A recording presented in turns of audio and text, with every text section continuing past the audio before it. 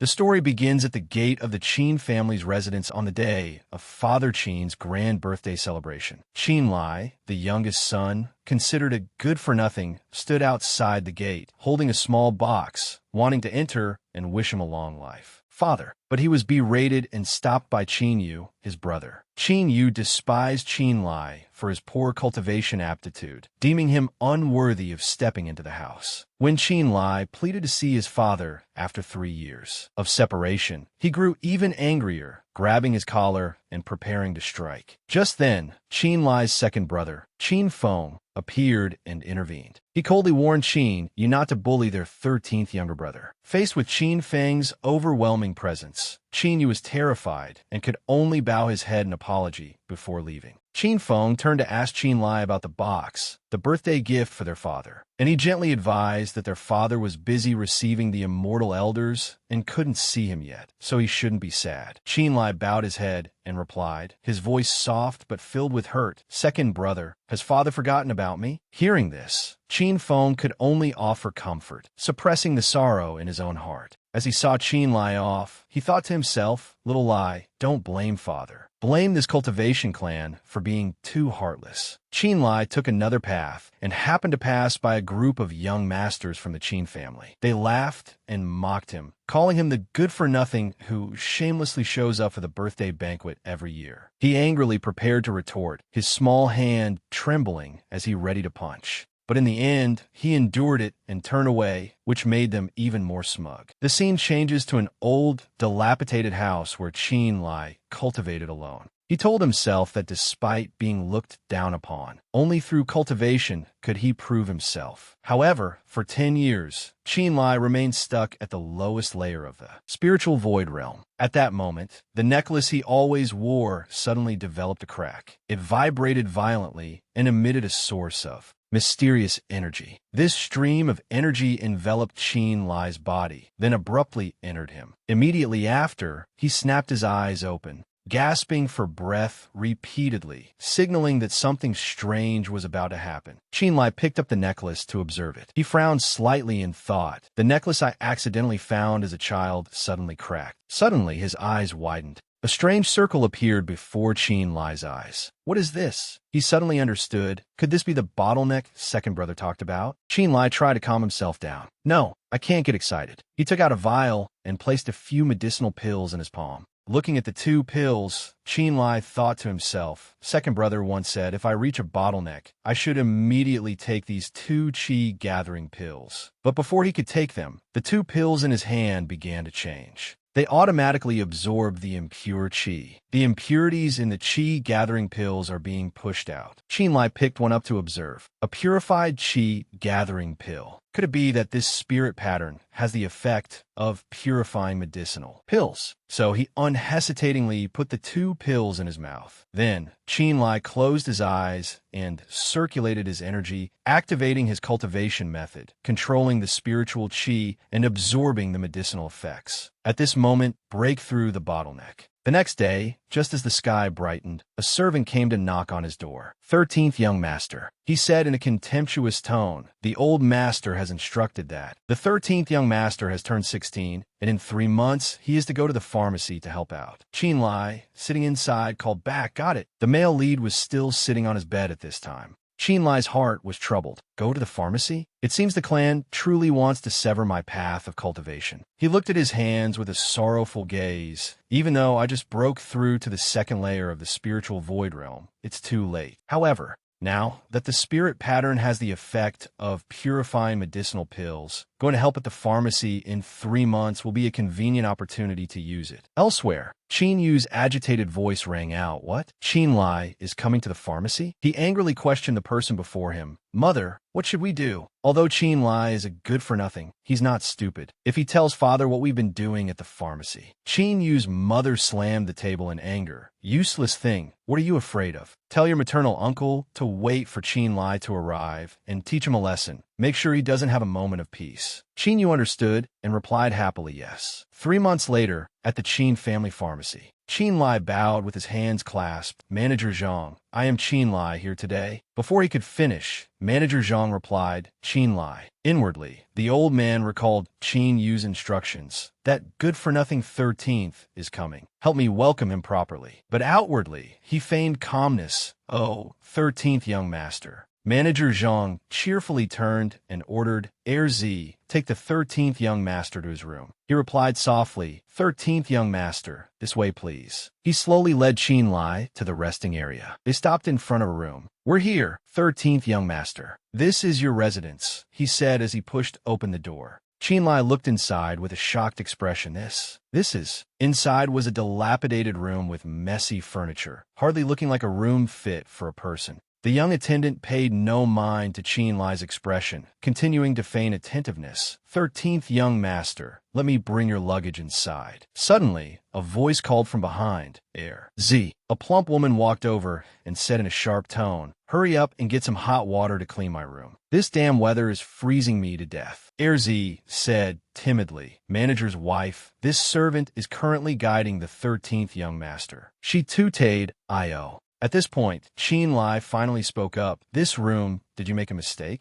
Si, replied awkwardly, Lise. The manager's wife approached Qin Lai with an arrogant gaze. He was not afraid and met her gaze with a defiant look. The manager's wife, without any hesitation, pinched Qin Lai's cheek. You good-for-nothing young master. I'm afraid you don't understand the Qin family's rules. With your cultivation level, you can't even refine pills in a pill furnace. It's best you just do menial labor. A menial worker belongs here, so don't be ungrateful. Qin Lai looked up at her with a murderous glare. Let go. Seeing this, she became angry. Io, you're getting angry? Do you really think you're a young master? Let me tell you, now that you're at this pharmacy, you'd better know your place. He no longer tried to stay calm and snarled. I said, let me go. Then, Qin Lai pushed her away with all his might. The manager's wife was pushed and fell into a pile of things behind her. The servants in the shop immediately rushed over. Manager's wife, this is bad. Quickly call the manager over. Qin Lai narrowed his eyes at her. Although I acted in anger, it's not like I couldn't control my strength. Then he looked at his own hand. It feels like something has changed. Just then, Manager Zhang appeared. Master, over here. As soon as he arrived, he saw his wife awkwardly getting up. The old man asked, what's going on here? Qin Lai looked at him with a sharp gaze. Manager Zhang, your wife said that according to the Qin family's rules, I can only be a menial worker and live in this room. The old man's body trembled slightly. What's with this good-for-nothing? So, he turned to leave. Let me go ask second brother if the rules are really like this. Or not. Manager Zhang immediately stopped him and replied, trembling, a misunderstanding. It's all a misunderstanding. How could we let you, young master, do menial labor? This matter cannot reach the second young master's ears. So he shouted an order, Z, you stupid servant. The 13th young master's room is the one next door. Hurry up and take the young master there. He bowed his head and replied, yes, yes. Qin Lai was quickly led away. 13th young master, please follow me. After he and Z left, Manager Zhang dropped his earlier gentle demeanor. What are you still standing there for? Hurry up and call a doctor. He looked at his wife with a disgusted expression. To think we were outsmarted by him. A good-for-nothing dares to be so arrogant. Just you wait, I will repay this debt.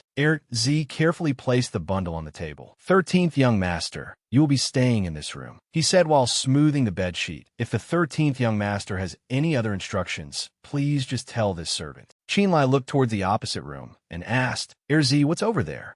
Z answered honestly, over there is the pill furnace's firewood room for processing failed medicinal pills. Normally, it's very difficult to produce even one finished pill from refining. The rest are all waste pills kept over there, awaiting disposal. Qin Lai whispered softly, waste pills, huh? That night, at the pill furnace's firewood room, two people were observing and inspecting the room. Qin Lai hid stealthily behind a bush. Waiting until the two people left, Qin Lai ran to the door of the room. He slowly opened the door and looked inside. Seeing the pile of waste pills scattered on the floor, Qin Lai marveled to himself. There are actually so many. He walked over, picked one up, and observed it. Qin Lai tried to purify the pill. The pill in his hand unexpectedly reacted. Qinlai felt a bit happy. The spirit pattern can really purify medicinal pills. Although my talent is poor, medicinal pills can supplement spiritual qi and increase my cultivation speed. Suddenly, the pill in his hand exploded. Looking at its fragments, Qinlai sighed softly. It failed. However, he didn't give up. Let's try again. And so, he stayed in that room for the entire night.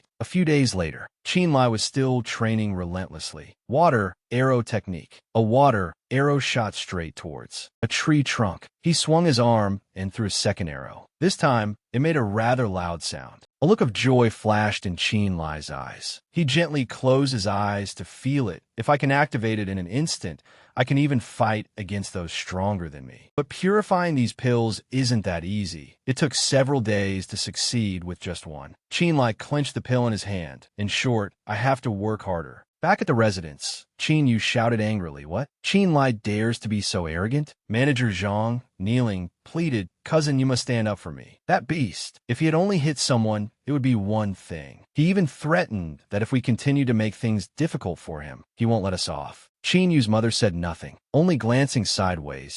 Qin Yu curled his lip into a cold smile. "A good-for-nothing dares to be so insolent. Let's see how I teach you a lesson." Back at the pharmacy, Qinlai placed a stack of books on the table and said, "These have all been processed." The attendant replied respectfully, "You've worked hard, 13th young master." Qinlai's gaze fell upon some other books on the table. He kindly offered, "I can take care of those as well." The attendant replied awkwardly, "The manager always handles these personally. There's no need to trouble the young master." Qinlai frowned slightly in suspicion. "They always hide the pill inventory from me. There's definitely something shady going on." Just then, Qin Yu's voice rang out from outside. "Qinlai, you beast! Get out here! You rotten brat! Don't pretend you can't hear me. Was it you who hit my 9th aunt?" Qinlai turned around and replied, "What if I did hit her?" Qin Yu was furious and irritable. "She's your elder. After all, this is insubordination. You know that?" Qinlai calmly replied, "She is Qin Yu's elder, not mine, Qinlai's."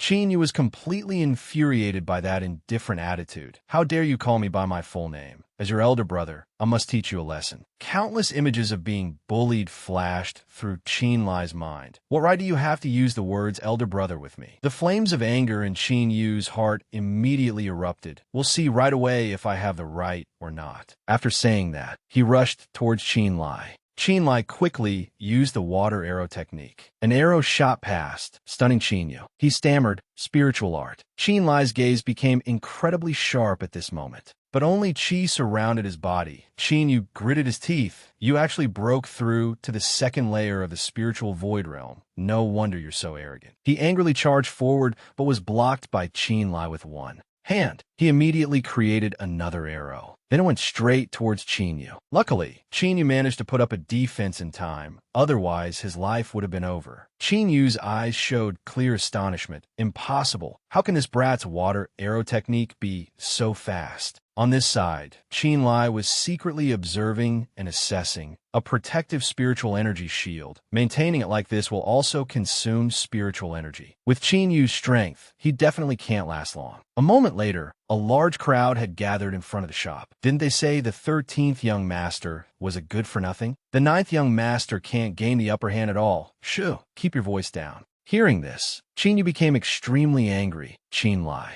He used all his strength to create fire energy. "I must beat you to death today." Qinlai smirked. "Is that so?" His water energy quickly surrounded Qin Yu. "But you have already lost." The fire energy in Qin Yu's hands was quickly attacked. The force was so strong that it sent him flying far away. The people around were extremely shocked by the scene. Seeing him fall, everyone rushed over at once. 9th young master, grandson. Although he had lost, Qin Yu refused to give up. "Qinlai, you dare to hit me. I will tell father to punish you for disrespecting your elder brother." Qinlai looked at him with a gloomy gaze. "Disrespecting an elder brother? You were clearly the one who attacked first. You people are trying to pressure me because you don't want the matter of the medicine furnace to be exposed, right? Reporting to father. I couldn't ask for anything more." After hearing this, Qin Yu could only become more furious without being able to do anything. The next day, in front of the main hall of the Qin family, everyone had gathered. Qin Yu's mother pretended to shed a few tears. Endless chatter arose from the surroundings. Old Ninth got beaten up? I heard it was the 13th who did it. Is it that good-for-nothing 13th? Strange. In a hidden corner, Qin Lai lowered his eyes slightly. He felt a little sad in his heart. I never expected to meet father this way. In the main seat was none other than Qin Lai's father, Qin Ijue. Qin Yu's mother impatiently rushed forward, crying, "Master, you must seek justice for Yuer."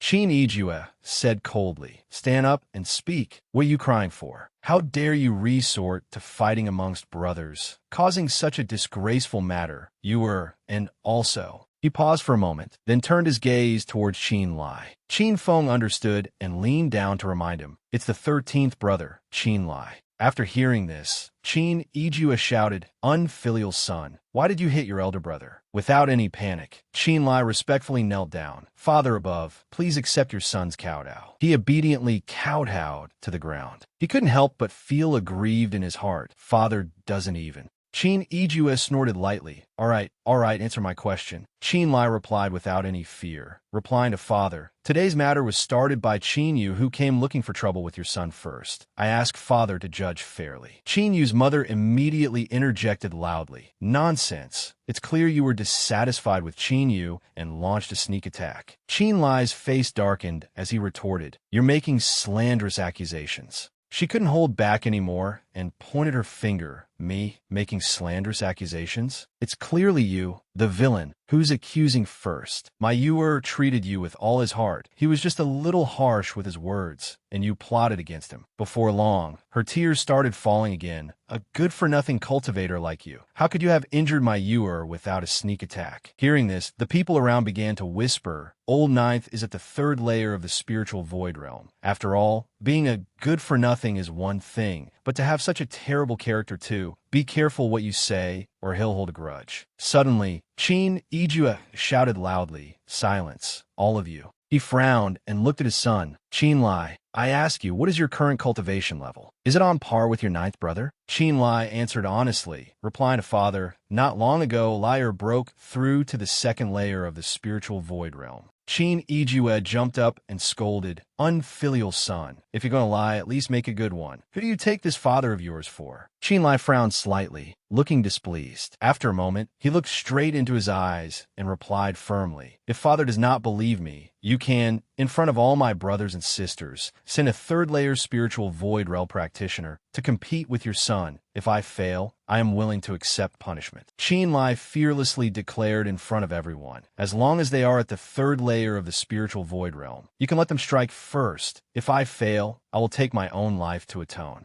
Both Qin Feng and everyone present were extremely shocked. Qin De, who was nearby, heard this and sneered, "Haha, since the 13th has said so, father might as well let him try. If he really wins, it won't be too late to discuss it further then." After a moment of thought, Qin Ijue spoke helplessly, "Is there anyone below who wants to fight Qin Lai?" At this moment, Qin Tong stepped forward. "Father, let me." Qin Ijue nodded slightly, then let Tonger fight. Qin Tong looked at Qin Lai with a provocative gaze. "I am several years older than you, and my cultivation is also higher. I don't mind letting you strike first." Qin Lai replied without any fear, "No need. Only by having 11th brother strike first can I prove my innocence." Qin Tong sneered, "So confident? How many types of spiritual arts have you learned?" Qin Lai answered honestly, "One type, the water arrow technique." Hearing this, Qin Tong burst out laughing, and amused laughter also erupted from the surroundings. So impressive. Qin Lai wasn't angry, just stared at him intently with a sharp gaze. "This 13th brother has only just learned this spiritual art. If I injure 11th brother, please forgive me." Qin Tong cursed softly, insolent words. Then he launched a fireball. "Take this." Qin Lai silently judged in his heart, even slower than Qin Yu's. He gathered his strength and created a water arrow. Then he flung the arrow straight at Qin Tong. A few strands of his hair slowly fell. Qin Lai warned in a low voice, "Spiritual arts have no eyes. 11th brother, please be careful." Qin Tong went berserk and continued to attack. "I was just going easy on you just now. Don't be ungrateful." Before he could even launch his attack, Qin Lai's water arrow grazed his shoulder again. Qin Tong's expression changed slightly. What? Before he could finish his word, he had to kneel down in Pain. The match ended, and chatter erupted from below. Qin Tong lost. How is the 13th's spiritual art so fast? He's not using a talisman, is he? Don't speak nonsense without proof. Qin Feng looked at Qin Lai with eyes full of pride. Little Lai is already so strong at only the second layer of the spiritual void realm. From now on, no one will dare call him a good-for-nothing anymore. Qin Yijue also praised him silently. Such a fast casting ability. It might be a rare talent. It's just a pity he's past the suitable age for cultivation. Qin Lai immediately knelt down. I asked Father to pass judgment. He didn't answer right away, but just stared at him intently. Qinda, unwilling to accept this, bowed down to flatter. Father, although the 13th has proven it wasn't a sneak attack, but the fact that brothers fought each other is true. His next words made both Qin Feng and Qin Lai feel indignant. If he is not punished severely, I'm afraid no one will be convinced in the future. Hearing this, Qin Lai wanted to retort, severe punishment, eldest brother, you shouldn't say. But before he could finish his words, Qinda interjected again. How audacious. Brothers from the same family fighting is a violation of family rules. Justifying whether you launched a sneak attack or not is a minor matter, or are you dissatisfied with the Qin family's laws? Qinda's expression darkened slightly. What, are you dissatisfied with me, your elder brother? Qin Yu's mother seized the opportunity and rushed in to scold. That's right, he's the same way towards Yuer. His mother died early, so he's like this with no one to teach him. Qin Lai was about to speak out in anger.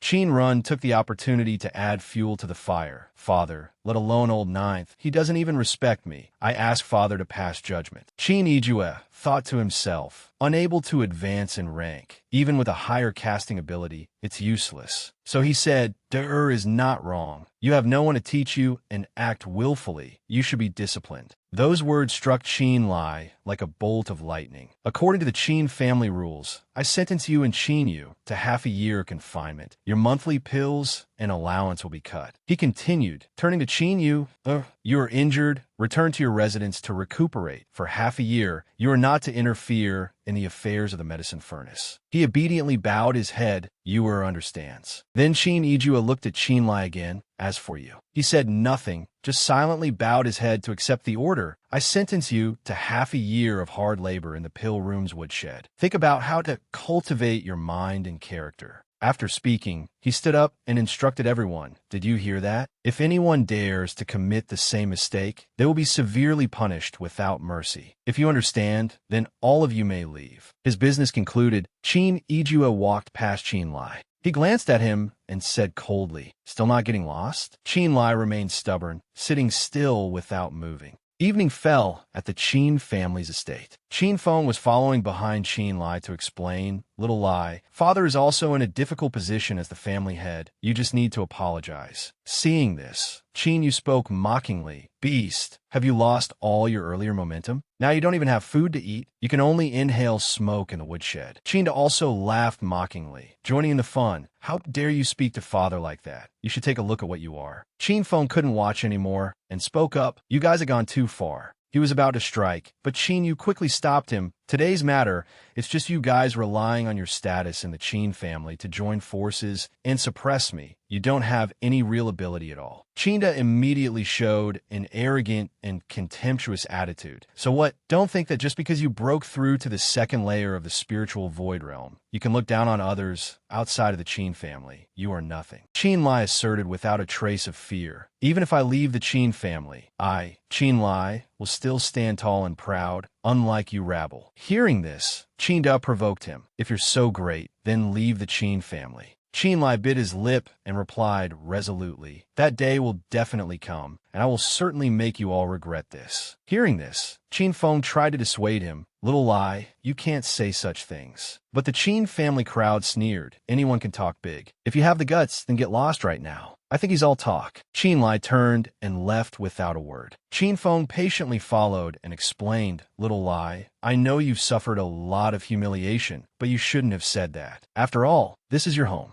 Qin Lai looked up at the bright moon in the sky and replied, home? That word sounds so cruel and cold. He shed a silent tear. Qin Lai, swear. From this day forward, I will never shed another tear for the Qin family. Late at night, in the pill room's woodshed, Qinlai quietly pushed the door open and entered. I am the first son of the Qin family to be forced into manual labor, and the first Qin disciple to be treated so cruelly and heartlessly. He stepped inside and used his ability to select the usable medicinal pills. It turns out this room, though not even as good as a pigsty, has countless waste pills for me to purify. Qinlai's brows furrowed, his eyes showing clear determination. I must turn this anger into strength and cultivate diligently. Half a year later, in the past half a year, Qinlai could easily purify low-grade spirit cultivation pills, and his cultivation speed grew faster and faster. The Qin family also had a type of spirit protection pill, which strengthened meridians, allowing one to practice spiritual arts without fear of the meridians being damaged. With the help of the spirit protection pills, Qinlai's cultivation progressed at lightning speed. He mastered the low-level spiritual art, purple spirit art, and learned countless techniques like the fireball art, internal sight art, and eagle eye art. Although the half year of hard labor had passed, Qinlai remained in the fire room, using the potential of its medicinal pills to cultivate. During this time, Qin Feng came twice, telling him to go apologize to Qin Yijue, but Qinlai adamantly refused, continuing to stay in the fire room for 2 years. 2 years later, the people of the Qin family had almost forgotten about this 13th young master. Until one day in the pill room's woodshed, Qinlai was still engrossed in searching for usable medicinal pills. He clenched his fist, a fire igniting in his heart. My cultivation has reached the 3rd layer of the spiritual void realm. I've mastered all the low-level spiritual arts and have entered the ranks of true cultivators.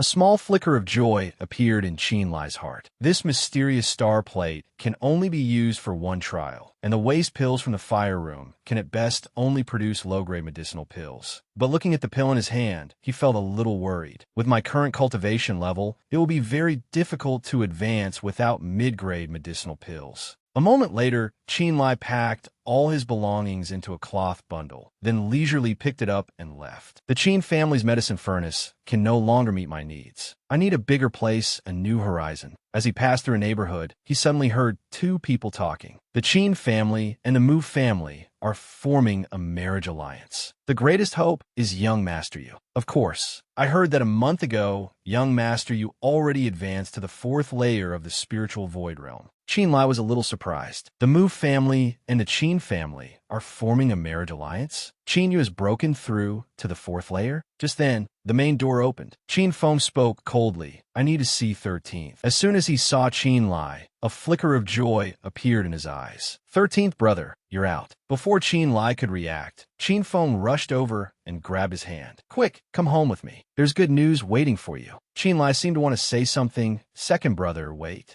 The 2 ran hand in hand. Qinlai couldn't help but ask curiously, Second brother, can you tell me what's going on? Qin Feng explained softly, it's like this. A year ago, father saved an expert from the second-rate aristocratic Mu family, Mu Suifeng. Out of gratitude for father's kindness, Mu Suifeng felt an immediate kinship. Mu Suifeng decided to marry his daughter, Mu Yuran, to a son of the Qin family. The original choice was supposed to be Qin Pu. However, Miss Mu had a request, to let the Qin family's disciples compete fairly. The one who passes the trial will be chosen as Miss Mu's fiancé. Hearing this news, Qin Feng thought to himself, this is Qinlai's chance to turn things around. If he is favored by Mu Yuran, with the support of the Mu family, the people of the Qin family will definitely not dare to look down on him anymore. So he ran to find Qinlai. 13th, you must seize this opportunity. A moment later, they both appeared before the arena. We're here. Next to Qinlai's father at this moment was Mu Suifeng. Besides him was an incredibly beautiful girl named Mu Yuran. Qinlai blushed slightly, stunned by the girl's beauty. So beautiful. Just a single gesture from Mu Yuran had the boys below completely captivated. Mu Yuran shyly watched the match. An announcement echoed from the stands. 9th match, Qin wins. Below, Qinlai silently observed and assessed. This Qin is all for show. His spellcasting speed is slow. I'm afraid he has no chance of catching the Mu family's eye. Qin Yijue said with a smile, Brother Mu, what do you think of this young man?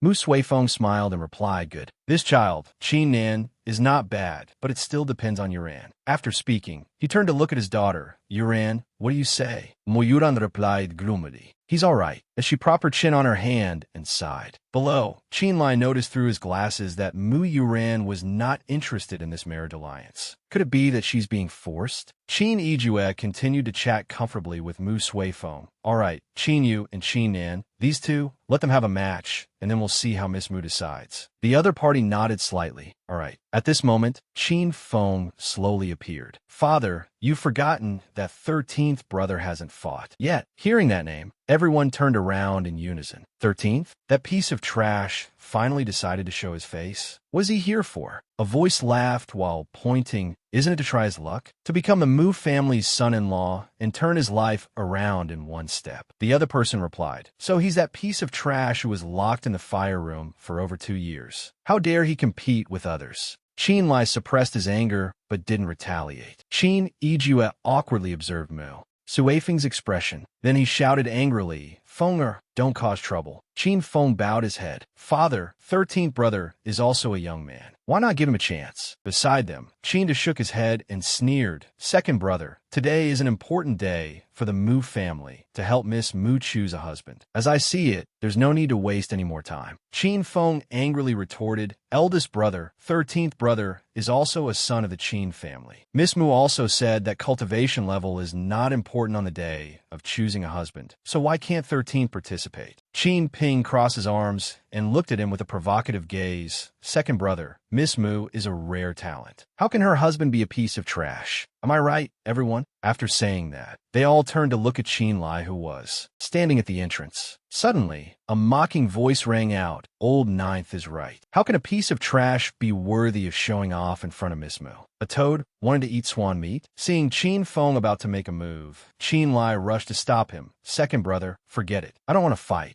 Chin Feng was stunned. Why? Chin Yu burst out laughing contemptuously. What other reason could there be? He's afraid of losing face. That's what. After he spoke, everyone around burst into loud laughter. Chin Lai couldn't stand it anymore and retorted, humiliating a clan brother in front of outsiders. Aren't you even more disgraceful? Chin Yu was startled by those words. What did you say? Suifeng said nothing, only observing quietly. He silently commented to himself. According to the information gathered on the younger generation of the Chin family, Chin Lai's talent is poor and the title of trash is completely fitting. What's surprising is that despite suffering such humiliation and being scorned by others, he shows no sign of indignation. On the contrary, every word he uses to counter Chin Yu is very calm. Watching Chin Lai fiercely holding his ground alone, Suifeng thought to himself, this kind of mental fortitude is hard for an ordinary person to possess. He's not like the piece of trash people say he is. Could the intelligence be wrong? Scolded to the point of anger, Chin Yu clenched his fists and growled, Trash, what did you say? Say it again, if you dare.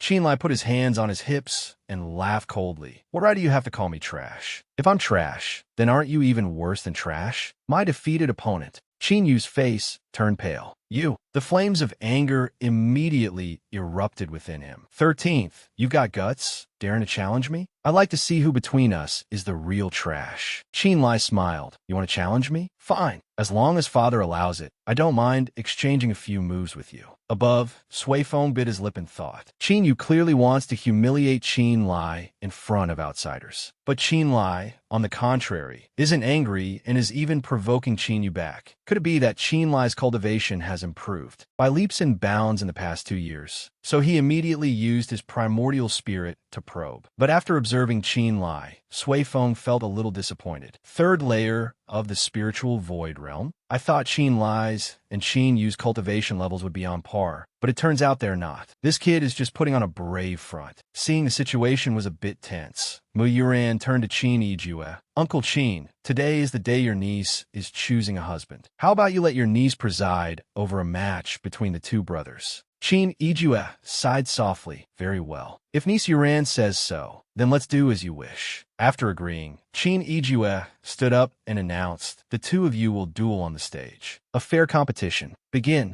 Chin Yu excitedly rushed onto the stage. Thank you, father. His eyes were bloodshot. 13th, are you ready? Here I come. Chin Lai beckoned provocatively. Come on. Chin Yu charged in a fury. You got guts. Take this. Qin Lai lightly sidestepped to dodge. A basic mystic art skill. He jumped high in time. This helped Qin Lai evade Qin Yu's dangerous attack. He immediately used the fireball art. While dodging, Qin Lai praised him inwardly. He's much more formidable than he was 2 years ago. Qin Yu continuously attacked, and Qin Lai nimbly dodged. Seeing him not attacking, the crowd below sneered. I thought he was something special, but he's still being overwhelmed. The other person replied, this guy is just a loudmouth with no real ability. Trash is trash. He's no match for old knife. Qin Ijue suddenly felt a little worried. It seems 13th is sure to lose. While dodging, Qin Lai smiled with amusement. You think you can kill me just by frantically throwing out killing moves. He quickly jumped high and then swooped down. You don't even know how to choose the right moment to attack. You're not worthy of fighting me. A look of fear appeared in Qin Yu's eyes. What? Suddenly, beneath Qin Yu's feet appeared a sand vortex. He immediately jumped up. This is bad. Qin Lai gently cast a spell, the entanglement art. A long tree branch quickly shot towards Qin Yu. Very quickly, it grabbed his leg, then forcefully pulled Qin Yu down into the sand pit. The sand below quickly covered almost his entire body. Qin Lai spoke coldly. Spellcasting requires precise timing for coordination. Your chaotic spellcasting is useless aside from wasting spiritual power. At all. He showed no mercy and continued to attack. Have a taste of my quicksand art and entanglement art. More and more branches and sand tightened around Qin Yu's body. Qin Lai gathered spirit energy to form a water arrow. Now, perhaps you should use your spiritual energy body protection? Then he used the water arrow art to push the arrow towards Qin Yu. As expected, Qin Yu immediately used his spiritual energy body protection. Qin Lai did not let up and continued to attack. Indeed, the entanglement art. At this moment, both of Qin Yu's hands were bound tightly. Qin Lai immediately used the windwalk art. Then he gathered spirit energy in his hand and struck with his palm directly at Qin Yu. He immediately spat out a mouthful of red liquid.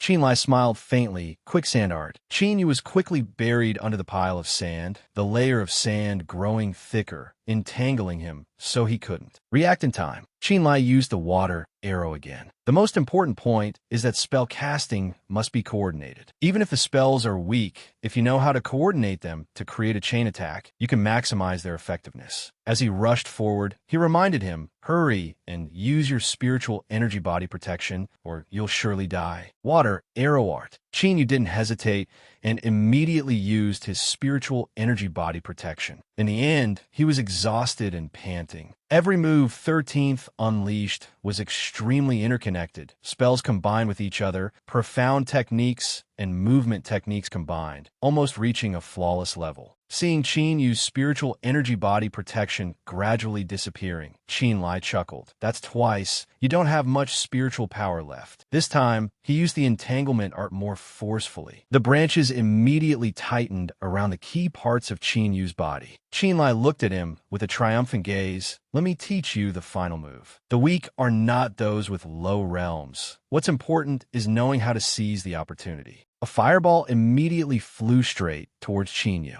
Qin Lai said slowly, you have lost. Qin Yu stubbornly wanted to continue using his spiritual energy body protection. But in the end, he still couldn't block the power of the fireball. Fear was evident in his eyes. After continuously enduring such strong attacks just now, this spiritual energy body protection was no longer as sturdy as it was at the beginning. Qin Yu's spiritual energy body protection instantly shattered before the power of the fireball. He was beaten until he bled. Then he lay sprawled on the ground. All the young people below were stunned in amazement. What a 13th! Since when could he cast spells so masterfully? Is this the same trash from before? A hint of regret flashed across Qin Ijue's face. I, as his father, didn't understand 13th, and even considered him trash. How could this be? He frowned and thought, what kind of ability must 13th have to cultivate like this? He is the real genius. Because of his poor talent, I paid no attention to him. I was truly foolish. Mu Suifeng seemed very pleased with Qin Lai's performance. if I had such a son-in-law. So what if he doesn't join an aristocratic family? Just give him enough time, and he will surely stand above tens of thousands, a hegemon of a region. Mu Yuren's face flushed slightly red. She turned to Mu Suifeng and whispered something in his ear. Mu Suifeng turned enthusiastically to Qin Yijue and said, "Good. Nephew Qin Lai's performance was beyond this Mu's expectations. This trip was truly not in vain."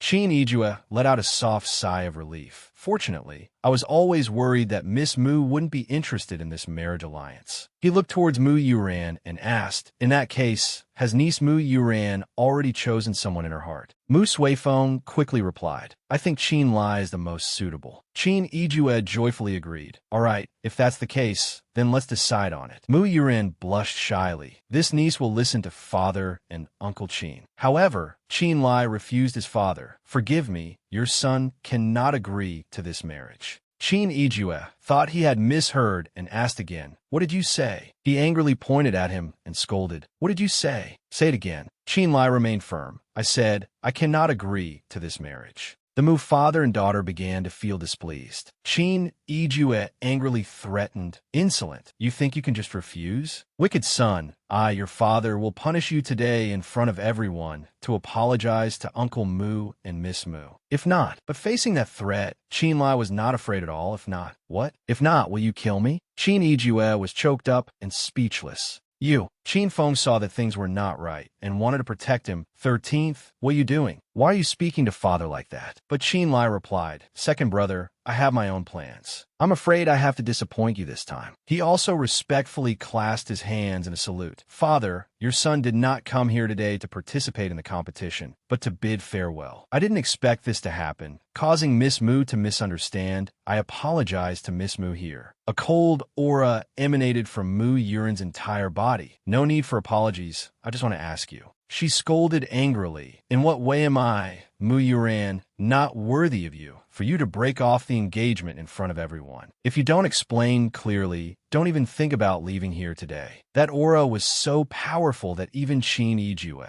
trembled in fear. Only Qin Lai remained very resolute. "Miss Mu, you're overthinking it. It's not that Miss Mu is unworthy of me, but that I am unworthy of Miss Mu." Mu Yuran replied irritably, "I don't accept this reason." Qin Lai pressed his lips together in silence. Mu Yuran's anger erupted even more fiercely. "You're not going to talk, are you?" Qin Lai looked at her with a probing gaze. "Does Miss Mu really want me to speak?" Mu Yuran replied in annoyance, "Speak." So Qin Lai asked directly, "May I ask, Miss Mu, this marriage alliance to select a husband, was it your idea?" Mu Yuran answered honestly, "A parent's command. As a child, I can only obey." He smoothly continued to ask, "So, that is to say, you did not want this marriage alliance at all. This marriage is just the idea of the Mu family elders." Mu Yuran nodded slightly, "Of course." Qin Lai immediately explained, "Actually, I guess at the moment I saw you, Miss Mu never wanted this marriage alliance. It was only because of your father's wishes that you were so uninterested during the competition to select a husband." But Mu Yuran said, "That's because I hadn't found a suitable person." After hearing this, Qin Lai began to analyze. "So you chose me, Qin Lai. If so, allow me to take the liberty of guessing Miss Mu's intentions. I, Qin Lai, have always been ridiculed by everyone as trash. A piece of trash like that. Whether Qin you won or lost, you would still have chosen me." He growled angrily, "But it's not because you have feelings for me, but because you want to use me to get out of this marriage contract." Qin Lai continued to question, "Miss Mu, don't speak, let me finish. The Mu family is a second-rate aristocratic family with a great reputation. Miss Mu is a favored daughter of heaven, a rare talent. I ask, with Miss Mu's status and position, how could the small Qin family be worthy of you? Moreover, after you choose a husband, I will enter the Mu family. As the head of the Mu family, if Miss Mu becomes dissatisfied with me, you can completely drive me away. That way, you wouldn't disobey your father and would also preserve your reputation. To be clearer, you just want to use me, Qin Lai, to refuse this marriage alliance. Am I right?" Mu Yuran replied in a panic. Hearing this, Mu Suifeng asked, "Yuran, did you really think that way?" But she bit her lip and did not answer. And so she succeeded in angering her father, unfilial, You have truly shamed me. Chin Ijue quickly ran over to mediate. Brother Mu, please calm down. This has nothing to do with Miss Mu. It's all my son's fault. He has wasted my good intentions for him. Hearing this, Chin Lai just sneered coldly. Good intentions. He looked at him with a sorrowful gaze. Father, your child lost his mother at a young age. For 16 years, I only wanted to have my father's love. But what did I get in the end? For more than 10 years, father never once looked at me. For more than 10 years. You even forgot your own son's name. A father's love, good intentions, I no longer dare to hope for that. This matter today, if it weren't Miss Mu who chose your child, may I ask, Father, would you be this angry? Chin Ijue bowed his head in regret. Son. Chin Lai immediately knelt down. Actually, I came here today not to participate in this matter, but just to bid farewell to father. If second brother hadn't asked me to participate, none of this would have happened. He repeatedly kowtowed on the ground, pleading, in short, your child no longer wants to stay in the Chin family. But before leaving, I wanted to come here to thank father for the grace of raising me. Then Chin Lai slowly stood up. The grace of raising me for 18 years. Your child will never forget for the rest of his life. When I make a name for myself in the future, I will definitely return to repay you. After speaking, he picked up his satchel and left, but his heart was still in thought. I am tired of the contempt from my clan brothers, the cold and ruthless rules of the aristocratic families. I just want to find a new horizon. Even if it is difficult and dangerous, all I need is a steadfast heart. Just like that, he left the Chin family alone, starting his own journey. From now on, the blue sky is my companion, carefree and unrestrained. The blue clouds are my will. The light is my heart. Sometime later, at Shangyuan ancient city, Chin Lai was standing in front of an inn. Such a small room costs 30 spirit stones a month. The owner pushed him away. This is the normal price. It's already the cheapest. If you're not renting, don't cause trouble here. Chin Lai refused to give up and took out a medicinal pill. Can I pay with a medicinal pill instead? I have a low-grade spirit gathering pill here. Can I use it for the rent? The innkeeper angrily cursed at him. If you don't have spirit stones, then scram. Don't waste my time. So Chin Lai left again. Without money, there is no respect. Without strength, there is no status. The outside world is indeed even more heartless. Suddenly, someone called out to him, this Taoist friend, are you in great need of spirit stones? Chin Lai turned his head and looked at him with a suspicious gaze. What do you want? That man smiled slyly. Nothing, I just saw you getting ripped off just now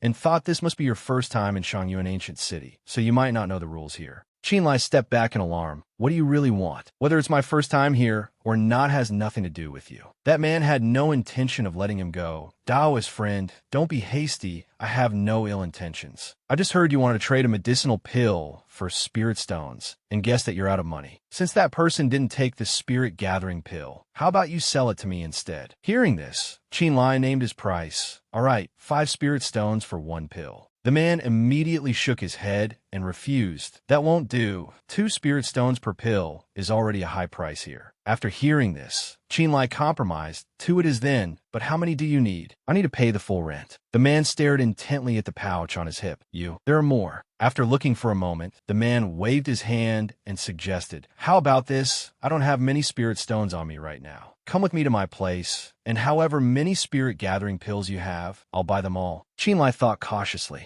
Going with a stranger to his territory was not a good thing. After a moment, he shook his head slightly. That won't do. Why don't you go back and get them? I'll wait here. Second brother flashed a cunning smile and continued to entice him. Fellow Taoist, are you afraid of being murdered in this Shangyuan ancient city? There's no need to be wary of me. Besides, it's getting dark, and my residence is very far. By the time we get there, it will be night, and the streets are very unsafe after dark. Chin Lai sighed helplessly. All right then, where is your house? Second brother led the way and replied, West City, Lotus Harbor. Just follow me. He pursed his lips. Okay. Having achieved his goal, the man revealed a cunning expression. After walking for a while, it was nearly dark again. Chin Lai began to feel uneasy. Let's not go any further. Where exactly are you taking me? The man led him to a door and said, my house is right inside. Go on in. Chin Lai shook his head and took out a pouch of medicinal pills. I'm not going in. I have 18 spirit gathering pills here. That's a total of 36 low-grade spirit stones. You take them. I'll wait here. As soon as second brother turned his back, a strange smile appeared on his face. All right, I see it's your first time here, so you're naturally cautious, afraid I'll harm you. Then you can wait here. He gently pushed the door open and went inside. Let's go in and come right out. How about that? A moment later, incessant cursing echoed from inside. You audacious thief, put my things down. Shards from inside flew continuously towards Qin. Lie. He felt a little worried and rushed inside. Just as he entered to see what was happening, a blazing red sphere shot quickly towards him. Qin Lai quickly dodged the attack. Fireball art. A strange person appeared on the roof. Immediately after, another person also walked in. He's finally in. That was simple. Qin Lai reflexively and quickly turned his head. Fourth brother and second brother leisurely walked further inside. Second brother, this kid looks like a complete rookie. He doesn't even have a set of protective armor. How could he have so many medicinal pills? The other man laughed and replied, don't underestimate him, brother. This kid was able to take out 18 low-grade spirit gathering pills to sell to me at once. He definitely has more good stuff on him. Even if he doesn't, 18 low-grade spirit gathering pills is not a small amount. Why wouldn't we take it for free? Fourth brother laughed with delight. Second brother is right. Eldest brother has been gone for so long. We've almost used up all our pills. Since this kid has delivered himself to our door, there's no need to be polite. Although Qin Lai was afraid, he still tried to threaten them. You dare to kill people in the city? Aren't you afraid of others finding out? That second brother laughed coldly. Afraid? Kid, you're really naive. The rule in this Shangyun ancient city is that the weak are killed by the strong. Who would dare to interfere? The old man lowered his voice slightly. Besides, don't you know that every household here belongs to a cultivator? And since they are cultivators, they naturally have formation arrays to isolate spiritual energy. Look closely. Every lantern has a talisman. Qin Lai frowned, a little confused. Placing talismans. Fourth brother attacked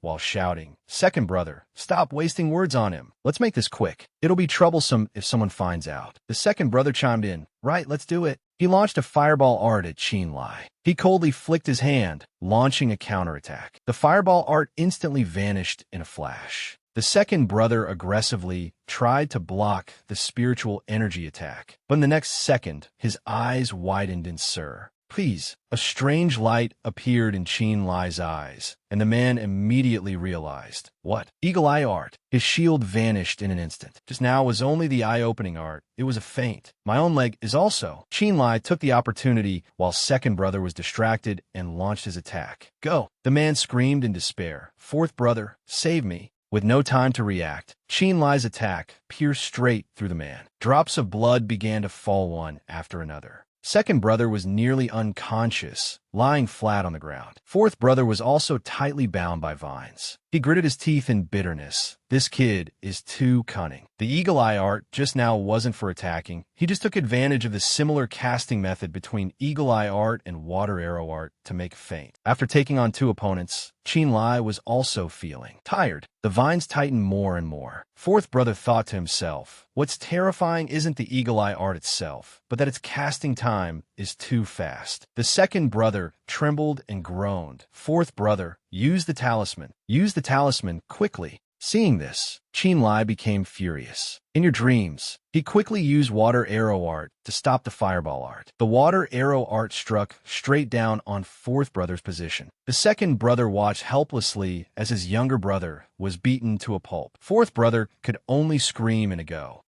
Unable to bear it, he fell to his knees. A second later, he collapsed to the ground without another scream. At this moment, he seemed to realize where he was. The humiliated second brother crawled towards Qin Lai, begging, Hero, I was wrong, I was wrong. I was wrong, don't kill me, don't kill me. Ignoring the meaningless words, Qin Lai coldly raised his hand. A second later, he struck down, piercing straight through the mun. In the last few seconds of his life, he was still about to curse you. Blood sprayed from his body, soaking a large area. Qin Lai held out his hand, which was trembling uncontrollably. He panted continuously. I have to get out of here quickly. Suddenly, he noticed an object on the second brother's body. Qin Lai quickly moved closer to investigate. Then he picked it up and was stunned to realize this is. The late night made the scenery even more silent. Qin Lai had returned to his room. He bit his fingertip until it bled. A chinkoan pouch is a type of spiritual energy storage bag, shaped like a money pouch, with a cubic space inside that can hold quite a few items. Blood binding ownership, a skill that every cultivator in the cultivation world masters, is unlike magical arts. Blood binding is very simple. One just needs to drip a little blood onto an ownerless spiritual artifact, use spiritual power to carve a spiritual seal, and allow the spiritual artifact and its owner to achieve a primordial spirit connection. Then, Qinlai tossed the chinkoan pouch up and placed his finger on it. Qinlai was already a cultivator at the third layer of the sixth stage of the spirit void realm. Blood binding was not difficult for him at all. It succeeded after just a few breaths. After absorbing enough blood, the chinkoan pouch lit up and opened. Inside the chinkoan pouch were a dozen or so talismans, 2 bottles of medicinal pills, a command token, a secret manual, and several dozen spirit stones. Because he had obtained a treasure, Qinlai's guilt over killing people flew to the back of his mind, especially after having just escaped with his life. The first thing Qinlai did was to summarize and analyze the lesson he had learned. A mistake made once must absolutely not be repeated a second time. Otherwise, even 100 lives would not be enough to die. After everything was settled, he let out a sigh of relief. He stretched and thought, I left home to travel to Shangyuan Ancient City. My goal was to get closer to the world of cultivation and follow the righteous path of the immortal sections. I didn't expect to almost lose my life on the very first day. It's truly worrying. He made a resolution. From now on, I must remember not to trust the words of any stranger when I'm out. Then, Qinlai went back out to the street. Suddenly, an unexpected shout caught his attention. What? A mid-grade chi gathering pill costs 30 low-grade spirit stones? The man questioned agitatedly. In the black market, it's only 10 stones. Are you a dishonest merchant? The seller had to explain, brother, you said it yourself, it's 10 stones in the black market. If that's the case, you can just go to the black market. Why come to my place to buy? Otherwise, you could try asking around. The lowest price won't be as low as 10 stones. The man became even more furious. Bullshit. If I could go to the black market, why need to come to you? The seller couldn't stand it anymore and shooed him away.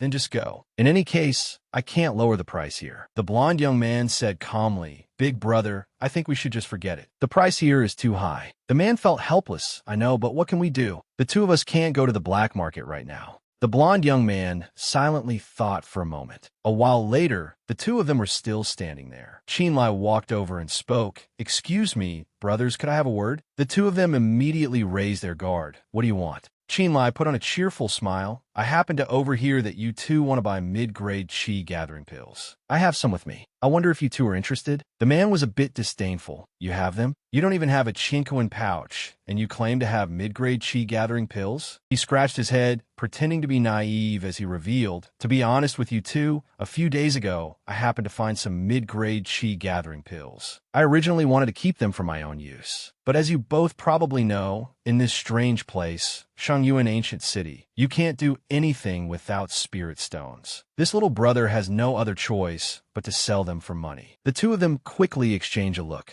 The blonde young man spoke up. How are you selling them? Qinlai made a suggestion. How about this? As I understand it, mid-grade chi gathering pill sells for 10 low-grade spirit stones in the black market. This little brother doesn't need much, just 12 low-grade spirit stones. How about it? The man was still not satisfied. Brother, 12 stones is still expensive. Did you just overhear us haggling with the owner over there? Qinlai put on a pained expression. All right, 11 stones then. I can't go any lower. I don't have many on hand, only 4 pills. If you buy them all, I'll sell them all to you. The man said excitedly, 11 stones is acceptable. Let's trade now. Then, they happily completed the transaction. The man said generously, it took half a day just to buy 4 pills. That's not even enough for one day, kid. If you still have more, just come find me. I'm at number 19, Yunzaho, on Zaheo Street, East City. Qinlai lowered his head. You must be joking, brother. My cultivation is only this high, and I don't know how to refine pills. So where would I get so many? The man turned to leave. All right, I get it. I'm off. At this moment, Qinlai still replied gently, take care. A second later, he revealed a scheming smile. A look of satisfaction appeared in his eyes. Of course, he had a Chinkoan pouch, and he had more than just that many mid-grade chi gathering pills. Although the first deal was very random, it could be considered a success. Last night, in the dead man's pouch, he had found a total of 2 bottles of medicinal pills. One contained mid-grade chi gathering pills. These were definitely refined by a master at the Return to Truth realm. Compared to the previous pills, these were different. Having been refined by a star disc, they became mid-grade chi gathering pills. If he could buy them at a low price, then add his own ingredients, it could become a perfect transaction, achieving high profits. Unfortunately, he had no idea what was in the other bottle of pills. When he poured one out, its fragrance immediately filled the room, so he could only quickly put it back for now. There is also this 5 elements exhaustion secret manual. The system inside said it was the self-cultivation method for the 5 elements exhaustion technique. Unfortunately, this 5 elements exhaustion was not even as good as the purple sun art,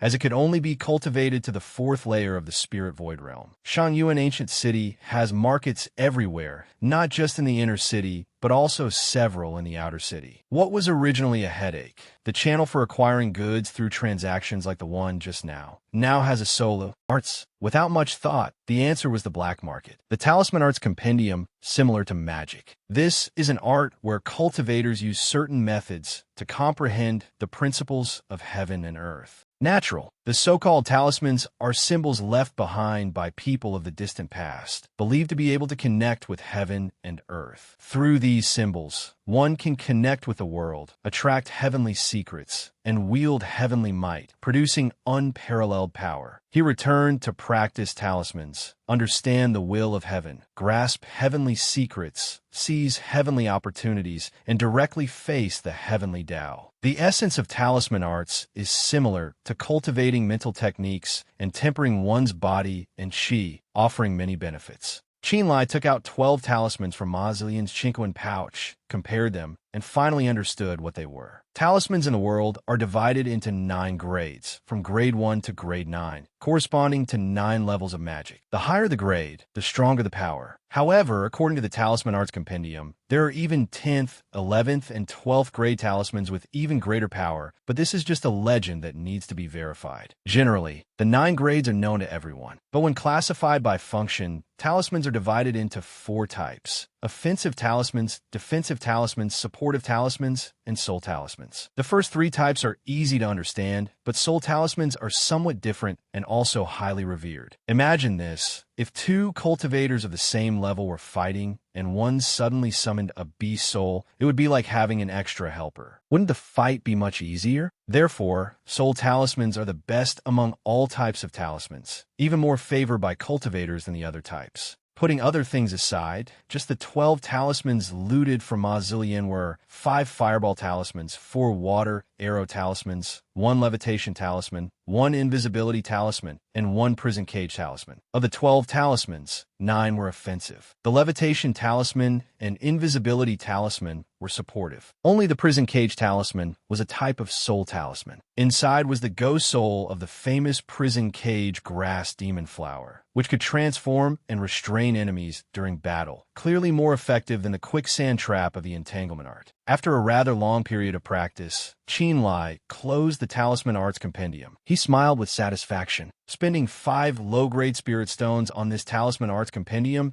just to scout out the black market was well worth it. Now that he had talismans, he had to implement a plan to earn spirit stones. He couldn't just sit around and do nothing. It wasn't easy for heaven to grant such a good opportunity to obtain a treasure like this. Wouldn't it be a disservice to myself not to take advantage of it? After that, he went out in a relaxed mood. The scene changes to Blackwell Alley in the South City. Qinlai brought a sign and claimed a spot. He calculated silently. People in the black market are either here to try their luck, or some come because they haven't used items they want to sell. The vast majority of items on display were not expensive. A chi gathering pill could be bought for just 2 low-grade spirit stones, and this was even higher than the price in the regular market. If it were 3, someone would quickly come looking. Soon enough, someone came to ask, "Brother, How much are you selling the pill for? Qin Lai replied decisively, 3 low-grade spirit stones, no second price. After achieving his goal, he took his sign and left. With the proceeds from selling the mid-grade Qi gathering pill during the day, plus what he got from the Chinkun pouch, he quickly obtained 25 low-grade Qi gathering pills and meridian protecting pills. As long as he refined these 25 pills, he wouldn't suffer a loss, and selling them would leave a decent surplus. After buying the pills, Qin Lai quickly returned to the inn and refined them all night. The result was the successful refinement of 10 mid-grade pills. In the market, the price for mid-grade pills was the same, 15 low-grade spirit stones per pill, which was quite high. Soon, it was the second day. Qin Lai excitedly went to this place. First-grade cauldron was here.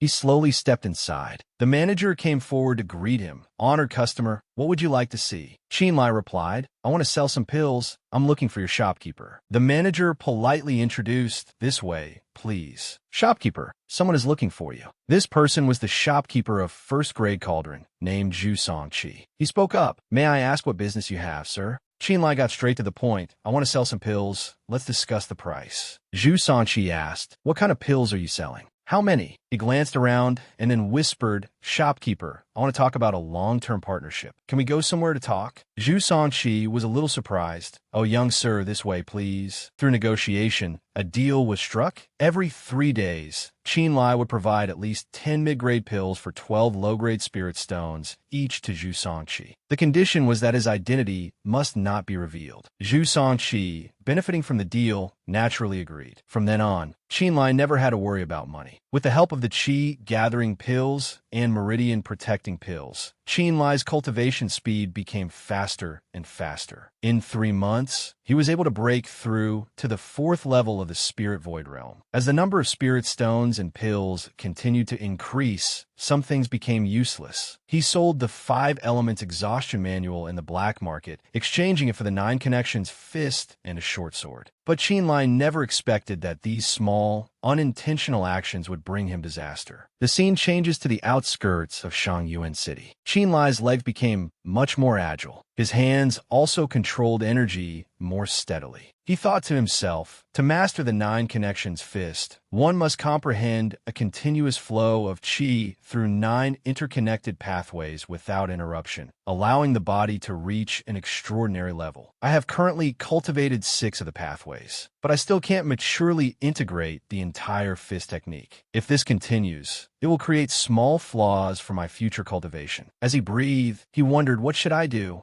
Suddenly, a girl's voice came from behind. The one-eyed swamp frog is very cunning. There are so few of us. How long will it take to catch it? Wei Jian immediately replied, "How can you say that? Heaven helps those who help themselves. As long as we work together, we will definitely catch it." He suddenly noticed Qin Lai's presence. Wei Jian spoke frankly, "Brother, please stop." Qin Lai was puzzled. "What is it?" Wei Jian revealed, "It's like this, we're planning to go to that swamp to find a one-eyed swamp frog, and we're short-handed. We'll pay you 5 low-grade spirit stones. I wonder if you're interested, brother." Qin Lai walked past coldly. "Sorry, I'm not interested." Yu Zihong laughed contemptuously. "Brother Jian, forget it. Look at his age. He's most likely younger than us. His cultivation level can't be that high. He might even cause trouble for us. Why bother?" Wei Jian persisted with his invitation. "Brother, that's 5 low-grade spirit stones. You just need to help a little. It's very easy." Yiro said helplessly, "Brother Jian, let it go. To each their own." After that, Wei Jian had no choice but to give up. "All right, what a pity." Suddenly, an arrogant voice shouted, "Stop." Behind them, 3 strange men appeared. The leader looked at the paper in his hand, and then at the person in front of him. They spoke aggressively to each other. "That's right, it's him, exactly like in the drawing. The Ju phone brand. He's the one who sold the secret manual." Qin Lai immediately became vigilant. "Secret manual?" The bearded man brandished his blade and ordered, "Kid, you made us search hard for you. Men, get him for me."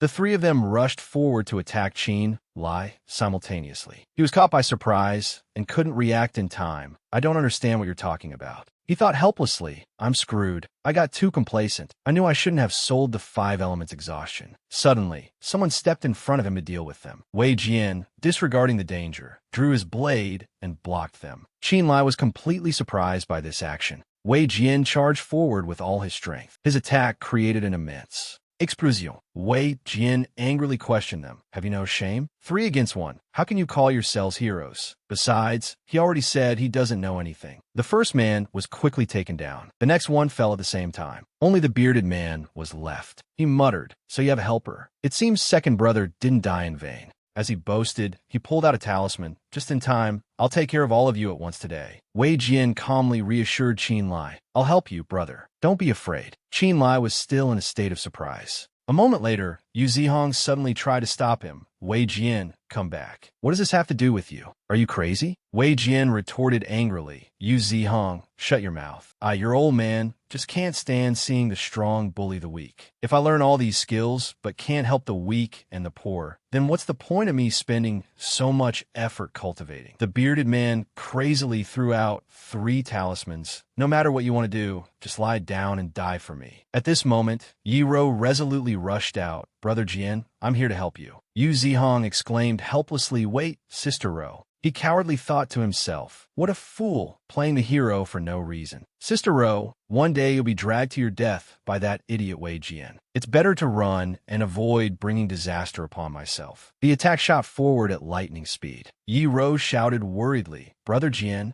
It slammed straight into Wei Jian's position, sending him flying. Yi Ro fell into extreme fear. Brother Jian. The bearded man laughed smugly. Burned you to ashes, have I? But that smile quickly vanished. From within the dust and smoke, rays of light suddenly appeared. Qin Lai rushed out, his face more furious than ever. He landed a blow of the 9 connections fist straight into the bearded man's chest. The man was immediately knocked far away. Still not satisfied, Qin Lai continued his assault. It's not over yet. He summoned a sword in a flash. The bearded man was utterly bewildered. A spirit artifact. A mid-stage spirit void cultivator like you actually has a spirit artifact. Qin Lai gathered his power for a final blow. You realize it now, but it's too late. One strike from his sword completely overturned the space below. The man named Tan who gritted his teeth, trying to escape, but his eyes suddenly widened in panic. He was engulfed in a terrifying explosion. In the end, only a water command token was left behind. Qin Lai was also covered in injuries. He thought to himself, the cloud gathering spirit sword.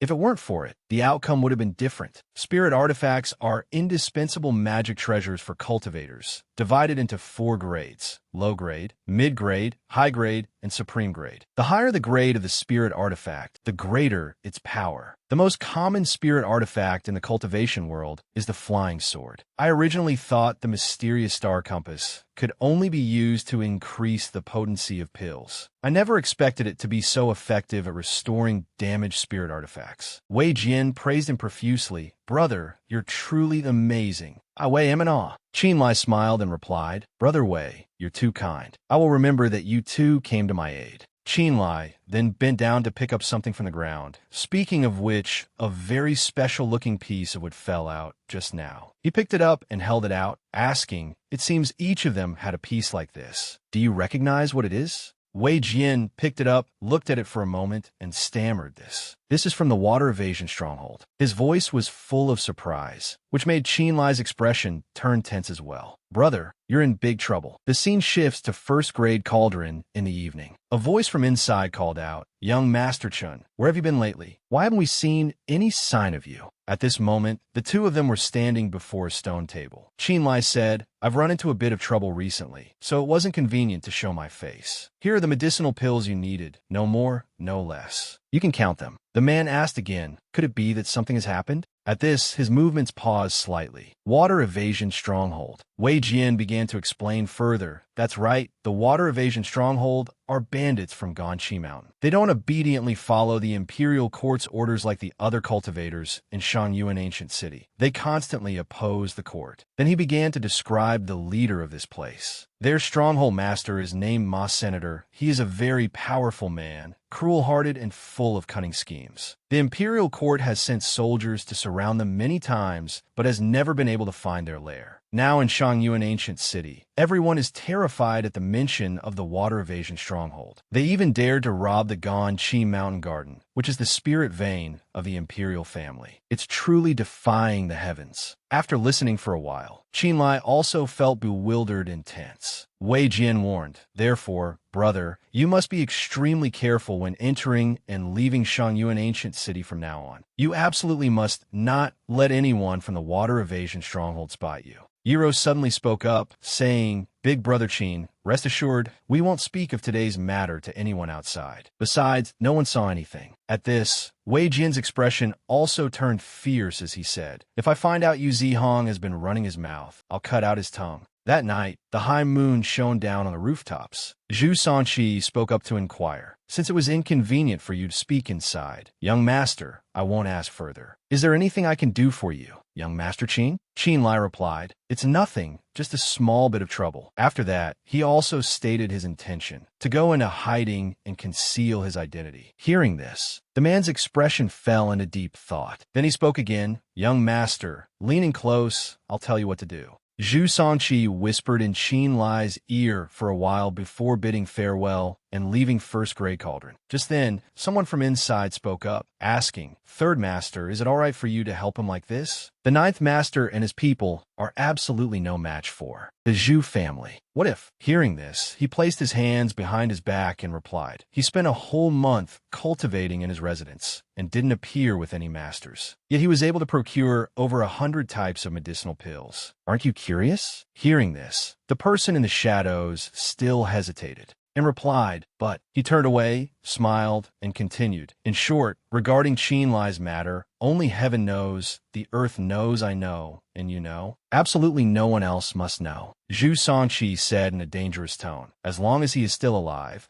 I will have the ambition to seize the great power of the Zhu family." The scene shifts to that night at North City's Purple Fish Gorge. Suddenly, there was a knock on the door from outside. The person inside heard the sound and immediately asked, "Who is it?" He replied, "First Grade Cauldron in the West City. Old Zhu recommended I come here." But then the door opened. Wang Wazi, looking fierce, said, "Gomein." After seeing Wang Wazi, Qinlai spoke up again. "Senior, old Master Zhu recommended me. I wish to ask for the exquisite bone transformation art and the spirit concealment technique." Hearing this, Wang Wazi replied, "No problem." Hearing this, Qinlai was about to say thank you. Suddenly, the man smiled, held out a pill, and continued, "But I'll warn you first, after you take this bone-shattering pill, if you can endure the excruciating pain, then we'll talk." Qinlai looked at the yellow pill, thinking. Seeing this, Wang Wazi asked again, "What's wrong? Scared?" Qinlai immediately took the pill and said, "What's there to be afraid of? If I have to drink it, I'll drink it." Then he immediately put the pill in his mouth. The moment he put that pill in his mouth, his eyes suddenly widened. He immediately used one hand to support himself on the ground. Qinlai's entire body suddenly began to tremble. In just a moment, Qinlai was drenched in sweat. Just as he was about to let out a scream, he saw Wang Wazi looking at him with a mocking gaze. "I can't scream." Qinlai clenched his jaw tightly and tried to push himself up, but the medicinal effect of this bone-shattering pill was very strong. It was as if there were countless ants inside his body. Qinlai quickly felt all his strength drain away, his bones feeling as if they were shattering. This pain was something an ordinary person simply could not endure. Even though Qinlai had heard about bone shattering from profound art manuals, he never thought it would be to this extent. After an hour, he began to lose all awareness. Under the effect of his internal vision technique, his bones seemed to shatter into pieces, then reassemble piece by piece. Then they would shatter and reassemble again, repeating this cycle over and over.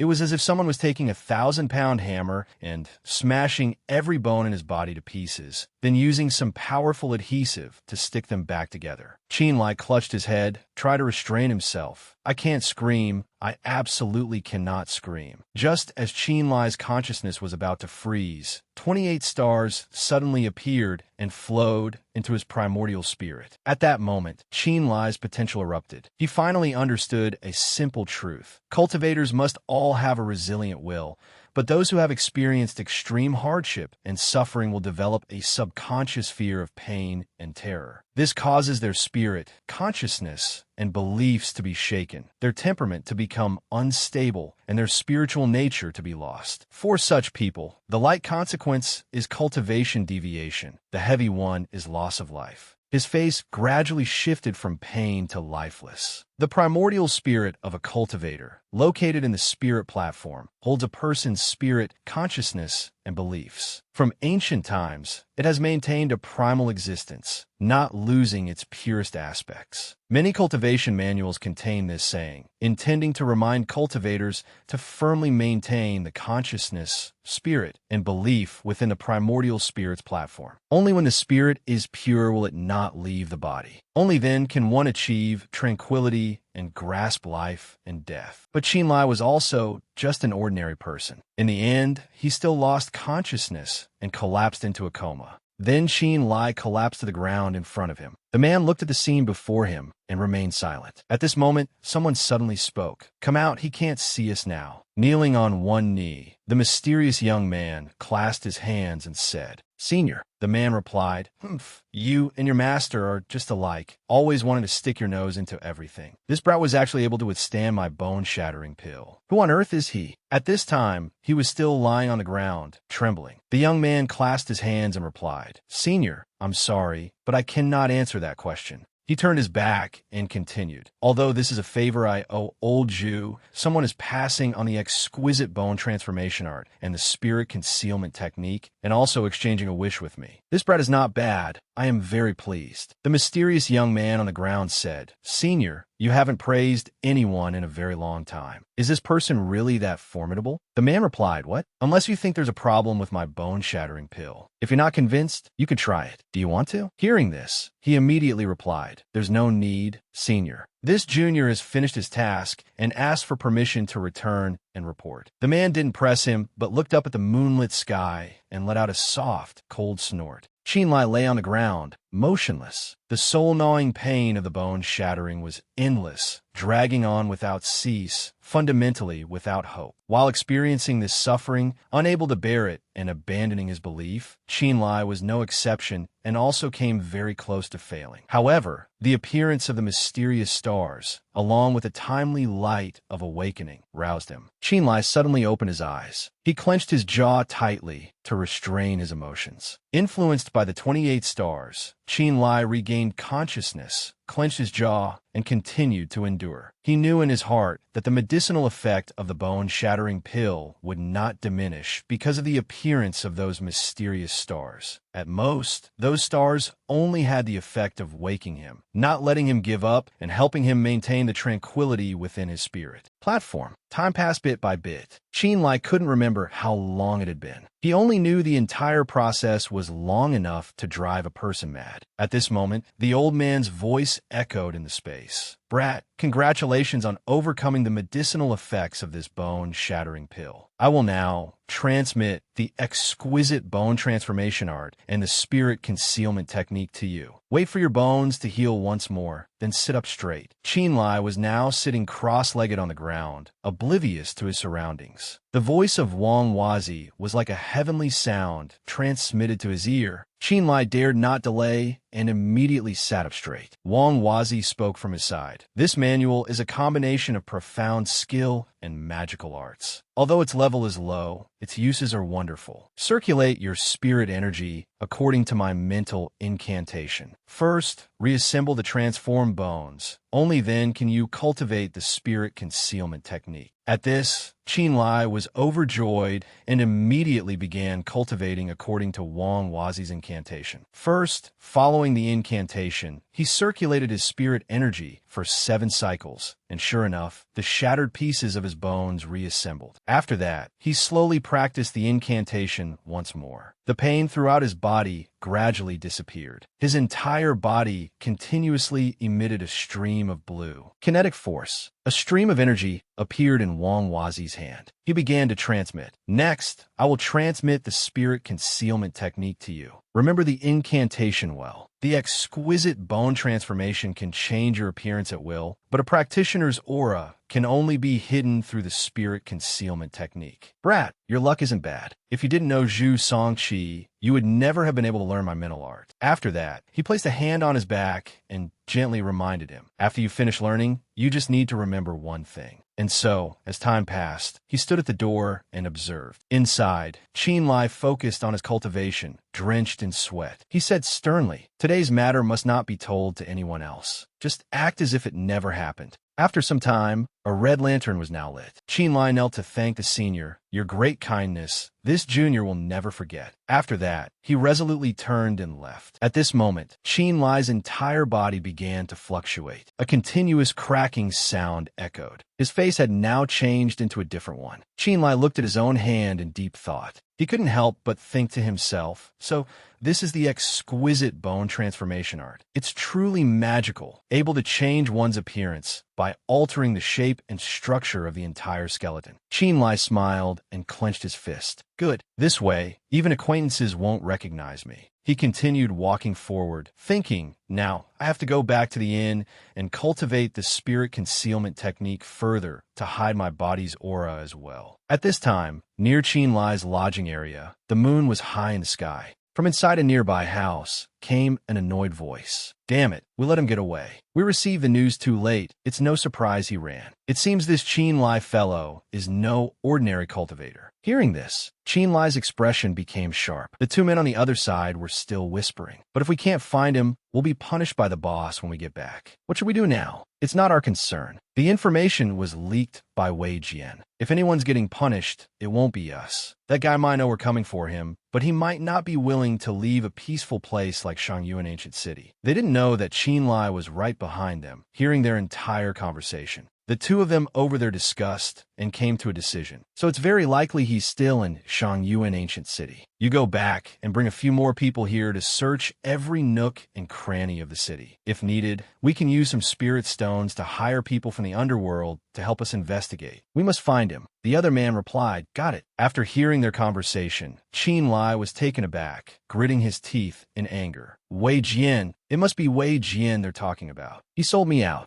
He just stood there silently, his mind in turmoil. He seemed like such a righteous and upright man, and he even promised me he wouldn't reveal anything. I can't believe that after just one day, he sold me out. What a treacherous villain. His fists clenched and trembled. "It's a good thing I ran fast. Otherwise, I fear I would have lost my life here tonight." At this moment, Qinlai pulled himself together and made a decision. For a gentleman, 10 years is not too late for revenge. It's true that I've now learned the exquisite bone transformation art and the spirit concealment technique. But seeking revenge so rashly would easily expose my identity. He began to consider his next step. Besides, for the bone-cleansing eye, the people from this Water of Asia stronghold are all looking for me. It's a given that many people are positioned around Yangjian. A certainty. Qinlai gritted his teeth in anger, making a resolution in his heart. In this Shangyuan Ancient City, even if I want revenge, I must have immense power. The only way is to cultivate in seclusion. Life went on. Events gradually receded into the past. Only the memories had yet to fade. Time flew by. The years passed like a weaver's shuttle. Qinlai continued to train diligently every day. With the growth of someone in the cultivation world, the world inevitably and gradually becomes dry and tasteless. A period of 3 years, for a cultivator, is but a small trace in a lifetime. Suddenly, he shouted, "Cloud, gathering sword," and cleanly sliced the boulder in front of him in two. This sight left Qinlai very satisfied. Well honed, its strikes sparked from stone, its sword light like lightning, cutting as if through mud. Success. It's been 3 years. The 6th level of the Spirit Void realm. I've finally broken through to the late Spirit Void stage. But at my current pace, it's still rather slow. I've also finished practicing the lower volume of the Qin clan's Purple Sun art. It was supposed to only allow a breakthrough to the 5th level. I never expected to break through to the 6th. Continuing to practice, it will make it very difficult to improve further. It's time to go out and find another cultivation method to practice. His eyes suddenly turned sharp, and that Wei Jian, who sold out a friend for personal gain, letting you live for 3 years should be enough. Immediately after, his heart filled with hatred, Qinlai departed. To make it easier to go out and gather information, he used the exquisite bone transformation art and the spirit concealment technique to disguise himself. Then, recalling the place where Wei Jian had stayed, he set out to find him. The journey was very smooth.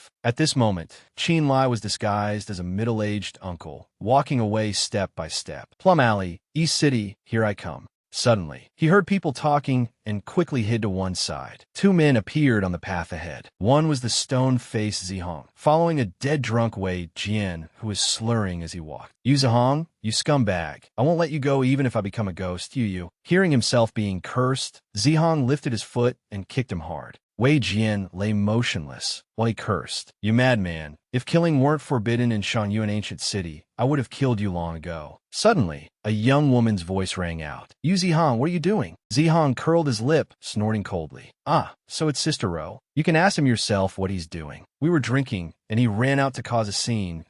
His smile grew more mocking as he continued to ridicule his friend. To lose all his cultivation for a chance acquaintance, and still not know regret. Brother Wei Jian is a real fool, wouldn't you say? Back then, when the boss asked for Qin Lai's whereabouts, wouldn't it have been fine if you had just told him? The young woman named Yi Ro said nothing, silently tending to Wei Jian's injuries. "You just had to be so stubborn, and look at you now. Has that Qin Lai of yours returned? Has he come to visit you? The man doesn't even consider you a friend." Zihong continued his tirade. His voice grew angrier. "I'm telling you, Yi Ro, if there's a next time, we absolutely will not be so courteous." Then he angrily turned and walked away. "Still daring to cause trouble for me. Why don't you take a look at yourself in the mirror? Do you think you're still the Wei Jian from 3 years ago? I see you as nothing but a cripple now, and I'm too lazy to even bother with you. Otherwise, I would have torn you into 8 pieces." Qin Lai, hiding nearby, frowned upon hearing this. "So it turns out it wasn't Wei Jian who sold me out. What's more, Wei Jian was injured and crippled. How can that be? 3 years ago, in the fight with Little Beard, Wei Jian wasn't hurt at all. Damn it, what exactly happened 3 years ago? It seems I'll have to deal with you Zihong first." As Zihong walked, he thought to himself, clearly still bitter.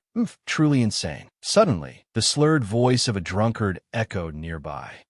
It's just a primordial yang pill that can be refined into." An immortal. Hearing this, greed stirred within him. A primordial yang pill, is it? The street at night was so deserted you could clearly hear the whistling wind, a perfect setting for a crime. So he moved forward, attacking the man to rob him. Zihong smugly cracked his knuckles. How could this drunkard have something as good as a primordial yang pill? Is there any justice in the world? As for the other man, he had sobered up somewhat by now. "We are all brothers within the 4 seas. Since we've met, I'll give you a proper send-off. Don't be shy." Then he collapsed and began to vomit. Meanwhile, Zihong drew his sword. "Kid, in your next life, remember not to be so ostentatious. Go to hell." The tip of his sword plunged down forcefully. But a second later, the drunkard suddenly sprang up and struck back at Zihong. He was knocked backward, hastily bracing himself with his hands and feet. This made Zihong roar in anger. "You're not much of a drinker." But a second later, his eyes widened in utter amazement, because his opponent had just shed his disguise. It was the very person he had been thinking of. Qin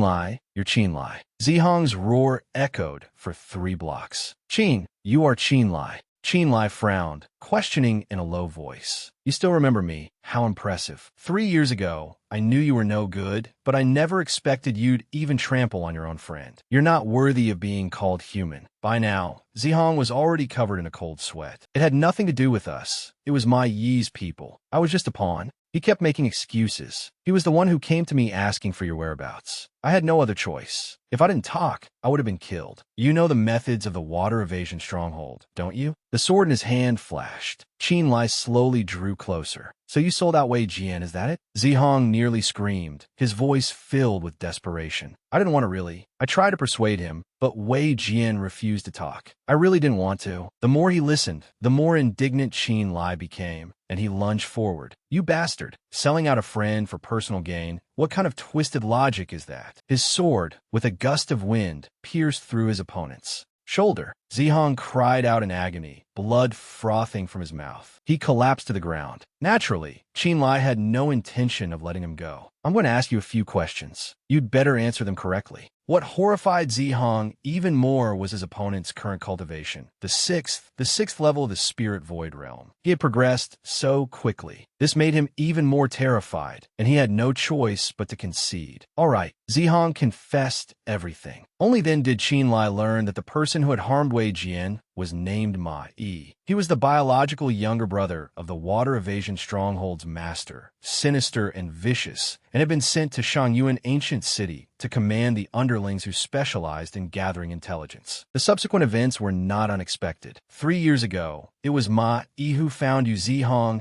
and forced him to reveal Qin Lai's whereabouts. But at that time, Qin Lai and Yu Zihong had no close relationship, so he went to find Wei Jian. There was another point. Ma Yi's cultivation was indeed only average, but after so many years of practice, he had also reached the late stage of the 6th level of the Spirit Void Realm. Furthermore, in Shangyuan Ancient City, the Water Evasion Stronghold had many eyes and ears. When he came looking, he brought more than a dozen men with him and quickly brought Wei Jian under control. At that time, Wei Jian endured great suffering, but he refused to say a single word about Qin Lai. Ma Yi flew into a rage and crippled his cultivation in front of everyone. No matter what, Wei Jian was determined not to betray his friend. The atmosphere was as tense as a drawn bowstring. It seemed he would lose his life right there. Then, Yi Rou pleaded for him. Seeing that Wei Jian's cultivation was completely gone, Ma Yi did not strike again and spared his life. It's just that from then on, Wei Jian became half-crazed, remaining bedridden for a full year, as if psychologically traumatized. Hearing this, Qin Lai grew even angrier. The events of 3 years ago were finally clear, but the flame of indignation in Qin Lai's heart burned even more fiercely. All this time, he had believed Wei Jian was a two-faced person who had stabbed him in the back. Although Wei Jian didn't die, the suffering he endured was worse than death. So he roared at Zihong, "Where's Ma Yi?" Zihong trembled, his breath growing weak. The inner city's beauty pavilion in the East City. Qin Lai's eyes filled with disgust and contempt. "All right, you can go die now." Zihong was so scared he nearly wet himself. "Don't," he pleaded in desperation. "Spare my life, spare me." But before he could finish his sentence, the sharp sword had already swept across his neck. That very night, at Plum Alley, Qin Lai scaled the wall and jumped into the house. He walked straight into the room, where Yi Rou was sitting by the bed, seemingly aware of who had arrived. On the bed lay Wei Jian with his eyes closed, his breath faint, his face haggard. Qin Lai suddenly spoke. "How is he?" His eyes glanced at the table, where half-eaten dishes had been knocked over. Her voice was filled with exhaustion and worry. "Not very well. Qin Lai, what happened that year had nothing to do with him. In fact,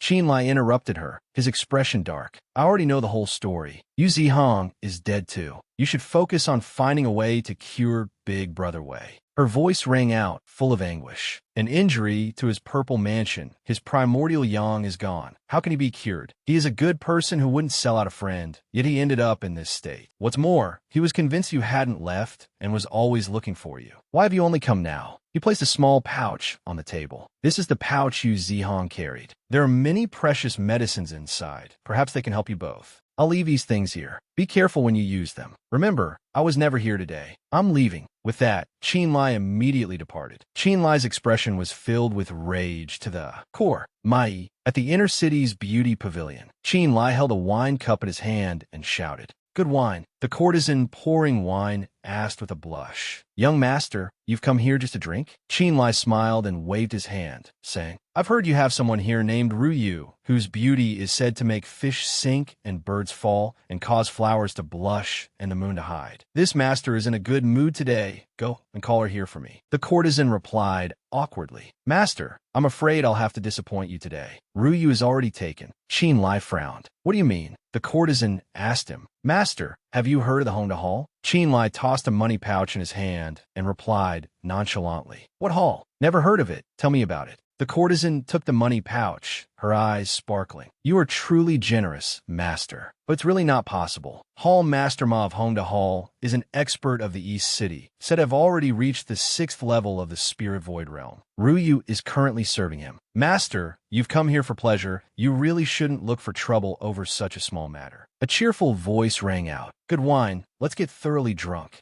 The wine cup fell to the ground. The courtesan slumped onto the table. Qin Lai calmly walked out of the room. He turned and walked away quickly. Qin Lai was standing in front of a room. A woman's coquettish voice sounded. "Hall Master, you're so good to me." The man replied in a doting tone, "If I'm not good to you, who else would I be good to?" Inside the room, Ru Yu stroked Ma Yi's chin and asked, "Hall Master, when will you come again?" He smiled and replied, "Don't be impatient. After I deliver the secret manual to my big brother, I'll come again." Suddenly, he was startled and glanced aside. Outside, Qin Lai raised his foot and kicked hard, sending the door flying open. Ma Yi, while putting on his clothes, shouted fiercely, "Who is it? Can't you see this old master is resting?" Qin Lai spoke. "You are Ma is Nird. You know who this old master is, and you still dare to barge in?" Qin Lai just said faintly, "That's good then." He immediately waved his hand, unleashing the fireball technique. A series of fireballs flew towards Ma Yi. Only then did he feel fear. Damn it! A loud bang echoed, and Qin Lai stood with his arms outstretched before the blaze. Ma Yi looked at the burning pouch and thought helplessly. "My Chinkun pouch," he shouted loudly. "You stinking brat! Who are you and why do you want to kill me?" Qin Lai returned to his normal appearance, his voice ringing out evenly. "What have you done? Don't you know yourself?" He threw out talismans, forming a ring of fire around himself. Yu Zihong and Wei Jian, an upright and outstanding hero, whose entire cultivation was crippled by you. Fireballs whizzed towards Ma Yi. Qin Lai said with a firm voice, "Don't even dream of leaving here alive today." Ma Yi raised his hand to block a fireball.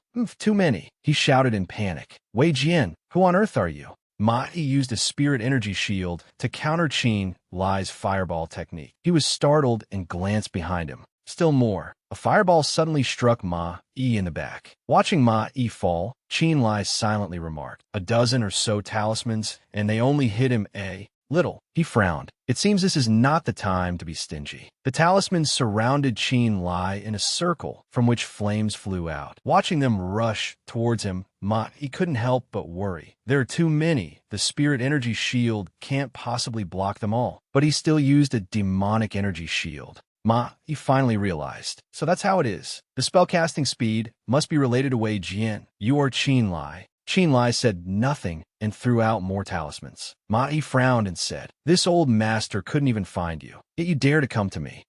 Before he could finish his sentence, he was startled by the sight before him. More talismans. Why are there so many? This time, a large flame rushed forward. Ma Yi shouted angrily. "Qin Lai, do you have any face left? Why don't we have a real magic duel?" Qin Lai replied with his eyes still closed. "To kill someone like you, this young master doesn't need to fight you directly." He frowned, his gaze turning ice cold. "Go and die." Ma Yi cried out in pain.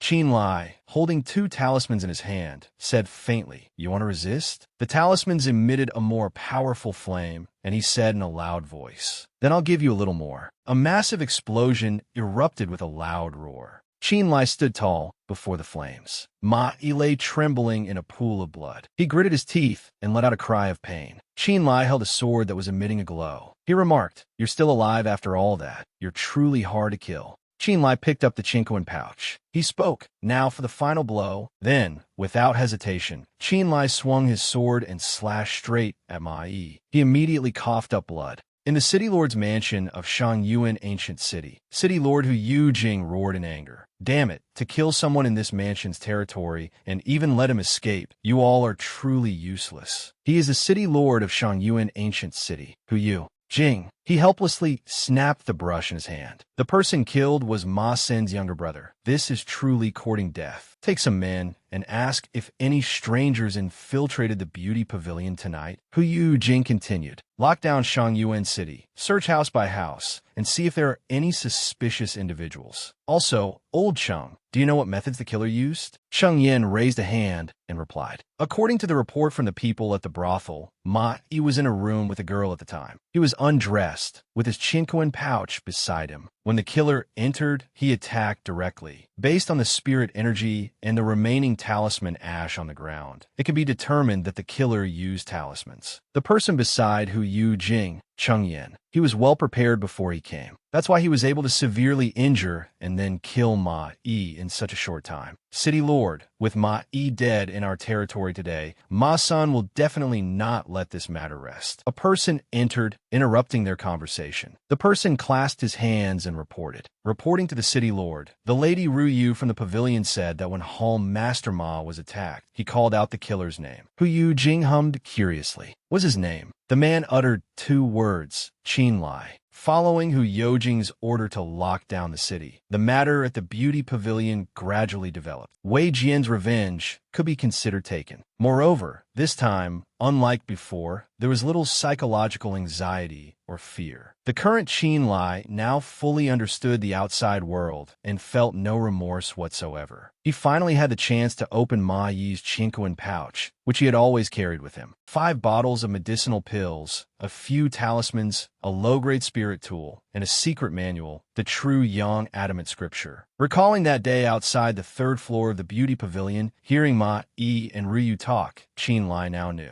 It turned out that the secret manual Ma Yi mentioned was this very true Yang adamant scripture. He knew that despite the flourishing cultivation scene in the Zhao kingdom, it was nearly impossible to find such a good secret manual within the city. The various sects were unwilling to let their own secret manuals circulate outside. He thought that this secret manual must have been on its way to the water evasion stronghold when he intercepted it. It was truly a case of arriving at the right time, rather than arriving early. Qin Lai held the book in his hand, lost in thought. The true Yang adamant scripture was the secret codex of the Yin-Yang sect, its strongest heart-law secret manual, allowing one to cultivate to the Dan-Yang realm. The Qin clan's purple sun art could only break through to the Gui Zhen stage. Wanting to go further was unimaginably difficult. Although he only had the 2nd volume of the true Yang adamant scripture, it could at least help him break through the Gui Zhen stage. He could reach the 3rd or 4th level of the Gui Zhen stage. Finally, Qin Lai saw the wooden token proving identity from the water evasion stronghold, and his gaze grew deeper. Holding the wooden token, Qin Lai frowned slightly in thought. The people of the water evasion stronghold established the Honda Hall in the city, dealing in goods related to the cultivation world. It seems the story about them being controlled by the royal family is not true at all. Could there be a secret here that no one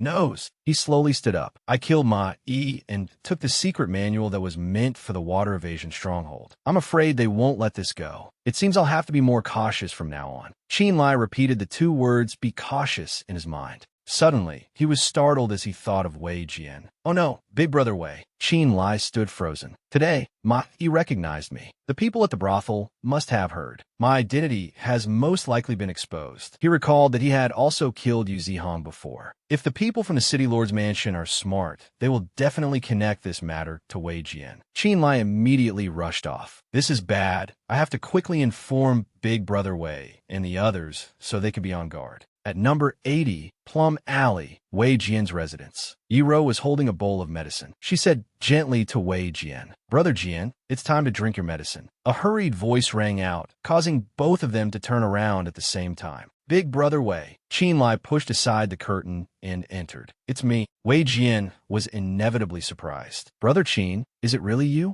Qin Lai said apologetically. Big Brother Wei, I'm truly sorry for getting you involved. The 2 clasped hands in greeting. Wei Jian said happily, Good lad, where have you run off to for the past 3 years? Come, let's talk inside. Qin Lai raised a hand apologetically, and he asked worriedly, Big Brother Wei, I'm really sorry. How are your injuries? Wei Jian cut him off. Brother Qin, what's the point of saying all this? Do you see me as that kind of person? He clenched his fist so tightly it trembled, his voice full of self-blame. If there's anyone to blame, it's me for my low cultivation and for implicating Sister Ro. Yiro stepped forward and said gently, all right, you 2 don't have to be so formal. Big Brother Qin, I want to ask, did you do the thing with Ma Yi? Qin Lai answered honestly, yes, but let's not talk about that for now. I came over to see you too. Did the city guard come here just now? Hearing this, Yiro exclaimed in astonishment. It really was you. Wei Jian remained calm and replied, yes, the guards did come. They made quite a scene, going into every house and searching every nook and cranny before leaving. Qin Lai asked worriedly, and did they suspect you too? Wei Jian said doubtfully, suspect us of what? You're saying the story about the water evasion stronghold being controlled by the royal family is false, just for outsiders to see. Qin Lai stood opposite the 2 and said frankly, I'll be direct. After the deaths of Yu Zihong and Ma Yi, my identity has been exposed. As long as the people from the City Lord's mansion find the body, they will definitely think it's connected to you 2. His face darkened, and his tone became serious. I hope you 2 will leave Shangyuan City immediately. We can talk about the future later. Wei Jian immediately objected. That won't do. I will not leave Shangyuan Ancient City. This is my home. I'm not going. Qin Lai tried to persuade him further, but Wei Jian cut him off, saying sincerely, "Brother, you don't need to persuade me anymore. I'm not going anywhere. When my mother passed away, she told me this place is the only thing my father left behind. I want to wait here for my father to return. Even if I have to wait my whole life, I must wait. Besides, Ma Yi is dead. The whole city is locked down. Where can we go?"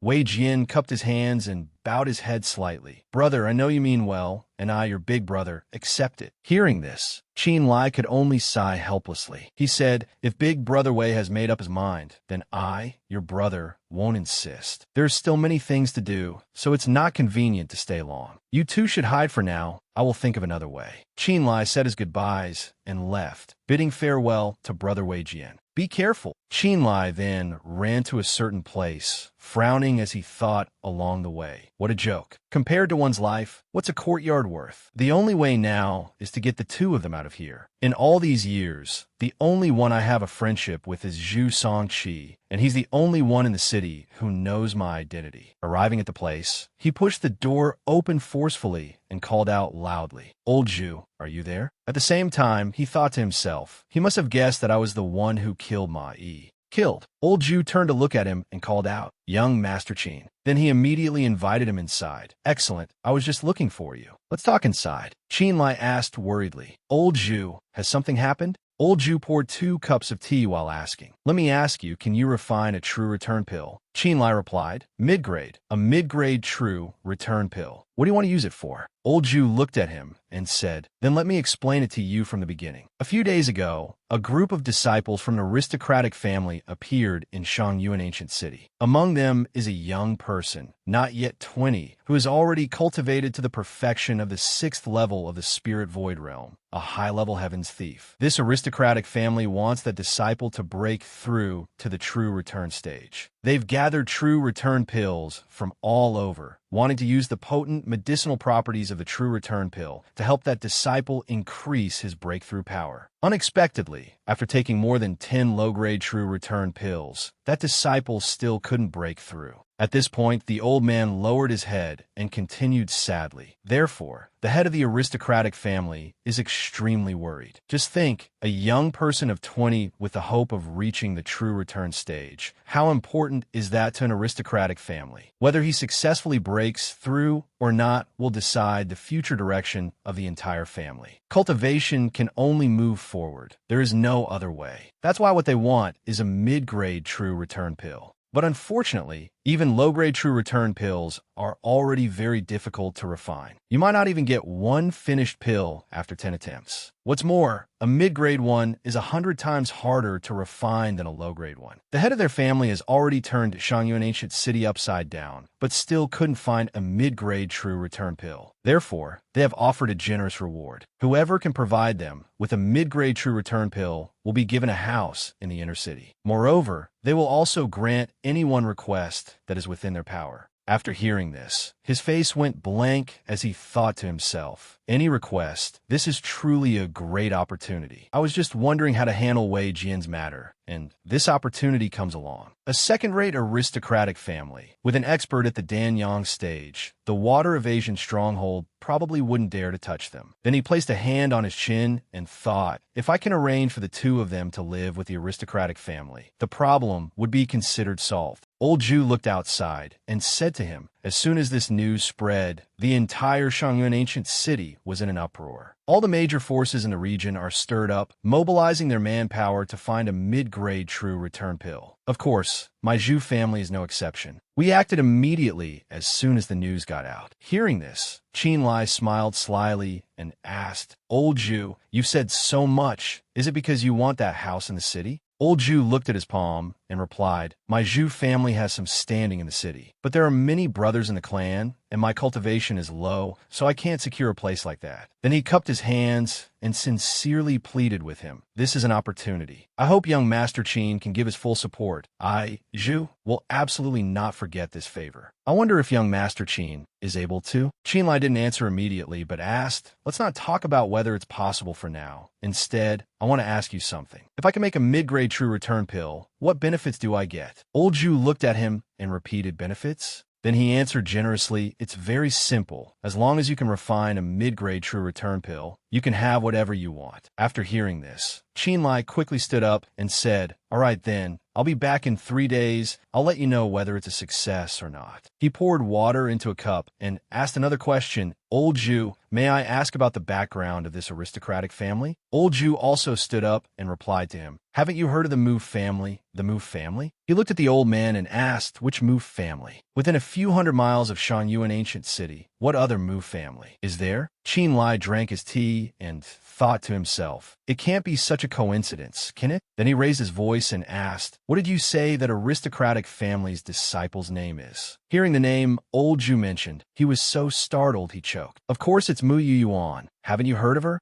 Qinlai broke out in a sweat and held his head in frustration. "Why do I have to meet her again?" In Shangyuan City, at the Lin family's private courtyard, Mu Yuan was concentrating on circulating her energy. Her feet touched down lightly on the ground. Mu Yuan slowly lowered herself to the ground. Suddenly, her face contorted. The surrounding spiritual energy quickly dissipated right after. Mu Suifeng saw this and sighed, saying, "Unstable spiritual power, chaotic breathing. AI failed again." Yuan stopped. Then he thought to himself, "This child Yuan, with such high talent, why is she stuck at the perfection of the 6th level of the spirit void realm?" Indeed, to cultivate the righteous path, one must eliminate all distracting thoughts and have a mind free of attachments. Her heart is still entangled. Mu Yuan landed, panting in shame. "Father, your daughter is useless. I have disappointed you." Mu Suifeng quickly reached out a hand to comfort her. "Yuan, cultivation relies on a mind free of distracting thoughts. After being struck by Qinlai's blow, you made a vow to cultivate, and indeed the results were clear. To be able to cultivate to the great perfection of the 6th level of the spirit void realm in 3 years has actually already astonished and earned the admiration of others. Unfortunately, you're eager to break through, but you have an obsession, a mental demon. If you cannot let go of this 3-year obsession, then even if I give you more true return pills, it will be very difficult to break through to the true return stage." Hearing these words, she cupped her hands and replied sincerely, "Father's teachings, Yu Yuan will remember them." Mu Suifeng looked at her and thought to himself, "Sigh, this child still isn't listening. Regardless, if we have the assistance of a mid-grade true return pill, it might still be possible. Sigh, why worry about this strange problem? She still needs to realize it herself." Right at this moment, someone from outside reporting to the great master, Zhu Songqi of the Shangyuan Zhu family requests an audience. Mu Suifeng asked puzzled Zhu Songqi, "What is he here for?" The house servant replied, reporting to the master, "He says he has a mid-grade true return pill." Hearing this, both of them were startled and shouted loudly, "What?" Then they hurriedly said to him, "Invite the distinguished guest to the front room." "Yes, sir." Immediately after, Old Zhu entered to request an audience. Zhu Songqi pays his respects to Patriarch Mu. Mu Suifeng looked at the old man and said, "Many years ago, I had the fortune of meeting your esteemed brother Zhu Songming once. Younger brother Zhu, there's no need for formalities. Please sit." Then he pointed to the person behind the old man and asked, "I wonder who this is?" Zhu Songqi replied, "Patriarch Mu, I am merely an intermediary here today." Old Zhu then introduced Qinlai to him. This young master's surname is Lai. He is the true owner of the mid-grade true return pill. "Greetings, Master Mu." Mu Suifeng raised his hand and laughed loudly, replying, "Now that you're here, there's no need for such pleasantries for now. Little friend Lai, you must have heard of the Mu family's conditions. If so, could you let this old man see the mid-grade true return pill?" A servant quickly came to take the mid-grade true return pill from his hand, walked over and handed it to Mu Suifeng, Patriarch. He opened the box. He looked inside with a tense expression, seeing the dazzling medicinal pill before him. He couldn't help but be astonished, thinking to himself, the pill is translucent, its fragrance is rich, and it radiates a luminous aura. This is indeed a mid-grade, true return pill. This Zhu Songqi came well prepared. After he looked it over, Qinlai asked, "Now that you've seen the pill, Patriarch Mu, are you satisfied?" Mu Suifeng held the medicinal pill and laughed loudly, replying, "Satisfied, very satisfied. Young Master Lai indeed has a profound background. It must not have been easy. He smirked slightly and thought, it truly wasn't easy. It took 3 nights of refining to make just one pill. However, because I stubbornly refined it, this pill can only break the bindings of a realm. I have now reached the perfection of the great primordial spirit realm. Throughout history, how many talented heroes have reached the perfection of the great primordial spirit? Now, my chance has come. At this moment, Mu Suifeng placed the medicinal pill on the table. He extended his hand and spoke. Young master, if you don't want to say, then let's leave it. He walked towards him and said, I Mu have said before, whoever can provide a mid-grade true return pill will not only receive a house, but I Mu will also grant one of their requests. I presume young Master Lai has come for this reason. If you have any request, just say it. No need to be hesitant. Qin Lai replied without hesitation. It's very simple. I hope the Mu family can take in 2 of my friends. After hearing this, Mu Suifeng said, who are they, and where are they now? He gave a brief introduction. 1 man and 1 woman. The man is Wei Jian. The woman is named Yi. Patriarch Mu asked again. Young master wants to arrange for them to stay with the Mu family. I wonder what your intention is? Nothing. They just wish to receive guidance from the Mu family. Hearing his words, he didn't think much more of it. My Mu family is powerful and has countless secret cultivation manuals. Many people want to enter the Mu family's gates, so it's not strange for him to think this way. Then he agreed with him. In that case, I Mu agree. Young master, do you need me, Mu, to send people to their residence? To escort them? Qin Lai replied, I couldn't ask for more. When your esteemed residence's people arrive, they just need to mention my name. No need to say much. They will naturally follow. Mu Suifeng said without delay, then please wait a moment. A moment later, a servant ran in frantically to report urgently. Reporting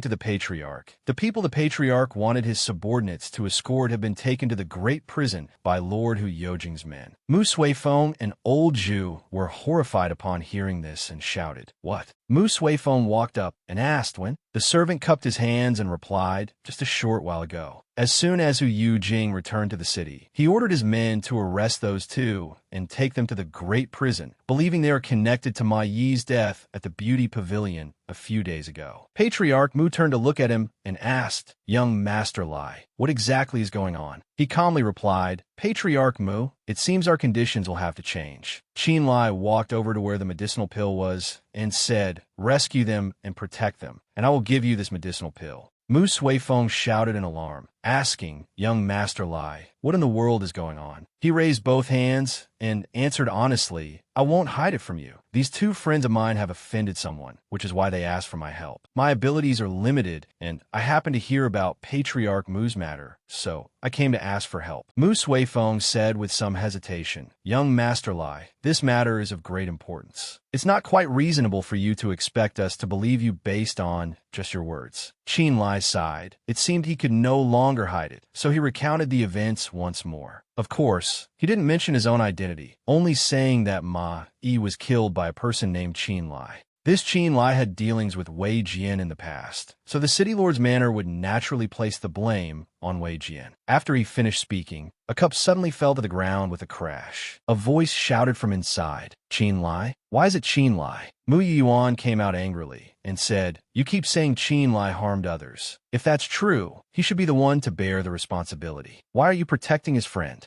Mu Suifeng looked at her worriedly. Yuan, don't be foolish. Qin Lai frowned and thought to himself, it's Mu Yuan, so she was in the next room all along. Mu Yuan didn't stop. She continued to question him. It seems you're still hiding something. Unless you don't want to be recognized, or are you the real murderer of Ma Yi? Qin Lai stood there stunned, looking at the palm strike in her hand. Old Zhu, standing beside him, shouted in alarm, Young Master Lai, danger. A palm strike from Mu Yuan flew straight towards him. A loud bang exploded in the room. Her attack ended at a wall. Qin Lai still stood there stunned amidst old Zhu's worry. Young Master Lai, are you all right? He closed his eyes tightly. Drops of blood slowly trickled down his face. Seeing the blood, Mu Yuan thought in shock, Blood from his face? He's not Wei Kong. Then she asked aloud, You're not him? Qin Lai touched his wound and replied, Even if I deliberately hid the truth, Miss Mu didn't need to resort to violence, did she? Then he wiped the blood from his hand and asked, The Mu family is a noble house after all. Is this how you treat your guests? Mu Yuan was speechless at this point. Her father angrily questioned her. Yuan, you are too stubborn. Then he turned to Qin Lai and said, Young master, please don't mind it. I just didn't want to cause more trouble for the Mu family. He replied in a cold voice, Patriarch Mu, let's not beat around the bush. I just want to know, the mid-grade true return pill, does the Mu family still want it or not? Mu Suifeng stroked his beard and thought for a moment. Qin Lai said to him, to be honest, Wei Jian saved my life. He saved me, and now I want to repay this debt, even if I don't know how much trouble they are in. Hearing this story, Patriarch Mu reluctantly agreed. All right then, leave the pill. Your two friends, this old man will help you protect them. Qin Lai replied with great gratitude. Thank you, Patriarch Mu. It's settled then. I won't bother you any longer. I'll take my leave. After a few steps, he suddenly turned to look at Mu Yuan and said, Oh, right. I see that the young lady is heavily troubled. I fear you may have a heart demon. If the pill cannot help you, the Mu family can come find me. I have many more pills, but next time there will have to be a reasonable price. Mu Suifeng thought in astonishment. Mid-grade true pills, and he still has many? Who on earth is this kid? Upon returning to first-grade Cauldron, old Zhu said in admiration, Young master is truly highly skilled. I'm truly impressed. He glanced at the old man and said, Old Zhu, some things are better kept to oneself and not spoken aloud. The old man immediately understood his meaning. This Zhu will absolutely not breathe a word. Qin Lai turned back and said, Old Zhu, I will not forget this favor. In a few days, I will bring some pills to the Zhu residence. How about that? Then this Zhu will have to thank the young master for this favor. Then he asked, Old Zhu, I still have one more thing I need your help with. Do you know of any pill that can heal a damaged Purple Mansion Primordial Yang? The old man looked at him and asked back, a damaged Purple Mansion Primordial Yang? Isn't that being crippled? Then he jumped in shock and shouted, Why is your Purple Mansion damaged? Qin Lai immediately denied it. It's not me. I'm just asking. The old man sighed and replied, Well, it's Wei Jian again. Then he told him everything he knew. I heard before that Wei Jian's cultivation was crippled by Ma Yi. Is that why you killed Ma Yi? You've got some real nerve, Sai. In Shangyuan Ancient City, there's a man named Yin Shou. Have you heard of him? I haven't. It is said that he is a disciple of an immortal, very skilled in alchemy. Although his cultivation is not high, he is very famous in this Shangyuan Ancient City. Half of the pills in the city are refined by him. In the past, someone suffered from cultivation deviation, damaging their Purple Mansion. Afterwards, thanks to Yin Shou's heart-condensing pill, he was able to regain his cultivation. If he can get a heart-condensing pill, then Wei Jian can be considered saved. But don't get your hopes up too soon. The Purple Mansion is the foundation of a cultivator. Even if the heart-condensing pill can restore cultivation, future cultivation will be very difficult. After hearing this, Qin Lai clenched his fists and said resolutely, No matter how difficult it is, I must try. I'll go figure out a way now. After asking for a bit more information about Yin Shou, Qin Lai left first-grade Cauldron and went to the Yin residence. But the gate of the Yin residence was tightly shut. Not even a shadow could be seen. After asking around, he learned that the gate was always shut, regardless of day or night. He frowned and thought, It seems this Yin Shou is not someone you can meet just because you want to. In the following days, Qin Lai went to the gate of the Yin residence to observe the situation from morning, only returning at noon to cultivate. After a while, he had a general understanding of the Yin residence. Directly asking for the pill was obviously not going to work. For a month, Qin Lai saw countless cultivators come to the Yin residence to ask for pills, but the result was that they were all kicked out the door. The reason was that without a request card from a prominent person in the city, Yin Shou would not receive them.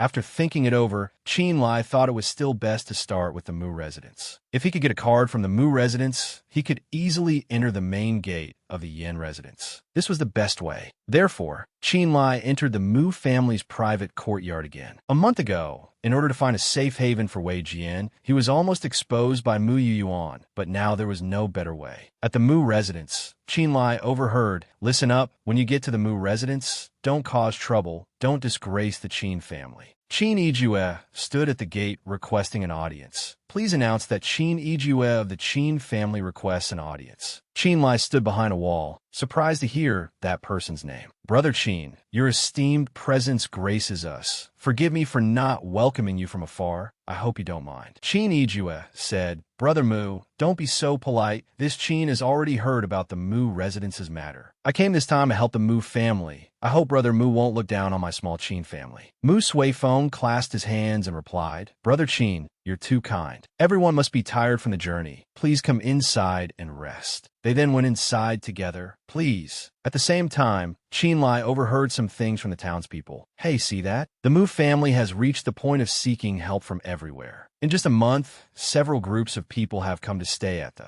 Mu residence. Those people obviously don't come from powerful noble families. They're all just targeting the Mu family. The Mu family is currently confronting the water evasion stronghold. Who wouldn't want to find an opportunity to show off? Chin Lai immediately called out to them, This brother, I overheard you two talking and was curious. I wonder what happened? The guy looked at him a little surprised and asked, Brother, you don't know? Then he recounted everything to him. It turned out that not long after Chin Lai used the mid-grade pill to exchange for a safe place for Wei Jian, everything started from there. That day, Mu Suifeng led his men to the great prison to rescue Wei Jian, arranging for him to stay in a private courtyard. Very quickly, the water evasion stronghold received the news. It is said that after that incident, Ma Shun personally came to Shangyuan Ancient City, with City Lord Hu Yujing as a mediator to visit the Mu residence. It was said to be a visit, but in reality, he came to demand the person. Who would have known that after that, the two great noble families would become like fire and water? It's said that Mu Suifeng and Ma Shun almost came to blows that day. If it weren't for Hu Yujing being there, the two great noble families of Shangyuan Ancient City might have already fought. Ma Shun held a grudge in his heart, and that very night sent people to Shangyuan City to place spies everywhere. He once said that as long as Wei Jian steps out of the Mu residence, death is unavoidable. Mu Suifeng didn't sit idle either. That night, he sent a letter back to the Mu Mountain Villa, summoning several experts. Since then, the Mu residence and the water evasion stronghold have been constantly fighting in secret. Hearing this, Chin Lai's heart grew cold. He originally thought that arranging for Wei Jian to stay at the Mu residence was safe. With the Mu family having a true return stage expert and the pill, even if Ma Shun had the guts of the heavens, he wouldn't dare to throw an egg against a rock. But he never expected that Ma Shun would not only confront the Mu family, but do so in such an ostentatious manner. Then he hurried to the Mu residence. Standing in front of their house, he thought, relying on others is not a long-term plan. It's still better to restore my cultivation and protect myself. Upon reaching the gate, a servant immediately stopped him. Who's there? Halt. He said to him, Please announce that this Lai has a matter to request an audience with the patriarch. The guy didn't go in, but argued with him. You brat, do you think just anyone can meet the patriarch? If you have no business, then scram, or else. At this moment, Mu Yuan suddenly appeared and asked, What's the matter? What's all this ruckus? Have you no decency? He immediately turned, knelt, and called out, Young lady. She angrily shouted, right in his face, Who taught you to be so arrogant and bossy? Moreover, this is an honored guest. How audacious. I sentence you to 3 days in the ghost room, then report to the utility room. The servant fearfully complied, Yes, this lowly one will go right away. Mu Yuan then said gently to him, This residence has been discourteous. I hope the sir will not blame us. Please, this way. Chin Lai looked at her, frowning slightly, and thought to himself, This Mu Yuan has suddenly changed her attitude. I'm afraid there's something to it.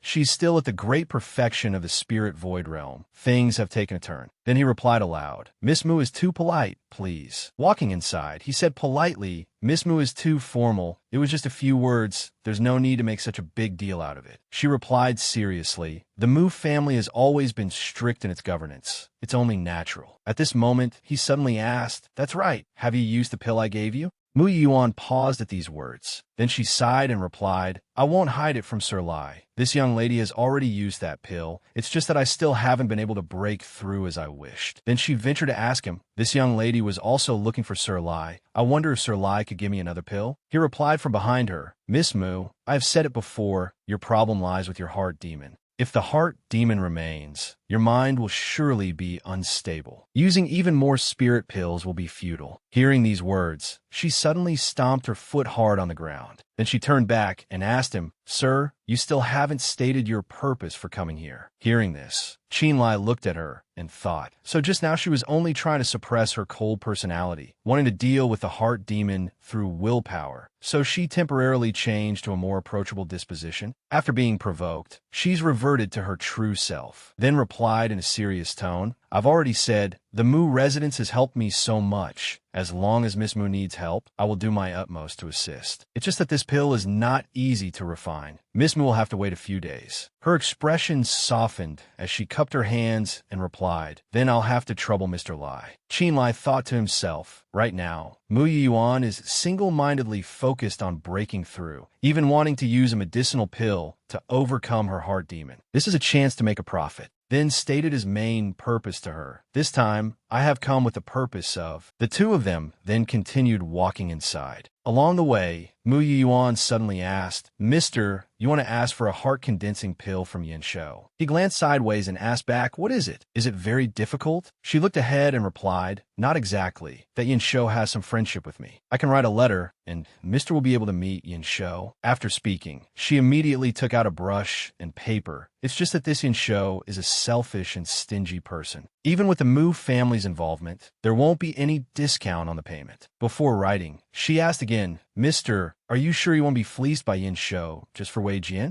Qinlai replied without hesitation, "If Miss Mu is willing to help, that would be for the best. As for the payment, I will figure something out myself. Mister can obtain a mid-grade true return pill, so of course you don't need to worry about the payment." After finishing writing, she looked at him and asked, "However, since I've written a letter for you, Mister, what will you give me in return?" Qinlai looked at her, startled. "Damn it, I've been tricked by her. I was originally planning to take some advantage, but who would have thought?" Then angrily covered his face and replied, "In a few days, I will bring the medicinal pill. Consider it a gift for Miss Mu." Hearing his words, she smiled radiantly. "Ha. Then many thanks to you, mister." Looking at that bright face, he thought to himself, this smile is genuine. He reached out to take the envelope and said, "Many thanks, Miss Mu. I have another inconvenient request. May I see Wei Jian?" Mu Yuan pointed inside and replied, "I knew you would mention this, mister. Follow me, mister. I'll lead you there." Along the way, she said to him, "Normally, the Mu residence's rear courtyard does not allow outsiders to enter. After all, the family members of the residence are here. However, upon Mr. Lai's request, we have arranged for Wei Jian to stay in the rear courtyard. Although this place is a bit simple, we have also prepared some nourishing meals for them. I wonder if Mr. Lai is satisfied?" Just as the two entered, they heard a scolding voice. "So you're the ones who caused the commotion." Throughout the residence, Mu Yulian angrily and irritably asked, "Speak, who arranged for you to come in here? If you dare lie, I'll cut out your tongues." Without waiting for them to answer, she frowned and said, "Forget it. Get the hell out of the Mu residence for me. If you don't get out, I'll kill you right now." Hearing these words, Qinlai glanced over and asked, "Oh, Miss Mu, what is the meaning of this?" He frowned deeply at her. "Is this the Mu family's way of treating guests?" Mu Yuan hurried over and asked, "Yulian, what are you doing here?" Yulian, with her hands on her hips, looked at the two in front of her and replied, "Older sister, you've come at just the right time." Then said to her, "I've finally found these people. They offended people from the water evasion stronghold outside, and I was about to kick them out." Mu Yuan hurriedly explained to her, "Nonsense, they're guests invited by father. How can you just kick them out?" Mu Yulian still said resolutely, "It's obvious they offended someone and then ran into the Mu residence. Although our Mu residence is not afraid of the water evasion stronghold, we can't take the heat for others." At this moment, Qinlai walked over and asked, "Miss Mu, what is going on?" She turned back awkwardly and explained, "It's just a small misunderstanding. I will resolve it right away." Hearing this, Yulian angrily shouted, "Older sister, what misunderstanding? They did it on purpose." Qinlai stepped forward and asked, "Miss Mu, it seems your esteemed residence is very prejudiced against my friends." Yi Yuan, standing beside him, fearfully explained, "Mr. Lai, please don't be offended. It was my younger sister who was impolite and offended Mr. Lai's friends." Hearing these words, Yulian frowned deeply and asked, "They are your friends? Does that mean you deliberately arranged for them to enter the residence?" he replied without a trace of fear. That's right, I was the one who brought them to seek refuge with the Mu family. This is a matter between me and the Mu family head. What does it have to do with you? Yi Ro and Wei Jian stood listening to them, forcing a smile. Little sister, stop messing around. Go back immediately. Otherwise, I will hand you over to father to be dealt with. Yulian angrily asked, Older sister, why are you helping outsiders? I don't care. Anyway, they're not allowed to stay in the residence anymore. You lot, hurry up and kick them out for me. Yu Yuan immediately shouted a warning. I like to see who dares. Her words made the space here unusually quiet. Yulian was so angry at her that her hands trembled. Then she turned back, frowned, and ordered, Qin Tong, didn't you want to go hunt beasts outside the city with me? Throw these 3 people out for me, and I'll agree to go with you. Hearing this, the 2 of them looked at each other and chuckled softly, all right, then quickly rushed towards Yi Ro and Wei Jian, replying, The eldest miss doesn't want to be the bad guy, so let us do it. Qinlai looked at them and let out a light snort. Then he leaped high into the air, pulled his fist back, and used the profound skill, 9 Connections Fist. He sent the 2 of them flying out of this place. Yulian and Yu Yuan couldn't help but exclaim in astonishment when they saw this. What? The 2 of them watched Qin Yu and Qin Tong fall to the ground and thought to themselves, such a powerful move. Hearing the commotion, those outside quickly ran in. Mu Suifeng looked at them worriedly and asked, Yuan, Yulian, what happened here? Father. Seeing her father arrive, Mu Yulian immediately started crying and tattling, recounting the entire incident. After listening, the Mu family head angrily scolded her. Foolish girl, what are you doing here with so much free time? Brother Qin, there's a misunderstanding here. I will explain it to you later. Qin spoke up in disagreement. Uncle Mu, you can't say that. If this Mr. Lai has injured someone from the Qin family, the Qin family cannot turn a blind eye. Qin Iju also added afterwards, Qinda is right, Brother Mu. This is a matter for the younger generation. Just let them resolve it themselves. The Mu family head looked at them awkwardly. Over here, Qinda was already warming up his muscles, looking at him provocatively. Kid, you injured someone from my Qin family. You tell me how this should be resolved? After speaking, he looked at him with some confusion. Qinlai, on his side, asked in surprise, Qin family? Which Qin family? Never heard of it. Qin strode forward, a bit angry, and said, Stinking brat, I see you really have the guts of a bear and the liver of a leopard. If I don't teach you a lesson today, you won't know the might of the Bianjing Qin family. Mu Suifeng stood outside, worriedly trying to stop them. Worthy nephew Qinda, you guys. He thought to himself, this aura, he has absolutely no intention of showing mercy. The Qin family head stood behind and looked at him. Brother Mu, rest assured, Qinda has always known his limits when he acts. Mu Suifeng sighed and said, or perhaps, worthy nephew Qinda, show some mercy. Over here, Qinda channeled power into his hands and said smugly, Take this. He used the fireball technique to send a palm strike towards Qinlai. Over here, Qinlai frowned deeply as he watched that palm strike, and then casually raised his hand and used a spirit chi shield to block it. Mu Suifeng watched this move of his and thought in amazement. The spirit power shield is abundant, without the slightest sign of weakening. Qinlai looked at him with contempt and snorted. I thought you were some formidable character. Then he retracted his attack and asked, at the age of 40, merely at the great perfection of the spirit void realm, you also have the audacity to be so arrogant and rampant. Hearing these words, Qinda became furious. Such arrogant words. He once again unleashed a new technique to attack. All the palm strikes he sent out were easily dodged by Qinlai. Then he stomped his foot hard on the ground, frowned deeply, and launched a counterattack. Qinlai looked at him and asked in a low, threatening voice, You've only comprehended such a small amount of magic, and you still want to help those 2 get revenge. Truly overestimating your own abilities. As soon as the words left his mouth, his palm strike was also sent out. Over here, Qinda created a small shield, trying to defend against it, Spirit Chi Shield. But in an instant, his shield was shattered by Qinlai's palm strike. A loud explosion erupted, causing him to be unable to resist and be sent flying backwards. The Mu family head and the Qin family head saw this with their jaws dropped. In astonishment, Yuan also couldn't help but look at him in amazement. I didn't expect this Mr. Lai to be so powerful. Qinda, not yet defeated, looked at him and thought. He is no longer the Qin Lai from back then. The Qin Lai from back then only had a cultivation of the 3rd or 4th level of the spirit void realm. In just a few years, it's fundamentally impossible to reach the 7th level of the spirit void realm. But who on earth is he? His spellcasting technique is too profound. What a hidden talent. It turns out he's an expert. So young. How many in the same generation can compare? I just don't know who his inheritance is from. Qin gritted his teeth in anger. He stood up, gathered spirit power in his hand, pointed straight at him and shouted, "Bastard, I originally wanted to spare your life out of respect for the Mu residents, but I didn't expect you to be so aggressive and intimidating. Since it's like this, don't blame me for not being polite." He said in a cold voice, "Take my continuous fireballs." As he finished speaking, he slammed a palm onto the ground. Qin Lai frowned as he watched, thinking, 2nd level spell. Qin continued to use continuous fireballs to attack him. Qin Lai furrowed his brows looking at this technique, then smirked lightly and thought to himself, so that's how it is. He didn't hesitate to use a secret art to cast this spell. Now he's just a paper tiger. Then he took out a talisman and said, "Then this will be easy." Qin Lai raised the talisman and recited an incantation.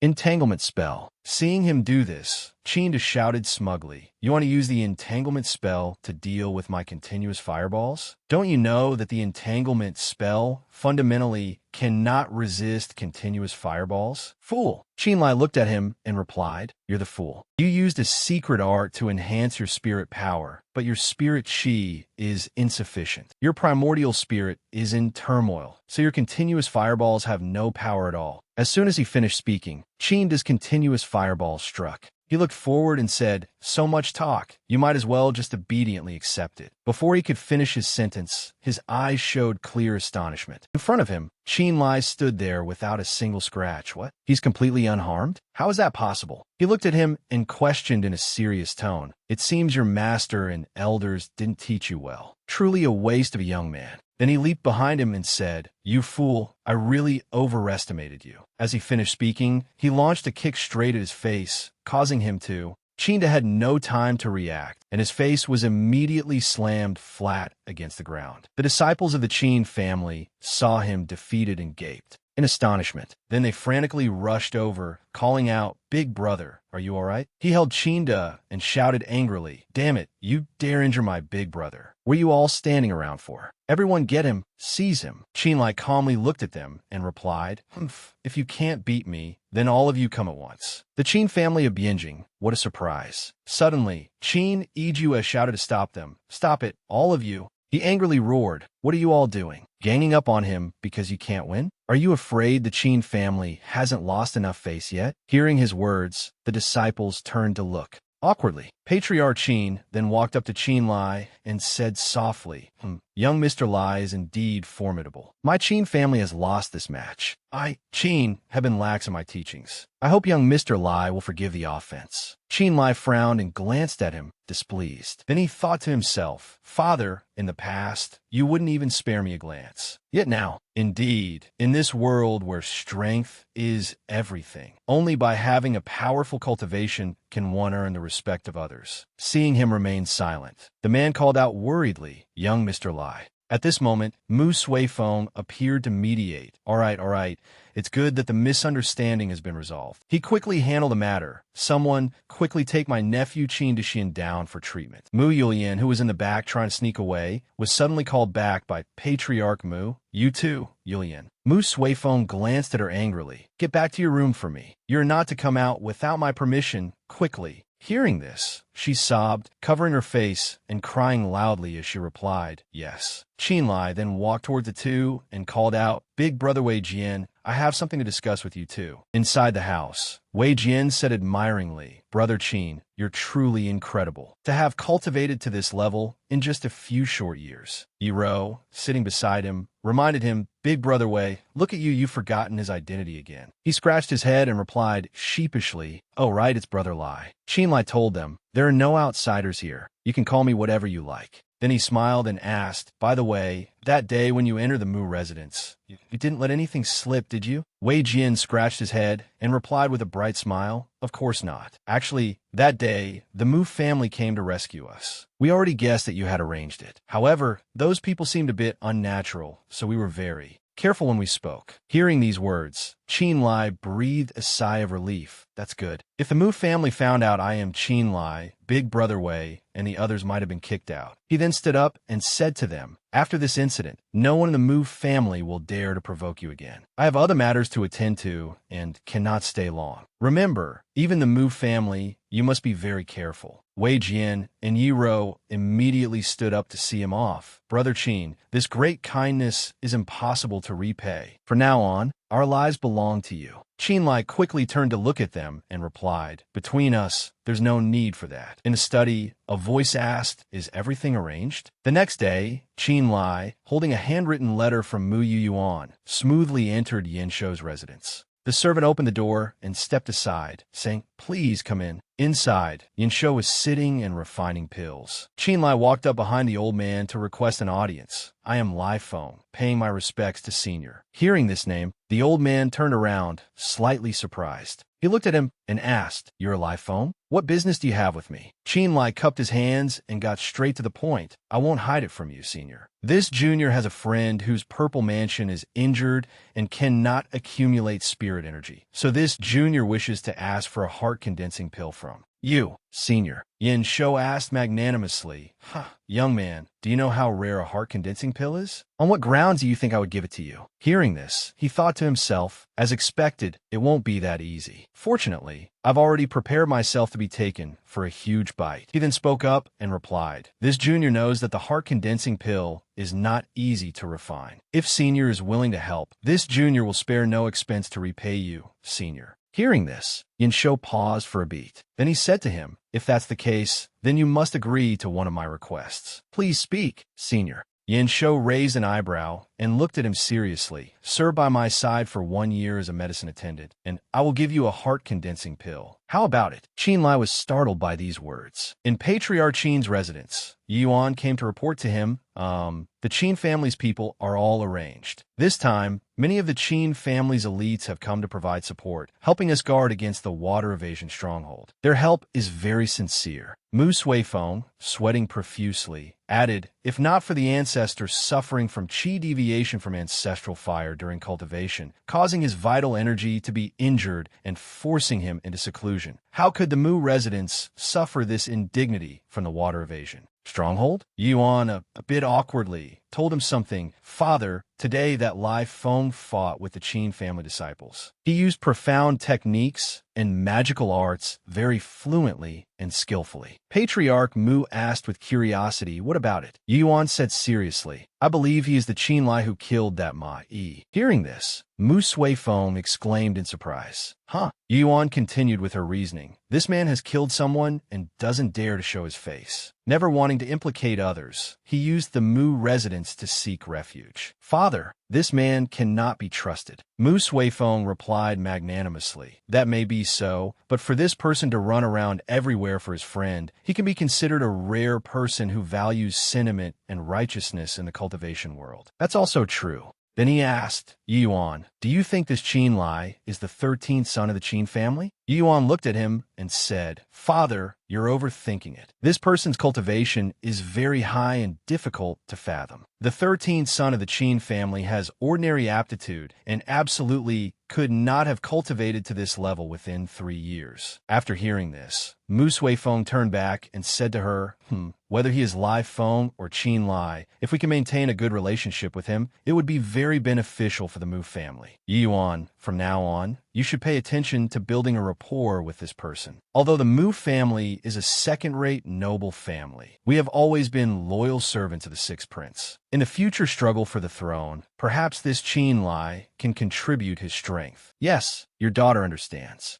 On Qin Lai's side, he thought to himself, being a medicine attendant, a living test subject for all sorts of newly refined pills. Eating all kinds of pills for a year, I'll surely die. I didn't expect this old man's request to be so harsh. Should I agree to it or not? Seeing his hesitation, Yin Shou laughed loudly and said, little friend surnamed Lai, do not worry. As my medicine attendant, I will give you 1 clear spirit pill every day to remove all toxins from the pills. It will absolutely not cause any harm to your body. Qin Lai frowned and looked at the old man. That's easy for you to say, but if this old man isn't as kind as he, Another life. Fortunately, the mysterious essence in my body has a special effect of purifying pills. Once I detect something wrong, I can vomit out the pills. Let's take it one step at a time. After thinking for a while, I cupped my hands and replied, "Since that's the case, I agree." Yin Shou was satisfied and said, "Very well, from now on you are my medicine attendant." Then the old man raised his hand and called Zi Hang in here. Zi Hang entered, and the old man instructed him, "Starting from today, Lai Feng will stay with you in the western courtyard. Take him around and let him get familiar with this place." Yes. On the way to the inner courtyard, Lai Feng chatted with the young medicine attendant Zi Hang. It turned out this little medicine attendant had been serving Yin Shou for 2 years already. According to his account, he occasionally got poisoned while testing medicines, but each time he was cured by the powerful effects of the clear spirit pill. Qin Lai's doubts diminished somewhat, and he settled into Yin Shou's residence. After touring around, he returned to Yin Shou, who asked him, "Lai Feng, how do you like this place?" "I report, Senior. The western courtyard is quiet and peaceful, and I sleep very well." "That's good then." Later, this old man will refine pills here. "You and Li, you stand guard outside." Yin Shou gave him a small pouch and said, "I have a clear spirit pill here. Drink it first. When the new pills are ready, you and Zi Hang will help me test them." The old master Yin left. Qin Lai looked at Zi Hang and said, "Zi Hang, watch over things for me for a moment. I'm going to refine the clear spirit pill now." Qin Lai then drank the pill.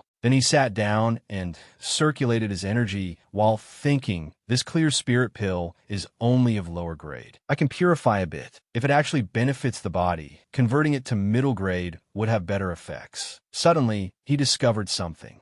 Yin Shou wasn't refining pills at all. Instead, he was observing him. But what was his purpose in doing so? Did he already know about his cultivation level? Could it be that he just wanted to probe whether he had used the clear spirit pill or not? But after using this pill, not only did he feel a stream of cool and comfortable energy, there were also no adverse reactions at all. Oh, the old man has withdrawn his spiritual sense. Was he really just supervising his use of the pills? But something still feels off. That night, Yin Shou finally emerged from the pill refinement room, looking exhausted. Then he gave the newly refined pills to the two of them to use. After using them, there was nothing unusual. But when Yin Shou instructed Zi Hang to enter the room and clean up the pill scraps, Qin Lai suddenly volunteered for the task. He looked at the pill in his hand and smiled with a sinister thought. The pills this old man refines must be very valuable. Isn't this a great opportunity to get free pills? I can obtain a heart-condensing pill for Wei Jian, and there's an endless supply of pills. At the same time, under Yin Shou's guidance, Qin Lai's knowledge of spiritual herbs and materials in the world increased greatly. Suddenly, Qin Lai thought that staying at Yin Shou's residence might not be a bad choice. A month passed. One night, in the courtyard, Qin Lai happened to see Zi Hang hurrying off somewhere. He went over and asked, "Zi Hang, it's already late at night. Where are you going?"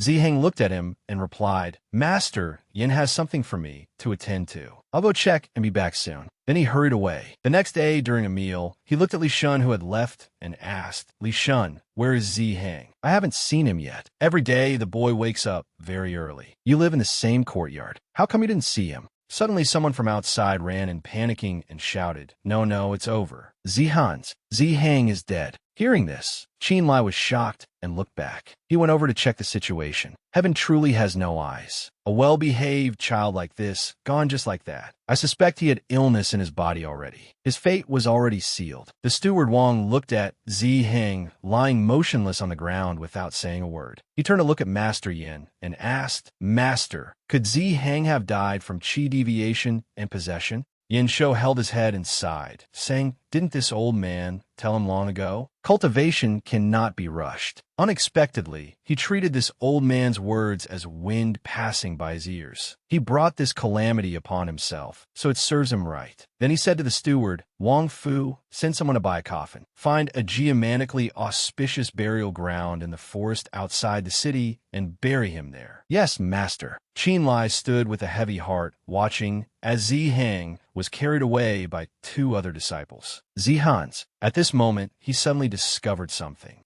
In the middle of Zi Hang's chest, there was suddenly a small indentation. Qin Lai frowned. looking at it and wondering why Zi Hang's chest was caved in like that. It was as if it had been hollowed out. How could chi deviation result in something like this? There were fundamentally many things wrong with this. Seeing the look on his face, Yinsho immediately walked over and called out, "Live phone." Startled, Qinlai glanced back. Then he turned to greet him. "Senior Yin." Yinsho spoke in a comforting tone. "I know you and Zi Hang usually had a very good relationship, but the dead cannot be brought back to life. Don't be too sad. For now, I have no one by my side. You can temporarily help me manage the medicinal herbs. Once I find a suitable person, I will hand it over to them. This period will be hard on you." After speaking, the old man turned to leave. "Let's do that." "Yes." Before leaving his sight, the old man sighed regretfully. Sigh, "Poor boy Zi Hang." Qinlai watched his retreating back and thought, according to Yinsho, Zi Hang died from chi deviation, but he was fine last night. How could he die so strangely today? Yes, something is definitely not right. A moment later, Wang Fu suddenly came looking for him. "Steward Wang, is something the matter?" Wang Fu looked at him and said, "The master told me to bring a few people to pack up Li Yu's belongings and move them to another room." Hearing this, Qinlai thought to himself, "I might be able to find some clues about Zi Hang's death," then replied, "Then I'll go and lend a hand too." The three of them quickly went to Li Yu's room to clean up. While cleaning, Qinlai noticed a notebook on the desk. He walked over and opened the notebook to look. Zi Hang once told me his memory wasn't good. To remember the mental cultivation methods, he always had to copy them over and over several times. This notebook is very ordinary. There's nothing strange about it. Could it be that Zi Hang's death was really fated? As he was looking, he accidentally bumped into the shelf next to him, causing a notebook on it to fall to the ground. Qinlai walked over, looked at it, and thought, "There's another one here. I'll take it to be burned as an offering for the deceased later." Suddenly, he read the contents inside. Day 187 of using the clear spirit pill. Body and mind are exhausted, experiencing hallucinations. Day 365 of using the clear spirit pill. Limbs are cold, spirit energy is empty, heart pain attacks 3 times a day. Day 920 of using the clear spirit pill. Heart pain attacks frequently. Shou Xianjing has no effect, body is growing weaker. After reading, Qinlai was horrified and thought to himself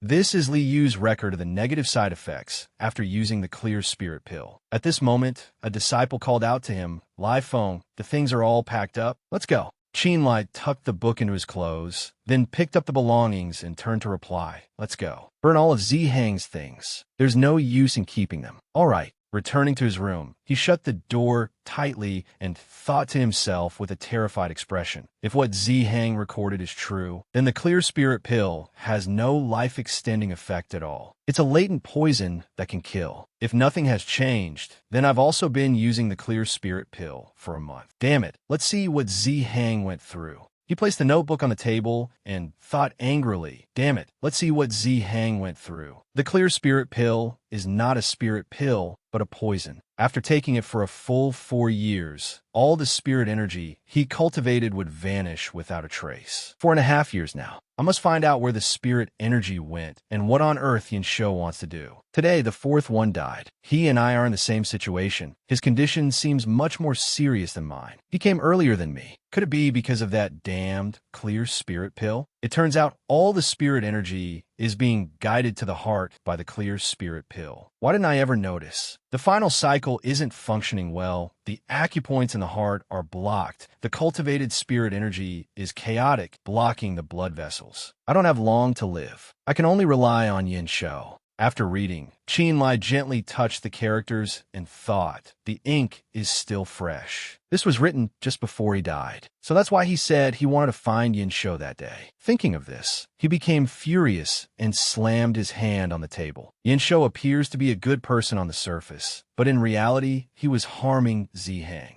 Although Yinsho's scheme is malicious, I am not his match. The matter has been exposed, so I can only put myself in a dangerous situation. The next day, Yinsho came to find him and asked, "Live phone, did paying respects to Zi Hang yesterday go smoothly?" Everything went smoothly. Senior need not worry. Zi Hang had been with me for 6 years. To end up like this now, it's truly unexpected. Qinlai pretended to go along with him. For Senior to take care of Zi Hang like that was his good fortune. It was all fated. I hope Senior will restrain your grief. Yinsho took took out a medicinal pill and handed it to him, saying, "You are so young yet can see things so clearly. It's truly not easy. Cultivate well here with me. In 1 year, I'll give you a heart-condensing pill." Qinlai obediently took it. "Yes, thank you, senior." Then he put it in his mouth and bit down. To prevent Yin Shou from noticing any slip-ups, Qinlai continued to use the clear spirit pill as usual, refining the pill's effects while also cultivating the mysterious star compass, thoroughly investigating the origin of the clear spirit pill. With a warning from Zihang before his death, Qinlai was extremely focused this time, concentrating his mind on his heart meridian, which indeed helped him discover an abnormality. Due to the effects of the clear spirit pill, the spirit energy in his purple mansion primal yang split, and a portion of it entered his heart meridian. After that, Qinlai felt a blockage, and it took great effort to continue circulating it. After finishing his cultivation, he sighed and thought to himself, as expected, this clear spirit pill is no good medicine. Damn the Yin Shou, he's always scheming to harm others. The meridians in the human body are a great circulatory cycle for the spirit energy of heaven and earth. I already lack talent. Taking this clear spirit pill makes it even harder to raise my cultivation level. Moreover, why was there an indentation on Zihang's chest? This Yin Shou has too many secrets. If your heart is so treacherous, then don't blame me for being impolite. It won't be that easy to harm me. Half a year later, while bringing things into the warehouse, Qinlai discovered a pile of herbs on the table. Ling Huang grass, San Xiu Qi, Zheng Yin flower, Gushan Lian. These 4 herbs are the 4 main ingredients of the spirit medicine. Indeed, it seems Yin Shou has been refining this recently, but the effects of the spirit medicine are still unknown, so it can't be used for now.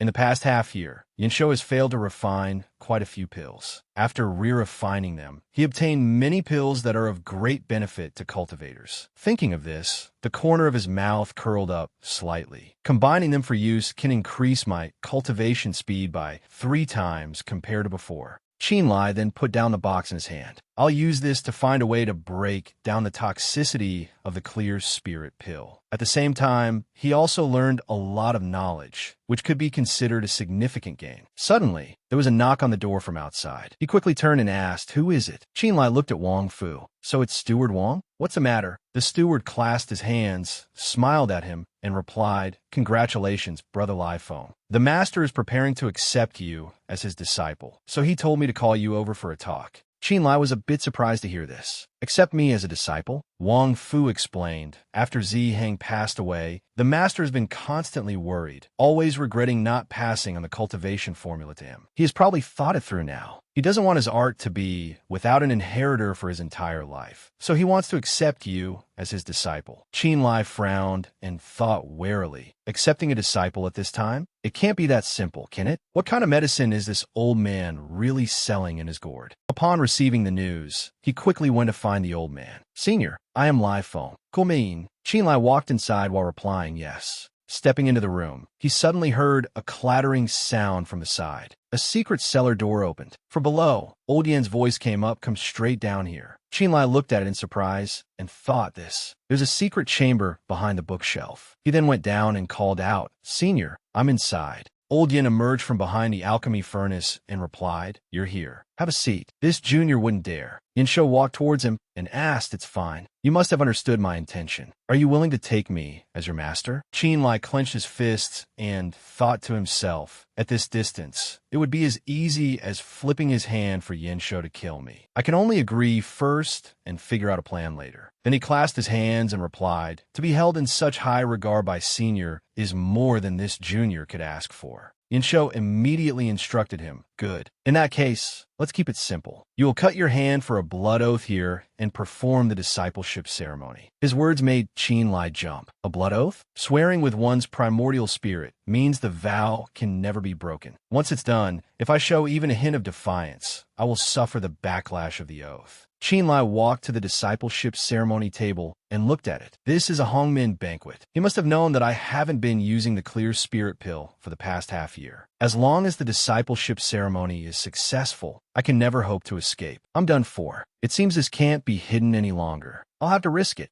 After lighting the incense, Qin Lai cut his hand and let the blood drip into the wine cup below. Yin Shou stood beside him and said with satisfaction, "Good. Wait a moment. After I cast the spell, you will be my first disciple." Having completed all the procedures, he turned to report, "Senior, it is done." Yin Shou then went up to draw a talisman and channel it into the wine cup. Qin Lai watched intently while simultaneously reaching into his robes, thinking, Yin Shou is drawing the talisman. If I wait until the ritual is over, it will be too late. Now is the time. Strike. He suddenly launched an attack on the old man. Yin Shou immediately noticed and turned his head to look. His attack was instantly blocked by the old man, scattering and falling to the floor. Qin Lai exclaimed in shock, "A barrier formation." Yin Shou lowered his head and laughed loudly. "Ha!" Then he glared at him and asked, "Brat, since you struck first, there's no need to pretend you don't know anything anymore. Tell me, when did you find out the secret of the clear spirit pill?" Qin Lai clenched his fists and looked at the old man. As expected, the clear spirit pill is a poison. It seems Zihang's death was not due to qi deviation. Yin Shou frowned and asked, "So you suspected me right after Zihang died?" He took out the notebook from his clothes and replied, "Not that early. But I later found a notebook in Zihang's room. It detailed the reactions after using the clear spirit pill." Hearing this, Yin Shou burst out laughing. "Haha, it seems Zihang caused me quite a bit of trouble." Then he calmly gestured to the side and said, "Since you've discovered the truth, then I will let you die with a clearer understanding." "What? Haven't you always wanted the heart-condensing pill?" Qin Lai asked, a little confused. "What does this have to do with the heart-condensing pill?" The old man then explained to him, "It has a great deal to do with it. To refine the heart-condensing pill, using just a furnace and medicinal herbs is not enough. One must use a human heart as a medicinal guide, guiding the medicine down to refine its efficacy, guiding the medicinal shell into the heart. It must be accumulated day by day like this. Only when the medicinal shell is fully formed can it be taken out and refined further in the furnace.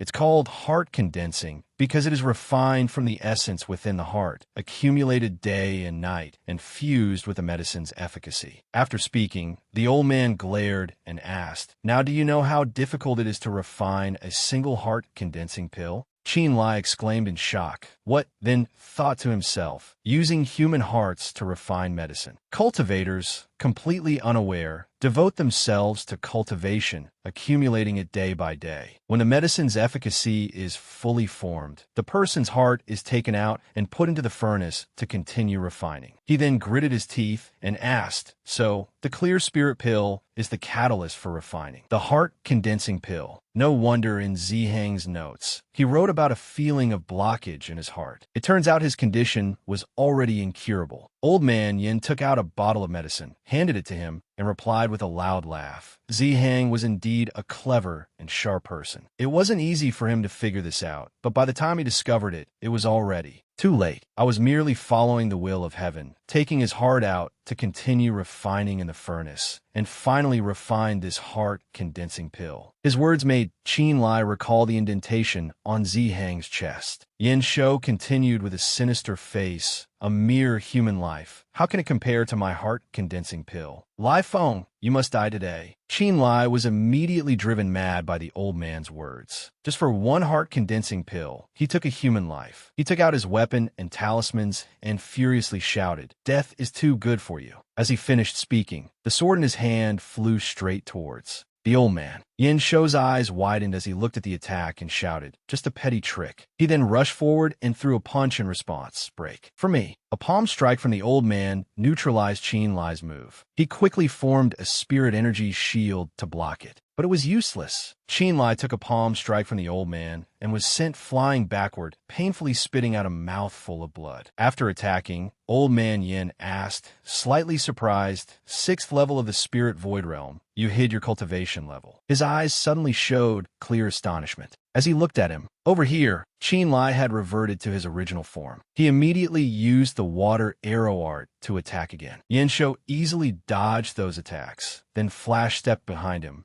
and landed a direct palm strike to his face, giving Qin Lai no time to react as he took the full brunt of it. After the strike, the old man looked at him and let out a soft snort. Over here, more blood was flowing down. Qin Lai's body. Yin Shou crossed his arms, looked at him, and said, "Kid, you're out of options, aren't you?" Qin Lai looked up at the old man and calmly replied, "That's not for sure." Yin Shou asked, slightly alarmed, "You can still smile in a situation like this. Is your brain waterlogged?" Qin Lai said nothing and just glanced at the old man. Yin Shou frowned at his gaze and said, "Don't act smart. Don't think I didn't notice you intentionally dropping the fire to create a chance to escape. My secret chamber has a talisman formation barrier. Without the caster activating it, don't even think about escaping from here." Qin Lai snorted softly and said, "Who said I want to run?" He then created a giant cat behind him and said, "The one who should be running is you." Seeing it, the old man's eyes widened in astonishment. A shadow cat. The shadow cat quickly launched an attack, the shadow cat of the dark art. Yin Shou quickly retreated to dodge the attack. "Damn it, eagle eye art." He then held his hand out in front of him to cast a counterattack art. But before he could act, the spirit cat attacked first. Spirit energy body protection.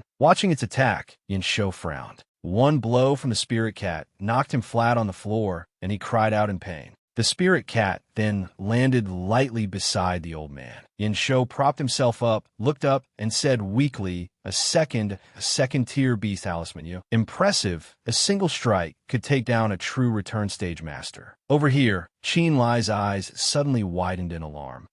He looked at the spirit cat and thought, the injuries are too severe. I can't maintain the beast talisman's form anymore. Yin Shou quickly realized his beast talisman seems to have lost its effect. The old man stood up, stomped his foot to gain momentum. Now's the time, and charged directly at Qin Lai. Fortunately, the spirit cat appeared at that moment and blocked the old man's attack. It then kicked the old man once more, and then disappeared. Yin Shou couldn't withstand its blow and spat out a mouthful of blood, then collapsed onto the floor. Over here, Qin Lai was also exhausted to the point of panting heavily. He closed his eyes tightly and thought, that was too close. My spirit energy is depleted. The beast talisman just disappeared, and my stamina is almost exhausted. That's great. Just as he breathed a sigh of relief, he suddenly heard the old man's voice. You think you've beaten me just like that, do you?" Qin Lai furrowed his brow tightly and looked ahead. Over here, Yin Shou coughed and struggled to sit up. Qin Lai thought with a shudder, he's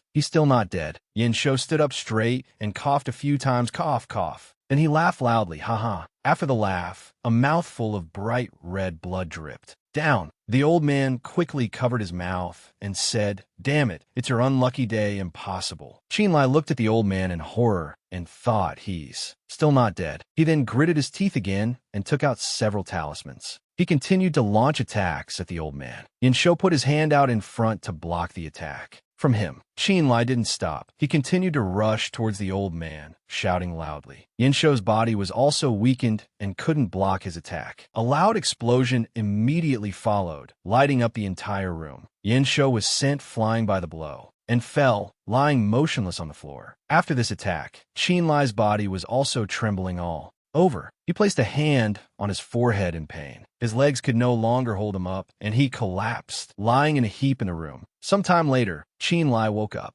opened his eyes, and thought. He propped himself up. He groaned in pain. Then he looked ahead and thought, I can't believe I passed out when my stamina was depleted. I don't know how much time has passed. That's right, where is Yin Shou? He went over and confirmed that the old man had stopped breathing. He then breathed a sigh of relief. He's finally dead. Qin Lai lit up the room and thought, luckily, I frantically used talismans in the end and won by overwhelming him with numbers, and Yin Shou underestimated my strength. Otherwise, I would have died today without a doubt. But I've been in here for so long, Wang Fu and the others will definitely be suspicious. I have to quickly snatch all of Yin Shou's treasures and get out of here. Heart condensing pill. I'm sorry. Ziheng, you shouldn't have had to die. Let Big Brother Wei live on your behalf. Outside the old man's room, Qin Lai came out, disguised as Yin Shou. When Wang Fu saw the master, he immediately congratulated him. Congratulations, master. Qin Lai, in Yin Shou's guise, said, Wang Fu, I have accepted Lai Feng as my disciple. He is currently cultivating in the secret chamber. I plan to leave the residence for a while and don't know when I'll be back. While I'm away, the Yin residence will be managed by Lai Feng. You must treat Lai Feng as you would treat me. Is that clear? Yes, sir. After speaking, he immediately left. All right, I'm leaving now. Don't forget my instructions. Wang Fu knelt and replied, Rest assured, master. Respectfully seeing you off, master. Arriving at the gate of Shangyuan, he thought to himself, in Shangyuan ancient city, one cannot kill at will. Yin Shou is very well known here. If someone sees him, they will definitely be suspicious. But I have learned this divine, spirit-shifting, bone-changing art, so let me use your identity. Qinlai then focused on circulating his energy. After a while, he opened his eyes and looked. He blew away the circulating energy around him. Then he raised his hand, looked at it, and smiled, thinking to himself, success. I reached the great perfection of the spirit void realm in 3 months. With the divine medicine Yin Shou left behind, I no longer need to worry about my innate talent. It's time to break through to the true return stage. Yin Shou's Yin residence is no more. It has now become my residence, complete with guards, no different from a third-rate family clan. It's just that when I go out, I can still only act under the identity of Lai Feng. Next, I should prepare for secluded cultivation. First, he then went to the first-grade pavilion. Hurry, it's young Master Lai. Quickly invite him in. Old Zhu met him and asked about his health. Young Master Lai, long time no see. Have you been well? I'm fine, what's wrong? Old Zhu briefly explained the situation to him. That's good. Recently, Pai's stronghold has become chaotic. Old Chow is also worried, so we must take precautions. Qinlai accepted the cup of tea and asked, precautions? What's wrong with Pai's stronghold again? Old Zhu recounted to him. Young master, haven't you heard? 7 days ago, Pai's stronghold and the Lin family clashed again. The scale this time was the largest ever. Both sides sent out nearly 100 masters, and several other family clans also participated, but Pai's stronghold dispatched all elite masters. The Lin family was utterly defeated, and some were even taken hostage. After hearing this, he frowned and said, taken hostage, Pai's stronghold is too audacious.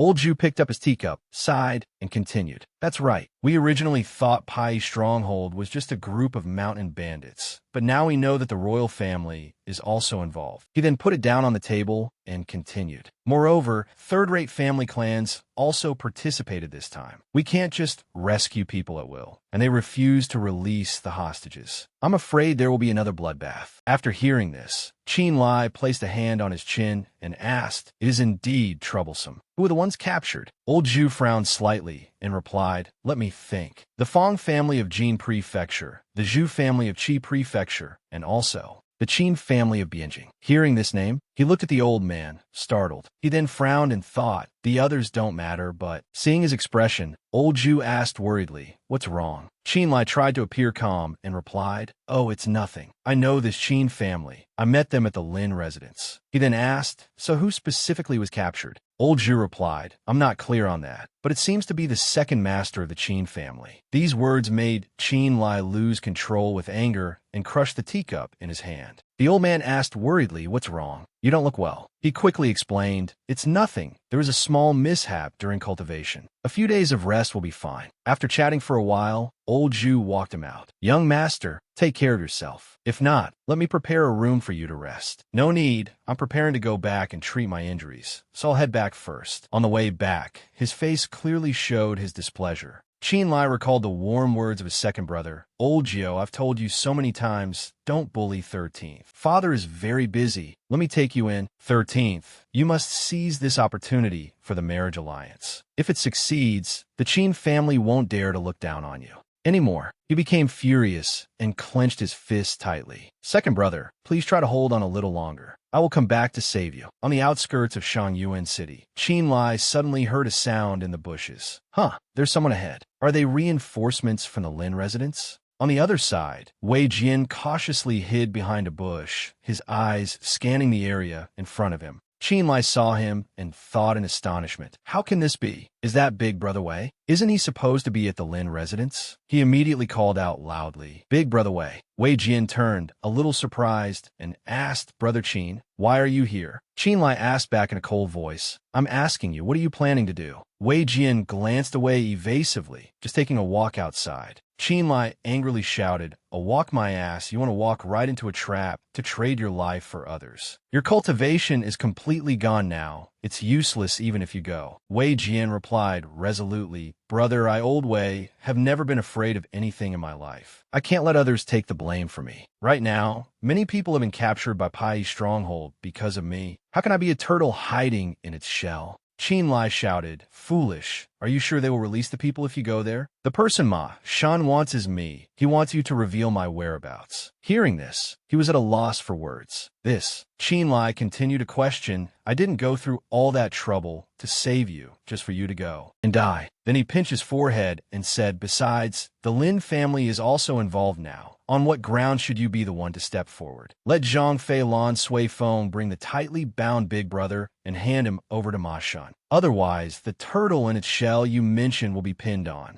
me." At this point, he asked, "Don't worry. Even if the sky falls, I'll be there to hold it up. It's not your turn. By the way, do you know who was captured?" Wei Jian replied, trembling, "I only know a few important ones. Fang Yu, Zhou Ming, Qin Feng." Hearing these names, he frowned and thought, so second brother is indeed among them. Then he let out a sigh. Then he instructed Wei Jian, "All right, don't blame yourself anymore. I have good news for you. Take this medicinal pill and eat it. It will be very helpful for your recovery. If anything happens to me, you must avenge me." After giving instructions, he clenched his fist and warned, "Also, you never saw me today. Don't even tell Yiro. If you run out to seek death again, then don't consider me your brother anymore." Wei Jian high-fived him and replied, "Okay, I wish you all the best." Qin Lai then took out a map. He looked at it and thought, a map of the Mang mountain range. I didn't expect Big Brother Wei to come so prepared. With a map, I can avoid the Lin family and act on my own. After all, whether it's Qin Lai or Qin Feng or even Yin Shou, it's not suitable for any of them to appear here. A moment later, he hid behind a large tree and looked inside. "I'm here. This is Pai Stronghold." Seeing how magnificent the place was, he felt a little doubtful. Wait a minute, is this scale really just the camp of a group of bandits? It's too big. It seems they really do have connections with the royal family. It's still very normal here. Looks like the people from the Lin residence are slower than me. How do I sneak in?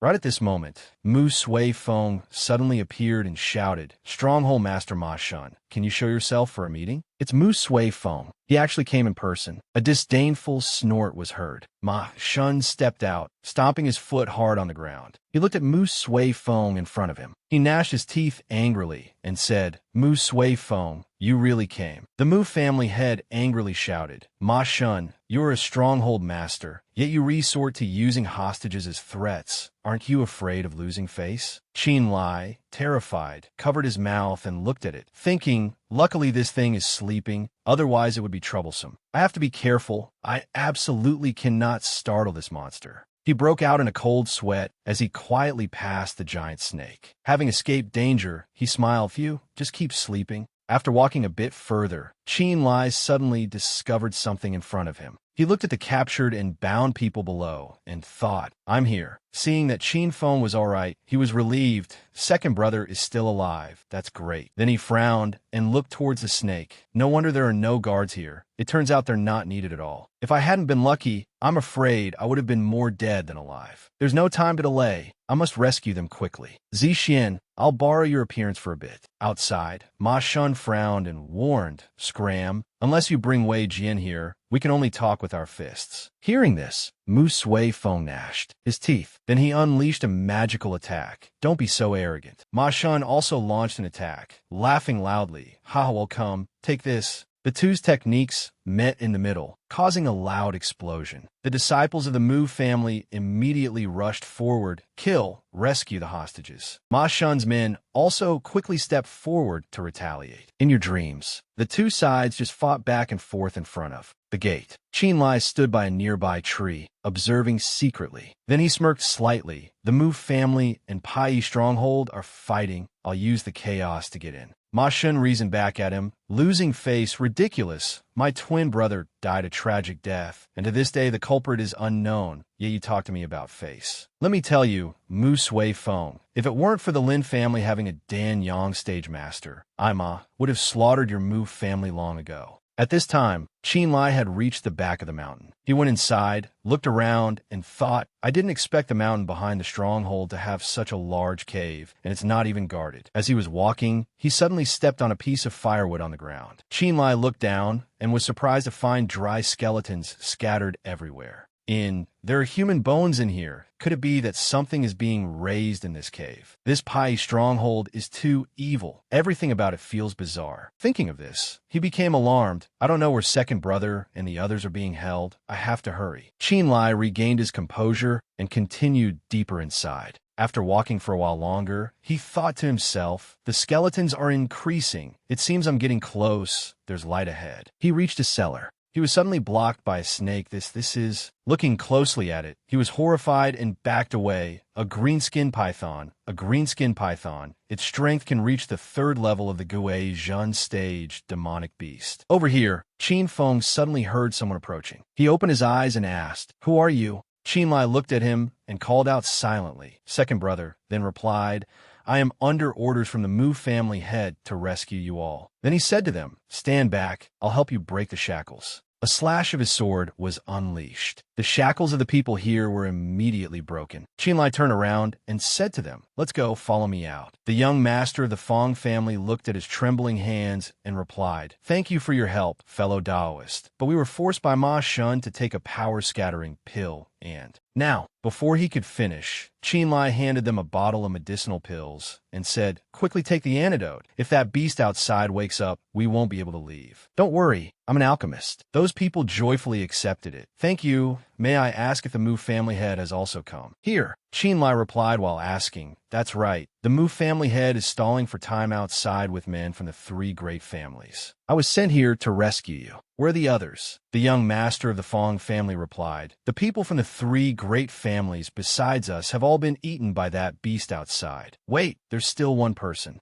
he shouted. "The second miss of the Mu family hasn't been rescued yet." Hearing this title, he was a bit surprised the second miss could be her. The young master of the Fong family continued to provide him with information. The second miss was taken by them to the main camp. "I think Ma Shan want to keep one person alive, which is why he didn't lock the second miss up with us." After hearing this, Qinlai broke out in a cold sweat and thought, "Why is it so troublesome? With my cultivation, saving these few people is already my limit. Right now, even if the Mu family fights with all their might, they can't gain the upper hand against Pai's stronghold." Then he turned around and said to them, "Someone will rescue Miss Mu. Right now, we can't even take care of ourselves. How can we have the mind to worry about others?" The young master of the Fong family replied, "Unwillingly, fellow Taoist, we are all in trouble. How can there be a reason to abandon others and not care? Your second miss is currently in the hands of the enemy. Can we really just ignore her? If you're afraid of getting involved, then go. Otherwise, stay and rescue her. Only we have escaped. I think the Mu family head will not treat you poorly." Qin Feng, feeling a bit awkward, quickly stopped him. "Brother Fong, that's a bit inappropriate." Then he explained to him, "In our current state, I'm afraid if we go, we'll only be a burden." Hearing this, the young master of the Fong family angrily turned back and scolded, "Qin Feng, I didn't expect you to be a coward who clings to life and fears death. Fine, I'll go rescue the second miss by myself." Qinlai angrily shouted, "Shut up.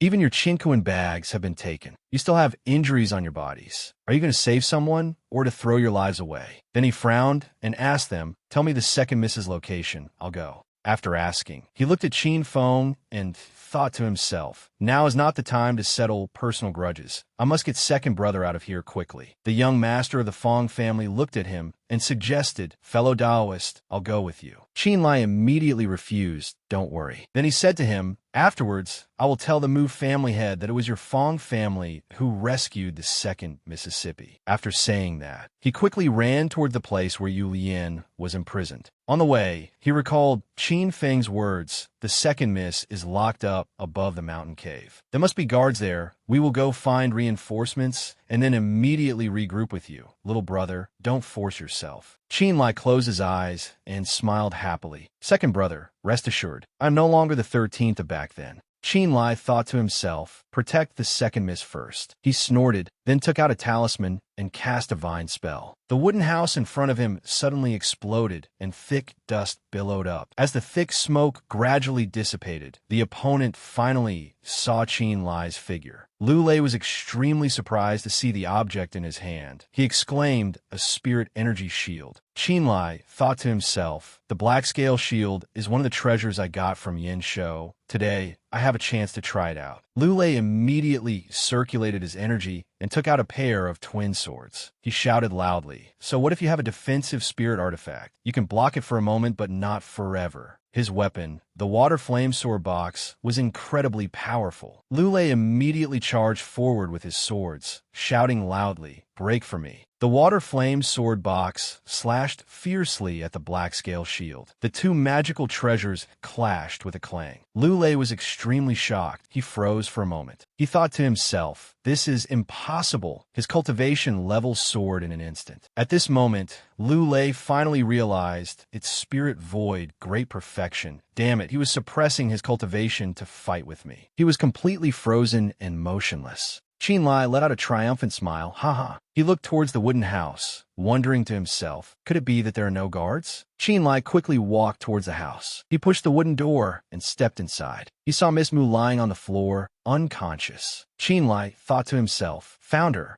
He calculated that all he had to do next was take her away. Suddenly, a voice sounded from behind him. Do you really think that Pai stronghold is your home, that you can come and go as you please? Qinlai immediately turned around. He recognized it was an early Gue Zhan stage cultivator. A subordinate of Ma Shun slowly walked over. He exclaimed, "The Stronghold Master had long guessed that you would arrange a team to infiltrate the Stronghold to rescue people, but I didn't expect it would be just you alone." He suddenly sneered and asked, "The second miss of the Mu family is our esteemed guest. Since you're here, why don't you stay for good?" Qinlai thought to himself, as expected, someone is guarding. I knew it wouldn't be this easy. He replied in a cold voice, "I refuse." He cracked his knuckles, then said in a teasing tone, "To think you're so young, yet already at the 5th level of Spirit Void. I originally wanted to recruit you. What a pity. You refuse a toast, only to drink a forfeit." Then he launched an extremely powerful palm strike straight at his opponent. Qinlai leaned back to dodge the blow. He let out a grunt. Ma Shun's subordinate continued with his next attack. He executed the ice needle technique, and countless ice needles flew out like rain, shooting straight towards Qinlai. He took out a talisman, mumbling the incantation for the silkworm's silk binding spell. Shiny, soft threads immediately rushed towards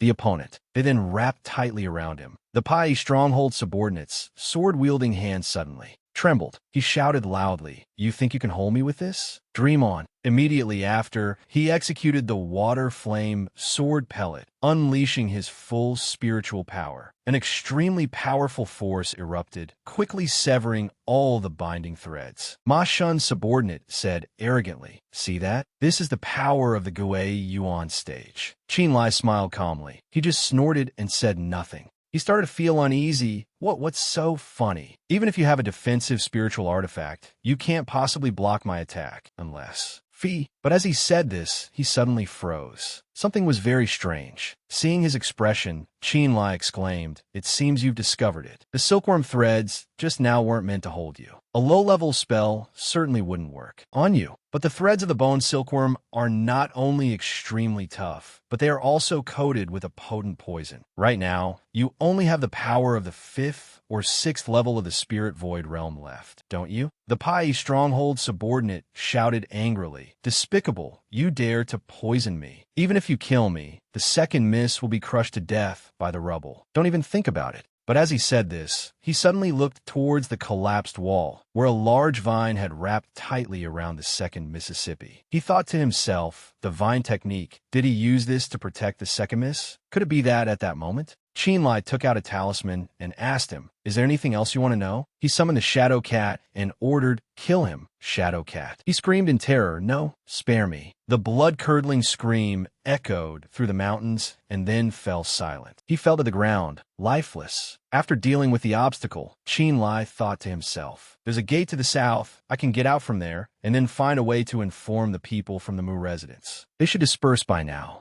A group of people was walking and searching. Suddenly, they saw a girl lying under a tree ahead. Young Master Fong suddenly cried out, "Hey, look over there. That's the second miss." He wondered, why is the second miss here? Could it be the fellow Taoist who rescued us? Young Master Fong immediately helped Mu Yu Lien sit up against the tree. He guessed she had probably taken soft bone powder. The drug's effect was very strong, so she wouldn't wake up for a short while, but it was not a major concern. young Master Qin said. If the second miss is here, it means that Daoist has escaped danger. Let's quickly take her back to the Mu family. Then we'll find the Mu family head to thank him. But before he could finish, a voice suddenly sounded from the other side. You are Qin Feng's older brother. Young Master Qin immediately turned around. Mu Duran stepped forward and said softly, "Don't panic, it's me." He immediately asked anxiously, Eldest Miss, why are you here?" Duran replied, "My father told me to infiltrate the mountain stronghold to rescue people. However, how did you all get out?" Young Master Qin was extremely surprised. Wasn't it someone sent by the Mu family head who rescued us? The girl was a little confused. What do you mean? He quickly recounted the events. After hearing the story, Duran exclaimed, "So that's what happened. You're saying the person who rescued you claimed to be sent by the Mu family?" Young Master Fong affirmed, "That's right. We didn't suspect him at the time, and that's how we escaped." Mu Duran did not hide anything. It's embarrassing to say this. The team we sent to infiltrate and rescue people was surrounded by a group of bandits before they even arrived. We just escaped not long ago and came here immediately. We only had one rescue team, no one else. We've never met the person you're talking about. Young Master Fong exclaimed in surprise. What? Then who is he? Why did he save us? The girl asked again, "Did he use any spiritual artifacts?" Young Master Qin replied, "We only saw that he had a golden flying sword, so everyone thought he was from the Mu family manor." Duran asserted, "The Mu family doesn't have such an expert. If we did, this person would have long been taken in by the family ancestor as a disciple to be diligently cultivated." And then the girl concluded the matter, "Regardless of who this person is, as long as we know he's a friend and not an enemy, that's enough. Since everyone is safe, it's not too late to investigate this person's identity later." Duran turned to her subordinate and said, "Since he helped us, we should also offer our assistance. You take a few people to scout the area and see if anyone comes out. Once you find out this person's identity, if he is in danger, help him from the shadows. The rest of you, take Yu Lian to rendezvous with the main force. We will split up to escape Pai stronghold." After giving all the instructions, she signaled to everyone, "Let's go." Duran felt that something behind them was strange, but she and the others continued to move forward. Qin Lai was hiding behind a large tree nearby. Seeing that everyone was out of sight, he breathed a sigh of relief. "That was dangerous. I was almost exposed." Just now, the Ling Lung bone art suddenly lost its effect. Could it be because the previous battle consumed too much energy? It seems I can only wait until dark to come out. The sun was already high overhead, and the surroundings were deserted, with only the sound of falling leaves. Qin Lai stepped out. He looked around and then turned to leave when suddenly a voice called from behind, "Stop! Who are you?" Qin Lai's heart sank. "I've been discovered." Could it be someone from Pai stronghold? But when he looked over, he immediately recognized Du Ran standing there, staring at him. Qin Lai was a little flustered. Mu Duran. The girl asked in a stern voice, "Mr. Lai, why are you here?" He stammered, "Miss Mu, what are you doing here?" Duran replied, "Oh, I had some business to attend to and was just passing by." "Did Mr. Lai come from Mangling?" He laughed and explained, "I didn't go to Mangling. Isn't that Pai stronghold's territory? I came to Song Ti Shui to pick some medicinal herbs." "Why, is something wrong?" Qin Lai reassured himself inwardly, "I've already changed my clothes. Perhaps I won't be recognized." Duran asked again, "When did Mr. Lai arrive?" He immediately replied, "Me? This morning." "Miss Mu, what is it you really want to ask?" Seeing his calm demeanor, the girl thought to herself, "What's going on? He's speaking so calmly, without any sign of worry. Could my guess be wrong?" Duran let out a sigh. She made up an excuse. It's nothing, Mr. Lai. The outskirts haven't been very peaceful lately. I think it's better if you come here less often." Qin Lai was secretly pleased. "All right, it seems I've dodged a bullet." He quickly changed the subject. "Miss Mu, is the Mu family preparing to move against Pai stronghold? If there's anything I can help with, just say the word. This humble one's cultivation may not be high, but I'm quite skilled at fishing in troubled waters." Duran immediately interrupted him. "Mr. Lai, you're joking. If you came to find medicinal herbs, you should return quickly. Go." With that, she turned to leave. But after just a few steps, Duran suddenly remembered, that's right. I still haven't thanked you for the pill you gave me before. When I broke through to the Guizhun stage, Mr. Lai was not here. In the future, if there's a chance, I'd like to invite you to our residence, so I can thank you personally. He replied cheerfully, it was just a small gesture. Miss, you don't need to take it to heart. Then this humble one will take his leave. Qinlai couldn't help but marvel inwardly. She's already broken through to the Guizhen stage. Could it be that she has overcome her inner demon? It seems I need to pick up my pace too.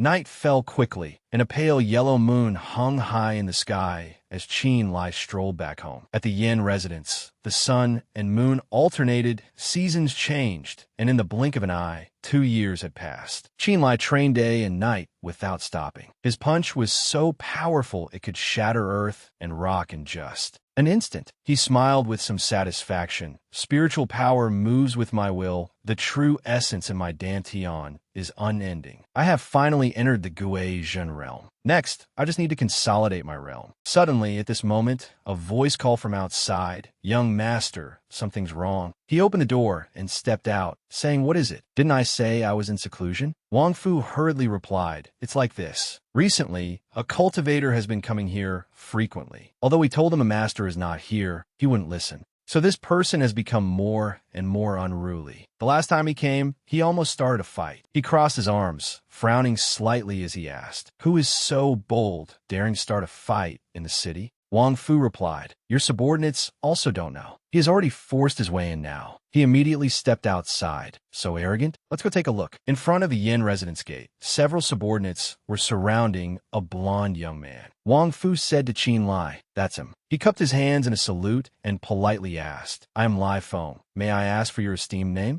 Liang Yu replied curtly, never heard of you. Who is your master? Where is he now? He found an excuse to explain, my benevolent master went out to travel. It has been many years. The residence was left for me to manage. I wonder if you have any objections? He looked at Qinlai with a suspicious gaze and then probed. You are Old Yan's disciple? Impossible. Old Yan has never accepted disciples. Where did a disciple suddenly appear from? Liang Yu frowned and asked, tell me, where on earth is Old Yan? He replied in a firm voice, you refuse to reveal your identity, and yet you speak disrespectfully. What do you think the Yin residence is a place for you to act so arrogantly? He spoke in an arrogant and insulting tone to Qinlai. Who the hell are you? Even Old Yin wouldn't dare to speak like that too. I, Liang. Hearing his words, Wang Fu angrily shouted, such insolent words. But Qinlai signaled him to stop. Liang Yu, emboldened, unleashed an extremely powerful stream of energy, saying arrogantly, it seems I, Liang, must lend Old Yin a hand and teach an ignorant brat like you a lesson on his behalf. Qinlai immediately circulated his energy, let out a haughty sound, and instantly launched a counterattack. The two extremely powerful streams of energy collided, creating a massive shockwave. He growled and shouted, teach me a lesson? You'll need to train for another 100 years. Get down. A deafening bang echoed as Liang Yu was completely unable to resist the power of the blow. He was instantly sent flying into a wall, and a thick cloud of dust billowed up. Seeing this scene, Wang Fu and the others were extremely astonished. This master has actually broken through to the Guizhen realm. No wonder he wasn't afraid of this villain. Liang Yu lay crumpled in a corner, crying out in pain.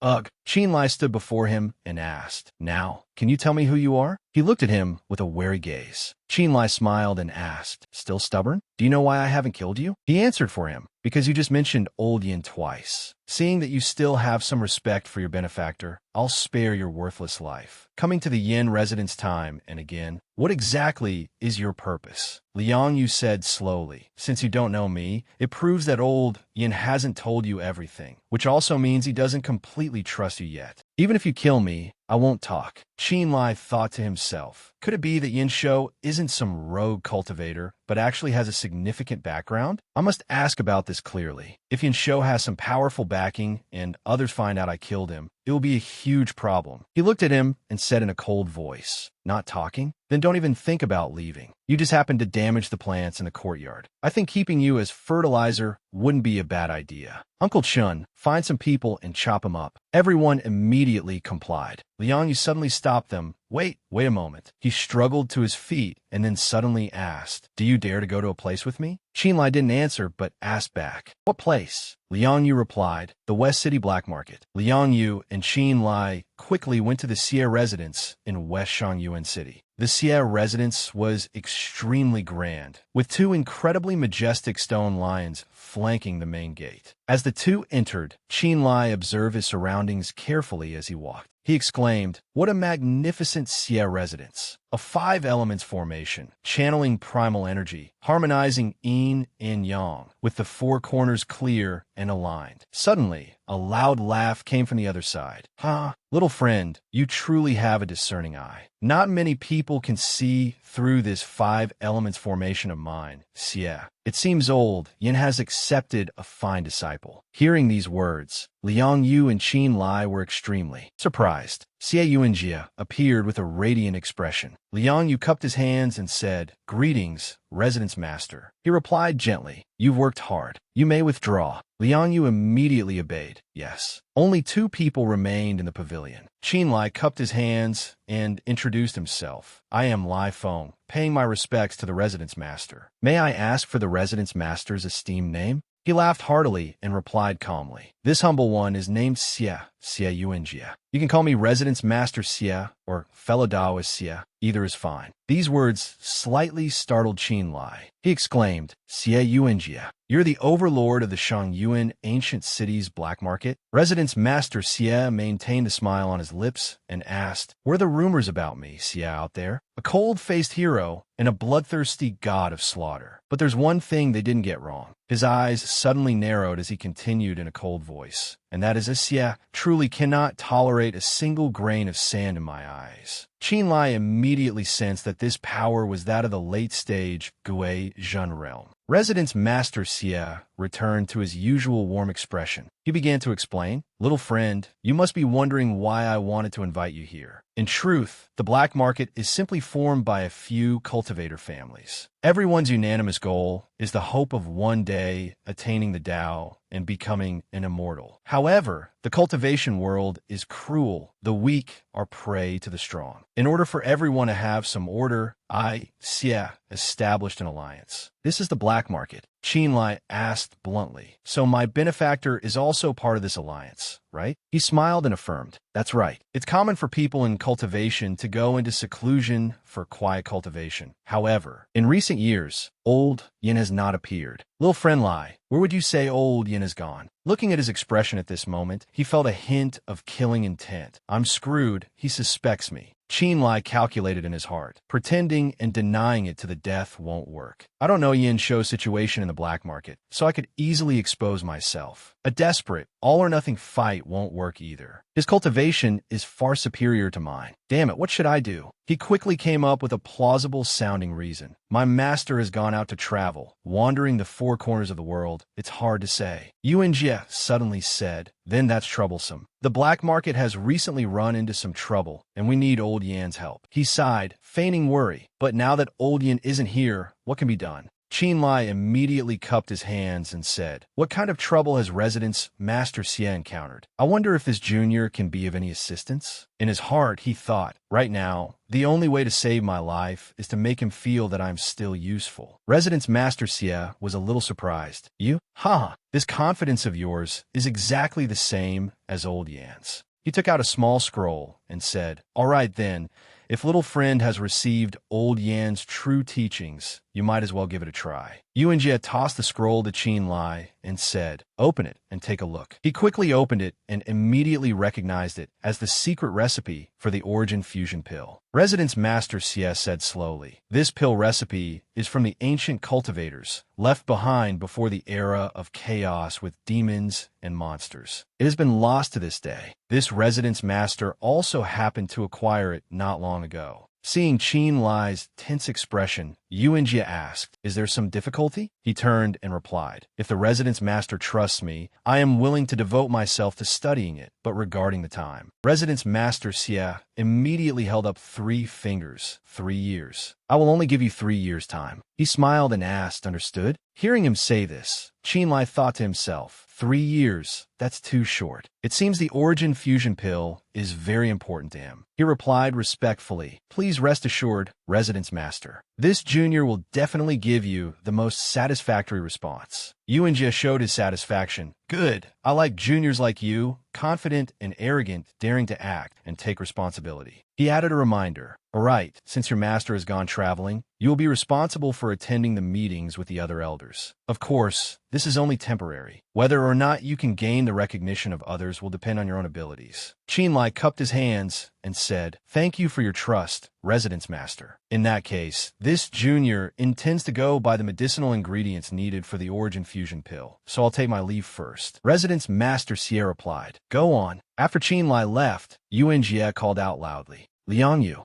He quickly appeared, kneeling behind him, awaiting orders. Your subordinate is here. Residence Master Xie asked, What do you think of this person? Liang Yu replied, This. First of all, let's not talk about whether this person is Old Yan's disciple or not. Even if he is, his skills are still lacking. I'm afraid the matter of pill refining. Furthermore, Old Yan's sudden disappearance is definitely not a coincidence. His claim that Old Yan is traveling isn't very credible. Yuan Jie felt this was indeed the case. With his cultivation, it's entirely possible for him to kill his master and usurp his position. But what do you think Yin Shou's fame in Shangyuan Ancient City comes from? The reason Yin Shou's alchemy skills can surpass ordinary people is because he has an inherited medicinal book in his hands. And this book has given him an unparalleled knowledge in the field of alchemy. Otherwise, he wouldn't have had the chance to become a black market elder. Liang Yu continued, Unless the Residence Master thinks that Lai Feng's alchemy skills surpass Old Yan's. Residence Master Xie chuckled and said, Not necessarily. I don't know how good Lai Feng's alchemy is, nor do I need to. I just need to know who has that medicinal book. He seemed a bit confused. The medicinal book? Of course it's in Old Yan's hands. Yuan Jie asserted. Then Lai Feng will go find Yin Shou and make a move. On Yin Shou, Liang Yu was still a bit confused. But what if Old Yin is? By Lai Feng. Suddenly he exclaimed, I understand. If Lai Feng is related to Old Yan's disappearance, then that book will also fall into his hands. Residence Master Xie's eyes crinkled with a smile, but his voice was full of calculation. Correct. Whether Yin Shou lives or dies is of no concern to me. The only thing I want is the origin fusion pill. If he succeeds, great. If by any chance he can't refine it,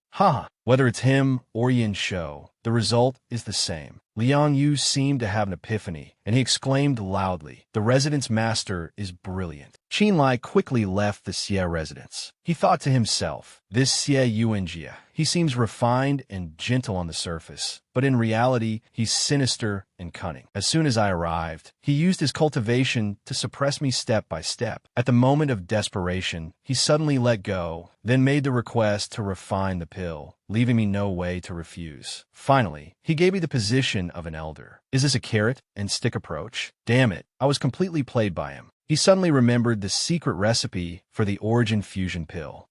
Interesting. I, Qinlai, am no weakling. Although this pill refining method is difficult, it's not impossible. Yin Shou has many books. There's definitely still a chance. Xie Yuan Jie, sooner or later you'll pay the price. Qinlai rubbed his chin, calculating. Now I need to figure out how to get the materials for the origin fusion pill first. Suddenly, a voice called out from the side. Mr. Lai. A man walked up to him. Qinlai asked, You are? I remember. You seem to be a waiter from the first grade cauldron. The man replied cheerfully. That's right. The shopkeeper has an invitation and sent this humble one to find you. He exclaimed, What a coincidence. I was just about to go buy some medicinal ingredients. Let's go, I'll go take a look. The waiter quickly led him back to the first grade cauldron. The moment the owner saw him, he said, Young Mr. Lai, you've arrived so quickly. He asked in a serious tone. I was just about to come looking for some medicinal herbs anyway. Old Zhu, has something happened? Shopkeeper Zhu replied, It's not my business. It's about a friend of mine, Wang Aozi's business. Qinlai was a little surprised. Wang Aozi. Old Zhu clasped his hands behind his back, walked to the window, and said gently, Yes, the one who taught you the exquisite strange bone art. At first, I also thought he was an ordinary rogue cultivator, but I later found out. Wang Aozi is the next generation sect master of the Fire East Immortal sect of Mount Lioli, and moreover, a traitor to his sect. These words utterly astonished Qinlai.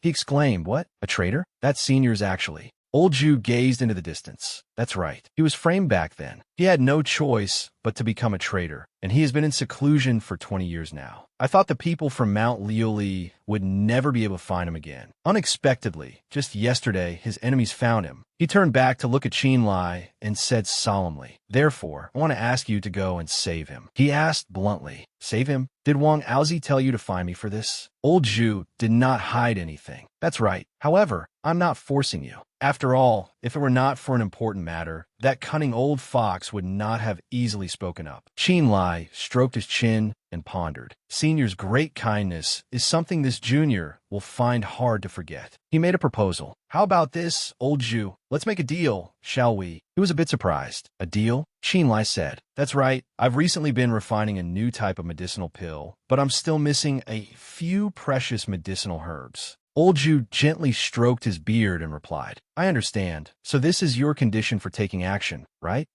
These medicinal ingredients aren't too hard to find." This Zhu agrees to your terms. He said cheerfully, "All right, old Zhu is indeed very straightforward. In that case, tell me a bit about Wang Aozi's plan." Shopkeeper Zhu explained the plan. "It's very simple. Right now, Wang Aozi is being followed. The strength of that person isn't too formidable, but they have a lot of people with them. You have learned the exquisite, strange bone art and the spirit hiding technique. You just need to disguise yourself as him, appear in the mountains, then lead those enemies away, buying time for Wang Aozi to escape, and that will be enough." He asked in doubt, "But what if the other party pursues me relentlessly?" Old Zhu carefully handed him a talisman. "I just made a trip to the black market and spent a lot of money to buy a divine travel talisman. It can instantly increase your running speed, surpassing even experts. Young Master Lai, everything depends on you now." Qin Lai quickly departed. Thanks to the talisman, his speed was truly unprecedented. He pushed off a rock and leaped across. Then, he concealed himself behind a group of pursuers, shouting loudly, "Chase quickly, don't let him get away." After they had run a good distance, Qin Lai peeked out to check, thinking to himself, "I'm safe for now. What's wrong with these disciples from Mount Liuli? They're chasing so fiercely. Luckily, I used old Zhu's talisman.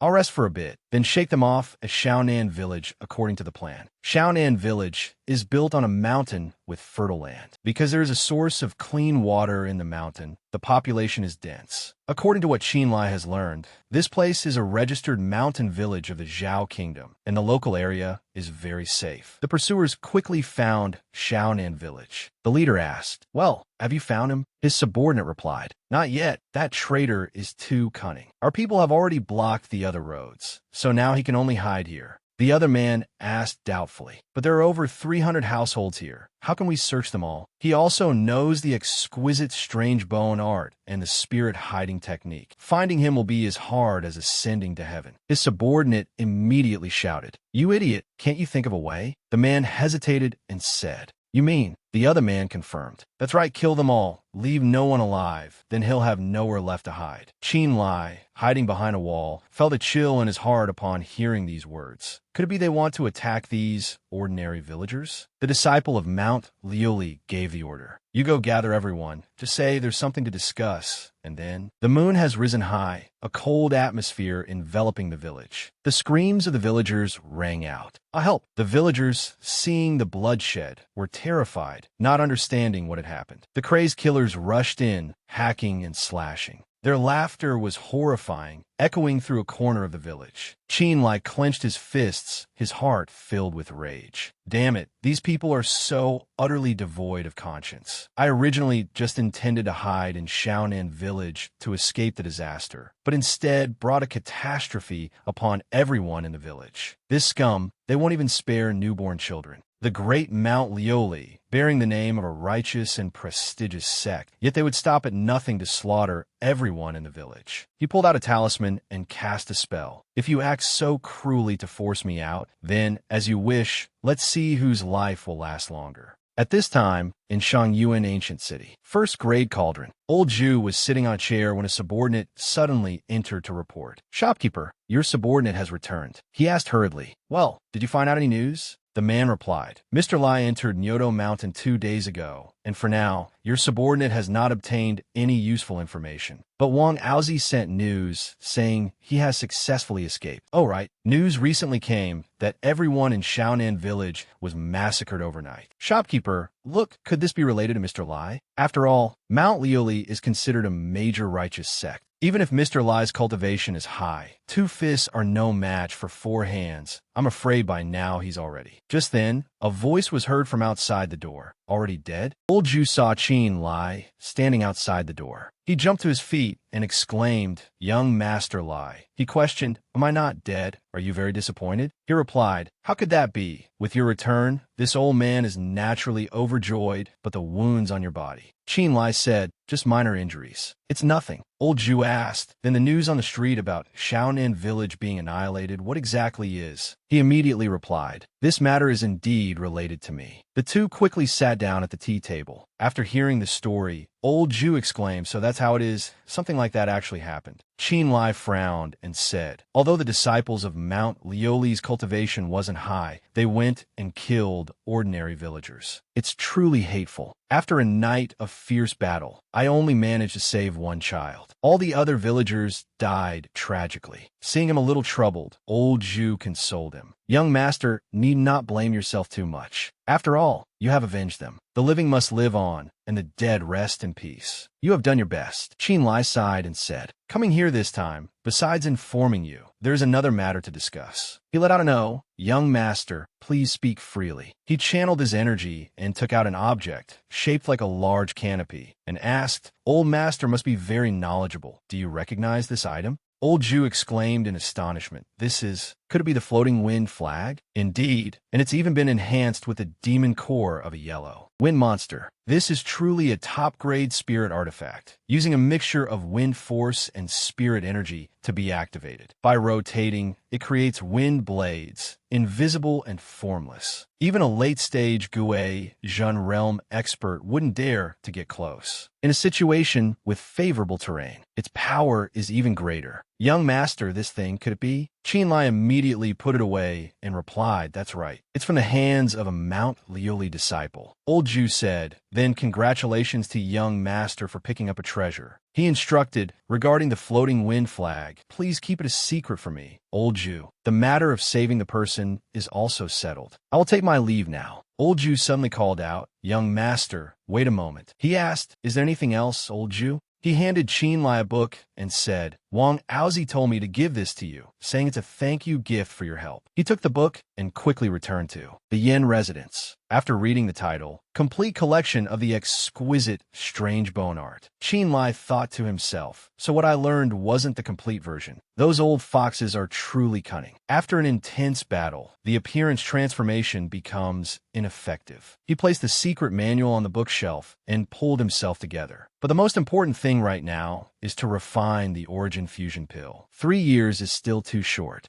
If I can't succeed within this time, then only one outcome awaits me. That Xie Yuanjia is a late-stage Gue Jun realm expert. Even if my talent is high, I'm afraid there's no way I can surpass him in 3 years, right? Qin Lai felt that something was not right. If he was so confident that Yin Shou could succeed, he must have had something to rely on. He lightly tapped on the thick books. In Yin Shou's secret room, there were only 2 bookshelves. Unfortunately, the books in them had no records of this type of medicinal pill. Suddenly, he discovered a long-cut mark on the wooden shelf. Qin Lai wondered, why is there a mark from a sword slash here? Could have been left during the fight with Yin Shou. Before, he lightly touched the large gash. Immediately, the bookshelf moved with a clattering sound. Qin Lai was extremely surprised. "I didn't expect a hidden wall to be concealed behind the bookshelf. Based on Yin Shou's personality, I should have thought of this sooner." One oversight. The bookshelf moved to reveal a large wall niche. He observed it carefully. Inside, wrapped in oil paper, seemed to be a precious bookcase. Qin Lai picked up the secret manual to look at it. The book was titled Fire Origin Scripture Commentary. So this thing is actually a secret alchemy art. He opened it and read intently. The Fire Origin Scripture Commentary is divided into 3 volumes: Huayang Yinhua, Huasheng Finju, and Zhu Xian Jing. Cultivating the truth and attaining the Tao. One traverses 100 meridians with true principles. If an alchemist cultivates daily according to the method of the Huayang Yin Hua Heart Sutra, they can cause their own true fire for alchemy to be continuously purified. With daily accumulation, the true fire strengthens the body, which will be beneficial for increasing the success rate when refining pills. And the Huasheng Fenju is an alchemy spell technique. An alchemist who cultivates the Huasheng Fenju can mobilize their primordial yang, true fire, to the fullest extent. When circulating their energy, they can use the Huasheng method to retract excess true fire, thus greatly reducing the loss of primordial yang true fire, extending the time for alchemy and stamina. The final volume is the Zhu Xianjing. This is a volume where alchemists explain the skills of alchemy. It records in detail many difficult problems encountered during alchemy, including special refining methods for medicinal pills and solutions experimented with through long periods of deduction and exploration. Reading to the end, Qinlai finally understood why Yinsho didn't even trust his Chinquan bag. Grudges in this world all arise from coveting the treasures on others. After reading for a while, Qinlai also realized that Yinsho did not trust Xie Yuanjie, so of course he would not carry this secret manual on his person. There are many people in this world with strength greater than his. He was afraid that his reputation as a great alchemist would be stolen, which is why he hid this divine skill. He let out a slight, smug smile, but I ended up picking up a bargain. Qinlai picked up the small vials to examine them. After experimenting, the medicinal pills refined using the commentary of the Fire Origin Scripture commentary were indeed different. The color and fragrance of the finished pills were much better than with a normal method. He sat cross-legged on the floor and began to concentrate his spirit and refine his qi. Next, I'll try using the star compass to purify these pills and see if I can get something for nothing. Suddenly, he looked at the glow of the star compass. His expression was one of utter shock. What is this? Isn't the 8-trigram plate of the mysterious star compass supposed to be golden? Since when did it turn green? In just a moment, the medicinal pill had turned a jade green color. Qinlai exclaimed inwardly, "White mystic pill qi, a top-grade medicinal pill." He held the pill in his hand, unable to hide his astonishment. A normal low-grade qi-gathering pill can actually be refined to top-grade. Could it be that after years of refinement, the ability of the mysterious star compass has had a breakthrough? After a moment of deduction, Qinlai suddenly remembered, wait a minute, isn't this second-level refinement? This way, even with ordinary alchemy techniques, it doesn't matter if I only refine low-grade pills. He exclaimed, the mysterious star compass can help me refine them into top-grade ones.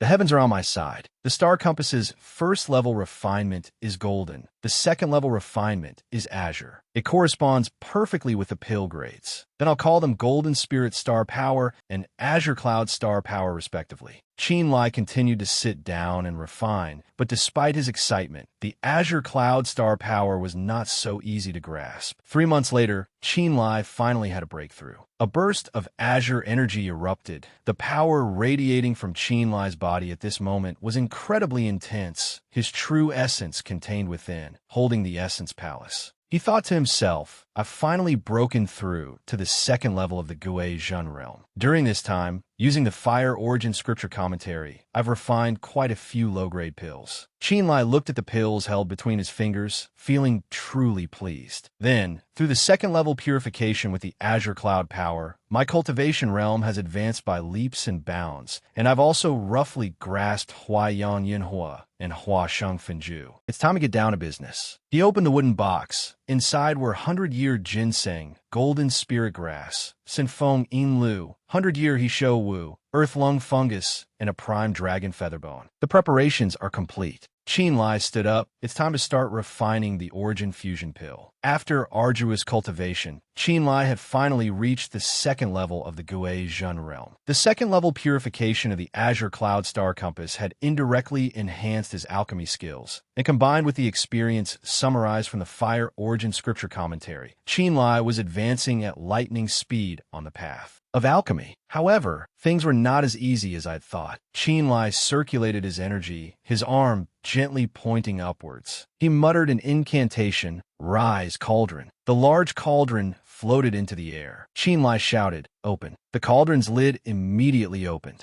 Qinlai gathered all the spirit herbs and placed them into the cauldron. Add ingredients. All the precious herbs automatically flew into the cauldron. Afterward, Qinlai closed his eyes. He circulated his energy to condense a mass of primordial yang true fire. A blazing red flame appeared. He lit the furnace, beginning the process of refining the spirit pill. Qin Lai calculated, according to the pill formula, I'll use 70% gentle fire and 30% martial fire to refine for 2 hours. Then, at the hour of the dragon, when yin and yang are balanced, I'll add the essence of heaven and earth, and I can proceed to the second stage. Primordial yang true fire is an alchemy flame transformed from the spirit energy of a Gui Zhen realm cultivator. I have entered the second level of the Gui Zhen realm, so there shouldn't be any problem. However, suddenly the cauldron emitted a cracking sound and fractured. A booming explosion echoed, shaking the entire space. Qin Lai immediately deployed a spirit energy shield for defense. He lamented inwardly. As expected,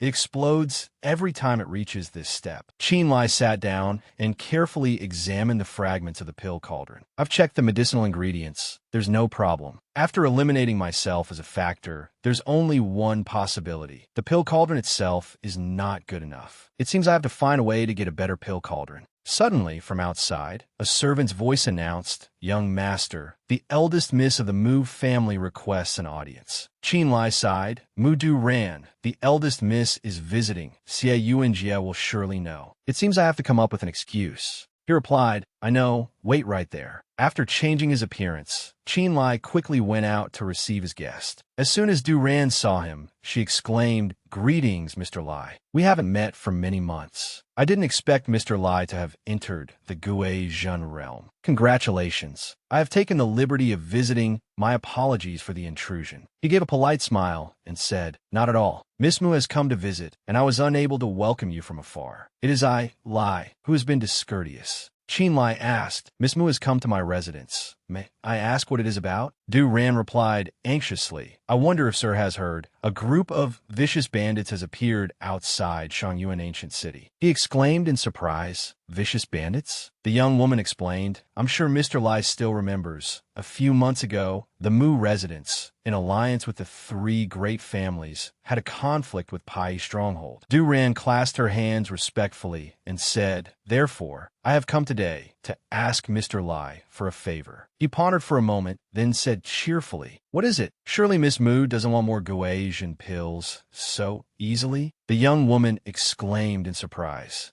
"No, that's not it." Du Ran coughed once, then said seriously, "This time, I wish to ask Mr. Lai to help me contact Old Yen. Therefore, I am here today, representing the Mu family, hoping to obtain the Dragon Tiger pills and Heavenly Spring pills that Old Yen refines." He feigned surprise. "Oh, you even know about the Dragon Tiger pill and the Heavenly Spring pill." Qin Lai thought, these two types of pills were acquired by the Black Market Alliance and given to Old Yen to research and refine. Unless one has the approval of an elder in the alliance or Xie Yuanjie, they cannot be traded. Suddenly he remembered, wait a minute, wasn't it because of a letter from her that I was able to enter the Yen residence in the first place? Could it be that Yinsho told her? Looking at Duran, this young woman is not simple. Qin Lai asked, "Then what do you need the Dragon Tiger pills and Heavenly Spring pills for?" Duran didn't hide anything and slowly recounted the whole story. It turned out, the Mu family and Pai Stronghold became enemies because of Wei Jian,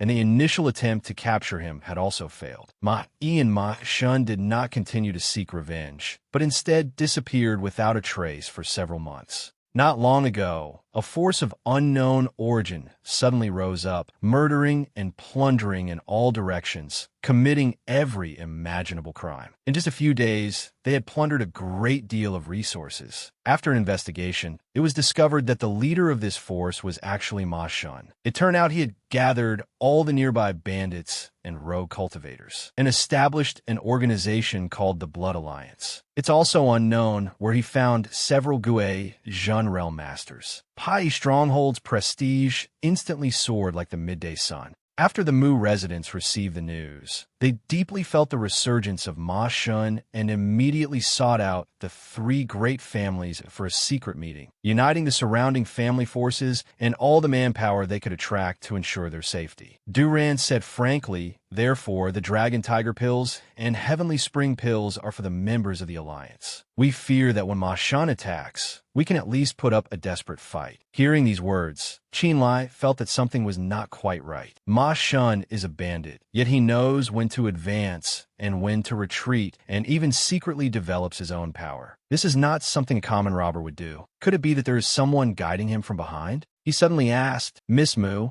Ma Shun's actions clearly hide malicious intent. The Mu family is a second-rate family, and you have a Danyang realm senior guarding it. Why not deal with Ma Shun directly, instead of letting him do as he pleases? Du Ran replied in a low voice. To be honest, our ancestor has been in seclusion for many years, wholeheartedly focused on the path. He has said that unless the family's foundation is threatened, he will not pay any mind. Qin Lai frowned. He felt a little doubtful. The fire is already singeing their eyebrows, yet he still doesn't care. Could it be that the Mu family doesn't actually have a Danyang realm master at all? He coughed once and continued to ask, My apologies, it is I who is being nosy. May I ask how many pills your residence requires? The young woman raised one finger and said clearly, 100 pills, and it's 100 of each type. Durant's words made Qin Lai freeze. 100, did I hear that right? He replied frankly, Miss Mu, your number truly frightens me. Such a large quantity of pills cannot be obtained in a day or two. I cannot make this decision. In fact, Qin Lai felt that for such a big matter, he would definitely have to discuss it with Xie Yuanjia. Otherwise, he wouldn't be able to get it past him. Duran explained that is why I hope Sir can contact Old Yen. He said with an extremely tense expression. All right, I will try to see if I can contact my benefactor. However, I hope Miss Mu will also prepare early. Let's not even talk about whether my benefactor has that many on hand. Even if he agrees and starts refining immediately, it's not something that can be refined in 10 days or half a month. Mu Duran replied politely. That is a matter of course. I'll have to trouble Mr. Lai to pass the message to Old Yen. As for the remuneration, speaking of which, she circulated her energy and took out a gift. It was a chest of gold and a chest of silver, along with other precious items. She then affirmed that as long as the Mu family could afford it, they would absolutely not haggle. With such a generous price, Qin Lai certainly couldn't refuse. He replied, All right, I will faithfully convey the Mu family's sincerity. Du Ran smiled. Since that's the case, then I'll have to trouble Mr. Lai. Qin Lai quickly saw his guest off. Miss Mu, please take care. At this time, at the Xie residence, Xie Yuanjia sat by the tea table and said slowly, so that's how it is. I didn't expect Ma Shan to endure for a few months and already be on equal footing with the Mu family. His face always wore a hypocritical smile. He said to Qin Lai, thinking about it, the patience of the Mu family with Pai Stronghold is about to reach its limit. Elder Lai, can you contact Old Yen? He clasped his hands and replied, This is not easy. My benefactor has been wandering outside for several years, and I don't know where he has gone into seclusion. It's basically impossible to contact him. Yuanjia then suggested, even if you can't contact him, with Elder Lai's alchemy skills, refining a few Dragon Tiger pills and Heavenly Spring pills shouldn't be difficult, right? Qin Lai didn't quite understand his meaning and asked again, Residence Master's meaning is? Residence Master Xie stood up and said slowly, The Mu family has made a request to you, so you should help them. But you must remember one thing, you are doing this alone. It has nothing to do with the Heiching Alliance. As for the reward, that is from your own effort. This residence does not need any of it. Find a way to join the Mu family's alliance and probe for some information. His words took Qin Lai by surprise. He was a little confused. Probe for information? Yuanjia revealed some more information to Qin Lai. The Mu family's ancestor is avoiding the fight. There must be some hidden trouble. Ma Shun's blatant and reckless actions are even more suspicious. Therefore, I want you to investigate the reason why the Mu family's ancestor is avoiding the fight. The Mu family and Pai Stronghold are definitely not as simple as they appear on the surface. You already have some friendship with the eldest miss of the Mu family. I'm entrusting this matter to you. Don't disappoint me. Qin Lai showed his cooperation, clasping his hands and saying, This subordinate understands. Only now did he understand. So this was his true purpose. He doesn't want to get involved himself, but wants to obtain intelligence. How could there be such a good deal? Feeling that everything was settled, Qin Lai clasped his hands to take his leave. If the residence master has no further business, this subordinate will take his leave. Yuanjia replied, All right, I've troubled you, Elder Lai. At this time in Shangyuan City, at the Mu residence, an alliance meeting between the great families was in progress. Mu Sui Feng said, The situation is before us. Ma Shun has returned, arrogant and aggressive. Do the family heads have any opinions? Old Master Qin clasped his hands and said, Brother Mu, the entire Qin family will follow Brother Mu's command. I have already informed several good friends. We just need to declare war. Suddenly, a person coughed. Everyone, I have something to say, but I don't know if I should. Family head Mu immediately replied, This brother, please speak your mind. The person who stepped out was Liang Yu. He said in a serious tone, Everyone knows that we in the Pai stronghold are irreconcilable, but why did we become enemies with Ma Shun? I'm sure none of you are clear on that, are you? Therefore, I believe that we have taken the blame for someone else. Even if we are to die, we should be allowed to die with a clear understanding, shouldn't we? Who is the real culprit who killed Ma Yi? What is the background of the person who brought Wei Jian into the Mu residence? Shouldn't we know the truth? At this moment, Qin stepped out and said, This brother, I know who brought Wei Jian into the residence. This person's name is Lai Feng. He is the disciple of Yin Shou. A year ago, this junior crossed hands with him. Liang Yu let out an "oh." Then he should be standing here instead of hiding like a coward in his shell. Hearing these words, Mu Yulian suddenly spoke up. Seniors, fellow Taoists, this little girl has something to say. The young lady analyzed the current situation in detail. Regarding the Mu residence's matter, all of you have lent a helping hand, and the Mu residence is eternally grateful. But this little girl believes that Lai Feng is not the culprit who killed Ma Yi. He only has a deep friendship with Wei Jian, which is why he facilitated this transaction. Besides, from our many clashes with the Pai stronghold over the years, I believe everyone can see that Ma Shun is absolutely not focused on revenge. He returned, pointing his long sword directly at the prestige of the Mu residence in the Shangyuan region. Mu Yulian asserted, The past grievances and conflicts with Ma Yi are long gone and not very relevant. Instead, this is a clash between the righteous and evil paths, is it not? Mu Sui Feng listened attentively, then spoke in agreement. Yulian is right. Everyone, Ma Shun has committed evil deeds in Shangyuan for many years, and the authorities have always turned a blind eye. This matter has wide-reaching connections. It involves those from above. If Ma Shun overthrows the Mu family and brings the fourth prince's confidant to preside over Shangyuan, will we have any good days? Therefore, our clash with the Pai stronghold is, in fact, a clash between the two princes. Sui Feng asserted that the matter with Ma Yi was just a spark to give them a reason to strike first. We are all working hard for the sixth prince, so we should now understand our situation clearly. I believe that in the future, we can be united as one. Liang Yu cupped his hands and said, Yes. Mu Sui Feng continued. Furthermore, yesterday Yu Lian went to the Yin residence to request that Lai Feng contact Yin Shou to contribute his strength and help us eliminate Ma Shun. Qin suddenly asked, Uncle Mu, I heard that Yin Shou went abroad to live in seclusion and hasn't returned for several years. Can that man surnamed Lai really contact him? I think the chances are not high. Besides, I don't think that man surnamed Lai is any good. We are in a life-or-death battle with the Pai stronghold. Has he ever helped us even once? Qin Yijue also agreed with his son's opinion. Brother Mu, I don't think we can count on the Yin residence. It would be better for everyone to mobilize their own forces. Finding some friends to purchase medicinal pills is still better than hanging on a single branch waiting to die, right? Seeing that they had a point, Mu Sui Feng turned to ask his daughter, Yulian, how confident are you about Lai Feng's side? The young lady pondered for a moment. Actually, I'm not very sure. Just then, a subordinate ran in from outside to report. Family head, young Miss, Steward Wang Fu of the Yin family has come to our residence. Qin Yijue, and Mu Sui Feng were extremely surprised. Liang Yu snorted and fell silent. Yu Yin hurriedly stepped forward and asked, Where? Quickly invite him in. The subordinate stammered, Here. He presented a brocade pouch and said, The other party only left this brocade pouch. Said it was to be given to the young Mississippi. Yu Yin ordered, Give it to me. He immediately complied.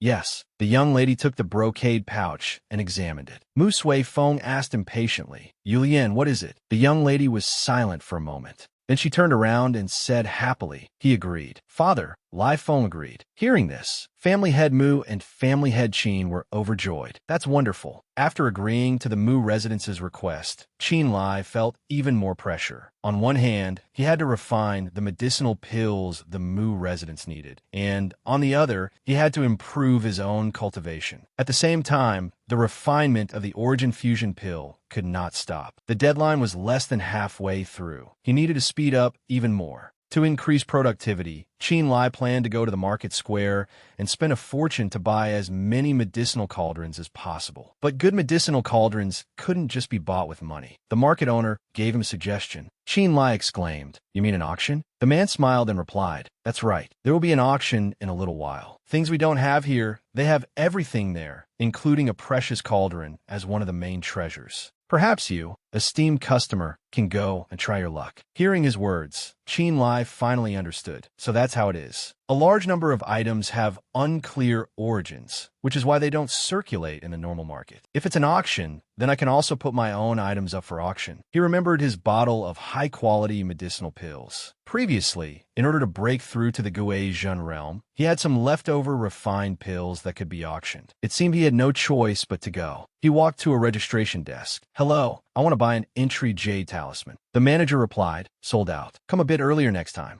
Qin Lai asked again, "Not a single spot left? I can pay extra spirit stones." The man looked up and affirmed, None. Next time, come 2 days earlier and you can get anything." He pressed, "Is there no other way?" The manager affirmed, "We always provide our customers with the most enthusiastic service, but there really is no other way. Fellow Taoist, please come earlier next time." Qin Lai sighed, "Then forget it. Farewell." He had just turned to leave and taken a few steps when he saw Qin Feng walking in. He called out in a slightly surprised tone. At this moment, Qin Feng also recognized Mr. Lai. Qin Lai thought to himself, "I didn't expect to meet second brother here." He asked politely, "You recognize me?" Qin Feng replied, "Mr. Lai is a disciple of old Yan. Of course I would recognize you." He asked cheerfully, "Is Mr. Lai also here to attend the auction?" Qin Lai replied with a hint of regret, "Yes, but I arrived late, so all the spots are taken." Qin Feng expressed his goodwill. "What a coincidence. I just happened to book the last room. If Mr. Lai doesn't mind, would you be willing to share it?" Qin Lai was a little touched. Second brother is truly generous. "I really want to accept, but what if father and Qin also come?" After a moment of thought, he refused. I think I'll pass. "Thank you for your kind offer, brother Qin."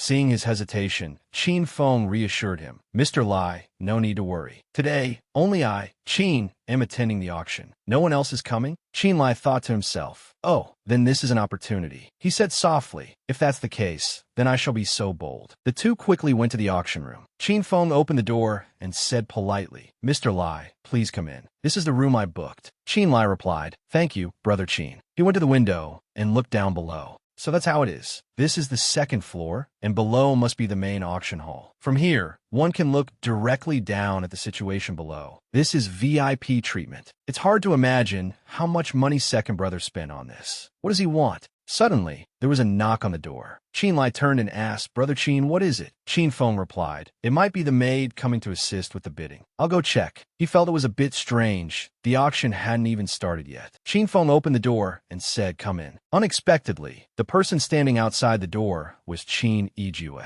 He was stunned. Qin Feng asked in surprise, "Father, why are you here?" Yijue replied, "Zijian brought me here." A young boy peeked out from behind old Master Qin. It was Qin Feng's eldest son, Qin Zijian. The little boy said in a small voice, "Father, your child is sorry." At this moment, Qin Lai stepped forward from behind and asked, "Brother Qin, what's wrong?" Seeing Qin Yijue, his gaze froze for a moment. He wondered to himself, why is father here? Old Master Qin exclaimed, "Lai Feng, why are you here?" Qin Feng quickly explained, I was the one who invited Mr. Lai in, father. I thought you weren't attending the auction today, and I happened to meet Mr. Lai who couldn't find a spot, so..." Qin Lai cupped his hands in a salute. "Greetings, family head Qin." Yijue walked to the table and said slowly, "If my son invited you, then this father welcomes you as well." Qin Feng felt apologetic and quickly explained, "Mr. Lai, I'm truly sorry. I thought my father wasn't coming today." Qin Lai replied, "This room originally belongs to brother Qin. How could I possibly mind?" He looked at Zijian and asked, "But who might this be?" Qin Feng replied,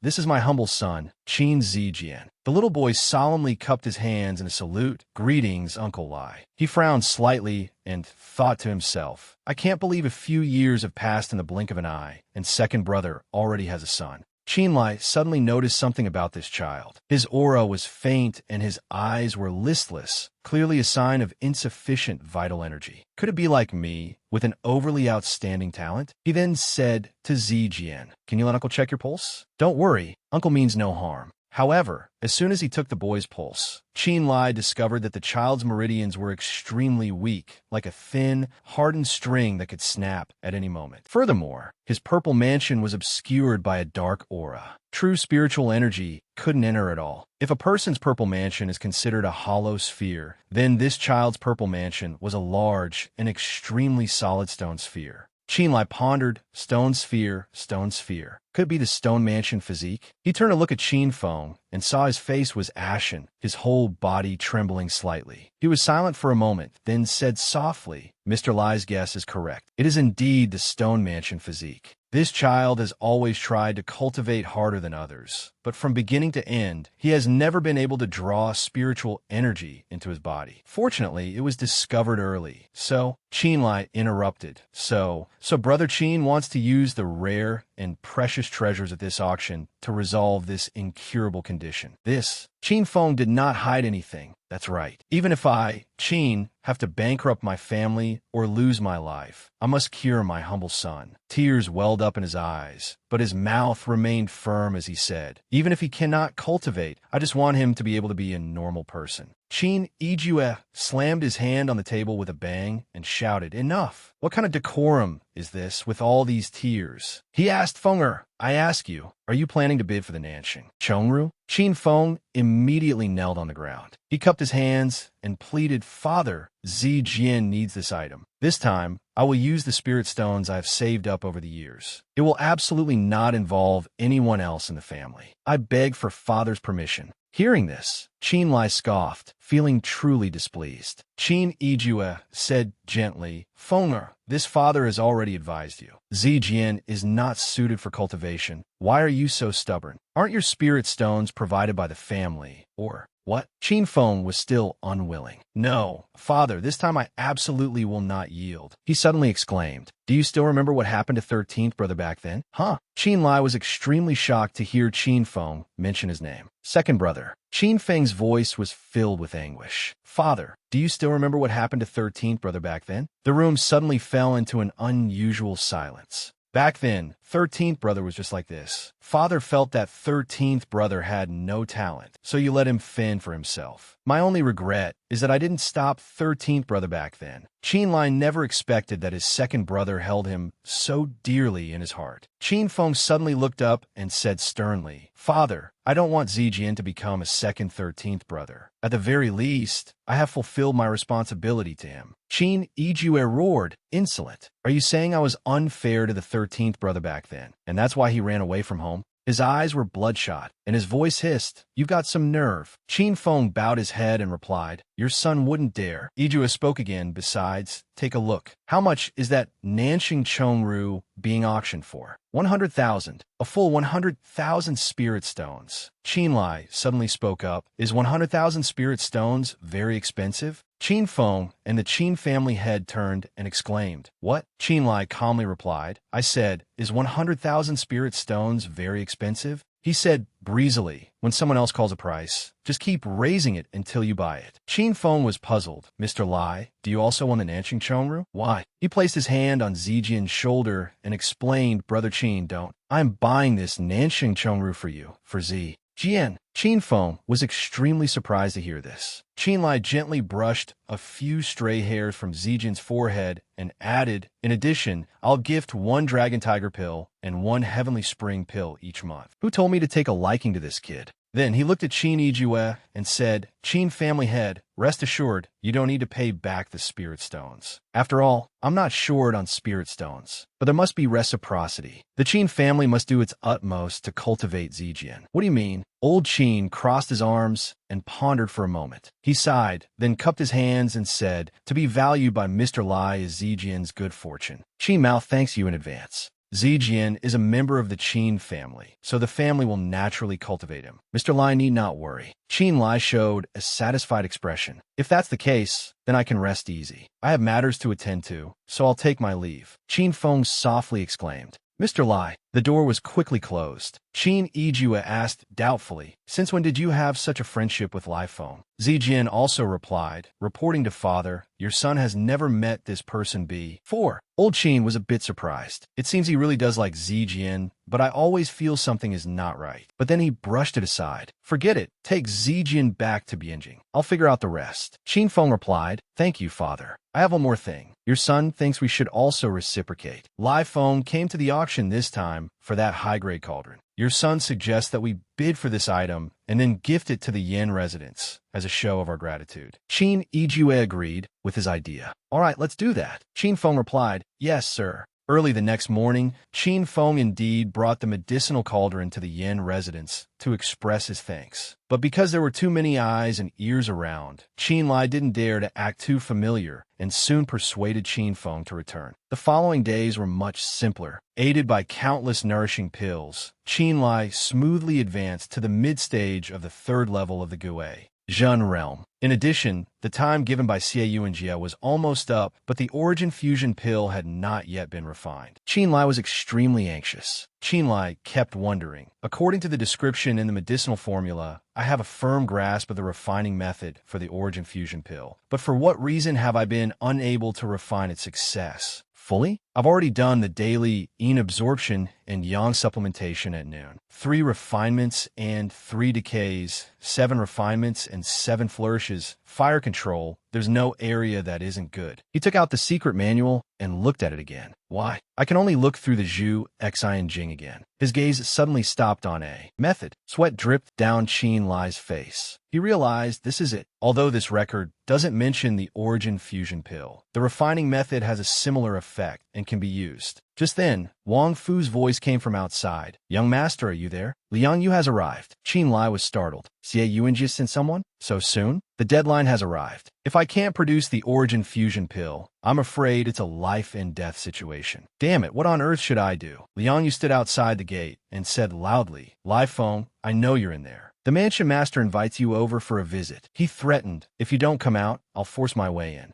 Qin Lai peeked through a crack in the door, then replied loudly, "What's all the shouting? I heard you. Let's go." The two quickly arrived at the Xie residence in the West City. Qin Lai cupped his hands to greet Xie Yuanjie. Subordinate greets the mansion master. He immediately asked pressingly, "You're here? Where's the origin fusion pill?" "It's not refined yet," he answered honestly, reporting to the mansion master, "Your subordinate is incompetent. This origin fusion pill cannot be refined as imagined." As expected, he replied coldly, "Elder Lai, how this mansion has treated you, you know very well in your heart. From the moment I allied with you, I tolerated you selling pills to the Mu residents. The spirit stones you obtained, this mansion did not take any. Even your friendship with the Qin family, I did not mention." He slowly walked to Qin Lai's side, his voice condescending. "This mansion has overlooked all your actions. Is this how you repay me?" His words made Qin Lai feel a pang of guilt. Someone is watching me. They know all my actions during this time. He suddenly thought of Liang Yu.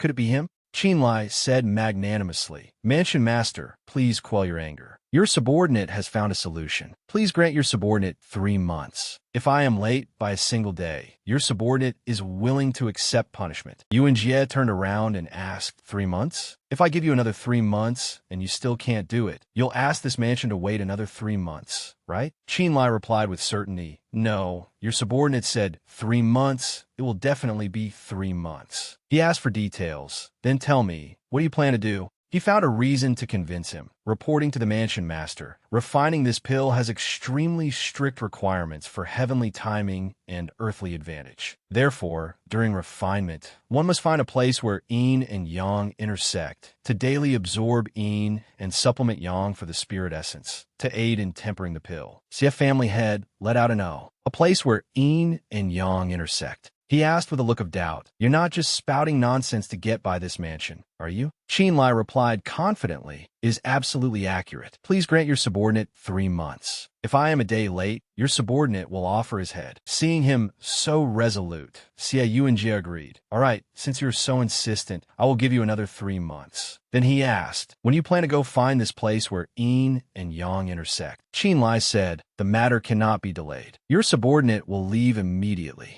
Qin Lai thought to himself, "I'm not foolish enough to place all my hopes on a place where yin and yang intersect. As long as I leave Shangyu, an ancient city, even if I still can't refine in the end, it's easier to escape in the deep forests and high mountains than from this Xie residence. However, Xie Yuanjie was not a simple person. Hearing him say this, he immediately thought of a plan. Right, since you want to leave the city to refine the pill, to ensure your safety, I will dispatch a follower for you. Let him protect your safety. He turned to Liang Yu and said, this time Elder Lai is traveling. You'll be responsible for protecting Elder Lai's safety, and, at the same time, help Elder Lai with miscellaneous tasks. Understand? Liang Yu immediately bowed and accepted the order. Yes, Mansion Master, rest assured. Yuan Jie did not forget to remind him, Elder Lai, these last 3 months, if you can present the Origin Fusion pill, not only will I not punish you, but I will also reward you handsomely. But if you fail, the consequences you should be clear about in your heart. Go. I'll wait your good news. Liang Yu and Qin Lai quickly departed. 300 miles east of the city was a large mountain. The place was dark and gloomy, with no trace of humans and countless demonic beasts. Its name was Baiyun Mountain. Qin Lai observed carefully and asked here, besides the soul-wounding valley, where is the Yin Qi most abundant and intersects with Yang Qi? Liang Yu replied, there's a waterfall, and behind it is a secluded valley where the Yin Qi is strongest. As for the Yang Qi, we can find a place near the mountain peak. He affirmed this place should be fine. Sure enough, following Liang Yu's words, the two searched until they reached the mountain's edge and saw a cave by a lake. Qin Lai exclaimed, a good location, and there's even a mountain cave. Liang Yu, it seems you're very familiar with the situation. Around here, he replied, I just passed through a few years ago. Now, I should go set up the spirit warding formation first. Qin Lai watched his retreating back, thinking to himself, he seems much colder than before. Xie Yuanjie must have given him some instructions before we left. On the surface, he says he's protecting me, but in reality, he's monitoring me. However, no one knows my true strength is the 3rd level of the Gui Zhen realm. Although I can't deal with Xie Yuanjie, I have more than enough strength to deal with Liang Yu. Qin Lai stood at the entrance of the cave and said sternly, starting today, we must stay here for 3 months. To avoid unnecessary arguments, from now on, you are not allowed to enter this mountain cave without my permission. After all, the chance of successful refinement is not high. If something goes wrong and the mansion master assigns blame, I cannot bear the responsibility. Liang Yu snorted. He replied breezily, Elder Lai, rest assured, you see to focus on refining the pill. With that, he immediately turned and walked outside. Qin Lai quickly got to work. Refining the Origin Fusion pill requires black poria, demon seagrass, and ice snow essence milk, smelted with true yang fire. After 1 hour of refining the medicinal liquid, then add 300-year-old polygonatum as a catalyst to stimulate the medicinal properties of the 3 main ingredients. After refining, place in the cauldron and refine for 7 times 7, 49 days. Supplementing with yin and yang at noon every day will suffice. After finishing, Qin Lai thought to himself, for the rest, I can only wait. I can't guarantee whether the pill can be formed or not.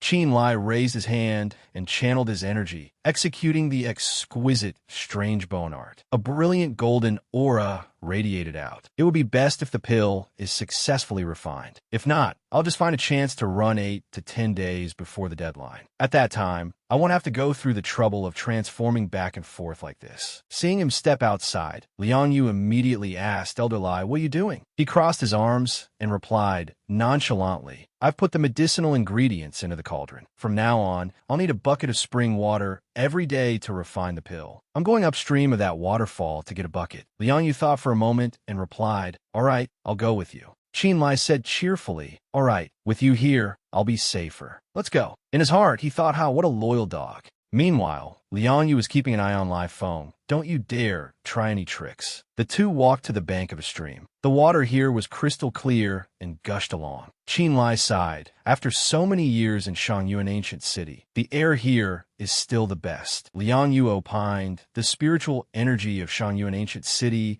is influenced by mountain qi. So, of course, there are many benefits, but there are too many cultivators. It's better for people like me to go to less crowded places. Suddenly, a waft of air came from somewhere. Qin Lai shot up and asked, Liang Yu, do you smell that? He exclaimed, what a wonderful fragrance. Where is it coming from? The two observed for a moment and discovered it seems to be from the west. Let's go take a look. Liang Yu was curious, What on earth is emitting this fragrance? Qinlai replied, it's hard to say. Although the border of the Zhao kingdom is poor, there are also many strange and precious treasures, especially in the deep mountains. The spiritual energy of heaven and earth is very abundant, making it easy for rare flowers and exotic herbs to grow. He looked around and guessed, I see that the flowers and grass here are lush and the trees are dense. It must be from some kind of medicinal ingredient. Liang Yu said, this place is very close to Morning Soul Valley, unless. Suddenly he cried out, hey, the fragrance is gone.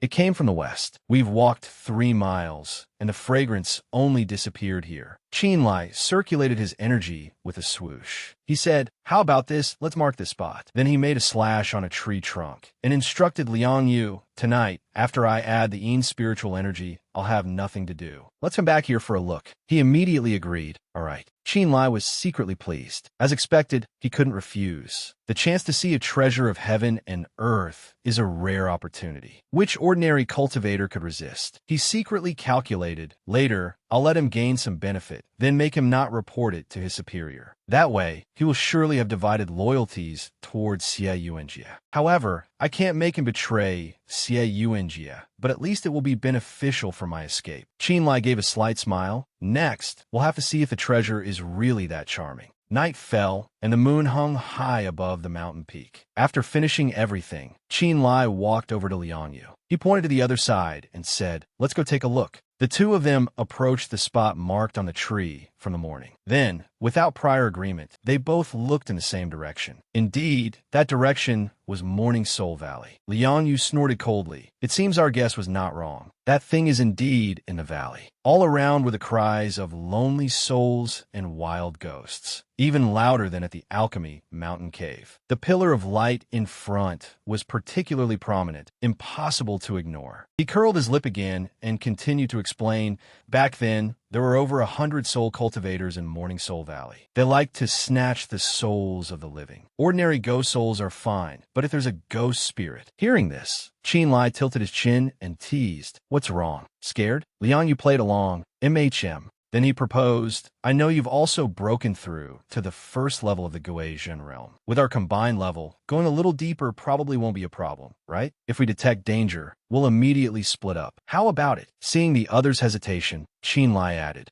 Perhaps out of fear, his hand was trembling visibly to the naked eye. Then Liang Yu said resolutely, let's go. The two kept walking until they came across a stone slab engraved with the words Morning Soul Valley. This was the place. Every breath they took carried a cold mist. Seeing this, Qinlai asked, the temperature here is too low. Have you prepared the ghost-repelling talismans? The person beside him reassured, don't worry. That pillar of light flickered behind the canopy, somewhat dazzling. We're almost there. As they went deeper, the glowing object gradually came into view. They gradually picked up their pace, a bit impatiently. When they saw the thing, both of them froze. Qinlai's eyes immediately widened. It was a strangely shaped tree holding a large fruit in its center. He observed the grasses on the ground, so naturally, countless inattribute spirit herbs will grow nearby. Qinlai's face was filled with interest, but the difficult part is this type of contrasting plant. The azure spirit fruit is that one-of-a-kind spirit object. Liang Yu was very curious. So what is the use of this fruit? The next sentence was beyond his knowledge. This fruit is the main ingredient for refining the profound gold pill, but it can also be consumed directly, causing the user's cultivation to surge explosively. He turned to look at the other person. Do you understand my meaning? Brother Liang, although we are all bound by the mansion master's authority. Qinlai's expression was full of hidden meaning, but in the end, we were the ones who discovered this azure spirit fruit, weren't we? They moved closer to observe this strange fruit. Nurturing an azure spirit fruit is not like with normal plants. Observe carefully, it's nurturing 3 fruits inside. Only then did he realize what the other person meant. Don't tell me you intend to hand all 3 fruits over to the mansion master? Liang Yu admitted it outright. Isn't that right? Hearing this, Qinlai sighed, Brother Liang, I know you are single-mindedly loyal and righteous. He didn't say it directly, but the hidden meaning was easy to understand. But shouldn't you think of yourself once in a while? He was a little surprised. You mean you want to monopolize the azure spirit fruit? He shook his head again. How could that be? Aren't you here to? Then Qinlai revealed his bold plan, pointing at the tree. Think about it. There are 3 fruits here. You and I each take one. The remaining one we give to the mansion master. That way, we get rewarded, and we also gain a little for ourselves. Why not do it? It was indeed a wise plan. Besides them, who was the 3rd person to know about it? Liang Yu's face was full of conflict. He was silent for a long time, thinking.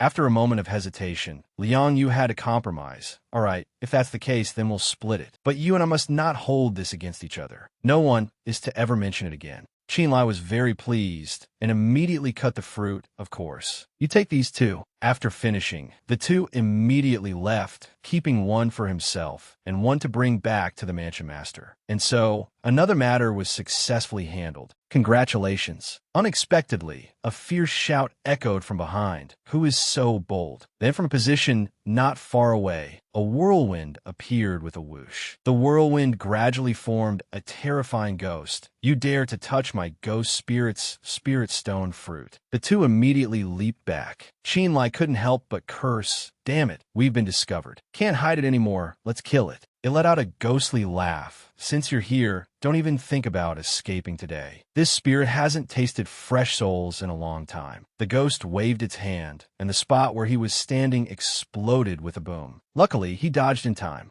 Qinlai couldn't help but feel fear in his heart. This thing has the power of the 3rd level of Gui Zhen realm. This is not good. He immediately shouted to Liang Yu. Ghost-repelling talismans are useless against a Gui Zhen realm ghost spirit. Liang Yu, is there another way? A talisman had appeared in his hand at some point. There is a way. Try to hold it off and buy me some time. So Liang Yu retreated, placed the talisman on his forehead, and began to mutter an incantation. Meanwhile, Qinlai was trying to buy time. In front of him was the ghost, baring its teeth mischievously. Aren't you done yet? Seeing it was about to charge, he urged. Liang Yu, his eyes flew open, the talisman in his hand glowing brightly. A second later, Liang Yu flung it forward, soul-capturing talisman go. The talisman flew towards the ghost, instantly swallowing it in a dazzling light. Its body seemed to be set on fire, and the pain made the ghost scream horribly. Immediately after, it gradually faded away, but not without grinding its teeth and cursing. Hateful humans, you just wait. Even after it disappeared, the ghost's voice still echoed in the space. Let's go take a look.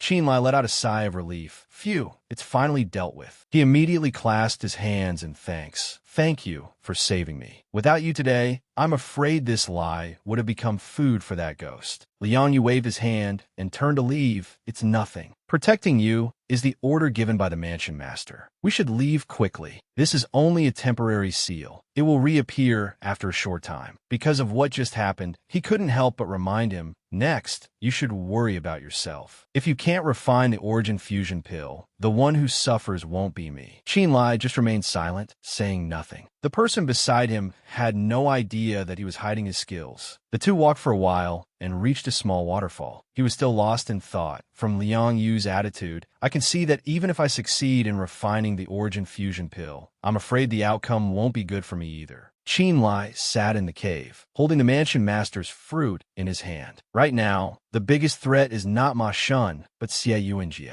The fruit looked like a glossy gem, exuding an irresistible allure. If I want to escape, then I must prepare properly. Otherwise, if we happen to fall out, what ability will I have to compete with him? Without hesitation, he stuffed it into his mouth. Might as well risk it. Liang Yu still has 2 on him. If things become unsalvageable, I'll just have to snatch them back together. At this moment, Liang Yu was at the mouth of the cave. It was unclear what he was doing. Suddenly, from the talisman in his hand, a small phoenix completely covered in eternal flames appeared. He commanded, "Go, deliver the news to the mansion master." It immediately flew away, leaving a streak of light in the sky. Liang Yu's expression gradually became sinister and scheming. Lai Feng, your day of death is near. Meanwhile, On this side, Qin Lai's entire body felt like it was burning from the inside out. After consuming the azure spirit fruit, Qin Lai was tormented by immense pain. The yang spirit of this fruit was incredibly abundant, making it difficult for his body to withstand this pure yang spiritual power. He clawed at the ground in agony. It was like a wild horse that had broken its reins, continuously putting pressure on his meridians, causing Qin Lai extreme suffering.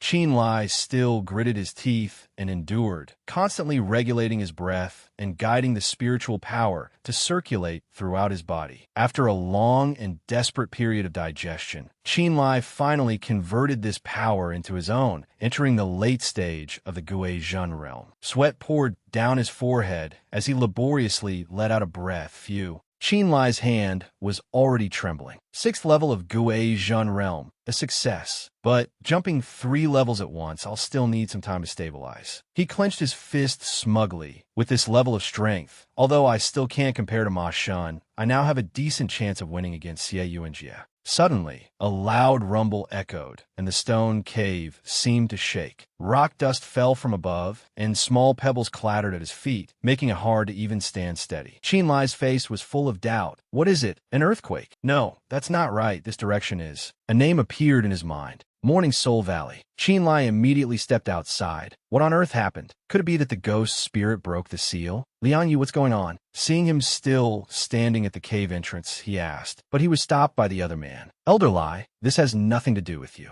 Continue refining your pill. Liang Yu suddenly flashed a teasing smile. What's wrong? Could it be that after 2 months, you've already refined the origin fusion pill? This sentence stunned Qin Lai. Have I been in seclusion for that long? He immediately frowned and said in a stern voice, Liang Yu, I'm warning you. You are not the one in charge here. At this moment, he brought some shocking news. The mansion master has given an order to ensure your safety. He hopes that I do not leave this area. He couldn't help but exclaim in surprise, The mansion master is here. Tension rose in Qin Lai's heart. I'm screwed. I didn't expect Xie Yuanjie to come too. Could it be that he has told Xie Yuanjie about Morning Soul Valley? But he realized something was amiss. That's not right. I've been in seclusion for so long. Xie Yuanjie has never come to find me. Could it be that he has another purpose? So Qin Lai pushed the other man away. Move aside. Liang Yu was completely taken by surprise. At this moment, the pillar of light in that place had turned red. His eyes remained fixed on it. As expected, it's the direction of Morning Soul Valley. Lai Feng, what are you trying to do? He immediately snapped. Qin Lai just let out a cold snort. Nothing. I'm going back to continue refining pills. In his heart, he was still endlessly worried. The situation is not very optimistic. Xie Yuanjie's actions are strange. I can't see through what he wants to do. If Liang Yu's already spoken about the azure spirit fruit, it won't be so easy to leave. Time slowly passed in tension and vigilance. In the following days, Qin Lai observed the movements outside every day. Xie Yuanjie did not appear, but Liang Yu guarded the cave entrance every day. Occasionally, Qin Lai would still secretly observe, and as for Morning Soul Valley, along with some small earthquakes, there would occasionally be flashes of light, as if someone was fighting fiercely. Due to the surveillance hindering him, Qin Lai couldn't go over to take a look. Day after day passed in silence and perseverance. Just like that, the final month also passed, a black pill emitting a cold. Yin Shil, the origin fusion pill, is a success. Looking at the pill in his hand, the cold air it emitted caused the temperature in the cave to drop noticeably. A pill of extreme Yin. Is this pill a magical item used by soul cultivators? Could it be that Xie Yuanjie's specialty is the secret arts of soul cultivators? While he was in a daze, Liang Yu outside suddenly spoke. Elder Lai, the mansion master has arrived. He invites you to come out and meet him. Qin Lai calmly replied at once. All right, I'm coming right out. Xie Yuanjie leisurely walked over. Have you refined the origin fusion pill yet? He respectfully reporting to the mansion master. This subordinate has not failed you. I invite the mansion master to test it. He reached out to take it, unable to help, but exclaimed, such cold spiritual energy. This is it. It is indeed the origin fusion pill. Xie Yuanjie was very satisfied and praised. Elder Lai is indeed the lucky star of this mansion. To not reward merit. What kind of principle is that, Liang Yu? His expression was a bit off. Yes, this subordinate understands. The nearby Qin Lai saw this and swallowed. This bastard isn't going to burn the bridge this quickly, is he? So he started looking for a way to slip away before. It was too late. A sinister glint flashed in Liang Yu's expression. Elder Lai, have a safe trip. Seeing the thing in his hand, his eyes widened. Palm Center thunder. I'm screwed. Boom! A huge explosion occurred. Liang Yu propped himself up with his hands and snorted coldly. You run pretty fast. Xie Yunjie reminded from behind. Liang Yu, hurry and give chase. I want to see the person if he's alive or the corpse if he's dead. Mansion Master, rest assured, he can't escape. He ran nimbly through the woods. Qinlai looked back warily. I miscalculated. I didn't expect him to turn on me so quickly. Could it be because I hold the formula for the origin fusion pill? Humph, to think that I ended up taking the fall for Yin Shou. In this life, that old man probably never dreamed he would be betrayed by Xie Yuanjie. Perhaps this is the price for killing him. A look of alarm appeared on Qinlai's face when he saw the person who should have been left far behind, now blocking his path. Liang Yu curled his lip disdainfully. Elder Lai, why don't you run anymore? Keep running. Qinlai's eyes widened in silent shock. He got here first? How is that possible? That's right. He recalled asking before. Liang Yu, it seems you're quite familiar with the situation around here. At that time, he had only replied, Humph, I just came here a few years ago. Combining that with the current situation, Qinlai was certain he is very familiar with the terrain of Baiyin Mountain. He shrugged his shoulders and probed. Liang Yu, don't you forget about the azure spirit fruit matter. If it gets exposed, be careful you don't bring trouble upon yourself. He bowed his head and sneered. Rest assured, I've already given all of my fruits to the Mansion Master. As for the one on you, I won't mention it. When he raised his head again, Liang Yu's eyes were filled with killing intent. After killing you, I'll naturally have it. Seeing as you're about to die, I'm not afraid to tell you. For the past few years, as a mole sent by the Mansion Master, I have always been watching you.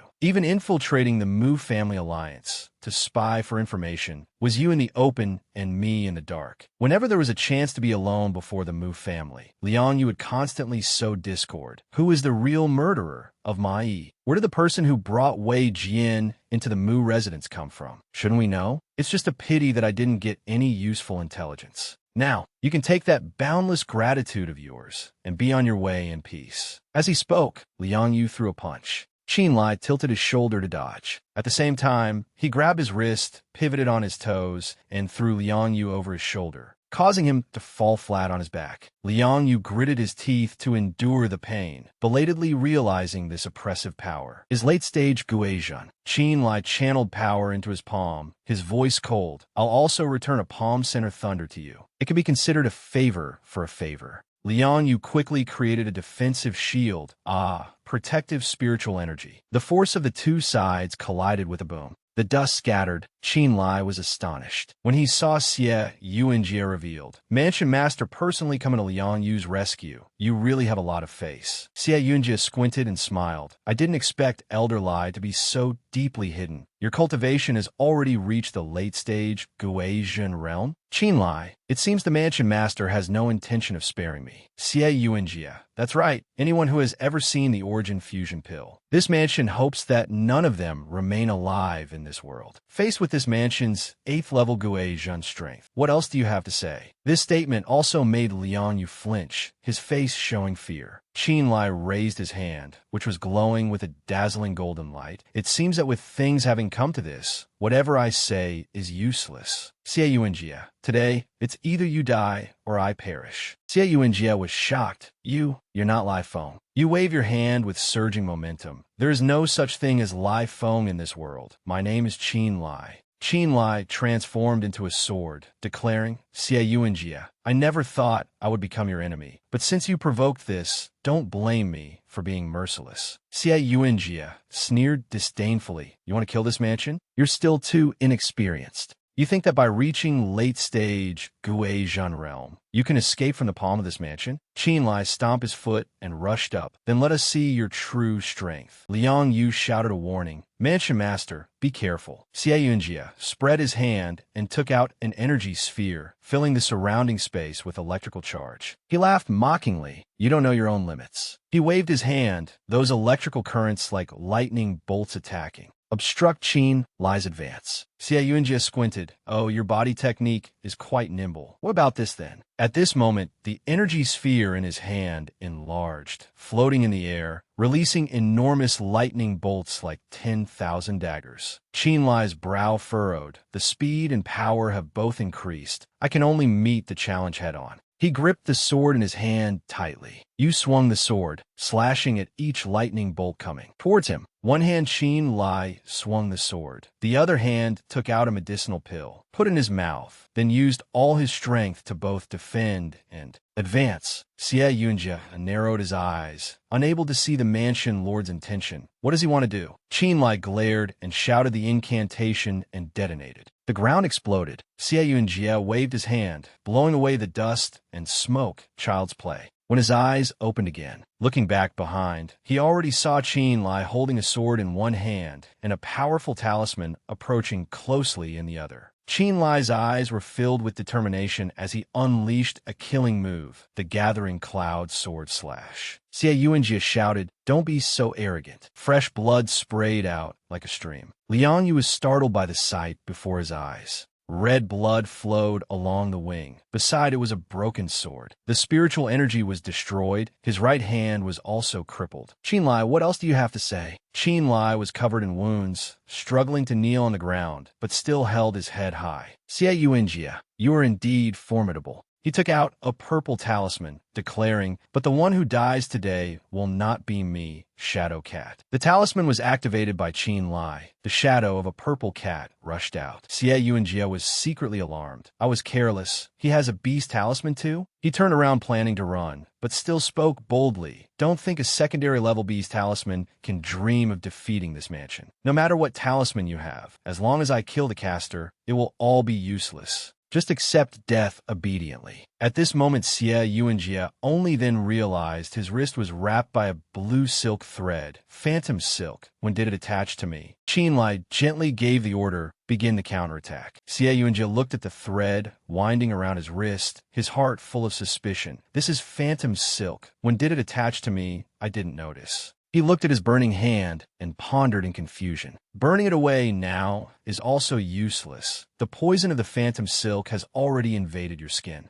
Qin Lai just took out a new magic weapon while saying, "Just wait for your realm and body to be damaged." Xie Yunjie was shocked. That's the Sealing Cloud Flag. You have the Sealing Cloud Flag. Qin Lai was pleased, indeed, standing before the Shadow Cat and the Sealing Cloud Flag. Who do you say will die today? Xie Yunjie laughed bitterly. A secondary level beast talisman and superior spiritual energy are truly terrifying. It's just that you've been fighting with this mansion for so long. Do you still have spiritual power to drive them? Qin Lai took out a yellow spirit pill and asked, "Mansion Master Xie, did you forget who my master is?" Xie Yunjie was shocked and guessed. "Yin Shou, could it be?" You smiled. That's right. When we just began fighting, I already used the Dragon Tiger pill and Heavenly Spring pill to recover my spiritual power. Now, except for some skin wounds, I have hardly suffered any depletion. But you just arrived and continuously launched powerful attacks. I'm afraid you've already exhausted half your spiritual power. Qin Lai spun the magic talisman in his hand forcefully. At the same time, using superior spiritual energy and the secondary level beast talisman truly consumes a lot. But I who am exhausted am full of power. How much longer can you endure? Moreover, you've already been poisoned by the phantom silk. Using spiritual power will increase the damage twofold. Xie Yunjie, no matter what happens today, must also die. After you finish speaking, Xie Yunjie raised his hand to clap. Everything connects. Even this mansion master can't help but praise you. I guess the phantom silk talisman was also stuck on me when you ambushed me, right? You even risked losing an arm. Such decisiveness is truly brave and resourceful.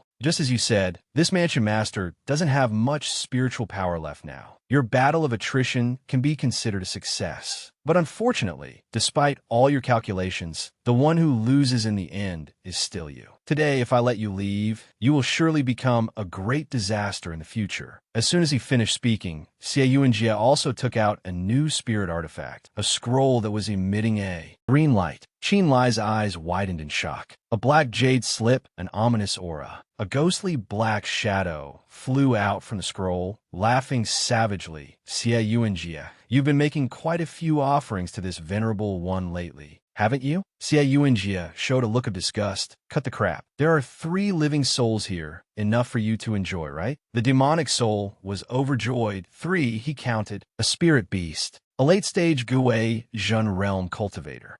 This one is your subordinate, right? What's this? Is he counted too? Liang Yu panicked and begged, Mansion Master, spare my life. Even if I have no merits, I have worked hard. Xie Yuanjie's face darkened. Cut the crap. To make this one act, a living soul must be used as a sacrifice. Otherwise, why do you think I kept you alive? Do you think you're that important? This Mansion Master said from the beginning, anyone who has seen the Origin Fusion pill must not dream of living. Liang Yu's face turned pale. The demonic soul flew behind him. Kid, if you want to blame someone, blame Xie Yuanjie.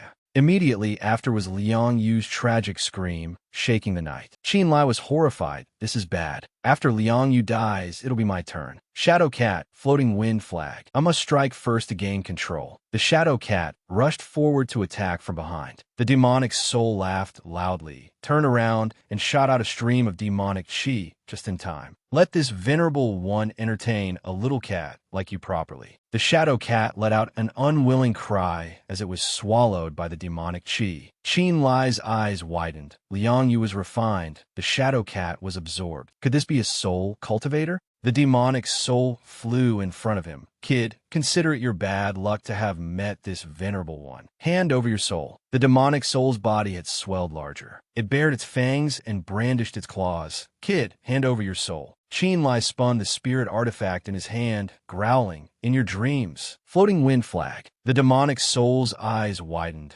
looking at the golden light shooting from the floating wind flag, and snorted coldly, still not giving up. Qin Lai was secretly startled when he saw his attack cut the demonic soul in half. He thought it over. That's right, it's not a physical entity. The floating wind flag has no effect on it. The demonic soul grinned. See you in the next life. Qin Lai's pupils constricted, revealing his anxiety. I have no way to counter it. He watched helplessly as its dark hand reached for him, thinking to himself that his life was over. Xie Yuanjie's jaw dropped. The demonic soul's expression also became stunned, filled with doubt. When it saw a round, intricately patterned object appear on Qin Lai's chest, emitting a dazzling light. The demonic soul roared in terror.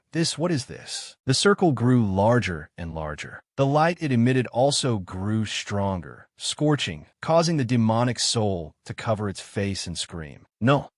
Its pitch-black pupils showed fear. Immediately after, its body was torn into 100 pieces by the golden light. The circle disappeared. The surrounding air grew thick. Qin Lai looked at his hand, frowning and wondering what was that. The divine star compass just appeared on its own and destroyed that evil spirit. Could it be because vengeful spirits are impurities of the world, and the main function of the star compass is to eliminate impurities? It seems this is the same principle as the impurities in pill refining. What a stroke of luck. If it weren't for the star compass's help, I'm afraid I would have been refined just like Liang Yu by now. Having lost its spiritual power, the black jade slip fell to the ground with a thud. Si Yuanjie staggered. No, impossible. You actually weren't devoured by the vengeful spirit. Qin Lai smiled. For that, I must thank Mansion Master Xie for your guidance over the years. If the Mansion Master hadn't let me join the Black Market Alliance in the beginning, I'm afraid I would never have been your match today. Xie Yuanjie was furious. That piece of trash. I just fed it a ghost spirit's soul half a month ago, and now it can't even defeat a mere Guizhun. Stage kid. Qin Lai was startled and thought, half a month ago, a ghost spirit? Could it be the one I encountered when I was getting the Azure Spirit Fruit? No wonder there was a sudden earthquake and a bright light back then. It turns out Xie Yuanjie was fighting.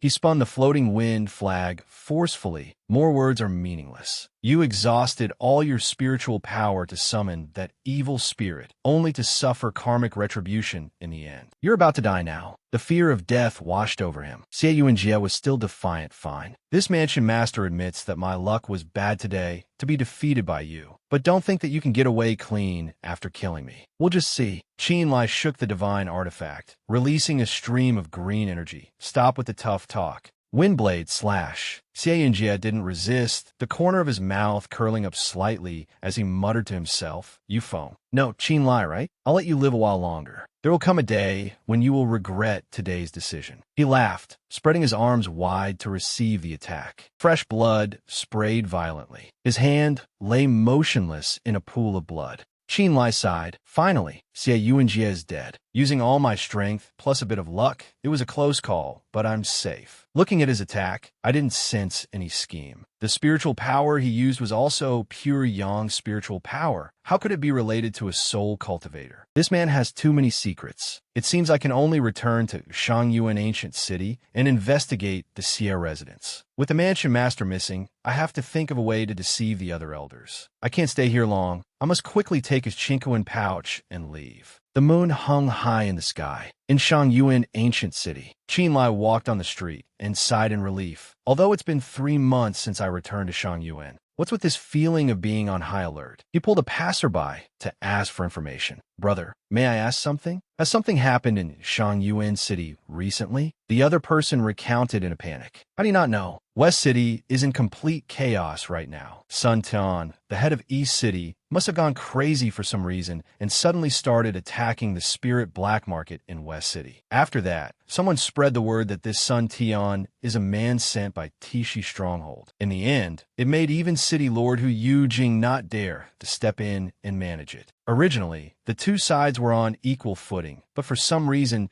Xie Yuanjie of the West City black market suddenly had to leave on urgent business. He only appeared a month later, and that Sun Tian took the opportunity to seize West City's territory. Qin Lai thought smugly. Of course, Xie Yuanjie wasn't around. A month ago, he went to Baiyin Mountain and ended up being eliminated by me. The passerby sighed. At this rate, the West City black market definitely won't be able to hold on. Many people want to get a piece of the pie. It's beyond saving. He clasped his hands in thanks. Thank you, brother. Qin Lai turned on his heel and changed direction. It seems the war situation is already very urgent. I must uncover Xie Yuanjie's secret before Sun Tian attacks the Xie residence. Standing outside a high wall, he cautiously scouted. Very good. It seems the Xie residence is still safe for now. I must sneak in quickly. With my 6th level Guei Zhan realm strength, these guards are fundamentally unable to detect me. From a roof, he snuck into a room. Following a secret staircase down, Qin Lai arrived in a large space with a table and a large stone tablet, carved with ancient characters. I didn't expect there to be such a small grotto under the Xie residence. It seems Xie Yuanjie's secret is here, but the design in here is very simple. Besides the box on the table, there's only a stone tablet, on which are carved some strange characters that I don't recognize. As soon as he touched the stone tablet, Qin Lai frowned. What's going on? Why did the star compass suddenly move? He let out a gasp of surprise.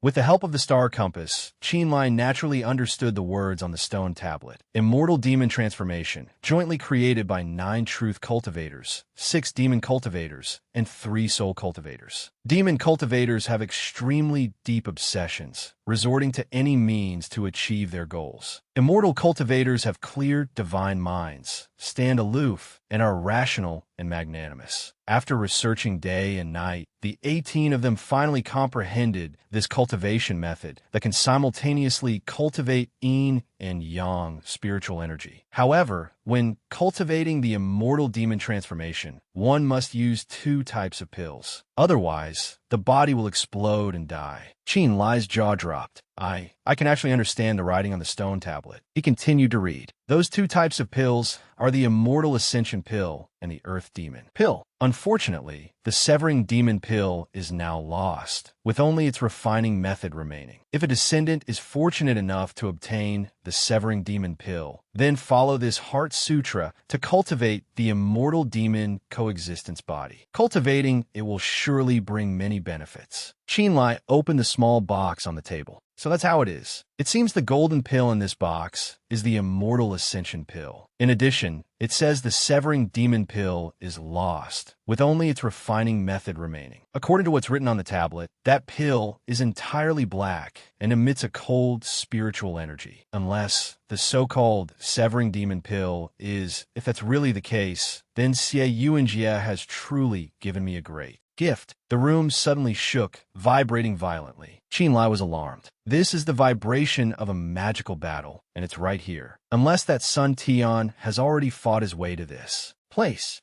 What terrible timing. This immortal demon transformation technique hasn't been fully recorded yet, and I can't let others discover this place. He touched his face, using the exquisite strange bone art. It seems that in the end, Elder Lai still needs to make a move. The village above was engulfed in smoke and fire, with dead bodies lying everywhere. Shangyuan, ancient city's East City leader, Sun Tian, stood with his hands on his hips. I never expected the dignified eldest young miss of the Mu residence to be colluding with the black market behind the scenes. It truly is an eye-opener for me. Sunday Mu Yulian, Sun Tian, you know full well what kind of person you are. Just a common bandit. Yet you dare to come to Shangyuan, ancient city, to plot and deceive. Sun Tian sneered. I was wondering how the Lin residents could be so eager to fish in troubled waters. It seems the rumors about my identity were spread by you people. In that case, I have even less reason to spare you. Just as well, by killing you, the Stronghold Master will surely credit me first. Mu Yulian took out a blue talisman. Cut the nonsense. She waved her hand, launching the first move. Azure Cloud Talisman. Sun Tian jumped up to dodge. The eldest young miss is indeed fierce, using a second-grade Heavenly Talisman treasure right at the start of the fight. It seems the Mu Mansion not only has a deep family heritage, but can also get any treasure they want. I've changed my mind. Perhaps capturing you alive would be better. Wouldn't it be great to use you to threaten Mu Sui Foam?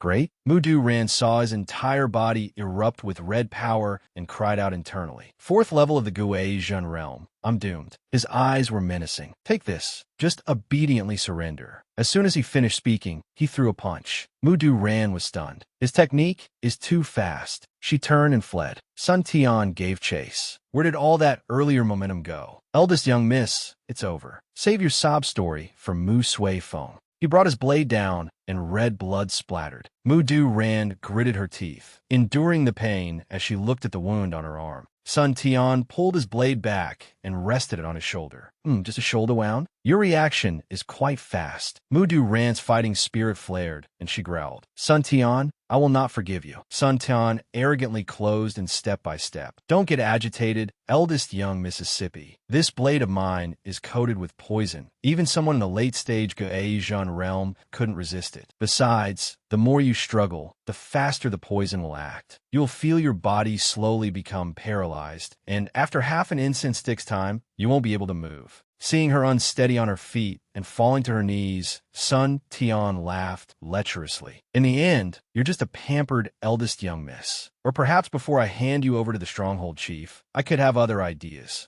Mu Du-Ran clutched her head. You're disgusting. My head hurts so much. Sun Tian reached out his filthy paw towards her. Stop resisting. Just obediently listen to me. You might suffer a little less. Mu Du-Ran turned her face to avoid his hand. Just then, a curse came from the air. Scum. A golden light flashed, and fresh blood flowed down the arm. Sun Tian's face turned pale, and he screamed like a stuck pig. On my hand. The floating wind flag was still spinning. The West City Black Market is grateful for the Mu Mansion's powerful assistance. On behalf of the Mansion Master, I thank you. Qin Lai continued. Miss Mu, your wound needs to be treated promptly. Please refrain from circulating your spirit energy for now to avoid worsening the injury. Leave the rest to me. Mu Du-Ran was moved beyond words. Mr. Lai, Sun Tian, with only one hand left, swung his blade. You, who are you? Qin Lai introduced himself. Yin Shou's first disciple, Black Market Elder Lai Feng. Since you have chosen to oppose me, sir, then you'll have to stay here tonight. Rest assured, it will be over quickly. As he spoke, he circulated his technique, causing his internal energy to erupt. Sun Tian's eyes widened in terror. What? 6th level of the Guei Zhen realm.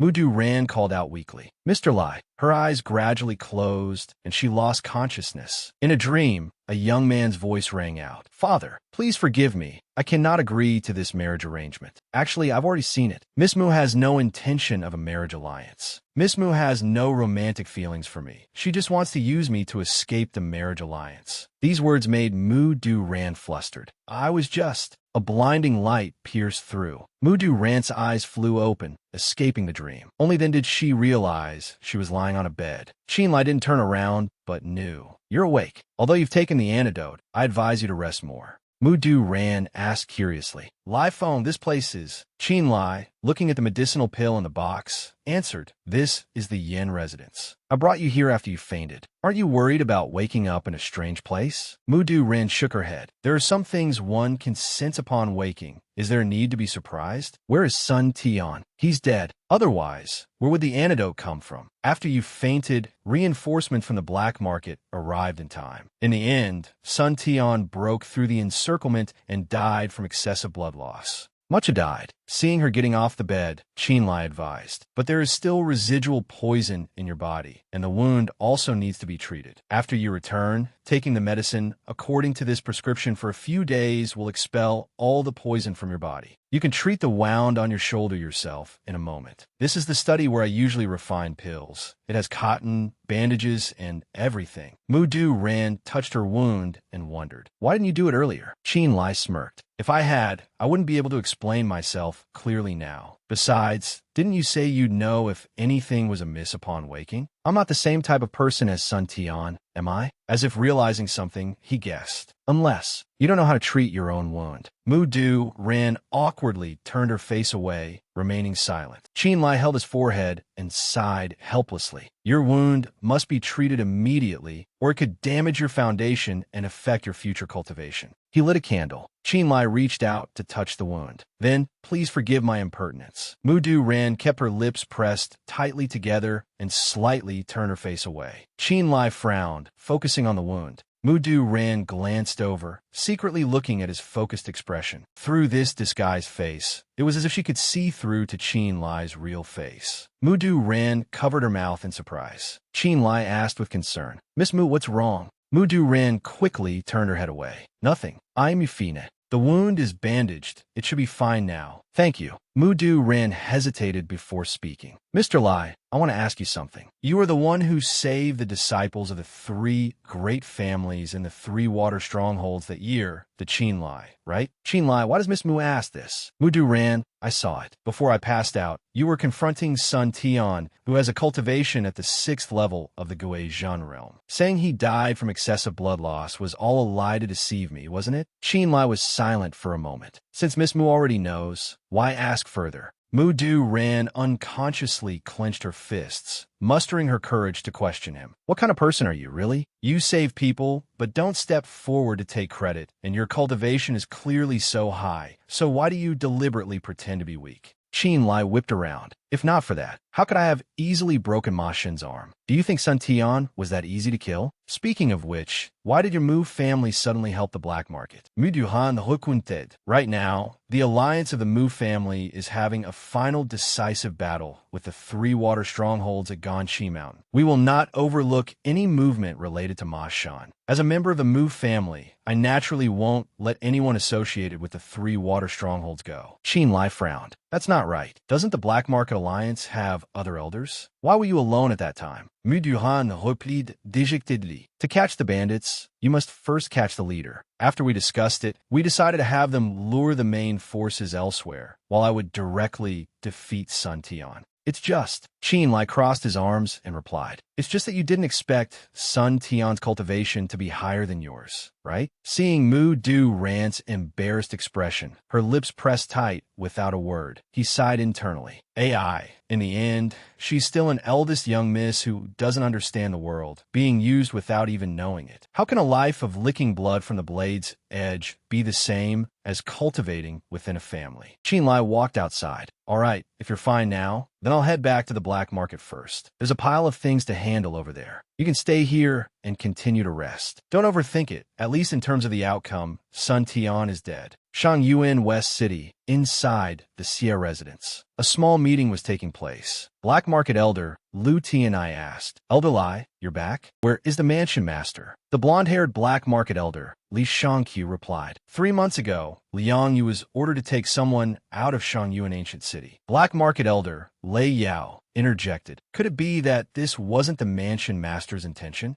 Qin Lai shrugged and replied, there was indeed such a matter, but that was 3 months ago. The mansion master simply ordered Liang Yu and me to go out and search for a medicinal herb. After the matter was completed, I returned to refine pills. Is there anything improper, everyone? Lei Yao stated with a stern face. No, you're lying. We found the soldiers guarding the city gate. Shangyuan ancient city has absolutely no record of your return. This fatal flaw made Qin Lai freeze, and he blamed himself. That's right, I didn't change into Lai Feng's appearance when I returned. At that time, I never expected these guys would cause such persistent trouble. I was careless this time. Lu Ti and I crossed his arms and threatened. Well, Lai Feng, cat got your tongue? If you obediently hand over your Chinkoan pouch, resign as an elder, and swear to never step into Shangyuan ancient city again, we will let you go. Otherwise, Qin Lai spread his arms wide. After all that talk, isn't it just because you're coveting the position of the black market's master? I originally had no intention of participating, but you're pushing me too far. If that's the case,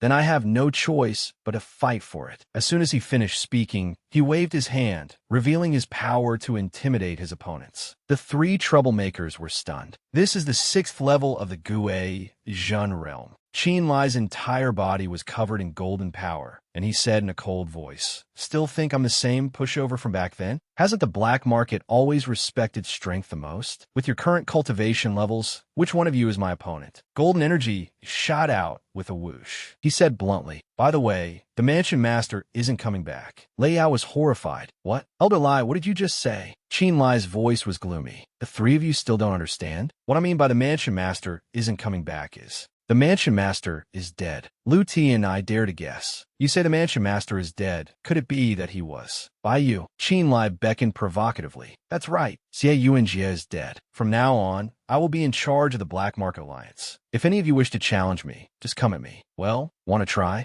A crisp sound of cupped fists rang out. Before Qin Lai's might, the elders knelt down in unison. "We greet the mansion master." Qin Lai was satisfied and retracted his internal energy. "Very good. Last night, by killing Sun Tian, we won a great victory. East City's territory has also been merged into our side. For a short period, the Black Mark Alliance's position will no longer be shaken. As for the spoils from Sun Tian's side, you can divide them amongst yourselves." Seeing their panicked expressions, Qin Lai reassured them. "There's no need to be so nervous. I am not as harsh as Xie Yuanjie. In short, everything will remain the same from now on." Lu Ti and I opportunistically flattered him. "The mansion master is so merciful. We can't thank you enough." Qin Lai instructed again. "All right, as for the news of Xie Yuanjie's death, just say that he has gone out to wander the world with no set date of return. Understood?" Lei Yao thought with his jaw agape. A bit familiar. Isn't this the excuse used for Yin show to the outside world? Then that means Yin show is also.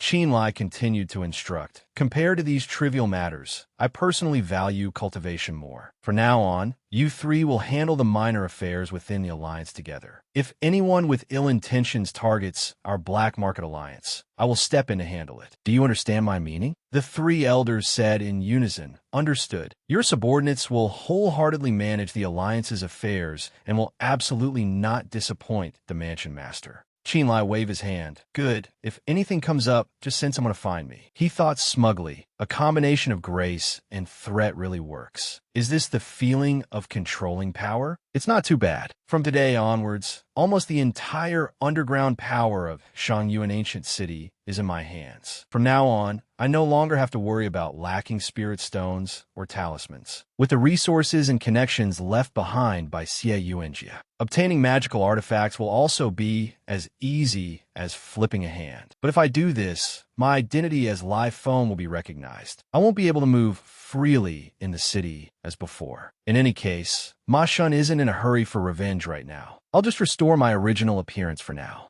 That day, Qin Lai returned to the Yin residence and found that Mu Du Ran had already left. She only left a handwritten letter, roughly stating that the war situation was urgent and she needed to reinforce the front lines. Qin Lai didn't pay it much mind and began cultivating the new cultivation art that Xie Yuanjie had discovered underground. During his cultivation, he realized that the so-called Rongyuan pill was indeed the Duoma pill. To cultivate the immortal demon Ko body, Xie Yuanjie had to rely on the help of the Duoma pill, and the cultivation had to be completed before entering the Danyang realm. It could be inferred that Xie Yuanjie had reached the late Gui Zhan stage long ago. He had been suppressing his cultivation level, not daring to break through. If he had reached the Danyang realm, I would have been completely unable to fight him. The method of the demonic transformation cultivation is extremely domineering. In a secret cave, only one Tongtian pill was found, and there was no pill recipe. There's only one chance. Winner takes all, just this once. Qinlai decisively put the golden pill into his mouth and swallowed it down. Ganqi Mountain, Mu Family Alliance Base. Inside the command tent, Mu Sui Feng frowned. Duran, you've worked hard killing Sun Tian this time, but why did it take you 3 days to return? Mu Duran explained, I sustained some injuries during the fight, so I was delayed on the way back. Father, what is the situation now? With Sun Tian killed, it's as if Ma Shun has lost an arm. His plan in Shangyuan City has also fallen through.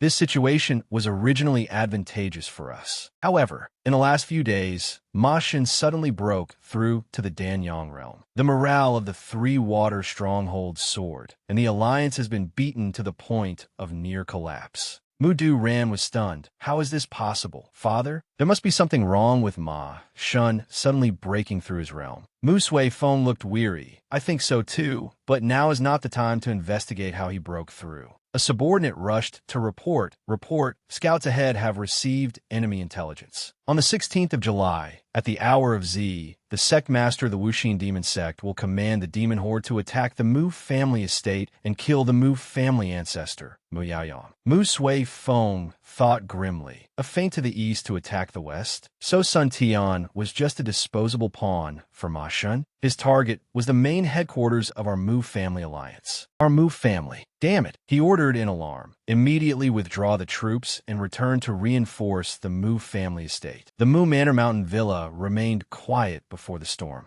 A group of people lay in ambush in the woods. A scholar-like man, fanning himself with a fan in his hand, said, This is the Mu Manor. A stranger in a black cloak and a concealing hat landed and joined the group. Humph. The scholar-like man squinted, assessing another one. It seems there's no shortage of competitors tonight. The others also chattered. This just proves how attractive the Mu family estate is, doesn't it? I wonder how many treasures the Mu family has.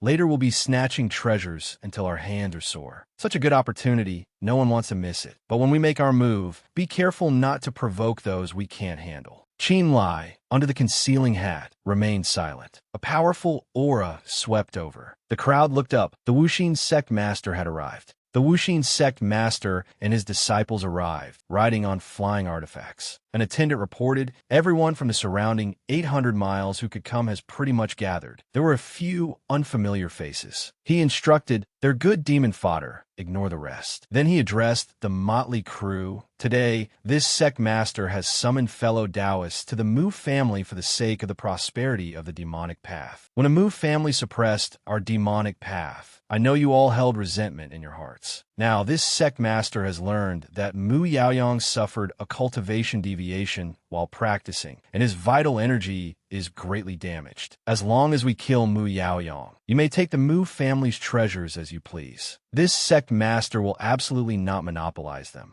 All right, it's time. Everyone go in. The back gate of the Mu Manor was still tightly shut. The Mu family members defended with all their might. Audacious demon followers, don't you dare be insolent. The scholar-like man with the fan swung at once, beheading his opponent. Kill. It's been a long time since I've been this excited. His eyes suddenly lit up. It turned out he saw a woman.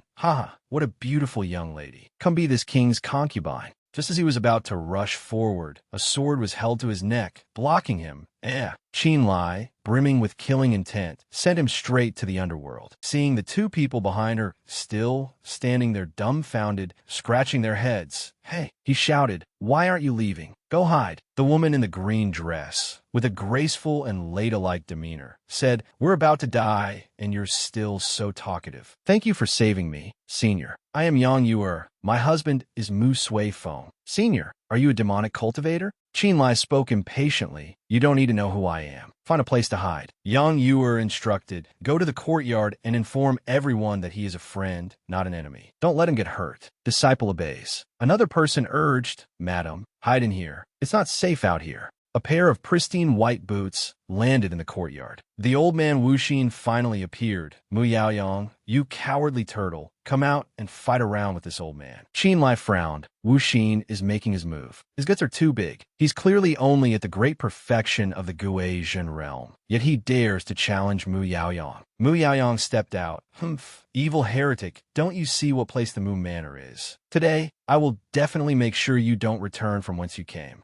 The two old men charged directly at each other. Qin Lai became interested in watching. Wu Xin and Mu Yaoyang were fighting towards the front courtyard. It seemed tonight's raid would end quickly. I'll go over and take a look. A fight between Danyang realm experts is a rare sight. This is a learning opportunity. The layout of this bamboo forest is very strange, as if it corresponds to the principles of the 5-element cycle. Going back and forth, I can only hear sounds, but can't find anyone. Damn it. On the side of the bamboo forest, there was a sudden explosion. Qin Lai looked in curiously, only to see a group of aggressive bald men charge in and destroy the spirit marrow for me. A Mu family member guarding the door shouted, "Don't even think about it. Quick, close the door." The old bald man postured, "Today you'll all die here. What are you dawdling for? Kill them quickly." When he turned back, his eyes widened in horror upon seeing his two comrades wrapped up by vines like two rice cakes. There's an ambush. The old bald man suffered the same fate, instantly being wrapped by vines up to his head. Who is it? His one uncovered. I only had time to see the floating wind flag banner, swaying gently as it approached. Immediately after, a collision sound rang out, thwack. The old bald man was struck by the floating wind flagpole, knocked down, and plowing a furrow in the ground. He crashed into the bamboo forest and spat out a mouthful of blood, cough. The old bald man stared at his opponent and demanded, "Who are you to dare meddle in the Wuxin sex business?" Qin Lai didn't answer, but recalled asking when he was led here earlier, "What is this place?" Yang Yuer had replied, "This is the Mu family's spirit marrow treasury. Once destroyed, the spirit vein will dry up." He thought to himself, no wonder. The spirit marrow is the essence of mineral veins. Its function is to continuously generate new spirit stones. Normally, the spirit marrow cannot be destroyed. It's like the source of a river. If it were to be destroyed, it would be like blocking the flow of the water source. In the long run, the spirit vein will dry up. Seeing that he didn't answer, the old bald man roared angrily, "Bastard, this old man is asking you a question. How dare you not answer?" Humph. Qin Lai, full of power, approached step by step. Fool, still arrogant when death is at your door. The old bald man was terrified when he recognized the aura, Gui, late Gui Zhen stage. While Qin Lai was off guard, a hidden projectile shot out from the opposite bamboo forest. It flew towards him, knocking off his concealing hat. The Wuxin sect master was astonished. "I didn't expect the Mu Manor to have such an expert besides Mu Yaoyang. Your Excellency, you've repeatedly helped the Mu Manor without a word. Have you considered the consequences?" The concealing hat fell to the ground. Qin Lai's true appearance was revealed. He smirked provocatively. "Old demon, so this is all you've got. If you have the guts, come here. This young master will play with you to the end." The Wuxin sect master charged forward furiously. "Stinking brat, you said it yourself." Someone pointed a finger, releasing a stream of yellow energy. It struck the Wuxin sect master's attack. Mu Yaoyang withdrew his hand. The Wuxin sect master was heavily injured by the blow. "Mu Yaoyang, you are indeed formidable. The world rumored that you suffered a cultivation deviation.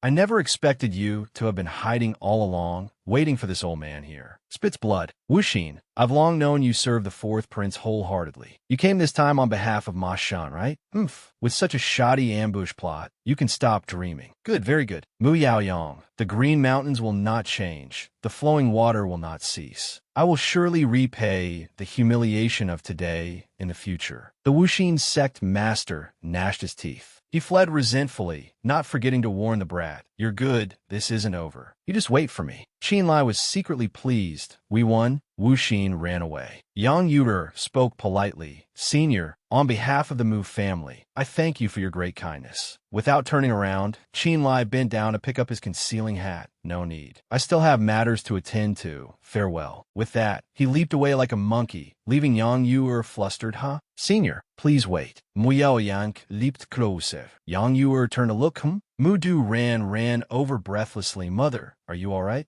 Yang Yuer looked at her with a gentle gaze. My good child, why have you returned? Mother is fine. How are things at Chi Mountain? About that, Mu Sui Feng knelt. Ancestor, Sui Feng has arrived late. Is the ancestor safe? Mu Yaoyang, Sui Feng, get up. I'm Fine. Yang Yu, just now this old man, sensed that the manor was aided by a noble person. Where's he? About that, ancestor. He has left. Mu Yaoyang's eyes widened. Left? After such a great kindness, how could you let him leave so easily? Why didn't you keep him here? Yang Yuer explained. It's not that Yuer didn't want to keep him. It's just that before Yuer could finish speaking, he had already left. I don't know why. Forget it. Quickly have people clean up, then arrange for everyone to rest. Sui Feng, Duran, come inside to talk. In the main hall, Mu Sui Feng spoke first. I didn't expect Ma Shun to feint in the east and attack in the west this time, causing us to have no choice but to return for reinforcements. This led to the collapse of our formation at Chi Mountain. Sui Feng is willing to accept punishment. Mu Yaoyang sighed. You're not to blame. It's just hard on the other families in the Mu Alliance. Is there any other news? Qin Lai had now returned to the Xie residence, sitting cross-legged in closed-door cultivation. The Danyang pill's effect is truly extraordinary. I must break through to the next realm quickly. Cultivation is the most bitter of all hardships. The reason Qin Lai has come this far today is because he has always maintained a heart dedicated to the Tao. After arranging all matters for the black market and the Yin residence, Qin Lai prepared to charge towards a new realm, the Danyang realm. Among the 9 realms of cultivation, Danyang is the most difficult. Linhu, Guizhen, Danyang, Yushuan, Dongtian, Yangshen, Yuhua, Feixian. Yang is the foundation, Dan is the form. When the golden core is formed, one can truly shed their mortal coil and attain a supreme Tao body. Qin Lai looked at the 2 green pills, frowning slightly. The green spirit fruits obtained from Xie Yuanju's Chinkoan pouch. There are only 2 left. Last time at Bayan Mountain, 1 pill was able to help me break through 3 minor realms. Now that I am at the 6th level of the Gui Zhen realm, if I take 2 more, the great Tao of Danyang will be within my grasp. In the past, my talent was terrible. I was a good-for-nothing who was bullied and feared. Even if thrown into a crowd of ordinary people, my aptitude would only be considered mediocre. But now, I am cultivating the immortal demon transformation, carrying within me the 2 paths of righteous and evil. The righteous path of cultivation requires stability and must not have any contradictions. The most prominent feature of demonic cultivation methods is the speed of cultivation, a fast breakthrough. The 2 cultivation methods complement each other, making up for each other's shortcomings. Coupled with the support of various spirit pills and divine medicines, a breakthrough is possible in an instant. The divine light is examined within. The spiritual power of the purple mansion develops with the Dan core as its form. The spiritual energy of heaven and earth is unconsciously drawn in. Is this the Qi guide of Danyang, the preliminary step onto the great Tao? Countless people in the world have failed miserably to want to succeed in reaching Danyang. For a cultivator, the Linhu and Gui Zhen realms are merely the introductory foundation of cultivation.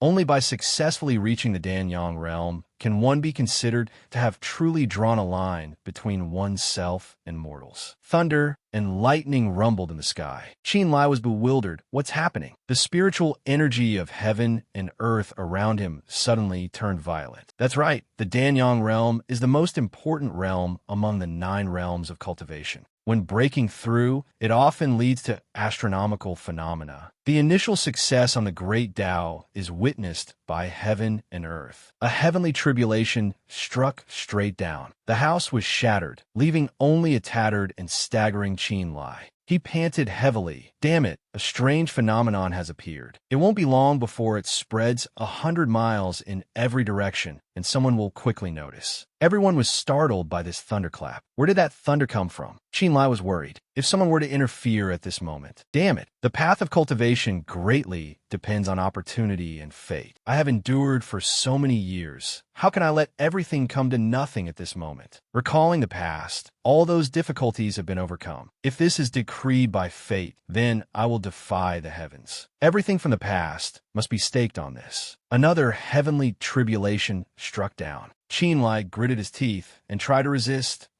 It's either success or death. At this moment, at the Mu family estate, Mu Sui Feng was anxious. Ancestor, a strange celestial phenomenon. Someone is breaking through to the Danyang realm. Mu Yaoyang sighed. After 100 years, another Danyang realm expert has appeared in the Shangyuan region. The younger generation is truly formidable. Mu Sui Feng bowed his head, his voice apologetic. The Mu family has been in the Zhao nation for several hundred years, yet only the ancestor has ascended to the great Tao. We of the younger generation are not even a match for an outsider. It is truly shameful. Mu Yaoyang turned to comfort him. It's all right. The fortunes of a great family rise and fall like the tide. In my long life of cultivation, why must I seek out my own troubles? Although we lost this time, all the elites of the Mu family must be preserved. As long as we focus on cultivation, there will surely be a day when we rise again. Yes, at the same time, at the Tizwi Stronghold. Stronghold Master, we just received news that someone in Shangyuan City has broken through to the Danyang realm. Ma Shun frowned. I felt it. The world is vast. Every generation has its talents. When I broke through to the Danyang realm, there was no such celestial phenomenon. That's right. Is there any news from the people sent to search for the Mu family remnants? Not yet. However, the Mu family suffered a great defeat last time. Their foundation has been damaged. There is absolutely no possibility of them making a comeback. Ma Shun glared and scolded. How you do things? Can a disorganized mob possibly fly up to the sky? Send more people for me. Absolutely do not spare any Mu family remnant. Yes, this subordinate obeys the order. After experiencing another wave of heavenly tribulation, Qin Lai closed his eyes tightly, maintained his meditative posture, and tried to stabilize his internal energy. He warily opened his eyes, disappeared in a flash, and shot straight into the sky at the speed of light. Qin Lai floated gently in the air, unable to help but frown in surprise. Without using a levitation art, just by relying on spiritual power, I can fly. Is this the ability of the Danyang realm? The great Tao of Danyang led to a strange phenomenon, attracting many fellow cultivators. It's clear how arduous and difficult the path of cultivation is. For me, I'm afraid that even back then, facing the family's oppression, I left home in resentment and wandered everywhere. Now that I have achieved something, it is time to go see Second Brother. It has been a long time since we last met at the auction. Before leaving home, I relied entirely on Second Brother's radiance. This time, I returned to repay the debt of protection from those years. Let's go. He arrived back in Bianjing just as dawn was breaking. Qin Lai was filled with emotion. I haven't been back in many years, but this place is still the same. Nothing has changed at all. These past few years, due to worrying about Zijian, Second Brother's cultivation has declined. To avoid startling him, I should first suppress my cultivation to the early Gui Zhan stage. Qin Feng's voice suddenly came from behind. Who are you? What are you doing standing in front of my Qin family's main gate? His eyes were full of vigilance. Qin Lai slowly turned his head. This voice, Second Brother. Qin Feng was bewildered. Huh? You, what did you call me? Qin Lai's voice couldn't hide his excitement. Second Brother, it's me. I am Fatinf. Looking closely at the face opposite him, it still had the features of the young Qin Lai. Qin Feng was overjoyed and gripped his shoulders tightly. 13th, is it really you, 13th? You're back. You've grown up. Second Brother almost didn't recognize you. You foolish boy. You were gone for so many years at once and didn't even know to come back for a visit. You really made people worry. It's good that you're back. It's good that you're back. By the way, have you gone to the old house to greet father? Qin Lai stammered this, and then fell silent. Qin Feng comforted him. Are you still holding on to what happened back then? You really are a stubborn kid. Forget it. Let's not talk about that today. Come inside. I'll have you meet someone. Qin Lai was curious. Who is it? Qin Feng acted mysterious. Ha ha ha. You'll know in a moment. A red-haired boy with a dignified air clasped his hands in greeting. Nephew Qin Zijian pays his respects to 13th uncle. Qin Lai patted the boy's shoulder. Your second brother's son. You've grown so big. No need for formalities. No need for formalities, haha. He chuckled to himself. Heis, I've actually met him before, but it's better not to mention this now.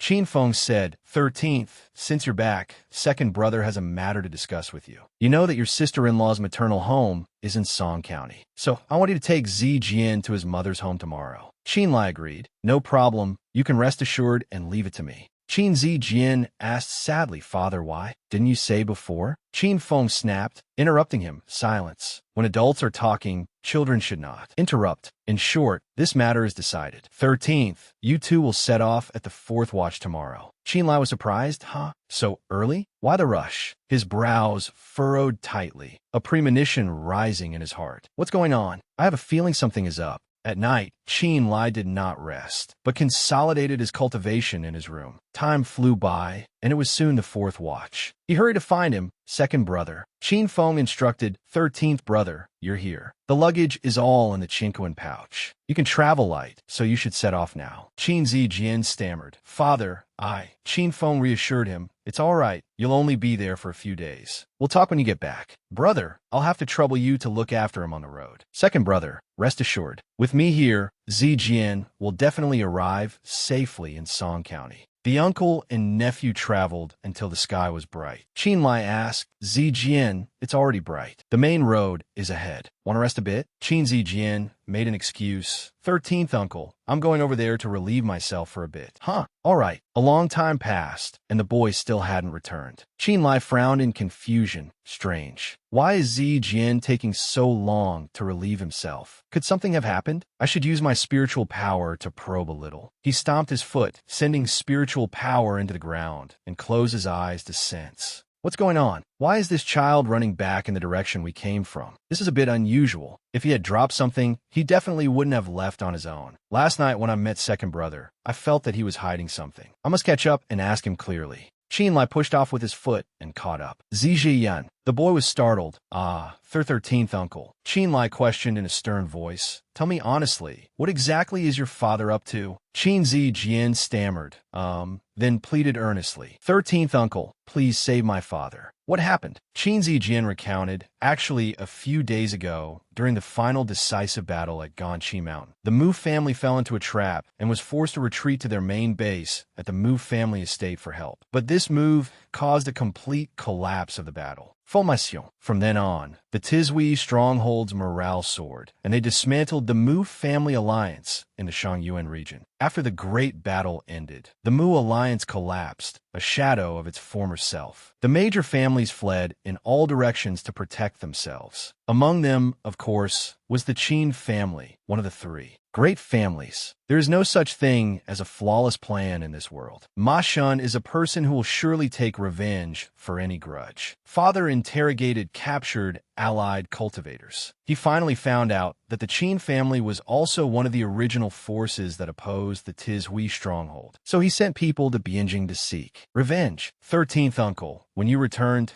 our family had just received news that people from the Tizhui stronghold were about to attack. Father knew that your cultivation was not easy, so he decisively used the pretext of entrusting me to you so that you could leave the Qin family with me. Qin Lai was shocked. What? Second brother didn't even discuss such an important matter with me? That's right. He did ask about my attitude towards the old family home. Thinking back now, that was actually him probing me in disguise. He recalled his own attitude when Qin Feng asked, are you still holding on to what happened back then, you stubborn kid? You really are a stubborn kid. He felt even more self-reproach, but my reaction at that time was, Qin Lai pressed, so what are the Qin family's plans now? Are they just going to sit and wait for death? Qin Zijian replied. Father said, the Qin family has established its standing in Bianjing for over 200 years. Grandfather and the others refused to abandon this foundation. Moreover, eldest uncle was always valued by grandfather, who even passed the position of family head to him. But unexpectedly, this time, eldest uncle disregarded the family and left a day early. Qin Lai continued. So, second brother had to return to the old residence to help. Am I right?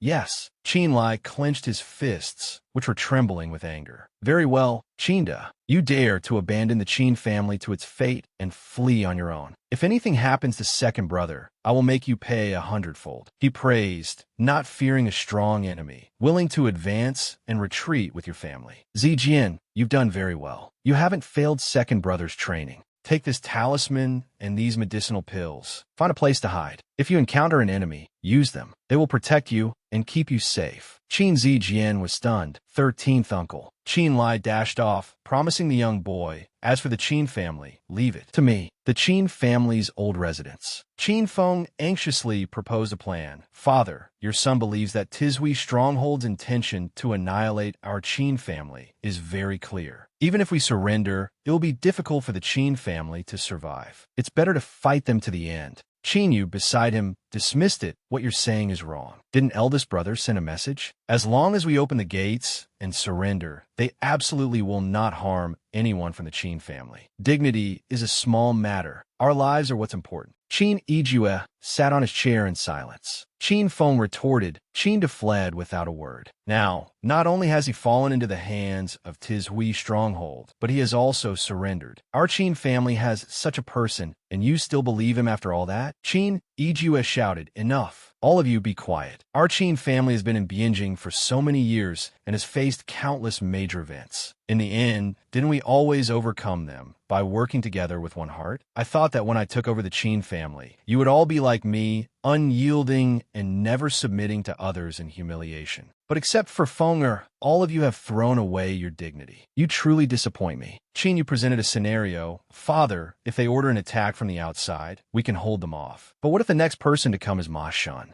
The other's fighting spirit immediately wavered as they whispered, "It seems so. That makes sense." Qin Yu, feeling even more justified, continued, "So, even if it's temporary forbearance, we just need to protect the Qin family's bloodline. In the future, we won't have to worry about not having a day to bide our time and return." Qin Yijue was so angry he stammered, "What? You all, it's over, it's over. It is I, Qin Yijue, who is incompetent, unable to protect the Qin family. If you want to surrender, then go and surrender. But don't expect me to be like you. I, Qin Yijue, cannot be so shameless." Outside, Qinda hurriedly reported to the Tizhui Stronghold group. "I just received news. The Qin family has surrendered. Strategist Su's plan is indeed brilliant." Su Rue raised an eyebrow. "There's something strange about this. The Qin family is not the Mu family. Even if they stubbornly resisted, I could still slaughter the entire Qin family, not leaving even a chicken or a dog." Qinda glared and questioned, "Didn't you say that as long as the Qin family surrendered, you would spare them?"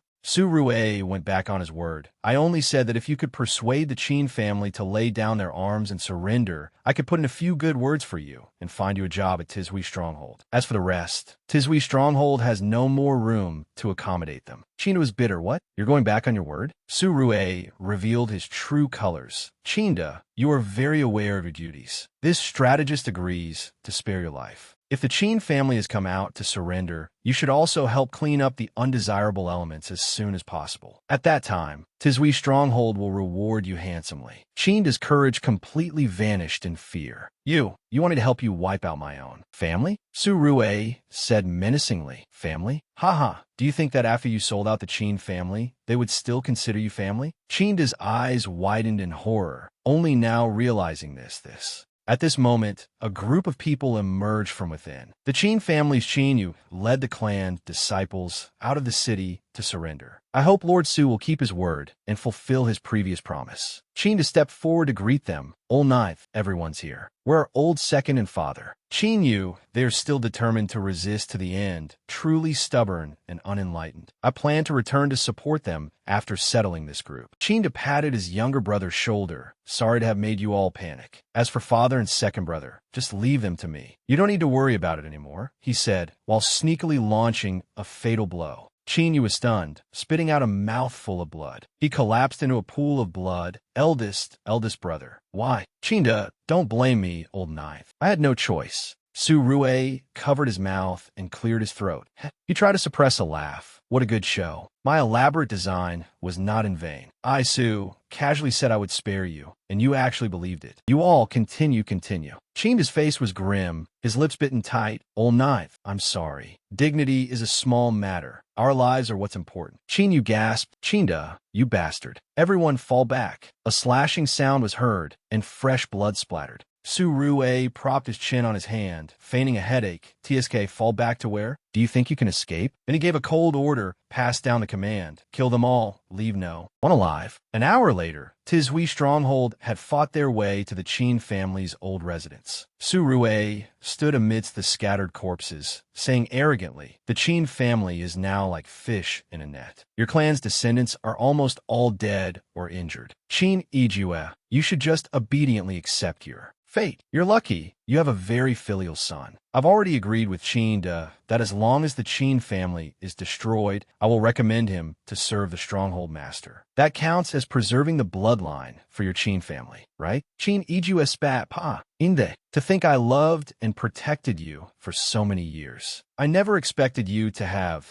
the heart of a wolf, not even sparing your own clansmen. The dog Qin to wave his hands. Father, you can't blame me for this. A wise man submits to circumstances. You can't expect me to die for a bit of dignity, can you? Qin Ijue's eyes widened in fury. If I had known this day would come. You beast, I have no son like you. Su Rue instigated. Qinda, you see? Even if you defected from the strategist for the sake of the Qin family, they wouldn't remember your good deeds. A family like this, are you still attached to them? Qin Feng roared. Su Rue, don't you be so outrageous. One day, the Mu Mansion will rise again and slaughter you all, leaving no armor behind. Shu Hui sneered. Mon mansion? Aha, Fourget de Mauricie mansion. Even the great Luo Golden Mountain couldn't save you. Suddenly, someone said, Humph, your tone is a bit too arrogant, isn't it? As the words fell, a preemptive strike was launched as a show. A force. Qin Ijua looked doubtfully at the newcomer, that is. 13th. Qin Feng hurriedly waved his hand. 13th. This is no place for you. Go quickly. Qin Ijue was moved. 13th. Your little lie. Qin Lai was resolute. Second brother. Rest assured, I am here. Today, no one will even think of touching a single hair on your head. Su Rue's loud voice held a hidden threat. Such a big tone. Are you prepared to be my, Su's, enemy today? Qin disdainfully introduced. Strategist Su, this is my 13th younger brother, my father's youngest son, Qin Lai. Su Rue was surprised. The Qin family has a 13th son? Why didn't you mention this before? Reporting to strategist Su, this 13th brother of mine lacks talent. He cut ties with the Qin family many years ago. I also didn't expect him to appear at this time. Su Rue snorted coldly. If fellow Taoist has already cut ties with the Qin family, I think it's better not to interfere. Qin Lai rested his hand on his great saber. Whether I interfere or not is none of your business. Su Rue was choked with anger. You. Fine, very fine. Today, even if you are at the great perfection of the Guizhen realm, this strategist will still slaughter the Qin family. Go. Kill him for me. Qin Feng broke out in a cold sweat with worry. They're all mid-stage Guizhen realm experts. You don't stand a chance, 13th. Run. Qin Lai let out a soft snort, his eyes showing determination as he tightened his grip on his sword. He sprang up. A green sword aura flashed, emitting a series of clanging sounds. The entire group of Tizhui stronghold members who were charging forward was taken down. Su Rue's eyes widened in horror in an instant. He turned to curse at Qinda. Bastard. Didn't you say he was the one with the weakest talent in the Qin family? I don't know. How would I know he's become so powerful now? The blue blade stabbed into the courtyard ground with a thud. Seeing Qin Lai's imposing aura, Su Rue broke out in a cold sweat. This aura, I'm all too familiar with it. Ever since the great victory at Ganqi Mountain, I've only felt it from one person. I never expected that the one before me, described by Qinda as a waste, would actually be a Danyang realm expert. Qin Lai narrowed his eyes, staring at him with a humph. A single thought in the Danyang mansion nurtures. In an empty valley of reincarnation, one becomes an earthly immortal. Danyang realm experts in the cultivation world have another name, earthly immortal, transcending mortals to become immortals. Although the Danyang realm is the lowest threshold among the 9 realms of cultivation, it has undoubtedly transcended the mortal world. And Su Rue was now absolutely furious. His hatred and anger soared to the heavens. What was supposed to be an easy job of carrying out an order had been completely ruined by Qin Lai, who appeared out of nowhere. Su Rue gritted his teeth in anger. Damn it, I miscalculated again. A direct confrontation is absolutely unwinnable. There's no other way. I have to escape the city first, then regroup with the others. After that, I'll request reinforcements from the stronghold master. Use Danyang Tufik Adenyang. Qin Lai frowned. Trying to run? I've already said it. With me here today, no one can even think of touching a single hair on a Qin family member. He took out the swirling wind riding flag, and his whole body lightly flew up. Su Rui was bewildered. What is that? A flag? A magic treasure? Qin Lai, with a soaring aura behind him, declared, not now. And not ever. As he spoke, he swung the wind-riding flag in his hand, unleashing a wind blade slash. Su Rui was hit, but still managed to quickly escape. Qin Lai was surprised. He's actually at the great perfection of the 9th layer of the Gui Zhen realm. Forget it. Let him run. After hiding here and there for so many years, it's time to settle the debts. He returned to the Qin family. Qin Feng hurried forward to ask, 13th, how is it? He escaped, but it's fine. It just so happens I have some personal scores to settle with Tizhui Stronghold. Qin Feng hesitated. Your current cultivation. Is it really the Danyang realm? Qin Lai affirmed, yes, it is. Qin Feng's voice, full of pride, echoed, good lad. You've done well. Father, our Qin family has produced an earthly immortal. A vague sense of fear and guilt rose in Qin Ijue's heart. An earthly immortal? Is this still the same 13th who was ridiculed and mocked by everyone back then? This son, who everyone thought was a waste, has today resolved the Qin family's calamity of annihilation. He proactively admitted his fault. I was wrong towards little Lai, no longer worthy of being a father. Qin Feng reasoned, if 13th brother heard the news and came to help, it shows he doesn't hold a grudge against you, father. Qin Ijue was self-aware. That's because he remembers your past kindness to him. But besides you, among all the descendants of the Qin family, who else treated him like a brother? Among us elders, who comforted him on cold, dark nights? Fenger, it seems I've truly grown old. The older one gets, the more one sees the grave mistakes of the past. Grave mistakes. His face was filled with remorse, the corners of his eyes moist. Cough. Qin Ijue clutched his chest and spat out a mouthful of blood. Qin Feng rushed over worriedly. Father. Qin Lai also couldn't just stand still. Qin Ijue suppressed a cough while regulating his breathing. Little Lai, my son. Cough. Do you still blame your father? Qin Lai was silent, his expression conflicted. Qin Ijue's expression was pained. It seems you still cannot forgive me. Qin Feng, caught in the middle, was also heartbroken. Father. Qin Ijue closed his eyes, as if accepting his karma. It's all right. This is what I brought upon myself. I can't blame others. I only hope that in the future, you can help your second brother, so the Qin family can continue. That way, I can die in peace. Qin Lai, filled with pent-up resentment, questioned loudly, you're still the same. In your heart, there's only the Qin family. Everything you do is for the sake of the Qin family. Those with extraordinary innate talent are held in the palm of your hand. Those with low strength are considered useless for life. Have you ever thought, is there anyone here who isn't your son, your family? Which one of them doesn't need a father? They desperately cultivated for the position of family head to satisfy your expectations. As a result, even the most basic affections were cast aside. Qinda is also your son. It was your upbringing and nurturing that made him value cultivation as his life and forget his duties. You're not only wrong towards me, but also wrong in not understanding your own role. Targeting disciples, severing kinship. Can't you see what was gained and what was lost? How? The descendants of the Qin family are being slaughtered, and yet you are still scheming in 100 ways for the future of the Qin family. Now, what you should be doing is begging for everyone's forgiveness. Qin Feng looked at his father with concern. Father, 13th brother, is not wrong. We really have gone too far. His knees hit the ground hard. Qin Ijue's face showed realization, filled with remorse and regret. To think that I've lived a whole life, yet I don't understand things as clearly as little Lai.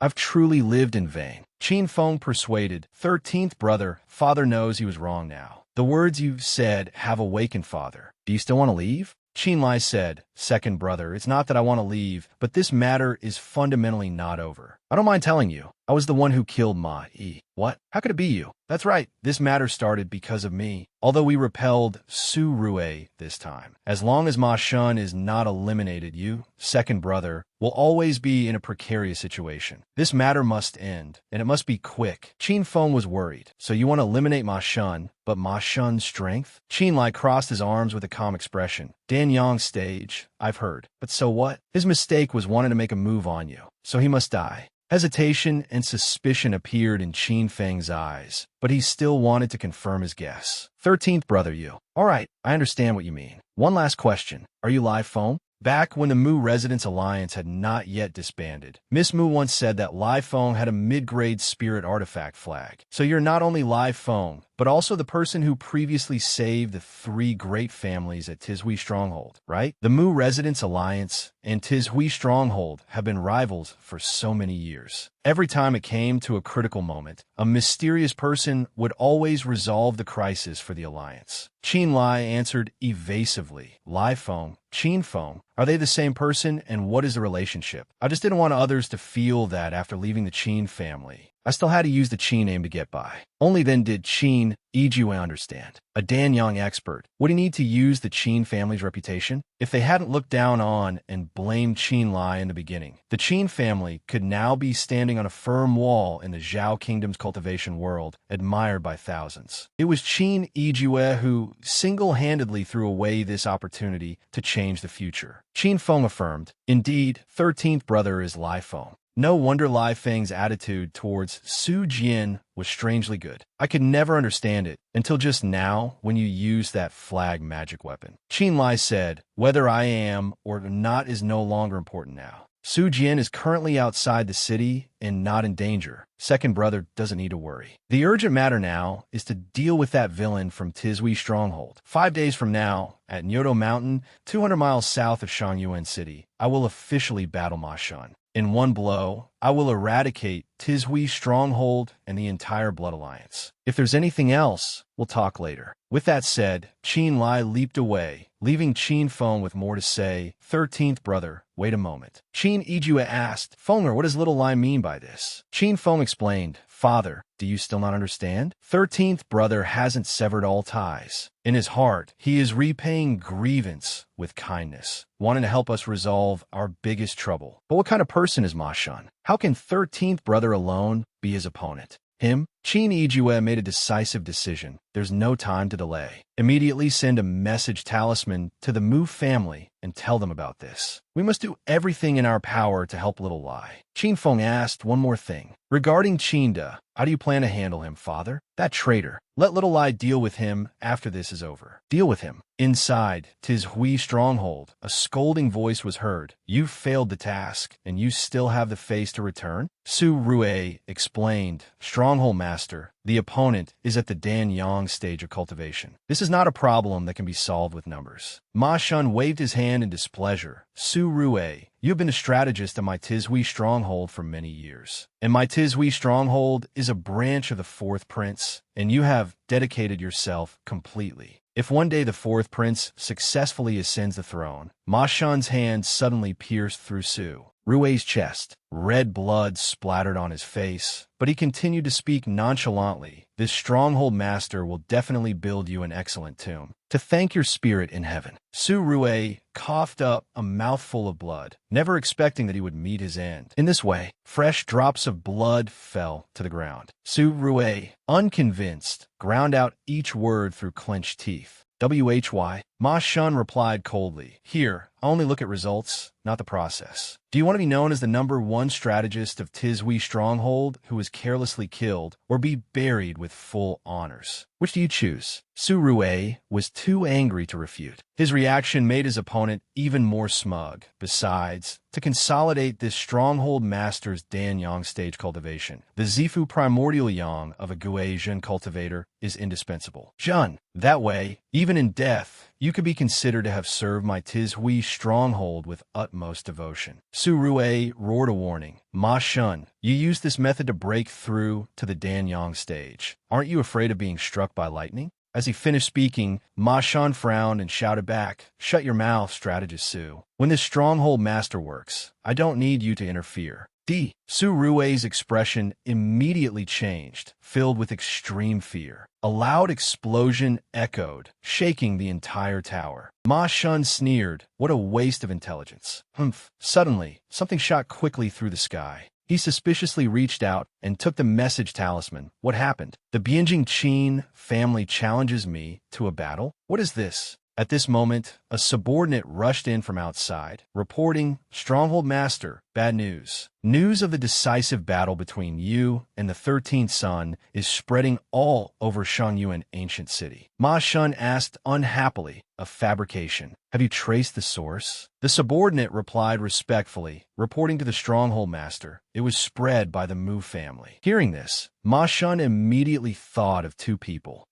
Interesting. They can't win in a direct fight, so they plan to use a substitute to escape? Fine, then I'll agree with them. I must make Mu Sui Feng completely give up hope and take this opportunity to let them experience the might of my Tizhui stronghold. He began to recall and contemplate. The news of Qin Lai's battle with Ma Shun had now spread throughout the Shangyuan cultivation world. Since he had decided to fight a decisive battle with Ma Shun, he naturally had to prepare thoroughly. First, Qin Lai returned to the Black Market Alliance and arranged a lot of work for his subordinates. Then, he went to Yiping Lu and secretly spoke with Zhu Songqi until midnight. After that, he took the talismans and pills accumulated over many years from Yen Shou's residence. Finally, he even went to the auction house and bought a pile of weapons. The only thing left to do was wait. Mu family manor. Du Ran called out respectfully, "Ancestor." Mu Jiaoyang's tone became cheerful. "Du Ran, my child, you've come. I heard from your father that you've been restless lately. Has something happened? Well, it's still because of Qin Lai's appearance, isn't it? It's understandable. That year you two almost got together. After that, there was no news of him for so many years, and when he reappeared, he was already a Dan Yang stage expert. So, it's natural that your heart finds it hard to be calm." Seeing that she had been found out, Du Ran admitted, "Yes, everything is just as ancestors said." Mu Jiaoyang took the opportunity to remind her, "Du Ran, on the path of cultivation, one state of mind is extremely important. I heard he was treated coldly when he left home, but how could you know that he hasn't lived well all these years? Not revealing his whereabouts for so many years proves that he also had his own hardships. In my opinion, it's possible that because of the broken engagement that year, he felt he had no face to see you. But so many years have passed, and we are all so different from before. Therefore, you should also forgive him." Du Ran still seemed hesitant, but before she could finish her sentence, Mu Jiaoyang interrupted. "Du Ran, this time, Qin Lai's decisive battle with Ma Shun is also to bring an end to so many years of grievances.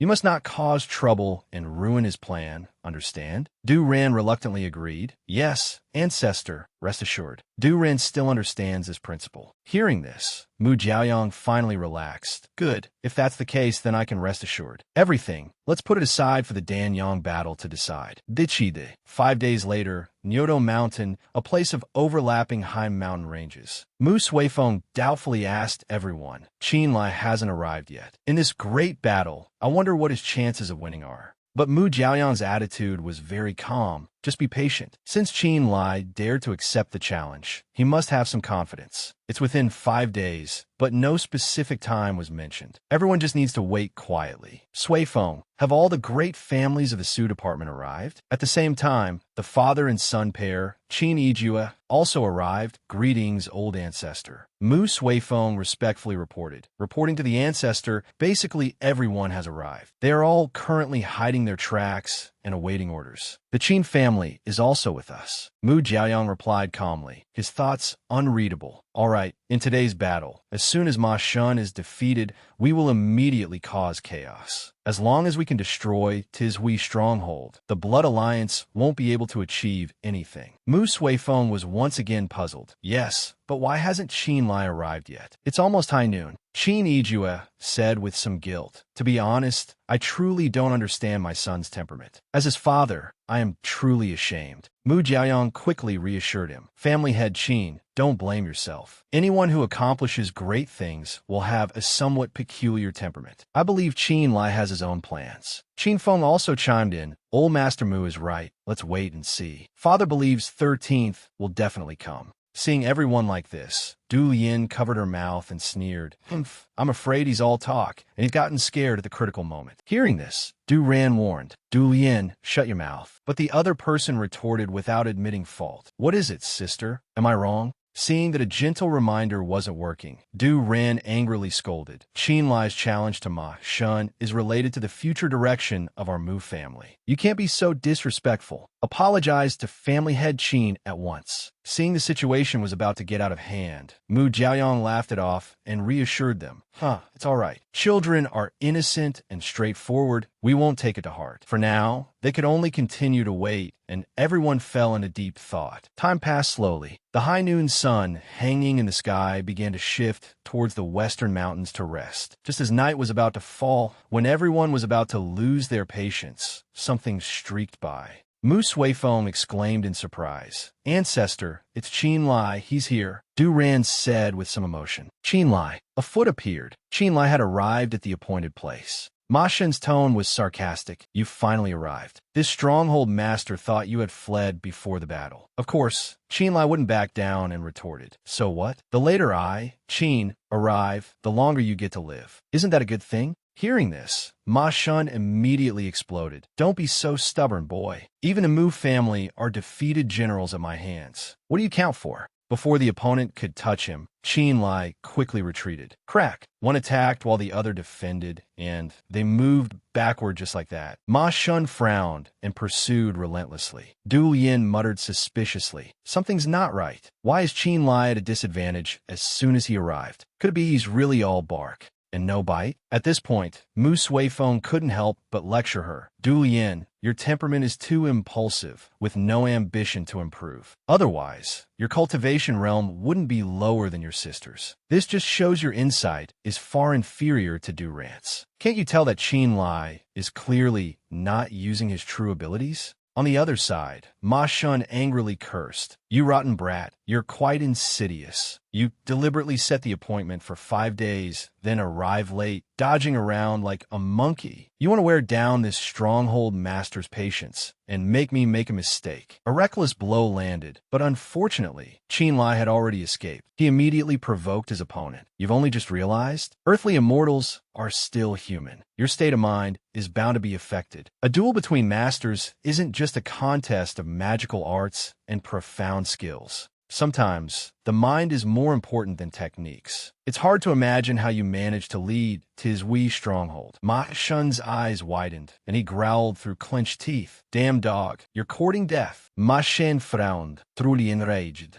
"Raten brat, you want to die?" Qin Lai leaned to the side to dodge. A light flashed. The armor on Ma Shen's body had changed. Even if your schemes are perfect, you could never have guessed the power of this overlord armor. Today, even if you have heaven-defying abilities, don't even think about injuring me in the slightest. The golden color of the armor affected the knight. Mu Jiaoyang was shocked. "What? Overlord armor?" Mu Suifeng was confused. "Ancestor, what is overlord armor?" He immediately explained. "This armor is a high-grade spiritual artifact created by the artifact-refining Grandmaster Wang Tong of June Mountain. In terms of defense, no defensive spiritual artifact of the same grade can compare. 60 years ago, it was the top protective armor in the Shangyuan cultivation world." After hearing this, Mu Suifeng also showed a look of horror. If he can't break through Ma Shun's defense, doesn't that mean he clearly has no chance of winning? Mu Jiaoyang frowned in thought. That's indeed true, but the overlord armor. Could it be that Ma Shun has a connection with Kungxi Yixianshan? On the other side, Qin Lai was trying to defend himself. Chain of fireballs. Ma Shun became more and more frantic. "Wasting your energy. The overlord armor is a constant that third-tier spells cannot break. Even if you and I are both at the Danyang stage, you can't break my defense. You can only wait for death." At this point, Qin Lai couldn't hold back any longer and quickly made his move. "Both Danyang? Ridiculous. Although your aura is indeed at the Danyang stage, your spiritual power is not substantial. The traces left by a low-level cultivator are too heavy. Thinking back, you probably used some method relying on some support to climb to your current state, right? So at most, you're just in a pseudo-Danyang realm." Realizing the contempt in his words, Ma Shun's expression darkened even more. He charged forward angrily. Then come try." Qin Lai shouted warily. Black scale thrust. "Block it." A huge explosion occurred. Mu Suifeng muttered. "So that's how it is. Du Ran, do you remember? I once said that during the final decisive battle, Ma Shen suddenly broke through to the Danyang realm. This ultimately led to our Mu family alliance suffering a crushing defeat. From this, it seems Ma Shen's breakthrough to Danyang was likely achieved through some trick." Du Ran quickly understood. "That's right, but Qin Lai is almost a genuine Danyang realm cultivator. Logically, he shouldn't always be on the defensive. Could it be that he has other plans?" Suddenly, she noticed something That is, the three people who had just appeared called out respectfully. The elders of the Black Market Alliance pay their respects to Miss Mu. Thank you, Mu Manor, for helping us deal with Sun Tian this time. Duran replied politely, there's no need. Have you all also come to Nyoto Mountain to be spectators? Li Shangfeng explained, not exactly. I have come on the orders of Manor Lord Lai. Duran was surprised. Lai Feng? He came here too? Lu Ti and I at the side continued. That's right, the Manor Lord gave an order. After I finish most of my tasks, I am to gather with him at Nyoto Mountain. I just don't know why he hasn't arrived yet. Mu Suifeng reassured them. No need to panic. Everyone, now is the crucial moment of the battle. It's not too late to look for Lai Feng after it's over. Qin Feng called out worriedly. Old Master, is 13th, all right? Mu Jiaoyang reminded him coldly. Don't underestimate a Danyang realm cultivator. Rest assured, Qin Lai is in no great danger. It's just, what exactly is he planning? Opposite them, when the smoke cleared, Qin Lai was still safe. It was just that his expression had become deep and unfathomable. The waist part of the armor had been shattered. Ma Shun was still very smugly declaring, this is the consequence of angering this stronghold master. But Qin Lai just snorted coldly. Huh? Ma Shun frowned in annoyance. What's so funny? Qin Lai's lips curled into a smile. Huh? Do you still remember Ma Yi of the Hongwu Hall? Hearing this, Ma Shan exclaimed in shock. What? You know my sworn brother? Qin Lai admitted without hiding anything. Haha, not only do I know him, we were very close. Your brother, Ma Yi, died in my hands. Ma Shan's whole body was instantly shaken. What? You're the one who killed my sworn brother. Qin Lai didn't answer his question. Ma Shun, you fought with me and the Mu Manor for so many years. It's pathetic that only now you know who killed your brother. The dignified master of a stronghold, now the head of the Blood Alliance. Isn't that laughable? Ma Shun gritted his teeth in fury. Very well, I've been looking for you for so many years, and you finally dare to show yourself. Full spiritual power, black iron extreme sword. If that's the case, then I'll take your head to offer to my sworn brother's spirit in heaven. Qin Lai also quickly made his move. It's time to get serious. Azure Moon Saber, wind assisting flag. Ma Shun, the grudge between you and me should end. Today, take this. The two attacked each other in unison. Yilang sword art. Munsliyin saber technique. Ma Shun's eyes widened as he roared. Qin Lai, I must skin you and pull out your bones to quell the hatred in my heart. Lei Yao, observing from above, was suddenly surprised. Hey, look over there. Lu Ti and I exclaimed in shock. It's the Azure Moon Saber and the Moon-Slaying Saber technique. Isn't that the magic weapon we saw the Manor Lord find a few days ago? Moreover, this Qin Lai also has the wind-assisting flag. What's going on? Hearing those words, Duran suddenly remembered Yang Yuer. This person used a large golden flag magic weapon and also had many high-quality pills. Mu Suifeng frowned in doubt. Ever since defeating Sun Tian at the black market, it's no longer a secret that Manor Lord Lai Feng had a mid-grade spiritual flag artifact. And now this flag is in Qin Lai's hands. Could it be that the person who's been aiding my Mu Manor all these years is Qin Lai? He finally couldn't help but ask, Brother Qin, what is going on? Why didn't you tell us about Qin Lai's identity? But Qin Feng replied helplessly, Family head Mu, I'm truly sorry. It's not that I didn't want to say. It's just that 13th has been away from home for many years, suffering countless hardships. Moreover, he helped our Qin family overcome the calamity of clan extermination this time. Therefore, my father and I decided on our own that we would continue to help him protect this secret until he voluntarily reveals his identity. The expression on Duran's face changed. Qin Lai, Lai Feng. So that's how it is. It was just a slight change of name.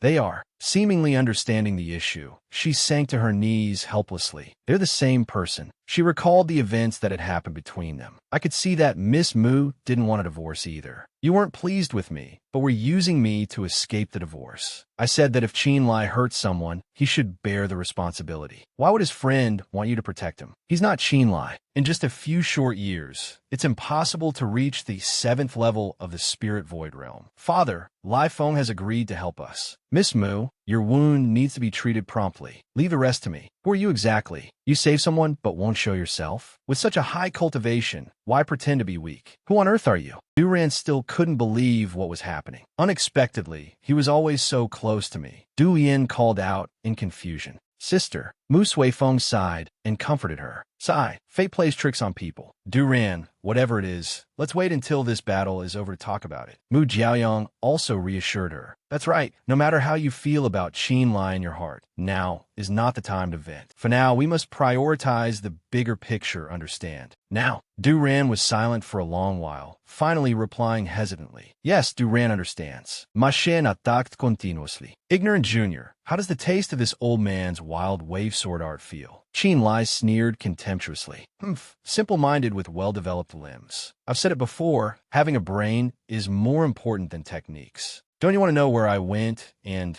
what I did from the hour of the dragon until this evening? Those words startled Mu Suifeng. That's right, if Qin Lai is indeed Lai Feng then. He immediately turned to ask Lu Tianai and the other two. Everyone, you mentioned earlier that you just finished some trivial matters before rushing here. May I ask what those matters were? The other party hesitated slightly. This matter, Mu Suifeng understood and explained. It's all right. The Manor Lord has already revealed his true identity, so he will probably tacitly agree. At this, Lu Tianai finally relaxed and answered honestly. Very well then. Today, while on the way to the appointed meeting with Ma Shun, the Manor Lord led us to raid the Tizhui stronghold. After a fierce battle, we achieved victory. All enemies at the 5th level of the true return stage and above were single-handedly eliminated by the Manor Lord. Afterward, the Manor Lord ordered us to clean up the aftermath and then rendezvous with him at Nyoto Mountain. On the other side, Ma Shun also realized the situation and struck down with a ruthless sword strike. Damn you! You dared to lead people to sneak attack my main base.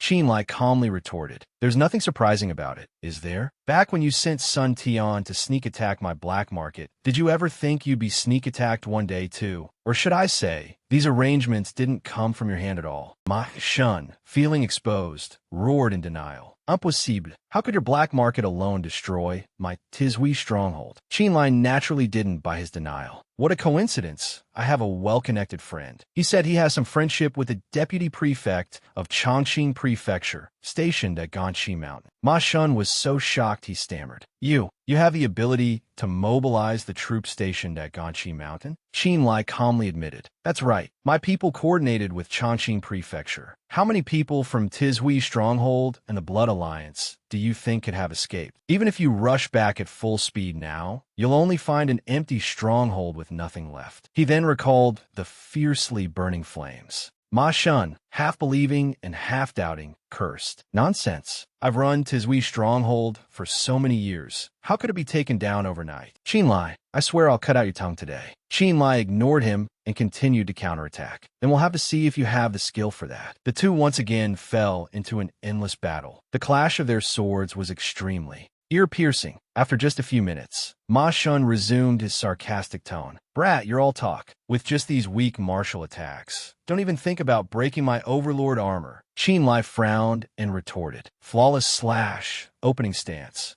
Don't be so hasty. Even with your overlord armor, I, Qin, can still take the head from your neck. The two of them, you attack, I defend, I attack, you defend, were extremely fierce. Flawless slash second layer force. Flawless slash third layer force. Flawless slash fourth layer force. Finally, Ma Shun couldn't take it anymore and shouted. Enough. Go meet King Yama for me. Wild wave rushes to the heavens. Flawless slash fifth layer force. Suddenly, Ma Shun's expression changed. This feeling, his attack this time, is not on par with mine. Mu Jiaoyong also noticed something. Strange, why does Qin Lai want to clash head-on with Ma Shun? Perhaps he himself is already clear about it. A huge explosion occurred. Ma Shun's whole body stiffened, his expression shocked. Qin Lai wasn't much better off. He looked exhausted. Ma Shun thought doubtfully. How can this be? I have the Overlord armor. How could I be injured? You're on, brat. What did you do? Qin Lai replied sarcastically. Indeed, your Overlord armor is impenetrably tough. Ordinary techniques would indeed have a hard time injuring you.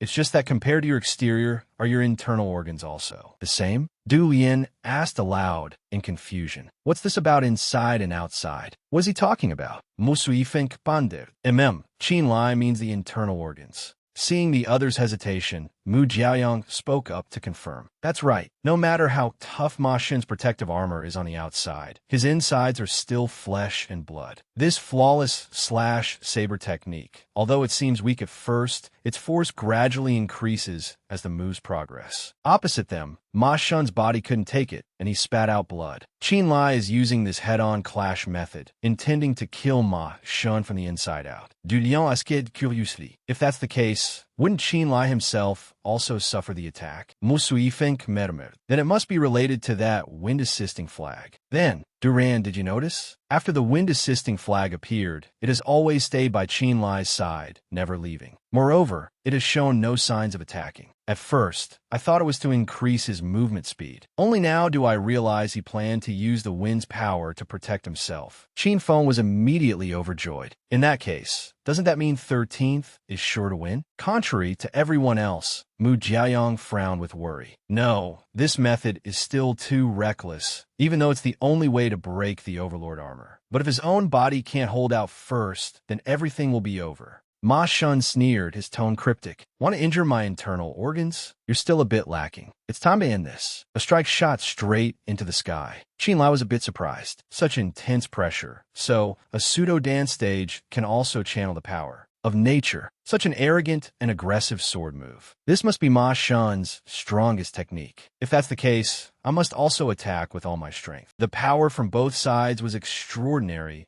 relentless back and forth to the death. Both sources of energy immediately crashed into each other. 13th layer, flawless slash, great waves, strong winds. After that strike, Qin Lai was covered in sweat. The white profound chi pill is a high-grade medicinal pill. He intended to use it to restore his vital energy. He quickly swallowed a pill. Looking suspiciously at his opponent, he still had one move left. Ma Xun tightened his grip on his sword. Stop struggling before death. But before the sword could strike, Qin Lai quickly parried it. He frowned and reminded Ma Xun, your defeat is sealed. Since your last move couldn't kill me, the result is that you will die without a complete corpse. Ma Xun gritted his teeth, unconvinced. Impossible, impossible, impossible, impossible, impossible, impossible. Qin Lai gritted his teeth and blocked the blow.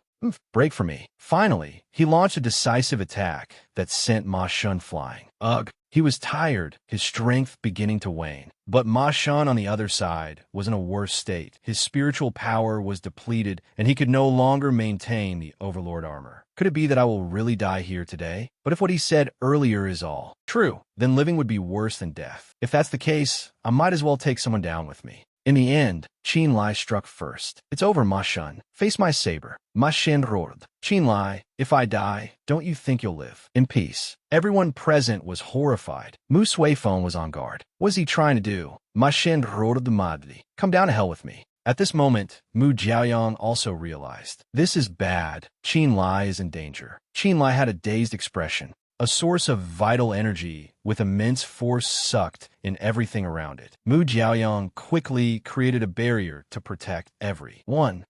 I didn't expect Ma Xun to be so crazed as to self-destruct his purple manor origin pill. Suifeng quickly informed the other great families hiding nearby. Tell them to search for Qin Lai's whereabouts together. We absolutely cannot let anything happen to him. The other party replied respectfully. Yes. When everything had passed, Mu Jiaoyang sighed wearily. Sigh, the situation is not optimistic. Mu Suifeng asked in confusion. Ancestor, is there something else? He explained grimly. Although Ma Xun was defeated, we can't guarantee that no one will come looking for his whereabouts. Duran asked uncertainly. You mean the power behind Ma Xun? Mu Jiaoyang acknowledged.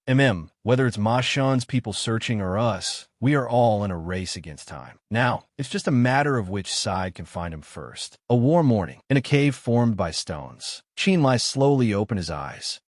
Where is this? That's right. I was dueling with Ma Xun and carelessly had to withstand his final blow. I didn't expect Ma Xun would be willing to self-destruct his cultivation just to kill me. He braced himself against the wall and stood up, clutching his injured body. Painful. Clashing head-on with him, using the flawless slash-saber technique, unexpectedly injured my internal organs as well. Moreover, I can't draw out any spiritual power. It seems my purple manor origin yang is temporarily paralyzed, let alone healing. I'm just like an ordinary person right now. I must return to Shangyuan City immediately and meet up with second brother and the others. But before he could take a few steps, Qin Lai coughed continuously. Cough, cough, cough. It seems I have to rest for a while. The water's surface rippled. Qin Lai drank while thinking. Speaking of which, who on earth saved me, and how did I get here? I have no impression of it at all. The only thing I can confirm is that this person is not one of Ma Shun's remnants. Otherwise, I would have been dead long ago. Suddenly, something caught his attention. What is that? It's a set of women's clothes. Could it be that Mu Du Ran saved me? A young woman's voice rang out. Is it beautiful? Qin Lai replied, unhappily. Don't make a fool of me. Since when did Miss Mu learn such tricks? But before he could finish his sentence, his eyes widened in shock. This isn't Mu Du Ran. Who are you? I'm used to scouting with spiritual power. Now that my cultivation is unusable, I've become careless. Ila looked at him with a mocking gaze. Oh, who am I? I was bathing, and you barged in. It should be me asking who you are, right? Qin Lai looked at her warily. This woman's background is unknown. I can't tell which power she belongs to. And my cultivation is temporarily unusable. You're right, miss. It was I who was abrupt. I didn't know this place already had an owner. If I have offended you, I hope you can forgive me. What? You think an apology is enough? Qin Lai was slightly startled. Then how would you like me to atone, miss? She answered bluntly. Just now, you looked me over from top to bottom. If I don't gouge out your two eyes, wouldn't that be letting you off too easy? Qin Lai was so angry he was speechless. This woman is so vicious, opening her mouth to demand gouging out someone's eyes. Ila slowly walked over. What, not willing? Qin Lai worriedly backed away. This humble one is naturally grateful for you saving my life. It's just... Suddenly, from outside, a series of footsteps rang out. Hey, there's a mountain cave here. Let's go in and take a look. We must catch that guy and avenge the stronghold master. Qin Lai frowned in recognition. It's the remnants of the Blood Alliance. This is bad. It sounds like there are about 4 people. Ila looked at his expression and understood. They're here to find you? Qin Lai immediately admitted. That's right. This humble one must leave this place. If it's convenient, I hope the young lady will leave her name. I will definitely repay you handsomely in the future. Hey, what are you trying to do? Ila reassured him. Don't worry. It's just an immobilization spell. Gila smiled cutely. All right, fine. You guys don't follow the rules, and you even scold me. But when she looked in the other direction, her attitude changed. In that case, this young lady has changed her mind. The ground suddenly cracked open. The people from the Blood Alliance were stunned. They ended up falling straight down. Qin Lai frowned in suspicion. A demonic cultivator, so fast. I couldn't even see the spell-casting motion clearly. This woman is so young. I wonder if there's some powerful expert behind her. Ila looked coldly at the strangers.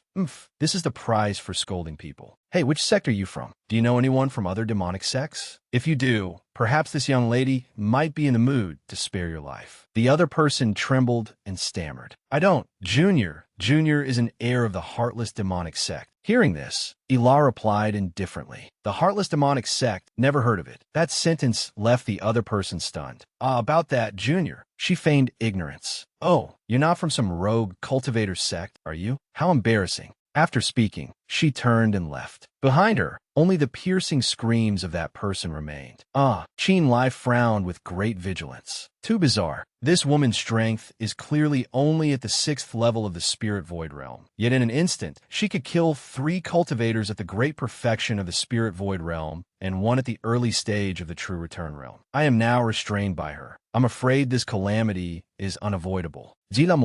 Now that these people are dealt with, next is... She looked suspiciously at Qin Lai. Hey, why aren't you scared at all? He replied calmly. What's the use of being scared? If I say I'm scared, would you let me go? Since I'm already restrained by you, you can do with me as you please. Ila was rendered speechless. You don't think that this young lady can't do anything to you? Let me think carefully about how to deal with you. Qin Lai retorted without any courtesy. Didn't you say you wanted to gouge out my eyes? Dila explains Chaidi. That was before. I've changed my mind now. Besides, how can you see a woman's body and your expression doesn't change? He looked at her, confused.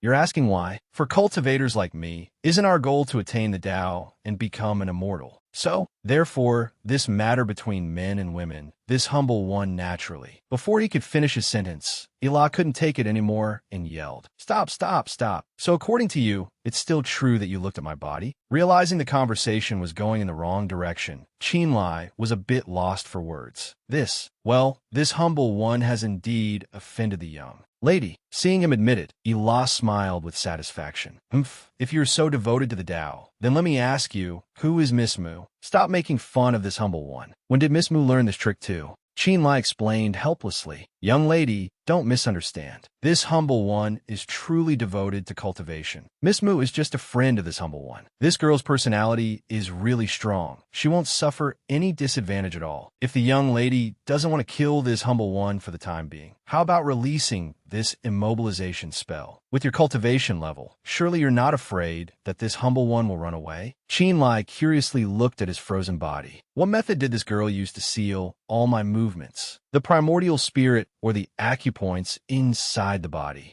Damn it, I still can't draw out my spiritual power. How can I break the seal like this? Or should I wait for her to come back? Suddenly, something bumped into him. A formation appeared, making Qinlai's eyes widen in surprise. The mysterious star compass. Could it be that the mysterious star compass can? He clenched his fist, feeling it with joy. It worked. The mysterious star compass is indeed my save. Ire, that girl's strength is unfathomably deep. I shouldn't stay here for long. If she comes back, I'm afraid I won't be able to escape. Escaping the cave, Qinlai traveled through the night back to Shangyuan ancient city. After informing the Mu family, he went into seclusion to heal his injuries. Qinlai had regained his freedom, but was still terrified in his heart. Recalling the journey on Nyoto Mountain, it was truly fraught with danger everywhere. In the end, although it was frightening, he encountered no real danger and returned safely. A few days later, in the Yin Manor of Shangyuan City, a hurried voice called out, "Master, the Mu family wishes to see you." "I know." Qinlai walked in from outside. He spoke first. "It's just a minor injury, yet old Master Mu came here personally. This humble one has been discourteous." Mu Jiaoyang sighed and replied, "You're too polite, Mr. Qin. For many years, you have always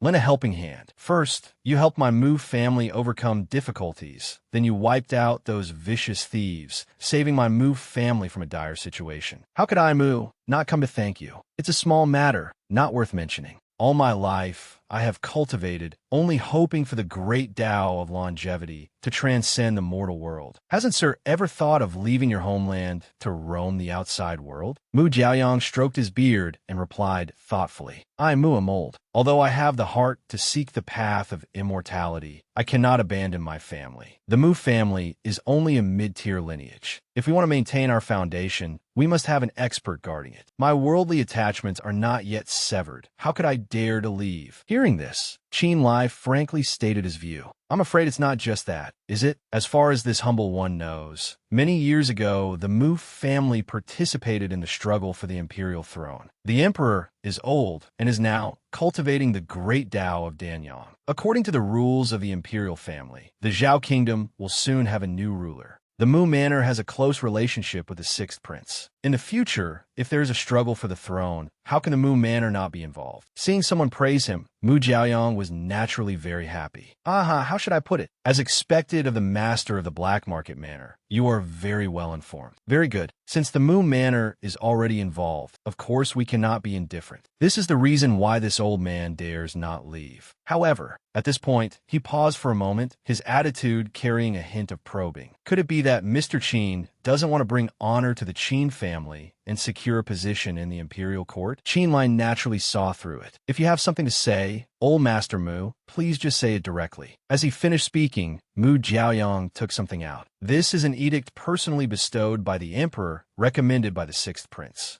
inviting Mr. Qin to serve in the court with the title of National Scholar. The other day, the sixth prince sent a communication talisman entrusting this old man to relay to you. Sir, if you can accept this title, you will gain glory. Your family will inherit it for 100 generations, enjoy the state stipend, and receive the attention of the people. The Qin clan has just been designated a mid-tier noble family and will enjoy glory and wealth for a lifetime." Qinlai frowned, displeased. What a fine title of national scholar. Even with great power, it would only last for a few decades. In a few hundred years, the imperial power would have long since changed hands. What would it have to do with the Qin family then? Besides, the Qin family has been almost completely wiped out, with very few people left. This action is merely to get me to join the sixth prince's faction. As soon as the other party finished speaking, he refused without much thought. "I appreciate old Master Mu's good intentions, but this humble one's ambition ambitions do not lie here. The imperial family has truly overestimated me. Mu Jiaoyang did not stay long either. That's right, there is one more thing. Yuran asked me to pass this letter to you. Qinlai unconsciously reached out to take it. Ah, Miss Mu, what does she want with me? Before leaving, Mu Jiaoyang hinted meaningfully. Haha, although your cultivation is very high, sir, you still have much to learn about matters of the heart. I've troubled you. I won't stay any longer. Farewell. Qinlai did not try to keep him. Old master, take care. Qinlai went back to his room. What is this? Mu Yuran wants to meet me. It must be about my identity. What should I tell her now? At this moment, a knock came from the door. Qin Yijue called out, Little Lai, it's your father. Are you there? The door remained closed, and a reply came from within. What is it? I am resting. Qin Yijue had no choice but to stand outside the door. Your father wants to talk to you. He replied coldly. If you have something to say, just say it. That attitude made the other party hesitate a little. Qin Yijue was silent for a moment before speaking. Your father took over the Qin family from your grandfather at the age of 16. For 10 years, I worked diligently, all for the sake of bringing glory to the Qin family. I didn't think that because of that, I would neglect you and your siblings. For many years, your father cannot recall a single moment between us. As a father, I am a great failure. It was you who scolded me into waking up. The Qin family's reputation grew more renowned, but in exchange, our family bond faded. I heard from Brother Mu that the imperial family has issued an edict inviting you to the court to accept the title of national scholar. Living a normal life, your father is very supportive. However, this time, your father feels that you didn't do badly. The Qin family, it's time to think about what is called the Tao and what is called a home. Little Lai, you don't have to forgive your father, but I hope that if the Qin family is in any danger in the future, based on our blood ties, you will lend a hand. Your father is preparing to return to Bianjing overnight. If you have time in the future, come back and visit. Qinlai gritted his teeth and thought to himself, I've already hated, I've already scolded. Facing my father, I actually couldn't say a single word. He seemed to be in great torment, not to mention how to deal with people after more than 10 years of cold loneliness. For things to come to this, it makes me, could it be that I still? The autumn night was cold. The wind blew a chill that enveloped the entire study, leaving only a single trace of warmth. Qinlai just stood there in the room. Until the moon rose high in the sky, a sound broke the silence. A resentful voice rang out. I asked you to meet at the Moon Manor during the second watch. Why didn't you come? Only then did Qinlai look dazed. Ah, Miss Mu. Yuran looked at him with suspicion. What's wrong with you? He answered perfunctorily. Just some family matters. What does Miss Mu want with me? Yuran answered directly. I came to tell you that in half a year, I will leave the Zhao kingdom to seek the Tao outside. And regarding the matter from that year, I also have something to say. At this point, she was a little shy. Actually, back then, I chose you not just because of the engagement. I felt that you were a talented person, and marrying you would at least be more reliable than marrying someone else. The confession surprised Qinlai. You really thought that way back then? Seeing his reaction, Yuran sadly reproached him. What's so bad about me? Rejecting the engagement was one thing. Over the years, you and I have met many times in Shangyuan City. Why didn't you use your real identity to meet me? Could it be that I am truly that detestable, that you won't even give me a chance to explain? What if I hadn't used you back then to form a marriage alliance between the Qin and Mu families? Would you have refused the engagement? Qinlai frowned in deep thought, thinking back. Even if it were a mutual affection, it should be the man who proposes. Where does a woman take the initiative? Of course, because I believe that matter should be left to the man. But before he could finish, Yuran cut him off loudly. Enough. I admit that your Qinlai's reputation now resounds everywhere. You understand how to stand above all others in the fastest way possible. Qinlai, stunned, tried to interject, but couldn't. Miss Mu, what I want to say is, Yuran's powerful voice overwhelmed his. But do you understand my heart? From now on, we'll go our separate ways. We won't even see each other if we meet. Suddenly, a blow struck from out of the blue. 1 hour later, Mount Wangjun. Qinlai moved through the night. His eyes were vacant. Before Qinlai was his only father, but sadly, he was no longer breathing. The expression on Qin Yijue's face still conveyed a sense of terror. Mu Jiaoyang consoled him. Mr. Qin, the dead are gone. Please restrain your grief. But Qin Lai only asked coldly, who did this? Mu Jiaoyang answered honestly. By the time this old man arrived, the Qin clan had been nearly wiped out. However, the bodies of Qin Feng and his son, Zijian, were not found. Hearing this, Qin Lai was instantly startled. Second brother, Zijian. Seeing his silence, Mu Jiaoyang continued. The disturbance heard earlier was likely caused by a Danyang stage expert. But even so, what Danyang expert would hold such a deep-seated grudge against the Qin manor? Could it be Ma Shun? As he finished, he recalled Ma Shun's last words before dying. Qin Lai, even if I die, don't you expect to live well. Mu Jiaoyang said to himself, this old man remembers that Ma Shun's Tyrant King armor belongs to Yixian Tian of Kungxi, but Yixian Tian is thousands of miles away from here. Whether Ma Shun is from Kungxi or not, we'll have to investigate. The remains of family head Qin are not yet cold, and Qin Feng and his son are missing without a trace. For now, it's best to arrange the burial for the Qin family head first and announce the mourning to the heavens. Qin Lai's fists clenched so tightly they trembled. He recalled his father's words from before, your father is preparing to return to Bianjing tonight. If you have time in the future, come back for a visit. The conversation from just a few hours ago had unexpectedly become their final farewell. And what's more, I said nothing at all back then. Father, your son was wrong. It was I who brought this upon you. A few days later, outside Bianjing City, Yuran called out worriedly, Qin Lai. Qin Lai asked indifferently, Miss Mu, the burial is over. Yuran replied hesitantly, her face filled with concern. Not yet. Are you really not going to take a look at all? The more Qin Lai spoke, the more he blamed himself. I've been away from home for many years, and now I'm the main culprit. I truly have no face to see them. Worried he would dwell on it, she said, this isn't your fault. You killed Ma Shun only to resolve the Qin family's crisis. Without turning his head, Qin Lai's tone was somewhat nostalgic. Miss Mu, you probably know about my childhood past. For all these years, I always felt I had no affection for this cold Qin family. Just when I thought I had no connection left with them, I didn't realize that in my heart, I had gradually forgiven them. Before my father left, he came to talk to me, but I didn't answer him at all. I thought I still hated them very much, until the bad news arrived. Yuran grew increasingly worried about his state of mind. Qin Lai. Suddenly, a soldier appeared. Report. Young Mr. Qin, we found a piece of jade in the hand of the Qin family head. At his words, both Qin Lai and Yuran were astonished. What? The jade piece in his hand showed its every detail. Clearly, Qin Lai looked doubtfully at the object he received. This jade piece is neither a magical artifact nor any kind of treasure. Why would father be clutching it so tightly before he died? Yuran advised uncertainly. For the Qin family head to want to protect this jade piece before his death, there must be another purpose. Let's keep it for now. We can talk after the burial. Qin Lai naturally couldn't refuse. After the burial, the Mu family group left that night, leaving only a few people to help Qin Lai handle the remaining affairs of the Qin manor. Qin Lai went to Qin Yijue's study, intending to find the secret of the ancient jade. After searching for a while, Qin Lai looked helplessly at the pile of documents on the table. It's no use. There are no clues at all. What exactly was father's intention in leaving this ancient jade? And where on earth are second brother and Zijian?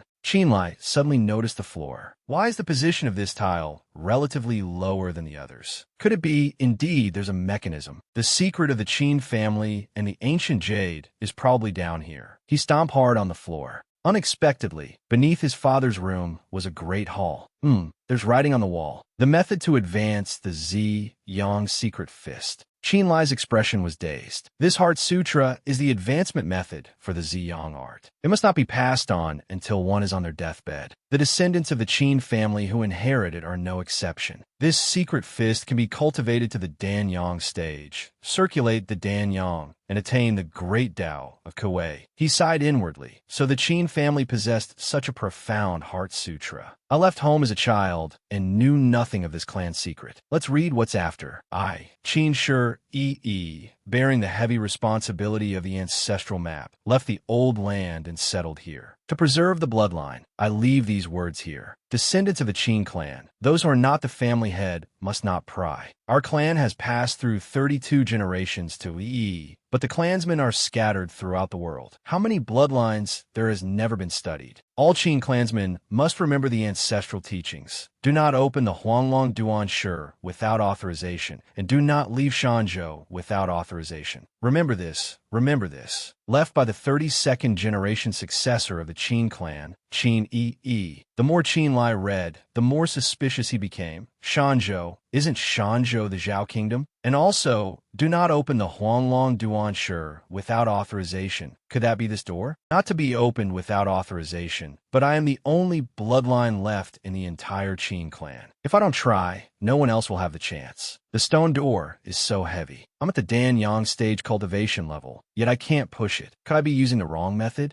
If it were another Qin disciple, what would they do? Is it mandatory to cultivate the Ziyang art? Seeing that brute force was not working, Qin Lai gave up. My cultivation has reached the early first layer of the Danyang stage, and the highest method of the Ziyang secret fist is only to break through to Danyang. It seems it shouldn't be difficult. I memorized the lower scroll of the Heart Sutra since I was a child. Now I just need to continue practicing the upper scroll. With that thought, he sat down to cultivate. With Qin Lai's current cultivation, the upper scroll of the Heart Sutra would only take one night. However, what came after the Ziyang secret fist was not so simple. At this time, the advantage of the immortal demon transformation became apparent. When the pure Yang spiritual power couldn't break through, he switched to using pure Yin spiritual power. The two forces of Yin and Yang in his body complemented each other. 2 days later, Qin Lai successfully mastered the Z Yang secret feast. Qin Lai touched his hand to the door. A surge of energy radiated out Z Yang art. Light gradually seeped from the crack in the door. Qin Lai stepped inside with satisfaction. It worked. This great Huanglong Duan Shi door has finally opened. Let's see what's inside. There is a stone platform in the middle. The surrounding room seems to have restrictive spells set up, but for some reason, they didn't activate. Is it because they lost their effect after so long? Let's check the other places. Qin Lai walked around, assessing everything. It's real. What's so special about this stone chamber? Why was it hidden behind that Huanglong Duan Shi door? Suddenly, a deep voice echoed from behind, descendant of the Qin clan. You have met Qin Yi of the Qin clan. Why do you not kneel? Qin Lai turned in shock. What? Ving Yi? The other's stern voice rang out again. You have opened the Huanglong Duan Shi and met this old master, which proves you are the first junior in the clan after me to possess the heavenly spirit physique. At the same time, you have also inherited the position of family head, and with the Sun Moon Jade in hand, you were able to arrive here smoothly. If the defense mechanisms had been activated, your body and spirit would have already vanished. At this moment, Qin Lai thought of the item he possessed. So the restrictive spells weren't broken from age, but because I had the treasured jade passed down by my father, they didn't activate. But I don't have a heavenly spirit physique. This is all thanks to the immortal demon transformation. The family head's ancient jade, the Ziyang's secret fist, the physique, not one of the three could be missing. I was really lucky. Qin Yi continued to speak. 1,000 years ago, the Qin clan faced a great calamity. The elites of the entire clan nearly all died in battle in the eastern continent. Although we were almost annihilated, the bloodline still remains. My ancestor, in order to preserve the bloodline, ordered this old master to settle in the heavenly continent. Today, this old master will, on behalf of our ancestors, pass on 3 treasures to you. Use these 3 treasures, cultivate diligently, and one day return to the eastern continent. Investigate the truth behind the Qin clan's extermination, and seek revenge for the Qin clan. Remember this, remember this. Hearing this, Qin Lai replied respectfully. Qin Lai of the Qin clan, I will remember the ancestors' teachings. Qin Yi, by calculation, he must be my great-great-grandfather. I never expected the Qin family to have such a history. Never mind, let's see what these treasures really are. Qilian Tian Gang, originally an item for forging weapons. Its structure is solid, looking like a blazing flame, but there is no sensation of heat when held. Due to its natural properties, it can transform into various shapes, mainly used as a personal weapon. Universal Treasure Manual records the 9 supreme heart sutras of the Qin clan. Among them, the Yuan Zixing Kong Ju is the best. The Ziyang art is derived from it, and it also serves as the foundation for cultivating the lowest level method of the Yuan Zixing Kong Ju.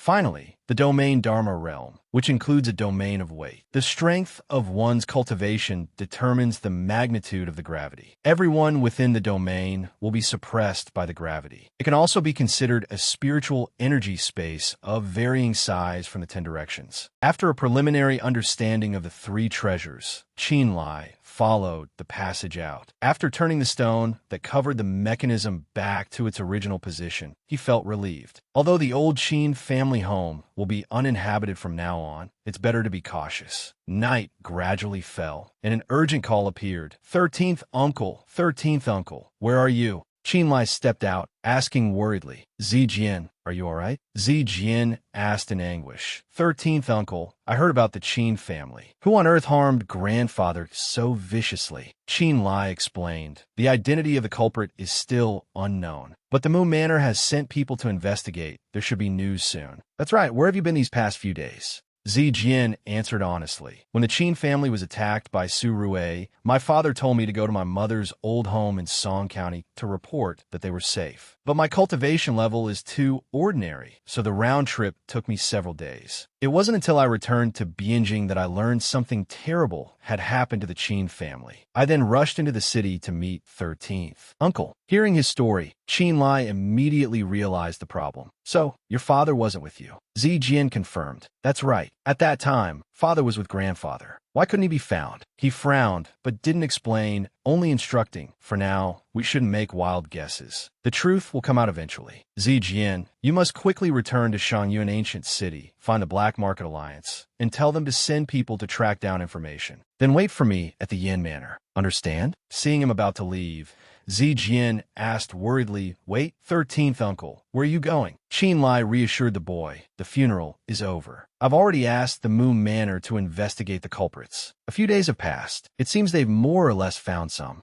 clues. We both need to act quickly so we can find your father and avenge our family. Zijian obediently replied, yes, 13th uncle. I understand. Dusk at the Mu family estate. Qinlai got straight to the point. Master Mu, is there any news about the annihilation of the Qin family? Mu Suifeng quickly replied, Yuran, tell Mr. Qin the information we've recently found. Qinlai's expression showed a hint of surprise. There was real news. The sword outside the window emitted a gleam of light. Qinlai asked urgently, is there really news? Mu Yuran, sitting opposite him, replied, that's right. We discovered this on a body in Yuling Mountain Valley. Qinlai held the sword, hesitating. This is my father's spiritual artifact. Hearing this, Mu Yuran mused. It seems that after they annihilated the Qin family, they also stole the Qin family's treasures. Moreover, there were signs of a fight at the scene. Then she held up a gourd-shaped token and frowned slightly. Besides that, we also found this token on the body. This proves that they are a branch of disciples from Kungsi. However, after killing the Qin family head, they should have come looking for you. But they didn't. At this point, she couldn't help but fall into deep thought. What's incomprehensible is, if the culprits came for revenge, why did they disappear without a trace after killing the Qin family head instead of looking for you?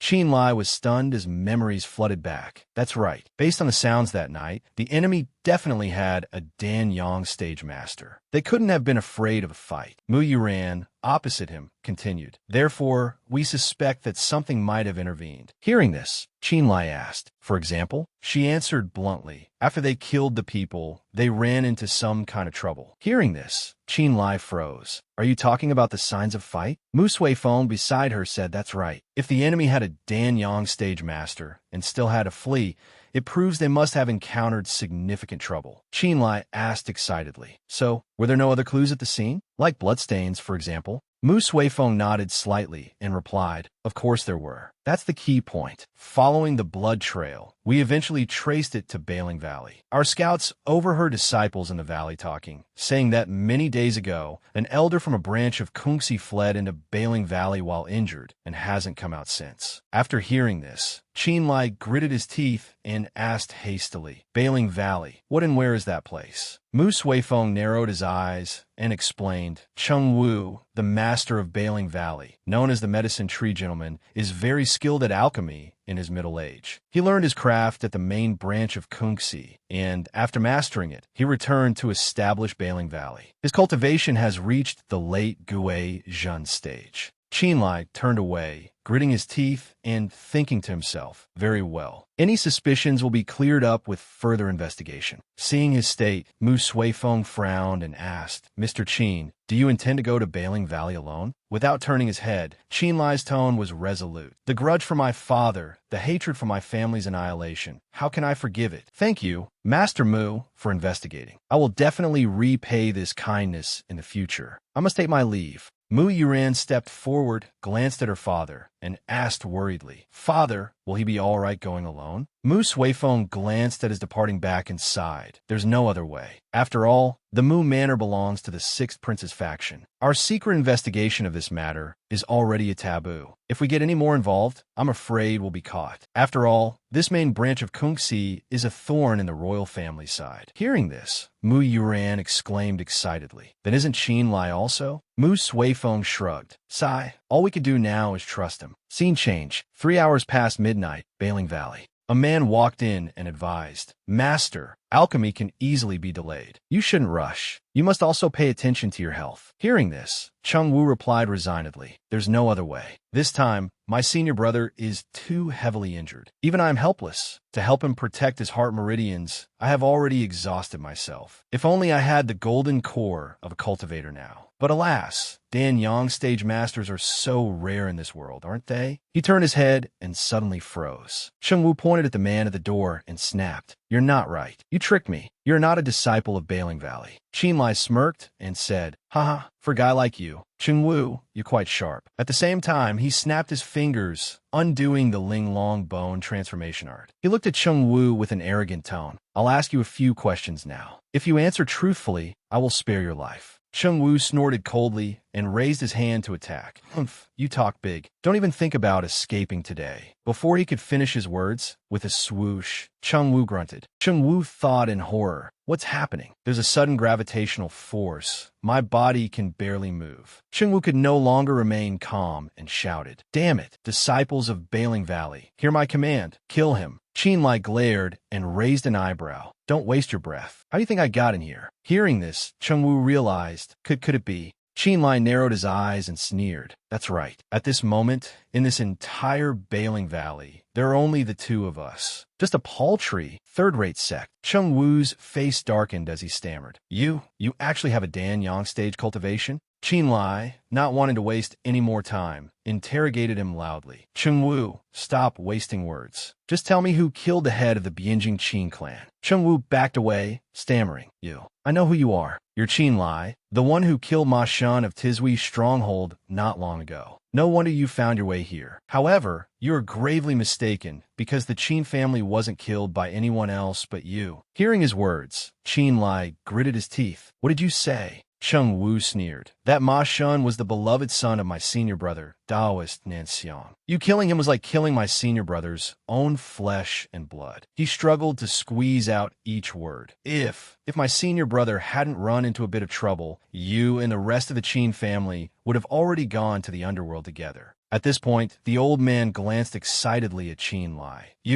Surnamed Qin, you won't escape today. He gritted his teeth and repeated his words. Can't leave? You think you can keep me here with just your meager skills? Qin Lai rushed forward excitedly and stomped down hard, mocking him for having Ishian Tian's backing. Do you think I don't dare to kill you? Old man Chung Wu couldn't react in time and fell prostrate. He looked at Qin Lai, his body trembling slightly. He's not joking. He really intends to kill me. He glanced at Chung Wu, his eyes cold and devoid of emotion, and said, Where is Taoist Nanxiang? He struggled to get up and obediently answered. Senior brother, Nanxiang left Bailing Valley 2 days ago to return to Kungxi. Before that, they encountered a demoness on the way. They fought after a single disagreement. As a result, that demoness killed them, causing tragic casualties. Brother Nanxiang was severely injured and can only be treated by returning to Kungxi's Yixintian. By now, he has probably entered Yueqing City. At this point, his voice grew weak as he pleaded, Qin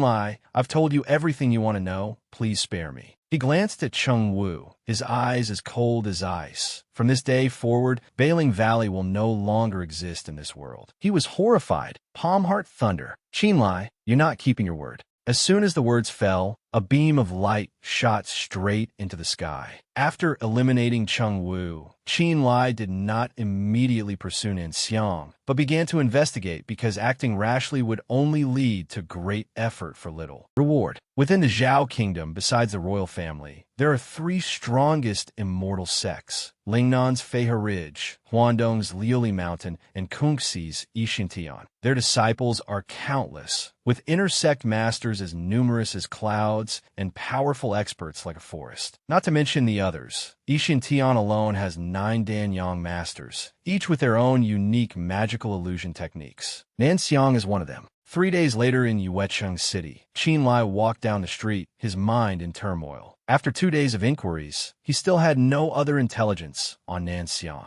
Could he have already left? Suddenly, an unfamiliar voice sounded from behind him. "Brother ahead, please wait. May I ask, are you also here to participate in the Immortal Selection Assembly of Kungxi's Yixintian?" Qin Lai turned around and hesitated. "You are?" The man introduced himself. "My surname is Zhao. My given name is Yuan. I am from Yanghe County. How should I address you, brother?" Hearing this, he introduced himself and inquired. "My name is Qin Lai from Shangyuan. This is my first time here. I don't know what this Immortal Selection Assembly is." Zhao Yuan looked at him and explained. "Oh, so Brother Qin doesn't know. This assembly is for Kungxi's Yixintian to select new disciples. They recruit external disciples every 5 years." Hearing this, Qin Lai's eyes darted as he rubbed his chin and thought to himself, recruiting disciples. Yixintian has countless masters. It's not convenient to barge in. This is the perfect opportunity. Qin Lai cupped his hands gratefully at Zhao Yuan. "So that's how it is. I only heard there was an opportunity here, but I didn't know what it meant. Thank you very much, Brother Zhao." Hearing this, Zhao Yuan asked, "Oh, could it be that Brother Qin also intends to participate?" Qin Lai nodded without hesitation. "Of course." Zhao Yuan smiled and patted his chest. "That's great. Today is the last day of the Immortal Selection Assembly. We must seize the opportunity. Why don't we become companions and help each other out?" After hearing this, Qin Lai also replied cheerfully, "All right, then I'll have to trouble Brother Zhao to lead the way." However, he remained somewhat wary in his heart. Although this person's background is unclear, he seems to have a lot of information. Perhaps he can be of great use. The corners of Zhao Yuan's mouth turned up slightly. No problem. An hour later, an opening announcement was heard. "Everyone, welcome to the Immortal Selection Assembly." On a stone platform, a man looked down and introduced gently, "I am Yu Jian, the chief grand historian of the reception hall. This is the assessment ground. The time limit is 6 hours. Those who pass through the mountain valley behind me will be considered successful. Today is the last chance. If you find it too difficult, you may leave. Otherwise, you must abide by all the rules of our Yixintian. Does anyone have any questions?" No one answered. He smiled and nodded. "Very good. The gorge behind is the mountain gate of Yixian. Tian, the assessment officially begins." As soon as the command was given, the crowd immediately rushed into the forest. Zhao Yuan glanced at Qin Lai and stopped him. "Brother Qin, don't rush into the valley." He was a little confused. "What's wrong?" Zhao Yuan explained in a low voice. "As far as I know, there are several 4-symbol beasts in this valley, so we must prepare in advance." Qin Lai was a little puzzled. 4-symbol beasts? Seeing the thing in Zhao Yuan's hand, he exclaimed, "That's mist obscuring grass." He nodded. Brother Qin has good eyesight. "I heard that the 4-symbol beasts dislike the smell of mist obscuring grass the most. With this, the 4-symbol beasts won't target us. Let's go. Let's go ahead and take a look now." Qin Lai didn't ask any more questions and replied softly, His gaze towards Zhao Yuan already held a hint of suspicion. They slowly entered the valley, and the sound of fighting echoed from the forest. A group of people was surrounding a monstrous beast. Qin Lai frowned and paused. As expected, there's a fight up ahead. Zhao Yuan glanced at him and instructed, "Avoid it if we can, to conserve stamina." Qin Lai immediately nodded. All right. The two of them ran past the area side by side. Qin Lai thought to himself, although my current strength is more than enough to defeat these beasts, doing so would expose myself. The gains would not be worth the losses. His eyes widened and he hurriedly shouted, "Brother Zhao, stop quickly." Zhao Yuan was slightly stunned. A fierce beast stared at them aggressively, roaring, Zhao Yuan glanced at Qin Lai, looking a bit troubled. The terrain here is narrow with only one path. The mist obscuring grass is useless now, Qin. Hearing this, Qin Lai pressed his lips together, considering, is fighting the only option? But it's still too early to expose myself. Daoist Ninxiang's location is still unknown. Zhao Yuan suddenly exclaimed. This is a second-level magical technique, the Lightning Talisman. Why is it here? The fierce beast couldn't wait any longer and attacked. Qin Lai quickly reminded him, Brother Zhao, be careful. The two dodged. Zhao Yuan snatched the talisman from the tree and explained loudly. The Lightning Talisman is more than enough to deal with a four-symbol beast. But the problem is this talisman lacks the sequence to activate its spirit. Qin Lai was stunned. An incomplete talisman. He glanced at Zhao Yuan. Give me that talisman. He threw it over forcefully from the other side. Catch. Qin Lai landed on the ground. He began to use the talisman inscription to complete the talisman. Once done, he threw it. Lightning Talisman, go. With a crackle, the fierce beast was hit. It collapsed to the ground. It really was like that. Qin Lai stood with his hands on his hips, looking at the beast's corpse, and spoke. The people of Yixintian also know how formidable the four-symbol beasts are, so they hid the key to victory in the valley. Just like the mist obscuring grass earlier. In this Lightning Talisman, its spirit wasn't activated. Activating the spirit isn't too difficult. Among the entry-level disciples, those with the ability can do it and will naturally pass the trial. Could it be that they want to test the manpower and experience of the entry-level disciples? After the four-symbol beast fell, Qin Lai and Zhao Yuan reached the final point. After some time, although a few others arrived, most of the latecomers were rejected. Only those who understood Ishin Tian's intentions were qualified to enter the sect. Shi Jie was waiting at the finish line and announced loudly, Congratulations, everyone. From today onwards, you are all official entry-level disciples of Ishin Tian. However, entry-level disciples are not yet official disciples. Only after 3 months of diligent effort will you be qualified. Our Ishin Tian has 3 peaks, 5 valleys, and the Immortal Tower Cave. You will be assigned to any place according to your fate. Disobeying the sect is a crime equivalent to treason. The group received their Jade tablets. Shi Jie's voice rang out again. All information is in the Jade tablets. After you have confirmed, you may leave on your own. Qin Lai looked at the Jade tablet engraved with the 3-word Spring Return Peak and thought to himself, no matter where I'm assigned, as long as I can get close to Daoist Nanxiang, it's fine. Zhao Yuan turned to him cheerfully. Brother Qin, congratulations. Spring Return Peak is a good place. You've really hit the jackpot. Qin Lai replied politely. Not at all. It's all thanks to Brother Zhao's guidance. Otherwise, I'm afraid I wouldn't have been able to enter Ishin Tian. That's right. Where were you assigned, Brother Zhao? Zhao Yuan replied immediately. Me? I was assigned to Ling Miao Peak, specializing in the sect's defense. According to the rules, we must leave the Trial Valley immediately. Zhao Yuan sighed regretfully. Alas, it seems it will be several months before we can meet again. Qin Lai pressed his lips together and didn't answer, thinking to himself, this is for the best. This Zhao Yuan doesn't know the inside story. If we were assigned to the same place, it might affect my revenge plan. After a moment of silence, he said, Not at all, Brother Zhao. You're overthinking it. Let's go. After speaking, the two flew off in different directions. Qin Lai arrived at the designated location and took a deep breath. Then let me see if this Kungxi Ishin Tian has what I need. Scene change at Spring Return Peak. Qin Lai followed a man. He chattered on endlessly. Junior Brother Qin, it really took us a full day to get to Spring Return Peak. After joining, your main daily task will be to manage the pharmacopoeia and look after the flowers and plants. As long as you can learn to identify herbs by smell and distinguish flowers by sight within 3 months, your senior brothers will naturally recommend you to become an intersect disciple. This is your residence. If you need to ask anything in the future, just come find me. Qin Lai cupped his hands and answered clearly. As soon as the person left, the corners of his lips curled up as he thought to himself. Distinguishing flowers and identifying herbs? I can even refine a fusion origin pill. What's there to be afraid of? I'll take this opportunity tonight to scout out the situation.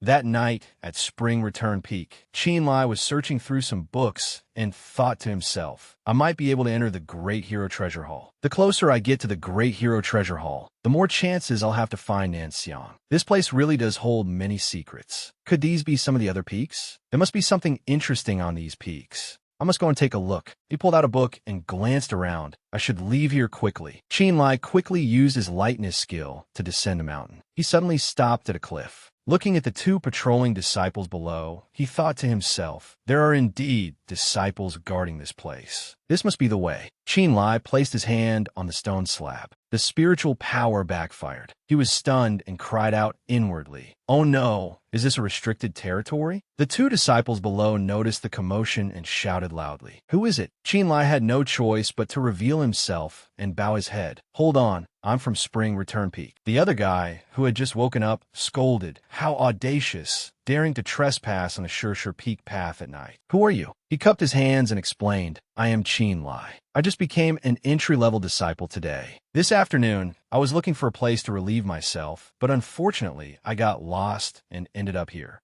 After a while of explaining, the two of them didn't attack, but they were still a bit suspicious of Qin Lai. They took him all the way to his residence to confirm his identity before they were willing to turn back. Qin Lai returned safely, looking at the two and sighing to himself. "I didn't expect the restricted territory to be so formidable. Just a light touch, and it sets off an alarm. Next time, I'll have to find another way." Scene change in a certain cave. "Greetings, Sect Master Senior Brother." The man holding a staff was the Sect Master, Taoist Nancian. Opposite him, another man was respectfully reporting, "My internal organs are severely damaged. It's already a great fortune that I managed to keep my life." He was from Kungsi, Taoist Nancian. Nancian glanced at the silent Nancian. "An injury like this is indeed rare. And I heard the one who did this to you is a female devil, not very old. In the border of the Zhao Kingdom, the demonic sects have not risen for more than 100 years. When did such a character appear in our country's border?" Nancian said with some uncertainty, "Senior Brother, in my opinion, my injury this time has nothing to do with the Qin family." Hearing this, Nancian narrowed his eyes slightly and gestured, "Tell me what happened." Nancian recalled pensively, "It was almost dark then. I went to Mount Wangjun at Ma Shun's invitation, but unexpectedly, Ma Shun had been killed by someone from the Qin family. In a fit of anger, I went to Shangyuan City, only to find that the Qin family had already killed everyone there. There were no Danyang stage experts among them, which proves the culprit wasn't there. Just as I was about to find the culprit, a female devil suddenly appeared. That devil had an extremely high cultivation level. Her entire body was enhanced with demonic illusionary techniques, and even her magical arts were ones I had never seen before. So I guess she is not a true demonic cultivator from the Zhao Kingdom's cultivation world." After listening, Nancian closed his eyes and reassured him. "However, Senior Brother, rest assured, this devil has no roots. But demonic cultivators act as they please. Even if it's hard to swallow, we must accept it." Nancian waved his hand, unwilling. "I can endure this unexpected disaster, but the culprit who killed Ma Shun has not yet been revealed. I'm not resigned to this." He clenched his fists, suppressing his emotions, and continued, "I ask Senior Brother to send people to thoroughly investigate this person's whereabouts. I must avenge this grudge." Nancian looked at him and asked again, "You're injured like this, and you still want revenge?" Nancian stared into the other's eyes, agitated. "Senior Brother, that person from the Qin family went straight from the Ling stage to Danyang. This person's talent is extremely high, a rarity in the world. Senior Brother, don't nurture a tiger to invite disaster." Nancian replied disdainfully, "Just a trivial person surnamed Qin. I'll catch him one way or another. When that time comes, I, this venerable one, will personally send him on a journey of no return." Then he changed the subject. "Junior Brother Nancian, how long will your injuries need to recuperate?" Nancian replied thoughtfully, "About a year. I'm afraid I won't be able to make a move at all."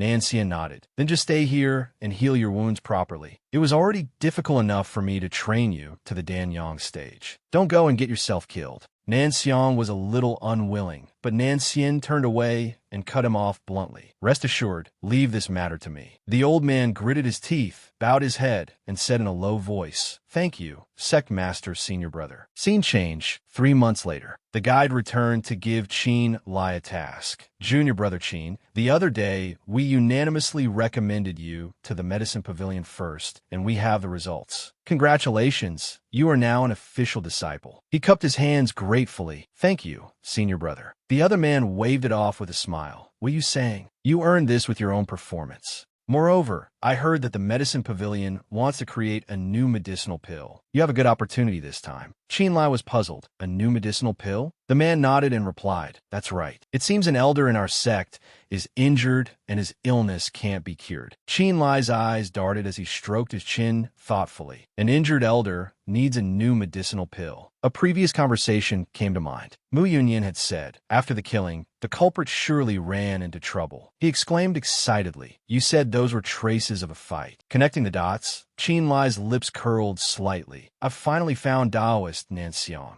One day later, at the medicine pavilion, a middle-aged man with a stern expression introduced himself. Some of you were recommended to the medicine pavilion. I didn't expect your place to have such talent. This old man's surname is Su, and my given name is a single word, Qi. I am the head of the medicine pavilion. Starting today, you're assigned to work for this medicine pavilion. This old man doesn't demand that you do your work perfectly here, but I absolutely will not allow you to do anything wrong. If anyone makes a mistake, I will punish them according to the sect's rules, with absolutely no leniency. On the other hand, if you can do well, you'll be rewarded with one visit to the scripture cave each month to study magical arts and consolidate your cultivation. Understood? After hearing this, a thought flashed through Qinlai's mind. Very good. If Taoist Nanxiang is injured, he will definitely need medicinal pills. As long as I wait at the medicine pavilion, I will surely be able to find Taoist Nanxiang. But what exactly should I do? He is currently injured, but he is also at the mid-stage of Danyang.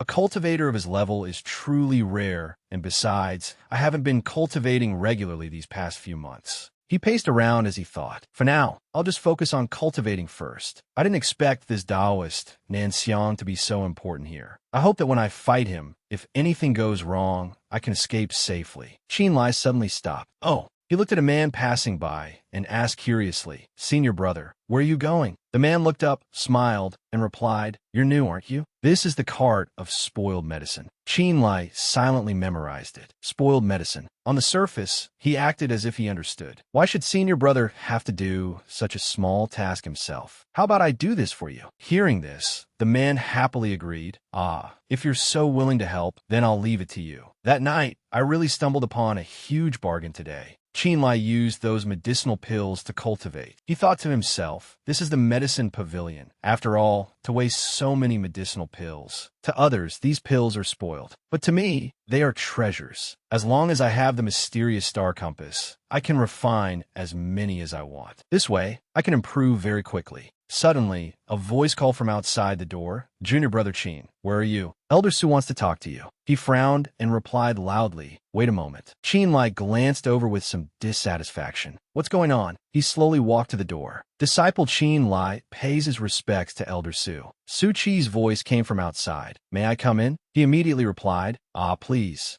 Qinlai pushed the door open. He discreetly observed Su Qi. Who is this person? The man looked at him sternly. Are you Qinlai? I need you to answer a few questions for me. Qinlai answered respectfully, yes, elder. Please ask whatever you wish. Su Qi asked directly without beating around the bush, are you a rogue cultivator? And where do you come from? Qinlai replied, reporting to the elder, this disciple is indeed a rogue cultivator. Su Qi asked again, do you have any relatives? Qinlai bowed his head and respectfully explained in detail, no. I originally lived in a small mountain village. But after a flood, everyone in the village and all our possessions were gone. Fortunately, this disciple survived. Su Qi asked again, you're a rogue cultivator. So from whom did you inherit your skills? He lowered his eyes and replied, it was an old Taoist priest. This disciple doesn't know his name. He gave me a few incantations, and I cultivated them to become the cultivator I am today. Su Qi looked at the scroll in his hand and pursed his lips.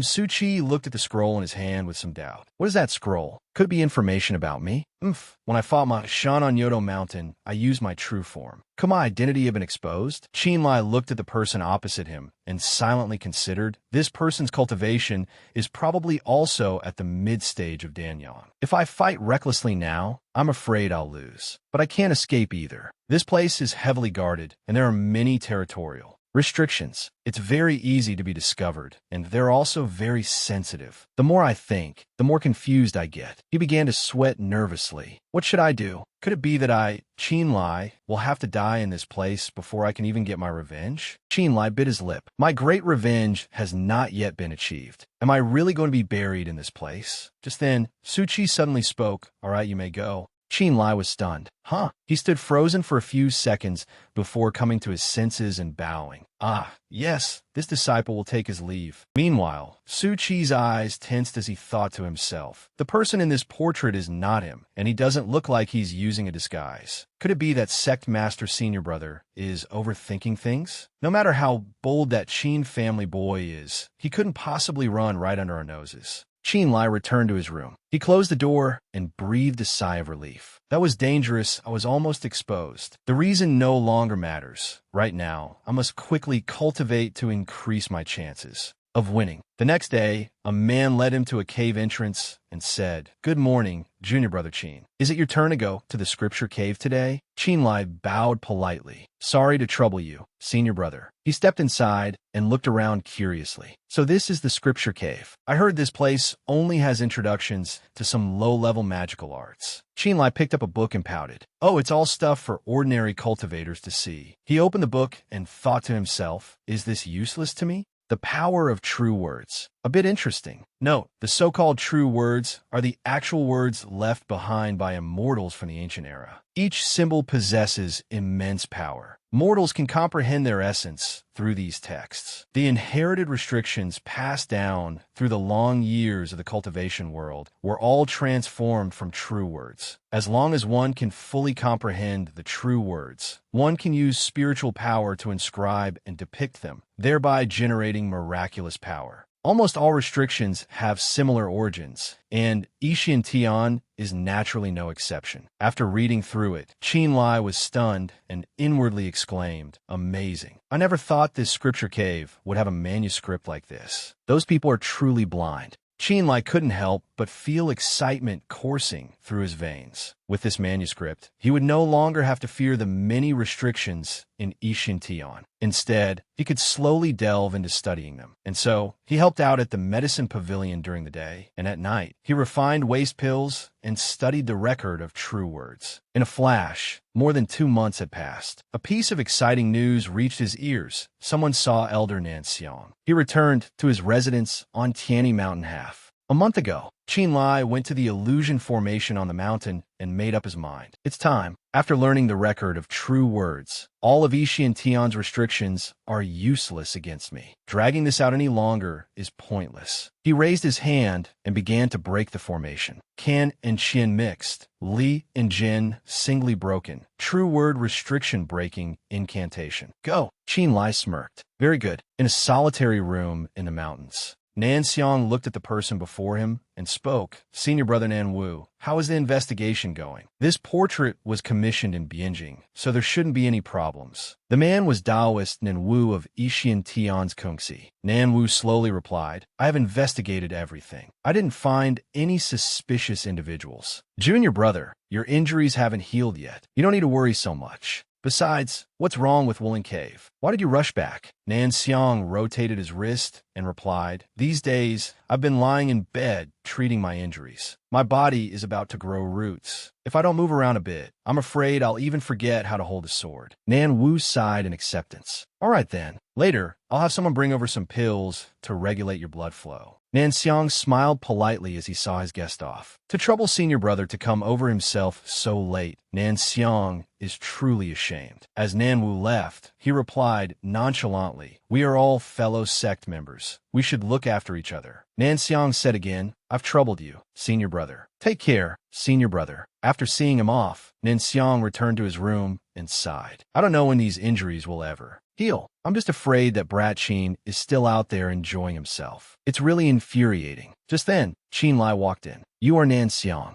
Nan Xiang froze and turned his head sternly. Who are you to dare barge into Ishin Tian in the middle of the night? Chin Lai smirked. You've been looking for me for so long, and you still don't recognize me? Nan Xiang was stunned and stammered. You Chin Lai? Impossible. The protective restrictions didn't give any warning, and Senior Brother Nan Wu just left without noticing you. Qin Lai summoned his magical weapon and glanced at him with contempt. Idiot, who would be stupid enough to want to fight 1 against 2? Nanxiang, you destroyed my Qin family. I must settle this debt with you clearly. Nanxiang raised his hand and squinted at him with contempt. Little bastard, you've come at the right time. My grudge will finally have an end today. Qin Lai raised his sword, leaped, and gathered his strength. Same to you. Same to you. Di Nun Xiang. A slash came down, its power somewhat astonishing, causing the old man to exclaim in surprise. Oh. The entire house exploded a second later. Nanxiang, having just recovered his senses, shouted, Little bastard, what demonic art did you use? Qin Lai gritted his teeth, his eyes filled with resentment. Old beast, you're quite clever. Let's see how long you can dodge. Lightning spell, go. Nanxiang observed with his eyes. There's an opening. He arrogantly unleashed a move. No matter how many treasures you have, you can't withstand a level 3 raging Thundershock talisman. The 2 streams of spiritual power collided. A second later, they exploded, sending up thick smoke and fire. Nanxiang clutched his old wound, breathing heavily. Damn it, my previous injuries were too severe, so I couldn't use my full power in that last attack. But after being hit by the raging Thundershock, even if he's not dead, he's crippled. I'll just wait a bit for the patrols to arrive, then I'll pull out your tendons and peel your skin. From within the flames, Qin Lai coughed and stepped out. Nanxiang was stunned. What? Qin Lai supported himself with his blade, determined to risk it all. Old beast, even if the heavenly king himself came today, he couldn't save you. Nanxiang couldn't suppress his horror. You, how can you still stand? Qin Lai smirked coldly. I told you, this debt must be settled clearly with you. He once again raised his sword and unleashed a move. Crimson, smelting heavenly blade. Slash. Nanxiang, now without the strength to dodge, took the full force of the blow. He spat out a mouthful of blood in pain. His whole body fell backward.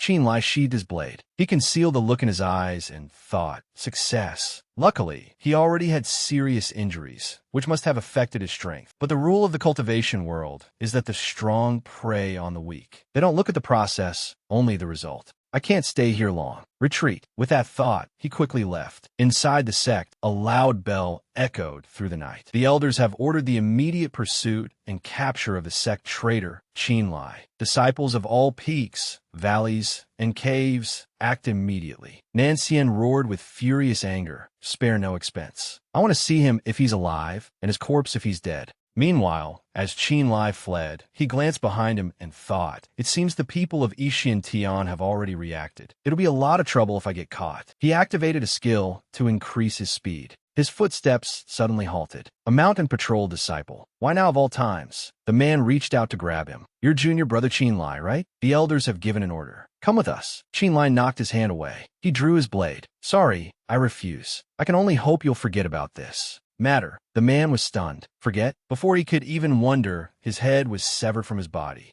Zhao Yuan curled his lip. If you don't pull out the roots when you cut the weeds, it won't do, right, Brother Qin? Hot blood splashed onto Qin Lai's face, and he remained frozen, staring at Zhao Yuan. This aura, Dunyang. Zhao Yuan narrowed his eyes, glancing at Qin Lai. When you do things, you must not leave any traces. This is your shortcoming. He suddenly came to his senses and looked at the person opposite him. Zhao Yuan, who on earth are you? Zhao Yuan didn't answer and said instead, Qin Lai, I didn't expect you to be a Dan Yang stage master as well. It seems I misjudged you. But no matter what you are planning, the current situation at Ishin Tian is beneficial to my plan. 3 days from now, at Zuma Slope, I will respectfully await your esteemed presence, Brother Qin. I hope you will keep your word. You should go. Qin Lai glanced at his back doubtfully. You're letting me go? Aren't you afraid it will affect that plan of yours? Zhao Yuan stopped and replied slowly. Since there are no witnesses and no physical evidence, what can they use to blame me? Go quickly. If you don't go now, you won't make it. Gratefully, Qin Lai leaped away.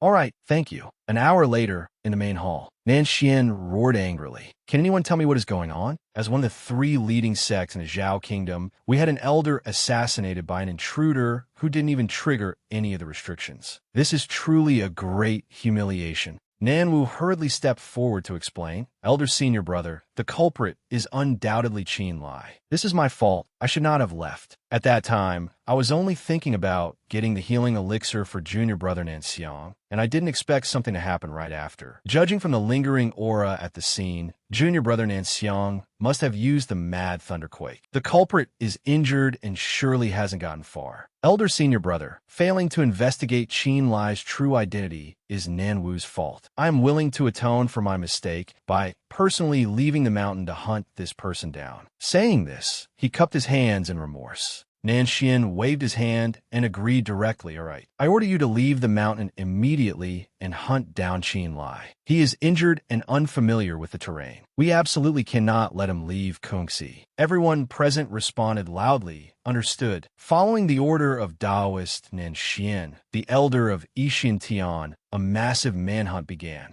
The land of Kungxi was barren, its high mountains desolate and uninhabited. Qin Lai dragged his body to a spot in the wild mountain forest. Qin Lai wandered on the rocky mountain, clutching his chest and thinking to himself, as expected of a third-level spell. At first, I didn't feel anything. Only after my agitated mood calmed down did I realize I was seriously injured. If I hadn't cultivated the primordial magnetic stellar art, I'm afraid I would have been blown to bits on the spot. Kungxi is a vast plain with basically nowhere to hide. Just then, a spot of light suddenly appeared behind Qin Lai. With a bang, the thing fell to the ground. Nanwu slowly stood up, his tone furious. Bold Qin Lai, this is the end for you. You went to great lengths to infiltrate our sect and kill our elder, and you thought you could escape unscathed? Qin Lai glanced at him and replied flippantly, if I dared to sneak into Yixin Tian to kill Nanxiang, then I was confident I could escape. As for you, you couldn't even figure out who I was at first. Do you have the ability to key me here now? Then he took out a golden pill and held it up. All right, let me show you something. Nan Wu stammered in astonishment. The Huang Long, Dan, how is that possible? These pills should never have been leaked. Where did you get them? Qin Lai replied calmly. These were originally waste pills from the medicine pavilion, but it just so happens I have a way to refine them. The medicine you sought to help Nanxiang recover from his injuries has today become the aid that helped me break through to the second level of the Danyang stage. How about that? How are you feeling? Nan Wu gritted his teeth. You're already injured, yet you still talk so big. Let me shut that mouth of yours. As he finished speaking, he rushed forward and threw a punch. Qin Lai drew a talisman, ready to receive the blow. Then you can just try. Another explosion shook the entire area. Back at the sect, a subordinate ran in and bowed. Reporting to the elder, something terrible has happened. A disciple from the ancestral hall sent word. Just now, Elder Nan Wu's life tablet, placed in the ancestral hall. His life tablet shattered. Hearing this, Nan Xian was stunned and unconsciously blurted out, "What?" He looked at the agitated subordinate in disbelief. How is this possible? Wasn't that Qin Lai already injured?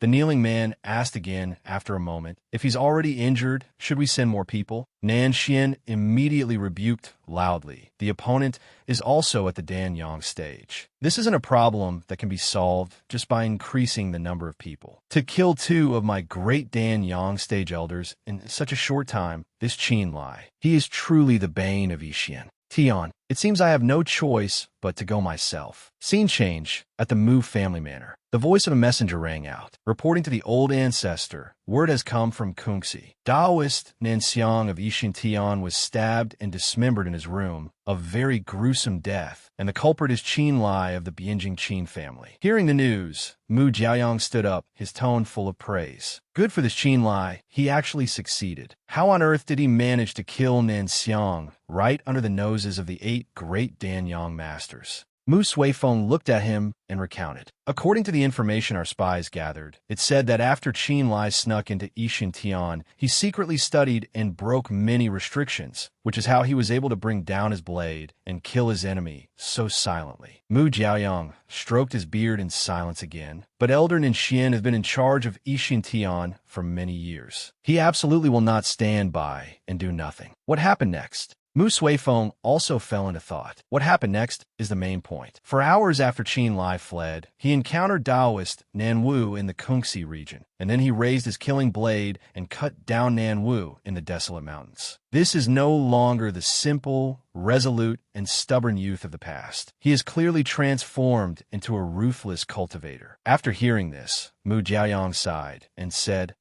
the events in Kungsi will surely cause a stir in the Zhao kingdom. This will alert the enemy. Perhaps the sixth prince will make a swift decision. Let's pass it on. He suddenly moved closer to Mu Suifeng. All right, how is Yuran? Mu Suifeng replied respectfully, replying to the old ancestor. She has already left the borders of the Zhao kingdom. She should be close to the Fengshui divine palace by now. Hearing this, Mu Jiaoyang nodded in satisfaction and praise. Whether her talent can be brought to fruition will depend on this opportunity. We must also prepare quickly. The Zhao kingdom. The heavens are about to change. Scene change. One day later at Zuma Slope. As soon as Zhao Yuan saw him, he asked, Brother Qin, are you well? Qin Lai observed him and said in a low voice, Zhao Yuan, what is your background, really? Zhao Yuan patted his chest, smiled, and replied, to have hidden it from you for so long, it was this prince's fault. My apologies. Hearing the form of address, Qin Lai vaguely guessed, this prince. You are from the imperial family. He was suddenly stunned, inwardly shocked. Wait a minute. Zhao Yuan, Zhao Yuan, Zhao Yuan. Qin Lai stood up straight and replied respectfully, so you are the Sixth Highness. Zhao Yuan nodded, that's right. 3 months ago, when you refused this prince's recommendation for a fiefdom,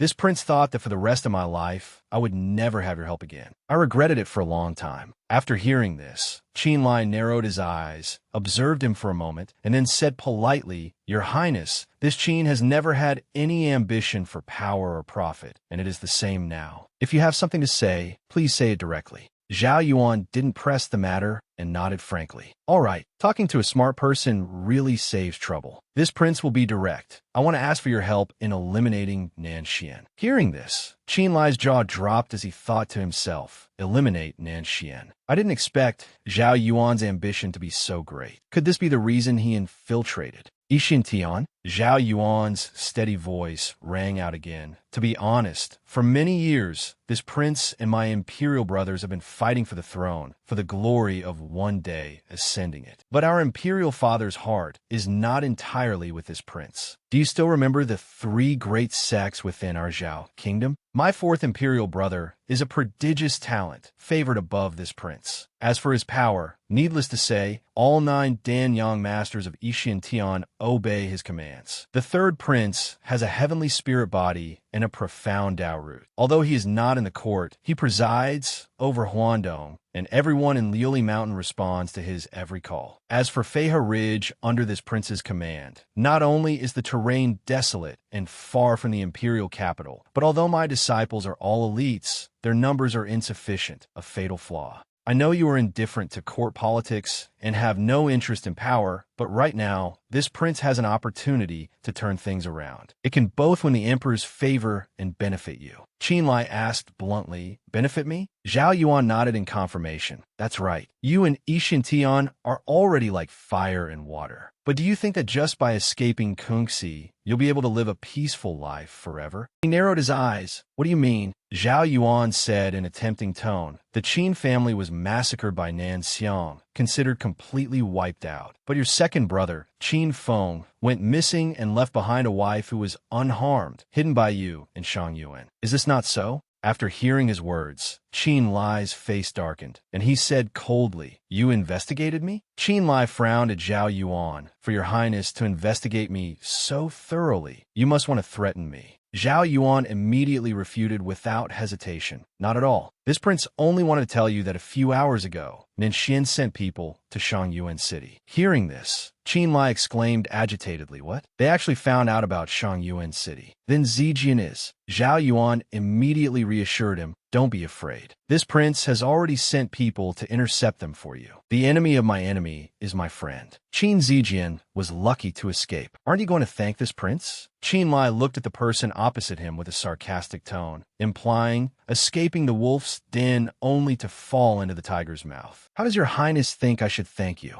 Zhao Yuan curled his lip, stared at him, and replied, "It's very simple. If Nanxian is not eliminated and Kungxi does not fall, you will never have peace." Qinlai let out a frustrated breath. "Your Highness is resourceful and wise. You must already have a perfect strategy. Tell me, what must I do to eliminate Nanxian?" Zhao Yuan immediately laid out the plan for him. "It's easy. Ishian Tian's 9 great Danyang masters are now down to 7. I will send people disguised as you, Brother Qin, to create a false trail to deceive them. After leading them away, you, I, and Mu Jiaoyang, the 3 of us, will surround and attack Nanxian together." Hearing this, Qinlai glanced around in surprise. "Old Master Mu is coming too?" "That's right. The Mu family has always been an ally of the Sixth Prince, so it's not strange." After a moment of thought, Qinlai immediately agreed. "All right. As soon as Old Master Mu arrives, we will act immediately." Zhao Yuan nodded in satisfaction. Of course. Half a day later, at Ishian Tian, a disciple ran in and respectfully reported to the elder. "Qinlai's whereabouts have been discovered near Mountain 22 to the northwest. After injuring our scout, he fled towards Shueling."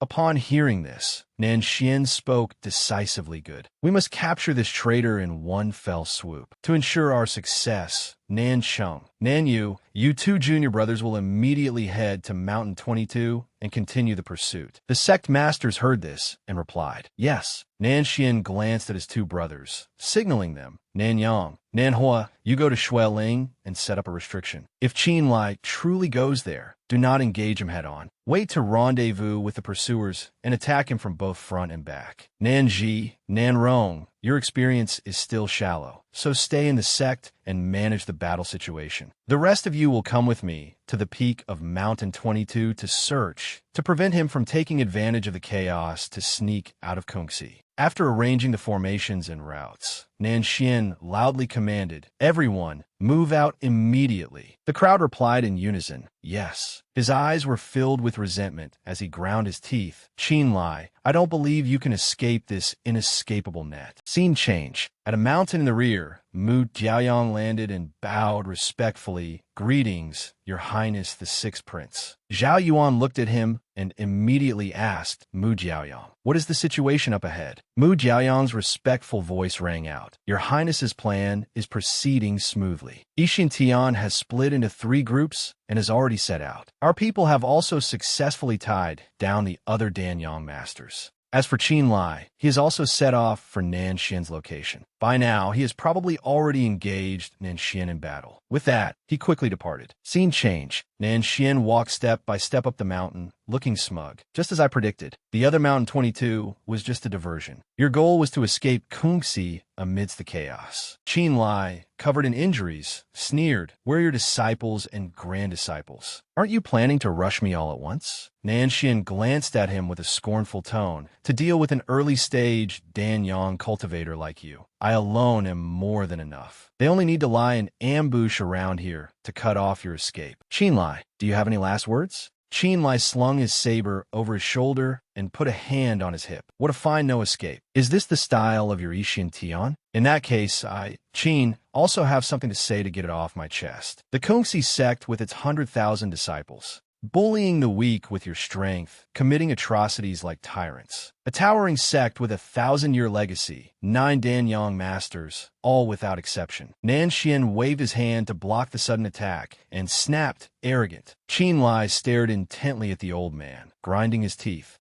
Crippling/saber technique. Nanxian dodged the blow and conveniently circled behind him. Qinlai couldn't react in time. Nanxian unleashed a killing move. "You blat, D." Fresh blood dripped to the ground, accompanied by a cough. Nanxian looked at Qinlai kneeling on the ground and spoke. "It's over, Qinlai. You killed 2 great Danyang elders of Ishin Tian. This matter cannot end so simply." Qinlai raised his head, his gaze fierce. "This is not for you to decide." Suddenly, 3 sword tips appeared from nowhere and attacked Nanxian. He reacted in time and dodged to the side. An authoritative voice rang out from behind. "Nanxian, your Ishian Tian disregards the law of the king, indulging Nanxiang in his rampage, slaughtering the entire Qin family. Do you plead guilty?" The newcomer was Mu Jiaoyang. Nanxian was stunned, thinking to himself, Mu Jiaoyang. Then he muttered in suspicion, "Disregards the law of the king. Could it be?" Pausing for a moment, he sorted out his thoughts. So that's how it is. The world knows that you, Mu Jiaoyang, are a retainer under the 6th prince. I also know that the king of Zhao has always wanted to eliminate the 3 great sects, but I never expected my Ishin Tian would be the first. How many more people did you bring? Show yourselves. Zhao Yuan had also arrived. He spoke up. Since the perfected one has extended an invitation, how could I not show my face? Sect Master Nanxian, long time no see. Nanxian looked at him and sneered. Ling Miao Peak's disciple, Zhao Yuan. So you are the 6th prince. Zhao Yuan curved his lips and replied magnanimously, precisely. The perfected one shows no fear, even in peril, is truly admirable. However, although your cultivation is profound, you are facing 3 Dan Yang masters alone. I wonder what odds the perfected one gives himself. Across from them, Nanxian spoke calmly. The Zhao clan's desire to eliminate the 3 sects has existed for over 100 years. If I were in your shoes, I absolutely would not miss this opportunity either. Zhao Yuan admitted it frankly without a trace of fear. Since the perfected one sees things so clearly, then this prince can also assure you. As long as you return to Lingyang with me and stay in the Jade Spring Palace for a time, you can still be the sect master of Ishin Tian. What does the perfected one think? After hearing this, Nanxian paused for a moment before speaking slowly.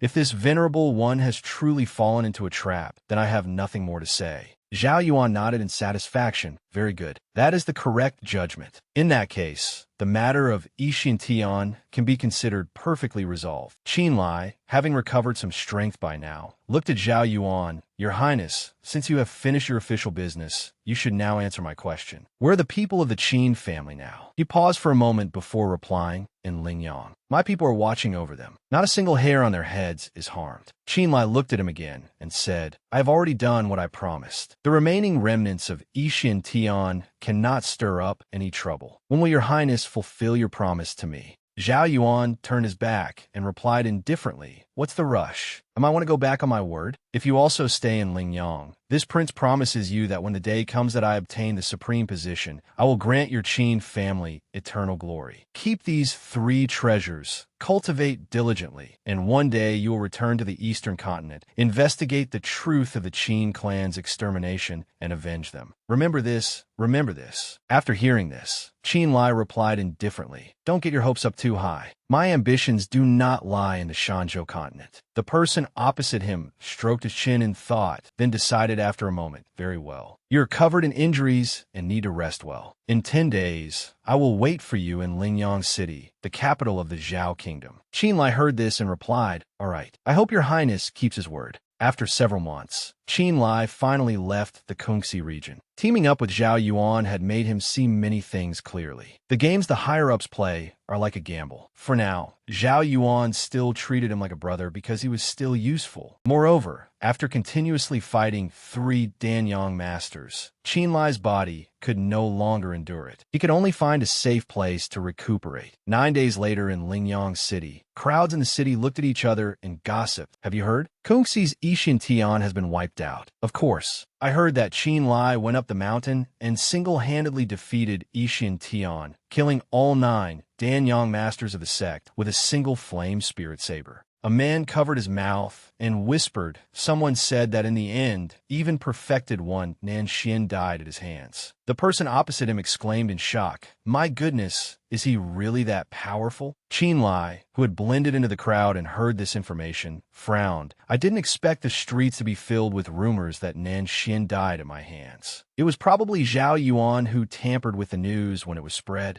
That makes sense. Power struggles inevitably affect the royal family's reputation, so it's not surprising. But there was no need to say that I alone killed 9 Danyang masters. Isn't that blowing things out of proportion? He suddenly froze, a glint in the corner of his eye. Their eyes met. It was Ela. As soon as Ela saw him, she pointed and exclaimed loudly, Hey, you're the one who peeked at me while I was bathing. That time, she covered her mouth and sighed. It really is you. I had such a hard time looking for you. Ela sighed, put her hands on her hips, and looked at him.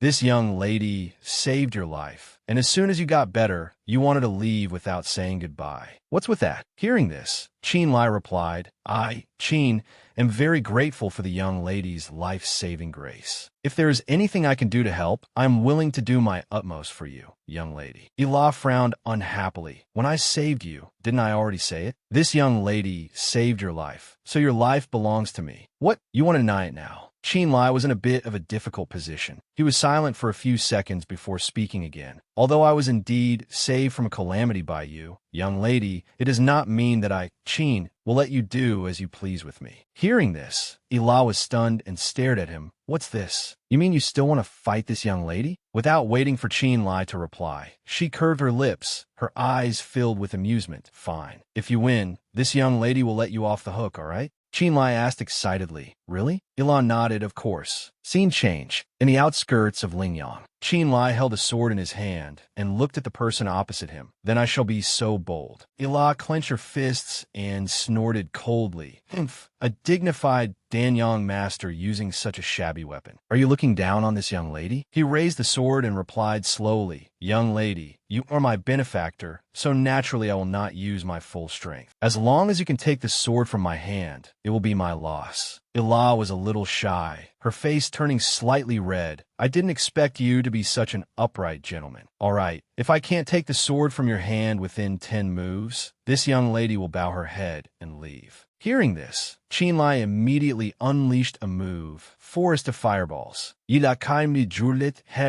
raised her hand and flicked a finger. His entire body suddenly stiffened. Panicked, Qinlai fell into a dark space. By the time he came to his senses, his face had darkened as he thought to himself, the sword. It's been taken. In that brief moment, there was something. I was temporarily dazed by fear. Ila held the sword in her hand and curled her lip 3 moves. You lose. Qinlai looked at her in resignation. I am utterly convinced of my defeat. Whether you want to kill me or cut me up is up to you, young lady. Ila was a little unhappy and snapped. What's with all the killing and cutting? I'm not interested. After so many years in the Shanzhou continent, I've finally met someone as interesting as you. So, it would be a pity if you died, wouldn't it? Or how about? She stroked her chin in silence. Try calling me master, and let's see how it sounds. Qinlai's hackles rose, and he immediately refused. No. Ila covered her mouth and laughed happily. I won't tease you anymore. Ila. What's your name? He turned away and replied coldly. Qinlai.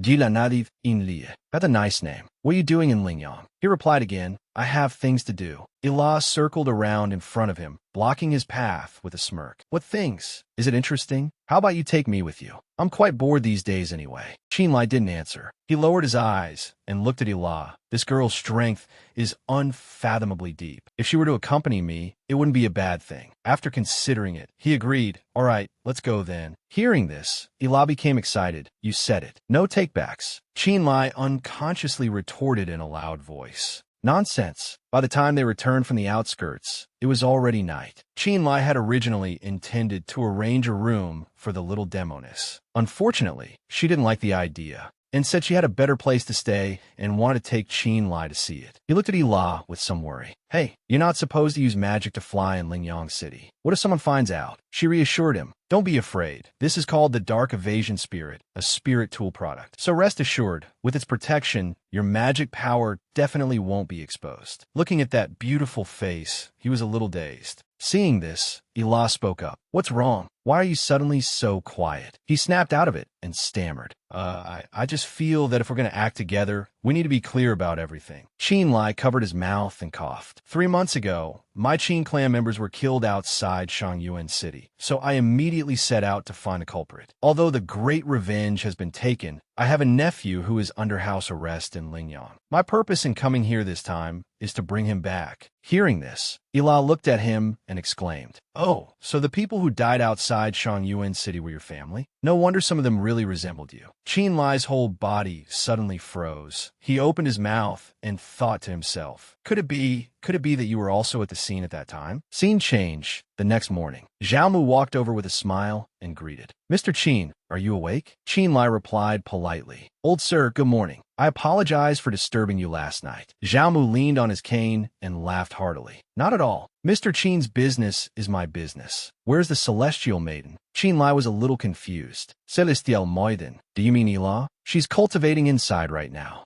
Zhaomu moved closer, covered his mouth, and whispered, May I be so bold as to ask, do Mr. Qin and the celestial maiden have that kind of relationship? Qinlai looked at him, and frowned. What kind of relationship? Zhao Mu hesitated. Well, aren't you two dual cultivation partners? After hearing this, Qin Lai was stunned and retorted. Old sir, you've misunderstood we. Zhao Mu laughed loudly, cutting him off. Haha, the affairs of young people, I understand. Qin Lai held his forehead and sighed. Sigh, explaining now is useless. Old sir, where's this place anyway? Last night when I arrived, I was a bit anxious and didn't pay attention. Zhao Mu led the way and introduced. This is North Lu Mountain of northern Lingyang City. Qin Lai followed, full of curiosity. Huh, isn't North Lu the Imperial Garden? Old sir, are you from the Imperial family? Zhao Mu smiled again and replied, Haha, Mr. Qin is joking. This humble one is just a simple villager who looks after the back mountain garden for the Imperial family. If there's nothing else, this old man will head back first. You can do as you please. Qin Lai looked at him and asked one last question. Old sir, this is your residence. Don't you cultivate here? He immediately replied, Me? I don't want to disturb the celestial maiden's rest. So this old man has another place to stay. Farewell. Qin Lai looked at the retreating back and wanted to stop him.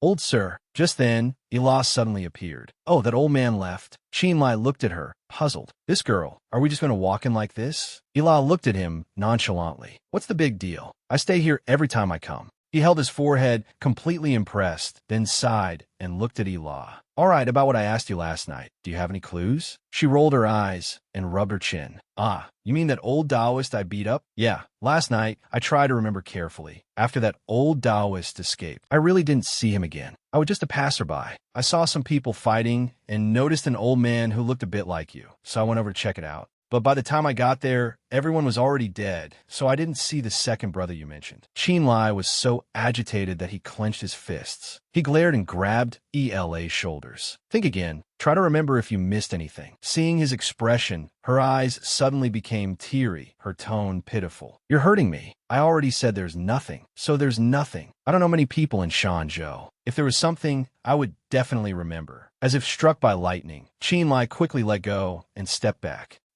Saw thee. Ila walked up to him and comforted him. Don't be so down, you're my servant. Your business is also your master's business. After we finish our business in the north, this master will help you search. Okay? Qin Lai didn't answer, only asking. The north you mentioned is? Ila understood and continued. The north of Shanzhou, what about it? Qin Lai seemed unhappy. He glanced at her and said loudly, It's called the North Ling Plains. No way, absolutely not. That place is one of the 3 great perilous lands of Tianzhou. It's frozen year-round, with blizzards blowing all day long. It's not a place to go for fun. Ila crossed her arms, her gaze shifting away as she said arrogantly, What's there to be afraid of? With me here, your matter will be resolved quickly. At that time, you will come with me. Hearing this, he pointed at himself in a daze. I'm going to. Jila nodded. Yes, the North Ice Plains does have some strange things, but I've already grasped the characteristics of this place. This time, I'll definitely be able to find that old monster. After hearing this, Qin Lai couldn't help but pity himself. I really run into a lot of disasters. He paused for a moment, then changed the subject. Let's not talk about this for now. Time is short. I should go to that place to take care of my main business. Ila nodded and replied, Go on, I'll go with you. Hearing this, Qin Lai didn't refuse. All right, then let's be clear first. After we arrive, you find a place nearby to wait. For a moment. Then he pointed to a room not far away. I'll go in to get the person and come right out. Ila was a little unhappy.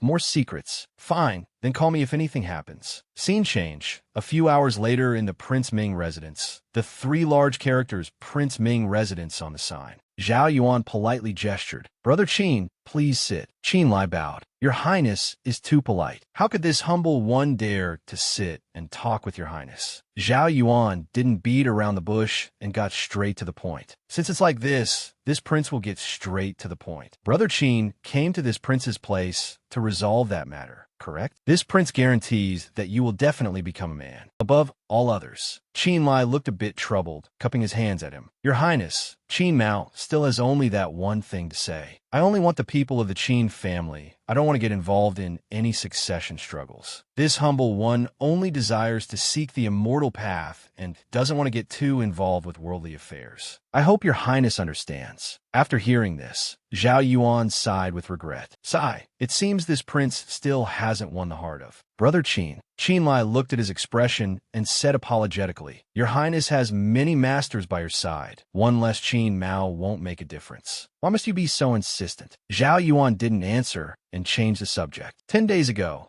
when I joined forces to destroy Kungxi, after bringing Yixin Tian under imperial authority, this prince thought the matter of seizing the throne was over. Who would have thought that Father Emperor would say that only by bringing all 3 sects under my command can I become the master of the Eastern Palace? Although the old general has fallen, the 3rd brother still holds on a Huandong. So this prince is in dire need of manpower right now. Qin Lai pondered. Qin Mao understands your highness's difficulties, but Qin Mao also has his own. Hearing this, Zhao Yuan asked again, Is it really not negotiable? Qin Lai had no choice but to sigh and say firmly, Your Highness, rest assured, Qin Mao will not join your highness's camp. But at the same time, I will not go to the 3rd prince's side either. Hearing this, Zhao Yuan spoke with a hidden meaning. Brother Qin, you are indeed very smart, but unfortunately, I'm afraid none of us have a choice now. He frowned. What do you mean by that? Zhao Yuan waved his hand and gestured. Brother Qin, see for yourself outside.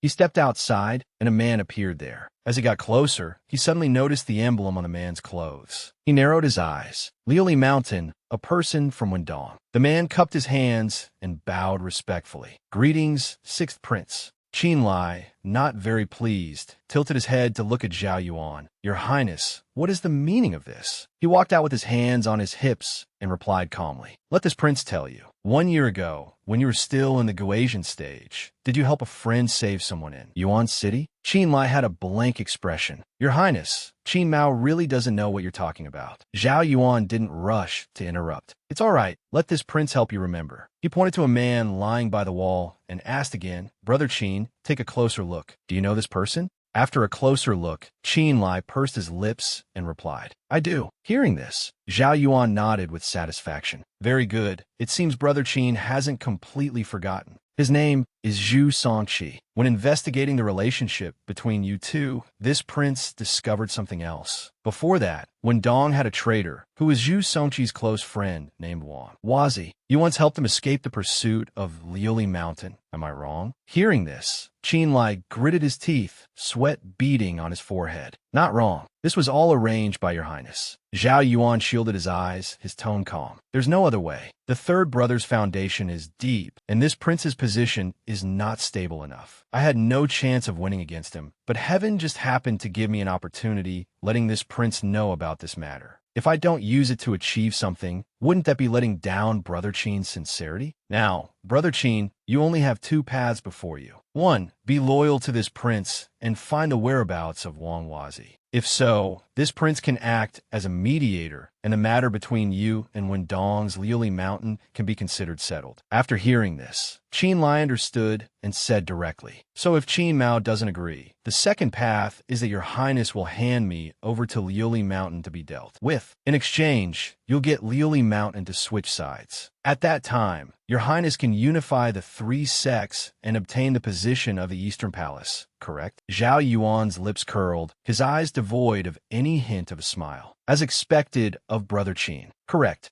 Qin Lai turned away, his tone doubtful. You people from Liuli Mountain, to betray and side with the 6th prince just for one Wang Wazi. It surely can't be just because of Wang Wazi, right? The man frowned slightly and replied, When Wang Wazi betrayed us and fled, he took a treasure from Liuli Mountain with him. Our sect has been searching for many years and only had one chance to capture him, but this opportunity was ruined by you. Not only that, you also killed a disciple of Liuli Mountain, and you might even be the one who took the Fufeng flag. So, no matter what, you cannot escape involvement in this matter. After hearing this, Qin Lai gritted his teeth. He turned angrily to question Zhao Yuan. Your Highness, even if Qin Mao submits, what use is it? I don't know Wang Wazi's whereabouts. How could the people of Liuli Mountain possibly make a trip for nothing? He calmly patted Qin Lai's shoulder to reassure him. It's all right. This prince can help you investigate. Besides, this prince is being sincere with you today. Whether it's the court struggles or the matter of the 3 sects. Zhao Yuan leaned in close with a threatening gaze. Do you think you can still walk out of my residence easily, like an ordinary person who knows nothing?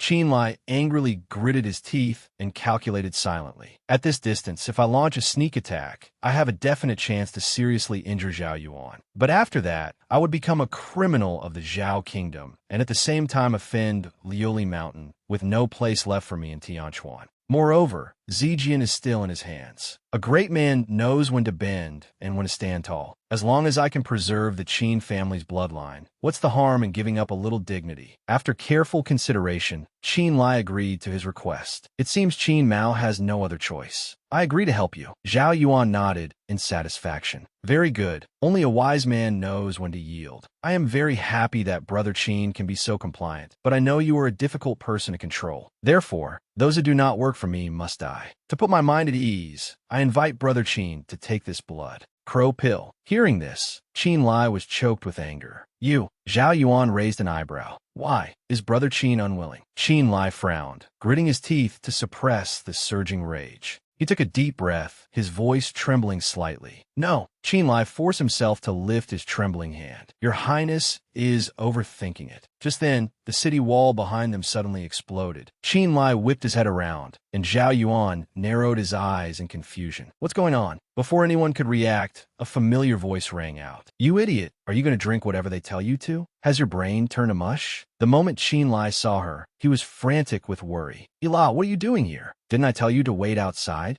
Ila glanced at the situation and said arrogantly, Why can't I come in? If I hadn't come, would you have eaten that poison pill? Qin Lai replied with a nonchalant expression, For better or worse, I have some knowledge of pill refinement. Even if I ate it, I would have thought of a way to cure it. Ila immediately snapped, cutting him off. What would you use to cure it? The blood crow pill. That thing is incurable unless you change your blood. Qin Lai turned his head away to avoid her. Lass, you don't understand. Yida giritit hertit. I don't understand. Isn't it just that your family is in their hands? What's the point of taking a poison pill and then trying to cure it? Zhao Yuan finally came to his senses, glaring at her and shouting. How audacious! Who are you to dare barge into my residence? Ila, undaunted, pointed her finger at Zhao Yuan's face and scolded. You are truly a vicious person to threaten someone with their relatives. I order you now, release his family immediately. Qin Lai's eyes widened, his face tense. Lass, you're insane. This is the Lingyang Imperial capital, and the Imperial Palace is right nearby. The masters in the palace are countless. Once a fight breaks out, even war chariots could finish us off. Let's get out of here first and talk later. Hearing his words, Zhao Yuan roared in fury. Insolent! What do you take my residence for? A place you can come and go as you please? He turned and gave an order. People of Liuli Mountain, if you can capture that last today, I will hand Wang Wazi over to you within 2 days. The man, having suddenly stumbled upon a great deal, immediately agreed. A promise is a promise. Little lady, since you've stepped into this residence today, don't even think about leaving.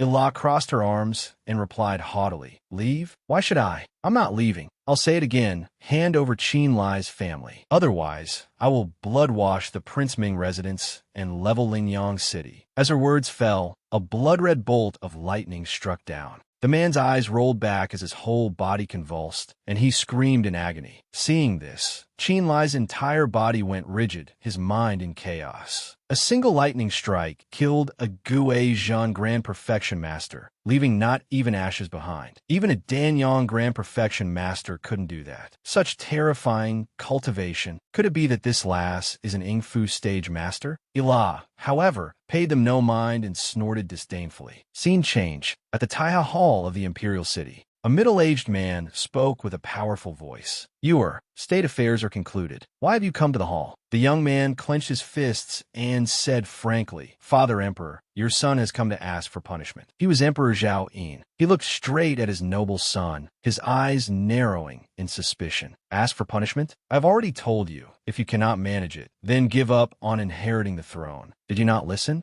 Since you ascended the throne, the great ancestor has taught that the 3 sects are like tigers and wolves, and the Zhao family must absolutely not provoke them easily. The man opposite him was the 4th prince, Zhao Yu. Zhao Yin walked past him, his tone stern. This time, thanks to your 6 brothers' plan, he borrowed external forces to quietly resolve the Nancian issue. If this matter were spread, wouldn't it affect our dynasty's 1,000-year-long maintenance of peace and prosperity? Zhao Yu bowed his head and replied, Father Emperor's teachings are correct. correct. Your son knows his mistake. Zhao Yin turned his back, his stance unchanged. Enough. From now on, I appoint you as a grand scholar of the inner cabinet in the royal residence. At the same time, another blood-soaked bolt of lightning struck down. Suddenly, a subordinate rushed in and reported loudly, "Your Majesty, the Prince Ming residence in the eastern city is under attack." Hearing this, Zhao Yin was stunned and bellowed, "What? Who is so audacious?" The man cupped his hands and continued his report. "His identity has been investigated. He is Qin Lai, the one who helped His Highness eliminate the Kungxi Ishintian group a few days ago." Zhao Yu was now a bit suspicious and said, "Impossible. Six's brother is also a Dan Yang stage cultivator. How could he be in danger?" The man replied, "Your Highness, Your Majesty, Qin Lai did not come alone. He has a demoness with him. All the masters in the Prince Ming residence will likely not escape this calamity." Zhao Yin frowned, his tone low. "This Qin Lai, after causing chaos in Kungxi, now comes to my Lingyang. Does he think I don't exist? Immediately gather the inner court cultivators and follow me out of the palace to capture Qin Lai. I must see if he has really grown 3 heads or 6 ears." Scene change. Zhao Yuan looked at the two people before him, his resentment seemingly overflowing. "To wash the Lingyang residents in blood. Qin Lai, I see you've eaten a bear's heart and a leopard's gall. Bringing a rotten lass with you shows you have no regard for imperial authority. All members of the Prince Ming residence, hear my command." He waved his hand as a signal. "Kill them for me."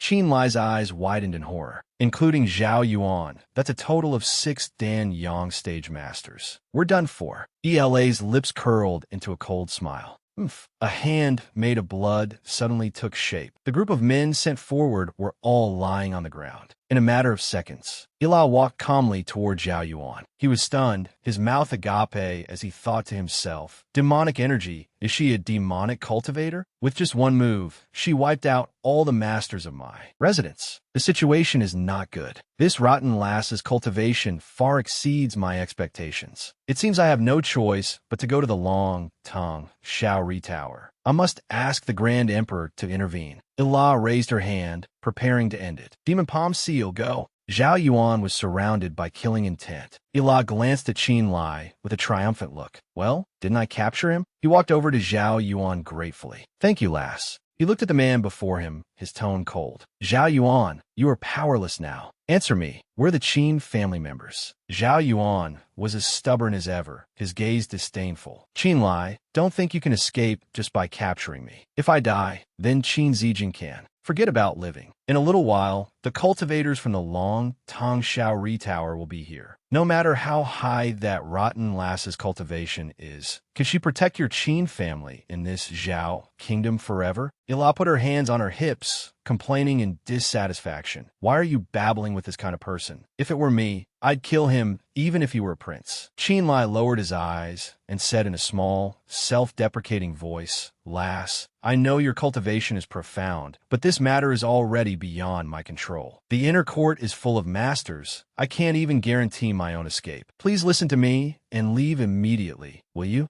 Let me handle what comes next." Qin Lai glanced at her and repeated, "Let me handle what comes next." Jilapo te dangridi. "Oomph." She suddenly turned and snapped. "Do I look like the kind of person who runs away from death?" Hearing this, Qin Lai shouted in frustration, "What nonsense are you talking about?" Ila stubbornly refused to listen, craning her neck and saying resolutely, "Today, I will definitely save your family. Whoever dares to stop them, I will kill them until blood flows like a river in the sky and earth turn dark. I like to see what the Zhao family has that can stop me." Qin Lai lowered his eyes, choked up. "You lass." He smiled and let out a breath. Qin Lai drew his sword and went along with her, saying, "If I continue to refuse your good intentions, it would prove that I, Qin, am not fit to be a man. All right, if we can leave Lingyang safely today, from now on, you are my family." He swung his blade, his eyes cold. "Whoever dares to touch you, I, Qin, will make them regret coming into this world." Seeing this, Zhao Yuan's whole body went stiff. Pure Yang turning into pure Yin. "You have a yin-yang spirit body?" Qin Lai slung his sword over his shoulder, his expression excited. "It's too late to realize that now. Come on, lass, let's wreak some havoc."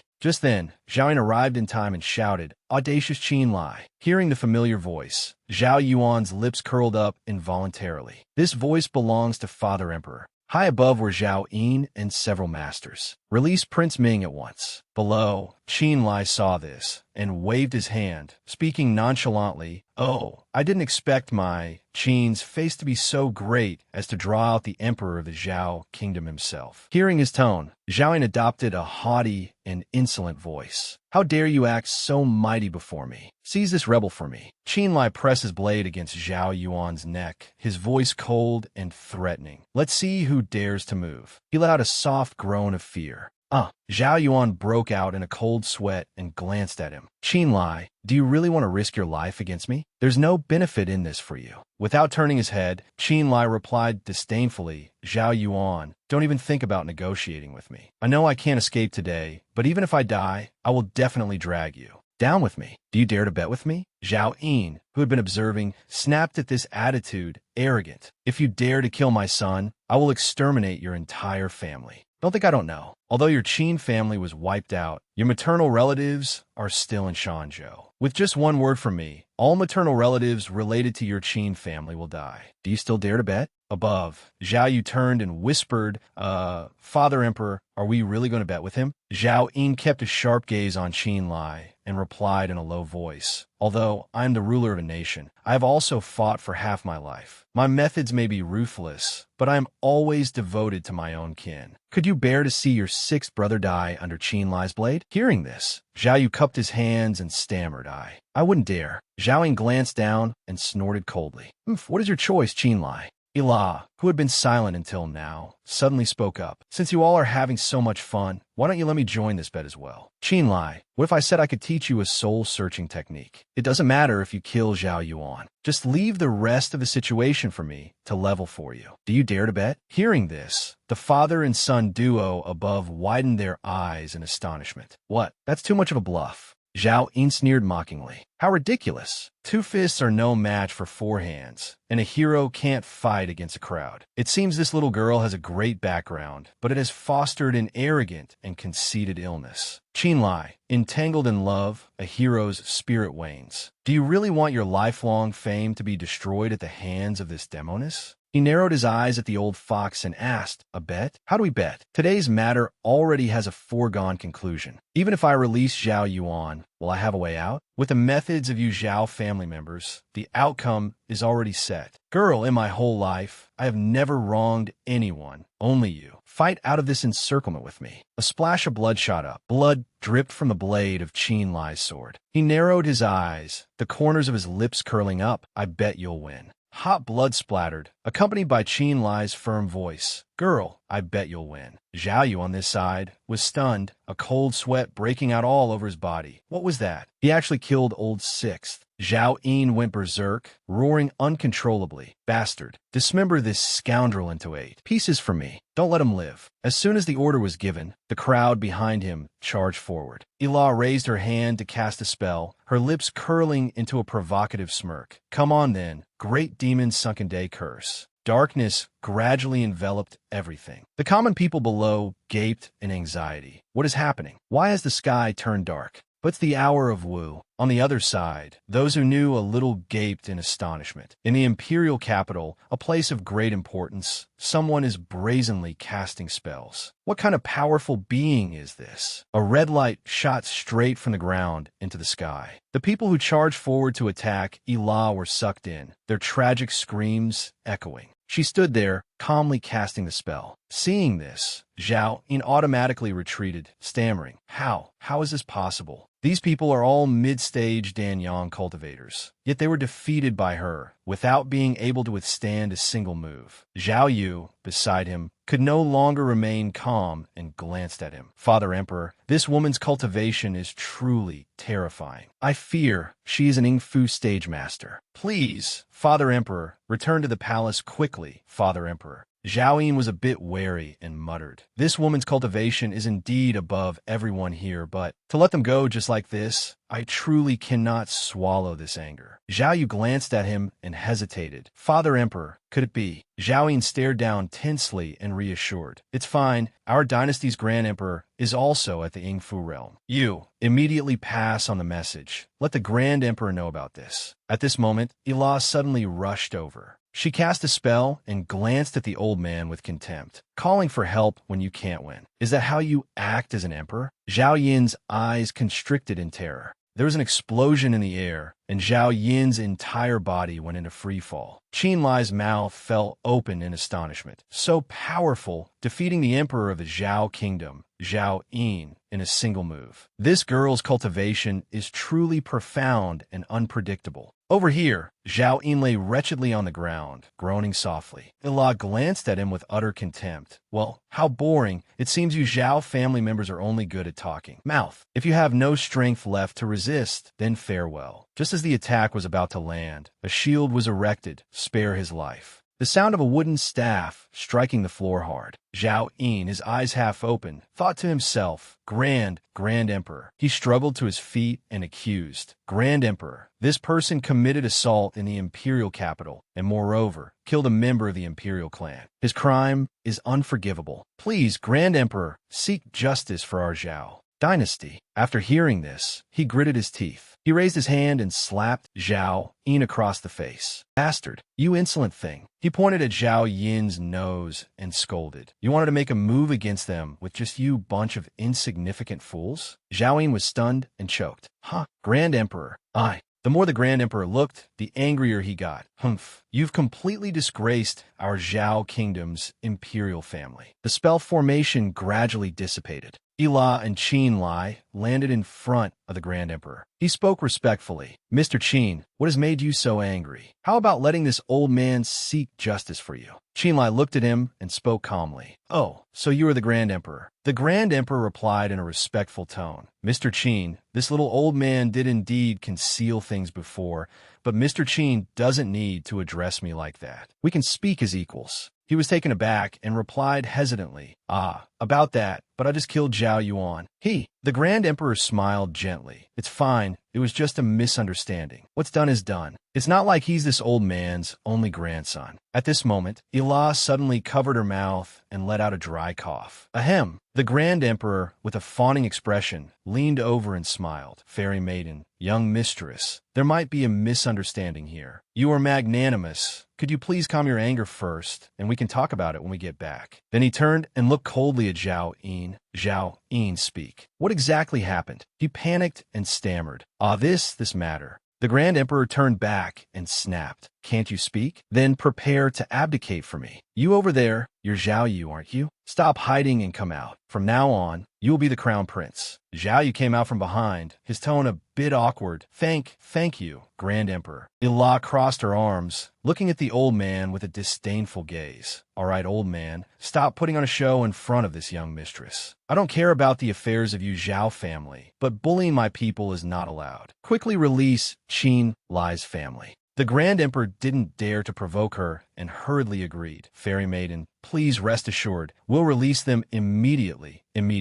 If it's convenient for you. Shall we go into the palace to talk next? Ila compromised with a cold snort. Humph, let's go. Ila sat on the throne, resting her chin on her hand. 13th uncle, are you telling the truth? Can still be fake? She suddenly sighed in boredom. Heis, so being an emperor is this boring? What 9th 5 supreme? It's not interesting at all. Seeing this, the Grand Emperor tactfully suggested, Fairy maiden, are you still not appeased? Or if there's anyone you find displeasing, this old man can issue an edict and have them beheaded directly. Ila opened her eyes and glanced at the old man, her tone lazy. Old man, this young mistress doesn't need you to kill anyone. It's just that Qin Lai's family was tormented by that grandson of yours for so long. You have to give some kind of an answer, right? The Grand Emperor thought for a moment and then suggested, how about this? This old man will take a loss, personally accept him as a disciple, and then grant a first-rank hereditary title for several generations of the Qin family. What do you think? Zhao Yin, behind them, stiffened upon hearing this, inwardly astonished. What? Personally accept a disciple? He looked over at Qin Feng, unable to hide his surprise. The Grand Emperor has never even personally instructed his own descendants like me. Yet now he wants to take Qin Zijian as a disciple and even grant a first-rank title. This reward was obtained far too easily, wasn't it? Ila stood up, furrowed her brows, and walked over. So that's it then. I heard Yushanzhou has some Luli Mountain. Before, at Prince Ming's residence, this young mistress killed one of their disciples. This matter, the other party will surely not let it go easily. So how about? Without waiting for her to say more, the Grand Emperor had already realized her intention and immediately agreed. Understood, understood. We just need to kill all those Taoists, right? I will dispatch troops to level Li Mountain right now. Elon nodded in satisfaction. Huh, that's more like it. Qinlai, the matter is settled. Then she looked at Qinlai again. Next, do you have any other arrangements? He lowered his eyes and gave a random excuse. This Qin has been away from home for many years. Now that things are settled, I naturally want to go back to my hometown to have a look. Hearing this, Ela replied, if that's the case, then let's set off immediately. She glanced at the Grand Emperor and said, Old man, if this young mistress finds out you're being two-faced. The Grand Emperor immediately patted his chest and guaranteed, Fairy Maiden, rest assured, what I have said, I will definitely do. After speaking, Ela and Qinlai left side by side. The Grand Emperor narrowed his eyes, looking exhausted. Phew, they finally left. Only then did Zhao Yin step forward to voice his thoughts. Grand Emperor, why did you listen to that demoness? Could it be that with your cultivation level, plus the military strength of our Zhao kingdom, we're still no match for her? The old man leaned on his staff and sighed. Heis, there's something you don't know. A few years ago, when that demoness first appeared, I also flew into a rage, just like you. Thinking back, I was in seclusion on North Lu Mountain for many years and had already broken through to the Yingfu realm, but in front of that demoness, I couldn't even last more than 30 moves. After hearing this, Zhao Yin was stunned stiff. What? Are you sure? You are the only Yingfu realm expert in our Shanzhou, and yet you couldn't last more than 30 moves? The Grand Emperor lowered his head with a look of weariness. That's right. If I hadn't begged for mercy in time, I'm afraid I would have already returned to the Yellow Springs. Zhao Yin couldn't help but have a possibility pop into his head. Such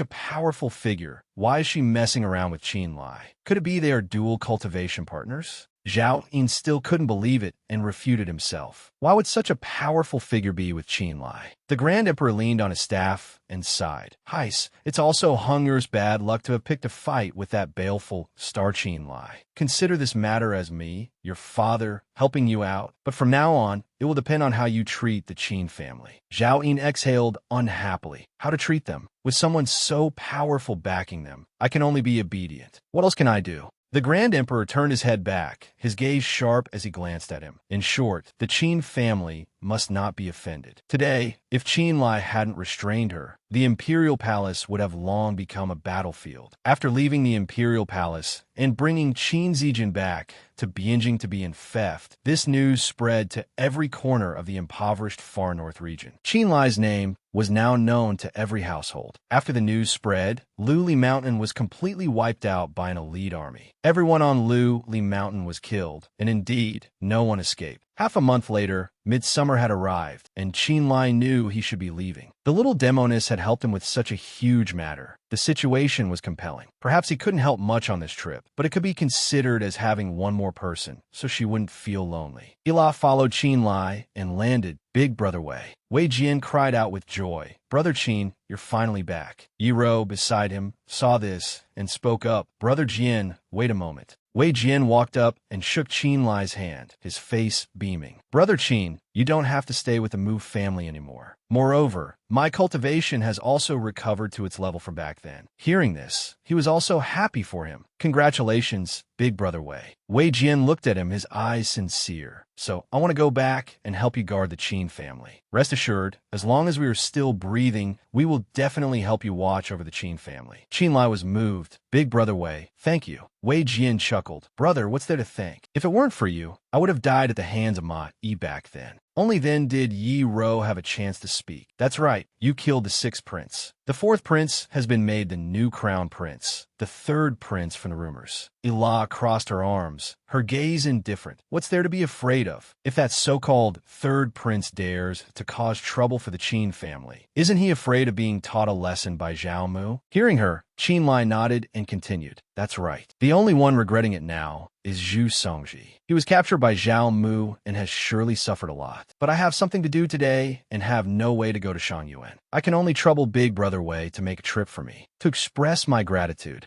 Wei Jian patted his chest, his eyes determined. Brother, rest assured and leave it to me. I will definitely help you handle it well. After speaking, he went until the third watch of the night before stopping to rest. The next day, Qin Lai called Qin Zijian to the Qin residence. Qin Lai patted Qin Zijian's shoulder and entrusted him. Zijian, 13th uncle has to leave for a period of time. I'm giving you the authority. From now on, you are the master of the Qin family. I believe you can definitely make the Qin family prosper. As for news of your father, the Grand Emperor has already sent people to inquire. If there's any news, wait for my return, and I will personally go find second brother. After hearing this, Qin Zijian looked up at him with a determined gaze. 13th uncle, I believe father is definitely still alive. He will surely return. Qin Lai nodded slightly and asked again.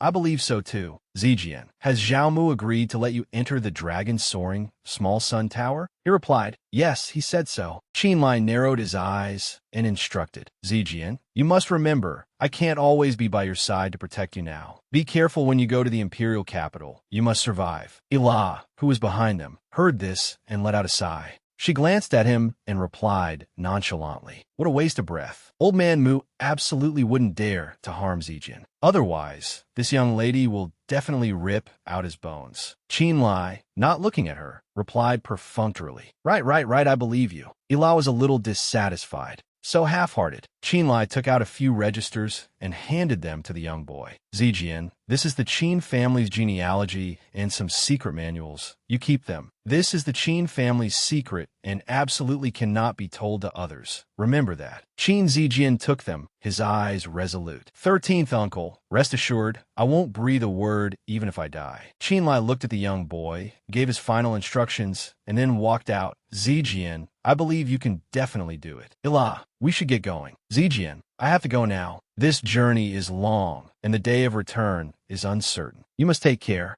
Qin Zijian watched the two streaks of light in the sky and waved. 13th uncle, take care. He returned to his room, opened a register, and fell silent. The Qin family genealogy. Qin Zijian frowned, sweat beading on his forehead as he thought to himself. 13th uncle, as long as you don't die, the Qin family will exist for all eternity. At this moment, his hand gently but forcefully tore out a page from the register. The Huayang flowers of the imperial capital were blooming vibrantly. Tens of thousands of miles beyond the northern border, north of the Great Wall, it was already a frigid winter where water flowed into ice. According to ancient legends, Shanzhou used the northern border's grasslands as a boundary, separating the strategic pass of the Great Northern Ice Plains. This place frequently had heavy snow, bone-chilling cold, and tens of thousands of miles of land with ice mountains everywhere, rarely showing any trace of human presence. The demonic beast was struck once and immediately collapsed on the spot. Qin Lai looked at it with a disdainful gaze. A second-level demonic beast that doesn't know its own limits.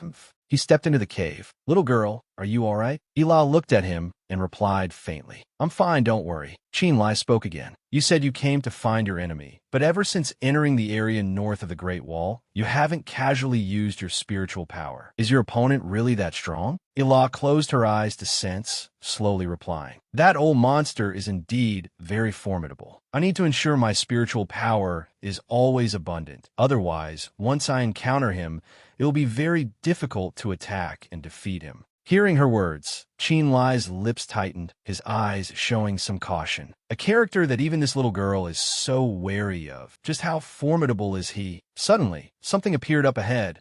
It was a small monkey. It screeched loudly. Kek, kek, kek. Qin Lai squatted down and reached out his hand. Little one, you're here. Come here, I won't harm you. The little monkey climbed onto his hand. Qin Lai was a bit puzzled and muttered, Strange, this place is freezing cold with frozen ground. Why is there a monkey? Ila crossed her arms and replied, It probably has its eyes on your pill cauldron. Qin Lai glanced at her doubtfully. Pill cauldron? Ila confirmed and explained. That's right, this monkey is called a spirit treasure monkey. It's a type of demonic beast with great spiritual awareness. They can sniff out where heavenly and earthly treasures are with just their noses and can even sense spiritual energy. So the medicinal aroma in my pill cauldron was smelled by it. I think that's probably it. The little monkey, now released, ran to the pill cauldron. Ilan nudged his shoulder and smirked. You picked up a treasure this time. Spirit treasure monkeys are extremely sensitive to heavenly and earthly treasures. No matter what kind of treasure it is, it can't escape its nose. Hearing this, Qin Lai sighed helplessly. Aish, it's just a coincidence. He walked over again and waved at the monkey. Although it said that once your cultivation reaches a certain realm, you can withstand heat and cold, you still need to rest and recuperate to prepare to face your enemy. I only brought out this medicinal cauldron to warm you up. Seeing Ila didn't answer, he turned to her, a little wary. Why are you looking at me like that? Ila suddenly blushed and hesitated. I was thinking, since you've treated me so well, can I call you Big Brother Lai from now on? Qin Lai rubbed his head, his expression relieved. So it was about this. Didn't we already talk about it that day at the Nether King's mansion? From now on, you're my family. You can call me whatever you want. After hearing this, Ila replied joyfully. That's great. Big Brother Lai, please stand guard for me. I plan to cultivate for a period of time. That old monster will definitely make a move soon. At that time, a fierce battle will be unavoidable. After a moment of thought, Qin Lai finally asked, Little girl, I haven't asked you about that old monster before. Can you tell me what he looks like and what his cultivation level is? Ila lowered her head, a look of resentment in her eyes. His name is Yin Qingyang. On the outside, he looks like an ordinary old man, nothing strange. His strength? Approximately at the late Yingfu stage. After hearing this, Qin Lai was stunned for a moment and hesitated. That old monster has a late Yingfu stage cultivation? Little girl, could it be that you are also? Gila nadi de fermetibli. That's right, this young lady's cultivation has also reached the great perfection of the Yingfu realm. Otherwise, how would I dare to seek revenge? Hearing this, Qin Lai broke out in a cold sweat and stammered. Great perfection of the Yingfu realm? Ila grinned and chuckled. Hee, Big Brother Lai, you might not know this, but the Yingfu stage is not considered much. When I reach the Tongxin level, that's what you call a true master. It's just that this young lady is also considered a genius. At my age, very few people have reached the great perfection of the Yingfu realm. Hearing this, Qin Lai became curious again. At your age, just how old are you? Ila turned her back, glanced at him unhappily. A woman's age is a secret. I'm not telling you. The image of Mu Yuran suddenly appeared in Qin Lai's mind. Age is a secret. Really?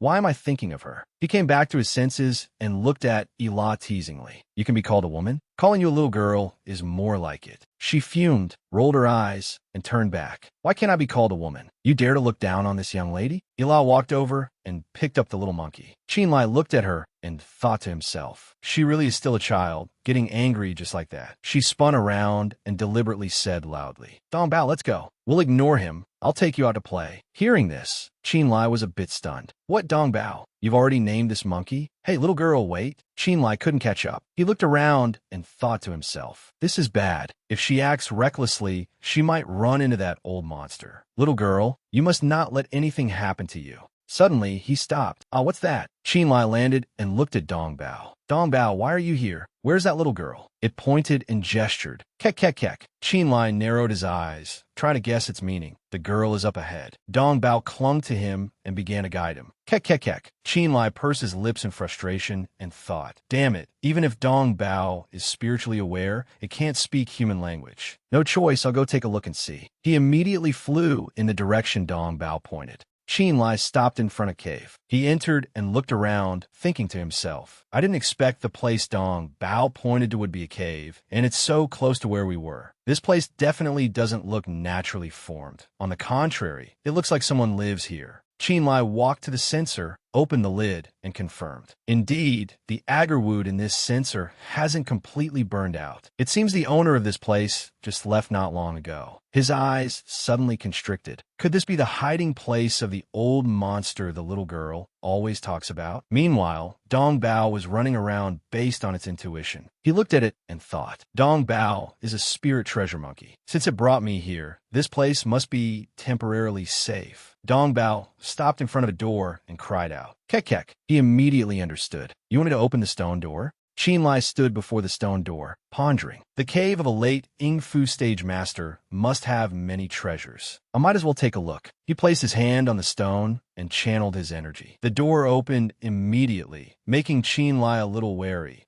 So it opened just like that. This old monster, could it be that he made such a huge oversight because he was too confident in his own strength? Qin Lai stepped inside. His gaze suddenly froze. Qin Lai touched the object in the middle of the room and thought to himself, this is a coffin. Why is there a coffin here? Moreover, it's emitting spiritual energy from all sides, and it can even heal injuries. Very well, since I'm already here, how can I leave empty-handed? This treasure belongs to me now. Immediately, Qin Lai stored the coffin in his space. Suddenly, a voice rang out. Ace, what bad luck? Qin Lai froze. Yin Qingyang clenched his fists and complained. I didn't expect that after running so far, I would still be found by her. It's only been 3 years, and that rotten girl has already cultivated to the great perfection of the Yingfu realm. What rotten luck! Yin Qingyang's gaze suddenly landed on Zhong Bao. He glared with disgust. What? A spirit treasure monkey? Why did it run back on its own? You little beast, instead of obediently testing pills for this old man, you dare to run away. Let's see how this old man teaches you a lesson today. At that moment, Qin Lai suddenly rushed out to act. Yin Qingyang glanced at him, stunned. There's someone in the cave. Qin Lai frowned and shouted a signal. Now's the time, Dong Bao, run. Yin Qingyang glanced at him and gritted his teeth. Damn it, you think this old man's cave is so easy to enter? He launched an attack. Qin Lai was no match for him and was immediately struck, causing him to spit blood. Qin Lai grimaced in pain. Damn it, the fist's force is so strong. If I hadn't dodged in time, that one punch would have. Yin Qingyang looked down from above with an arrogant expression. You rotten brat. This old man is a dignified, great perfection of the Yingfu realm cultivator. Am I someone a junior like you can mess with as you please? If you manage to escape from this old man's hands today, how can Yin Qingyang still have a place in the cultivation world? Yin Qingyang raised his hand and channeled a technique. You thief. Qin Lai had just struggled to his feet and groaned in pain. Ugh. He looked at the approaching attack and cried out internally. Not good, I can't dodge in time. Almost instantly, a shield was erected, enveloping him. Qin Lai was stunned. This is... Ila landed beside him. Seeing her, Qin Lai jumped to his feet. Lass. Ila tilted her head, looked at him, and breathed a sigh of relief. Luckily, I made it in time. Brother Lai, you should step back for now. Leave this place to me. Yin Qingyang laughed, tossing aside his outer cloak, and looked at her with resentment. Demonis, it's you again? You've been relentlessly pursuing this old man. What exactly do you want? Allah frowned deeply and glanced at him. Old man Yin, you know full well, yet you still ask. Back then, you struck me with a palm strike. Did you think you could just let that go? Hearing this, Yin Qingyang immediately retorted. That was because this old man didn't know your identity back then. Besides, didn't I apologize to you in the end as well? Because of you, this old man's Huajian sect was disbanded. Why won't you let it go? As he spoke, he unleashed his frustration in an attack. Ila was not to be outdone, manipulating her arts. You damned old man. In Yin province, I am a renowned figure. You think you can settle this score so easily?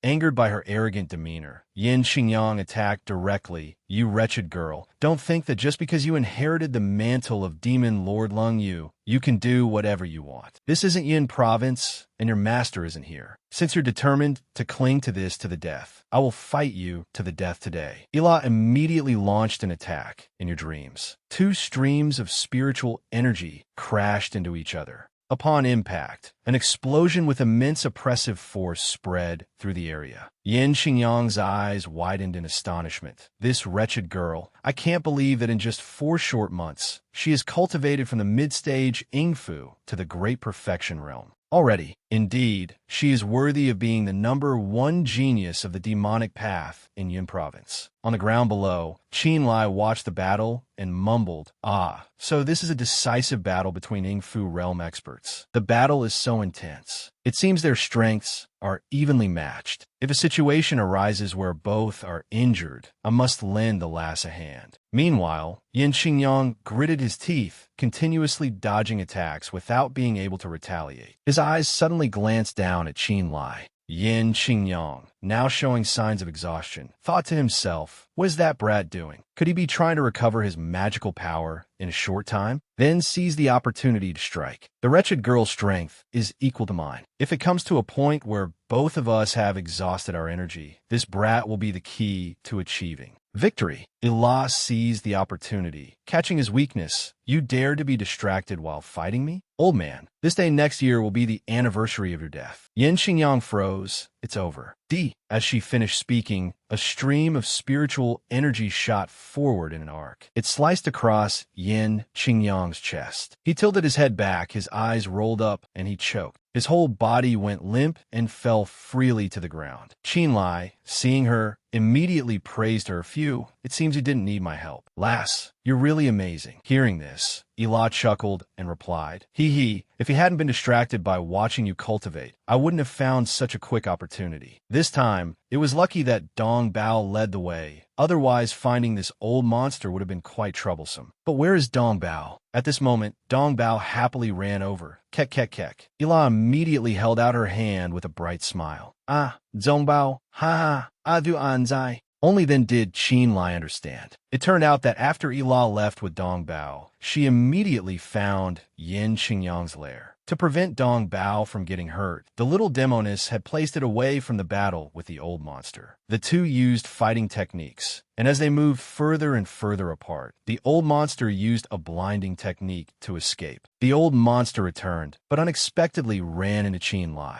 Qinlai walked over to her and exclaimed, Lass, it's a good thing you showed up in time. Otherwise, my life would have been left behind in this northern ice field. Ela froze, staring at an object of unknown origin rushing towards him. She cried out in alarm, Brother Lai, danger! Without a second thought, Ela threw Dong Bao from her hands and rushed to push him away. Qinlai was horrified. Ela had been pierced through the body by that thing. He panicked, Lass. Ela spat out a mouthful of blood. She fell. Yin Xingyang's eyes were wild, his voice triumphant. Ha ha ha, demoness, you destroyed my cultivation and wounded my body. Even in death, this old man will drag you down with me. We'll meet again in the underworld. The malicious laughter faded, and he vanished into thin air. Terrified, Qinlai rushed over. Lass, are you all right? Ela lay weakly on the ground. No, I didn't expect the old monster to risk his life against me. I was too careless. Qinlai knelt on one knee beside her, his hands trembling. Lass, you have to hold on. He lifted her up and transferred his true qi into her. He suddenly exclaimed in shock, What's happening? My true qi is entering her like mud into the sea, having no effect at all. Ela weakly explained, It's useless. The old monster used the Bing Jia art. It means a single blow that dissipates a lifetime of cultivation. The main purpose is to perish together. My heart meridian is severely injured, and my primordial spirit is about to dissipate. Unless my master is here. Otherwise, I won't live for more than an hour. Qinlai held her tightly in his arms and shouted, No, it can't be. I'm here. Nothing will happen to you. Ela suddenly raised her hand, her eyes gentle. Brother Lai, you're really lucky. From now on, you won't have to be by my side anymore. He gripped her hand tightly and shouted, Don't say any more. I'll think of a way, I. His mind was a tangled mess as he thought to himself. What should I do? What should I do? Suddenly, Dong Bao cried out, Kek kek kek. He looked at it, confused. Dong Bao, what do you mean? Dong Bao repeatedly made gestures and cried out, Kek kek kek. He tried to guess. Its actions mean. Qinlai pursed his lips, his eyes suddenly lighting up. That's right, that coffin of the old monster. At that time, Yin Xingyang had said, You little beast, you dare to run away instead of testing pills for this old man. Qinlai finally understood. Dong Bao was originally used by him to test medicine. No wonder. Qinlai pulled out that coffin. He carried Ela in his arms and placed her inside. He looked at her and asked, Lass, how do you feel now? Lying inside, Ela looked up at him, a coffin. Brother Lai, are you planning to bury me already? Seeing this, Qinlai was overjoyed. You still have the strength to talk nonsense? It seems this treasure is really effective. Behind them, Dong Bao also breathed a sigh of relief. Ela was still weak, struggling to say each word. I won't die for now. But what do you plan to do next? Qinlai held onto the edge of the coffin and hesitated. Next, I plan to go to Yin Province. Didn't you say that only your master can save you? Hearing this, Ela looked at him, wanting to stop him. It's not easy to get from Shan Province to Yin Province. You'll face many difficulties along the way. Carrying me as a burden, you might die on the road before you even reach Yin Province. On the road, Qinlai frowned unhappily and cut her off. What nonsense are you talking about? As long as there's a chance, I won't just stand by and watch you die. Even if I have to crawl, I will crawl to Yin Province. Hearing those words, a matching memory suddenly flooded back. What nonsense are you talking about? She patted her chest, assuring, Does this young lady look like someone who runs from trouble? I will definitely save your family today. Tears welled up in the corners of Yele's eyes. All right, Brother Lai. Meeting you is the luckiest thing that has ever happened in my life. I believe in you. Seeing her close her eyes, he hurriedly tightened his grip on Ela's hand. Lass. Looking at her face, he breathed a sigh of relief. Luckily, it's just a coma. Her life is not in danger for the time being. But if this drags on, the lass will sooner or later stop breathing. Yin Province. I just need to get to Yin Province. Only by finding Demon Lord Long Yu can the lass be saved. No tribulation will stop me. 3 days later, at Mount Beilu, Zhao Mu put down his teacup, lounging on a chair and sighing.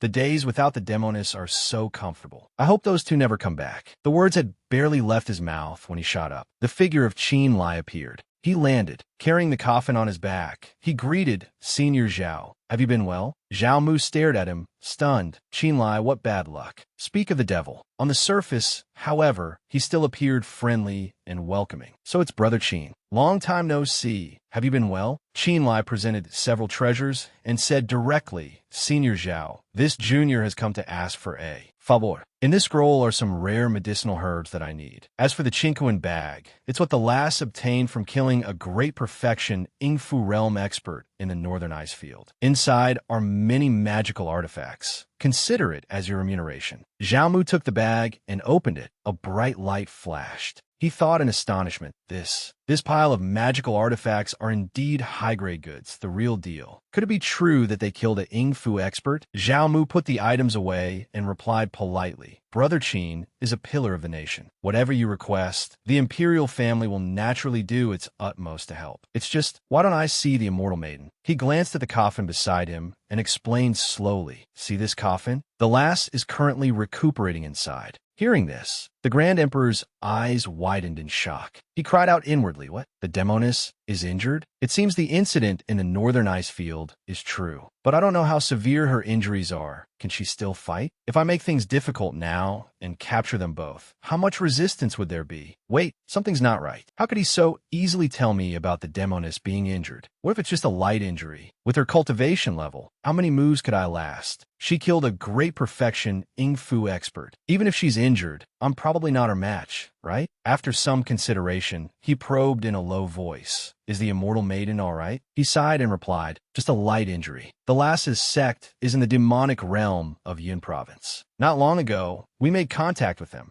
Her master, Demon Lord Lung Yu, has already sent people to support us. At that time, we will be received at the Great Wilderness Marsh. Besides, seeing him pause, he asked, besides? Qin Lai glanced at Zhao Mu and slowly continued. Besides, Demon Lord Lung Yu also asked me to pass a message to you, Senior. If there is a chance, she will definitely repay this favor. Zhao Mu frowned slightly and thought to himself, Demon Lord Lung Yu, a late-stage Yuxian expert. This brat dares to pass news of me in Shan Province to Yin Province. After considering, his expression became sincere as he looked at him. Brother Qin, I didn't expect the immortal maiden's background to be so formidable. This humble one was truly blind. Rest assured, this humble one will immediately prepare what you need. However, the road from Lingyang to the Great Wilderness Marsh is long and arduous. With you being alone, this old man cannot rest easy. So, how about I have the inner court cultivators escort the two of you? Is that all right? Qin Lai was silent for a moment, then cupped his hands in gratitude. That would be even better. Since the Grand Emperor is so dedicated and considerate, this junior is deeply grateful. In that case, we will depart in 3 hours. This junior will take his leave. Zhao Mu nodded and saw him off. Mr. Qin, please take care. Scene change. At the Qin family residence in Bianjing. Yi Ro walked over with a letter in her hand. Brother Jian, there's a letter from Qin Lai here. Wei Jian took it and opened it. What is it? Let me see. After reading, he was stunned and stammered. This.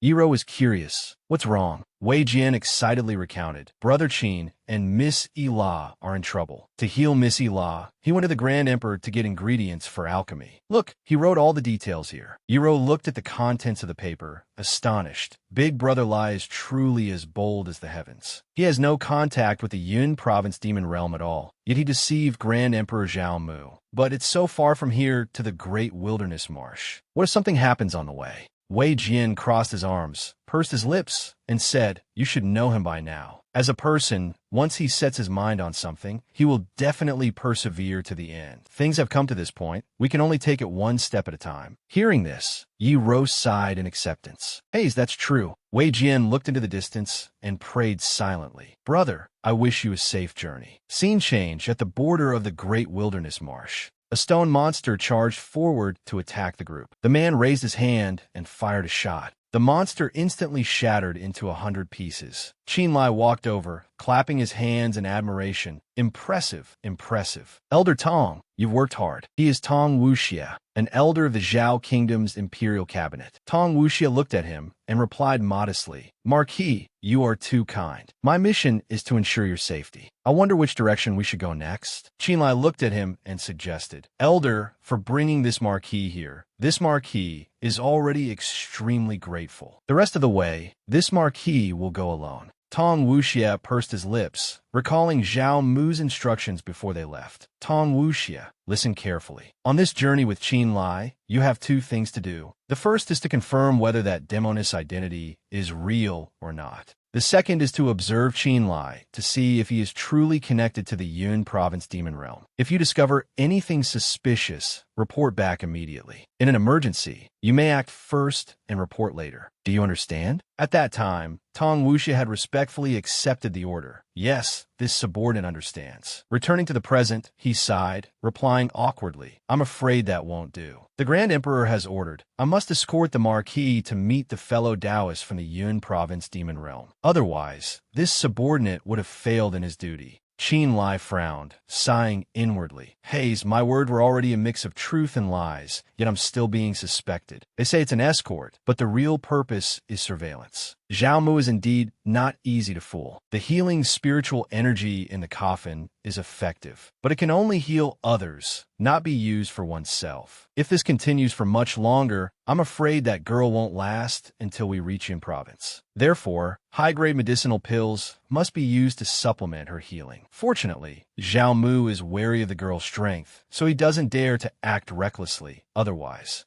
After careful consideration, he calmly looked at Tong Wuxia and replied, "This Marquis understands. The great wilderness marsh is rampant with demonic beasts, especially poisonous creatures. I wonder if Elder Tong has heard of Evil Ghost Ridge? That is where I am to meet the people from Yin province." Hearing this, Tong Wuxia's eyes widened as he exclaimed in agitation, "What? Evil Ghost Ridge? That place is notoriously sinister, yet they chose to meet there." Qin Lai maintained a calm demeanor and replied, "That's right. We will first rest at the foot of Evil Ghost Ridge Mountain and meet with the people from Yun province tomorrow morning. I'll have to trouble you, Elder Tong." After hearing this, a trace of doubt arose in Tong Wuxia's heart. This Qin Lai fellow chose such a chaotic place. Could it be that he's really lying? If some poisonous creature or evil insect appears, he could take the opportunity to slip away. After walking for a while, both of them suddenly stopped. The man ahead heard a sound and immediately looked back. As soon as he saw them clearly, a look of panic appeared on his face. Qin Lai and Tong Wuxia on this side were also stunned. Tong Wuxia stared at him with wide eyes. "That's the traitor of Luli Mountain, Wang Oatzi, no?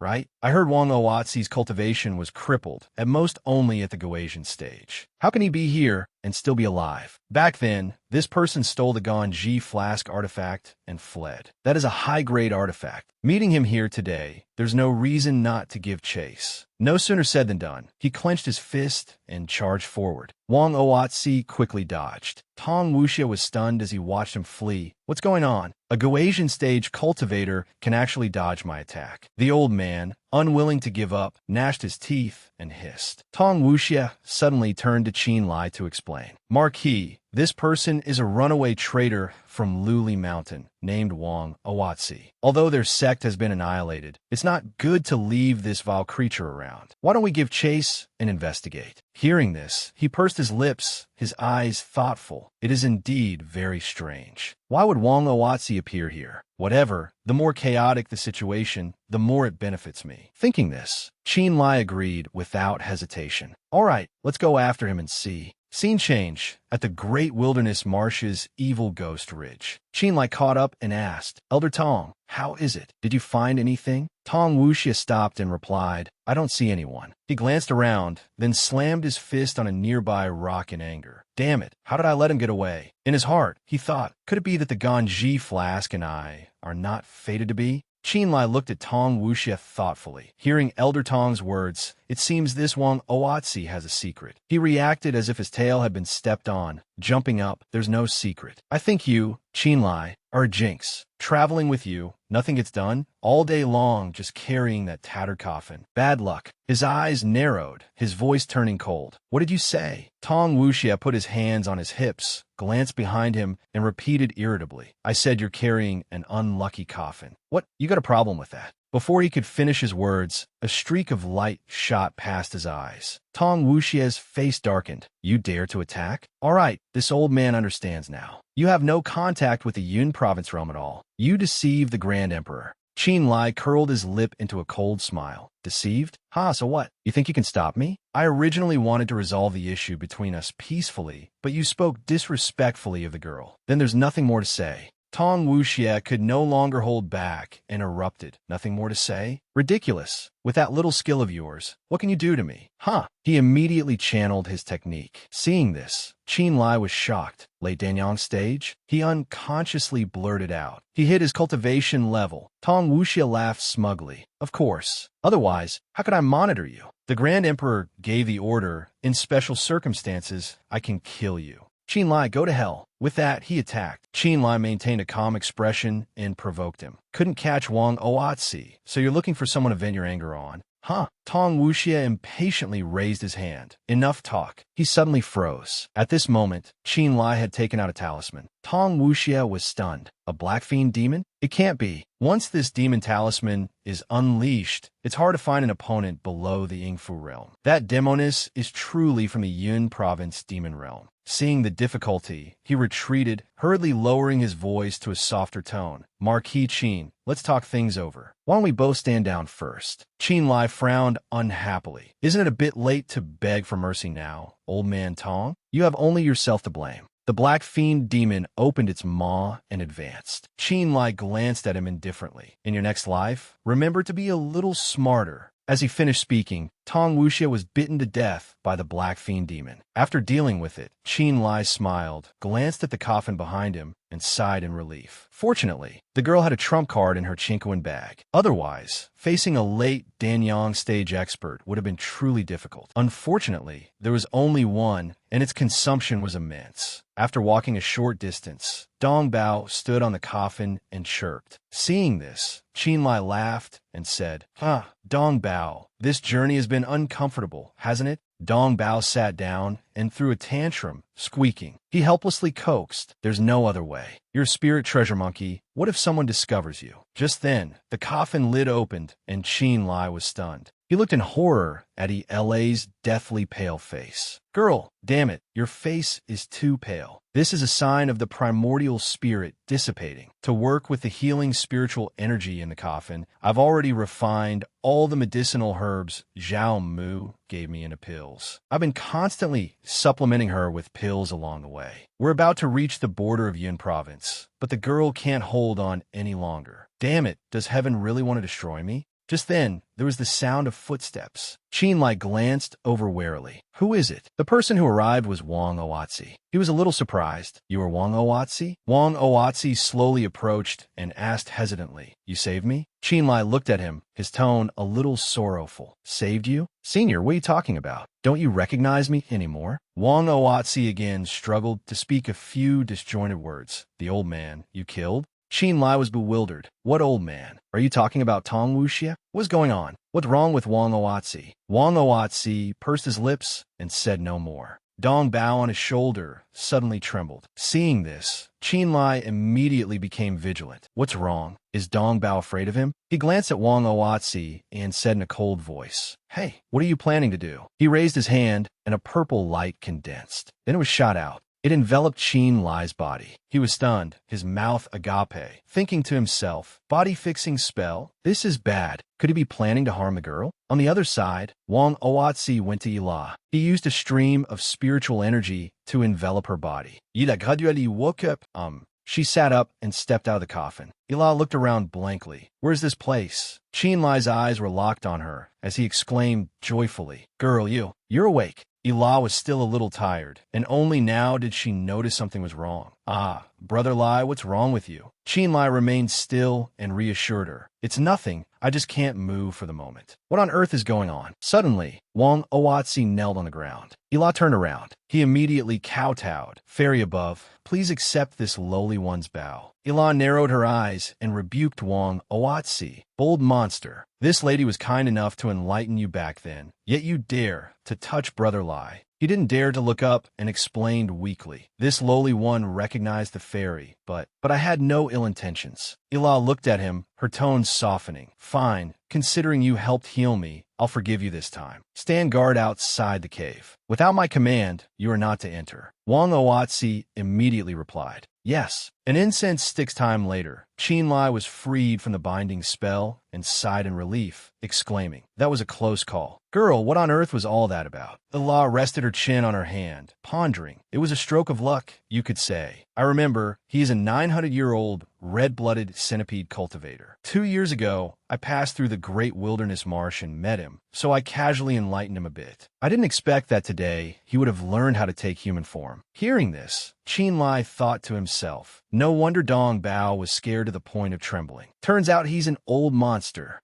He then looked at Ila and asked with concern, Girl, is your wound all right now? The young lady touched her wound and sighed. It's still not better. The centipede spirit just used his internal energy to help me temporarily stabilize my primordial spirit. The time will still be the same as before. Qin Lai gave a slight shrug and said simply, Then isn't the current situation the same as the beginning? Only your master's intervention will work. Ila moved closer and whispered, It's all right. After all, we've now reached the border of Yin Province. As soon as we enter Yin Province, I'll have a way. Seeing this, Qin Lai quickly reached out a hand to support her. Don't talk anymore. You still look very pale. Ila pinched the bridge of her nose, her eyes weary. Brother Lai, the centipede spirit has taken human form. From now on, let him escort us, and you won't have to worry anymore. I'm still very dizzy. It seems I'll just have to continue lying down. Qin Lai quickly reassured her. Girl, don't worry. Heaven never seals off all paths. He suddenly squeezed her hand. Qin Lai pulled her into his arms and said firmly, I will definitely get you to Yun Province safely. Hearing this, Ila breathed a sigh of relief and replied, Qin Lai stepped outside. As soon as Wang Zioe saw him, he hurriedly explained, Mr. Qin, I'm sorry. My previous actions were not intentional. I had just taken human form and still couldn't speak fluently, but the fairy's condition was critical. There was no time. He raised his hand to signal him to stop and replied slowly, All right, I know. I don't blame you. What's your name? Wang Zioe formally introduced himself. Mister, call me Wang. Wang Tung. Qin Lai nodded and repeated, Wang Tung. Wang Tung, on the opposite side, suddenly opened his eyes and said, To be honest, a year ago, a human cultivator appeared. He jumped into my cave and died from absorbing too much poisonous miasma. So I took on that person's appearance. Qin Lai was agitated. A human cultivator? Did he look like you? Old Wang nodded and took out 2 items. Yes, these are the items that were on his person. Mr. Qin, please take a look.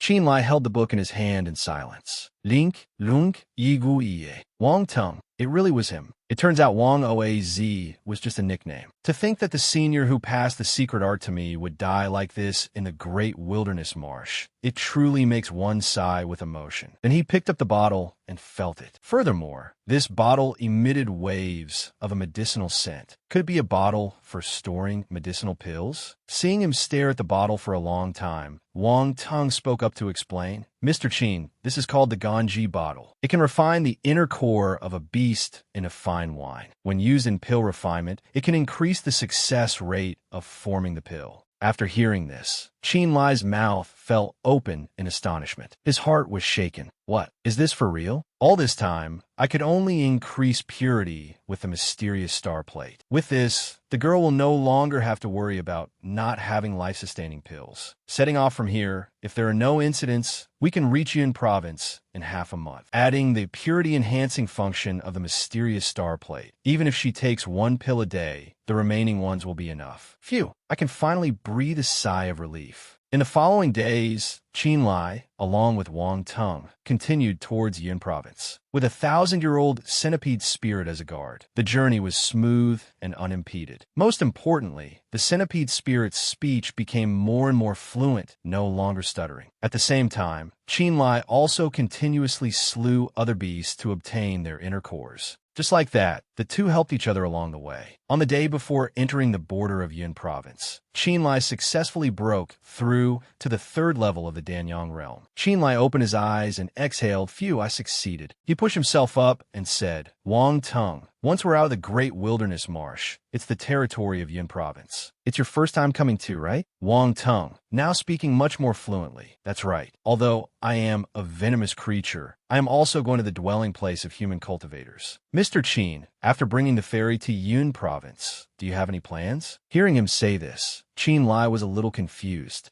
"What do you mean?" Wang Tung then explained. "Mr. has gone through so much hardship to bring the ferry to Yun Province. I believe the people in the demon realm will surely be endlessly grateful. Even if you were to stay in the demon realm of Yun Province, I'm afraid no one would dare say no, right?" The coffin on the ground lay silent. Suddenly, LA's voice rang in Wang Tung's head. "No, Wang Tung, you see things too simply. The so-called righteous and evil cannot stand together. Even if the girl's master reciprocates, I'm afraid others will find it hard to tolerate me. If he insists on staying, he would also be a burden to the girl." Qin Lai sighed, pulling at the cloth on the coffin.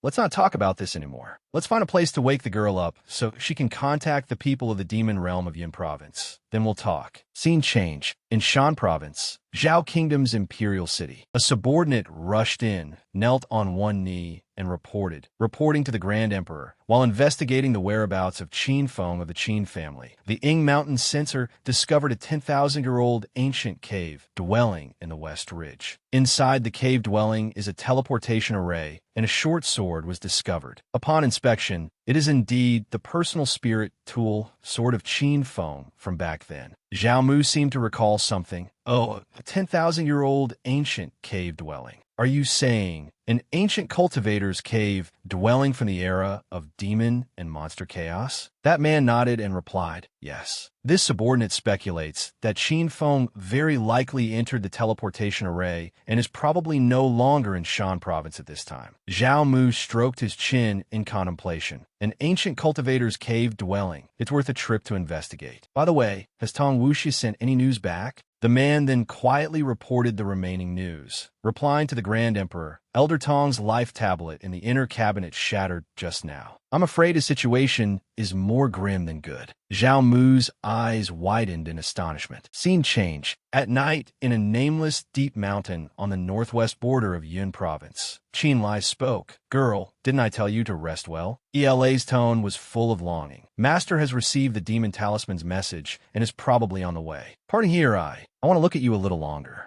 After a pause, she asked again, "Brother Lai, do you really have to go back to Shan Province?" Qin Lai was helpless. "Second brother's whereabouts are still unknown. I can't rest easy." Ila turned away, a gloomy look on her face. "You worked so hard to bring me to Yun Province, only to have to leave right away. My heart feels extremely upset." Qin Lai looked at her and hesitated. "Girl." He reached out his hand, wanting to touch that haggard face. Suddenly, a bolt of lightning struck down. Both of them turned in shock. "Yida quickly recognized.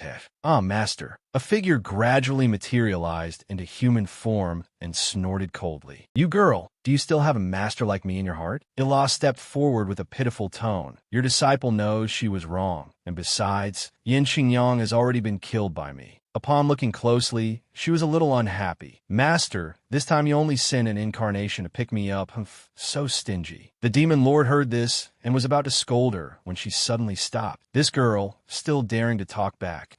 "You're injured." She transformed into a small bird and swooped down. What happened? Why are you so seriously injured this time? Ila gave a forced smile and joked. He can't be helped. This time my luck was just bad. Then she added, but luckily, I had Brother Lai. That's how I was able to return safely. Before the words were out, the demon lord had already snatched her hand and lifted her up. Ila quickly tried to stop her. Wait. She was dropped and sat sprawled on the ground. Her eyes looked resentfully at her master. I'm a wounded person. Aren't you afraid of having no one to support you and give you money in your final moments? The demon lord turned her head away and warned coldly, stop talking nonsense. I'll deal with you when we get back. Cultivator, was it you who saved this damn girl? At this moment, Qin Lai hurriedly clasped his hands in a salute. Junior Qin Lai pays his respects to the great demon lord. The demon lord looked at him, her tone slightly appreciative. You're too polite. This girl is seriously injured and needs to return to recuperate. This one owes you a favor. Speak, what do you want? Qin Lai clasped his hands and gently shook his head, replying to Your Excellency the Demon Lord. This junior brought the girl back to Yun Province, not for any benefit. Hearing this, she was a little surprised. Oh, since you don't need any treasures, then this one will reward you with a hidden demon character. A command token was placed in his hand. The demon lord's voice rang out slowly. This spell can be moved by the heart, its intent unleashed by the mind. Anyone below the Yingfu realm will surely die. This can be considered as repaying you the favor. Qin Lai pressed his lips together and was silent for a few seconds before replying. Your Excellency, the Demon Lord, the girl will be all right, right? The Demon Lord stood on the cliff and looked at him. Qin Lai, you are also a cultivator. You should know that the righteous and the evil stand apart. If not, you will not only harm yourself, but also harm her. Do you understand? Rest assured, with me here, she will not die. Thousand-legged, red-blooded, great centipede. Wang Tung, having been called, obediently answered, This humble one is here. The demon lord gave the order. You have rendered a service by escorting my disciple. If you have nowhere to go, then follow me back to the palace. Wang Tung immediately replied, Yes. Once again, Qin Lai opened his eyes. The figures of the other two had disappeared. Dong Bao trotted over. Chi. Qin Lai saw it and was a little happy. Dong Bao, the girl left you behind. He held out his hand and said with a laugh, Haha, if that's the case, we should get going too. Meeting in Shan Province, brought together by fate. Traveling together on the ice plains, a life and death struggle. Hardships in the wilderness, escaping the demon's clutches, growing closer as companions, deepening the affection. The heavens are high and the road is long. I hope you will take care of yourself. Girl, we will meet again someday. At this time in Shan Province, in Mountain County, the ruins of the ancient cultivator's cave dwelling were located inside a cave at the foot of a mountain. A guard entered and reporting to the Grand Emperor, we have already excavated nearly half of the ancient cave. The spirit jade and Iron Mother have been transported back to Lingyang. The remaining spirit tools, medicinal pills, and treasures have also been unearthed. Zhao nodded in satisfaction. Very good. This trip has been a bountiful harvest. As long as we continue to proceed downwards, filling the national treasury will be an easy matter. Suddenly, the voice of a guard came from outside. Seeing someone approach, he shouted to stop them. Halt! Who are you? Ying Mountain is a restricted area. How dare you trespass?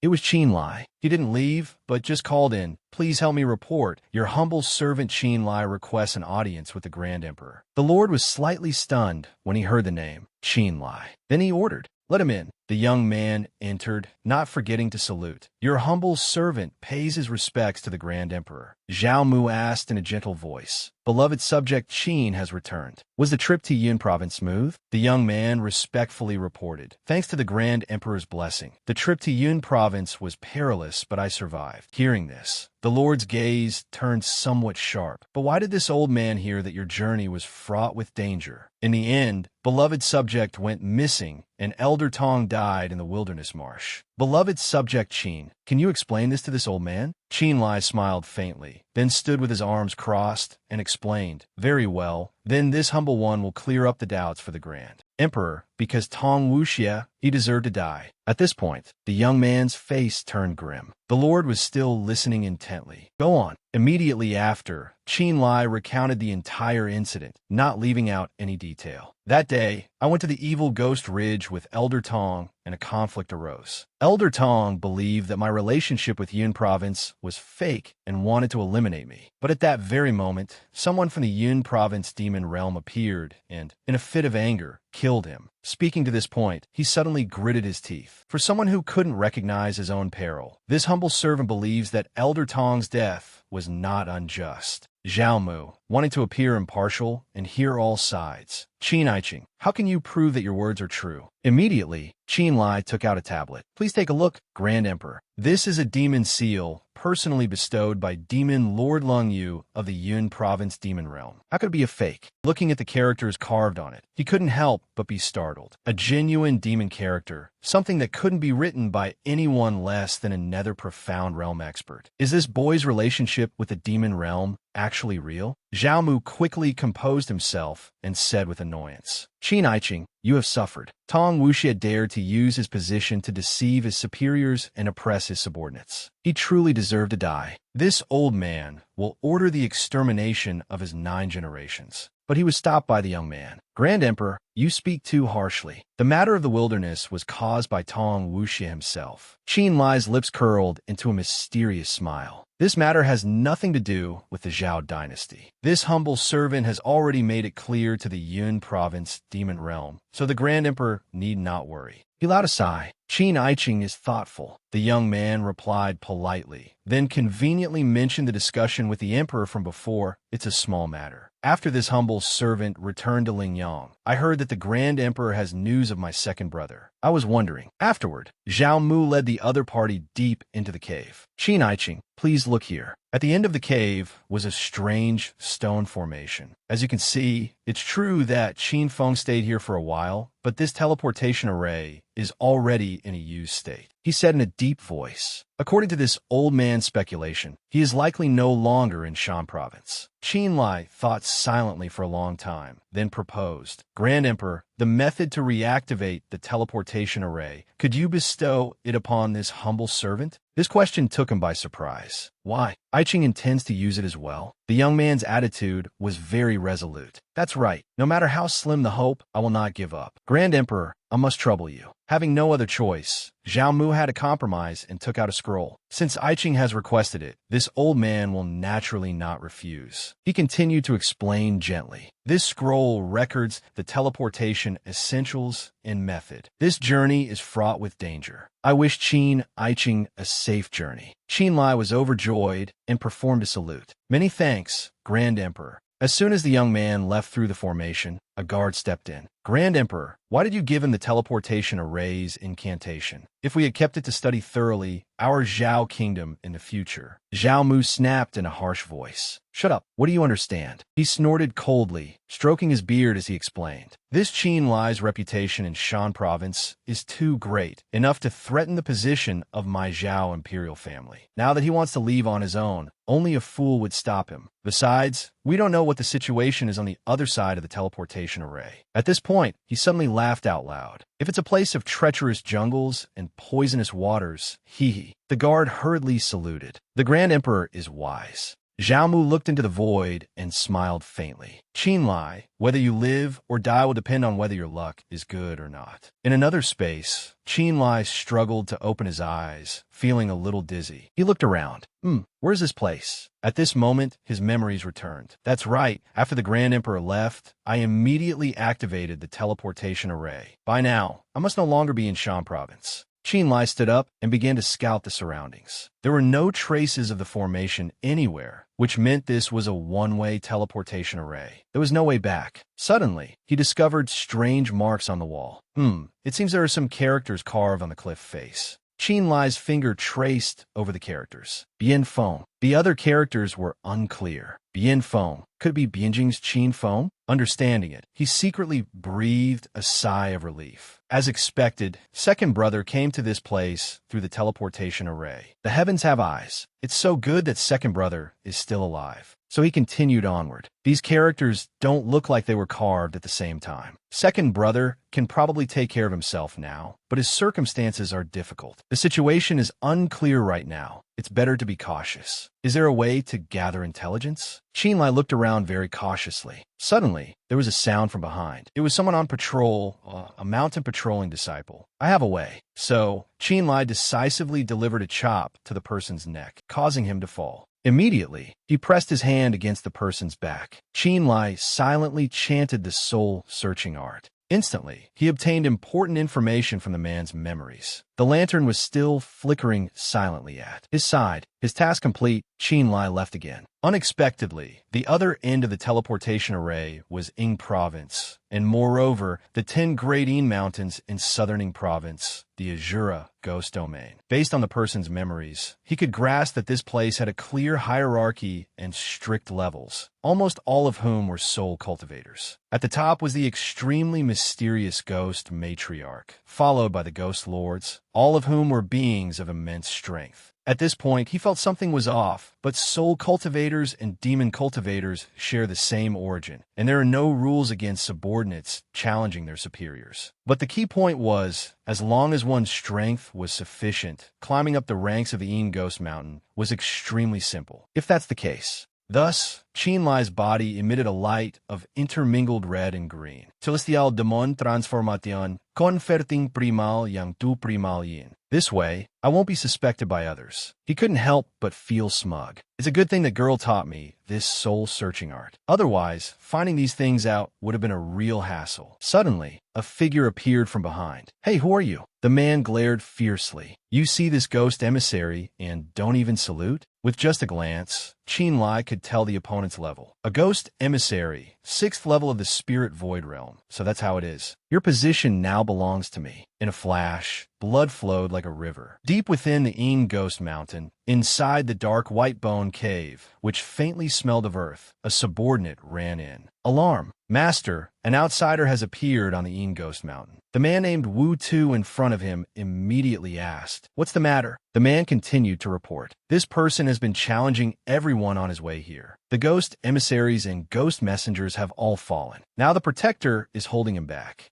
May I ask what the cave master intends to do?" As soon as he finished speaking, another person was sent flying into the cave. Then a beam of light shot into that person, and a loud bang echoed. Qinlai slowly walked in. A mere mid-stage true return realm cultivation, and you dare call yourself a protector. Are you the cave master here? His tone was incredibly arrogant. I'll give you one chance, kneel or die. Wu Tu gritted his teeth in fury. Bastard, an outsider like you. Before he could finish his sentence, Qinlai snorted coldly and waved his hand. Noisy, Wu Tu's body was sliced in two before he could even feel the pain. This cave master doesn't need an unpredictable subordinate. Ignoring the thick, metallic smell of blood in the air, he spoke arrogantly again. From now on, I'm the new cave master here. Anyone who is not convinced is welcome to challenge me. The prerequisite is you must pay with your life. A wise man submits to circumstances. That subordinate immediately dropped to his knees. No, we wouldn't dare. We welcome the new cave master to his post. Qinlai snorted coldly, his mind full of calculations. Soul cultivators all use the souls of living beings as their cultivation capital. There's no need to be merciful when dealing with this kind of people. The first step of establishing a foothold on the Ing Ghost Mountain can be considered a success. Qinlai entered the room, closed the door, and said, "It's safe for now. Come on out, Dongbao." Hearing his words, Dongbao jumped down and chirped Kuchi Shishi. It sat with its legs splayed on the floor, looking up sadly at Qinlai, who was muttering to himself. You can treat this place as a foothold. Remember to hide yourself well. I'll usually save some food for you.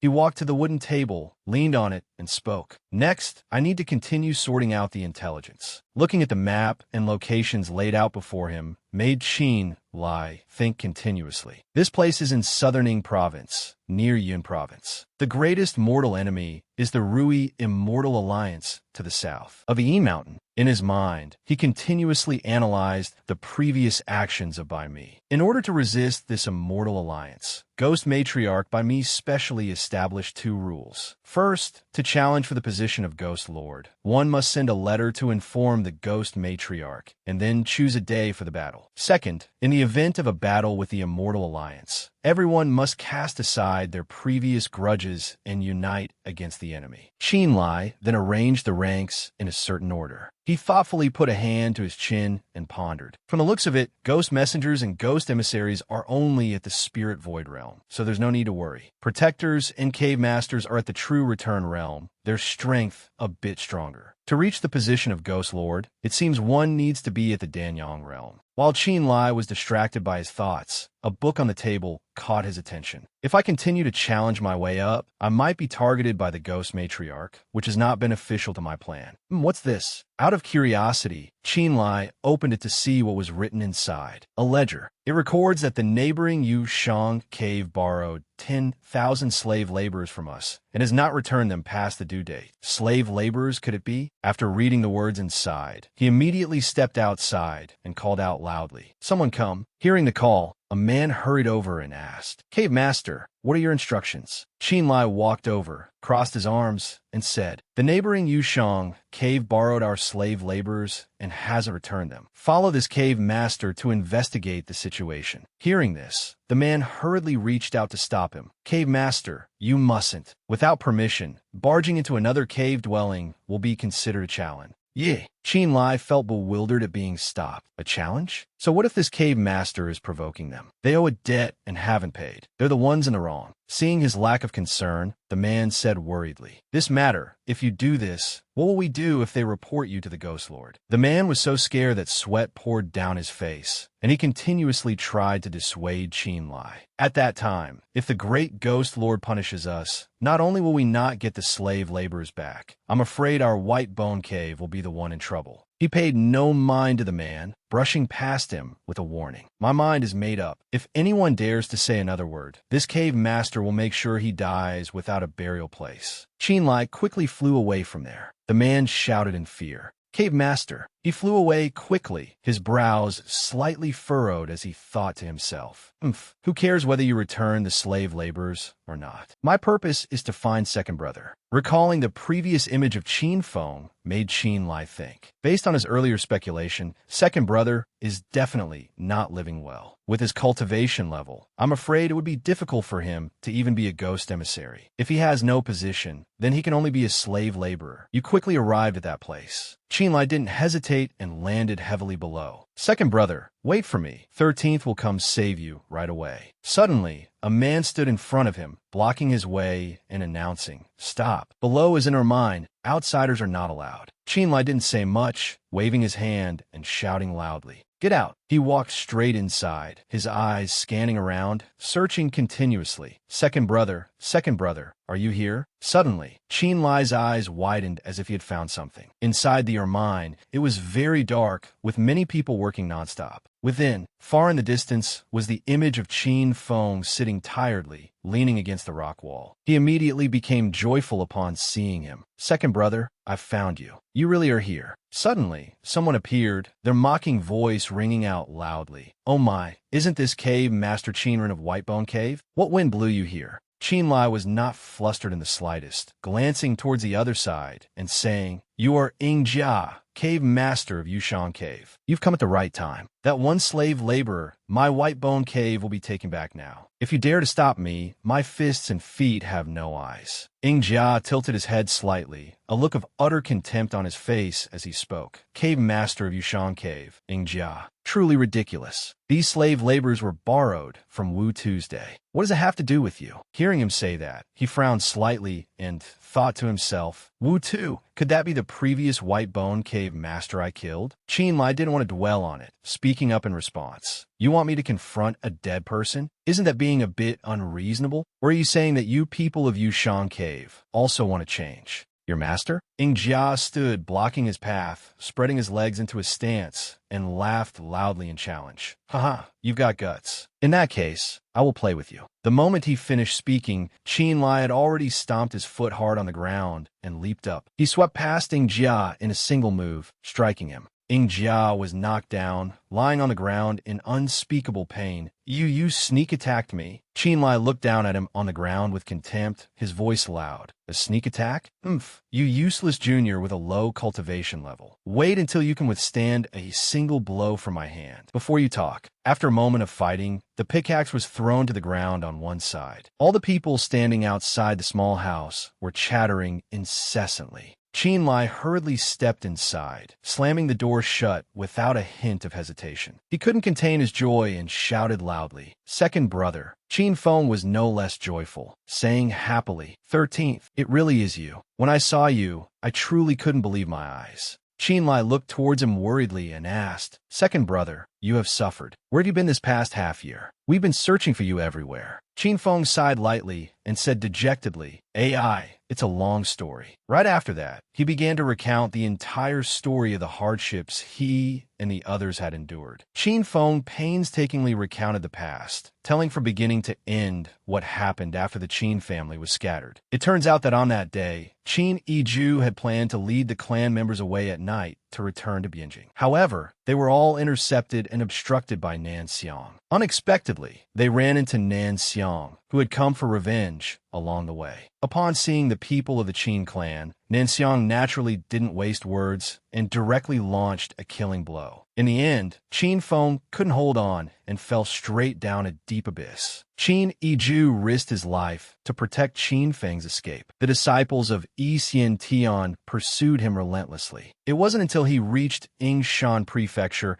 and fell into a cave that Qin Feng managed to survive. He closed his eyes slightly, his face sorrowful as he cried out, "I was covered in injuries at that time, so I could only regulate my breath first and think of a plan later." Then, something unexpected happened. Qin Feng uncomfortably raised his hand, gesturing towards Qin Lai, and said, "I found the entrance to an ancient cultivator's cave dwelling, and I also found a secret chamber hiding spirit pills." Seeing him so energetic, he hesitated slightly before replying. "So to recover quickly, you ate those medicinal pills." Qin Feng lowered his head slightly, covering his sweat-drenched face as he grimaced and admitted with difficulty, "That's right. When I was preparing to leave, I discovered that teleportation array, and as a result, by a complete accident, I ran into Yin Kun." Hearing him mention a strange name, Qin Lai asked curiously, "Yin Kun, who is he?" Qin Feng answered honestly, "I'm not sure. I only know that he constantly changes bodies. He's a soul cultivator who has lived for a very long time." Yin Kun was released by him and immediately flew away. Qin Feng recalled the events of that time and recounted. At that time, he was trapped in the restriction of the ancient cultivator's cave dwelling. Originally, that restriction could only be opened from the outside, but because I arrived, he was released. Hearing such a story, he felt a little worried for his brother and asked hurriedly, "What happened after that? Why did he bring you to Ying province?"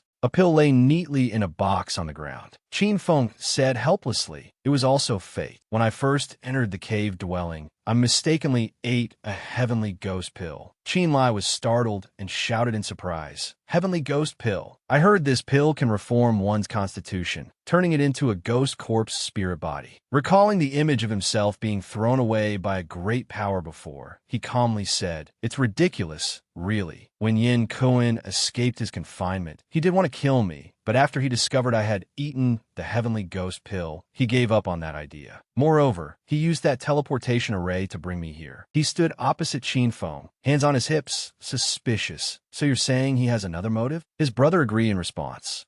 "That's right. Yin Kun once suffered a cultivation deviation, which led to his Dao root being severed." The gloomy image of Yin Kun in Qin Feng's imagination appeared. "If he wants to take another step on the path of immortality, he must borrow my ghost corpse spirit body." Hearing him say that, Qin Lai was somewhat startled and looked at him in horror, asking, "Don't tell me he wants to use his second brother's body for rebirth?" Qin Feng calmly continued, "The ghost corpse spirit body is a superior spirit body for soul cultivators. Not only is the cultivation of Yuan Yang magic power extremely fast, but but learning any kind of ghost corpse magic technique is also very easy. An image flashed through his mind. Qin Feng patiently explained. Unfortunately, a ghost corpse spirit body like mine, which appeared halfway through, was transformed by the heavenly ghost pill until I reached Dan Yang. I cannot refine all the medicinal properties of the heavenly ghost pill. He frowned tightly, his eyes resolute as he affirmed. Therefore, he can only wait. Wait for the day my Dan Yang guides the qi. At that time, he can perform the soul seizure and technique absorption to be reborn in my body. Hearing Qin Feng say this, he tiredly raised a hand to his face and sighed. Good heavens, the bizarre and wondrous encounters second brother has had. They're really no less dramatic than when I snatched the immortal devil transformation from Shui Yuan Jie's hands. Qin Lai felt a sense of unease and turned to tell his brother, letting this drag on is not a solution. Since we brothers have been reunited today, I will not let that old ghost harm you anymore. Hearing him say that, Qin Feng was somewhat surprised and exclaimed, You intend to kill Yin Kun? He is a master at the great perfection of the Dan Yang realm. Qin Lai immediately recalled his own strength from before, tilting his head up and saying confidently, Second brother, rest assured, I am 10/10 certain. Just trust me. Qin Feng was still a little uneasy and jumped, crying out, It's useless. If you kill him, it's the same as killing me. He was cut off by his brother and asked, a little confused, What do you mean? Qin Feng's face immediately darkened. He answered with some hesitation, I know Yin Kuan's secret. How could he easily let me go? The reason I'm out today is because he has placed a soul seal on me. As he spoke, his hand couldn't help but clench tightly in forbearance. If he wants to, with just a single thought, he can make my soul scatter and my spirit dissipate. Qin Lai was so surprised it was hard to believe, and he cursed loudly. What? I can't believe this Yin Kuan is so vicious. Even so, Qin Feng acted as if nothing was wrong and said, It's fine. I'm thinking of a way to investigate the secret of the soul seal. Once I figured out how to dispel it, it won't be too late to kill him. At this moment, he suddenly remembered something and looked straight at him, asking, That's right, what happened after the Nanxiang attack? Did father and the others manage to escape? Hearing Qin Feng ask about this, Qin Lai immediately stammered, unable to speak clearly. About that, even without letting him finish, his brother just let out a sigh and said, Haze, actually, I already figured it out. Unless Nan Xiang himself stopped, the people of the Qin family basically couldn't have escaped. After a moment, Qin Lai remembered something and looked towards Qin Feng, saying, Second brother, there's something you don't know. After you left, a lot of things happened. Then, he told him everything. Next, Qin Lai recounted for Qin Feng all the events that had happened afterwards. Qin Lai told him everything that had occurred in the past, including how he went to Yixian Tian to report the beast,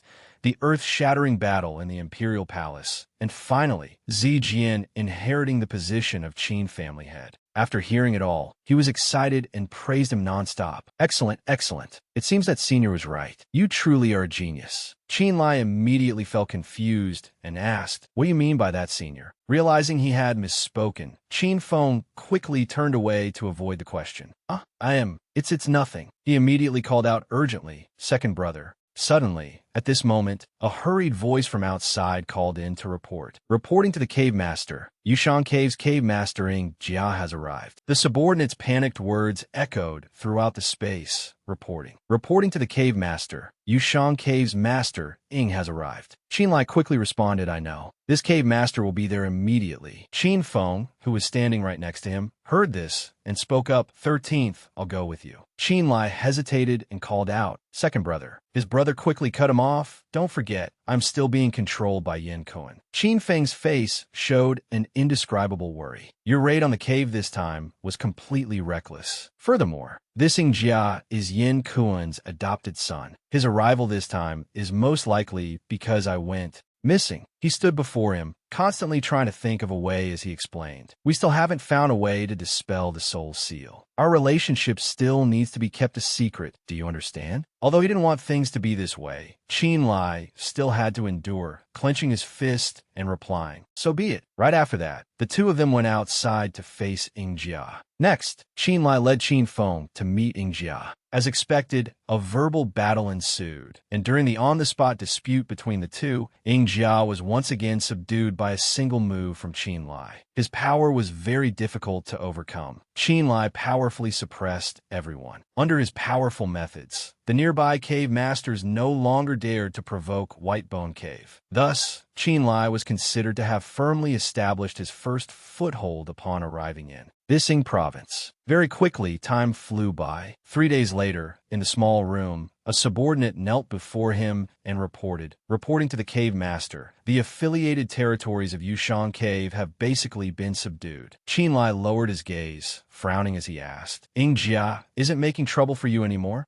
The man quickly stood up and reported seriously, I'm afraid he's no longer in the mood for that. After the handover, he ran straight towards Yin Kuin's ghost lair. From the looks of it, he's going to tattle. He looked bored and unconcerned, crossing his arms and saying calmly, if he still dares to bully people with his connections, this cave master won't mind teaching him another lesson. Is there any other news? Hearing Qinlai's question, the subordinate quickly continued his report. Oh, our spies just received news that a second-rate family under the Immortal Alliance's jurisdiction is escorting a shipment of goods to Lingnan for a trade. He turned to leave without hesitation, not forgetting to instruct his subordinate before he left. Oh, there's such a good opportunity. You personally select a few ghost emissaries at once, then set out with me. The man hesitated, somewhat confused. Set out? Cave master, you mean? Qinlai continued walking without stopping and said, since the Immortal Alliance is our opponent, then we should cause them some trouble. An idea flashed through his mind. Qinlai smirked in amusement and muttered, and test my luck while I'm at it. Beyond the towering mountain ranges, under a clear and tranquil sky, in the Tanhoa forest of the Namhoa mountain range, a voice suddenly rang out. Wei Lingqing, the goods have arrived. Lingqing tilted his body to look behind him and asked, where are the spirit stones I need? Lord Kuang, standing not far away with his subordinate, said, 2 young top-grade spirit stones, guaranteed authentic or your money back. He looked at the old man seriously, took out a small chest, and said, Wei Lingqing, very good, the sacred lotus flower is here. But it seems Lord Kuang isn't very assured with me, is he? Lord Kuang glanced suspiciously at Lingqing and asked, what do you mean? He waved his hand forward, exposing the old man. The arrangement over there, aren't those your men? Hearing Lingqing's words, Lord Kuang quickly turned his head in alarm. It's ruined. The old man shouted an order, quick, protect the goods. As soon as the words left his mouth, a large, unexpected explosion occurred, destroying everything.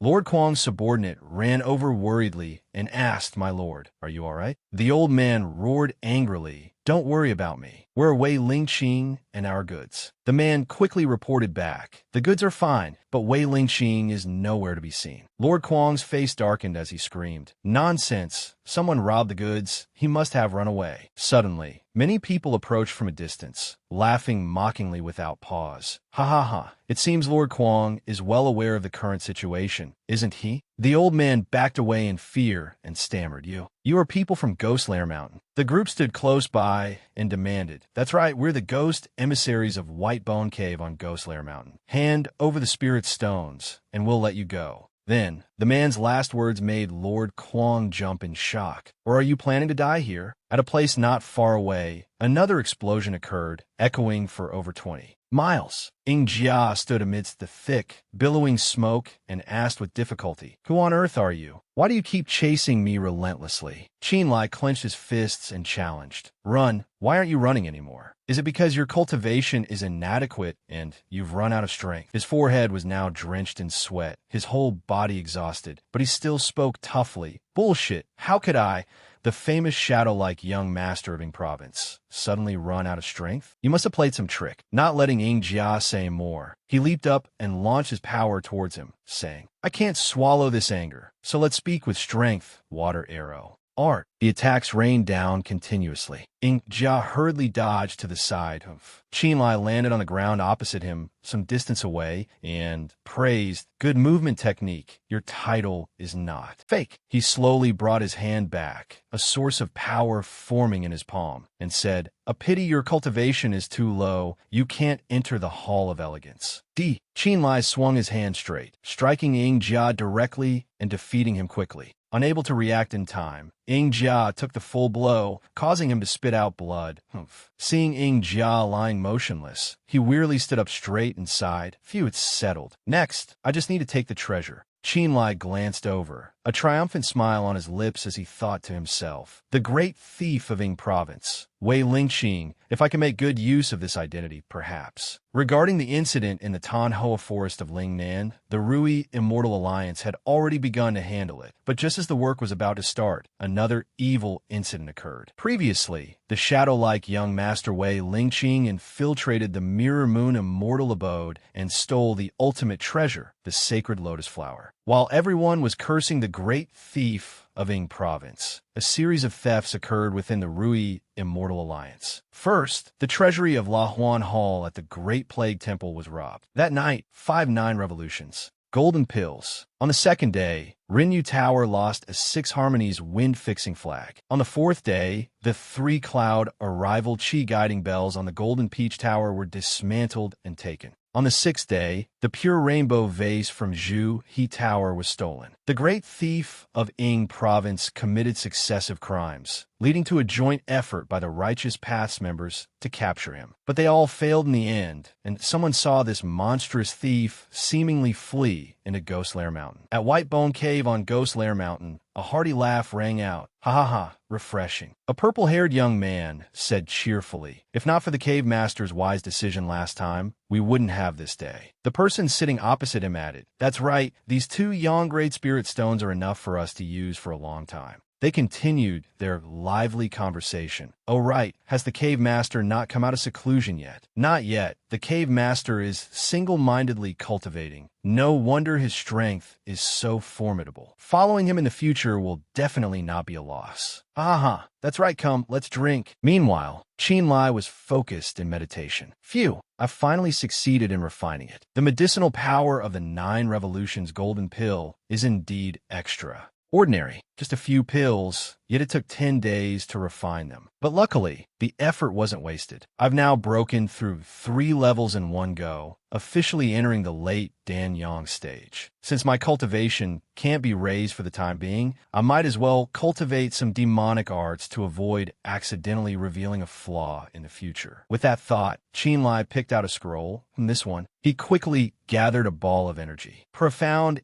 condensed fire, bone-scraping, soul-splitting rise. A powerful green light radiated throughout the room. In just a few minutes, the entire room was a mess. It's a 3rd-level spell for a reason. Luckily, I reacted in time, or the room would have collapsed. He rested his chin on his hand, pondering deeply. But while this spell's damage is high, its casting is too slow. In the future, I'll mostly be facing Danyang stage enemies. I must practice until the casting speed is within 2 breaths. After his cultivation level increased, Qin Lai continued to research spells without rest. It had been a long time since his days in First Spring Heaven that he had focused on cultivation like this. Unknowingly, another 5 days passed. Scene change. Qin Lai looked around. What's going on? I came out of cultivation, and there's no one here. Could something have happened? Just then, he suddenly saw a familiar figure sitting in a corner. That is. Seeing Qin Lai, he rushed over frantically, calling Cave Master Yu. You're finally out. Sensing something was wrong, he asked what happened. He immediately recounted. It's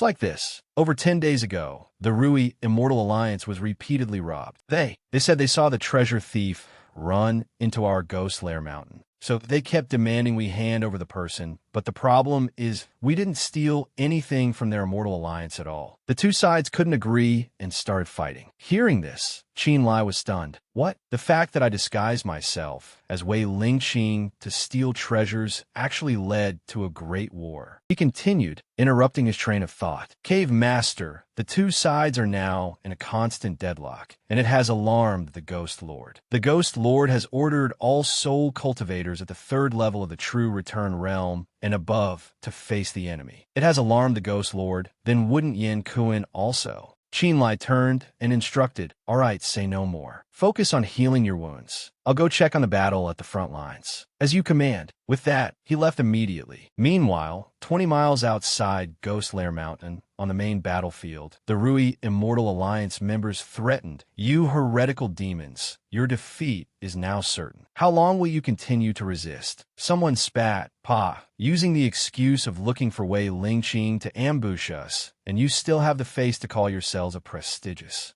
Reiches sekt kropka. He pointed his blade straight at them and yelled, "Today's matter is not over between us. Even if we die, the ghost matriarch will avenge us." Just then, an unexpected voice rang out. "The ghost matriarch by me, if she truly intended to protect you, why hasn't she appeared by now?" He looked up and stammered, You are." The leader of the Rui Immortal Alliance, Taoist Shui Jing, stood in midair, hands on her hips, looking displeased. How ridiculous, being used by others and still blissfully unaware. If you insist on remaining so muddle-headed, then why don't I, this humble Taoist, help you find release from it? Just then, Shui Jing suddenly sensed something unusual. Whoever is skulking over there, show yourself. The attack struck a corner hard, sending earth and rocks flying. Knowing he could no longer watch quietly from a corner, Qin Lai had no choice but to reveal himself. Ugh, the sensory perception of an Ing Fu stage expert is truly no small matter. Seeing him, she said, "Pure Yang spiritual power. It seems you, Junior, are also from the 10 Great Yin Mountains. Perfect, this time I'll catch all of you in one fell swoop." Suddenly, the members of the Rui Immortal Alliance screamed, "Alliance leader, help, save us." Looking down, Shui Jing immediately saw them trapped by a necromantic formation. This is not right. Could it be the Crimson Blood, Netherworld, Joy formation? If that's the case, as she turned, Bami was already standing right next to her. Fellow Taoist Shui Jing, long time no see. By me, the ghost matriarch of the 10 Great Yin Mountains, by me, raised an eyebrow without hiding anything. That's right, it's me. You went to great pains to use Wei Lingqing to set this trap, all to lure me out, wasn't it? Shui Jing shrugged, admitting, of course. The 10 Great Yin Mountains and the Rui Immortal Alliance have been rivals for many years. It's time to decide a winner. Today, not only must I eliminate you, the heretical demon who harms the mortal world, but I must also eradicate the Yin Mountains and wipe out all evil. Hearing this, Bami became furious, arrogant. Wait until you break this Crimson Blood, Netherworld, Joy formation of mine before you talk. Shui Jing sneered. Who wins and who loses, it's still too early to say. Take a look, what is this? With that, she took out a talisman. Seeing the object in her opponent's hand, Bami immediately recognized it. Profound, true formation, soul talisman. You actually possess such a treasured seal. Shui Jing smiled smugly. By me, don't celebrate too early. The outcome has yet to be decided. Bami was not to be outdone, retorting, Once the ghost lords of the 10 Great Yin Mountains escape their predicament, I'd really like to see if your mouth is still as tough as it is now. At this moment, Qin Lai, standing to the side watching the two bicker, was a loss for words. The ghost lords are trapped. That means conflict has broken out not just here, but in other locations as well. So that's how it is the 10 Great Yin Mountains, the 10 Great Ghost Lords. It seems Ghost Lair Mountain is just one of them, and Yin Kuan is not the only Ghost Lord. Qin Lai clenched his fists, trembling with anger. For second brother's safety, Yin Kuan, the Ghost Lord, absolutely could not die. Right now, the Immortal Alliance leader and the Yin Mountain Ghost Matriarch were in a stalemate, and he couldn't interfere. The fastest way to resolve this battle was... That's right. I remember the Ingzhou Gazetteer mentioned that the Rui Immortal Alliance is a coalition of several sections. This Taoist Shui Jing before me happens to be the master of the Jingyang Immortal Abode. If I can't interfere on the main battlefield, then I might as well feint in the east and attack in the west. No sooner said than done. Qin Lai gathered his strength and leaped into the air. The Rui Immortal Alliance was located 160 miles south of Yin Mountain. With his Danyang stage cultivation, it would only take him the time it takes for 2 incense sticks to burn. Scene change at the Rui Immortal Alliance, Jingyue Immortal Abode. Qin Lai landed smoothly on a patch of land, surrounded by a crowd from the Rui Immortal Alliance. He squinted and scanned the area. As expected, there was no one at the Danyang stage or above. Seeing someone suddenly appear, the people of the Rui Immortal Alliance were stunned. Who are you? Qin Lai grinned. Then this will be easy. Profound Yin fire rise. In just a few minutes, the Jingyue Immortal Abode was engulfed in a sea of fire. The crowd that had just surrounded Qin Lai now lay sprawled on the ground. Red blood splattered everywhere. He stood there, thinking to himself, the fire has started. Shui Jing will surely discover it soon. With her Ing Fu stage cultivation, it would take her the time of 1 incense stick to return here. I must leave quickly. That night, during the fourth watch at the 10 Gradine Mountains. Qinlai knelt and said respectfully, "This subordinate pays respects to the ghost matriarch." By me questioned, "Was it you who burned the immortal abode to lure the tiger away from the mountain?" He explained, "This subordinate was incompetent and could not resist the immortal alliance's encirclement, so I sought another way. This plan was truly a stroke of luck." By me wave her hand. "No matter, this battle was extremely dangerous. I already knew. Your ability to adapt to the situation shows that you are more intelligent than most. Tell me, what is your name?" He clasped his hands and lied, reporting to the ghost matriarch, "This humble one is named Fei La by me praise. Good. Fei La, in this battle, you burned the immortal abode and forced Shui Jing's retreat, which is enough to show your cunning and intellect. The position at Shiju Mountain has been vacant. Starting today, you shall go to Shiju Mountain." Qinlai was secretly delighted, making me the ghost lord of Shiju Mountain. Interesting. Thank you, ghost matriarch. At this moment, Yin Kuan spoke up, reporting to the ghost matriarch, "This Fei La is the cave master of White Bone Cave under my Guayin Mountain. Isn't this a bit?" Before he could finish, she roared angrily, "How audacious! Yin Kuan, I am bestowing a reward myself. Since when is it your turn to interfere? Or are you trying to teach me how to do things?" He was startled and said softly, "Ah, this subordinate overstepped." Qinlai was surprised. "So he is Yin Kuan.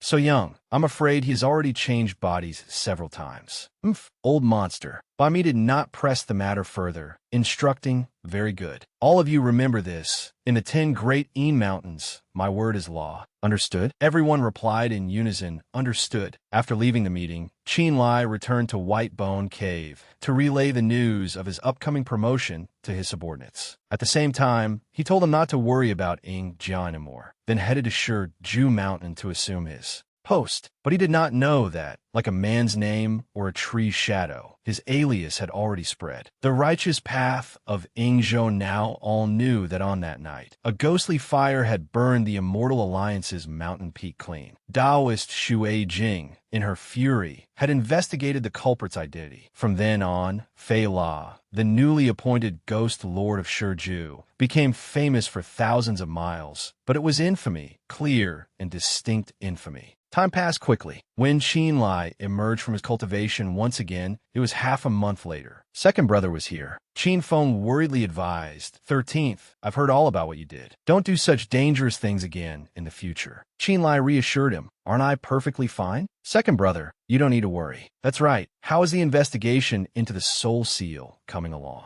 He replied, "Hard work pays off. I've made some progress. I found out that the old man cast an earth-binding soul seal on me. However, lately, perhaps due to the influence of the ghost corpse spirit body, my cultivation speed is getting faster and faster. The distance to reaching the Danyang realm. I'm afraid there isn't much time left." Hearing this, Qinlai couldn't help but be stunned. "What? How can it be so fast? It's only been a few days, and you've already broken through several cultivation levels? Then wouldn't Yin Kuan? No, I absolutely cannot let his treacherous plan succeed. Second brother, you just need to maintain the great perfection realm and not draw in the Danyang Qi. Give me 10 days. I will definitely find solution." Qin Feng crossed his arms. "All right, I will do my best to control my cultivation and wait for you. If you don't return in 10 days, even if I have to kill myself, I will not let him get his wish. 13th, you can't stay here for long. You should leave quickly, or Yin Kuan will become suspicious." He suppressed his anger. "I promise. Second brother, you must wait for me." 3 days later, this is the Lingna market. I heard that people from the southern region of Yingzhou all come here to gather news and trade goods. It seems it's not much different from Xie Yuanjia's black market from before. With that thought, Qinlai entered an inn. Shopkeeper in upper room. Yes, esteemed guest, please wait a moment." Seeing the weary look on the man's face, he asked curiously, "Shopkeeper, what are you sighing about?" The man replied, "Has the esteemed guest not heard about the Jiang family's matter?" The boy was still puzzled. "Which Jiang family?" The shopkeeper continued to sigh. It's been a huge commotion lately. It said that a junior of the Jiang family from outside the city was traveling and was unfortunately injured by a poisonous creature. This poison is extremely potent. It infects not only the body but even the soul. To save him, the family head has been constantly searching for a detoxification method. Finally, they heard of a miraculous pill called the soul cleansing pill that can cure the poison. Qin Lai was startled. Soul-cleansing pill? The shopkeeper confirmed. That's right. It's just that refining this pill requires the sacred lotus flower cultivated by the Jingyue immortal abode. But unfortunately, a few days ago, the Shiju ghost lord Fei La set fire to the mountain, and the entire pond of sacred lotus flowers was destroyed. It's truly a pity. It was only then that he understood. The Jiang family's sacred lotus flower. So it was them. If an entire pond of lotuses was destroyed, then the one in my hand is the last one. Indeed, heaven never seals off all paths. Then Qin Lai tossed a bag of money onto the table. By the way, shopkeeper, that soul-cleansing pill. Can you tell me more about it? Picking up the bag, the shopkeeper happily agreed. No problem. It said that pill has the miraculous effect of cleansing the soul. Therefore, whether someone is afflicted with a soul poison or has a primordial spirit imprint, just by consuming this soul-cleansing pill, everything will be resolved. He asked, then does the shopkeeper know who can refine this pill? He immediately replied, of course I know. This person is named Taoist Huang Yuan on Jiaoyang Mountain. It's just that he has been in seclusion for many years and hasn't seen guests for a long time. Hearing this, Qin Lai felt a flicker of joy. This is great. This way, second brother can be saved. No one in the world knows that the sacred lotus flower is in my hands, and they certainly don't know that I am Fei La, so it's the perfect opportunity to act. Just then, a familiar figure suddenly entered the inn, interrupting his train of thought. Shiju ghost lord Fei La. Upon hearing someone call his name, he immediately turned around. Who is? Dao is Shui Jing. Why is she here? Seeing his guilty look, Shui Jing snorted coldly. It really is you. Instead of hiding in the 10 great Yin mountains, you dare to run to my Lingnan market. Shui Jing immediately raised her hand to attack. You burned this poor Taoist's immortal abode, and still dare to roam around freely. How audacious. In an instant, the entire small inn exploded, sending earth and stones flying everywhere. The ground in front of Shui Jing was indented with a large crater, but Qin Lai's figure was nowhere to be seen. This bloodstain. He took a blow from me and still isn't dead?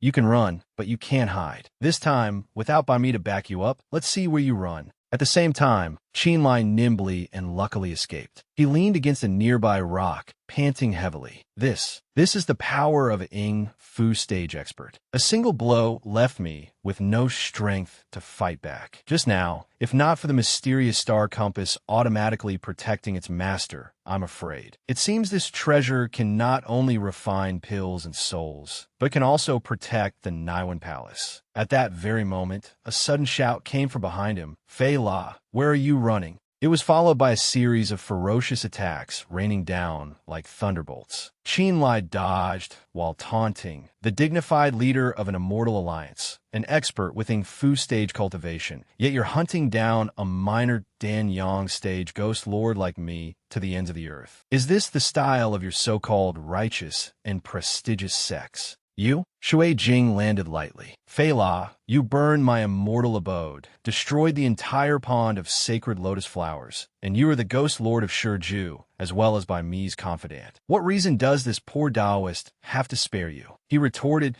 the outcome of that great battle is known to everyone in the southern region. For the alliance leader to be so aggressive, could it be that you're resentful because this humble one burned your immortal abode? Hearing this, she shouted coldly, shut up. If by me hadn't interfered that day, what could you have possibly accomplished? Otherwise, do you think you'd still be standing here talking to this poor Taoist? He frowned and challenged, fine. Since the alliance leader is so confident, then this Fei dares to ask for your guidance. Let's decide this with one move. I will attack with my full strength. If the alliance leader can take it, this Fei is willing to be publicly executed by 1,000 cuts today. She immediately agreed. All right, you have guts. You, with your late Danyang stage cultivation, are challenging me. If you don't die, this poor Taoist will not trouble you further today. Qin Lai grinned. Alliance leader, please make your move. Shui Jing did not hold back and immediately attacked. Good, Fei La, take this Bodhi seal from this poor Taoist. Meanwhile, at the 10 great Yin mountains, Bai Mi suddenly sensed that something was amiss. This feeling, it's the Bodhi seal. Who is Shui Jing fighting with now? The Bodhi seal is the bane of all evil demons in the world. She glanced out the window, gazing at the powerful pillar of energy in the distance. It's hard to imagine that in this southern region of England, Yang Zhou. Besides me, who else could possibly take this blow? But no matter who it is, after taking this move, they will surely be defeated. Once the Bodhi Seal is unleashed, the world will have one less demon. Ache, what a pity for such a good talent. At the same time, Shui Jing began to execute her technique. Fei La, in your next life, don't be an evil demon. D. As fast as lightning, a giant hand tore through the air, rushing as if to snatch him. But Qin Lai was not flustered at all. Bodhi said, "What a joke. My demonic path does not permit a Buddhist practitioner like you to grant salvation." Then he took out a token. Go true word token. Instantly, the token flew up to block the hand's attack, emitting a dazzling light. Shui Jing was startled. What? The demon character true word? You actually understand this true word? The two techniques collided, creating a massive, heaven-shaking explosion. Shui Jing suffered a backlash and was thrown backward. Ugh. Seizing the opportunity, Qin Lai quickly leaped up. Shui Jing, you have been defeated. This fate will trouble you no more. I shall seek your guidance another day. Farewell. Watching her prey slip away just like that, Shui Jing could do nothing. She frowned, the fire of hatred still lingering in the corner of her eyes. Fei La, the next time we meet, this humble Taoist will definitely make you suffer a gruesome death. Having escaped from Shui Jing's grasp, he hid in the forest. Luckily, I had a hidden trump card left by the Lung Yu Demon Lord. Otherwise, the consequences would have been truly unimaginable. Now, Shui Jing and I have become mortal enemies. I must be more careful in the future. The most important thing now is to save second brother from Yin Kuan's hands, so the soul cleansing pill is absolutely essential. Looking up, Qin Lai saw a large stone stele engraved with the name. Zhaoyang Mountain. He rubbed his chin, his expression pensive. This person is named Taoist Huang Yuan, and he resides on Zhaoyang Mountain. It's just that he has been in seclusion for many years and has long since stopped seeing guests. Qin Lai couldn't help but smile, secretly plotting something in his heart. Scene change, refined, or inscription templates, and all sorts of high-grade medicinal herbs. There are even 3 superior-grade Yang Spirit Stones and the Ganji Vase magical treasure. Taoist Huang Yuan questioned, "Fellow Taoist Qin, what kind of pill are you seeking to pay such a high price to come up this mountain?" The person before him now was a disguised Qin Lai. "I seek the soul cleansing pill," Huang Yuan said sarcastically. "Oh, perhaps your excellency also knows that this pill is no ordinary item. This old man has not seen outside guests for a long time, nor do I have any intention of interacting with others. On what basis do you think this old man will refine a pill for you?" He stammered, based on this junior's determination. Hearing this, Huang Yuan couldn't help but feel disdainful. Determination? Truly young. However, the things he offered are indeed tempting. It would be a pity to just pass them up. With that thought, he compromised. Fine, this old man will accept the items, but refining the soul cleansing pill requires a precious medicinal ingredient, the sacred lotus flower. As long as you can obtain this sacred lotus flower, this old man will immediately start the furnace to refine the pill. He schemed in his heart. After all, the Jingyue immortal abode has already been burned to the ground by Fei La. If he can't get the sacred lotus flower, then I'll definitely keep these items for myself. Qin Lai took out the sacred lotus flower and asked, "Taoist Master Huang Yuan, take a look, what is this?" Taoist Master Huang Yuan was stunned. The sacred lotus flower. How can you have the sacred lotus flower? This thing only exists in the Ruran pond of the Jingyue immortal abode. He immediately stepped back and asked loudly, "Fellow Taoist Qin Yu, what is your relationship with that Fei La?" Qin Lai smirked faintly, a trace of spiritual energy emanating from his entire body. "Don't worry about the relationship between me and Fei La. The sacred lotus flower is here. Does Senior intend to go back on your word?" Taoist Master Huang Yuan's eyes widened as he wondered in shock. "What? Late Denyang stage Jul Tifatian," he replied in a low voice.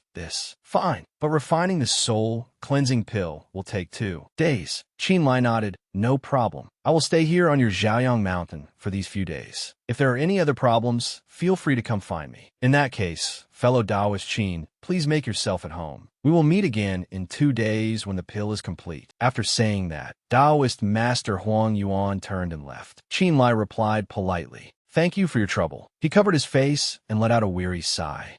It's all a mess. Now, everyone outside thinks this appearance of mine is Qin Lai, while my original appearance is Fei La. Qin Lai took a deep breath and regained his composure. So be it. Saving second brother is the priority in all matters. I can't worry about so much. For now, there's nothing to do. I might as well recover from my injuries first. Just like that, Qin Lai temporarily stayed on Jiaoyang Mountain. During the day, he observed his surroundings and checked on the pill refining progress. At night, he focused on meditation, slowly recuperating from his injuries. This cycle continued. 2 days later, at Guiyin Mountain, a voice rang out. "Qin Feng, just go inside and sit down." Qin Feng said in surprise, "Soul gathering formation? It seems you've been prepared for a long time." The other person replied, "Of course. This old man has waited for this day for nearly 10 years. Naturally, I must be thoroughly prepared." The ghost lord of Guiyin Mountain, Yin Kun, said with a faint smile, "Don't think that by always suppressing your cultivation and refusing to break through, you'll have a way out. What is called overflowing when full is not something everyone can resist against the heavenly Tao." He tilted his head, a sharp glint flashing in his eyes. "Look, the time has come." Qin Feng looked at the glow on his chest, his face showing clear worry. "This is not good. This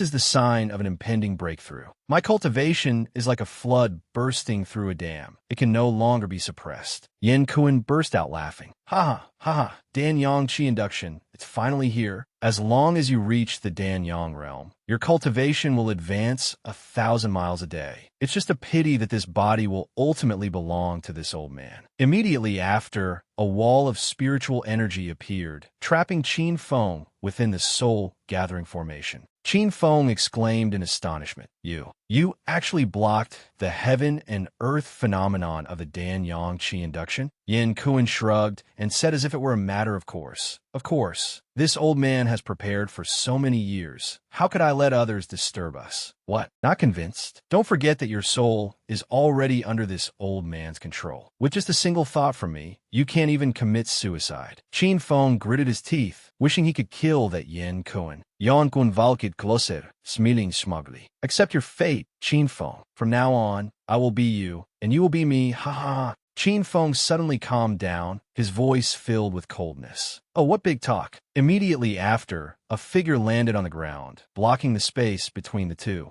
Qin Feng called out in surprise. 13th. Qin Lai tossed him a bottle of medicine. "Second brother, catch." He turned back to look at Yin Kun, not forgetting to instruct. "Drink it, then focus on your breakthrough. Leave the rest to me." Yin Kun frowned. "Fei La, you dare to ruin my good fortune?" Qin Lai glared at him, his voice as cold as ice. "What Fei La? My name is Qin Lai." "Yin Kun, you captured my second brother from Shan province, brought him here, imprisoned him, and tried to seize his body. Did you think I would just stand by and do nothing?" Yin Kun immediately became astonished. "Shan province? You also came here through the teleportation. Formation?" Yin Kun snorted coldly and threw a punch. I don't care if you're Fei La or Qin Lai. If you ruin my good fortune, you must die." Qin Lai immediately leaned to one side, dodging the force of his blow. The stream of spiritual energy crashed into the ground with a boom. Yin Kun was stunned, thinking to himself, how is this possible? His cultivation is actually at the late Danyang stage. He stammered, You even hid your true strength from the ghost matriarch. Enough talk, Dai. Qin Lai shouted loudly, swinging his sword. Yin Kun hastily jumped back. Damn it. He landed on the ground and shouted, You rotten brat. This old man will fight you to the death. Yin Kun rushed in front of Qin Lai and threw a palm strike. Take a taste of my soul-devouring life. Qin Lai immediately channeled spiritual energy into his sword.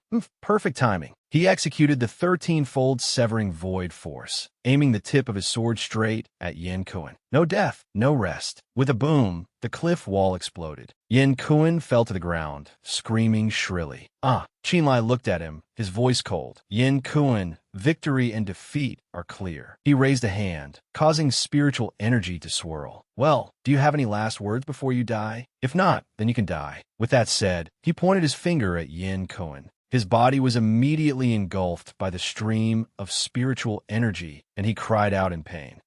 Yin Kun gradually turned to ash. He was unwilling. Fei La, I won't let you go even as a ghost." Before he could finish his sentence, even his ashes scattered. Qinlai frowned, thinking to himself, "Humph, this old ghost, so stubborn even in death." Qin Feng called out, "13th." He walked closer and asked, "Second brother, are you all right?" Qin Feng breathed a sigh of relief. Luckily, Yin Kuan set up this formation, which blocked the heavenly lightning. "I have now officially entered the Danyang stage." He asked seriously, "I'm very curious. How did you help me break that earth-binding soul seal?" Qinlai answered honestly, "Oh, it was that bottle of pills from earlier. It's called the soul cleansing pill. I used it to dissolve the soul seal." Then Qinlai took out a small seal. "Also, this is Father's relic, the clan seal. Back then, Father intended to pass the position of family head to you. Now that you are safe, you should keep this item." Qin Feng shook his head and said, "No, 13th. Father died a wrongful death, and thankfully, you avenged him." His voice was full of remorse. "This was something I, as the elder brother, should have done. Unfortunately, fate plays tricks on people. I now have a ghost corpse spirit body and can no longer cultivate orthodox immortal arts." Qin Feng paused for a moment, then continued, "Therefore, it's better for you to keep this jade." Qinlai was stunned. "Second brother, this..." Qin Feng recounted in a low voice. Actually, back then, Father told me the secret of this piece of jade. He said that someone with the Qin family bloodline could refine this jade and obtain the guidance within it to find clansmen with the same bloodline. There's no better time than the present. Refine it now." Qinlai thought to himself, "All right, I'll just follow second brother's wish." He replied in a low voice, "This. Fine, but we can't stay here for long. Let's go back to Shiju Mountain." Qin Feng nodded. "We should." At Shiju Mountain, in the deep forest behind the mountain, Qinlai sat cross-legged on the ground and began to refine the clan seal. Qinlai's expression suddenly turned ugly. The clan seal glowed, and he grimaced, coughing up a mouthful of blood. Seeing the clan seal fall to the ground, Qin Feng hurriedly asked, 13th, are you all right?" Qinlai staggered to his feet and struggled to speak. "Second brother, are you sure this jade can be refined?" Qin Feng broke out in a cold sweat, his face also full of confusion. "Of course. Father had no reason to lie to me. What's going on?" He picked up the clan seal from the ground. "If this jade can only be refined by someone with the Qin family bloodline, then there's only one possibility." Qinlai glanced at the clan seal and stated a hard-to-accept truth. "I am not a descendant of the Qin family." Tears welled up in his eyes. No wonder. No wonder Father was always so cold to me. Is it only today that I finally understand why? Qin Feng immediately reassured him. 13th, don't talk nonsense. When you were born, I was right outside the room. He recounted, "Although I was young at the time, I clearly remember that when Father heard your cries, he was so moved that tears streamed down his face. If you weren't Father's son, why would he be like that?" Qinlai asked in confusion. "But how do you explain the current situation?" Qin Feng sighed. "Hi, it seems it's time to tell you." He closed his eyes, recalling the memory of that day. "I remember on the third day after you were born, I was playing behind the mountain and happened to meet an old senior. This person came up to talk to me and soon mentioned you. Then he gave me a jade pendant and told me to give it to you." Qinlai was startled. "A jade pendant? I thought it was a piece of jade I picked up as a child." Qin Feng continued. "Not long after, your mother passed away. Father suffered a huge blow, and from then on, he stopped seeing you. You know what happened after that?" After hearing this, Qinlai vaguely understood. "So it seems that old senior deliberately approached you and then told you to give the jade pendant to me." Qin Feng nodded. "That's probably it." "That's right. 13th. Do you still have that jade pendant?" Qinlai opened a star chart. "Second brother, this is the secret of the jade pendant." Qin Feng asked blankly, "What exactly is this star chart you're talking about?" Qinlai shook his head and replied, "I don't know either. Not long after I left home, the jade pendant suddenly cracked while I was cultivating, and then this star chart appeared in midair." Qin Feng's voice was full of doubt. "In that case, that senior wasn't just a simple fortune teller." Qinlai stated directly, "What kind of fortune teller would casually give someone a cultivation artifact like this?" "Heis, life is truly unpredictable." Qin Feng gently comforted him. 13th, don't overthink it. Being unable to refine the family heirloom jade might not be a bloodline issue. Do you think it could be related to the jade pendant? Qinlai's face darkened as he said sorrowfully, I'm not sure either. Perhaps it's just as that senior said. My fate is one of calamity, and I'm not worthy of being a descendant of the Qin family. Qin Feng shouted angrily. Don't talk nonsense. It's just a piece of jade you can't refine. If I say you're a member of the Qin family, then you are. Hearing this, Qin Lai finally felt a bit relieved. Second brother, thank you. He smiled and nodded. Mem, I understand. Just then, a rustling sound was heard. Qin Lai's eyes widened, and he immediately realized. He stood in front of Qin Feng. Second brother, be quiet. Someone's coming. Qin Feng frowned and asked, who is it? Qin Lai looked around and replied, I don't know. Two people, their cultivation levels are not low, and they're heading towards us. Qin Feng asked doubtfully, could they be enemies? He shook his head, not necessarily. Although I've been in the 10 Gradine Mountains for several months, besides Yin Kuan, I haven't made any enemies. Hearing this, Qin Feng became even more confused. That's very strange. If they're not enemies, then what is their purpose? Qin Lai replied, we don't know yet. Why don't we hide first and see what they're up to before we do anything? Qin Feng nodded. All right. Looking at the deserted path ahead, a voice rang out. As expected, there's no one here. The man behind whispered a reminder. Shoo, keep it down. Don't let anyone hear. The man in front snorted coldly. What's there to be afraid of? As long as Fei La isn't here, it's fine. The hollow-cheeked man asked, are the things prepared? The man in the brown robe replied, don't worry. The Avicii corpse, Qi, only appears for one church in a day, and besides, any place with red heart longan trees is safe. The hollow-cheeked man nodded in satisfaction, a sinister glint in his eyes. Good. As long as we can block the Avicii corpse Qi, we can focus on breaking the restriction inside. When that time comes, the two of them walked into the cave ahead, chatting animatedly as they went. Hey, we have to agree beforehand. If we find anything good, we have to split it fairly. You're already getting ahead of yourself. What's our relationship like? All right, let's hurry inside. In the bushes, Qin Feng said coldly, so that's how it is. I know who these two are. Qin Lai was surprised. Second brother, you know their identities? Qin Feng nodded and replied, of course. Their status is the same as yours. Ghost Lord Jiang Se of Bobai Mountain and Ghost Lord Zhu Rong of Zhuyin Mountain.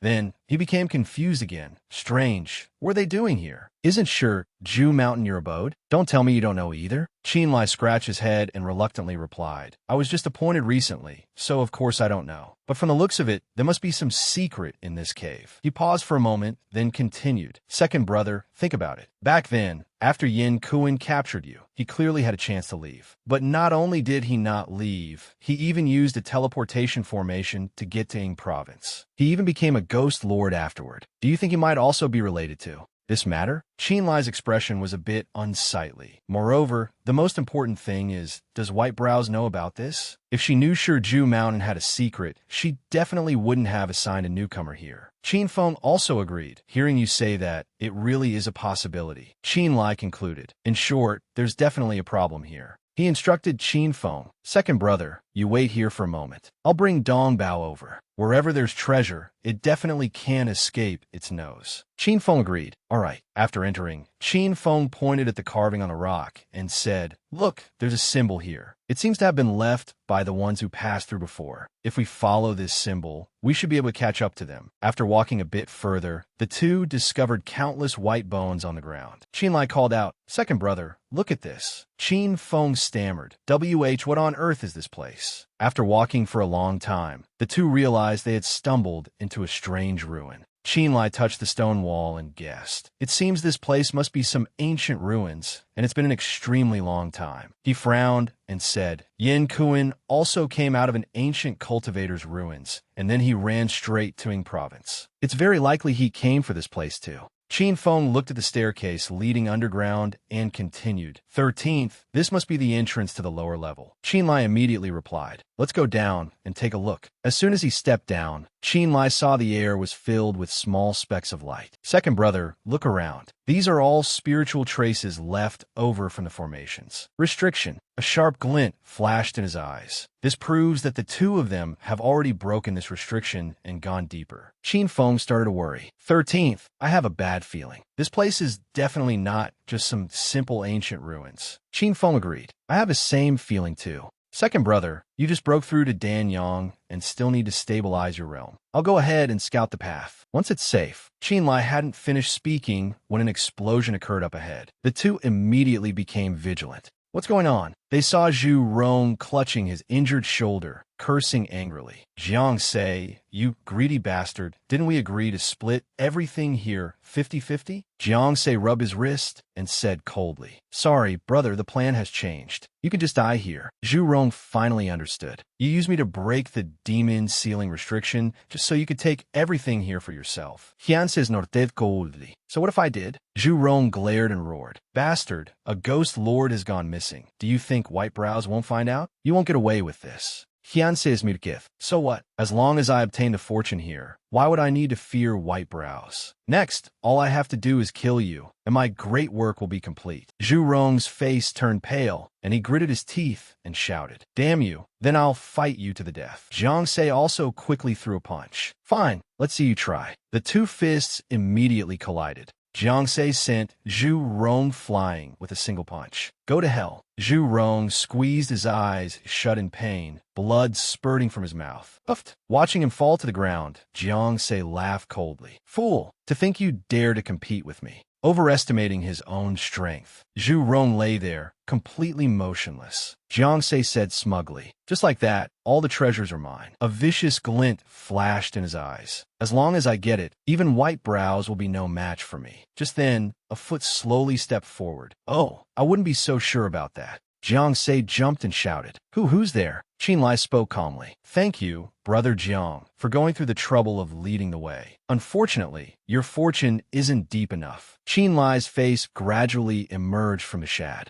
Ows. Jiang Sei was stunned. Fei La, you followed me? Qin Lai questioned coldly. You two, with your treacherous hearts, not only barged into my Shiju mountain, but you also acted so aggressively. Is there such justice in this world? Hian Se argued stubbornly. We discovered these ancient ruins first. Even though you're the current ghost lord of Shiju mountain, that doesn't mean the ancient ruins are yours. All right, if that's the case, then I'll let my strength do the talking. With that, Qin Lai took out 3 talismans. He held his sword and charged straight at Jiang Sei. Jiang Sei die. Jiang Sei immediately gathered spiritual energy in his hand.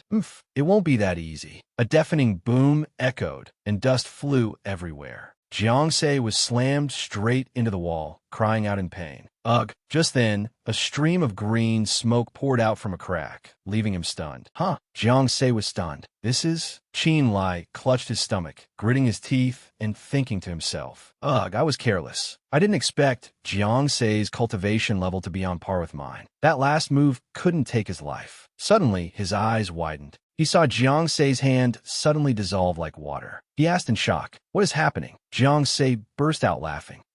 Fila, Dizislandia Fata. Our battle has destroyed the seal of the ancient ruins. He looked down at the green chi at his feet. See the Avicii corpse chi? If this stuff gets out, the 10 great Een mountains will flow with rivers of blood. Everyone will turn into zombies. Jiang Sei's face also began to dissolve, and he smirked. I admit my cultivation level isn't as high as yours, but Fei La, you went through all that trouble to follow me here, only to end up like this, didn't you? What did you say? Qin Lai immediately drew a talisman. Hyunse kept laughing. Ha ha ha. Even if you kill me now, it's useless. A dazzling light burst from his chest. The Avicii corpse chi spread slowly, but it doesn't distinguish between friend or foe. As long as I trap you here, sooner or later, Fei La will die here with me. That light shot straight up to the cave ceiling. Qin Lai hurriedly created a layer of armor to protect himself. He gritted his teeth and thought, ugh, what a madman. To think he'd self-destruct his violet mansion just to blow up these ruins. At that moment, Qin Lai's eyes suddenly widened. His gaze fell on the ground beneath Jiang Sei's feet. What's that? There seems to be something under the ground where Jiang Sei destroyed it. Immediately after, a brilliant golden light shot straight into the sky. Qin Feng ran over and asked, 13th, are you all right? Qin Lai was surprised. Second brother, didn't I tell you to wait outside? Qin Feng said urgently. Wait for what? The entire Shiju mountain has collapsed into a pit. His eyes were full of worry. The commotion was just too big, so I came in to check the situation. And what is this golden light? Qin Lai shook his head. I don't know. Just now, Jiang Sei desperately self-destructed, destroying the area beneath the ruins. Then this light shot up. It must be some treasure being unearthed. From its shape, it looks like a command token.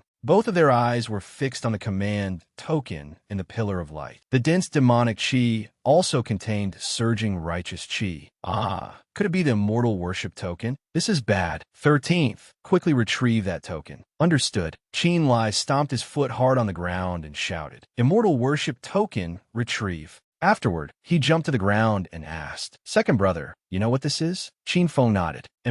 But we have to leave this place first," he said seriously. "With a rare treasure being unearthed, Ghost Mother White Brows will definitely not stand by and do nothing. Moreover, since this happened at Ju Mountain, your identity as Fei La can no longer be kept." Hearing this, Qin Lai also became anxious. "Then let's go. Let's leave this place and return to Shan Province." Qin Feng asked worriedly, "But what about all that corpse chi?" Qin Lai asked back, "Second brother, have you forgotten what Jiang Se and Zhu Rong said when they arrived?" Qin Feng was startled. "Huh, you mean?" He recalled that Zhu Rong had said at the time, "Rest assured, the Avicii corpse chi only appears for one Shurchen each day." Jiang Se nodded and added, "Besides, as long as there are red heart-long in trees, it's safe." Qin Lai said, "The spreading speed of the Avicii corpse chi isn't fast. If we find their Qinkuan pouches, there must be a way." Qin Feng immediately agreed. All right, Qin Feng hadn't guessed wrong. As soon as the strange phenomenon appeared on Ju Mountain, the entire 10 Great Een Mountains immediately fell into chaos. The Avicii corpse chi spread out, and there was also the immortal light from the appearance of the immortal worship token, which almost illuminated the entire southern border. At the same time, the Rui Immortal Alliance reacted extremely quickly, summoning many skilled immersion god stage experts to swiftly infiltrate the heart of the 10 Great Een Mountains and begin gathering intelligence. Within the 10 Great Een Mountains, a young man ran in to report. Reporting to the Ghost Mother, "We've found Zhu Een Mountain's Ghost Lord, Zhu Rong, behind a mountain of the Ju Cave abode." White Brows immediately ordered, "Bring him here." The subordinate hesitated and said about that, "Ghost Mother, Zhu Rong is severely injured and unconscious. I'm afraid he can't be saved." White Brows frowned. "Then give him a Vang Sin pill. Although he's certain to die, it will grant him a moment of terminal lucidity. While he's still breathing, you must use every means possible to ask him about what happened on Ju Mountain. As for Fei La, the Ju Ghost Lord, he's nowhere to be found at this moment." The subordinate immediately clasped his hands to show he understood. White Brows added another instruction. "The crime of dereliction of duty cannot be forgiven. I will personally go and capture this person. After you get the information, immediately catch up and report to me." The subordinate replied loudly, "Yes." One Shurchen later, at the Rui Immortal Alliance, a person said in a loud voice, reporting to the Alliance leader, "Half a Shurchen ago, our spies obtained the latest news from within the 10 Great Een Mountains." Shui Jing stepped out and asked doubtfully, "Is the source reliable?" The subordinate shook his head. "It's unknown, but it said that the news was leaked by a ghost lord before he died." Shui Jing was curious. "Oh, tell me." The subordinate was a little scared. Reporting to the Alliance leader, "It's Fei La. The intelligence says he discovered an ancient ruin inside Ju Mountain. The beam of light that we saw earlier was the light of the Immort.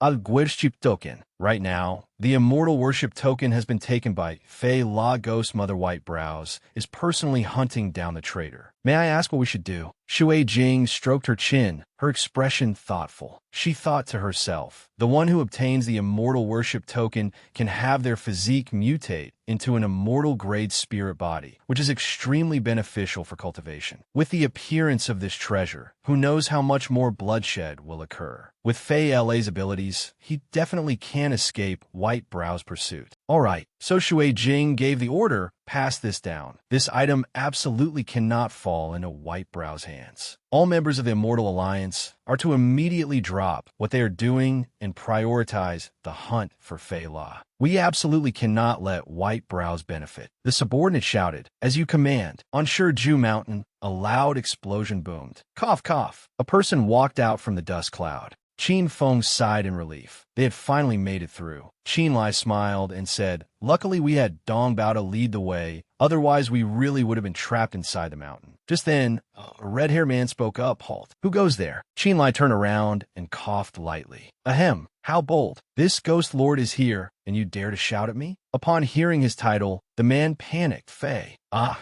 this subordinate is Han Jiang of Yinlong Mountain. Greetings, Lord Ghost Lord. Qinlai asked nonchalantly. Han Jiang, what are you doing here? Han Jiang broke out in a sweat and hurriedly explained, reporting to you, my lord, there was a huge explosion on Shiju Mountain earlier. The Lord Ghost Mother ordered disciples to come here and investigate the truth. Qinlai nodded and waved his hand. This Ghost Lord also discovered the strange phenomenon and came to investigate. I'll take over here. You can go about your business. Han Jiang added, oh, earlier when the Ghost Mother summoned the Yin Mountain disciples, you did not appear. This time, when she ordered us to search the mountain, she also said that once we found you, we were to request that you make a trip to see her. Qinlai frowned and thought to himself, White Brows is looking for me. It's only been 2 shirchin. Suddenly, his eyes widened. This is bad. He spun around and kicked Han Jiang straight in the chest. Qin Feng was startled, watching this scene in confusion. Looking at Han Jiang kneeling on the ground, Qinlai shouted, speak. How do White Brows know? Han Jiang stammered in reply. It was Zhu Rong. He was infected by the Avicii corpse Qi and was found by the Ghost Mother before he died. Qinlai was stunned. What? It was him? So Jiang Sei didn't manage to kill him back then. He clenched his fists, thinking to himself, the situation is not good. The immortal worship token caused such a huge commotion. There's no guarantee the Rui Immortal Alliance won't get involved. Qinlai turned and shouted at Qin Feng, second brother, take Dongbao and go quickly. We've been exposed. It won't be long before White Brows catches up to us. Qin Feng asked in astonishment, what? Qinlai said urgently, if we hesitate any longer, we'll all die here. Go north. There's a place called Chuihong Valley. We'll meet there later. All right, if I stay, I'll only drag you down. 13th, you be careful. After saying that, Qin Feng shot up into the air. Second brother is gone. Next, Qinlai turned to look at Han Jiang. The man was instantly terrified, sweat pouring down his face. Fei La, I was just following orders. The corner of Qinlai's mouth curled up slightly. Ha! On the other side, a subordinate returned to reporting to the Ghost Mother, we've spotted Fei La up ahead. He is chasing Han Jiang of Yinlong Mountain and has headed west. White Brow's face darkened, her voice as cold as ice. What a ruthless man. No matter how fast he runs, he won't escape my grasp. Pass down the order. Activate the demon-subduing formations in all locations. After surrounding Fei La, you don't need to act. Let me play with him. After speaking, she shot straight towards Qinlai's location. The subordinate shouted loudly.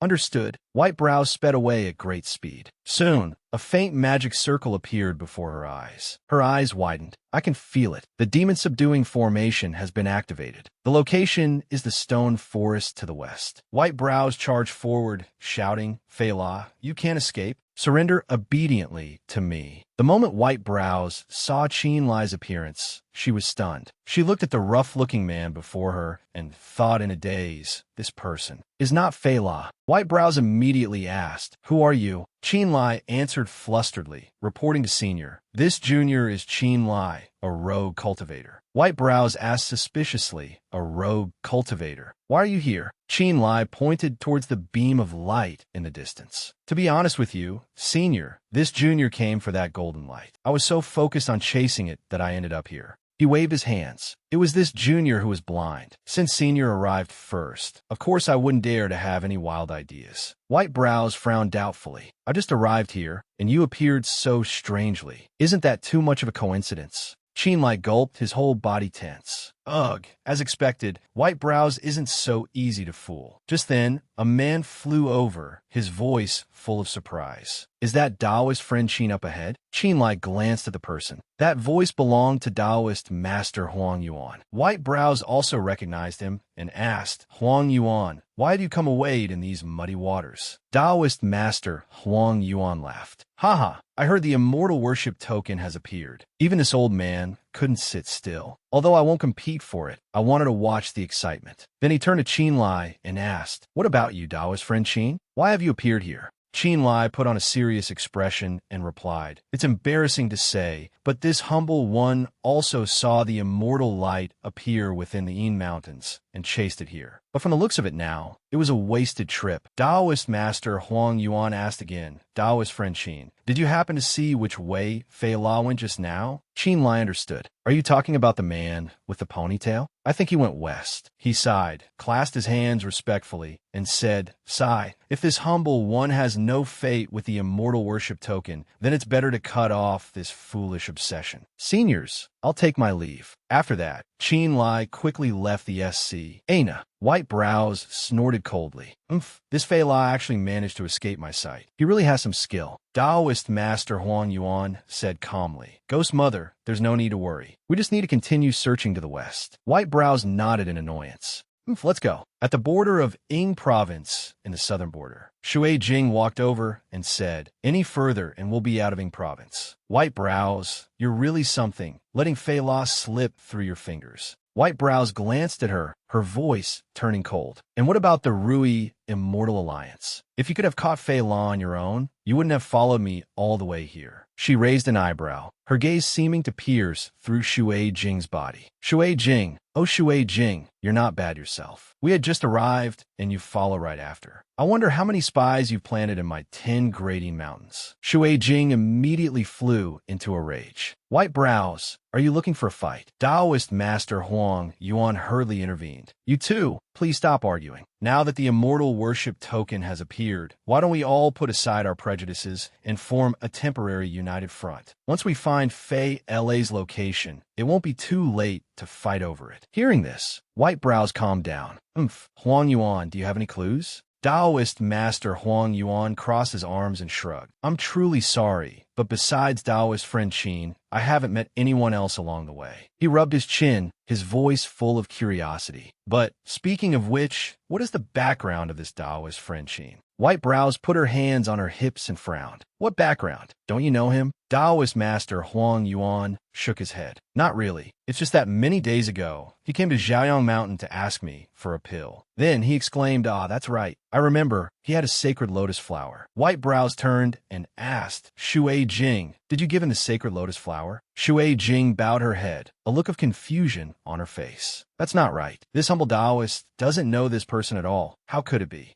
She tried hard to recall. A few months ago, my Jingyue immortal abode did indeed have a sacred lotus flower go missing. But wasn't that stolen by Wei Lingqing? How did it end up in this Qin Lai's hands? White brows asked again, Huang Yuan, how do you know about this? Taoist master Huang Yuan answered honestly. To be truthful, the Jiang family of Lingnan also came to the mountain to request a pill. They also requested a soul-cleansing pill, just like Qin Lai. He paused for a moment, then continued, It's just a pity that the Jiang family later sent someone to say that the sacred lotus flower for refining the pill had been stolen by someone from Guiyin Mountain. Shui Jing asked in surprise, Guiyin Mountain? Are you sure you're not mistaken? Taoist master Huang Yuan shook his head. I'm not mistaken. The head of the Jiang family also said he remembered it very clearly. It was precisely someone from the White Bone Cave of Guiyin Mountain who acted. Shui Jing frowned, her voice full of suspicion. So it's connected to the 10 great Yin Mountains. White brows at that time, who was the master of the White Bone Cave. Who? White brows exclaimed in shock. It was Fei La. This is bad. The Qin Lai we just met is very likely Fei La. Shui Jing frowned in confusion. What do you mean? White brows began to explain. Do you remember our great battle before? Someone said they saw Wei Lingqing enter Guiyin, my mountain. Furthermore, the southern border of Ying province has also been continuously losing treasures. I suspect that Fei La is skilled in transformation, and that most of these incidents were his doing. Shui Jing asked in surprise. So his goal is these treasures? White brows scolded. Foolish. Regardless of what his goal is, the immortal worship token is ultimately still on him. Taoist Huang Yuan nodded in agreement. That's right. This person knows when to yield and when to stand firm, and is proficient in disguise and escape arts. Finding him would be like looking for a needle in a haystack. Shui Jing clenched her fists, saying through gritted teeth, What a Fei La, to have deceived both the righteous and demonic worlds of Ying province. The Ruoran pool was destroyed, the sacred lotus flower was annihilated. This enmity and hatred absolutely cannot be forgiven. This time, I will issue a demon extermination order for the cultivators of the entire Ying province cultivation world to hunt this person down. Seeing Shui Jing so furious, White Brows chuckled inwardly. Shui Jing wanted to kill Qin Lai at all costs. She raised her voice and said, "This person holds the immortal worship token. Nothing you can offer can compare to the immortal worship token." Shui Jing gritted her teeth. Then I don't want the immortal worship token anymore. I just want him dead." Her hand trembled as she clenched it. "Whether he is Qin Lai or Fei La, I want him to be utterly destroyed by heaven and earth, not to have an easy death." White Brows slightly raised her eyebrow, saying nothing more. Once the demon extermination order was issued, the cultivation world of Ying province was thrown into turmoil. The news spread like wildfire, stirring up a massive storm in the southern border. Everyone in the world prioritized taking Fei La's head. Being able to get the immortal worship token and also receive a reward from Shui Jing was truly a deal with immense profit. The demon extermination order stirred up a storm of slaughter in the cultivation world of the southern border. And Qin Lai, the key factor that led to this, began to focus on his cultivation after escaping, deciding to raise his cultivation level first before anything else. After all, in this world of cultivation, absolute strength is the capital to secure one's life and destiny. At Yution Peak, in the north of Ying province, Qin Lai sat cross-legged on the ground, shouting loudly.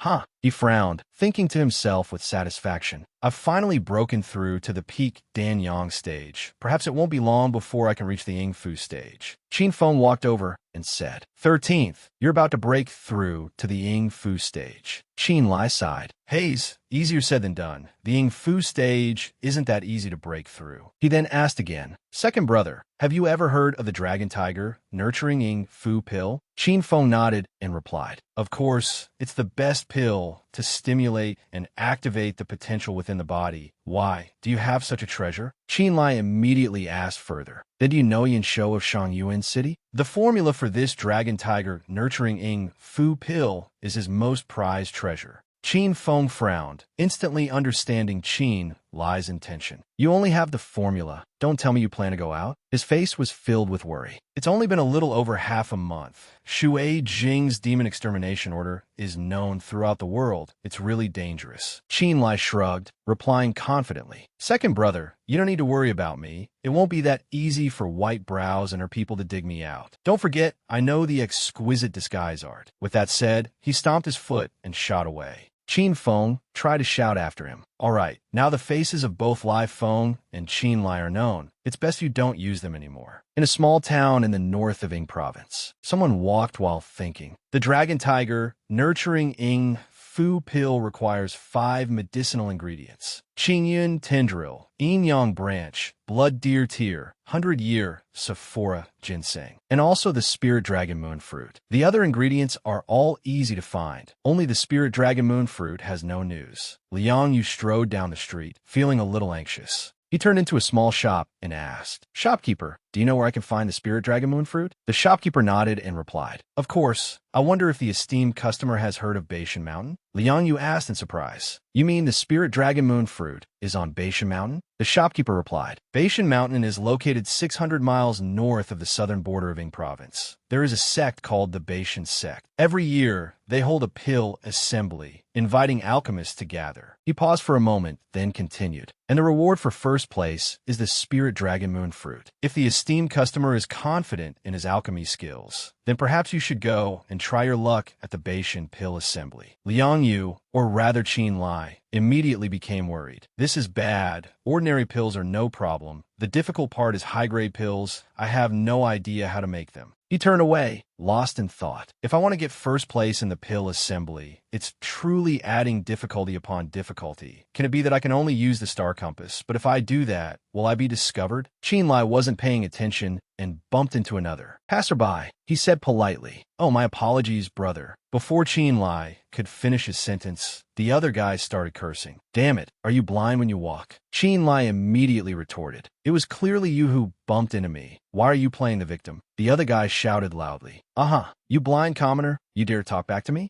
He gritted his teeth, glaring at Qin Lai. "If you want to die, this young master will grant your wish." Just then, a cold female voice spoke up. "Shut up, don't cause trouble." That young master was stunned. Ah, junior sister. Junior sister? Qin Lai frowned and also turned his head to look. Before him was a very young woman, but her expression was extremely serious. Senior brother, didn't Master specifically instruct us before we left? This place is not the Snow Wind Divine Palace. You can't be so reckless. That young master stammered. But this guy, the junior sister said politely to Qin Lai, just now my senior brother was in a hurry and accidentally bumped into you. She clasped her hands and bowed slightly. My sincere apologies. I hope you can forgive him. Qin Lai was momentarily stunned. Why is it? He stammered in reply. Ah, it's all right, it's all right. Feng Shui said politely. Thank you for your forgiveness, fellow Taoist. We are in a hurry to continue our journey, so we must take our leave here. Qin Lai nodded. Ah, alright. Watching Feng Shui leave, Qin Lai was still dazed. Why is it her?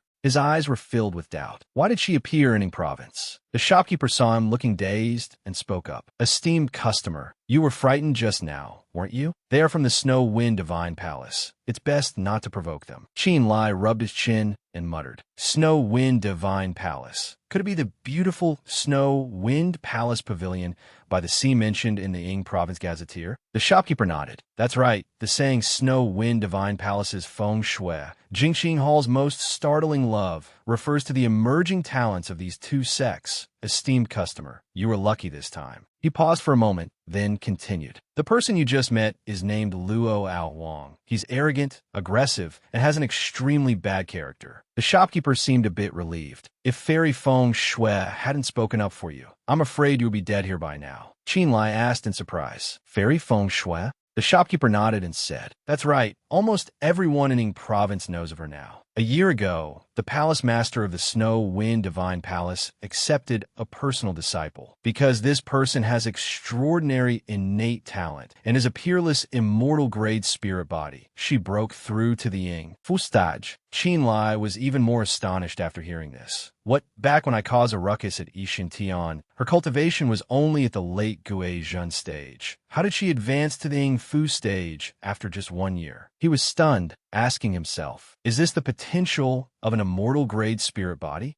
Qin Lai clenched his fists. The immortal worship token can change one's constitution. No wonder it makes people fight over it. But with my current strength, there's no way to continue hiding. He secretly decided. The Beishan Pill Assembly. It seems I have to make a trip. Along the way, Qin Lai slowly gathered information and finally understood the situation in Ying Province. There are 3 major powers with the greatest strength here, and this Beishan sect is the most prestigious sect under those 3 great powers. Their sect master, Byong Qing Fan, has put in a lot of effort for this pill assembly, successively inviting the Snow Wind Divine Palace and Jingxing Hall to observe the event. If not for Xianming City being a demonic sect, they probably wouldn't be left behind either. 5 days later, in the interior of Ying Province, Beishan Mountain, the host of the pill assembly smiled and spoke. Welcome, fellow Taoists. Without further ado, I will explain the contents of the assessment to everyone. This year's pill assembly is divided into 3 rounds. First, for the first round, our sect has selected a total of 5 pill formulas. Everyone will pick the corresponding medicinal ingredients from our sect's herb garden. The first 10 people to finish refining will advance. The second round, refine the 3 Revolution Spirit Boosting Pill. Refining this pill requires 6 types of medicinal ingredients. Our sect will provide 5 of them. The remaining 1 needs to be chosen by you from the remaining 10 types of medicinal ingredients. Finally, the first 5 people to successfully refine it will advance. As for the third round, it's not too late to talk about it after the advancing participants have been decided. The host of the pill assembly said mysteriously. Seeing the gate behind him open, he said loudly, All right, the time has come. The Beishan sect welcomes all fellow Taoists to Partisai. Pade, open the mountain. After hearing this, Qin Lai understood. So that's how it is. Quite interesting. The first round tests the basics: fire control, observation skills, and hand speed, a common content. He looked at the cauldron in front of him, calmly thinking to himself, as long as it's an alchemist with some experience, they can pass this test. Then, Qin Lai's gaze swept over the cabinet to the side. The difficulty, on the contrary, is in the second round, which is a contest of spiritual sense, to select the correct hidden medicinal ingredient based on observation skills and focused spiritual sense. He picked up a sprig of herb, concentrating his thoughts. Differentiating medicinal ingredients can't be done with eyes alone. They absorb the essence of heaven and earth, requiring meticulous examination with spiritual sense to find out their properties and match them with a formula. Only then can one pass the second test. Qinlai stepped forward to the cauldron and began refining the pill. Fortunately, the Baishan sect is wealthy and doesn't require the participants to use their own pill formulas. Otherwise, I wouldn't have any high-grade pill formulas to compete with. Qinlai shouted, 3 revolution spirit-boosting pill out of the cauldron. Looking at the pill in his hand, Qinlai thought urgently, success. I need to quickly hand it in to prove my ranking. My ranking. After looking at the pill, the host of the pill assembly asked in surprise, oh, your name is Ma Jioha, right? Qinlai bowed his head and replied, that's right. He then said, congratulations. You're the last participant to enter the 3rd round. This is your token. Please keep it safe. The host of the pill assembly didn't forget to add, in 3 days, the final competition will be held in the Forest of Stone Steels. I hope Taoist Ma will achieve a good result. Qinlai nodded and replied, thank you. 3 days later, the 3rd round of the Baishan Pill Assembly. A voice echoed from the cliff. Today, it is an honor to have fellow Taoists from Ying Province visit our Baishan sect's Baishan Mountain, making our humble abode shine. I, Baong Qing Fan, am endlessly grateful. A man with a resonant voice spoke. The Baishan Pill Assembly has been held for 34 seasons. Each season, peerless masters of the craft will emerge, contributing to the Tao of alchemy in the Ying Province cultivation world. I truly feel honored.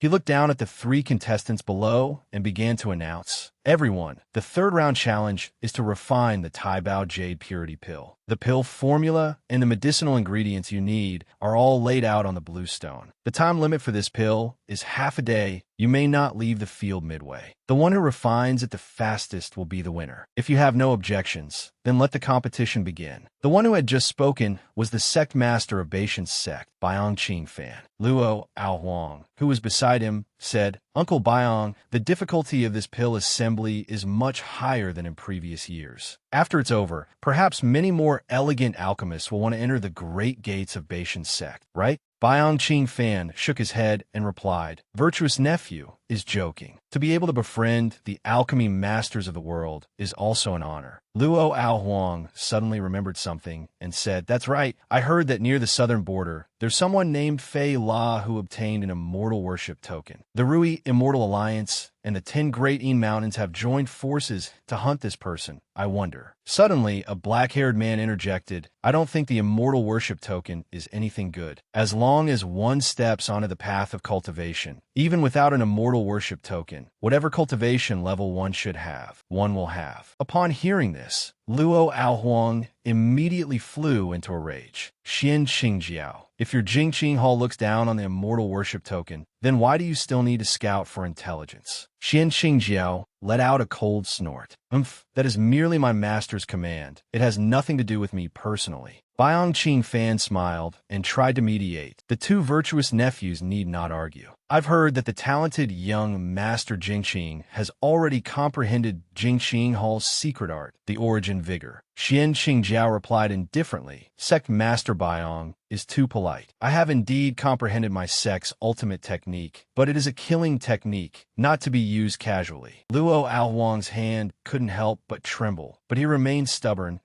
What is origin vigor? Compared to my junior sister's Jade Snow Cold Light incantation, I'm afraid it's more than just a level inferior. Feng Shui frowned. Senior brother. Baong Qing Fan then turned to Feng Shui. Oh, I have long heard of Fairy Feng Shui's great name. Meeting you today is truly an eye-opener. In the past, your esteemed master created the Jade Snow Cold Light incantation, which became famous throughout the world. I didn't expect that even Fairy Feng Shui has comprehended this incantation. Feng Shui looked elsewhere, a little troubled. She replied humbly, Sect Master Baong praises me too much. This junior is still comprehending that incantation. Luo Ao Huang immediately exclaimed in dissatisfaction, Junior sister, what's wrong? Why don't you speak the truth and crush this Xian Qingjiao's weak spirit? Feng Shui sighed and said coolly, Senior brother, The competition has now entered a crucial stage. We should just watch the situation on the stage. Byung-Ching Fan nodded in agreement. That's right, whether it's the Snow Wind Divine Palace or Jingqing Hall, both are honored guests of my Beishan sect. Let's value harmony and focus on watching this pill assembly. At this moment, Qin Lai was concentrating on refining the pill. He adjusted the fire to a moderate level, thinking to himself with satisfaction, good, all the medicinal ingredients have been completely refined. Next is to prepare to fuse the medicinal liquid into a pill. Qin Lai was sweating profusely, his face full of worry. Although I have the fire origin scripture incantation left by Yin Shou, my attainments in the Tao of Alchemy are still not a match for those grandmasters. He glanced at the red medicinal pill and thought again, fortunately, I still have the star compass. I don't expect to form a pill, just temporarily refining a failed pill will be enough. The time to refine a failed pill is shorter than usual. At that time, I can use the spare moment to purify it with the star compass. That way, it could be of the same grade as the pills refined by those grandmasters. In addition, to prevent that mysterious star compass from being discovered, I can only increase the firepower using the light of the fire to cover the light of the star compass. With that thought, Qin Lai immediately fanned the flames up to a great size. Looking at the two large flames burning fiercely, Byung-Ching Fan said, "Those two over there are making quite a scene. It seems they are about to form their pills." Luo Aohuang glanced at Xian Qingjiao, a provocative smile on his lips. "Young Master Xian Qingjiao, do you dare to make a bet? This time's champion will definitely be one of these two. Let's guess who will win, shall we?" Xian Qingjiao was not afraid at all and replied calmly, "All right, since we're betting, why not make it a little more interesting? If you lose, you have to call me Grandpa. How about it, do you dare?" Luo Aohuang immediately agreed. "Fine, this young master makes the same demand." Feng Shui, at the side, whispered a word of caution. "Senior brother, I'm afraid that's not very appropriate." Luo Aohuang raised his eyebrows confidently. "What's not appropriate? Could this young master's luck be worse than his? This time, our Snow Wind Divine Palace must gain the upper hand. Junior sister, you just wait and see." He turned to Xian Qingjiao and asked, "So who are you betting on?" Xian Qingjiao scanned the area. That guy on the left. His name seems to be Ma Jiuha." Luo Aohuang nodded. "All right, then I'll choose the one in the middle. When it comes to luck, this young master has never made a mistake since I was a child. Xian Qingjiao, don't try to back out when you lose." Suddenly, the fire in Qin Lai's cauldron diminished. He carefully, bit by bit, reduced the firepower. "The purification is almost complete. As long as I persist, the spirit dragon moon fruit will be mine." Qin Lai blew spiritual power into the hole on the cauldron's lid. "Next, prepare to open the cauldron." Immediately after, his eyes widened again. Seeing the flash of green light, Qin Lai cried out inwardly, "I'm screwed." Byung-Ching Fan was stunned. What's happening?" Luo Aohuang hurriedly asked. "Uncle Byung, what's going on?" He replied in astonishment that Ma Jiuha actually refined a green light. Luo Aohuang also looked down and asked curiously, "What does the green light mean?" Feng Shui explained from aside. "Senior brother, in the Tao of Alchemy, green represents medium grade, but the Taibao Jade Purity Pill in this competition category is a low-grade pill. This shows that this Taoist Ma's alchemy skills are not ordinary, even reaching a level where he can forcibly upgrade a low-grade pill." That's not right. Before she could finish her sentence, she was stunned. The color has faded and returned to yellow. The cauldron lid opened, revealing a yellow pill. Qin Lai let out a sigh of relief, thinking with relief, it's finally a success. A moment of carelessness, and I almost forcibly upgraded the nature of the low-grade pill. Luckily, I pulled back in time, otherwise I wouldn't know how to explain it. Byung-Ching Fan descended and praised aloud. "Good. Although you couldn't refine a medium-grade pill in the end, Taoist Ma has demonstrated a sufficiently high level of skill." Qin Lai replied respectfully, "Thank you, Sect Master. The precious pill is complete. I asked the Sect Master to appraise it." Byung-Ching Fan actually made a decision right away. "No need. This is the best Taibao Jade Purity Pill this time." This sect declares that the champion of this Beishan Pill Assembly is Ma Jiu. He Taoist. The champion will receive a branch of Dragon Moon Fruit. He handed the Dragon Moon Fruit to Qin Lai. He bowed his head and replied, "Thank you, Sect Master." He continued calmly, "Thank you for your kind favor. everyone. This year's Beishan Pill assembly concludes here. Before he could finish, a voice cut him off. Wait, Xian Qingjiu spoke up from behind. Sec Master Byong, it's not over yet. The pill assembly may be over, but don't we still have a bet? Qin Lai was startled and thought to himself, it's them. His gaze swept over Luo Aohuang and Feng Shui. I didn't expect to meet them again at this Beishan sect. Luo Aohuang was trembling with anger. I can't believe a peasant like you actually won the championship. He seemed to have gone mad, shouting loudly. Not only that, you also caused this young master to lose the bet. Now I must kill you. Feng Shui snapped impatiently. Senior brother, that's enough. Haven't you lost enough face already? Her hand clenched into a fist as if she was holding back a great deal.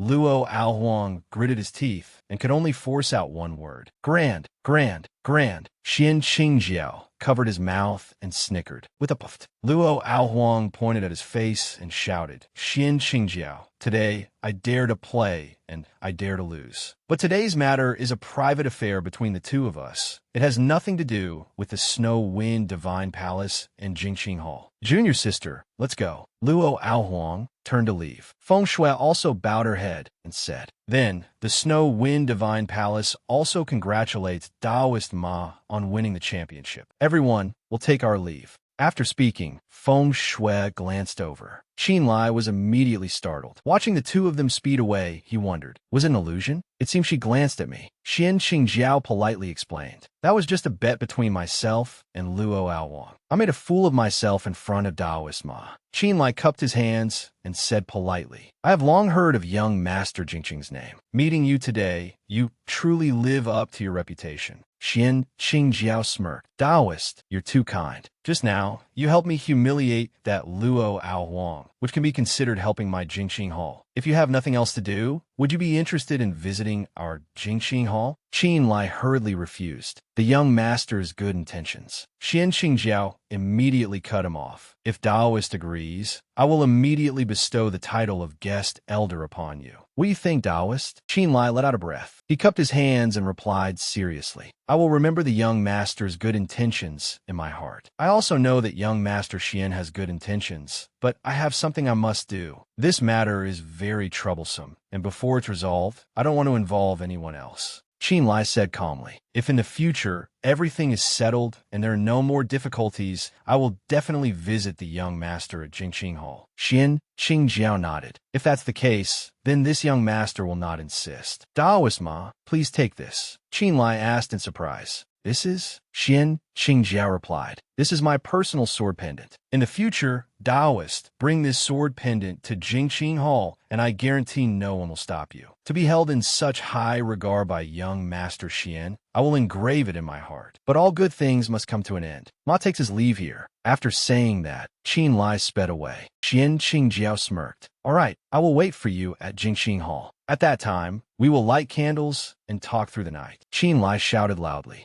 Definitely. In the forest outside Beishan Mountain, Qin Lai landed on the ground and said in annoyance, Come out. You couldn't win against Jingqing Hall, so you pushed the blame onto others. Such fine tactics, isn't that right, young Master Luo? Seeing that he had been discovered, Luo Aohuang had no choice but to step out. He asked in a cold voice, Peasant, how did you discover this young master? Qin Lai replied nonchalantly, Luo Aohuang, for better or worse, you're a prominent figure in the Ying province region. The evaluation of you by the people on the street, don't you know it? Luo Aohuang was so angry he laughed. You good.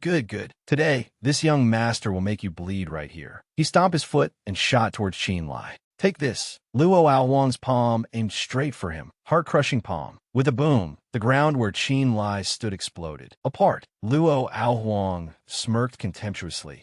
Foolish. Not even a corpse left. The very next second, his eyes suddenly widened. Looking at the spiritual power surrounding Qin Lai, Luo Aohuang asked in shock, Ma Jioha, you're at the peak Denyang stage? Qin Lai raised an eyebrow provocatively. Didn't young Master Luo want to take my life? What's wrong? Are you scared? The spiritual power in his hand grew even stronger. Luo Aohuang cried out in a daze. This is netherine fire, you. You're also a demonic cultivator? Then he suddenly remembered something and immediately retreated. Ah, netherine fire, a demonic cultivator. Could it be? Could it be that you are Fei La? The immortal worship token is in your hands? Qin Lai let out a breath, his face full of helplessness. The corners of his lips curled up, his voice tinged with a hint of sarcasm. Ha! Young Master Luo, you were doing just fine as a fool. Why did you suddenly get smart? For certain reasons, I originally didn't want to confront your Snow Wind Divine Palace, but now it seems unavoidable. Luo Aohuang grew even more furious. Fei La, you have some nerve. Everyone in the world is looking for you, yet you dare to come here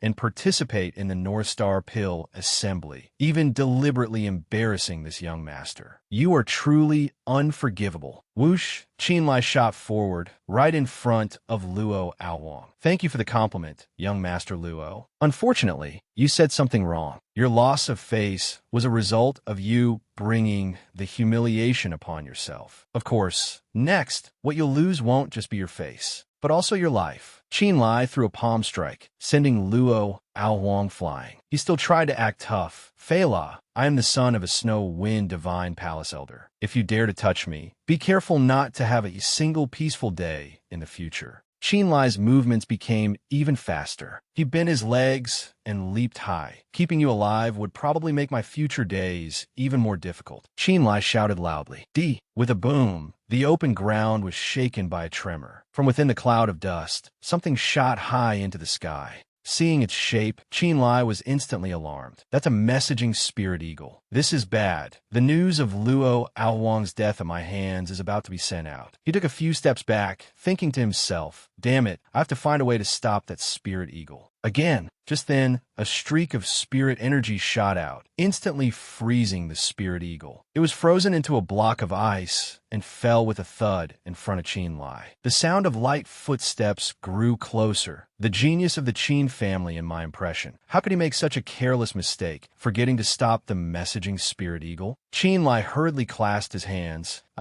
Greetings, Feng Shui Immortal. Feng Shui bluntly exposed him. It has come to this, and there are only the two of us here. What's the point of pretending anymore? Qinlai let out a frustrated sigh.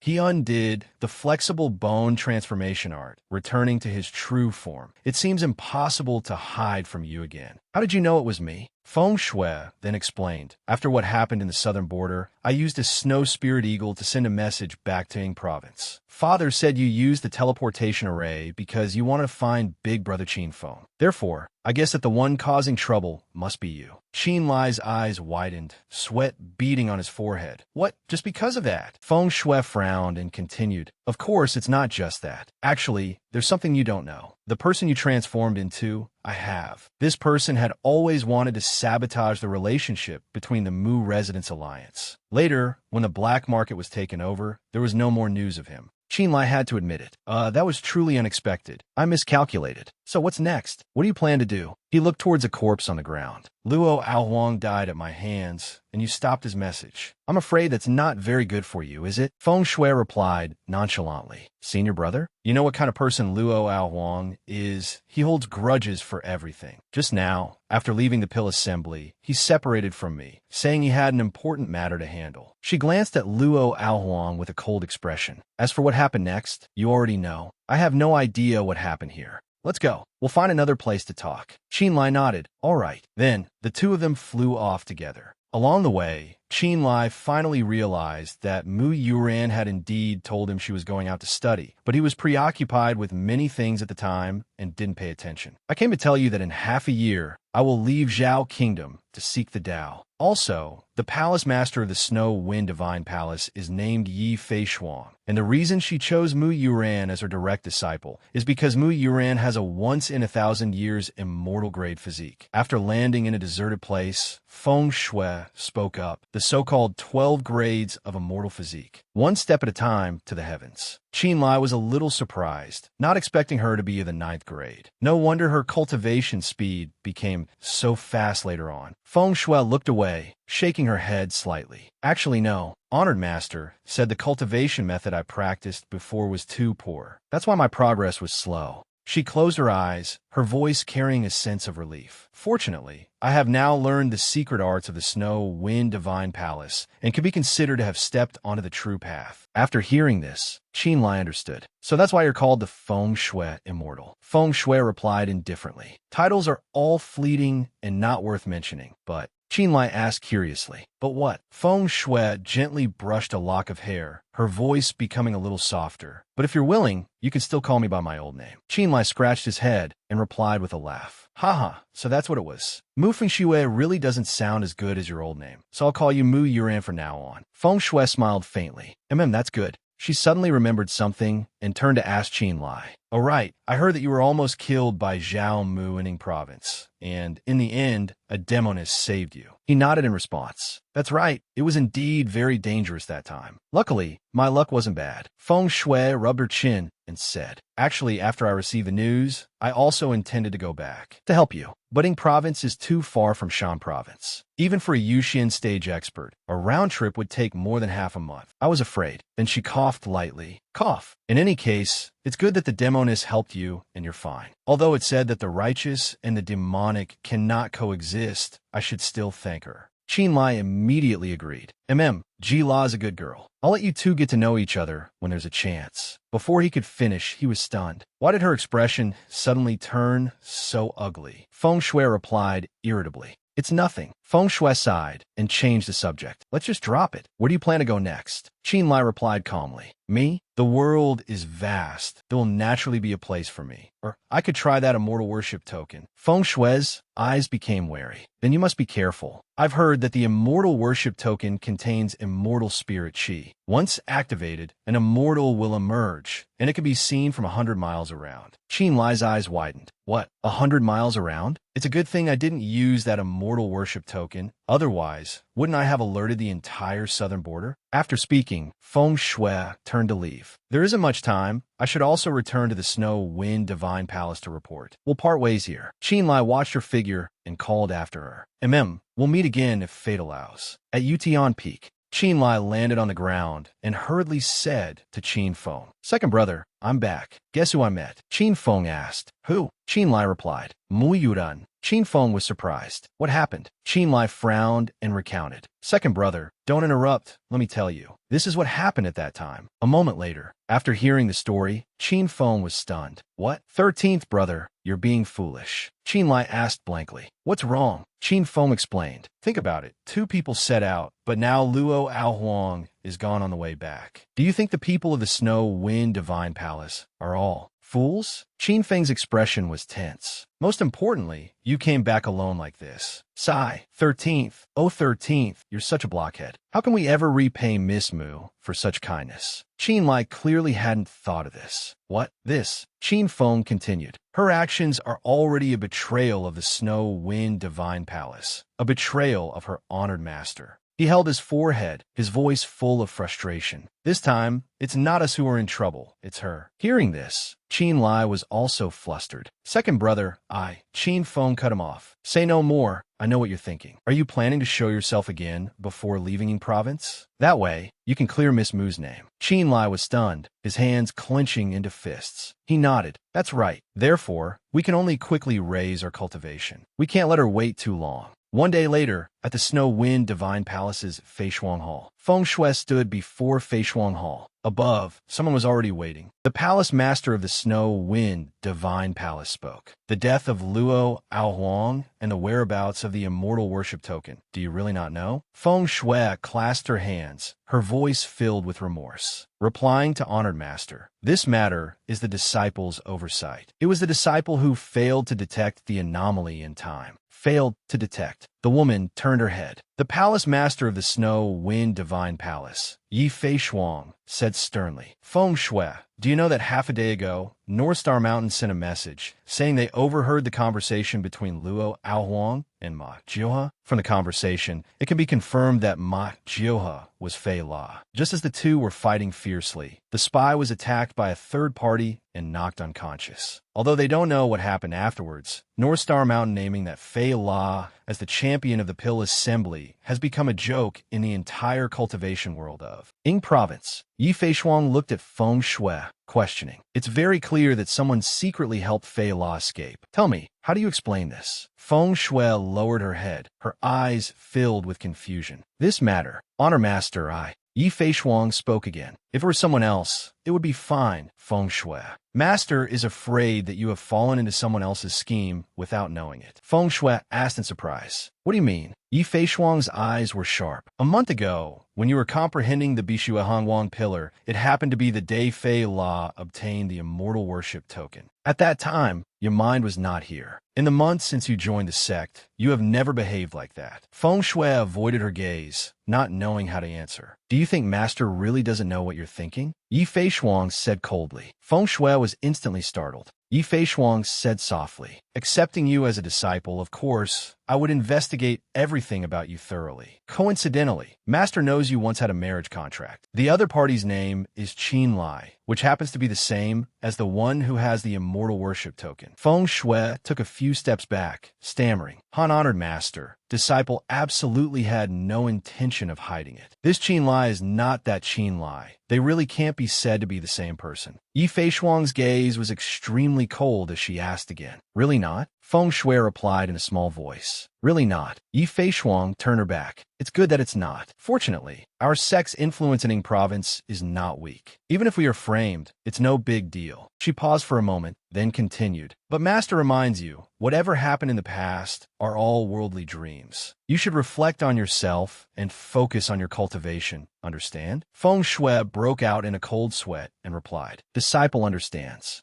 Yi Feishuang nodded. I hope you truly understand. I will handle the matter of Luo Aowang. You may leave. Feng Shui obediently bowed her head. Yes, disciple takes her leave. Only after Feng Shui had left did Yi Feishuang sigh. The thoughts of this child, sigh. 10 days later, at Yutian Peak, Qin Lai had successfully refined another pill. The pill was fiery red, emitting a heat like fire. Qin Lai thought to himself, the Dragon Tiger Nurturing Ing pill is a success. He popped the Dragon Tiger Nurturing Ing pill into his mouth. Having received inspiration from the pill assembly, he aimed to refine waste pills and then purify them, making it very easy to obtain high-grade pills. After that, Qin Lai sat cross-legged on the ground and began to cultivate. The alchemical text stated, accumulate the power of dragon and tiger and strictly guard the profound gate. These two powers could not be wasted, otherwise the probability of nurturing the Ing would be greatly reduced. He frowned, thinking to himself that his Ing Fu primordial body would become ethereal once it entered the Yu, Xian Tong Tai Shao. He just needed to wait for his yang body to emerge to supplement the grotto heaven. Immediately after, a brilliant blue light shot straight into the sky. Qin Lai stood up steadily, feeling his body changing. The pill had broken and his Ing was formed, his primordial body transformed. Ing Fu stage, a level up. Qin Feng walked over and asked, 13th, you succeeded. Qin Lai nodded and replied, that's right. The matter we discussed before, we can go do it now. Settle all old and new debts in one go.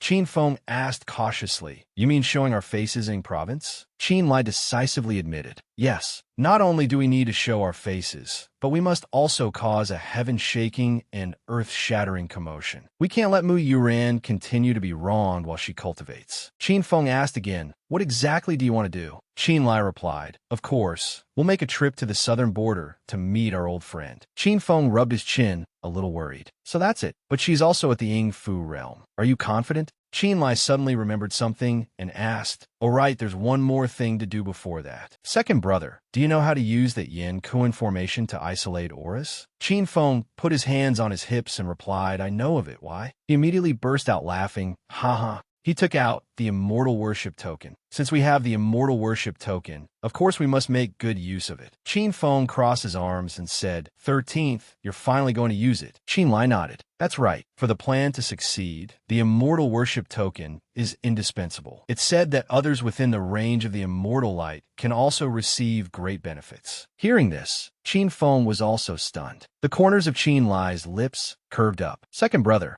our chance has come. 3 days later, a subordinate hurriedly reporting to the alliance leader, we have excavated a fox tomb in Heavenly Bird Mountain. Shui Jing let out an O. The subordinate presented a sword and continued, this tomb is where the ancestor of the Zhan Longsword sect, Lien Beidu, returned to the immortals. He asserted, this is Lien Beidu's ancient sword. Please appraise it, alliance leader. Shui Jing took the rotten wooden sword and observed it for a moment. She suddenly gripped the hilt of the sword. Instantly, a brilliant light flashed. The subordinate stammered, this is... He took a few steps back and asked in astonishment, could it be the Songhai Jade Sword? Siguahing burst out laughing. Ha ha ha, Feila, oh Feila. She looked at the Songhai jade sword, her smile growing even more smug. To think that this Taoist has searched for so long and still couldn't find the immortal worship token. Yet I've obtained a treasure even better than the immortal worship token. That subordinate hurriedly asked, "Congratulations, Alliance leader. In that case, should we retract the demon extermination order?"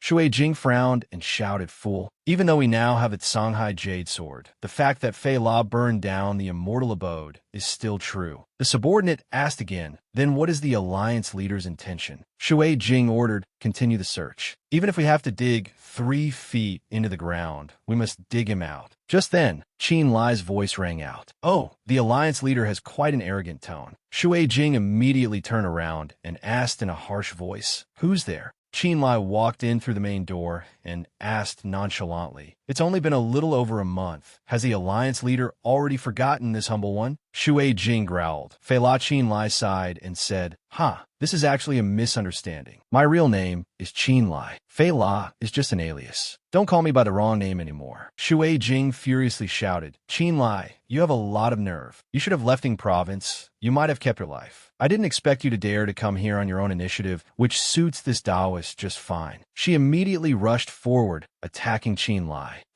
Qin Lai raised an eyebrow. "Humph." Immediately after, Shui Jing's palace exploded. The dust and smoke cleared, and Qin Lai's figure was still standing there, completely unscathed. He said calmly, "This humble one understands the Alliance leader's haste." A stream of spiritual power gathered in his palm. But things are different now. Even if I, Qin, stand right here, what can the Alliance leader do to me? Shui Jing's eyes widened as she asked in astonishment, "You've broken through to the Ying Fu realm?" If I hadn't broken through to the Ying Fu realm, how would this humble one dare to venture in here? The spiritual power in his hand surged violently. "Shui Jing, your single demon extermination order has caused me, Qin, a lot of suffering. This debt, we must settle it completely today." Shui Jing immediately leaped high, dodging waves of shattered rock and earth. She pulled out a stack of talismans and snorted coldly. "Humph, you risk danger to barge in here, and this is all the skill you have? Demon suppression talisman." Shui Jing shouted, and a giant soul shadow appeared behind her. Qin Lai said in a harsh voice, "Demon suppression? Interesting. Shui Jing, today, I, Qin, will make you accept your defeat wholeheartedly."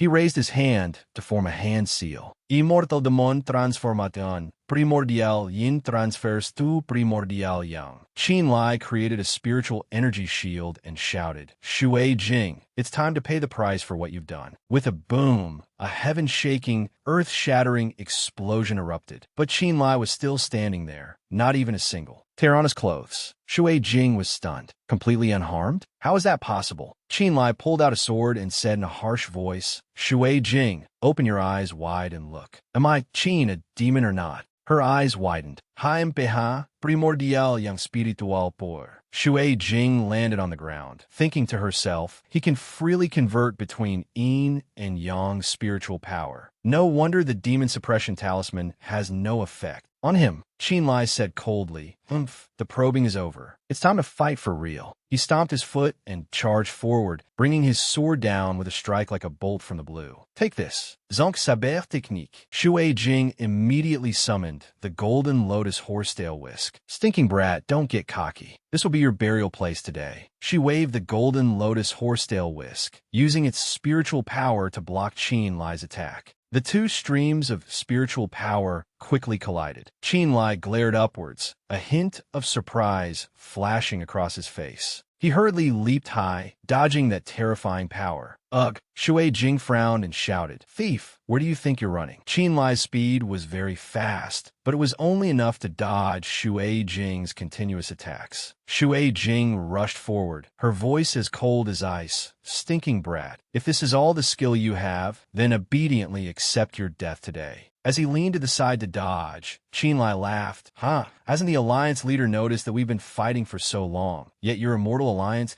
hasn't reacted at all?" Hearing this, Shui Jing's eyes immediately widened. Then, She hurriedly turned back to look. She saw that all the subordinates under her command had been completely wiped out by Qin Feng. Shui Jing's gaze landed on Qin Feng, and she cried out in shock, a soul cultivator, and at the Danyang realm, no less. You have an accomplice. Qin Lai smirked. That's right. While you and I were fighting fiercely, my accomplice secretly infiltrated and assassinated them. After tonight, the southern border of Ying province will no longer be the Rui Immortal Alliance's domain. Rage surged, and Shui Jing screamed, "Bastard, are you looking for death?" Looking at the giant hand seal in the air, Qin Lai thought to himself, it's coming. Shui Jing's unique secret technique, the Bodhi seal. Last time, I barely managed to take it by relying on the demon character true word order left by the cold moon demon Venerable. Today, I must rely on myself to break this seal. Qin Lai immediately executed the primordial yang to primordial yin conversion. As the Bodhi seal rushed over, Qin Lai charged forward to counter it. Bone-melting, soul-devouring, profound yin fire. The corners of Shui Jing's lips curved up, and she shouted, "Fool! In this southern border, apart from by me, no one could take my Bodhi seal." Qin Lai said decisively, "Then I will surpass by me." A massive explosion erupted in the sky, obscuring the entire heavens. Shui Jing stood at a distance and snorted coldly. She smirked, "Stinking brat. Even if you're not dead, you've definitely lost the strength to fight." Just then, Qin Lai swung his sword. Alliance leader Shui Jing, I'm afraid you've celebrated too soon. Seeing Qin Lai appear behind her, Shui Jing was stunned. What? Qin Lai shouted, "Zhanxue 13th Heavy Force." A sharp sword strike slashed past, cutting across Shui Jing. Blood welled up at her throat. Ugh! Shui Jing fell heavily to the ground. Her body slammed into the cliff wall, and excruciating pain spread throughout her entire being. Qin Lai descended and said faintly, "Shui Jing, you've lost." Shui Jing stammered in disbelief. This is impossible. How could you?" She stared at Qin Lai with wide eyes and a gaping mouth.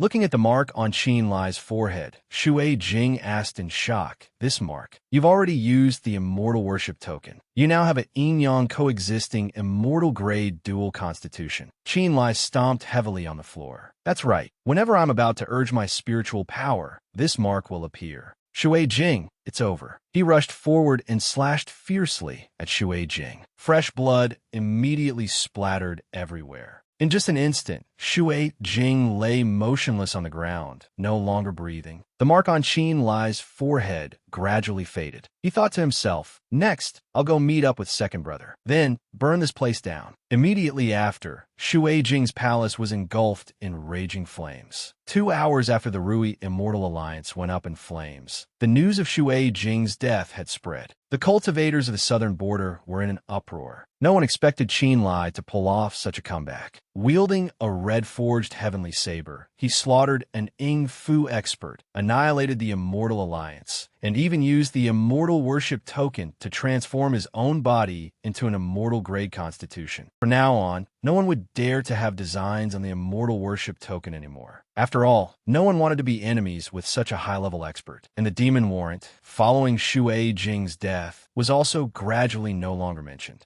At the Snow Wind Divine Palace, Yi Feishuang spoke up, "I've just received news. Shui Jing is dead. Feng Shui.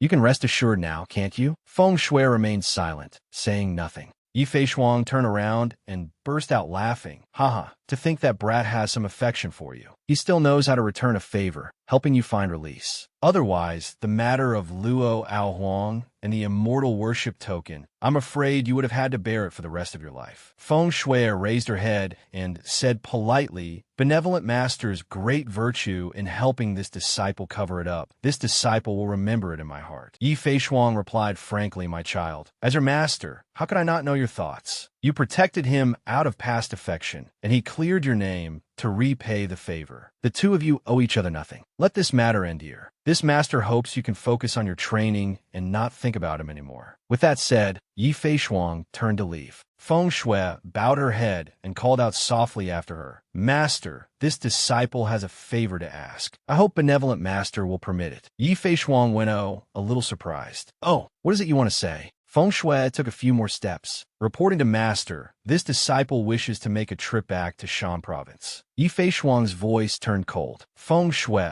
do you still not understand? Your path is different from his. What is it that you can't let go of? Feng Shui clasped her hands and said sincerely, Honored Master, this disciple has failed in cultivation many times recently and feels an inner demon growing. This return to Shan Province is merely to sever worldly ties with no other intention. Hearing this, Yi Fei Shuang was satisfied and waved her sleeve.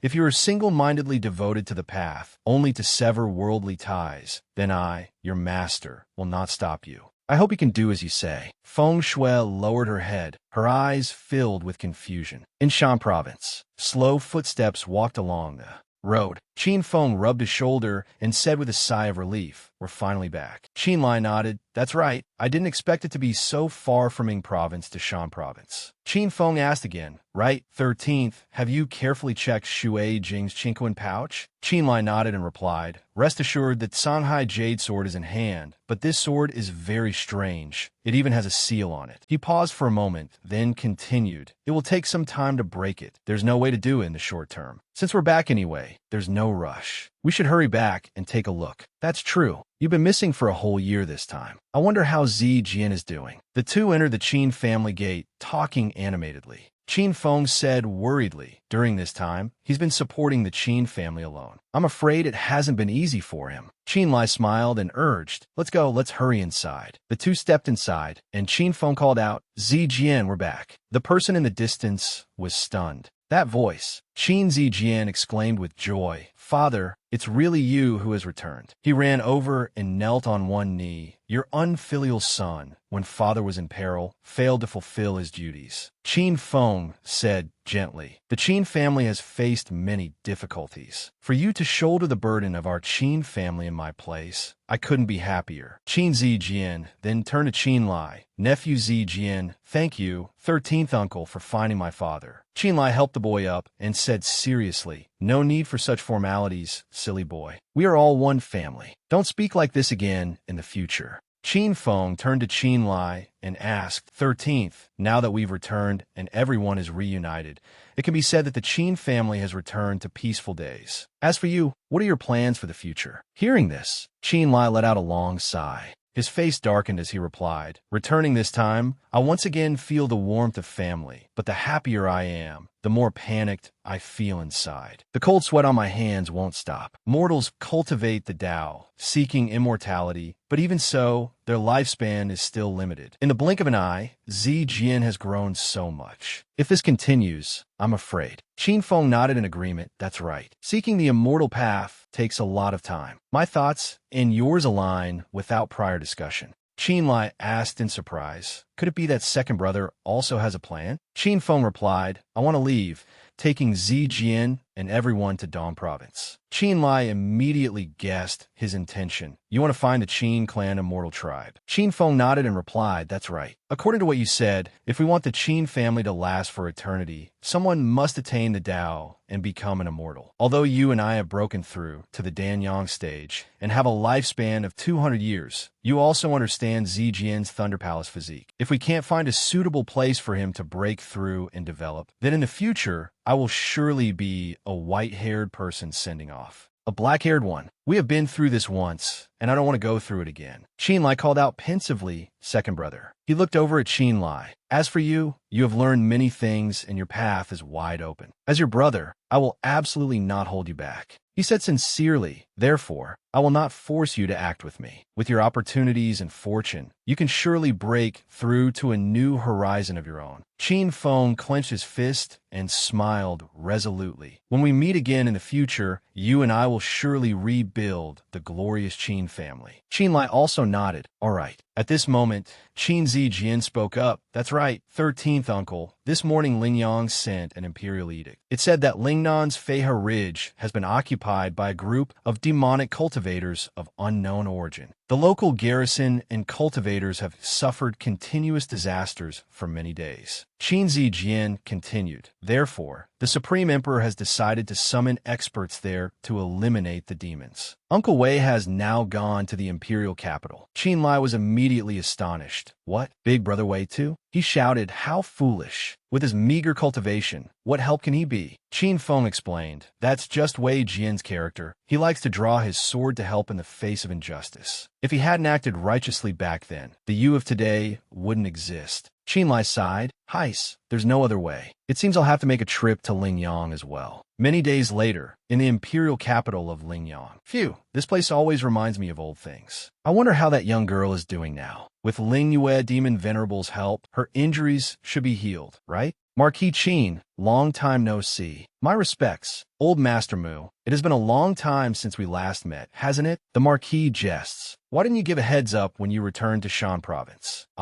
Having just returned to my residence after a long time, there are naturally many matters to handle. I will pay a visit to Shang Yuan in a few days. Ha ha ha. The Marquis is too kind. Let's go. Let's proceed to the palace together. We shouldn't keep Yuan waiting for too long. Yuan, has young Miss Mu returned? Of course. Shan Province is currently in chaos with demons. As a citizen of the nation, she must certainly help the court. That's true, but I came this time to find friend. If I go to the palace like this, then that's easy to arrange. The Marquis can write a letter, and then the Mu residents will find the person for you. When he sees the letter, he will understand. How does that sound? Then I'll have to trouble old Master Mu. Not all. Hall of mental cultivation. We ministers pay our respects to the Supreme Emperor. My dear ministers, no need for formalities. You have probably all heard about the incident in Lingnan. I have summoned everyone here today in the hope that you can all share a common enemy. Go to Lingnan's Feiha Ridge and eliminate the demons. Reporting to the Supreme Emperor, this subject has not attended court for a long time and does not know the current state of the war in Lingnan. According to news from the border, a month ago, Feiha Ridge was occupied by a group of demon folk. They have allied with the demon sects in Shan Province and have been secretly expanding their power. It has now become a great disaster for the nation. To be honest with your majesty, 2 years ago, my Mu family was attacked by the heartless demon sect. Their sect master, the old demon of the demon sect, was merely at the early Danyang stage. Compared to the cultivators within our country, he is probably not worth mentioning. That's right, the Heartless Demon sect has also joined this force. But for some unknown reason, in just 2 short years, the Heartless Old Demon has advanced his cultivation to the late Danyang stage. And the members of other major and minor demon sects have also broken through rapidly in an instant. This rate of progress is truly hard to imagine. So that's how it is. The Supreme Emperor's meaning is that there is another dark hand behind this group of people. That is indeed what I think.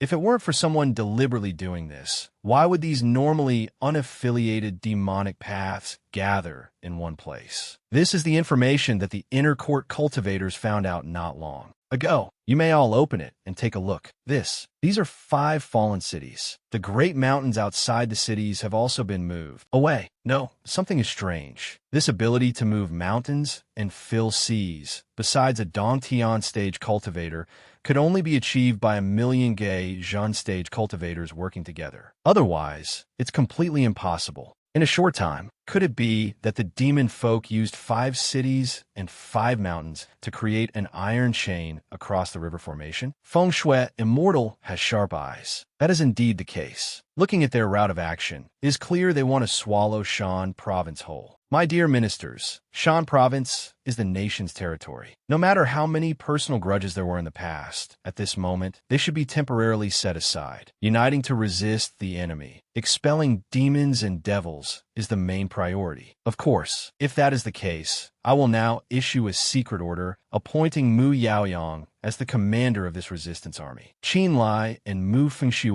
will be officers, leading the elites to investigate secretly. If there is an opportunity, annihilate the rebel army in one fell swoop. Yes, in that case, all of you prepare a little. We will set out at the hour of the dragon tomorrow. Yes, we ministers take our leave. Supreme Emperor, is this not a bit inappropriate? What do you mean? Well, this Qin Lai's prestige in Shan province is too high. This subordinate worries that he will recruit soldiers and usurp the throne in the future. Heis, there's no other way. Actually, I didn't want this either. Who would have thought that this Qin Lai would go on a trip through a teleportation formation and return having reached the Ying Fu stage? And that little girl from the Mu family also obtained the fortune of the Snow Wind Divine Palace. Her cultivation is not much inferior to Qin Lai's. This matter. Currently, Shan province is in grave danger. If the country falls, the home is lost. This is not the time to only think of oneself. I have to admit, the era in Shan province where I was the only Ying Fu expert has passed. One day later, Ancestor, why are there so few people setting out with us this time? The vast majority of people, as soon as they heard it was demons on a rampage, lost their nerve. Those who can be of use are truly not many. But it's all right. After all, this is a secret operation, so fewer people is better. That's right, Marquis Qin, the person you asked us to help find was found last night. As you expected, this person was also on the registration list. We showed him your handwritten letter and only then persuaded him to go. Although this person is a fine man, his cultivation is. It's fine, as long as Big Brother Wei understands my meaning. Later, I will personally apologize to him. All right, back to the main topic. For now, what is the situation with the disaster? According to intelligence, they are centered on the destructive demonic miasma in Lingnan's Feihe Ridge. Then they use disciples from various demon sects as vanguards, advancing and retreating in unison, their swords pointed at Lingnan. Therefore, relying on ordinary firearms, gunpowder, and troops alone cannot stop them. If that's the case, does anyone know what that demonic miasma looks like? It's not very clear. It's said that this miasma is thin and purple. Although it's not extremely toxic, cultivators who enter it feel a sense of being controlled. Being controlled. Abyssal demon, profound poison. Uran, what did you say? What everyone is talking about is very likely the abyssal demon profound poison. Its characteristics I have read about in the archives of the Snow Wind Divine Palace. This is a type of demonic chi that circulates in the demon realm, but is extremely rare in the land of the 5 provinces. You mean this miasma comes from the demon realm? That possibility cannot be ruled out. Although we have discovered the abyssal demon profound poison, this thing had already spread throughout the Central Plains thousands of years ago, so we cannot make a direct conclusion rashly. Then what is the effect of this poison? If an ordinary cultivator inhales too much, it will lead to hallucinations, and from there, chi deviation. Conversely, if a demonic cultivator controls it moderately and knows restraint, their cultivation will be further enhanced. So that's how it is. No wonder the strength of these demon sects has suddenly increased so much. This makes things difficult. The enemy is pushing their battle lines forward based on this poisonous miasma. If there's no solution, doesn't that mean we can only passively take a beating? No, old Master Mu, I have a way. To untie the bell, one must find the one who tied it. Why don't I sneak into the enemy camp and find the antidote for the poisonous miasma? I'll sneak in. The people nearby are all from the demon sect. Moreover, ordinary cultivators have already inhaled the bone chi. Uran, grandfather, you don't need to worry. Be careful. Leave early and come back early. I'll be back in a bit. After Qin Lai left, old Master Mu spoke up. Uran, did you feel it? Just now, when Qin Lai left, he used the primal yang force. Feng Xuan nodded. Yes, he can freely switch between yin and yang forces. Therefore, that bone poison can't do anything to him, Feng Shui said calmly. Old Master Mu glanced at her. So that's how it is. You've known for a long time? Feng Shui replied. I hope everything goes smoothly for him. Qin Lai flew for a distance before landing on the ground. He looked at the surrounding space and thought to himself, very good, this must be the enemy's patrol area. Just then, a person walked over and said loudly, Hey, which sect are you from? Hurry up and report your name. Qin Lai immediately turned to look. The moment that guy saw him, he knelt down abruptly. A late-stage Dan Yang cultivation base. He changed his tone. This lowly one has eyes but failed to see. I have offended you, Senior. I hope Senior will forgive me. Qin Lai scanned him from head to toe and asked, judging by your clothes, you're from the Wuxin demon sect. Is your sect master, Wuxin Lauren, here? The disciple replied respectfully, reporting to Senior. The sect master is supervising the construction of the transportation array. He is probably in the south. Qin Lai lowered his head and wondered, constructing a transportation array? What's going on? All right, this venerable one understands. After saying that, Qin Lai vanished. The disciple called out in a daze.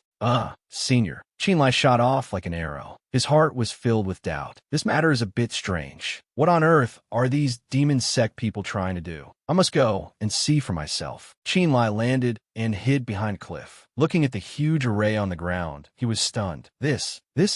Why is this transportation array so big? Qinlai was completely bewildered. He thought to himself, a normal array can only transport 1 or 2 people. But the array before me is at least on the scale of 100 people. Qinlai gritted his teeth, furious. Damn it, these heretical demons definitely have some kind of conspiracy. It seems I can only find Wuxin Laogui directly to learn the truth. Just then, a subordinate tripped over a rock, and the wooden box in his hand fell to the ground. Oh, the immortal elder immediately noticed him. He approached and asked irritably, "What kind of work is this? You can't even do such a small thing." The man trembled and said, "Immortal elder, I'm truly sorry, but we've been working continuously for many days and have no strength left." Immediately after, red blood gushed out. The man fell to the ground with a thud. The immortal elder said coldly, "The dead don't feel tired. If you want to rest, then rest for good." Qinlai's deep voice rang out. "Oh, Wuxin, you're quite imposing, aren't you?" Wuxin immediately recognized it. This voice. "Qinlai, you've returned to Shan province." Qinlai landed on the ground. He asked coldly, "Old man, you still remember this Qin?" Wuxin immediately said angrily, "Back then, you and Mu Huyang conspired to frame this old man. I wish I could tear you into 100 pieces." He took out a talisman. "Since you're here, then don't even think about leaving." Wuxin shouted, "Haisha Mo, destroy him for me." Qinlai's eyes widened in some surprise. "That's a Haisha Mo. This thing only appears in areas with dense demonic qi. Why did it suddenly come to Shan province?" The Haisha Mo opened its mouth and spoke some strange language. Qinlai was startled. He immediately jumped back, dodging its punch. He landed on the ground, keeping a safe distance from the Haisha Mo demonic language. What's going on? Isn't it a demon from Yin province? Qinlai quickly realized this is not a demonic cultivator at all, but a true member of the demon clan. Wuxin raised an eyebrow and snorted coldly. "Humph, now you know who you're up against, don't you? I'm not afraid to tell you. The Outer Realm Demon Lord, Great King Daoyuo, is in Shan province. I advise you to surrender obediently." Qinlai said indifferently, "Wuxin, although you are a demonic cultivator, your body is not a true demon body. By leading Outer Realm demons in, have you ever thought about the common people of the 5 provinces cultivation world?" Wuxin sneered contemptuously. "Humph, what does the life and death of mere mortals have to do with me? I only know that as long as I help Great King Daoyuo take Shan province, then I, Wuxin, will become a true demon and enjoy a lifespan as long as heaven and earth." "You bastard!" Qinlai immediately took out a talisman and shouted, "Is this your reason for killing people wantonly?" Wuxin snorted coldly, "Ridiculous. The people you, Qinlai, have killed are hardly that few in number. I'm not yet crazy enough to harm ordinary people. Enough talk, Dai." With that, he charged straight at the Haisha Mo and attacked. A deafening explosion rang out. Wuxin's eyes widened, and he let out a surprise humph. Before he could react, Qinlai had already charged straight at him. He roared in a low voice, "It's over, Wuxin." Immediately after, a sharp blade slashed down, tearing his body apart. Wuxin coughed up a mouthful of blood. Spurt. He stared wide-eyed, trembling as he cried out, "Qinlai!" Qinlai landed beside him, thinking to himself, I must quickly find his Chinquan pouch and see if the antidote for the abyssal demon profound poison is there. He planted his sword down. Then he began to inspect the body. Qinlai used a soul-searching technique, scanning it completely. Immediately after, his eyes widened. Strange, there's no soul in this corpse. Could it be that Wuxin isn't dead yet? Qinlai wondered. After fumbling for a while, he finally found the Chinquan pouch. He tossed the pouch in his hand and sighed. Can't be helped. I can only go back and sort out the intelligence. Not first. Then, Qinlai stomped his foot and shot away, leaving only small, scattered stones on the ground. Just then, a stream of light appeared from under that hole. That person quickly shot away like a flash. Wuxin's spiritual soul panted, cursing continuously, damn it, I didn't expect his cultivation has already reached the Ying. The Fu realm. He gritted his teeth and said, although the Haisha Mo talisman is powerful, it also depends on the cultivation of the caster. No wonder it couldn't defeat him. Wuxin's eyes were bloodshot, his voice filled with hatred. Qinlai, for today's grudge, I will have my revenge another day. You just wait. After that, he shot away. An hour later, Qinlai returned and told Old Master Mu and Feng Shui everything. That's how it is. The one behind this lingering chaos is very likely someone from the Outer Realm Demon Clan. Feng Shui frowned and asked, Outer Realm Demon Clan? Could it be the Demon Clan that was driven to the Demon Realm by the Central Plains cultivation world 10,000 years ago? Old Master Mu also spoke up. While you were gone, we also investigated the surrounding situation. It's basically as you said, but there are still some rumors. Qinlai asked in surprise. What do you mean? He glanced at the subordinates behind him. Someone asked if these demons came from Yin Province. They also looked at Qinlai, their eyes full of suspicion. Marquis, everyone knows that the immortal maiden of the Yin Province demon realm has shown you kindness. Moreover, before things are fully investigated, to directly say it's unrelated to that side, isn't it too soon? This statement was clearly referring to Yiluo. Qinlai gritted his teeth and shouted, I'll say it again, they spoke the demonic language. That is not a language of the Central Plains at all. In the end, do you understand Yin Province better? Or does this Marquis understand Yin Province better? He roared angrily. Feng Shui watched this scene, a hint of sadness in her eyes. Qinlai continued, the important thing now is not to discuss where they came from, but how to repel them. Old Master Mu stepped forward. The Marquis is right. He said calmly, for now, we must focus our energy on dealing with the invaders. Don't mention those baseless matters anymore. Old Master Mu raised his voice and commanded, all listen to my order. At the Qin hour tomorrow, we will launch a full-scale assault on Feihe Ridge. You must use your own eyes to see clearly just what kind of entity wants to cause trouble for our Shan province. Understand? Hearing this, the others were silent for a long time. They replied in unison, understood. That night, Feng Shui found Qinlai. I knew you'd be here. Qinlai was surprised. Miss Mu? Feng Shui asked. There are less than 6 hours until we set out. Why aren't you sleeping? Qinlai hesitated.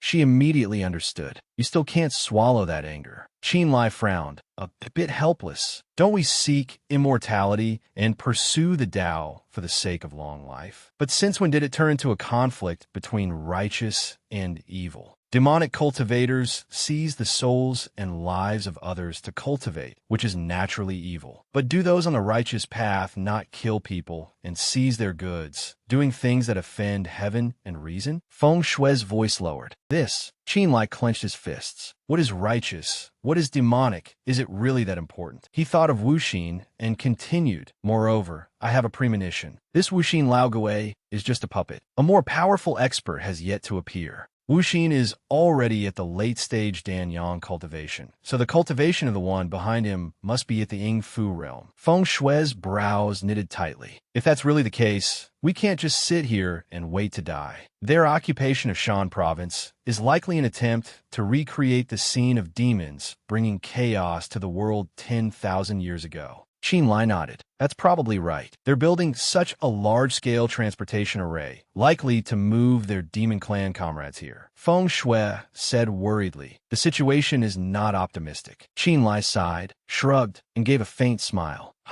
If the opponent is at the great perfection of the Ying Fu realm, I'm afraid we will all die at Feihe Ridge. Hearing this, Feng Shui's face darkened. It's getting late. I'll go back to the camp and check. After all, no one knows what will happen next. After saying that, Feng Shui turned to leave. She suddenly said again, don't worry, which left Qinlai stunned. Feng Shui turned her head back, her voice firm. You won't die. Qinlai let out a helpless laugh. Really now, I don't know where she gets that confidence from. Oh well, I'll get some sleep. Soon, dawn broke. Qinlai, still sound asleep, was awakened by an urgent voice. Marquis Qin, wake up quickly. Qinlai sat up and asked Old Master Mu, what is it? Old Master Mu was extremely panicked. Have you seen Yuran? He was taken aback. Miss Mu? Just a few hours ago. What happened? Old Master Mu sighed. Yuran is nowhere to be found. Qinlai was startled. What? He immediately recounted. Early this morning, we discovered she was missing. The guard on duty last night said Yuran mentioned she had something to do and went south alone. South? Qinlai suddenly thought of something. and his eyes widened. He said urgently, "Old Master Mu, quickly think back. The Chinkoan pouch I gave you for safekeeping yesterday, is it still there?" Old Master Mu broke out in a sweat. "The Chinkoan pouch? I gave it to Yuran last night. Is there a problem?"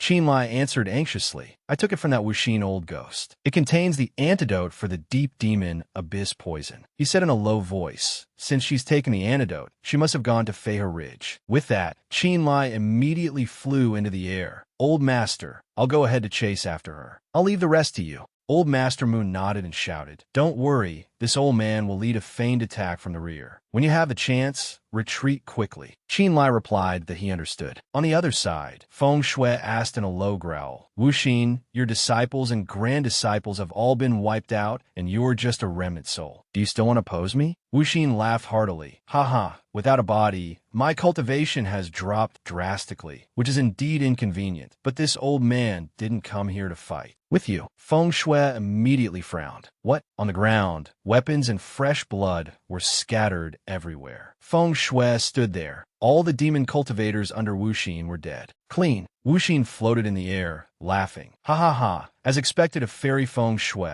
ordinary demon cultivators are indeed no match for you." He pointed toward the valley. "Guests have come from afar. My master invites Marquis Qin and the fairy to enter the valley for a visit." Feng Shui shouted in a low growl. "Give up. Qinlai is not here." Wuxin let out an "oh." "Oh, that's not so certain." She glanced behind her and immediately spotted a figure flying over. With a thud, Qinlai landed in front of Feng Shui. He calmly stood up. Feng Shui asked in a daze, "Qinlai, why are you?" Qinlai asked directly, "Miss Mu, why did you come to Feihe Ridge alone? Everyone is very worried about you." Feng Shui broke into a sweat and stammered, Actually, I don't really know myself." Qinlai's eyes widened. "Huh?" Feng Shui lowered her head and answered honestly, "After hearing you say you might not return, for some reason, I felt troubled and upset." Her cheeks flushed red as she continued in a low voice. "It was as if a voice in my head was telling me that I had to help you." Qinlai's gaze softened. "Miss Mu," Wuxin coldly interjected,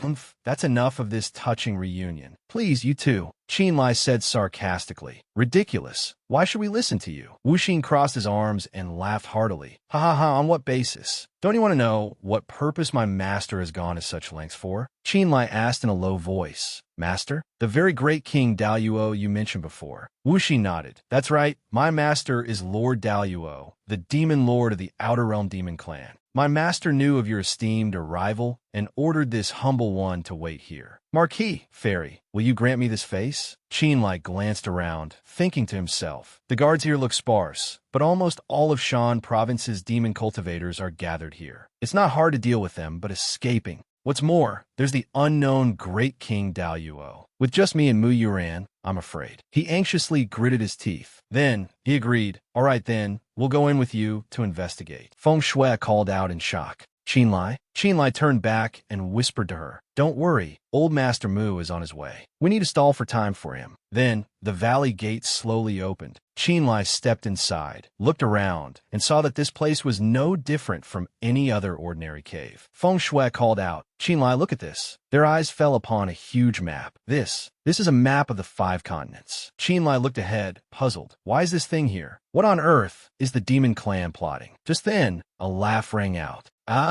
Suddenly, a smiling man walked over and said, "What's the hurry? Don't worry, you'll know soon enough." Mu Yuran couldn't help but wonder. "It seems your excellency is not from the Central Lands." He immediately praised, "The fairy has good eyes." He then introduced himself. "I am Daluo of the Outer Realm Demon Clan. Indeed, I'm not a person of the Central Lands." Hearing this, she was surprised. "So you really are from the Outer Realm Demon Clan, but you don't seem like the other great demons." Daluo smiled and replied, "Their bloodlines are not pure enough. Naturally, they cannot yet take human form. If one's cultivation is high enough, one can look exactly like a human. And this lord has been traveling in the Central Lands for a long time. Naturally, one must do as the Romans do when in Rome." Qinlai immediately asked, "If that's the case, why did you need to come to Shan Province and create such merciless slaughter? What is your excellency's purpose?" He put his hands behind his back and replied, "As members of the demon clan, we are naturally opposed to the righteous path. This lord is here to establish a demon kingdom." Daluo smiled, turned his back, and said in a nonchalant tone, Although we lost 10,000 years ago, it doesn't mean we have completely given up on the resources of the Central Lands. He touched the wall and said, "This time, this lord has come to Shan province as the vanguard to prepare for the Demon Kingdom's unification of the Central Lands." Daluo turned back to look at them and continued, "Of course, this lord invited you two here today to give you an opportunity. As long as you are willing to submit to us, you will surely enjoy glory and wealth in the future." Mu Yuran immediately chimed in. "So you built the transportation array to transport a large number of personnel to the Central Lands." He smiled and replied, "That's right. Although you people are obstructing us, as long as you obediently surrender, this lord can let bygones be bygones." Hearing this, Qin Lai understood and said directly, "It seems your excellency has indeed come to recruit us. Wanting the two of us to surrender can be considered, but your excellency must answer a few of this Qin's questions." Daluo snorted coldly and said, "If you want to ask, just ask. Why be so long-winded?" Qin Lai continued, "All right. It is said that after the chaos of demons and monsters 10,000 years ago, the allied sects of the 5 continents of the Central Lands drove the demons and monsters beyond the borders. So, since then, how did your excellency find Shan province?" Hearing this, he laughed and said, "It seems Marquis Qin knows nothing about his own territory. Fair enough. Today this lord will tell you a little." Then Daluo began to explain. "The Central Lands are divided into 5 continents: Dong, Yu, Ying, Yun, and Shan. Our demon clan originally lived here, also a part of the cultivation world. Unfortunately, you so-called righteous cultivators, in order to fight for resources, ganged up to deal with us and drove us out of the Central Lands." He paused for a moment before continuing, "But luckily, back then we left behind many ancient transportation arrays everywhere." Hearing this, Qin Lai said in a low voice, "So you found this place through a transportation array?" Daluo immediately recounted, "Of course not. Although there were many ancient transportation arrays, most of them were damaged. We drifted on a boat on the ocean for decades before we saw the continent." Upon hearing this, Mu Yuran was startled. "You came here from the sea?" Seeing that they seemed to know nothing, he raised his hand and used his demonic power. "Humph, it seems you really know nothing at all. If that's the case." As his hand pressed down, there was suddenly a small explosion above the door. Daluo's eyes flew open as he glared and said, "I'll show you." At this moment, something was pulled out. He continued, "This is the true appearance of the 5 continents." Both of them were shocked by the sight before them. Qin Lai was surprised. "There's another continent beyond Dong province." Daluo continued, "Our demon clan was driven to an island outside the region, and then sealed by a barrier from the outside world." At this point, he showed his anger. "This is the truth of the demon realm that you don't know." Facing their astonishment, Daluo continued, "For the past 10,000 years, the demon clan has been multiplying, all to reclaim our lost land. That is why we spared no hardship, traveling thousands of miles to land on these shores." He gritted his teeth in anger. "The main purpose is to slaughter all those self-proclaimed famous righteous sections." Hearing this, Qin Lai couldn't help but worry. "So it's not just you. There are many others heading from the ocean towards the 5 continents." He affirmed, "That's right. As long as we find land, we can repair the ancient transportation arrays. Then we can use the arrays to achieve the goal of transporting resources." At this point, Daluo finally revealed his intention. "You two, this lord has said everything. If we join forces in the future, we can certainly carve out a piece of the world." Hearing this, he laughed. Qin Lai replied softly, "Thank you, Your Excellency, for your sincere explanation. This Qin finally understands your purpose." Hearing this, Daluo naively asked, "Oh, so will you two surrender to this lord?" Qin Lai immediately replied, "No. On the contrary, you will not be allowed to cause chaos in Shan province." Hearing this, he was confused. "What?" On the other side, Qin Lai calmly continued, "Although your excellency's cultivation is extraordinary, your mind is like a child's. Perhaps you've been on a boat since you were born, right?" He explained, "This Qin only said it could be considered, not that I would definitely join forces with you." Hearing this, Daluo stammered, You tricked me." Qin Lai's voice was sharp. "So what if I did?" This Qin has now finished considering. His every word made him angry. "Will you take yourself and get lost back to the Demon Sea Island, or should I personally send you to hell?" Daluo gritted his teeth. He immediately raised his hand and shouted, "Bastard, are you courting death?" Immediately after, a large explosion occurred. Qinlai immediately dodged and jumped away. Daluo, now with a ball of demonic energy gathered in his hand, said, "You, surnamed Qin, you refuse to toast only to drink a forfeit. This lord hasn't had a satisfying fight in the decades I've been on the boat." Then he struck the ground directly. "Today, I will play with you too." Seeing this, he was startled and immediately jumped up to avoid the attack. Daluo on the other side also jumped up simultaneously, saying that once you're dead, that old turtle Zhao Mu won't be worth thinking about. He shouted, "Damn you," and the two of them immediately clashed. Daluo was shocked when Qinlai's power struck ice. At this moment, Mu Yuran charged from behind. Her entire body was now ready, surrounded by ice and snow, preparing to attack. She said softly, "Take this drifting spirit ice seal." Just like that, all the ice spikes rushed forward to attack Daluo. Right in the middle of the ice spikes, he was suddenly surprised. He saw something red flash. Daluo immediately put out his hand to block it. What rushed at him was a red sword. "Over here!" Qinlai immediately shouted. Bone-melting, soul-devouring, profound fire. His hand blazed with a burning flame. An explosion appeared in the air. Daluo landed on the ground, cursing under his breath. Damn it. He gritted his teeth in frustration. These two, one ice and one fire. How can their offense and defense be so perfectly coordinated? Daluo looked at the two of them and wondered. Weren't there rumors that Fairy Feng Shui and Qinlai were at odds after he broke off their engagement in front of everyone? Making him wonder for a long time if the intelligence was wrong. The sword on the other side also gradually floated up. He grabbed his sword and said, as expected of the Outer Realm Demon Clan, "The profound fire has little effect. It seems escaping today won't be easy." The Feng Shui immortal gradually gathered ice in her hands and said, "Don't overthink it. We just need to attack with all our might now. Is all that matters." She drew her ice sword and said, "His cultivation is around the mid-Fu stage. If the two of us join forces, we might not necessarily lose." Then she leaped forward. Daluo also rushed forward, saying, "Humph, although your coordination isn't bad, your cultivation level is still too low." Immediately after, he attacked directly, saying, "You, with the surname Qin, isn't fire arts your specialty?" Coincidentally, this lord also knows a bit of fire magic. Let's see how it goes.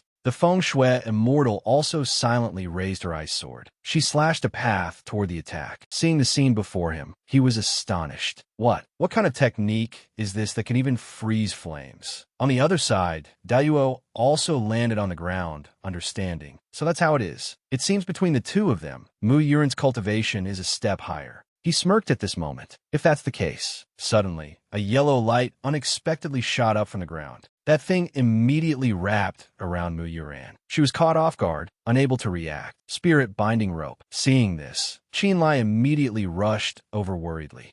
He immediately used his sword, wanting to sever the thing. Seeing it had no effect, Qinlai couldn't help but worry. Is it this sturdy? Daluo on the other side reminded him, "Don't waste your energy. This spirit binding rope is a mid-grade magical artifact. The higher the cultivation, the tighter it binds." He landed on the ground and said, "The two of you together were barely a match for this lord. Now that you're alone, let's see how long you can last." Qinlai immediately shouted and attacked. Chain of fireballs. Daluo laughed contemptuously. A third-tier spell. If you can't hit your target, it's useless no matter how many you cast. A flame shot out from his hand. This play should end now. Qinlai. A large explosion occurred, sending earth and rocks flying. Qinlai's expression immediately changed in astonishment. In front of him now was a layer of ice blocking the way. At this moment, the layer of ice shattered. Mu Fengshui coughed up a mouthful of blood from having forced herself to use her spiritual power. Cough. Seeing this, Qinlai turned back and asked worriedly, "Miss Mu, why did you help me? Forcing your spiritual power while bound. Aren't you afraid of severing your meridians?" She replied weakly, "I already said you wouldn't die."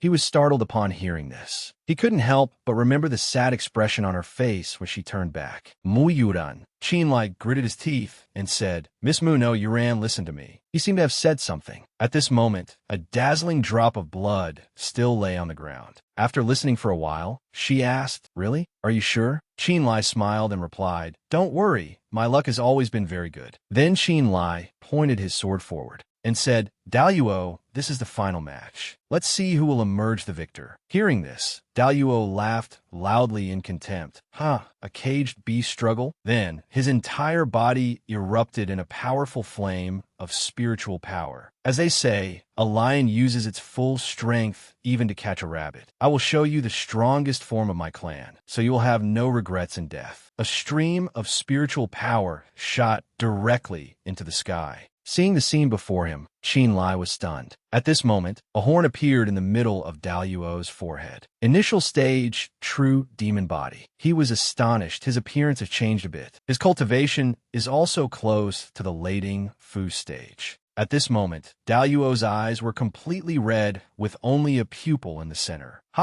You with the surname Qin, are you ready to die? With the same swift speed as before, he immediately rushed forward. Instantly, Daluo's arm collided with Qinlai's sword. He let out a soft grunt. On the other side, Daluo laughed with delight. You still have the spiritual energy of the immortal worship token in your body? So he immediately launched a fierce attack, saying, interesting. Let this lord see how long you can hold out. 4. While attacking, Daluo taunted, what's wrong? What's wrong? Your reactions seem to be getting slower and slower. At this moment, a trickle of blood also flowed from the corner of Qinlai's mouth. He couldn't dodge Daluo's arm in time, which was rushing toward him. Immediately after, his claw stopped right in front of Qinlai's eyes. At this very moment, there suddenly seemed to be a fluctuation. A powerful yellow circle appeared beneath their feet. At this point, he looked at the stones on the other side and realized gravity field energy. This doesn't seem to be your own ability. You must have a magical artifact on you that can control the area. Seeing this, Daluo was not afraid at all, but became even more delighted. A good item. I must take it. He wasn't even afraid of the gravity, which immediately startled Qinlai. What? Qinlai quickly dodged the other's claw.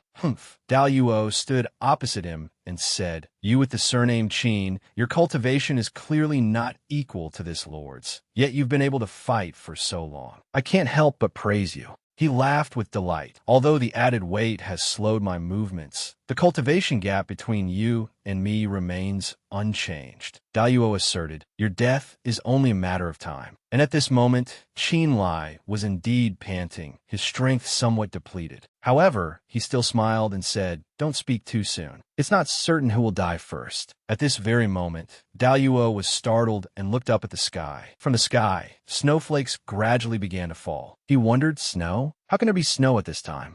This is not good. An ice spear gradually gathering energy appeared. At this moment, Mu Yuran, having escaped her bonds at some unknown point, had transformed and flown into the air. Above her head was a powerful ice weapon. Seeing this, Daluo was terrified. This is impossible. She was clearly bound. He broke out in a cold sweat and said, could it be that your desperate attacks were just to buy time? Qinlai smiled and revealed his intention. That's right. As long as you were slightly distracted and loosened your control over the spirit binding rope, Yuran would have a chance to execute an escape technique. What we bet on was that you couldn't focus on two places at once the entire time. Hearing this, Daluo recalled the moment the gravity field opened. While I was distracted, could have been then, he immediately kicked Qinlai away. Bastard. He was kicked so hard he spat blood. Seeing this, Mu Yuran above worriedly called out, Qinlai. Qinlai immediately shouted, don't worry about me. Attack quickly. Hearing this, she gritted her teeth. Immediately after, a layer of ice gathered above her head and powerful frost. Mu Yuran looked down and said, take this. Azure Snow Cold Light Pillar. Just like that, a powerful stream of ice and frost spiritual power struck down. Like a tidal wave. Seeing this scene, Daluo angrily roared, despicable. You humans are the most despicable. Then that powerful ring of spiritual power struck down, enveloping him. Daluo let out a tragic scream, from a distance. One could see a pillar of blue light shooting straight into the sky. A moment later, the dust and smoke gradually dissipated. Mu Fengshua landed on the ground and said worriedly, Qinlai, how are you? Qinlai, propping himself up on the ground, replied, don't worry, I won't die. After standing up straight, Qinlai praised, the Azure Snow Cold Light Pillar is truly formidable. It seems not even ashes are left of that, Daluo. Hearing this, she sighed in relief. Phew, that's good. Then he quickly asked her, Yuran, are you okay? She let out a breath and replied, I'm fine. After all, it was a high-tier spell, and I cast it by force. Bodily weakness is a normal after effect. Suddenly, a panicked voice rang out, no, impossible. Qin Lai immediately stood in front of Mu Fengxue and asked, Wu Xin, your backer has fallen. Do you have any last words? The man named Wu Xin above heard this and said angrily, Humph, even if Dao Yuo is dead, the two of you are also greatly exhausted. As long as I kill you here, the result will be the same. Suddenly, a voice spoke up, oh? Another group of people suddenly appeared and walked over, saying, Then what if you add this old man? Hearing the voice, Wu Xin was immediately startled. Mu Jiaoyang. The Mu family head smiled and said to the two, Marquis Qin Yuran, you two have worked hard. Leave the rest to us. They immediately said, understood. Just like that, Dao Yuo was defeated. The situation in Shan province immediately turned around. After Mu Jiaoyang sent the news back, Zhao Mu immediately gave the order to take the initiative and attack. The antidote glowed with a yellow light. As the Feng Shui immortal had personally tested it, the antidote for the deep demon abyss poison was suddenly in high demand. At this point, the demon sect could no longer rely on that gas to run rampant. A great crisis was thus resolved. Time gradually passed to a few days later in Lingyang City. Mu Fengxue stood opposite Qin Lai and said, although that teleportation array was for long-distance travel, it's fortunate that the Demon Island is too far from here. If that weren't the case, we might have had to face more than just Dao Yuo. He asked with a hint of regret, You have to go already? She replied, The Outer Realm Demon Clan will stop at nothing to invade the Central Plains. Perhaps Shan Province isn't the only place in peril. Therefore, I must immediately return to Ying Province and report this matter to my esteemed master. Suddenly, she paused as if she had something to say. Qin Lai asked, What is it? In the end, she just smiled faintly, It's nothing. I just remembered the one who rejected the marriage engagement back then. I didn't expect you to have truly carved out a world for yourself now.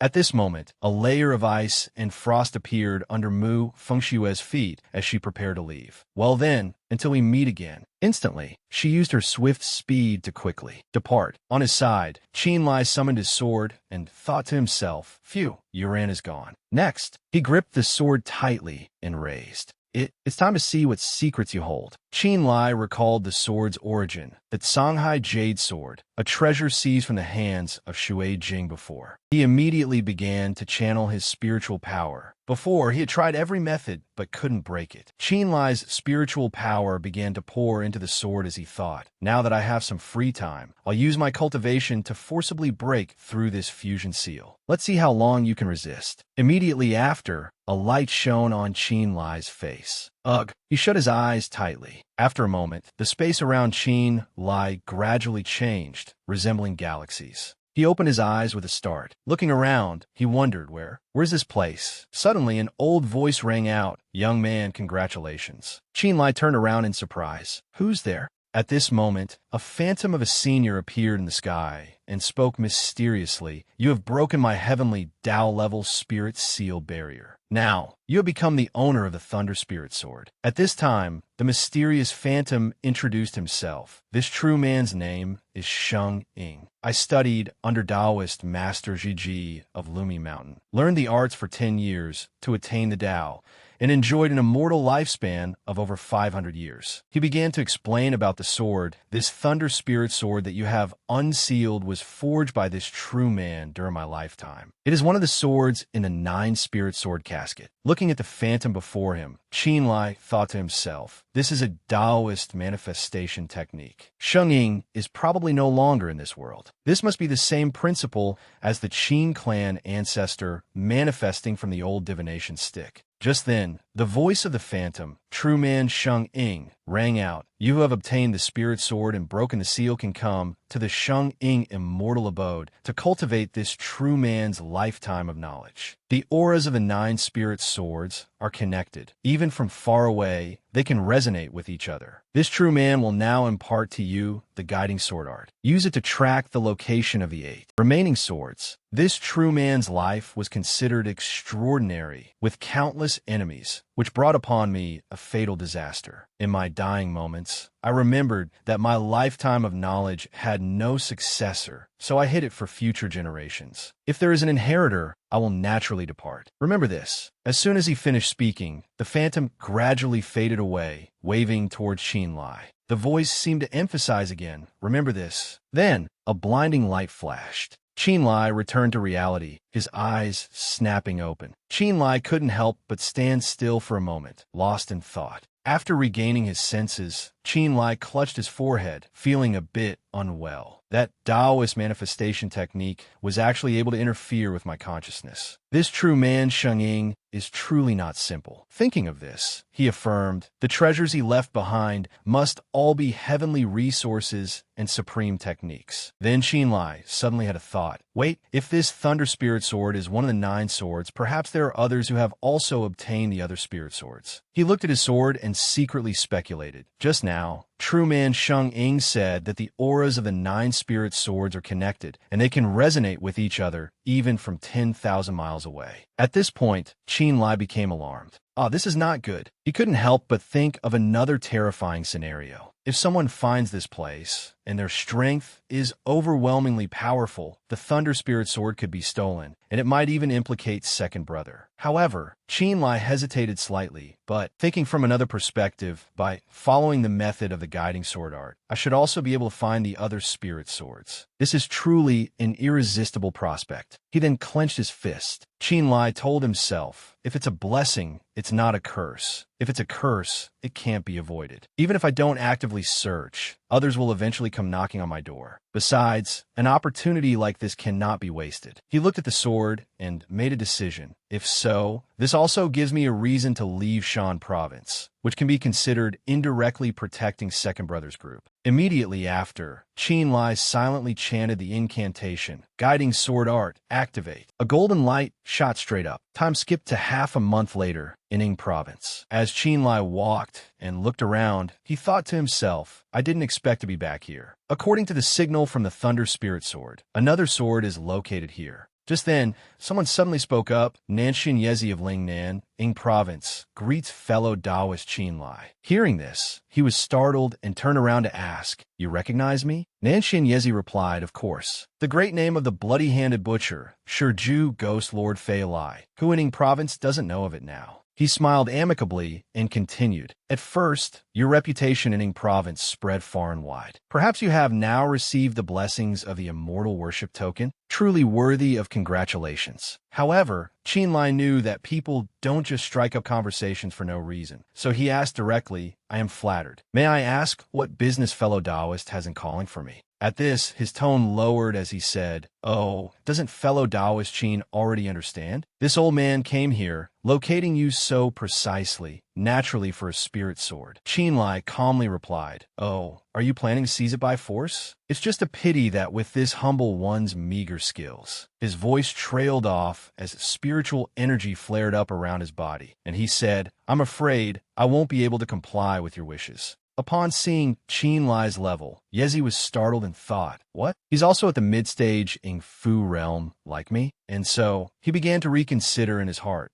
Then, Xian Yezi spoke in a friendly manner. Fellow Taoist Qin is indeed a hero of our time. This old man has been enlightened. Since we are all looking for the spirit swords, how about we cooperate temporarily? Hearing this, he chuckled lightly and replied, Oh, let's hear it. His voice trailed off as he said, this is not the place to talk. Please follow me, fellow Taoist Qin. Please. Then, they went to a deserted courtyard. Looking around, Qinlai praised, This courtyard of yours is truly filled with scholarly elegance. It's very pleasant. Xian Yezi replied, Fellow Taoist Qin, Jess. Since we want to cooperate, let's be direct. He asked directly, This old man holds the fire spirit sword. What about you, fellow Taoist? Qinlai calmly replied, The thunder spirit sword. Then he voiced his thoughts, which means, You and I each have 1 spirit sword, 2 of the 9. There are still 7 missing. He said in a friendly tone, That's right. If you and I join forces, regardless of mid-staging Fu, if possible, we'll try to seize them. Qin Lai then proposed another scenario. So if our opponent happens to be at the late stage or great perfection in Fu realm, we will have a different plan? He replied, that's right. In addition, this old man would also like to introduce someone to fellow Taoist Qin. Hearing this, he asked curiously, who is it? So, Xian Yezi began to explain. To be honest, before this old man met fellow Taoist Qin, I had already found the holder of the Wind Spirit Sword. This person's name is Chang Hentian, a member of the True Sun Fortress. Therefore, this old man has already cooperated with this Chang Hentian to search for the whereabouts of the other spirit swords. Hearing this, he understood, crossed his arms, and asked directly, so how many have you found? He smiled and said, for now, this old man and Chang Hentian are acting separately. Fellow Taoist Qin is the first one. Qin Lai calmly continued, you mean the spirit swords cannot be found all at once? He replied, that's right. Therefore, this old man hopes that fellow Taoist Qin will be like us. When you're out traveling, pay more attention to the movements of the spirit sword in your hand. If there is any related news, share it with us in a timely manner. He continued to spin his tale. Once it's done, the treasures in the Sheng Ing immortal abode. We will divide them based on merit, shall we? Qin Lai looked at this man and silently assessed. This old fox has a good plan. This method can only be used against late-stage Ing Fu experts. And the truth was, he had also figured it out. If they encountered someone with a lower cultivation level, they would probably just seize it by force. At that time, Hu found how many spirit swords would be completely impossible to calculate. Qin Lai looked at him and thought again, but for now, I have no other choice. I can only temporarily go along with his plan. Finally, he spoke up and replied, all right, I wonder where Chang Hentian is now. He immediately answered, according to the indication of the guiding sword art, he went to Yun province a few days ago. Thinking of this, Qin Lai couldn't help but think of another person, Yun province. Then he proposed a future meeting. Fellow Taoist Qin need not worry. After we have found all the sword holders, we will arrange a secret meeting. At that time, I hope fellow Taoist Qin will attend as scheduled. Qin Lai did not hesitate and replied, all right, then it's settled. I will go to Yun province first. Meet Chang Hentian once to discuss the plan after that. He turned to leave, but before going, he asked him, Senior Xian Yezi, would you like to go together? Xian Yezi smiled, waved his hand, and replied, no, this old man plans to take a trip to Yu province to see if any new sword holders have appeared there. He added a reminder, if anything comes up, contact me via flying letter. So Qin Lai spoke politely to take his leave. In that case, this Qin will take his leave. Xian Yezi replied, take care, fellow Taoist. As Qin Lai rushed off, he thought, what happened? At this moment, a shout rang out, Do Biao, you traitor! Shi Jie said angrily, you colluded with the earthly fiend sect and conspired to murder Master. What does that leave? Our heavenly secret sect. Do Biao, standing opposite him, replied, tell me, how did I collude?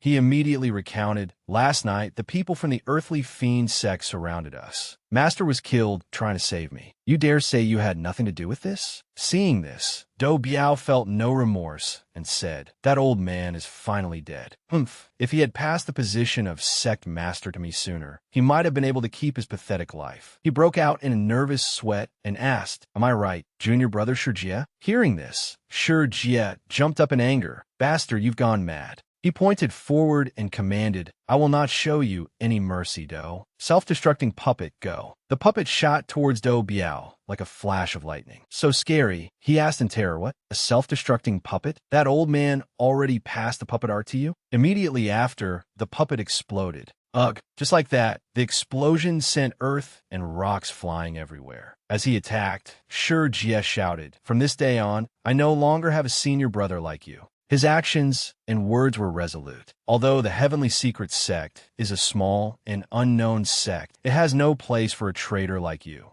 Then, a fireball shot towards Do Biao. At this moment, he cried out in terror, help, help, Sect Master Xia, save me. Suddenly, a sigh was heard. Sigh, Do Biao, you truly are a good for nothing. Instantly, a circle of water dissipated the attack. Another man suddenly appeared in front of Do Biao. As soon as he saw this person, Shi Jie immediately recognized him. Earthly Fiend Sect Master, Xia Yuntai. Xia Yuntai replied, that's right, boy. Since you recognize this, Xia, you might as well obediently hand over the secret manual of the puppet art to me. Hearing this, he said angrily, in your dreams, since you want to destroy my heavenly secret sect, I don't mind taking you down with me. Hearing this, Xia Yuntai did not hold back and immediately attacked, arrogant. If you don't want to hand over the secret manual, then there's no need to keep you alive. At this very moment, a sword suddenly shot out. That sword blocked Xia Yuntai's attack. A light flashed before Shijie's eyes. Ugh. Seeing this, Xia Yuntai angrily asked, who dares to interfere in the affairs of the earthly fiend? Sect. The sound of footsteps came from the bushes. Xia Yuntai was startled and looked over. The person who arrived was none other than Qinlai. He realized this person is at the mid-stage Yingfu realm. Xia Yuntai looked toward Qinlai and asked warily, who are you? State your name. Qinlai ignored him and turned to ask Shijie, kid, let me ask you something. He obediently said, please go ahead, senior. He pointed towards the guy hiding behind the tree and asked, the self-destructing puppet you used to defeat that person earlier, how much of its power did you manage to unleash considering your heavenly secret sect techniques? Hearing this, he lowered his head in embarrassment and said, truly shameful. Just now, at most, I only managed to unleash 2/10 of its power. Hearing this, Qinlai thought, that person named Do Biao has a cultivation of at least the great perfection of the Guizhen stage. A puppet technique at 2/10 of its power beat him to the point where he couldn't even fight back. Thinking of this, he smiled happily. If I could use this power in the future struggle for the Sheng Ying immortal abode. So he turned and said to him, kid, how about we make a deal? Hearing this, Shijie said in confusion, a deal? Qinlai replied, that's right. I'll help you defeat Xia Yuntai. In return, you'll let me borrow that puppet technique manual to read for one shurchen, all right? Hearing this, he replied in a fluster, this. He continued in a dignified and very practical tone. Is it a difficult choice? Either you die and your path ends, the manual is stolen, or you save your life and expand the heavenly secret sect. It all depends on your decision right now. You? At this point, Shijie showed a pained expression. Hick, finally, he made a decision. I agree. I asked Senior to make a move. After hearing this, he smiled and said, good. Immediately after, Qinlai didn't hesitate and raised his weapon towards Xia Yuntai. He immediately panicked. Wait, if you kill me, my younger brother will not let you go. He was unmoved. Oh, it seems you're very confident. Qinlai immediately sent the guy flying with a palm strike. A mere mid-stage Dan Yang dares to show off in front of me. Qin. Phut. Xia Yuntai immediately spat out blood. Qinlai smiled and began to gather a ball of spiritual energy in his hand, asking, speak. Do you have any last words? The Xian Yin fire was activated. Xia Yuntai, still terrified, kept backing away and begging. Fellow Taoist, no, senior, I was only commissioned by someone else to come. Hearing this, Qinlai paused for a moment and immediately asked, so there's someone behind this? Could it be another spirit sword holder? Speak, who exactly sent you? Xia Yuntai immediately wanted to answer obediently, re-reporting to Senior, it was. But suddenly, a flash of light appeared from behind Qinlai. Something shot out directly and finished off Xia Yuntai. Qinlai immediately dodged away. What's going on? From the side, Shijie also called out a warning. Senior, be careful above. Hearing this, he was startled. A woman had appeared behind him at some unknown point. She immediately launched a powerful attack at the spot where he had just been standing. Upon seeing the person's appearance, he cried out, a dual cultivator of immortal and demonic arts. The main character had a thought, this kind of aura, but immediately after, she left at top speed. Qinlai watched her go and recalled, one strike and then she fled. Her cultivation is at least at the Yingfu stage. She's an expert. Shijie ran up from behind, worried. Senior. He cupped his fists respectfully and said, thank you for your help, Senior, for saving the heavenly secret sect from a dire situation. Qinlai replied, no need for such formalities. How many people are left in your sect now? Hearing this, his expression turned sad. Last night, we were unfortunately attacked by the earthly fiend sect. Now, I'm the only one left. Then Shijie took out a manual and said, that's right. This is my heavenly secret sect's manual. Now that Xia Yuntai is dead, I must naturally keep my promise. Please take a look, Senior. Qinlai accepted it without ceremony and said, all right, your name is Shijie, right? I have something to tell you. Shijie immediately asked, Senior, please speak your mind. He immediately gave a warning. In the future, as you travel the world, do not mention today's events to anyone else. This concerns your life. You must remember this well. Qinlai then mentioned the person tied up on the side. Also, that Do Biao over there, is he your senior brother? He didn't want to decide for him and said, since this is an internal matter of your heavenly secret sect, I'll leave it for you to handle. Hearing this, he cupped his fists and replied, thank you, senior. That night, deep in the forest, a white-haired girl stood silently, holding something that glowed in her hand. Then she suddenly crushed the thing in her hand, shattering it. The figure of a man immediately appeared.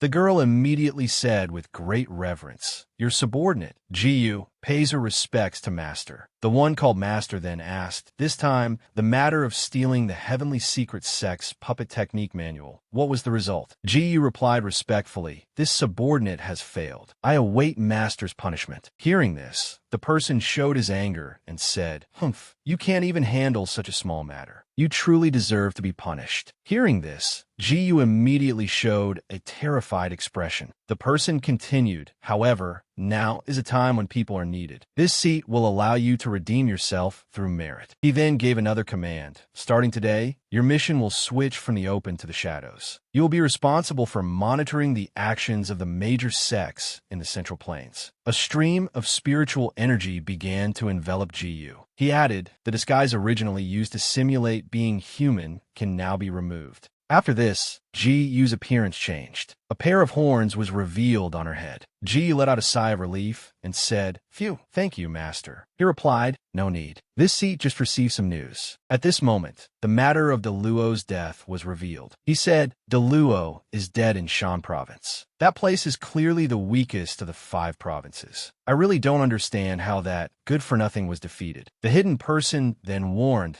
the matter in Shan province has attracted the attention of the Central Plains cultivation world. From now on, we can no longer make any rash moves. He also turned away and said as a warning, if there are any more mistakes in the future, Jiyu, you know the consequences. Jiyu replied respectfully, please rest assured, Master. The figure also disappeared, leaving behind his words, good. I hope that the next time we contact, you can bring me results that will satisfy this seat. After the mysterious person disappeared, Jiyu let out a sigh of relief. Phew! She recalled Qinlai and thought to herself, that person. It seems I must find a way to find him. At the same time, at the Gui Tian sect in central Yun province, in a courtyard, a voice was heard, Chuan Xiu, the heart technique I, as your master, passed to you yesterday is not very difficult for someone of your intelligence. Why is your progress so slow? Tell me what happened. Chuan Xiu quickly cupped his fists and replied, benevolent master is all-seeing. Half a day ago, this disciple received news that my disciple's biological brother, Xia Yuntai, has met with a mishap. This person is Xia Yuntie's biological younger brother, Xia Chuan Xiu. The man heard this, stroked his chin, and said, so that's how it is. At this moment, his identity was also revealed. He was the head of the Gui Tian sect, true man Xingyao. He said, this older brother of yours, I, as your master, understand him quite well. In recent years, he has borrowed the reputation of our Gui Tian sect to do outrageous things. Today's outcome is just his karma. Hearing this, Chuan Xiu stammered, wanting to say more. However, true man Xingyao didn't want to say more and turned away. All right, of course, I, as your master, understand that blood is thicker than water. Go and pack up. You could descend the mountain tomorrow. Hearing this, he probed his master's intention.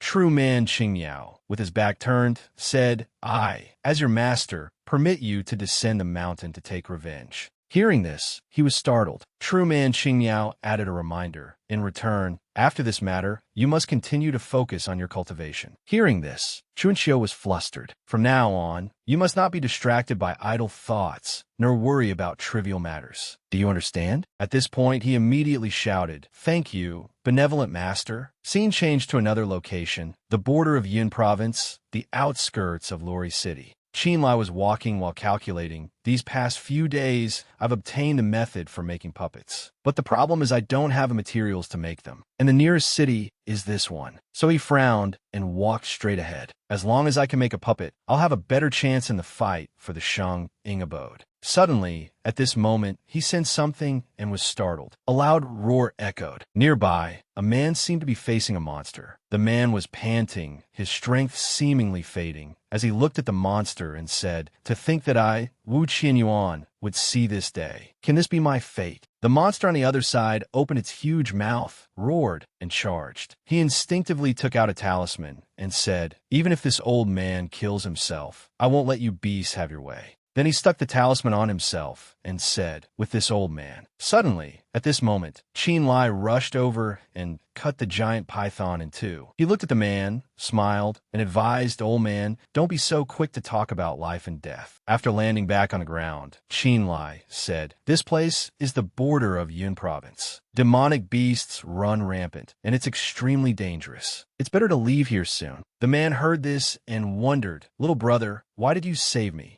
Hearing this, he scratched his head, hesitating on how to answer. "Why, just consider me doing a good deed." The man didn't hesitate any longer and decisively left, saying, "If that's the case, then this old man thanks you. We'll meet again." After that, the figure immediately flew away. Qin Lai quickly called out, "He's gone. Dong Bao, come on out." Dong Bao then jumped out, chirping. It reached out and took the beast's inner core. Seeing it seemed happy with that thing, Qin Lai was puzzled. "Heis, what's so good about a demonic beast's inner core? You've been eating them every day lately. Don't tell me you've started cultivating too?" On the other side, Dong Bao just kept eating happily, chirping nonstop. He didn't say anything more to it and just reminded it, "All right, we're heading to Luori City next. You have to hide well and be good." It obediently chirped, chit-chit. In Luori City, at the princess's residence, a girl said to the man, "Elder Wu, you've returned. You're injured." The old man replied, "It's nothing, Princess Ingluo. How are your injuries now?" Princess Ingluo gave a sad smile. "Still the same. The beast's poison has invaded my internal organs. Although it's not visible on the outside, in 3 days at most, my cultivation will be completely crippled." Elder Wu immediately rushed to console her. "Your Highness the Princess, please rest assured. This time, this old man has brought back the Chuan Kong grass.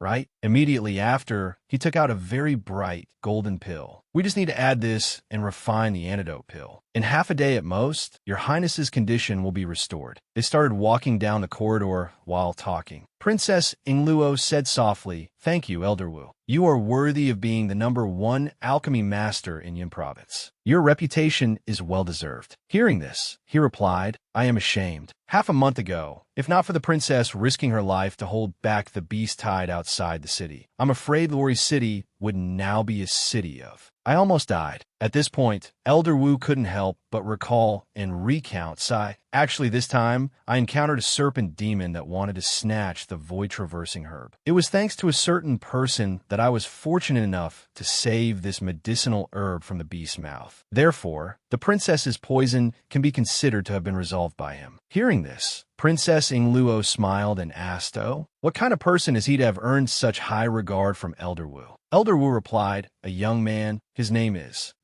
At this moment, Elder Wu suddenly realized, "Oh no, I forgot to ask his name. Confound it." After listening for a while, Princess Ingluo understood. "So that's how it is, Elder Wu. Although you found the void-traversing herb, you almost couldn't make it back. Fortunately, an unnamed young hero appeared and saved you. Is that right?" Elder Wu replied, "That's right. The border of Yun province, near the territory of Luori City, is surrounded by many wild beasts and poisonous creatures. It is a crucial stronghold for protecting the frontier." He said with a grave expression, "If it weren't for that unnamed young hero, I wouldn't have been able to bring the void-traversing herb back. Once the princess loses all her cultivation due to the poison, the consequences would be unimaginable." Hearing this, Princess Ingluo smiled in agreement. "Indeed, this person has resolved the crisis of Luori City. We should thank him in person." Not wanting to delay the main matter, he immediately reminded her, "Your Highness, we cannot delay the refinement of the antidote any longer. After your injuries have recovered, it won't be too late for us to look for him." The time had now shifted to late afternoon, with the golden sunlight shining on the rooftops. Princess Ingluo replied, "All right, then I'll have to trouble Elder Wu." One day later, at the East Market of Luori City, Qin Lai looked up at the sign of the place and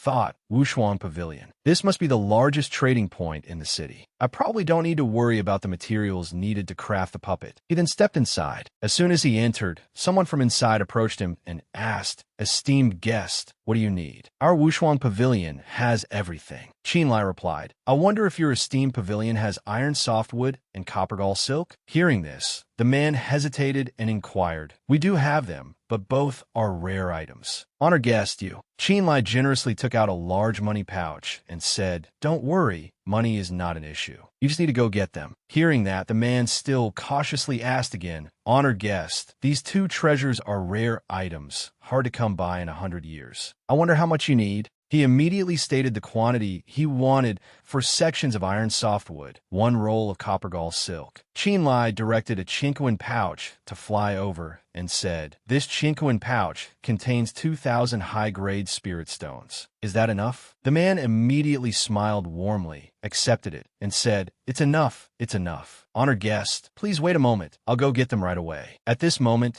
Qinlai calculated to himself, "Excellent. The refining materials are all gathered." According to the records in the Puppet Art's secret manual, the strongest puppet is called the Earthly Sun Sword Puppet. If refined well, its strength would be equivalent to the late Ing Fu stage. He couldn't help but recall true man Sheng Ying's words. "There are only a few days left to find all the spirit swords. If I continue to focus on my cultivation and break through the bottleneck, I won't have to fear other experts in this battle for the Sheng Ying immortal abode." A moment later, the man came out and said, "Honored guest, here are the items you need." Qinlai took them and replied, "All right, thank you for your trouble." The man respectfully said towards Qinlai, "Honored guest, please take care." Just then, a voice suddenly rang out, stopping him. "Wait." The shopkeeper who had just served him saw the newcomer and immediately spoke with respectful anxiety, "Young pavilion master." The young man immediately asked, "I'm asking you, did you just buy a roll of copper gall silk from my place?" Qinlai replied, "That's right. Is there a problem?" He arrogantly demanded, "Hand it over. Our Wushuang Pavilion will not treat you unfairly. The money you paid will be returned in full." Qinlai politely cupped his fists and replied, "I came here today for the copper gall silk. I appreciate the young master's kind intentions, but I must decline." The young pavilion master said aggressively, refusing a toast only to be forced to drink a forfeit. "I'm determined to have this silk today." The shopkeeper who had just made the sale immediately tried to intervene. "Young pavilion master, you can't do this." He flusteredly explained, "The copper gall silk has already been sold. If you do this at Viola, D." Before he could finish, the young pavilion master cut him off. "You talk too much." He struck the man's back with a palm. The shopkeeper immediately fell, blood pooling on the ground. He said contemptuously, "Just a mere dog, yet you dare to lecture this young master." Seeing this, Qinlai couldn't help but feel indignant. Isn't private fighting forbidden in Luori City? For you to kill an innocent person like this is unreasonable. He replied nonchalantly, "A mere servant. I'll kill him if I feel like it." The arrogant young pavilion master boasted about their business. "Our Wushuang Pavilion's business spans the entire world. Even Princess Ingluo in this Luori city does business with us." He looked at Qinlai, who still showed dissatisfaction, and said, "And you, here, you have no backing and no allies. To refuse this young master now is to ask for trouble." Qinlai asked in a cold, deep voice, "So you are determined to force this sale, is that right?" The young pavilion master shrugged and replied, "So what if I am?" At this point, he no longer held back and said, "All right, if that's the case, then you can't blame Qin Mo for taking action." The other man showed contempt. "You want to make a move? Kid, this is Wushuang Pavilion's territory. You'd best take a good look at yourself." But before he could finish speaking, Qinlai had already lunged forward. His fist flew straight towards the man's face. The young pavilion master was sent flying. At this moment, the wall showed signs of cracking. From the outside, the wall of Wushuang Pavilion could be seen shattering. The young pavilion master was knocked outside. As he was falling, another person also arrived. The newcomer saw this and looked up, startled. He immediately reached out his hand, activating his spirit energy to catch the young pavilion master. Seeing this, the latter dared to open his eyes and look.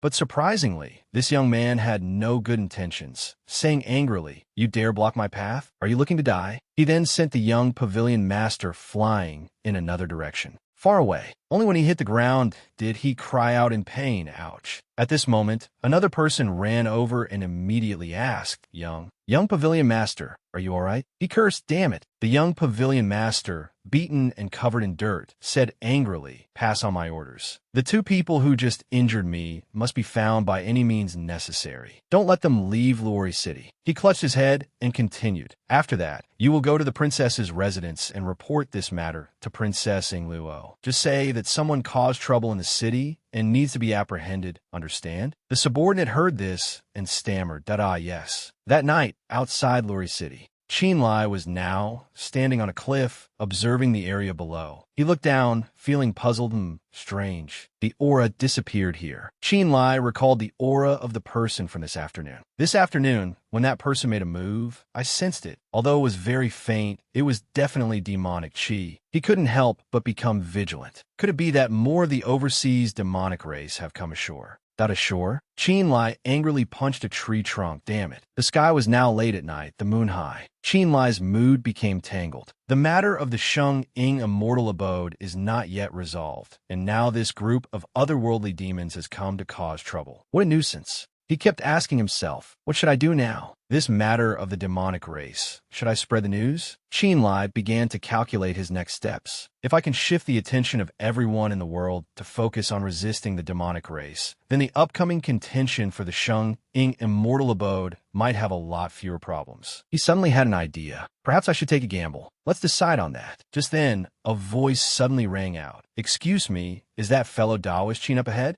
Startled, Qinlai immediately turned around on guard. Who is it? The newcomer quickly introduced himself. Fellow Taoist, do not be alarmed. I am Chang Hentian. Hearing the other's name, Qinlai inquired. Oh, you're the Chang Hentian that Nanxian Yezi mentioned? Appearing at this time, could it be that all the spirit's swords have been gathered? He calmly replied. Fellow Taoist Qin misunderstands. I came here today because of the matter at Wushuang Pavilion during the day. Hearing this, Qinlai asked mockingly, Wushuang Pavilion? Fellow Taoist Chang seems to have my movements grasped in the palm of your hand, don't you? Could it be that you found me long ago? Chang Hentian sincerely explained. Fellow Taoist misunderstands. Today, I was secretly acting as a guard for Tuoba Shihua and happened to discover you by chance. Hearing this, he asked in confusion, who is Tuoba Shihua? Chang Hentian recounted. This person is the young master of our True Sun Fortress. He came to Yin Province this time to carry out a secret mission. Hearing this, Qinlai felt confused. So he's not from the otherworldly demonic race? But why does he have demonic qi on him? Chang Hentian patiently began to explain. It's a long story. In our True Sun Fortress, we cultivate the profound demon innate scripture, which is actually a cultivation method left behind by the ancestors of the demonic race when they rampaged through the central plains 10,000 years ago. Therefore, it's normal to carry a bit of demonic qi.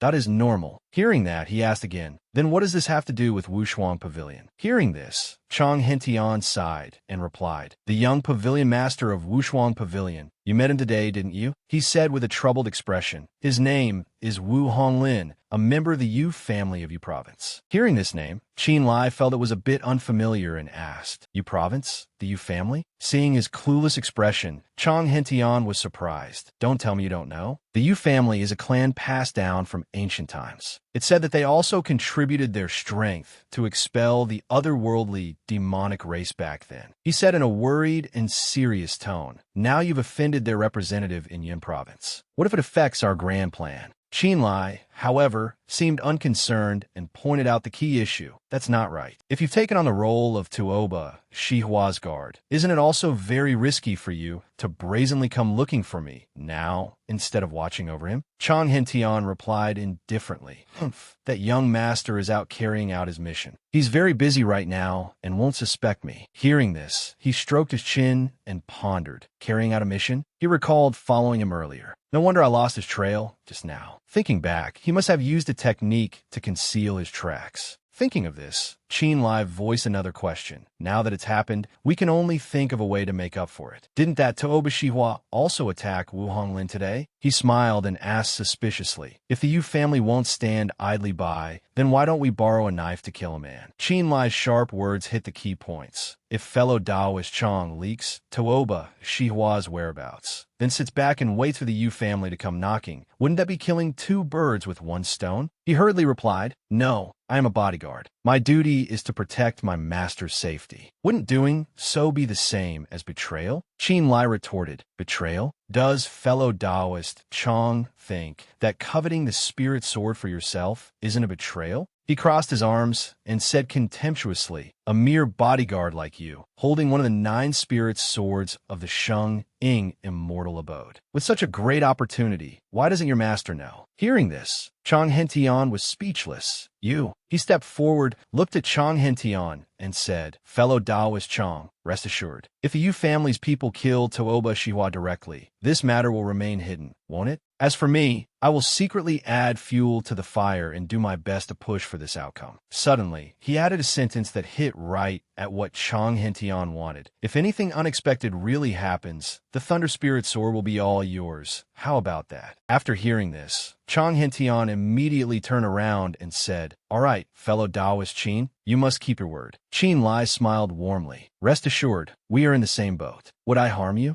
Then, the two of them cupped their fists towards each other and said, all right, it's getting late, fellow Taoist Qin. I'll take my leave. He also replied, take care, fellow Taoist Chong. Immediately after, Chong Hentian quickly departed. Qin Lai watched him go and snorted coldly. Next, it's time to start preparing to refine the puppet. When he realized something was amiss, Qin Lai quickly turned his head. Who's there? Come out. The scene before him was so surprising it made his eyes widen. But fortunately, Qin Lai managed to dodge the enemy's attack in time. Ugh, he quickly realized, this is a corpse claw. A girl stepped forward and questioned, you were clearly cut by the corpse claw. Why are you acting like a normal person? Qin Lai calmly replied, so it's you. Although I expected this, I didn't think I'd be found so quickly. He observed the features on her body. Looking at the horns on your head and your tail, you are indeed from the Outer Realm Demon Clan. The person from the Outer Realm Demon Clan continued to interrogate. I don't deny my identity. I came here today to ask you a few questions. Why did you interfere in the affairs of the Tianji sect back then? Qin Lai answered, it was just a coincidence. As an alchemist, it's very normal for me to carry a few poison-warding treasures. He frowned. As for the Tianji sect's matter, there's no need to talk about it. She seemed to have anticipated this. As expected, you refused to talk. Without another word, the person from the Outer Realm Demon Clan began to cast her demonic magic. She launched the magic sphere she had just created towards Qin Lai. Then leave your life here. Purple lightning ball, go. Seeing it fly towards him, he immediately jumped up to dodge. Not so easy. Qin Lai also began to chant for a counterattack. Gravity field open. The moment she saw the magic formation he created appear right under her feet, the person from the Outer Realm Demon Clan quickly flew out of the dangerous area. This couldn't help but startle Qin Lai. What? She detected it immediately and left the field's range? What level of movement skill and observation power is that? While he was thinking, she had already flown up into midair. The person from the Outer Realm Demon Clan frowned. It's not over yet. Take this. As soon as she finished speaking, she launched another attack at him. Netherworld Mad Thunder Suppression. Qin Lai immediately took out his sword to block the blow. Crimson Refined Skyblade. He shouted loudly. Bone-melting soul, devouring profound Een fire. The two of them, just like that, hurl their magic at each other. By doing so, they accidentally created a huge explosion in midair. Qin Lai seemed to have lost some strength after the recent shockwave. Ugh. On the side of the person from the Outer Realm Demon Clan, she was not much better off than him. Qin Lai panted heavily. This demoness movement skill is extremely strange, but her offensive magic is a bit weak. If this attrition continues, I'm afraid. She also had to admire him in her heart. This person's cultivation is truly astonishing. Although my speed is faster than his, I can't do anything to him in other aspects. The person from the Outer Realm Demon Clan gritted her teeth. Continuing to fight will only turn into a battle of attrition. Without much thought, she switched to talking to Qin Lai. Hey, human. The person from the Outer Realm Demon Clan introduced herself. I am Ji Weiing Mo of the Outer Realm Demon Island. What is your name? He answered without hesitation. Qin Lai. Ji frowned. Qin Lai, good. Although we didn't determine a winner tonight, the matter of the Tianji sect will absolutely not end this simply. We'll meet again. After saying that, she slipped away again. Only after Ji Wing Mo left could Qin Lai breathe a sigh of relief. Phew, she's finally gone. It seems the Demon Clan's invasion of Yun Province is real. Next, I'll make a trip to the princess's mansion in Luori City to leak the information as planned. For a major event like resisting the Demon Clan, they probably won't just sit back back and do nothing. He frowned. And I just need to cultivate quickly and prepare for the trip to the Sheng Ing immortal abode. Without much thought, Qinlai immediately took action. Let's do it. Just as he left, Tuoba Shihua stepped forward to survey the situation. After observing the surrounding scenery for a long while, he then used his magic to sense. Tuoba Shihua couldn't help but wonder in his heart.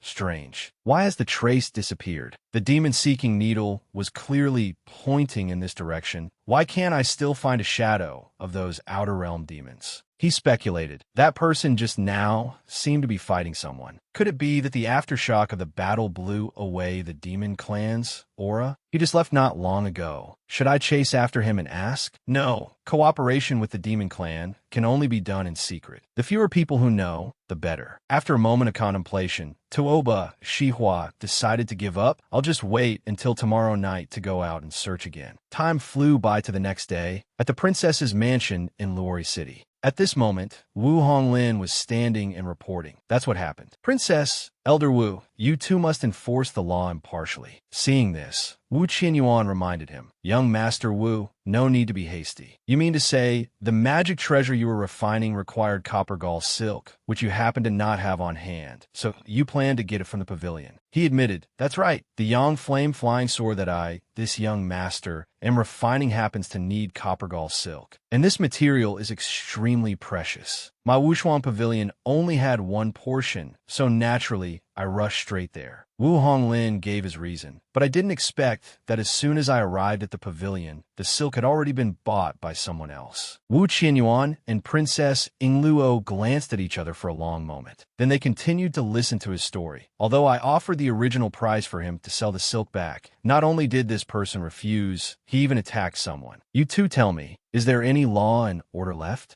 The Yu family has always been very considerate of the princess's mansion in business matters and prioritizes this relationship. How do you think this should be handled? The old man was about to say when a subordinate stepped forward and interrupted, reporting to the princess and Elder Wu. A young man is requesting an audience at the gate. He stated his reason, saying he has secret news to report. Wu Qianyuan placed his hand on his chin. Oh, he thought for a moment. The matter at Wushuang Pavilion is clearly this young master of the Yu family's fault, but it's not worth tearing all face with him over it. I'll handle another matter first to divert attention. Then Wu Qianyuan quickly made a decision. Bring that young man here. The subordinate immediately complied. Yes. After some time had passed, Qinlai finally stepped forward for the audience. He reporting to the princess and Elder Wu. The person has been brought. As soon as the subordinate finished speaking, he calmly walked inside with a face full of killing intent. Wu Qianyuan couldn't help but be startled by Qinlai's appearance.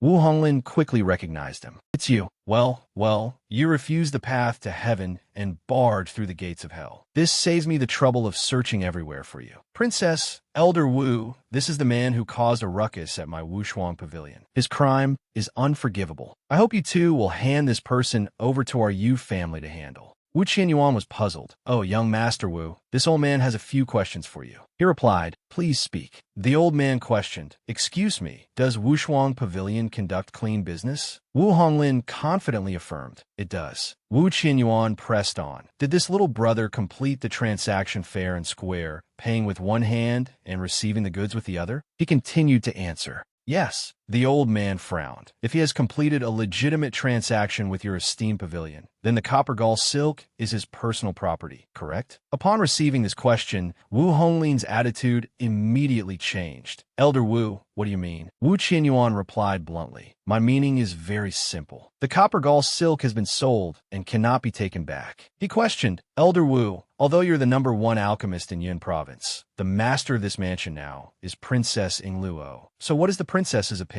Princess Yingluo smiled. I'm sorry, young Master Wu. My opinion is the same as Elder Wu's. This made Wu Honglin even more furious. What? They are willing to offend the Yu family of Yu province to protect him. What on earth is this kid's background? He shouted loudly. Even so, what about him attacking people in the street? Wu Qianyuan suggested. Then how about we hear what the person involved has to say? Hearing this, Qinlai spoke up. Thank you. Then may I ask this old sir, is private fighting forbidden in Luori City? Wu Honglin did not deny it. That's right. He questioned, but if someone threatens my life, what should I do? The old man immediately replied, you can fight back. To be sure, Qin Lai continued to ask. Without bearing any responsibility? Wu Qianyuan affirmed. Protecting yourself, how can that be a crime? Thanks to this, he could now question Wu Honglin. Then the truth is clear. Young Master Wu, I wasn't the only one who fought yesterday, so why are you so fixated on me? He frowned. From what you're saying, it seems you know that person's whereabouts. Qin Lai admitted, that's right. This matter has caused quite a stir. The whereabouts of that villain are now being spread on the streets. Young Master Wu, you rushed to the princess's mansion early in the morning. I'm afraid you don't know yet, do you?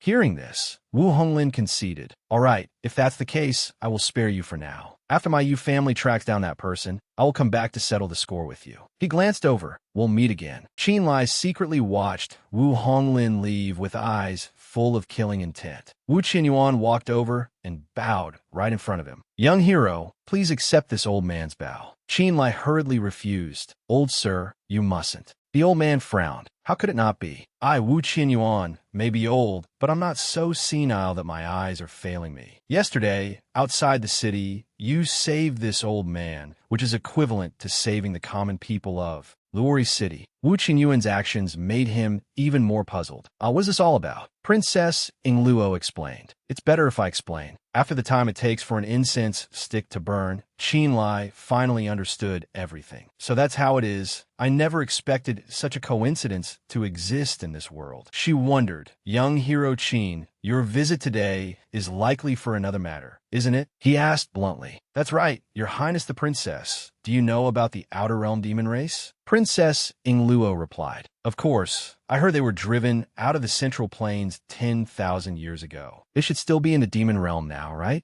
Qin Lai frowned. No, that is not the truth. They have already begun to plan their return to the Central Plains. For now, they have infiltrated Shan Province, and clues have gradually emerged in Yun Province as well. I believe that before long, we will have to face a full-scale attack from the demon race, and the current cultivation world of the Central Plains is like a flower in a greenhouse. I'm afraid it will be very difficult to resist them. Princess Ingluo broke out in a cold sweat. This matter, it's true that we have not yet heard this news, but young hero Qin, how can you prove that your words are not false? Qin Lai immediately explained. This is very simple. Yin Province is Nearing Province. I believe that some sects in Ning Province already know about the demon race, where it won't be long before you too will surely receive accurate news. Wu Qianyuan placed a hand on his chin. It seems this matter truly cannot be delayed any longer. Little brother Qin, please trouble yourself to explain it to the two of us. He immediately agreed. All right, I, Qin, will certainly tell you everything I know. 20 miles away, Chang Hentian reported. Young Fortress Master, your subordinate just received news. There are some important matters at the main altar that need to be handled. I must leave for a few days.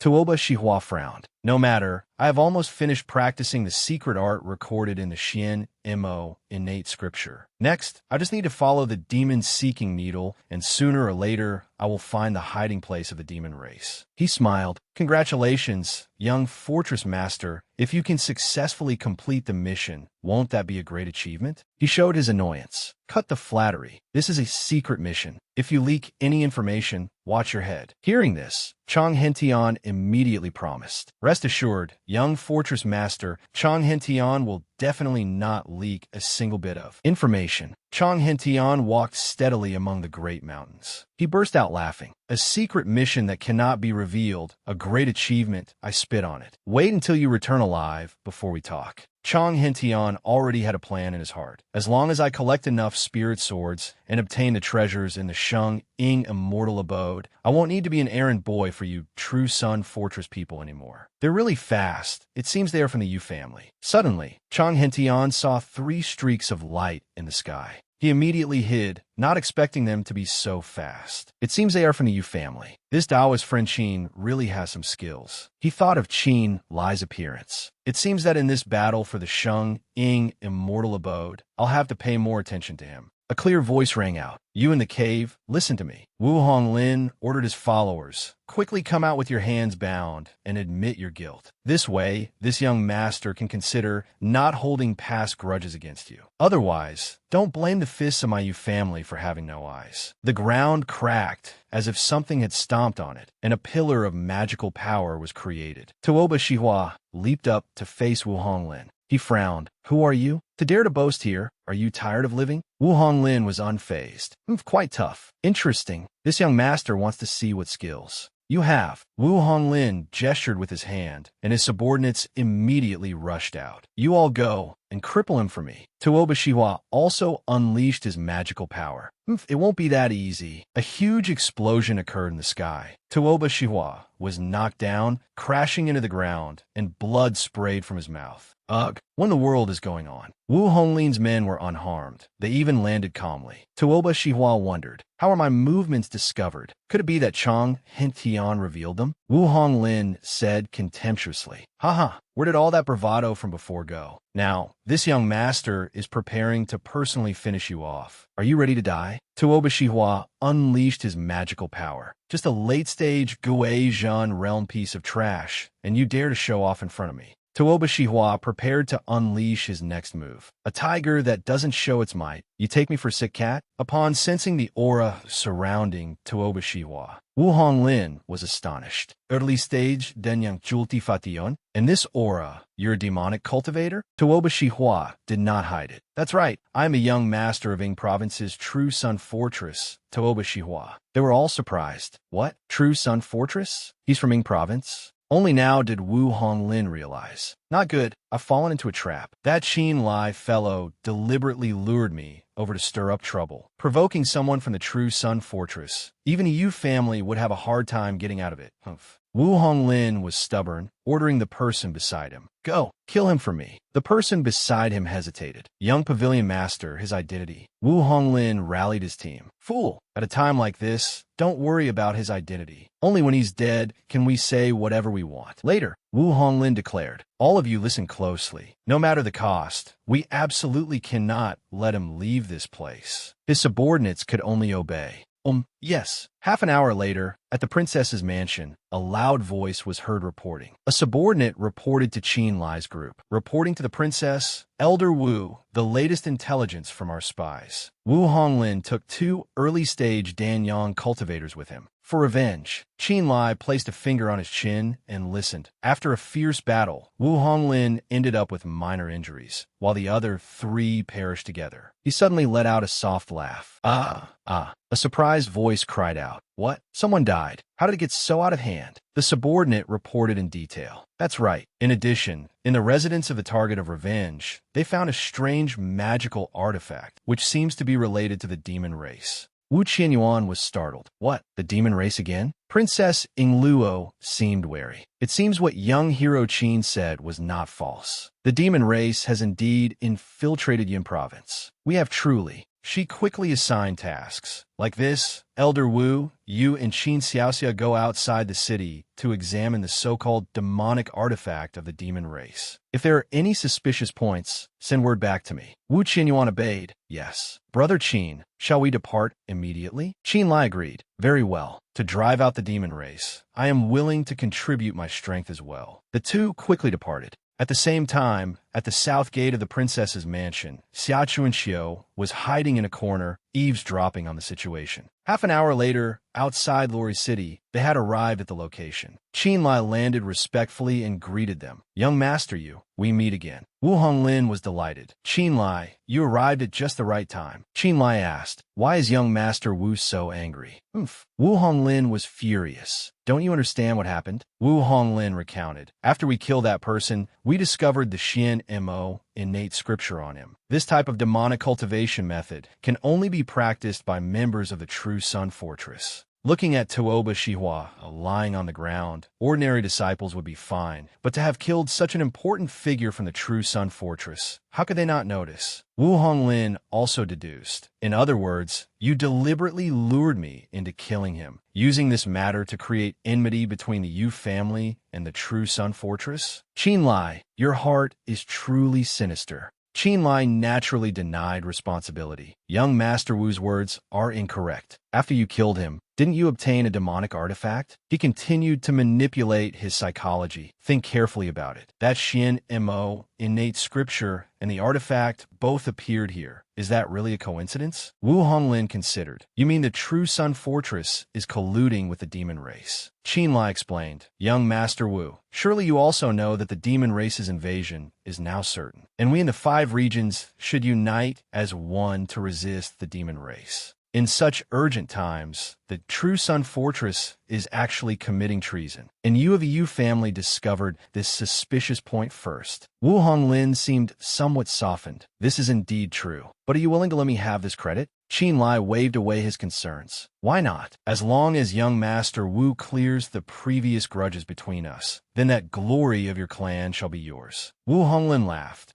Using some credit to exchange for my small life. Qin Lai, this plan of yours is quite good. So be it. From now on, we settle everything. No one owes anyone. Qin Lai smiled lightly. That would be best. Wu Honglin turned to Wu Qianyuan. Then Elder Wu, what brings you here this time? Wu Qianyuan replied. This old man heard that young Master Wu obtained an artifact, so I came to take a look. Wu Qianyuan continued. Now that the demon race has infiltrated, we truly have no clues. Wu Honglin was generous. Just taking a look. Haha, very well. The two looked at the long needle in Wu Honglin's hand. This is that demon race's artifact, though it doesn't seem particularly special. The needle suddenly changed direction. They attentively noticed, Elder Wu, look there, this artifact seems to be pointing in a certain direction. Wu Qianyuan deduced, a demon race artifact pointing directions. Could it be? Wu Qianyuan pleaded, Young brother Qin, this is urgent. Please trouble yourself to return to Luori City and inform the princess about this demon race artifact. Qin Lai asked, Elder Wu, what about you? He replied, this artifact is pointing west. Everyone knows that west of Yun Province is deep forest, and further west is the Great Sea. His sweat increased. If we can truly clarify the demon race's location, then it's very likely they're hiding right under our noses. We must admit, we were too careless this time. But fortunately, we discovered this artifact today, giving us the chance to strike first. Even if we cannot inflict serious damage, preventing disaster before it occurs is still a good thing. Qin Lai agreed. Very well. Since that is the case, I shall return to the city first and report this matter to Princess Ingluo. Wu Qianyuan thanked him. I trouble you then. Young Master Wu, do you have any plans? Wu Honglin grasped the long needle. He said confidently, since this young master has already discovered the plot of the true Sun Fortress, naturally, I am also curious about what they ultimately intend to do. Elder Wu, regarding the search for the demon race, our Yu family is also willing to contribute our strength. His smile deepened. The more evidence, the more the true Sun Fortress cannot turn things around. As long as I continue to expand my contributions, in the future within the Yu family, whose fame can compare to mine? Wu Qianyuan was relieved. Thank you, young Master Wu. Then before we set off, please put this on. Wu Honglin put on, what is this? Wu Qianyuan explained. It's just a cloak to hide our tracks. Young Master Wu wouldn't want any accidents to happen, right? Everyone started to get ready. All right, shall we depart immediately then? Let's go. A moment later, inside Luori City, a voice echoed. What did you say? The demon race is already in our Yun province. Qin Lai did not deny it. That's right. Does your highness the princess have a solution? Princess Ingluo was helpless. It's difficult. With the current combat strength in Luori City, it might not be enough to fight them. She could only think of one way. It seems this matter can only be reported to the imperial court to request reinforcements from them. Qin Lai was puzzled. The imperial court? Princess Ingluo smiled. It seems young hero Qin is solely focused on cultivation and doesn't know, right? She explained, Yun province is in the west of the 5 Central Plains provinces. The one ruling this region is the Great Chu dynasty. After all, in this world, ordinary people outnumber cultivators, so it's very necessary for the common folk to have someone to rely on. Qin Lai seemed to have an epiphany. Ah, so that's how it is. This is the same principle as the Zhao Mu of Shan province. Qin Lai showed his apology. You're a member of the imperial family, which is why you're called Your Highness the Princess. My sincere apologies. This Qin has been away from the court and forgot the reason behind it. Princess Ingluo didn't mind. It's all right. Right now, Elder Wu has snuck in alone, and I'm still a bit worried. Young hero Qin, your cultivation is profound. Could I trouble you to follow him and see how things are? Qin Lai hesitated for a moment. Nanshan Yezi still hasn't sent any news. Perhaps the 9 scripture swords are not yet complete. If I help out now, perhaps I'll have some say in the Yun province region in the future. Qin Lai probed. So, is your highness the princess not going as well? The princess had no other choice. If I go too, then there will be no one left to guard Luri City. What if a special situation really arises? I am afraid. Qin Lai accepted the order. In that case, your highness the princess can rest assured. Reinforcing Elder Wu, just leave this matter to this Qin. Princess Ingluo handed him a lotus flower, emitting a halo of light. Thank you, young hero Qin. Before you depart, please take this with you. This is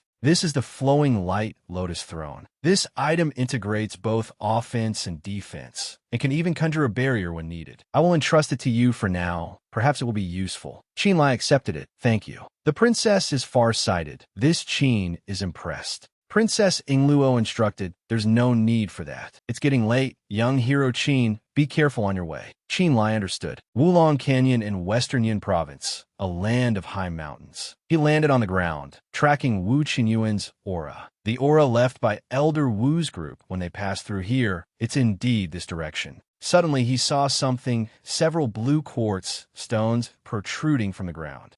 This is Flowing Map, Demonic Crystal. Flowing Map, Demonic Crystal can change the properties of the heaven and earth's spiritual energy. The demon race often cultivates by absorbing the spiritual energy within the demonic crystals. It seems Elder Wu has found the demon race's lair. A pillar of light shot up into the sky from the mountain behind him, accompanied by a huge explosion. Qin Lai was worried. Someone is fighting with magic from a distance. Could it be Elder Wu's group? This is bad. There, amidst the aura, 2 figures became clear. Wu Qianyuan coughed violently. Young Master Wu, are you all right? Wu Honglin was struggling for now. Not dead yet, but if this continues, sooner or later we will be. A burst of laughter rang out. Ha ha. The demon race's Azura king was smug. It seems you'll have a hard time leaving here today. I've heard that the Central Plains cultivation world is full of masters, but from what this king sees, they're nothing special. Now that you've been repeatedly defeated, why not just obediently surrender? Wu Qianyuan immediately attacked. I spit on you.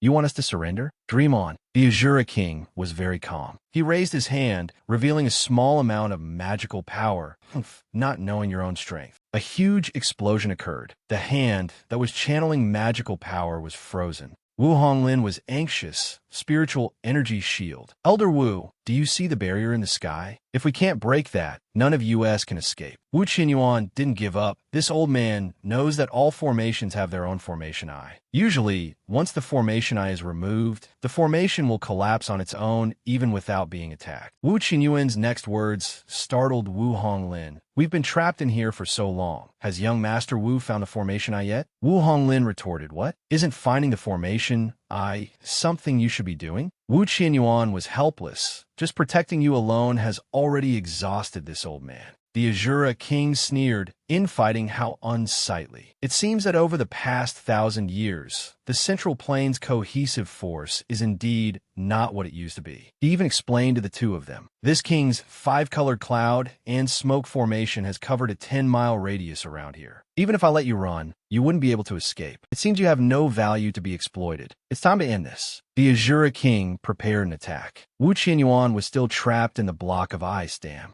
The block of ice melted. Wu Qianyuan was doubtful. My spiritual power is depleted. Is this the end? A faint voice entered his ear. Elder Wu, can you hear me? Wu Qianyuan looked around, sending a secret voice transmission. This voice, it's young friend Qin. The 2 dodged the Azura King's attack. Wu Qianyuan sent another secret voice transmission. Oh no, young friend Qin, don't come near us. The demon race has set up a formation nearby. You can only enter, not exit. You should leave quickly. Tell the princess what's happening here. Qin Lai reassured him, Elder Wu, rest assured, I've already investigated the surroundings. This formation was set up by 4 demon race formation masters. As long as we kill one of them, we can break the formation and get out. Although Wu Qianyuan's side was still very tense, he still managed to transmit his words. This is a great plan. Little brother Qin, what should we do? Qin Lai pointed out, The formation master closest to you is 3 miles to the southeast behind you. You must find a way to get close to that location. We will coordinate from the inside and outside to break the formation together. Wu Qinyuan agreed. No problem. He turned to Wu Honglin and said, Young Master Wu, let's go. Wu Honglin followed. The Azura King looked in the direction the two were heading.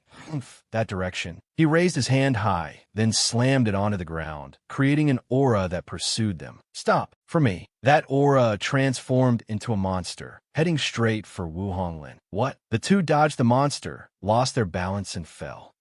Wu Qinyuan was frustrated. This attack's range is too large. Even if we dodge, we still get hit. Then he caught a glimpse of an Azura King's subordinate hiding in a rock crevice. It's the formation master. As expected, someone is hiding here, maintaining the formation. This wave of attack has instead exposed his position. He continuously unleashed his magical power. This opportunity cannot be missed. Enhancing spiritual power, chain of fireballs. The subordinate struggled to dodge his magical power. Wu Qinyuan overexerted himself and coughed.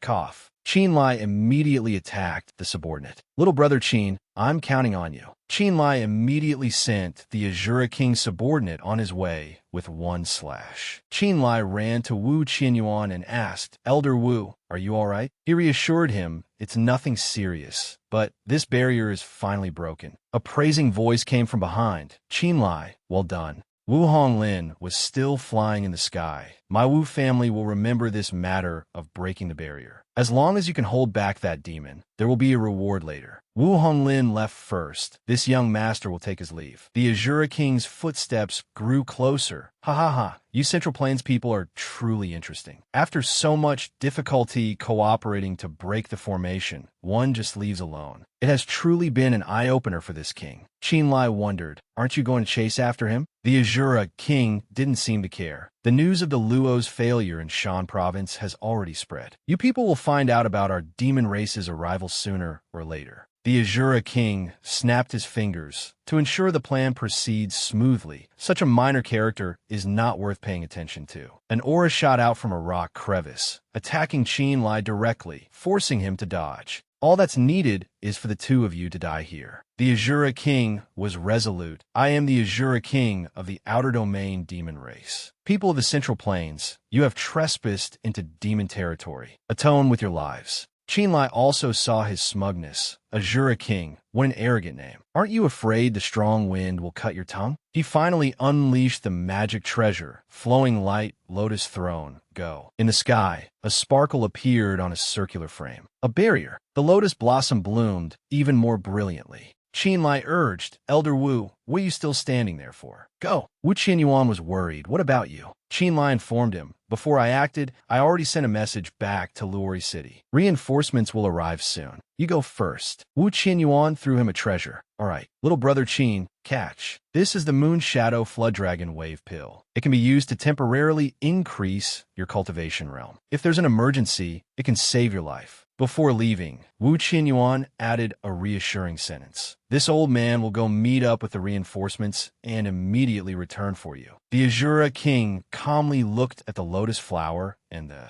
surrounding barrier. A barrier. And this is what you Central Plains people call hoisting one by one's own petard. He smirked. It's a pity that even if you can trap me, that old man won't be able to escape. The Azura King gave an order. Jiyu, I'll leave that person to you. Jiyu walked past Qin Lai. Qin Lai was stunned. It's her. Has she been hiding nearby all this time? This is bad. This woman's movement technique is unparalleled. Elder Wu is injured. I'm afraid it will be difficult for him to escape. Using the ground as a springboard, Qin Lai quickly launched himself towards Jiyu. Stop. The Azura King mused. Humph. Interesting. Without anyone controlling it, the flowing light lotus throne can at most trap this king for another 15 minutes. On the other hand, that kid decisively abandoned the magic treasure and immediately gave chase. With that kind of spiritual resolve, I'm afraid he will be a stumbling block for our demon race in the future. It seems I'll have to find an opportunity to eliminate him later. On. Qin Lai was still trying to catch up, gritting his teeth. The distance is gradually widening. At this rate, I'm afraid Elder Wu's chances are slim. He suddenly sensed something. Then he dodged 3 arrows that shot out. Water, arrow technique. Qin Lai was lost in thought, not noticing Xia Chunqiu behind him. Could this be a trap set by the demon race, with the purpose of stopping me from moving forward? Xia Chunqiu attacked from right behind Qin Lai, catching him off guard. Blood sprayed from his mouth. Cough, what's going on? It seems the attacker isn't from the demon race. Qin Lai had no choice but to land. He struggled. Who are you? Why did you ambush me? Xia Chunqiu landed, his voice filled with hatred. Qin Lai, you killed my big brother that day. For this grudge and hatred, I must have my revenge today. Qin Lai was surprised. Elder brother? Xia Chunqiu made no secret of it. That's right, I am a disciple of the Gui Tian sect's Reverend Qin Miao, Xia Chunqiu. Qin Lai connected the pieces in his mind. Gui Tian sect, Xia Chunqiu, surname Xia, could it be? He recalled Xia Yuntie's words. Wait, if you kill me, my younger brother will not spare you. Only now did he realize. So that's how it is. He is that Xia Yuntie's younger brother. Qin Lai wondered. I heard your name is Xia Chunqiu. How did you find me? Xia Chunqiu replied. The Gui Tian sect has undercover bases all over Yun province. You committed your crime here. How could finding you not be easy? He made no secret of his movements. From a moment you entered Luri City to when you left the princess's mansion, the entire process was under my surveillance. If not for the reputation of my sect, you would have lost your head days ago. Qin Lai was helpless. Damn it, this is a critical time, yet unexpected things keep happening. I wonder how Elder Wu is doing. Xia Chunqiu didn't want to drag it out any longer. Enough talk, face my move. Qin Lai dodged his attack, only now realizing. It seems you've been plotting this all along, waiting until I was alone and had exhausted my spirit energy before choosing to strike. Xia Chunqiu laughed. That's right, you could be an informed ghost and die in peace. Qin Lai struggled to dodge his attacks. Xia Chunqiu, do you know what you are doing? Right now, the demon race has invaded Yun province and is preparing to strike. You've been following me the whole way. You must have heard the conversation between me and the Azure King just now. Qin Lai wanted to set aside his grudge with Xia Chunqiu. Now is not the time for personal revenge. Do you understand? Xia Chunqiu naturally didn't believe him. Haha, I've long known that you, Qin Lai, have a glib tongue and are good at spinning tales. He looked at the battered Qin Lai. If you hadn't clearly been secretly causing friction between the Yu family and the Shiri fortress, I'm afraid I would have been fooled by you too. Besides, with the strength of our Gui Tian sect, that bunch of demons can't hope to gain any advantage in the Yun province. Realm. Xia Chunqiu rushed forward to attack. You don't need to worry about the army's peril, because today you will die here. He unleashed his spiritual power at Qin Lai. Go to hell and atone to my elder brother. Qin Lai gritted his teeth.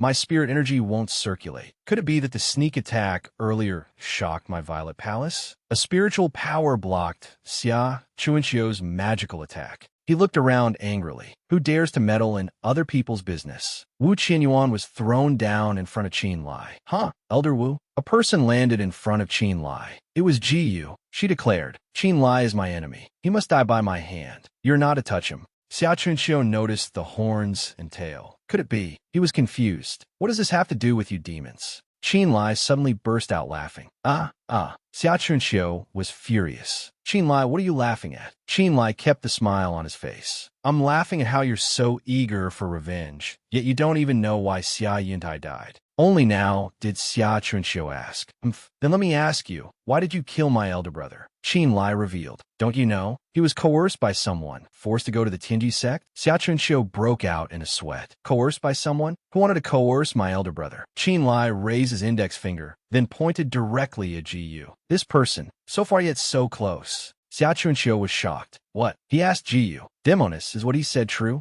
Ji Yu didn't deny it. So what if it's true? She was very calm. Xia Yuntai could have assisted Lord Azure King. That was his honor. Unfortunately, the great king misjudged him. Xia Yuntai was trash, so I had no choice but to clean house. Xia Chunqiu gritted his teeth. He rushed forward to attack. Damn demons. I, Xia Chunqiu, swear I cannot live under the same sky as you. Ji Yu also unleashed her spiritual power. Qin Lai saw them fighting. He smiled. Good, just keep fighting like that. Qin Lai looked at Wu Qianyuan lying on the ground. Elder Wu was now unconscious, and having been thrown here by Gu, he probably got caught on the way and suffered quite a bit. He leaped up, level with them. If I leave this place, then Gu, being a demon bent on revenge, will definitely give chase. Gu sensed Qin Lai leaving and immediately chased after him. Qin Lai, stop. Don't run. Qin Lai had calculated every step. Then, with Xia Chunxio's personality, he would definitely not let the culprit go. Just as expected, Xia Chunxio did not let the demoness go. Don't even think about leaving, with one chasing the other. As long as they left this place, Elder Wu's situation would conversely be safe. They chased each other until nightfall. Qin Lai decided to face them. This chase has gone on for over 4 hours and 100 li. It's about time I found a place to have a showdown with them. He noticed a place. This place is a mess with thick fog. This is it. Qin Lai recalled Xia Chunxio's sneak attack, looking for a place to hide and recover from his injuries. That one palm strike had injured him quite badly. Suddenly, he heard a curse. Qin Lai, get out here. Stop hiding like a coward. In the fog, although he couldn't see, he still recognized that the cursing voice, very close by, was Gu's. Strange, at such a close distance, she still hasn't discovered me. Could there be something wrong with this fog, that it isolates one's primordial spirit and spiritual sense? A large snake opened its massive mouth and lunged at Qin Lai. It seems this place isn't safe after all. I must leave immediately. He was startled, only managing to dodge to the side. Whoa, to think there are still demonic beasts here. Damn it, where on earth is this place? He fled, but this snake quickly slithered after him. It's chasing relentlessly. Could this beast be tracking me by hearing? Ji saw Qin Lai approaching. She called out sternly, Qin Lai, stop. Where do you think you're running? The grudge between us is still. Qin Lai shouted, go quickly. Only then did Gu see the snake. She froze, unable to react in time. Qin Lai had no choice but to pull her up to a higher ledge. They landed. Gu struggled to speak. Thank you. Qin Lai asked directly. No need. I'm just very curious. With your cultivation level, how could you not dodge that? Gu was also helpless. There was nothing I could do. It was my first time seeing one for real, so I was naturally a little scared. Qin Lai didn't believe her. No way. On your outer domain demon islands, you don't have pythons? Gu was honest. In the records left by our ancestors, although they are mentioned, this is indeed the first time I've seen one so large. She also drew a clear line. But this and the grudge between us are two different matters. Qin Lai, you caused me to fail my mission, this debt. Qin Lai immediately waved his hand. Stop. Qin Lai shrugged. Miss G, look at the time. And you still want to cause trouble for me. Let's talk after we both get out of here alive. The snake hissed, cutting off their conversation. Hiss. They looked at the snake from the high ledge. It's coming again. This beast is truly a lingering ghost. Gu asked him, what do we do now? Qin Lai focused on analyzing. The fog here is thick, restricting our spiritual sense. The great snake was now before them. Yet this beast, having lived here for many years, is unaffected. Therefore, it must be relying on its hearing to catch prey. Qin Lai made a decision. If there's a way to kill it, there's only one solution now. The snake opened its mouth and lunged. They dodged its bite. Qin Lai said loudly, listen, although this beast has cultivated to this level, its spiritual sense is surely obscured by this fog just like ours. He pointed out a solution. Let's use the secret sound transmission technique to coordinate our actions. That way, we can make it lose focus, and only then will we have a chance to win. Gu had no other choice. All right, let's do that. At this moment, Xia Chunxio arrived. He looked at the fog before him. Isn't this Muyin Peak? Damn it, how do they run all the way here? He recalled. A few years ago, I came here once with my master. I heard the miasma here can alter the concentration of spirit chi, causing cultivators to lose their spiritual sense. It's truly a natural labyrinth. Xia Chunxio struggled. Once inside, it will surely be fraught with danger. Damn it, should I go in or give up here? His hand relaxed. So be it. He made up his mind. If heaven has trapped that man surnamed Qin and that demoness in here, then there's no reason for me to back down. He leaped up and rushed forward. This grudge must be avenged. Xia Chunxio heard the roar of the snake. He analyzed the sound. It's the roar of a demonic beast. This sound clearly lacks power. Someone must have injured it. Xia Chunxio changed direction. Maybe I'll go over there and take a look. It's possible those two are nearby. The two of them leaped out of the white smoke. The snake let out a tragic roar. Roar. Gu was overjoyed. Our cooperation is effective after all. This beast is about to die. Qin Lai felt something was wrong. Wait, this is a bit strange. The snake burrowed into the ground to escape. This is bad. It's an earth-burrowing technique. It wants to run. The two of them rushed back into the white smoke. Quick, chase it to eliminate future trouble. Ji was annoyed. Damn it, it's injured but still so agile. Qin Lai reassured her. Don't worry, it won't get away. The snake was bewildered before a tall stone wall because there was no way forward. Qin Lai had drawn his sword. Although it has cultivated for a long time, in the end, it's still just a reptile. In its panic, it can't even remember the terrain it's familiar with. A magical aura emanated from him. It's over. Crimson, refined heaven blade. He charged at the snake, striking it with a single slash. Slash! The two of them landed, looking at the snake split in two, and breathed a sigh of relief. It's finally dealt with. Qin Lai only just noticed. That's right, wasn't Xia Chunqiu following you? Didn't you see him when you came here? Ji, you only just remembered. At that time, I was solely focused on chasing you, so I didn't pay attention. Qin Lai reminded her. Be careful, he might have arrived as well. This person is stubborn by nature. He definitely won't give up so easily. Xia Chunqiu smirked. Heh, on that point, I agree. A blast of spiritual power shot towards Qin Lai's back. Ji cried out. Ah, behind you. Qin Lai turned his head. What? Qin Lai was still hit by a blow from Xia Chunqiu. He spat out a mouthful of blood. Qin Lai fell. He let himself fall freely. Ji hurriedly dove down. Qin Lai. She caught his hand. Overjoyed, she thought, got him. Qin Lai had fainted. She pulled him up. Next, she just needed to get him up top. Suddenly, Ji seemed to sense something. Her hand let go of Qin Lai. Both plunged down. What's happening? My whole body suddenly went numb. Moreover, the spiritual power in my violet palace has sunk, and I can't summon it. Her eyes looked at the moon between the ravines. At this rate, I'll be affected too.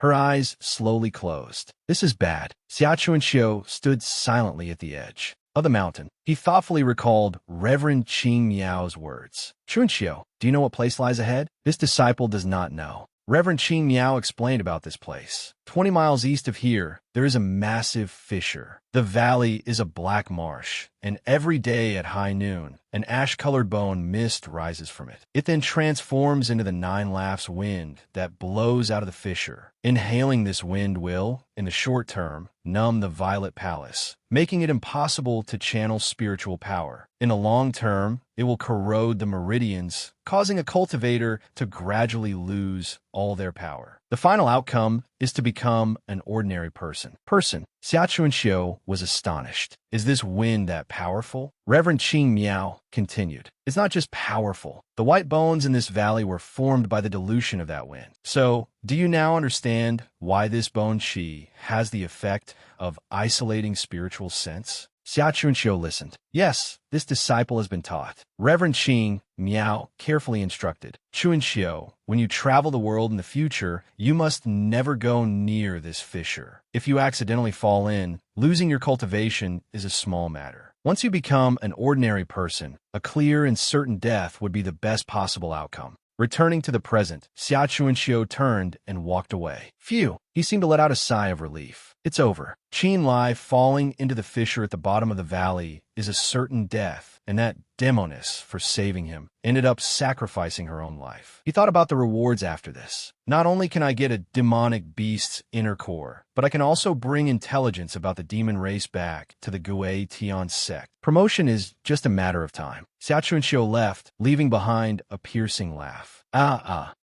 Luori City, Princess's Mansion. Princess Ingluo exclaimed. What did you say? Young hero Qin's whereabouts are unknown. The subordinate reported more clearly. That's right. When we arrived at the scene of the incident, we only saw the heavily injured Elder Wu lying there. Benefactor Qin's whereabouts are indeed unknown. Princess Ingluo was uneasy. Then this is troublesome. Elder Wu is unconscious, and young hero Qin is missing. Could it be that things are really about to take a turn for the worse? Another report came in. Another subordinate returned, reporting to the princess. The envoys from Ing Province's Jingjing Hall and the Wind and Snow Divine Palace have arrived. She was disappointed. Jingjing Hall and the Wind and Snow Divine Palace. Their aid has come too late. Princess Ingluo ordered. Show them in. The subordinates obeyed. Yes, A voice echoed in the mansion. Your Highness the Princess, they have arrived. All right, thank you for your trouble. Xian Qingyao slowly walked forward. Ying Province's Jingjing Hall and the Wind and Snow Divine Palace pay our respects to Princess Yingluo. Yingluo looked surprised. Oh, Miss Mu, young Master Xian. So the envoys of the two of you? Xian Qingyao got straight to the point. Your Highness the Princess, this time, the two of us have come to Yun Province on behalf of our sex, with the purpose of informing you of news related to the demon race's invasion. Yingluo's eyes drooped sorrowfully. The 5 provinces of the Central Plains are like birds of feather. Yingluo is extremely grateful. It's just that you two have arrived a bit late. The other two were shocked. He asked again, what do you mean? Princess Yingluo then recounted. A few days ago, the Great Chu Dynasty's imperial alchemist Yin Qinyuan, Elder Wu, met a young hero named Qin Lai. He told us about this matter. In order to investigate the whereabouts of the demon race, Elder Wu and young hero Qin ventured into danger, going deep into the Wulong Ravine to conduct an investigation. As a result, Elder Wu was heavily injured and fell unconscious, and young hero Qin's whereabouts are also unknown. Mu Yunian looked at her anxiously. May I ask the princess, that Qin Lai, what does that young hero Qin look like? Yingluo thought for a moment and said, he's probably not very old, but he has sword-like eyebrows, eyes as bright as stars, wears blue clothes, has his hair in a ponytail, and uses a black and red weapon. A bang went off in Mu Yunyan's head. It really is him. Xian Qingyao immediately turned and asked, Fairy Mu, you recognize that person? Yunyan nodded and replied, That's right, and you should be familiar with him too. I wonder if young Master Xian still remembers the person who came in first at the Northern God Pill Assembly? That was Qin Lai. Qingyao paused and recalled. So that's how it is. Ma Shou Hao Ha was just an alias. Hi, this brother Qin has hidden things from me so well. Seeing their reactions, Yingluo thought to herself, this, the peerless geniuses of the Wind and Snow Divine Palace and Jingjing Hall both know Qin Lai, and they seem very familiar with him. It seems the background of this benefactor Qin, whom Elder Wu met, is not simple at all. Mu Yunian suddenly asked curiously, if the princess is acquainted with Qin Lai, did you search for him after he went missing? Yingluo answered helplessly, Of course, but I have searched all over Wulong Mountain, inside and out, and haven't found young hero Qin. Even the traces of the demon race have mysteriously disappeared. Therefore, I have launched a comprehensive search throughout Yin Province, not only for young hero Qin's whereabouts, but also for clues about the demon race. The Great Chu Dynasty will dispatch troops to investigate both ends of the mountain range. As for Lori City in the east, we naturally cannot shirk our responsibility. The Gui Tian sect will be responsible for the central part of Yin Province, as they are the main pillar here. The most troublesome part is the west. Yunian looked at her, puzzled. What about the west? Yingluo explained. The west belongs to the territory of the Evil Moon sect. They like to do things their own way. If we enter rashly, I'm afraid it will stir up conflict. So for now, we can only take a step back and request their help. I have already sent a letter to the master of the Evil Moon sect, Lingyue Amen Venerable. If things go smoothly, they will conduct the investigation. Xian Qingyao rubbed his chin thoughtfully. According to the princess, it seems progress in the west will be difficult. Besides, searching for one person across an entire large province is like looking for a needle in a haystack. Yingluo quickly reassured him. Young Master Xian, don't worry too much. As soon as Elder Wu wakes up, we will be able to find out what exactly happened yesterday. Then, at that time, the search area will also be narrowed down, and we will definitely make some progress. Mu Yunyan's face was full of worry. Qin Lai. At this moment, Qin Lai was lying unconscious on the ground. Dong Bao kept calling out, Cluck, cluck, cluck. Suddenly, Qin Lai groggily opened his eyes. Ugh, Dong Bao, did you wake me up? Dong Bao replied. Chirp, chirp, chirp. Qin Lai clutched his chest and struggled to his feet. Oh, even if you're anxious, I can't understand you. This place is at the bottom of that fissure. Ji-Yu emerged from a nearby cliff, her voice sarcastic. Right now, your internal organs have been severely shaken, and several of your ribs are broken. You're already very lucky not to be dead. Qin Lai exclaimed in surprise. Ji-Yu, why are you here? Dong Bao looked angry. Chirp, chirp. Ji-Yu just snorted coldly and said nothing. Qin Lai sighed softly. So that's how it is. It seems you saved me. Qin, thank you very much. Ji shrugged and replied, "Don't misunderstand. We were originally enemies. It's just that I've never liked to owe a debt without repaying it. Now that we've each saved the other once, let's call it even." Qin Lai's whole body trembled. "Fine, whatever you say." Ugh. Ji Yu hurriedly reminded him, "I advise you not to move around recklessly. A blow from Xia Chunxiu plus the fall from the cliff, even if you're not dead, you've lost a layer of skin. Can't you just stay put for a minute?" Qin Lai endured the pain and continued to ask, "Miss Ji, if you say we're even, then why haven't you left on your own?" Ye Ypsilon retorted irritably. "You think I don't want to? But the problem is there's no way out." Qin Lai was bewildered. "Huh? How can that be?" Ye Ypsilon slowly explained.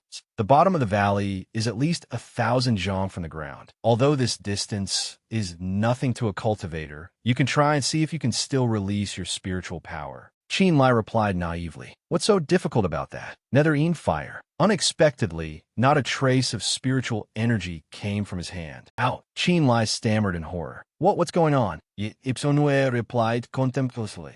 "Do you get it now? As soon as you enter this fissure, your cultivation can't be used. Moreover, you can't recover by sitting cross-legged either. But fortunately, the circulation of spiritual power within the body is not a problem. I guess that's a silver lining." That's right, too many cultivators know the art of bigu. Even going 2 or 3 months without eating or drinking is not a big deal. But in the long run, it's not a solution. A person's spiritual power is limited. Even if we use up all our remaining spiritual power, we can only hold out for a few months. Unable to absorb spiritual power from the outside, we can't restore and replenish it, let alone advance our cultivation. "Let's go. I'll take you to see the surrounding terrain." Qin Lai obediently followed. Okay." After walking for a while, the two arrived at a lake. Qin Lai asked curiously, "This is?" Ji Yu immediately replied, "You can thank it. This black marsh is what saved your life. Back then, if you had fallen onto the ground, I'm afraid you would have died on the spot." Qin Lai said dejectedly, "It seems there's nowhere else to go besides this place." Ye Ypsilon sight. "That's right, but we can't forget who we have to thank for this. That Xia Chunxiu is used to sneak attacks. If I can get out, I will definitely flay him and pull out his bones." Qin Lai casually retorted sarcastically, "Miss Ji, it's useless to say this now, isn't it? We're trapped here. We don't even know how long we can live." Ye Ypsilon snorted coldly.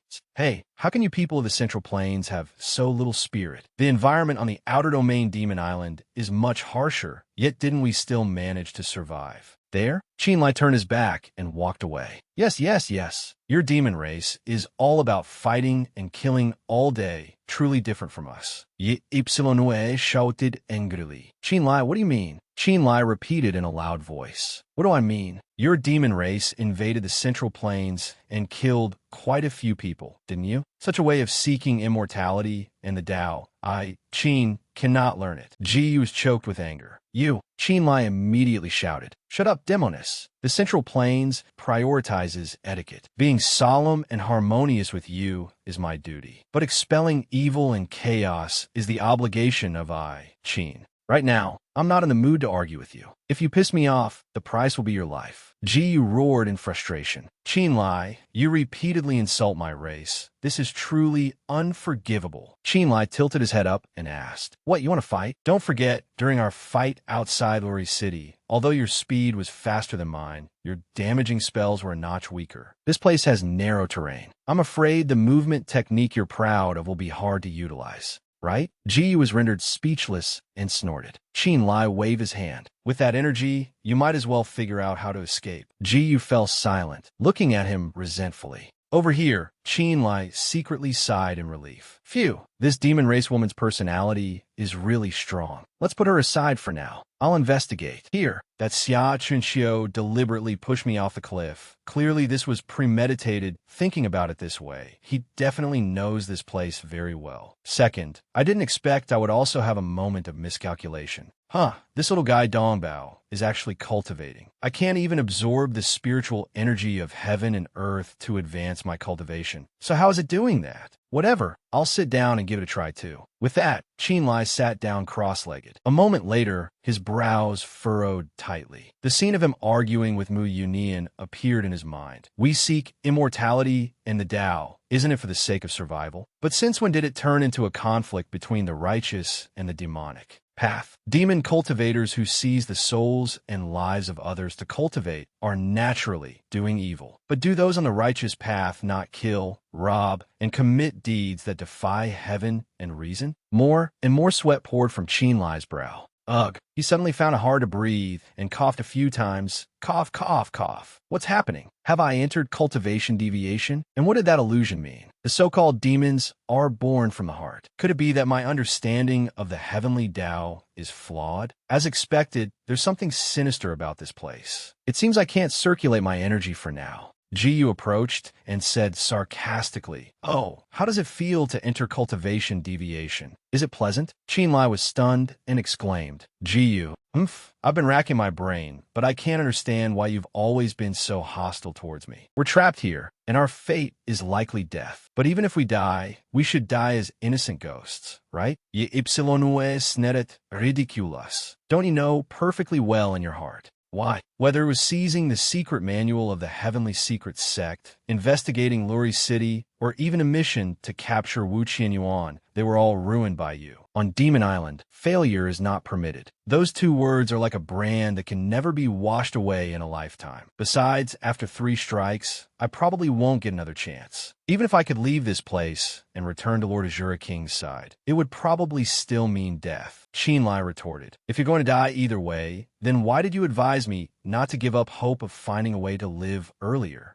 Jiyu patted her chest and replied magnanimously, "My clan has always been clear about gratitude and grudges. Xia Chuanxiu caused us to fall to the bottom of this abyss, so of course I must get out of here to seek revenge on him. As for the grudges between us, if they aren't settled, it will lead to inner demons. How could I possibly continue to cultivate then? Even if I am sentenced to death by Lord Azura King in the future, at least I will have come to the Central Lands and seen this vast world. But someone like you, whose heart is still shackled by worldly attachments, would find it difficult to ascend to immortality even after another 300 years." Kinliatenstein suddenly burst into Krasalo. Ha ha ha ha ha. So that's how it is, so that's how it is. Jiyu looked at Qinlai, confused. "What are you laughing at?" Qinlai replied calmly, "The so-called glorious heavenly Tao originally has no righteous or demonic path. All things return to their source, each with its own universe. Only by breaking free from confinement, like the 100 schools of thought, and creating one's own world, can it be called cultivating the Tao. What's laughable is that I thought I had seen through the mortal world, not clinging to the conflict between the righteous and the demonic. Yet, after meeting you, the thought of different races arose, so I'm laughing at myself. The reason I entered cultivation deviation and fell into an illusion just now was actually because my heart still held obstacles, unable to see the bigger picture. How can one cultivate the great Tao like this?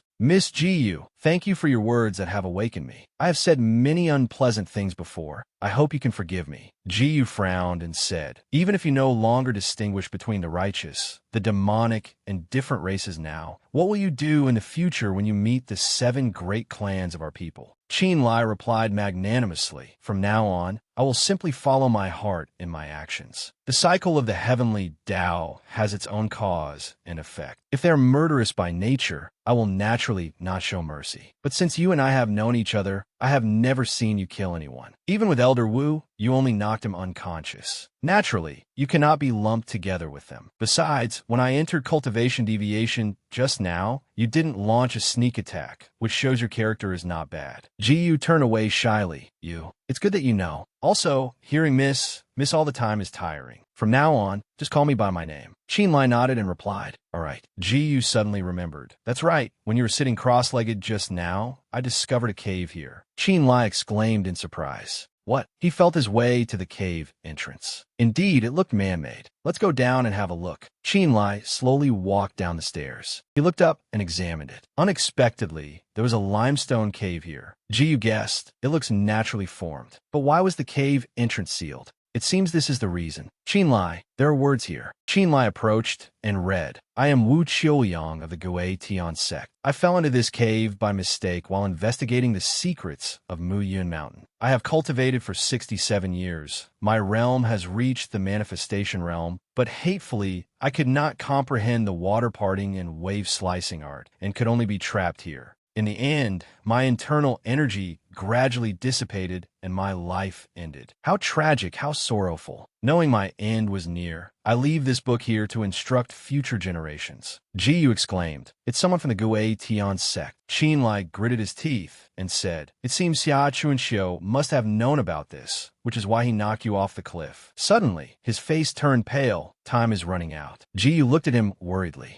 "What's wrong?" Qinlai pointed to the stone tablet. "Look, these words mention dissipating one's cultivation, right?" Jiyu confirmed. "That's right, what about it?" Qinlai slowly explained. "Think about it. As soon as we entered this valley, our spiritual sense became ineffective. After falling to the bottom of the abyss, we couldn't even use our cultivation." Jiyu hesitantly realized this. If our cultivation is completely lost, wouldn't that mean? Qinlai said apprehensively. "If I'm not mistaken, what comes next, I'm afraid, is the dissipation of our cultivation." Jiyu is horrified to hear this. Qinlai quickly reassured her. "Don't panic. It's not necessarily a dead end." Jiyu understood immediately. "You mean the water parting and wave slicing art?" Qinlai picked up the bag. "That's right. This is Wu Qiuyang's Chinquan pouch. Let's open it and see." Jiyu quickly replied, "All right." Scene changed to Luori's city, the princess's mansion. Xian Qingyao said calmly, "Elder Wu, can you please calm down a bit?" Elder Wu cried out anxiously, "How do you expect me to calm down? It's been 3 months, and he still hasn't been found." Xian Qingyao replied wearily, "During this time, we've practically turned Yun province upside down, but we still haven't found any trace of Brother Qin. Could it be that he really—" Mu Yunian shot him a death glare. "Don't talk nonsense. I believe nothing will happen to him." Suddenly, a servant from the princess's mansion ran in, reporting, "The envoy from the Evil Moon sect has arrived." Ingluo said joyfully,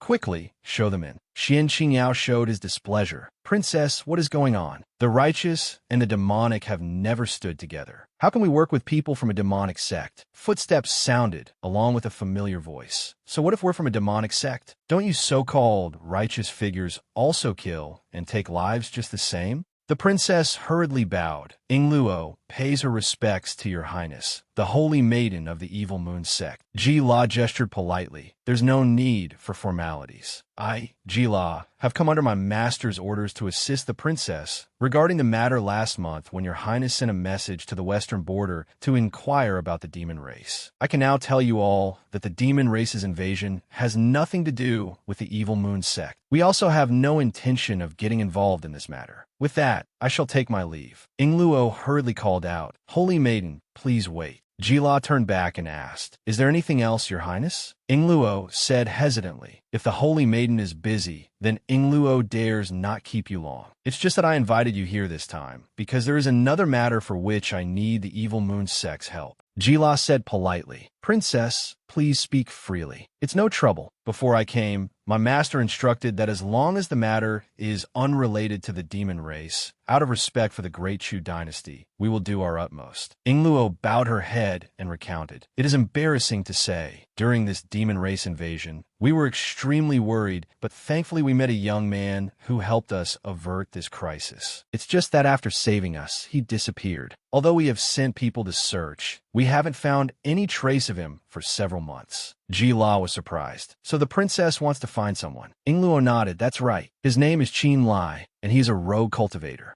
A bomb went off in GLA's head. "Qinlai? Which Qinlai are you talking about?" Ingluo immediately described him with all the words she could muster. "This person is not old, is tall and thin, has a mid-stage manifestation realm cultivation, and moreover, wears blue clothes and uses a black and red great saber." Ji-La asked again, "Blue clothes, red saber. Is that saber called the Crimson Refined Heaven Saber?" Ingluo looked at her in astonishment. "Holy maiden, you recognize Qin Lai's personal weapon?" Ji-La exclaimed joyfully, "It really is Brother Lai. He's here. He's come to Yin province. Princess, Elder Wu, my Evil Moon sect will handle this matter. We will definitely find his whereabouts within a month." With that, Ji-La immediately flew off. "We'll meet again." Elder Wu sighed in admiration. It seems the Evil Moon sect really has no connection to the demon race. Otherwise, they wouldn't have accepted the request to find someone. But what surprises me is that the holy maiden of the evil moon sect seems to recognize young brother Qin. Mu Yunian suddenly snorted coldly, her tone sourer than vinegar. They don't just recognize him, they know him very well. Elder Wu was surprised. Oh, what does Fairy Mu mean by that? Mu Yunian explained. Qin Lai has a yin-yang spirit-body constitution, and he also cultivates both immortality and demonic arts. This is no longer a secret in Tianzhou.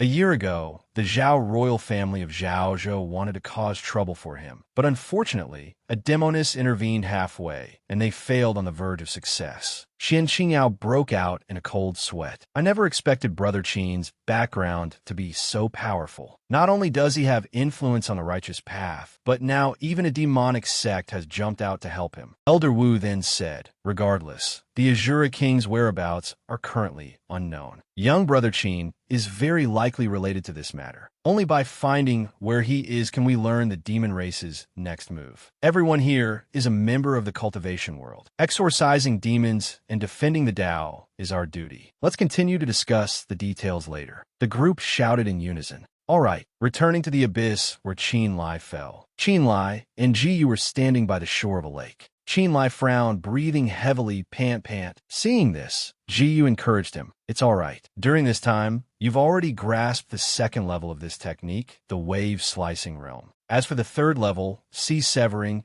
it requires releasing spiritual energy outwards, which can't be cultivated in this environment. Fortunately, the second level should be enough. Next, let's try to slice this black pool open and see. Qin Lai tightened his grip on the sword in his hand. All right. He stared intently at the lake, then slashed with all his might, water parting and wave slicing art. The lake was split in two, revealing the flat ground beneath. Qin Lai shouted in surprise. Look, there's a hidden passage under the water over there. Ji urged, quick, take this chance. Let's go in and have a look. Qin Lai nodded in agreement. All right, the water's surface is gradually closing again. I didn't expect the terrain here to be a trough. It seems we could swim underwater to get there. Qin Lai lowered his eyes disdainfully. Don't be foolish. The water here is extremely cold, and we can't circulate our energy to resist it. Without the water parting and wave slicing art, we'd freeze into ice in less than 10 breaths after entering the water. Solid. A monkey suddenly emerged from Qin Lai's chest, chittering and chattering. It was Dong Bao. It leaped down, chittering. Qin Lai thought to himself, Dong Bao has a special sense for heavenly and earthly treasures. Could it be? Let's follow it and see. So Qin Lai ran after Dong Bao. He was stunned for a moment. Dong Bao ran up to a strange object and stopped. Could it be the spirit fire pearl? Ji murmured. Strange. How could such a treasure be in this place? This is a natural power born from the harmony of yin and yang. Qin Lai then said, I've encountered something like this before. It's quite normal. The spirit fire pearl gradually floated up. This little monkey can actually control the spirit fire pearl. During this time, Dong Bao has also been secretly cultivating. Could it be? Meanwhile, Dong Bao controlled the spirit fire pearl to create a barrier, then shot straight down into the lake. Qin Lai exclaimed, the pool of water has parted. Ji was stunned in disbelief. This can be done without relying on the water parting and wave slicing art. The spirit fire pearl is an object of extreme yang in the world. It can naturally suppress the yin coldness. Perhaps this water hides a path to leave this place. That's right, a dead pool of water is one thing, but if it's living water, it must have a source. I can't believe I forgot such a simple principle.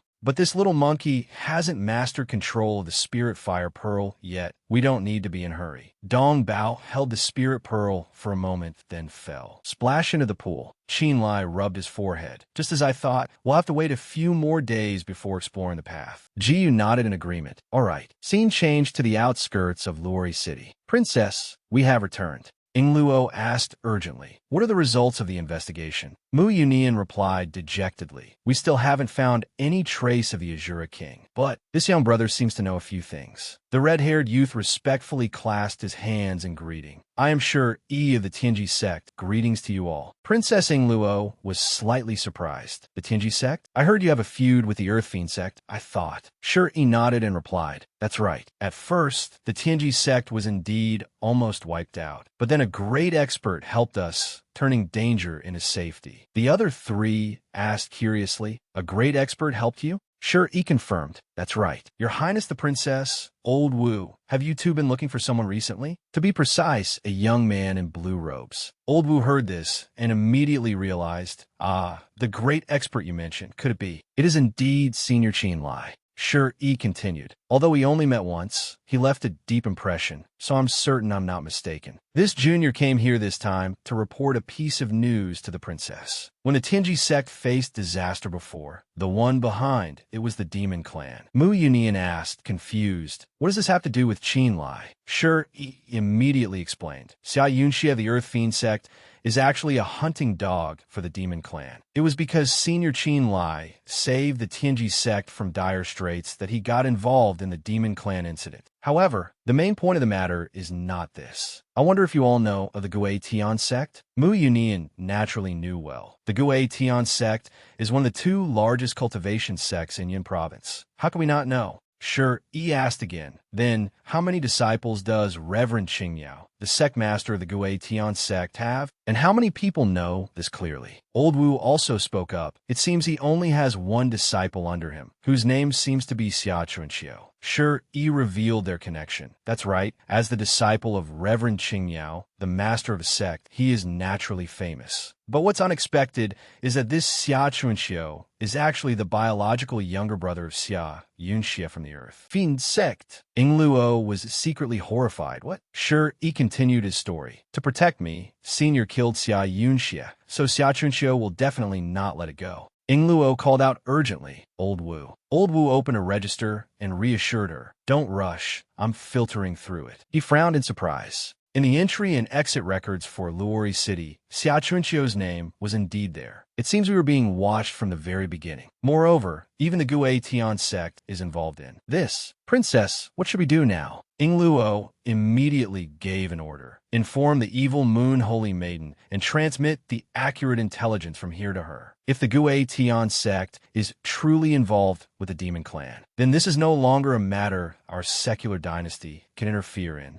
Xian Qingyao and Mu Yunian silently glanced at each other. In Yin province, the only one that can stand against the Gui Tian sect is the Evil Moon sect, which is also a major sect. For now, we can only remain still and see how the Evil Moon sect reacts before deciding. Scene change to Wulong Mountain. Master, we have searched this place over and over for 3 days, but still haven't found any trace of Lord Qin. Lai, Jida Shuted, shut up. I know Brother Lai best. He is meticulous and more capable than ordinary people. No matter how great the danger he encounters, he will not die at the hands of the demon clan. Suddenly, she exclaimed with a start. Oh, a spirit talisman. It's news from Ing Luo. A small bird-shaped spirit talisman flew into GLA's hand. A stream of spirit energy emanated, and the bird transformed into a letter. Seeing GLA's expression turn sour, Wang Tung hurriedly asked, Master, could it be bad news? Jila lowered her eyes and sighed. Wang Tung, you go back and report to Master. Just say, I have a personal matter to attend to and will return to the palace a few days late. Wang Tung immediately flew off. Yes, I will go back and report to the palace master.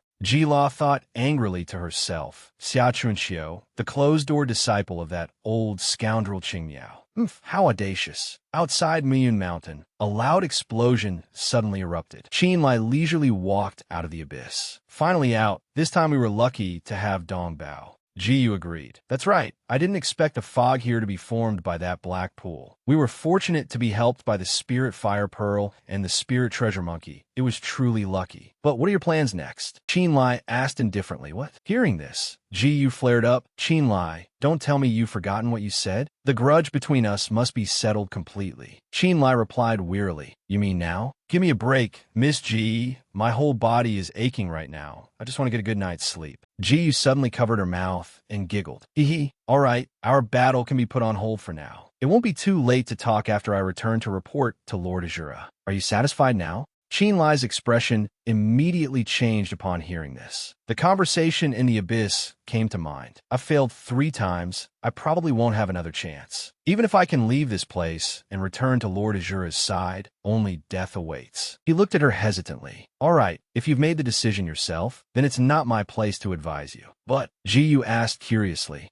But what? Qin Lai smiled evasively. No, it's nothing. Qin, We'll wait for you to come and fight. Before that, don't die. Ypsilonue Chuckeld lightly. Of course, I haven't gotten my revenge on Xia Chunxiu yet. I'm off. See you again. Qin Lai chuckled to himself. Haha, she's really straightforward. I should go back and take a look too. More than 3 months have passed in the blink of an eye. I wonder how things are in Lori City. Back in the city, Qin Lai walked while muttering to himself. It's a bit strange. There's a tense atmosphere in the city. Could it be that something has happened? He grabbed a passerby to ask. This brother, may I ask, what has happened in Lori City recently? The person said in alarm. What? You don't know? The entire Yun province is in chaos now. The Great Chu dynasty and the Evil Moon sect are simultaneously making things difficult for the Gui Tian sect. Furthermore, Reverend Qingyao's disciple, Xia Chunxiu, is the biological younger brother of the notoriously vicious Earth Fiend sect master, Xia Yunxia. Haha, the Gui Tian sect has always prided itself on righteousness, but it turns out they're involved with the Earth Fiend sect. This is going to be a good show to watch. Qin Lai frowned and thought, strange, who exposed the news of Xia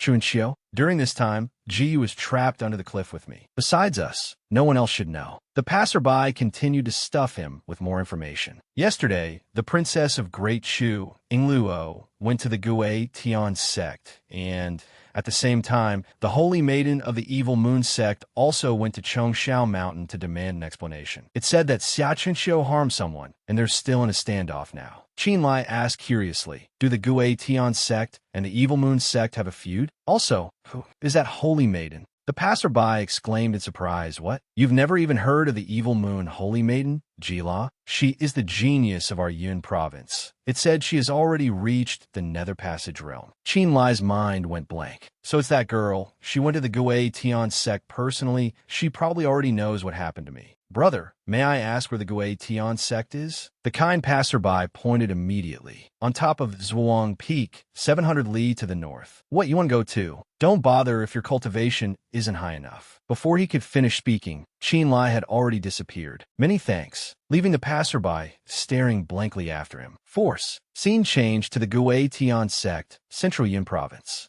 Jila stood in the middle of the courtyard and shouted, back off, you are no match for your granny. It'll be the same no matter how many more of you come. As long as you hand over Xia Chunxiu today, this young lady will stop immediately. Otherwise, I will destroy the Gui Tian sect and bloodwash the Gui Tian sect. Suddenly, a disciple flew up and shouted, Demonis, don't you dare be so arrogant. Let me exchange some moves with you. Jila snorted coldly. She flicked her hand lightly. Courting death. The man immediately spurted blood. He was sent flying by Jila into a nearby courtyard, sending tiles flying everywhere. Princess Ingluo exclaimed in admiration. One move again. Old Wu lamented. The 3 great elders of the Gui Tian sect attacked in succession, yet couldn't gain the slightest advantage. If this continues, all the experts of the Gui Tian sect will be defeated, leaving only Reverend Qingmiao, who has yet to show himself. Xian Qingmiao shrugged, looking idle. Although we were invited here to provide support, looking at the situation, it seems our intervention isn't needed. The Evil Moon Holy Maiden, her reputation is indeed well-deserved. Ingluo sighed. Hey, I didn't expect Benefactor Qin to have such a relationship with this girl. We really didn't know anything. Standing beside them, Mu Yunian pursed her lips in anger as she listened. The disciple who was just sent flying struggled to take gasping breaths. Gasp, gasp. In the Gui Tian sect, how can we allow a demonist to run rampant so arrogantly? Even if we have to risk our lives and be crushed to pieces, we must drive out this evil heretic. What are you waiting for? Everyone, charge forward together and destroy this demonist.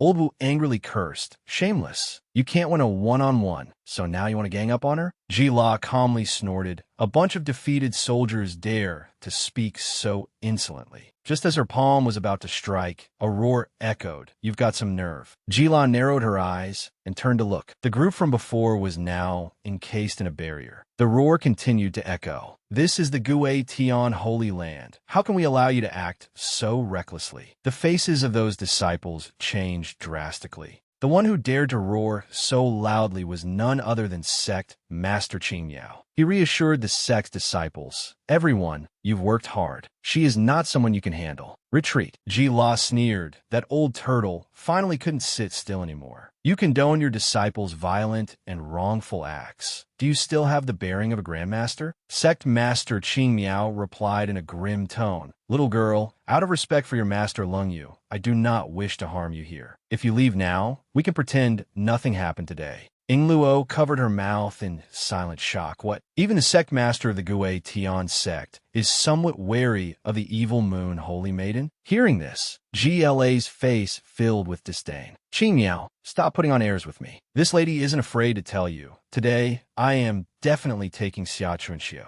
Old Qing Miao was so angry he could spit blood. You don't know what's good for you. It seems this old man will have to teach you how to behave on Lung Yu's behalf. Suddenly, a mocking voice cut in. Oh, the dignified sect master of Gui Tian. Is this how you fight fair with others? Qin Lai threw the wind-chasing talisman forward. Mu Yunian was secretly overjoyed. This is the wind-chasing talisman. Could it be? Sect Master Qing Miao shouted. Who are you? Only then did Qin Lai reveal himself. Ji-La and Mu Yunian's faces lit up with joy. They both exclaimed, Brother Lai. Qin Lai. Qin Lai calmly replied, sorry to have made everyone worry. Mu Yunian asked urgently, Qin Lai, where have you been all this time? You really made us worry. Before she could finish, she saw Ji-La rush forward and hug Qin Lai. Brother Lai, it's so good that you're okay. I thought you'd been killed by Xia Chunxiu. Qin Lai chuckled. Haha, am I not perfectly fine? Little girl, long time no see. The three-third wheels stood still, not daring to move. This relationship between young hero Qin and the evil moon holy maiden. Mu Yunyan's face paled, and she bit her lip tightly. Then she turned and walked away. Xian Qingyao called out in confusion.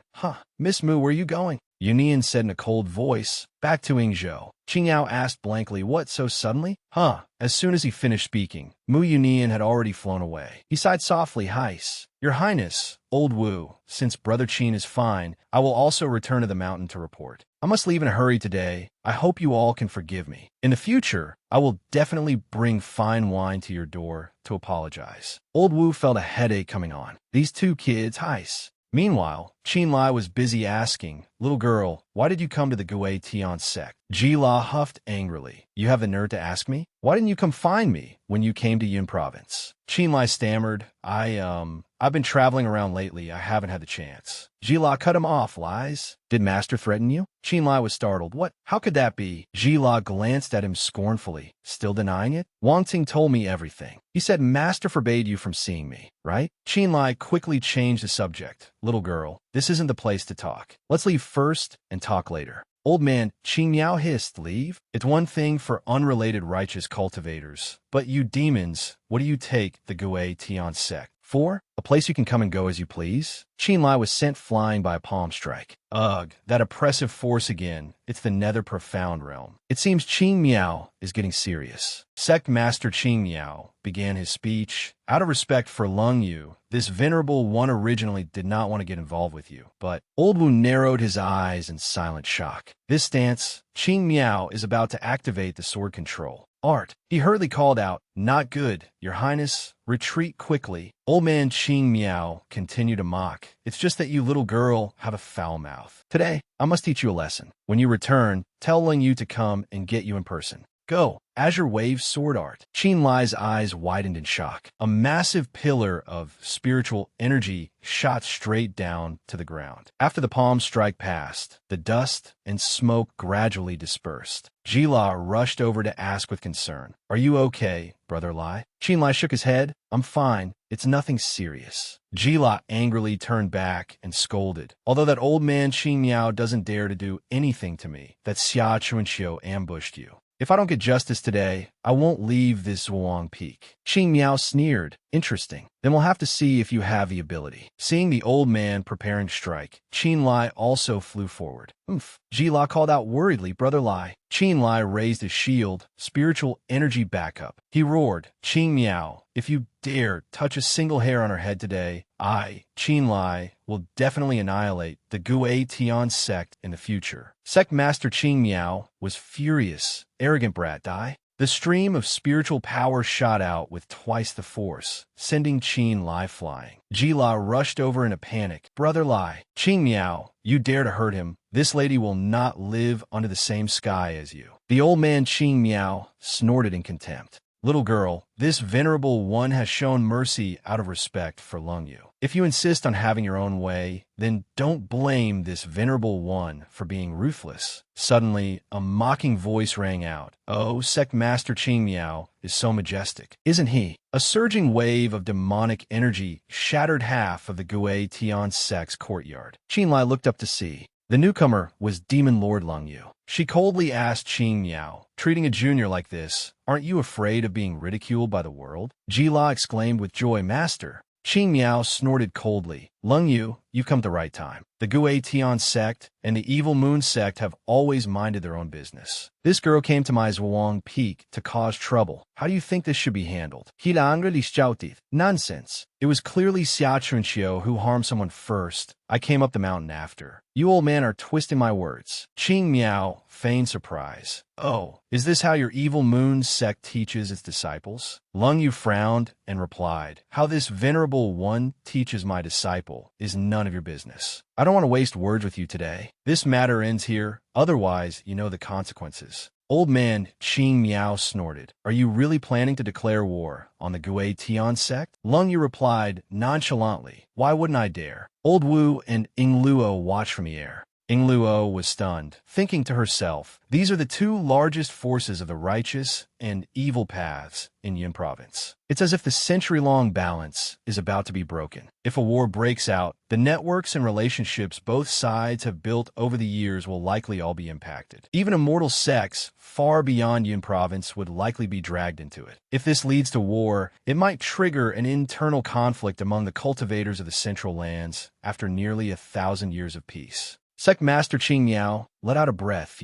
He asked in a cold voice, Lung Yu, do you know what you're saying? Just for one willful disciple, you want the entire Evil Moon sect to be buried with her? Lung Yu raised her voice to remind him. Qing Miao, this venerable one knows that behind your Gui Tian sect, there are even more powerful experts. But do you think my Evil Moon sect is easy to bully? Old Wu asked nosily, what does that mean? Princess Yingluo's eyes widened in surprise. I can't believe that besides Qing Miao in the nether profound realm, the Gui Tian sect still has an even stronger cultivator guarding it. Moreover, Demon Lord Lung Yu also said the Evil Moon sect is not easy to bully. Could it be that behind them, there is also... It seems these two great sects are not as simple as they appear on the surface. No wonder both sides have backing and fear nothing.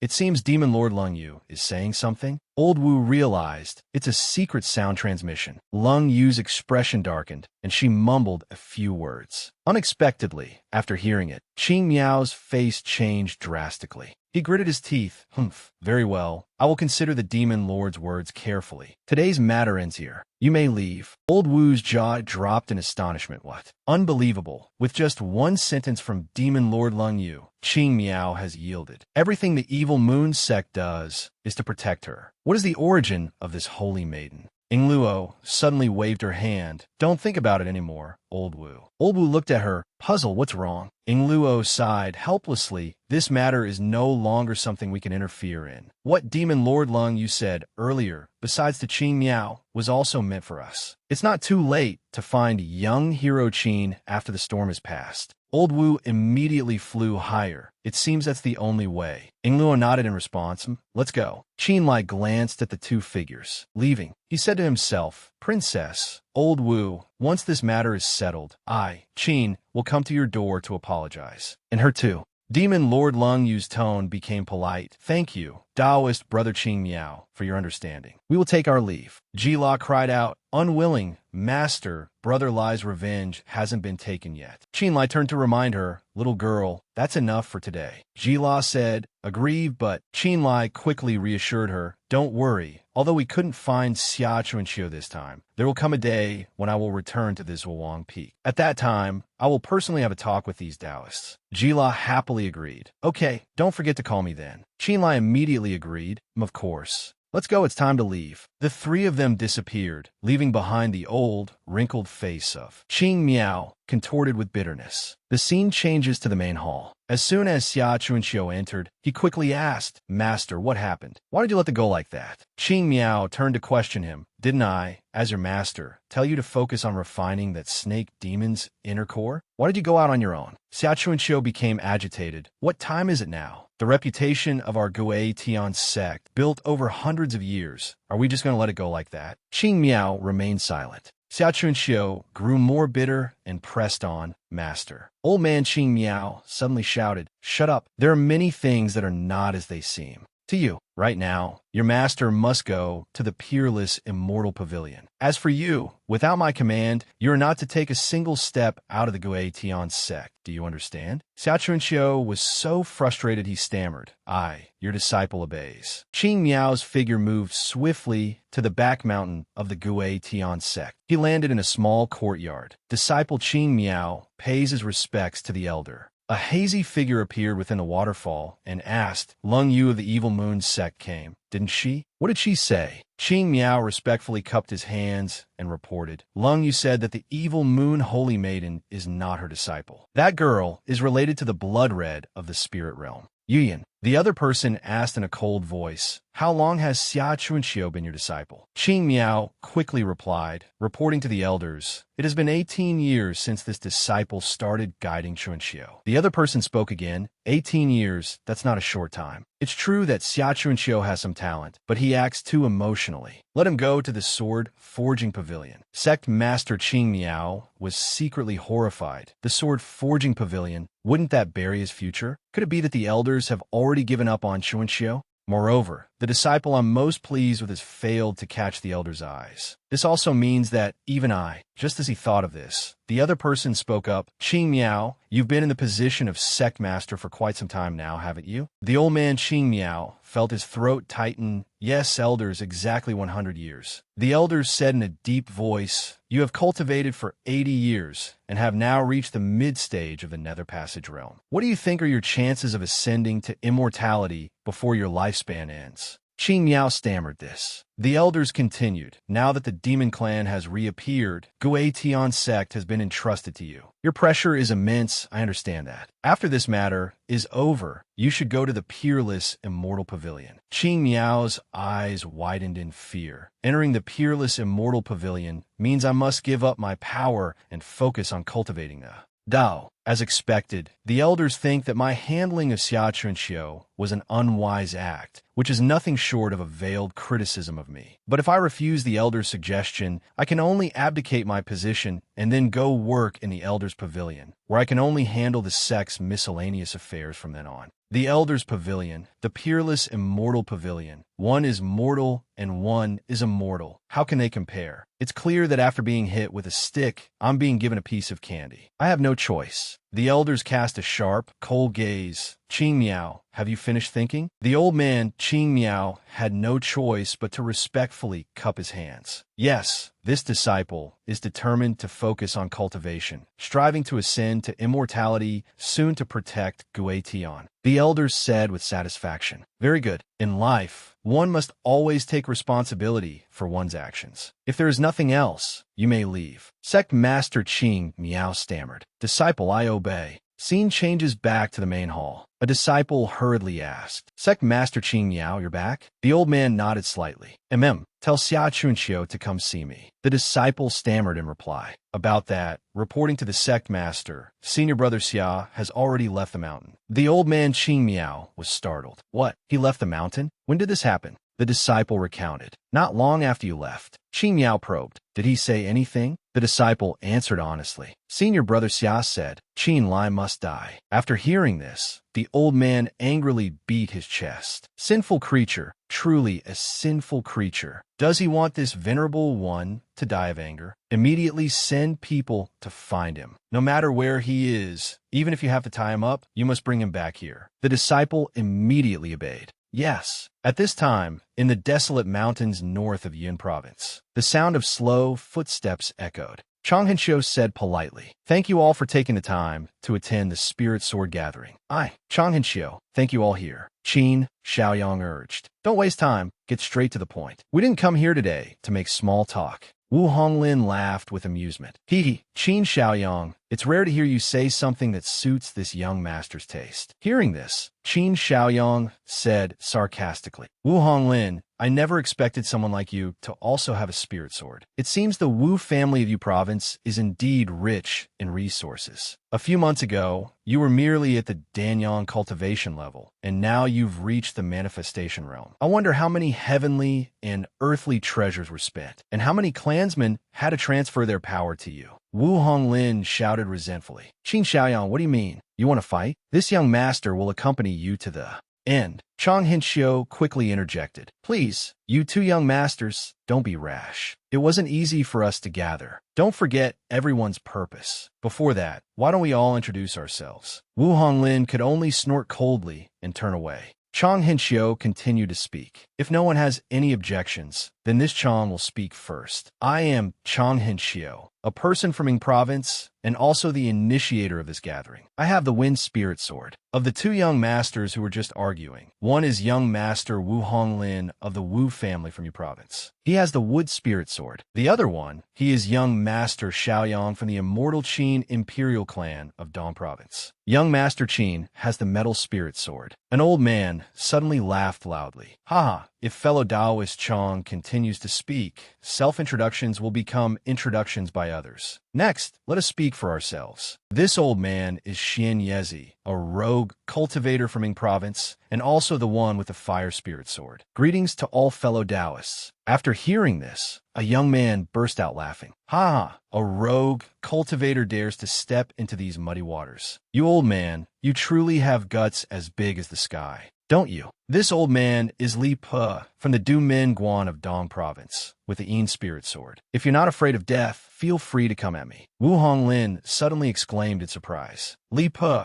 the Li Pe of Du Min Guan's Ghost King Valley. Is that you? Dong and Yu provinces are tens of thousands of miles apart, yet young Master Wu has heard of my great name. Haha, the younger generation is quite impressive. Thud! The sound of a staff striking the ground forcefully. An old woman spoke in a sarcastic tone. So you're the old devil, Li of Du Mingguan. I heard the two great immortal sects of Dong province have always wanted to kill you. I didn't expect you to still be alive. You truly have some tricks up your sleeve. Qin Xiaoyang turned over curiously. Oh, this person, could she be Weia Granny? The old woman exclaimed in surprise. Oh, I didn't expect that in the current cultivation world, there's still people who remember this old woman. Xiaoyang smiled. It really is you. Qin Xiaoyang pays his respects to Granny. I wonder if Master Muyang is well these days. Weia Granny was stunned. You even know about the old devil in this old woman's house. Qin Xiaoyang recounted honestly. When my father was young, he once traveled to Qingyang Mountain and was fortunate enough to meet Master Muyang. Therefore, Weia Granny suddenly cut him off. Thank you for the concern from the Qin clan of Dong province. It's just a pity that old Undying One is now truly dead. Qin Xiaoyang was shocked. Master Muyang has passed away? The old woman replied with a gloomy expression. That's right. That's why this old woman has the Yang Spirit Sword and the Earth Spirit Sword in her hands. Liposhemet internali. I didn't expect this old woman to have two spirit swords. Heh, should I take this opportunity to make a move? Chang Hinxiu curiously looked at the girl, the last person. She said softly, I am Kai Ming, the one with the water spirit sword. Please give me your guidance. Wu Honglin urged impatiently. Since everyone has finished introducing themselves, let's discuss the next plan. After all, this matter concerns the treasure of the sacred infant immortal abode. How to divide it is an extremely important matter. Chang Hinxiu suddenly interrupted. Young Master Wu, please wait. Wu Honglin asked in annoyance. Fellow Taoist Chang, what are you trying to do? Chang Hinxiu replied softly. This Chang just wants to remind young Master Wu that our people have not all arrived yet. Qin Xiaoyang grinned mockingly. Ha! Wu Honglin, I understand your desire to take the leading position, but to activate the sacred infant immortal abode's 9 spirit swords, we are still missing one. Right now, the person with the Thunder Spirit Sword has not yet appeared. What are you in such a hurry for? Having been called out, Wu Honglin squirmed. Qin Xiaoyang, if you don't speak, no one will think you're mute. Xian Yezi chuckled softly. Fellow Taoist Chang, the appointed meeting time has long passed. You are the initiator of this gathering, so please explain the situation to everyone. Chang Hinxiu said loudly. Everyone, at present, only the wielder of the Thunder Spirit's sword has not appeared. This person's surname is Qin, and his given name is Lai. He is from Shan Province in the Central Land's 5 provinces. Wu Honglin shouted in shock. What? It's him? Seeing this, Chang Henxiu turned to ask, Oh, does young Master Wu know Qin Lai? Wu Honglin snorted coldly. I suppose you could say we're acquainted. He pursed his lips and thought to himself, strange, didn't he die at the hands of the demon clan? This person truly has some tricks up his sleeve. Qin Xiaoyang spoke up. Everyone, if we want to open this sacred infant immortal abode, the Thunder Spirit Sword is indispensable no matter what. Fortunately, perfected sacred infant has passed down a tracking sword art. We just need to recite the sword art and then follow the guidance to find fellow Taoist Qin Lai. Xian Yezi smiled amiably. Young Master Qin makes a lot of sense. We have no objections, the crowd said in unison. If that's the case, let's start quickly to avoid any unforeseen complications. All right, Changlong Cliff, north of Yin Province. Jila called out happily. Master, if you hadn't arrived in time just now, things might have gotten a little troublesome. Lung Yu frowned and scolded. So you do know you were reckless? Luckily, Wang Tong sent a message in time. Otherwise, you two wouldn't have been able to get down the mountain at all this time. Jila called out coaxingly. Master, your disciple knows she was wrong. Please don't be angry. I'll deal with you when we get back. Demon Lord Senior, this matter was caused by this junior. It has nothing to do with the girl. If Senior wishes to vent your anger, this junior is willing to bear it all. Brother Lai, what does this have to do with you? Coming to Gui Tian sect was my own idea. Jila, you go back to the 8 Moons sect headquarters first. This master wants to have a few words with him. Master, why must you make things difficult for Brother Lai? Be obedient. But, girl, let me talk to Demon Lord Senior, all right? Don't worry, Senior won't do anything to me. Or, all right then, I'll go first. Master, if you continue to make things difficult for Brother Lai, I'll run away from home. This girl. To get to the point, I wonder what Demon Lord Senior wants to say to me. Do you know why this venerable one won't let you see her? Could it be that Senior is willing to tell me the reason? That's right. If you two are together, there will only be trouble. There will be no good outcome. What does Senior mean by that? Does Senior think I will harm her? Harm her? You might not even be her opponent. Then what is Senior worried about? Qin Lai, what do you think is the most tragic fate in a person's life? For this, I ask for Senior's guidance. The matter concerning her, this venerable one still cannot say now. But in the future, I hope you won't see her again. Otherwise, you both will regret it. Senior, is there something you can't say directly? Fine. Then this venerable one asks you, if one day the girl wants to kill you, what will you do? What? The girl wants to kill me? Qin Lai, this venerable one is just saying. You should know what to do. Qin Lai stood in the middle of a large, empty field, clenching his fists and thinking to himself, kill me? The girl? Gloomy thoughts constantly appeared in his mind, distracting Qin Lai. This sentence from Demon Lord Lung Yu, was she serious? Recalling the happy images of him and Jila from before made Qin Lai ponder. He and the girl had gone through life and death together. No matter how he thought about it, it seemed impossible, right? Both Qin Feng and she were very important in his mind. If we're talking about people in this world who want to kill me, you could grab a whole handful, but only second brother and Jila are impossible. Looking back at his own miserable and wretched image, Qin Lai couldn't help but feel inferior about everything. Could it be because of my humble origins? So this was just a fabricated excuse to stop me and that girl from seeing each other again. The dignified and terrifying image of Lung Yu appeared, making Qin Lai hesitate as he thought about it. But from Demon Lord Lung Yu's tone, it didn't sound like a lie, and besides, with her status, she wouldn't need to deceive me, right? The more he thought, the more confused he became. He wearily raised a hand to rub his head, lightly grinding his teeth. Ugh, I really can't figure it out. Suddenly, a strange sound came from a bush not far away. Qin Lai noticed it very quickly. He glanced back with alarm and vigilance. Qin Lai leaned over and shot a source of power straight out, shouting loudly, "Who's there? Come out." Yezi hurriedly ran out to him and said, Daoist friend Qin, no need to worry, it's one of us. Qin Lai, a bit confused, softly called out his name. Xian Yezi. Yezi cheerfully clasped his hand behind his back and said, It is indeed this old man, Daoist friend Qin. I've finally found you. He gently closed his eyes, bowed his head slightly, and sighed in response. So that's how it is. This day has finally come. Hearing this, the old man hurriedly continued to explain everything. Daoist friend Qin is indeed quick-witted. That's right, the 9 spirit swords have gathered.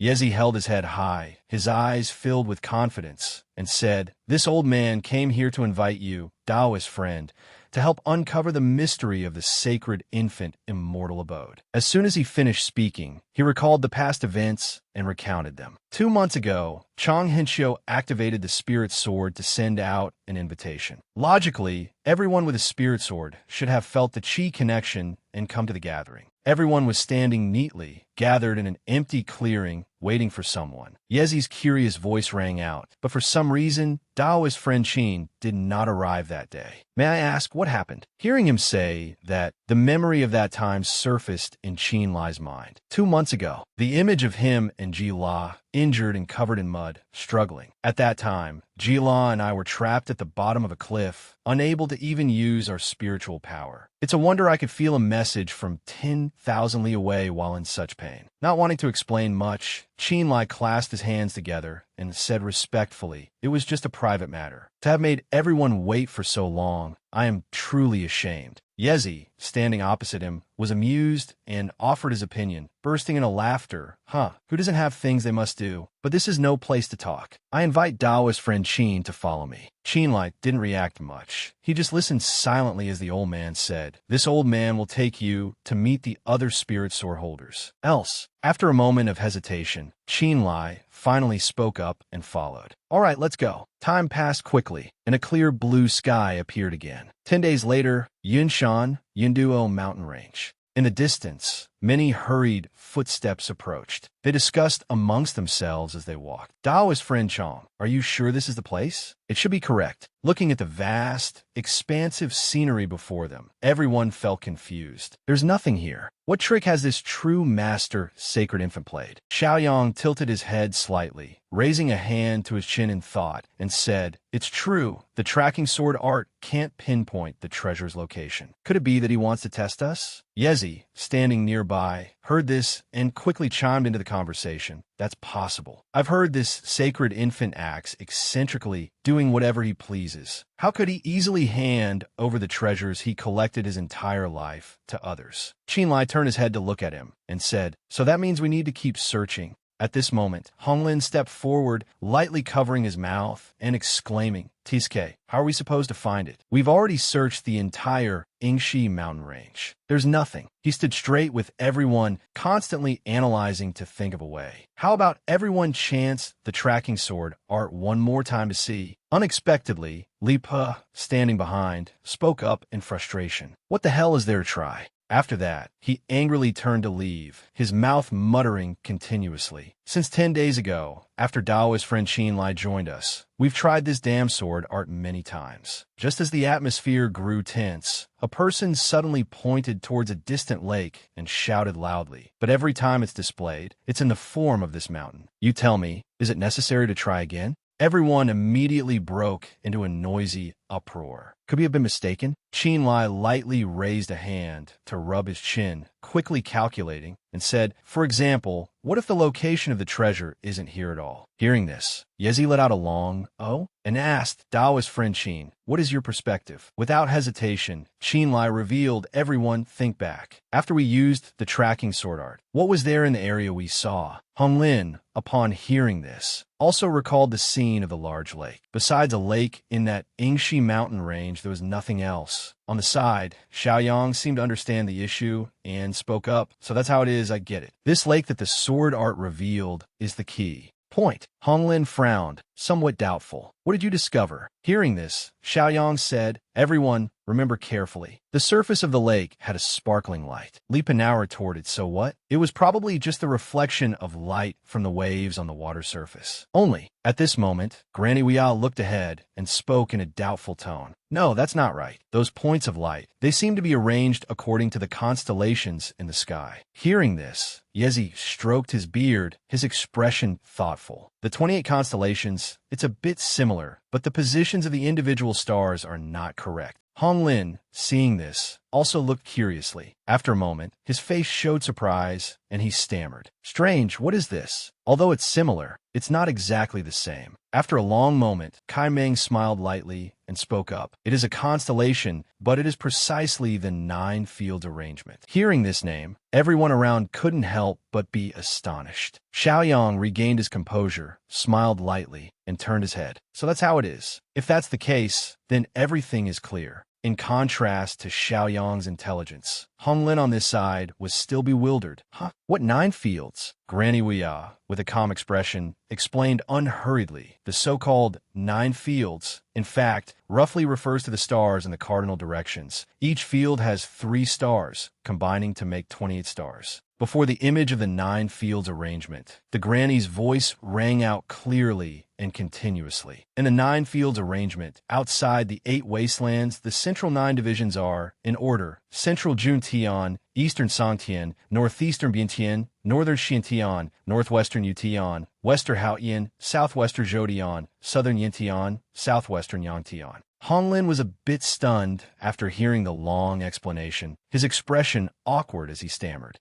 So that's how it is, but what could it represent? Xiaoyang, standing in the middle of the crowd, impatiently raised his hand and scolded Hong Lin. Idiot! With a mind like yours, how did you even get a spirit sword? 9 fields is 9. The number of spirit swords is also 9, understand? Having been scolded, Hong Lin had an epiphany. He imagined the 9 fields arrangement and the image of the 9 swords, hesitating slightly. Ah, you mean these 9 positions correspond to the 9 spirit swords? Yezi quickly replied, that's right, young Master Wu. Since the puzzle has been solved, let's go to the Central Juntian first and take a look. And see. Hong Lin, who had slowed their progress, now put on a nonchalant expression.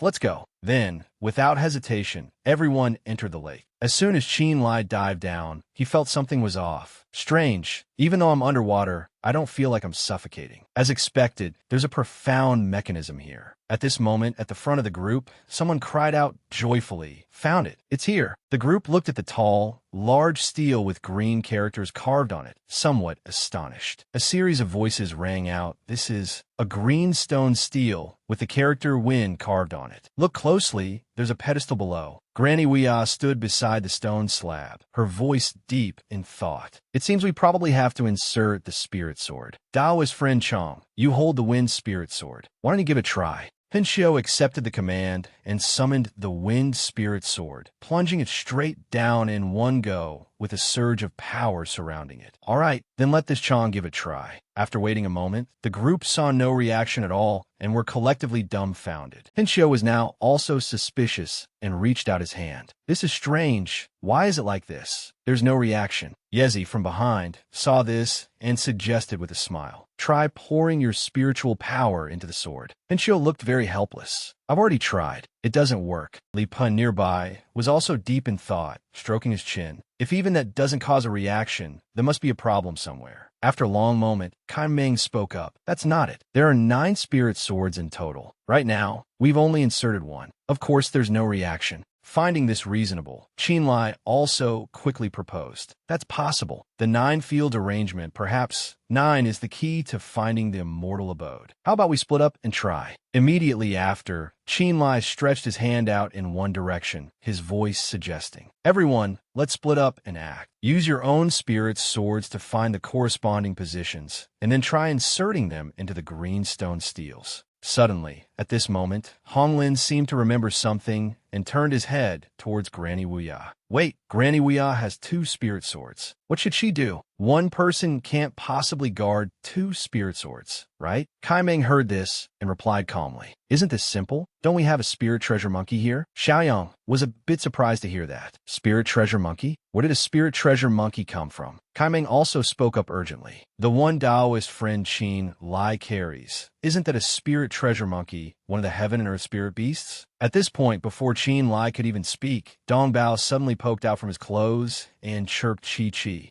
Seeing this, Granny Weia summoned the fire spirit sword, her voice carrying a hint of indifference.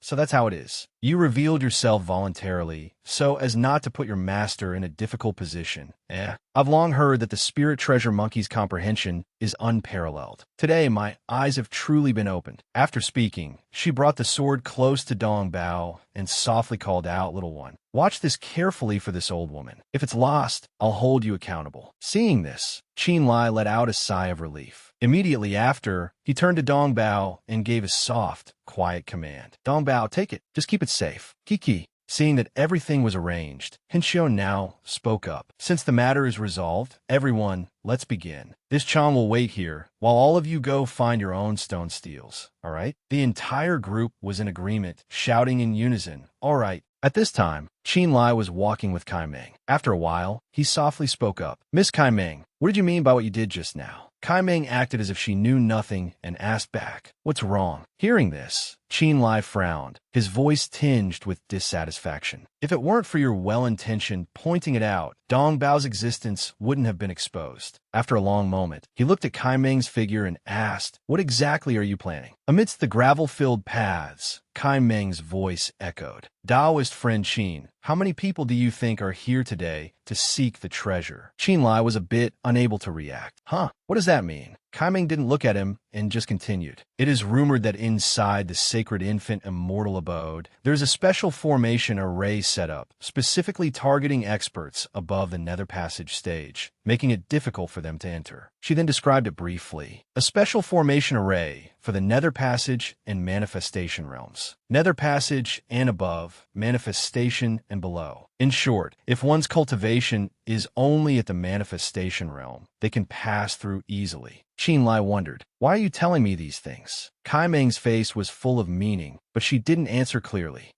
Consider compensation. After all, after we went into the water, everyone already understood. Before the golden sword, her voice held a hint of disdain. Although the vast ocean-treasured sword is precious, it's just a key. Since we've already found a way to break the seal, it's naturally no longer important. Then she smiled faintly, her voice laced with mystery. Otherwise, do you think, with Granny Wuya's personality, she would so easily lend the Yang spirit sword to you? To borrow? Hearing this, Qin Lai raised his hand to his chin, responding thoughtfully. That's true. Suddenly, a stone stele appeared ahead, interrupting their conversation. Seeing it, Kai Meng was a little surprised. Oh my! Her voice carried a hint of joy. The character for water is carved on this stone stele. It seems this one is mine indeed. At this moment, she turned to him, smiled faintly, and made an appointment. Fellow Taoist Qin, think carefully about my words. Well then, we'll meet again later inside the sacred infant. Immortal abode. After saying that, Kai Meng quickly landed on the stone stele. Left behind, Qin Lai watched Kai Meng's figure, somewhat lost in thought. This girl Kai Meng, although she seems strange all over, among the 8 of us, my cultivation level really does seem to be the lowest. Immediately after, he flew off, his heart full of doubt. Or perhaps she's doing this to help me distract the enemy's strategy. Deep in the sea, he used his internal energy to probe, his train of thought unbroken. Moreover, only those at the manifestation realm can enter the immortal abode, along with the restriction targeting those at the Nether Passage stage and above. Suddenly, Qin Lai stopped short, his expression changing slightly as he exclaimed, "How could it be?" As if realizing something, he cried out, "Damn it!" Without hesitation, he immediately shot forward like an arrow, his heart racing. I have to speed up and move forward. Scene change. At the same time, outside the Eagle Serpent mountain range, where large rocks towered, a figure shot forth. A foot landed forcefully. It was precisely Xia Chuanxiu with an ugly expression, his hands clenched tightly, looking somewhat angry. He looked into the distance with a meaningful expression. "Qin Lai, your death day has come." Just then, Xia Chuanxiu arrived at the front. Standing before a high cliff, he looked down at the vast lake surface. His heart stirred. I didn't expect to accidentally get a clue about the treasure of the sacred infant immortal abode. Leaving the Gue Tian sect to follow Qin Lai was indeed a wise decision. Looking closer, Xia Chuanxiu's face was filled with smugness. It seems that today, not only can I take revenge, but I can also obtain the immortal abode's treasure that the world covets. His gaze looked deep through the sea surface and saw Dong Bao holding a sword and stabbing it into a stone stele, his heart filled with contempt. Moreover, Qin Lai's group of 8 couldn't be divided evenly, so they had no choice but to let his spirit pet hold his spirit's sword and act alone.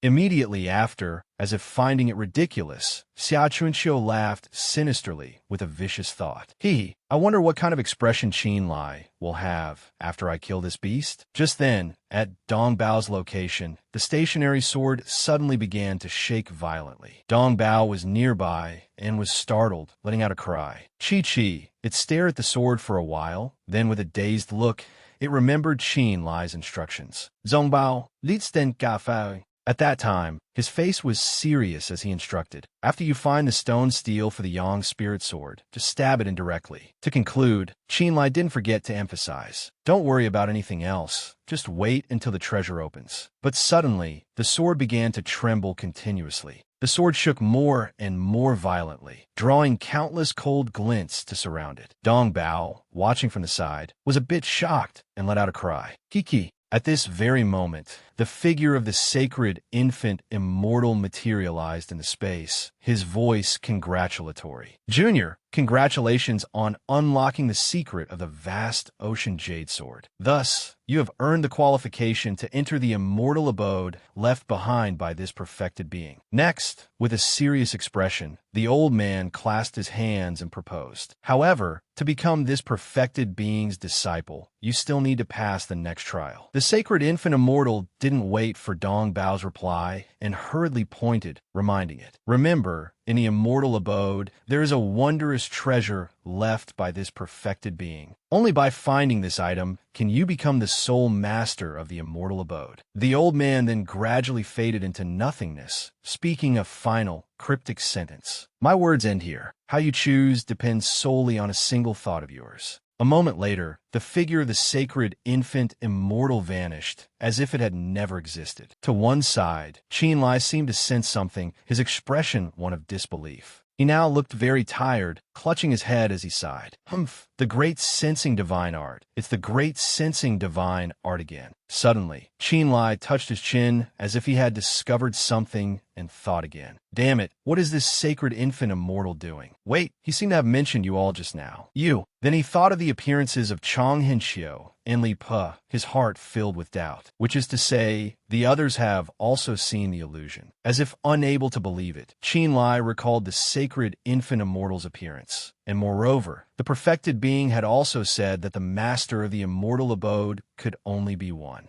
Looking up at the sword stuck in the stone slab, he was very suspicious. Wouldn't this force everyone to turn against each other? Looking at the sword emitting a powerful light, Qinlai's heart sank in resignation. It seems all of us have been plotted against by him. After a while, an astonishing light appeared from somewhere, a cold glint so oppressive that Qinlai couldn't bear it and covered his face. Ugh! As if unable to bear the curiosity, he secretly peeked through his fingers. Qinlai's gaze fell precisely on a token radiating a brilliant golden light. He was a little incredulous. This is the sacred infant token. Confused, Qinlai walked over and picked up the treasure. His lips curled slightly. So that's how it is. This is the key to open the main gate of the immortal abode. Suddenly, Qinlai's expression changed slightly. Right behind him at the lake, a powerful beam of magical light shot down with great force. Watching the large disturbance of dust and smoke, Qinlai covered his face and thought to himself, what's going on? En explosion? No, that's not right. Someone is fighting with magic. As if realizing, he widened his eyes in shock and worry. That direction. Oh no, Dong Bao is near there. Then, suddenly, there was a splash as something jumped out of the water. Water droplets splashed everywhere, landing on the gravel path. At this moment, Xia Chunxiu saw the situation ahead. He felt a little uneasy and took a small step back. Who is it? Who dares to block my path? Just then, Jiyu appeared, her voice carrying a hint of emotionlessness. Xia Chunxiu, as long as you are not dead, how can I? Be at ease. Recognizing Jiyu, Xia Chunxiu was stunned and blurted out, what? This voice. Before his eyes now was Jiyu, completely unharmed, without the slightest injury. Xia Chunxiu, as if not believing his eyes, his voice faltering. Jiyu, you're not dead? Jiyu raised her hand, magical power condensing, her voice steady. Are you very disappointed? This day next year will be the anniversary of your death. Take this, purple lightning ball. Quickly, a small orb of light flew towards Xia Chunxiu. With astonishing speed, Xia Chunxiu quickly dodged it and shouted angrily, damn it! Seeing this, Jiyu threatened coldly, Xia Chunxiu, you can't escape. Xia Chunxiu replied, somewhat annoyed, Demonis, you just won't let it go, will you? Don't get in my way. Seeing his tough talk, Jiyu didn't hesitate and continued to channel her technique, her expression calm. Not to mention whatever schemes you're plotting, just based on the grudge between us, you can dream on if you think you're leaving today. With a huge surge of power, a ball of energy flew towards Xia Chunxiu, causing him to cry out before he could react. After a bout of pain, Xia Chuanqiu's expression changed, his heart filled with disbelief. I can't believe that after not seeing her for a few months, her cultivation is already above mine. I can't fight her head-on right now. I'll leave first and figure things out later. As if realizing he was no match, Xia Chuanqiu clutched his chest, preparing to flee. A wise man doesn't fight a losing battle. Demonis will see about this. Before he could run, a large hand suddenly appeared in front of him, blocking his way. At the same time, a huge commotion arose from deep within the mountains, and the water surface erupted violently. Xia Chuanqiu looked at the scene before him with a face full of discontent. The Demon Clan. It's the Demon Clan again, and another passage realm expert at that. Suddenly, a purple-haired man appeared from nowhere. He clasped his hands together and spoke cryptically, the sacred infant immortal abode. Haha, interesting. Jiyu, you've done well in this matter. After this king reports to the demon lord, I will definitely reward you. Haha. Xia Chuanqiu couldn't believe his eyes, his voice filled with anger. Impossible. Before, at Crouching Dragon Mountain, your cultivation was clearly. Looking at Xia Chuanqiu's appearance, the purple-haired man sneered contemptuously. With the supreme secret arts of my demon clan, what's so difficult about concealing a bit of cultivation? If not for that, how could I have baited you? Hearing this, Xia Chuanqiu felt a sense of dread, cursing inwardly. Fuck, I've been set up. The purple-haired man raised his hand, seemingly having Xia Chuanqiu in his grasp, his voice full of threat. Where are you running? Now that you've seen this king's true face, there's no reason for you to live anymore. Quickly, he raised his hand and grabbed Xia Chuanqiu by the throat, making him cry out. The purple-haired man was clearly intending to send Xia Chuanqiu to his grave. Haha, kid, this king will send you to the Western Paradise. At this very moment, from beneath the lake's surface, a mysterious figure shot up, creating a huge disturbance. It turned out to be Qin Lai. He now called out worriedly Dongbao. Seeing the intruder, Jiyu frowned grimly. This is bad. Ignoring his surroundings, upon finding Dongbao, Qin Lai immediately hugged it and comforted it. Dongbao, you're injured. Let me see. The purple-haired man stood to the side, finding it interesting, and interjected, Haha, another one has come. Isn't this just walking right into a trap? Qin Lai was a little wary. You're a nether passage stage expert. Without replying, the purple-haired man threw Xia Chuanqiu aside and ordered, back at Crouching Dragon Mountain. This king was merely using a delaying tactic. Today, there's no need to hold back anymore. You kill them. After waiting a moment without any movement, the purple-haired man grew suspicious. What's wrong? Xia Chuanqiu, seemingly unafraid, interjected to stir up trouble. I get it now. You two were together for over 3 months at Muyin Mountain. I'm afraid feelings have developed, haven't they? Azura King, it seems your subordinate has had a change of heart. Seeing 2 pairs of eyes fixed on him, he laughed loudly. Haha, it's useless for you to look at me. A shameless couple is a shameless couple. I'm definitely going to die today, but you won't live either. Haha. The purple-haired man still felt it was strange, calling out suspiciously, Jiyu, what are you doing? Why aren't you attacking? Jiyu avoided his gaze, answering hesitantly, Your Highness, Azura King, this subordinate is just. Seeing her constant hesitation, the purple-haired man seemed to lose his patience. He channeled spirit energy around his hand, his voice sharp. Then this king will act personally. Suddenly, Jiyu stepped forward to intervene. Your Highness, Azura King, don't. Seeing this, the purple-haired man shouted angrily, Damn it, you really have developed feelings for him. As if cornered, Jiyu replied timidly, This subordinate has not. Your Highness, this person once saved this subordinate's life. I hope your Highness will show mercy. The purple-haired man, seeing her defend an outsider, seemed to have reached his limit and shouted loudly. How dare you? Jiyu, I have nurtured you for many years. Is this how you repay this king? Jiyu, get out of my way. Your Highness. Jiyu, damn it. I'll deal with you when we get back. The matter at hand is more important for now. Stop. You dare touch my brother Lai. Little girl, this is bad. I must cancel this person's attack. Stop. For me. Little girl, didn't you already return to the Evil Moon sect? Little girl, who are you? Who am I? Are you worthy of asking? Scram now, or this lady guarantees that within 10 years, someone will raze Demon Island to the ground, leaving no one alive. You are from the spirit realm. You wretched girl, you don't need to threaten me. The rules between the spirit realm and the secular world. This king knows them very well. If you borrow the power of the spirit realm to deal with Demon Island, aren't you afraid the guardian immortal elder will annihilate your entire family? To destroy your demon kingdom, it doesn't take many people, does it? Even if the guardian immortal elder takes action, this lady will only lose 2 demon cultivators at most. If you don't believe me, you can try. You little girl, I'll give you that. This king will spare your life today. Phew, little girl, you've saved my life again. Hey, little girl, you're injured. It's nothing. I just used too much energy. I'll be fine after circulating my energy to recover a bit. Xiaochu and Xiao, since you're already here, don't be in a hurry to leave. Ah, Qinlai, I'm warning you, my master is. Shut up, Xiaochu and Xiao, you're really something. I haven't even looked for you, and you've delivered yourself to my doorstep. The debt between us, it's time we settled it, isn't it? Qinlai, you were able to win today, not because of your great skills, but because that little demoness G you showed up. Qinlai, how dare you? I won't let you go even if I become a ghost. What is that? It's a life and death tablet. Xiaochu and Xiao is a disciple of Qing Miao. The life and death tablet on him was left by Qing Miao. By doing this, it's to let Qing Miao know who killed him. I'm not afraid. Xiaochu and Xiao and I are mortal enemies. Even if I wasn't the one who killed him, Qing Miao wouldn't have spared me. So what's there to be afraid of? Right, we're not afraid of him. What the hell is Qing Miao? Even if the old monster from the peerless immortal abode comes out, there's no need to be afraid. If they dare to cause trouble for Brother Qinlai, I'll show them the power of the Evil Moon sect. Little girl, thank you. By the way, why did you come here? How could Senior Lung Yu let you out? Well, it's a long story. What, you snuck out? That's right, but don't blame Master. She has her own difficulties.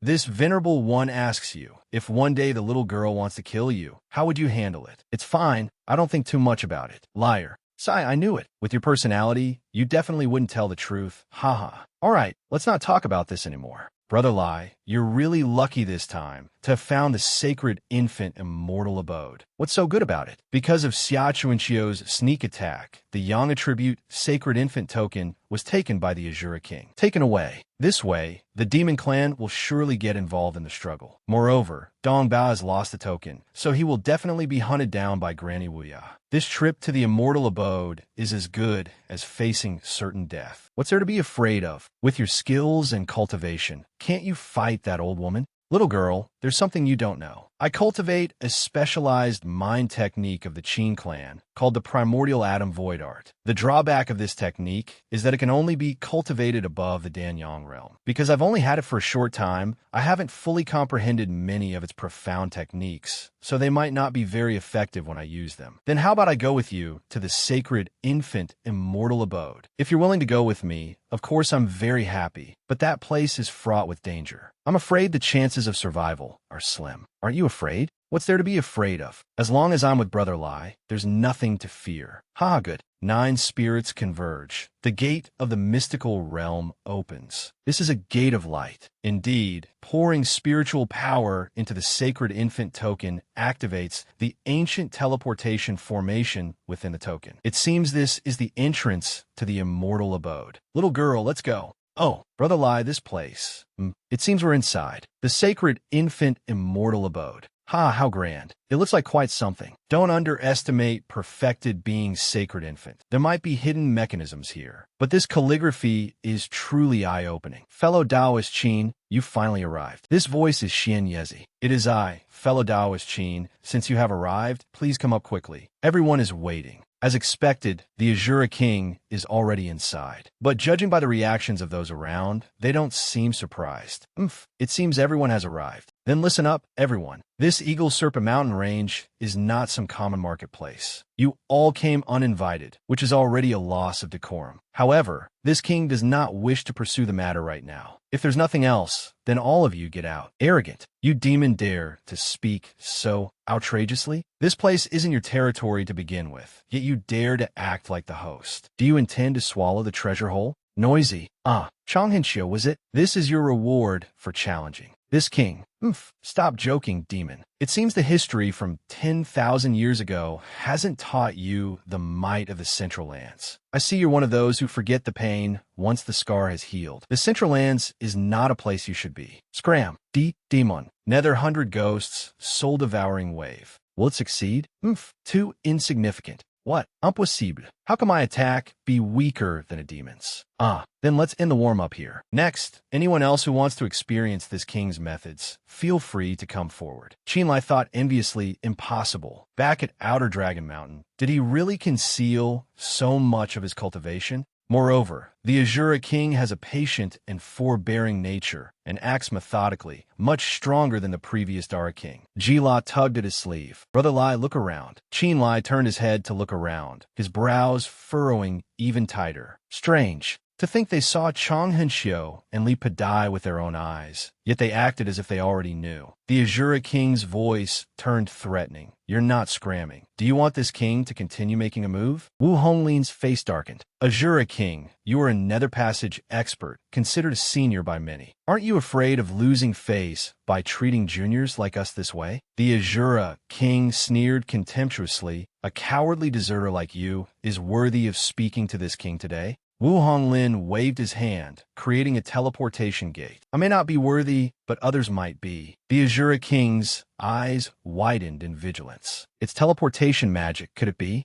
Wu family of Yu province, Wu He, nether passage realm level, stepped out of the teleportation gate, hands on his hips, criticizing, so this is the sacred infant immortal abode. It looks somewhat grand, but it's still lacking compared to my Wu family's ancestral home. Junior Qin Xiaoyang pays his respects to the Wu family senior. He turned back to ask, Qin Xiaoyang, you are the most talented junior of the current Qin clan. Besides you, has anyone else from the Qin family come? A powerful male voice replied, there's also me. A purple teleportation gate appeared in the courtyard. Qin family of Dong province, Qin Hongshan, nether passage realm level, stepped out and immediately asked mockingly, Wu He, we haven't seen each other in nearly 50 years, have we? I wonder if that injury you suffered back then has healed? Wu He replied, Qin Hongshan, I didn't expect you to be the one to come this time. I, on the other hand, would like to know if your primordial atom void art has reached the state of perfection yet? Qin Lai, eavesdropping from the side, his face darkened as he thought, primordial atom void art, could it be? He recalled the words Qin he had instructed descendants of the Qin clan continue to diligently practice this art. One day return to Dong province, investigate the truth behind the Qin clan's annihilation, and avenge the Qin clan. Qin Lai pieced everything together. That year, a Qin family ancestor had said in the great hall beneath his father's room that our Qin family of Shan province is just a branch of the Qin clan of Dong province. Could it be that this Qin imperial clan member from Dong province before me is a clansman of the same origin as me? Xian Yezi sighed. He waved his hand to open a teleportation gate, summoning more people. Originally, this old man wanted to be a rogue cultivator, having sworn an oath to cultivate ascetically with few desires, not wanting to participate in struggles. But the forces behind you all are too powerful, so I can only show my hand. A man with a square-jawed face appeared. Qin Lai's jaw dropped in shock. This aura, it's also Nether Passage realm. He had a short and stout figure. He introduced himself. I am Taoist Imu of the Chongquan mountain range. Pay my respects to the fellow Taoists from all paths here. A brown staff appeared, hovering in midair with a question. Taoist Imu. So the saying mountain flower sea tree. Chongquan Imu refers to you? Granny Wia slowly followed, sighing. There's no other way, old man. We can't avoid it anymore. If you don't come out, I'm afraid you people will chase this old woman away. Duan Muyang stepped out majestically. Wu He was stunned. Duan Muyang, didn't you die? The old man waved his hand. It seems Brother Wu was very much hoping for this old man to pass away. Unfortunately, I've disappointed you. We questioned. Duan Muyang, you fake your death. Was it for the sacred infant immortal abode? The old man glanced as if it were obvious. Otherwise, how could this old man have seen today's show? The Eagle Serpent Range, you all followed to come here. I believe you all understand the importance of this place. Therefore, let's talk business. The Azura King finally understood. So that's how it is. First, you send people of ordinary strength to scout ahead. Then open a reverse teleportation formation from within the immortal abode. Your methods are truly impressive. Duan Muyang, That's right. If not for this, how could we occupy a seat here? The old man glanced towards Qin Lai's group of 3. Well then, there are 3 people left over now. How should they be dealt with? Gathering energy in his palm, Wu He said contemptuously, isn't it simple? The weak are eliminated. Ji La and Kai Meng immediately became vigilant. We struck them with a palm attack. Boom! Bricks and stones fell everywhere. Wu He was stunned, his jaw dropping. We saw that 2 frail-looking girls were actually able to block his palm strike. Kai Meng said, Wu He, you're a long-famous senior. Why do you act so thick-skinned and shameless? Ji La added, since I already have a sacred infant token in my hand, then I must have a share of the treasure here. Otherwise, wouldn't I have come in vain? The Azura King laughed loudly. It seems that even with 4 Nether Passage realm experts here, you can't handle them. We became embarrassed and angry. Azura King, what is the meaning of this? The Azura King kindly reminded him, it means nothing. It's just that compared to that Kai Meng, the demoness next to Qin Lai is also not to be trifled with. If you all do not wish to bring disaster upon yourselves, then do not act rashly. Granny Wuya expressed her agreement. That's right. How many treasures you all can obtain here should depend on your own strength. Old man, no need to waste effort on them in the main hall square anymore. Let's go into the inner hall. Duan Muyang took a step and followed the old woman. Wu He responded, Granny Wuya's words make a lot of sense. Let's not deal with Hong Lin for now. We should also go inside the immortal abode. Yes. Qin Hongshan, not wanting to be outdone, said, how can our Qin clan fall behind others? Xiaoyang, let's go. Yes. Mu extended his hand. Your Excellency, Azura King, please. As if this king is afraid of you? Jiyu, follow this king inside. Yes. Kai Meng sighed in relief. I've made it through this ordeal safely. You two, I also plan to go in and check the situation. Even if it's a dragon's pool or a tiger's den ahead, I want to go and broaden my horizons. Therefore, whether you go or not, you two decide for yourselves. Farewell. Kai Meng turned and went inside. Now, only 2 people were left in the courtyard. Jila asked, they've all gone in. Brother Lai, what should we do now? Qin Lai asked her back. Shall we go join the fun too? Which left her stunned. Huh? He said, I feel that Kai Meng is right. Even if we don't get any treasures, it's good to broaden our knowledge. Jila responded enthusiastically. Brother Lai, even without the treasures of true Master Sheng Ying, I believe that with your comprehension and talent, you will definitely be able to ascend and become an immortal. Qin Lai, stop flattering me. I'm not as amazing as you say. But before entering the inner hall, I want to deal with Chang Henchio's corpse first. To die like this now, it's truly a pity. For better or worse, this person was the initiator of the spirit sword gathering. As he was lamenting, he saw a glint of light flash amidst the severed limbs and let out a sound of surprise. Jila curiously ran over. Brother Lai, did you find something? Outside the Sheng Ying immortal abode. In an empty plot of land, Qin Lai had finished building a grave for Chang Henchio. Jila was curious. Brother Lai, what are you holding in your hand? Looking at the green jade piece in his hand, he replied, I found this on Chang Henchio's body. It looks like a jade slip. Jila rested her chin on her hand and said, a jade slip? Put it away. Brother Lai, this person was attacked by the Azura King, and only this jade slip on his body was undamaged. It might be related to the immortal abode. You should take it. It might be useful. Qin Lai was surprised. Related to the immortal abode? I didn't expect that after his death, I would be the one to get this. Is this fate? Jila shook her head. No, I've never believed in fate. Brother Lai, think about it. If you hadn't been kind enough to collect his body, how could you have discovered the jade slip? Now that the burial is done, let's go into the inner hall too. Whatever tricks this true master Sheng Ying is playing, it will become clear soon enough. Qin Lai agreed, an sound as light as a leaf in the wind. He looked up at the red stairs leading to a building. Qin Lai hesitated. Is this the entrance to the immortal abode's inner hall? Jila affirmed. It must be. Let's hurry up and see. The 2 of them stepped up together. As soon as they arrived, Qin Lai shouted in alarm.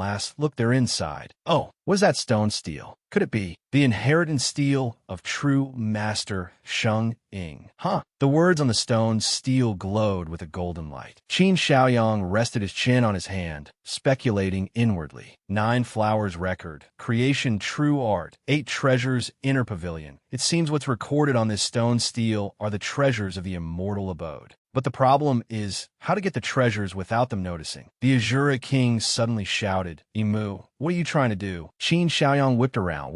What's wrong? Bending his knees, the Azura king leaped forward while warning, "This person is dripping blood to claim ownership of the inheritance steel. Don't let him succeed." A blood-stained finger drew a long line on the steel. The Azura king launched a palm strike. "Imu, stop!" Imu snorted coldly, launching a move to block. "Azura king, stop getting in this old man's way." While resisting, he continued to drip blood onto the steel. "The treasure's here. None of you will get a share." The Azura king snorted coldly, increasing the force of his attack. Tired of living? The two of them started fighting fiercely. Qin Xiaoyang's and Wu He's groups also rushed forward. But it was too late. Imu had completed the ownership claim. The steel emitted a ray of light. He laughed loudly with satisfaction. The blood ownership claim was successful. The 9 Flowers record, the creation true art, and also the Sheng Ying immortal abode are all this old man's. A wisp of true master Sheng Ying's soul appeared from the stone steel. "Junior, congratulations on obtaining this venerable one's inheritance." Seeing the other party just standing there dumbfounded, it reminded him unhappily, "Why aren't you kneeling to pay respects to your master?" He snorted coldly, "I, Mu, stand tall and proud. How could I bow and bend my knee to your external incarnation? Sheng Ying, your body is dead and your soul is gone. So this immortal abode is no longer your concern." True Master Sheng Ying's eyes turned red, and he laughed loudly. "So that's how it is. Is this your answer?" And Mu replied contemptuously, "Sheng Ying, I know this is just an illusion you left behind. Stop playing tricks. True Master Sheng Ying, it's fine. This venerable one doesn't care what you mean, but I still need to remind you, if you alone obtain the 9 Flowers record scripture, it would be fine. But you still have companions by your side, be careful, because you still cannot control the immortal abode right now. Whether it's a blessing or a curse is up to fate." With those words, the wisp of true master Sheng Ying's soul vanished. Imu protected the stone steel behind him. Sheng Ying was right about this point. It's better to deal with the surrounding situation first. These treasures and scriptures, I can take my time to comprehend them in a few days. What's going on? This stone steel, why can't I store in my Chinquan bag as I wish? I clearly dripped my blood to claim ownership just now. The others attacked Imu together, hand over the treasure. Imu was furious, gathering his power to launch a palm strike and push them back. "Get lost, don't bother me." Then he turned back, trying to store the steel in his Chinquan bag. Damn it, what on earth is going on?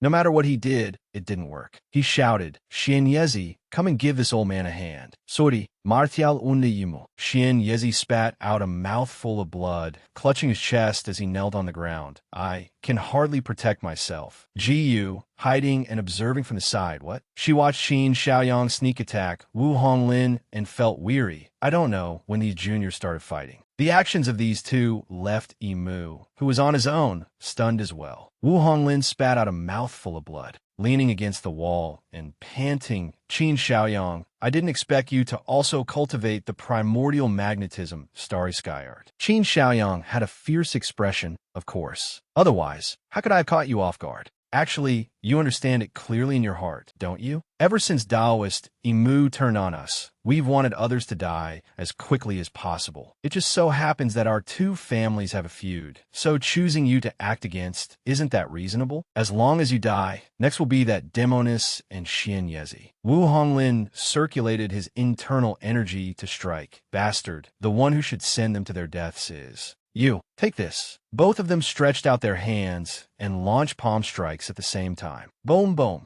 The internal strife inside caused the entire building to shake. Seeing this, Qin Lai and Ji La had already slipped back outside. Ji La was worried. True Master Sheng Ying is so formidable. "Brother Lai, what does this mean?" Qin Lai analyzed last. "Think about it. Since the Azura King started to act, we had already withdrawn from the main hall to the square. You know well the destructive power of a fight between Nether Passage realm experts. But even so, the entire structure of the immortal abode only shook slightly. From this, we can see that there is an extremely sturdy barrier protecting the main hall in this immortal abode. If not, I'm afraid this space would have collapsed long ago." Granny Wuya cleared her throat. Taoist Qin's knowledge has truly opened this old woman's eyes. If you were given a few more decades to grow, you would surely become an expert who dominates a region. It's just a pity that you must be buried here today." Qin Lai frowned, looking towards the old woman. The three people stood divided into two sides. Ji La asked for confirmation. "Ji La, is that Granny Wuya?" "It is this old one." Qin Lai snorted coldly. I knew it. The old woman wouldn't be resigned to the Yang spirit sword being stolen. As expected, she has come looking for us. But just by yourself, you might not be our match. A deep, hoarse male voice rang out. Oh, then what about adding this old man? Seeing the newcomer, Qin Lai was agitated. Duan Muyang, aren't you participating in the battle for the inheritance steel in the inner hall? Aren't you afraid that by the time they've fought to a conclusion, there will be nothing left for you? Duan Muyang crossed his arms and circulated his energy. Of course I'm afraid, but as long as you die before then, it'll be fine. A sharp, rebutting voice rang out. Don't even think about it. Duan Muyang used the secret art, all God Seal Demons. Incantation, trapping art. Green power like lightning bolts struck towards Jila, making her scream in pain. Qin Lai anxiously wanted to go and help. Lass, Granny Wuya snorted, slamming her staff on the ground. It created a quartz wall to block him. Don't even think of passing. Qin Lai threw a thunderous punch. Old hag, get out of the way. Duan Muyang no tiched. Damned old woman. Qin Lai, you brat. Take a punch from this old man. His giant hand slammed down on the boy's position. Looking at the empty courtyard, Duan Muyang. He's gone? I already pushed my cultivation to the limit. Granny Wuya reminded him. But look over there. Over there were Qin Lai and Jila, completely unharmed. Duan Muyang's eyes widened. Impossible. This old man is already at the Nether Passage realm. They're only at the Manifestation realm cultivation level. How could they have resisted that attack just now? Jila was also curious. That's right. In that situation just now, we should have been either dead or injured. Brother Lai, did you do something? Qin Lai was also clueless. No, actually I don't know what happened either. Kai Ming covered her mouth to stifle a laugh. Her tone completely different from usual. Fellow Taoist Qin, now you can fight freely. This old man's cultivation is now equivalent to yours. There's no need to be afraid anymore. Qin Lai frowned, a question rising in his heart. This voice, he then asked. Kai Ming, what do you mean by that? She walked closer. Fellow Taoist Qin, do you still remember what I told you at the bottom of the lake? Qin Lai tried to recall. The bottom of the lake,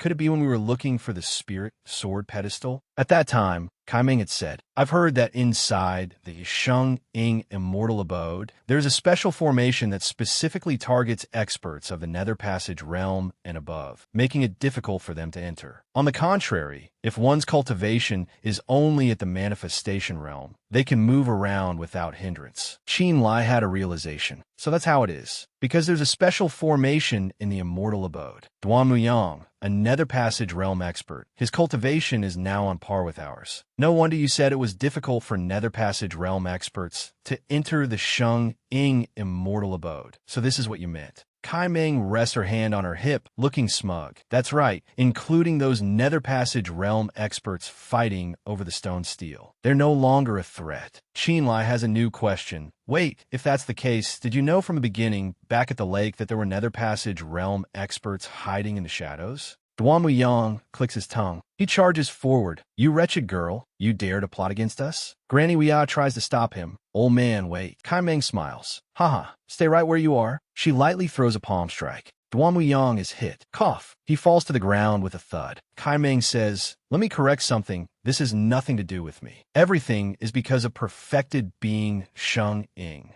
Granny Wuya is furious, her internal energy surging. Damn it, none of you will leave here alive today. The power that was being gathered suddenly dissipates. Granny Wuya is stunned. She looks at her hands in disbelief, her internal energy circulation blocked. This isn't the effect of the formation. Could it be the poison from the 5-colored toad powder? Kai Ming, when did you poison us? Kai Ming's eyes widen innocently. Oh, you found out. Actually, the answer is very simple. It was when you attacked Taoist friend Qin. Granny Wuya is endlessly furious. Wretched girl, what is your relationship with Sheng Ying? Who are you? Kai Ming says coldly, you don't need to know who I am. In any case, in this cultivation world, being without cultivation is like a lamb entering a pack of wolves. Since you two have such deep spousal love, then I'll have to be a good person and see you on your way. Granny Wuya stands in front of Duan Muyang's body and yells, wait, we can negotiate about the treasures in the immortal abode. Kai Ming doesn't listen and unleashes a purple lightning ball. Go! A bolt of purple energy shoots out. Granny Wuya's blood-curdling scream pierces the sky. Ah, Watching Kai Meng panting, Qin Lai secretly feels wary. I don't know if a character like this is friend or foe. Kai Meng looks back and says, Daoist friend Qin, you don't need to be so wary of me. There's no poison on either of you.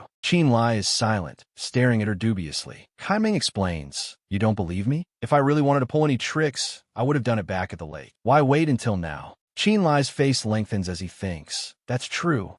Right, if she wanted to, she could have even poisoned us earlier. He speaks up. All right then, Miss Kai Meng, I wonder what you want me to help you with in return for your assistance this time? She replies, Daoist friend Qin, you speak too seriously. Kai Meng just wants to make a friend. Is that not allowed? Qin Lai, no, what I mean is. A loud explosion echoes from within the hall, cutting off his words. He asks in alarm, what's going on? This tremor. Could it be that the battle in the inner hall has been decided? Kai Meng anxiously runs inside. Probably. Daoist friend Qin, I'm going to the inner hall to check the situation. We can talk about the rest later. With a whoosh, her figure disappears behind the inner hall's gate. Qin Lai asks, she's gone. Little girl, why didn't you say anything? Jila, because you used very appropriate words. Although I also feel that there's something wrong with that Kai Meng. But if it were me, I might have done the same, because that would eliminate two competitors. What'd be better? Qin Lai retorts, but you wouldn't have acted so quickly. She seems to have calculated everything in advance. Anyway, let's not talk about this anymore. Little girl, you weren't hurt just now, were you? Ji-La smiles. Don't worry, aren't I fine? Qin Lai laughs heartily. It seems I was worrying for nothing. With your extraordinary talent and high cultivation, how could you get hurt so easily? Ji-La pouts and turns away abruptly.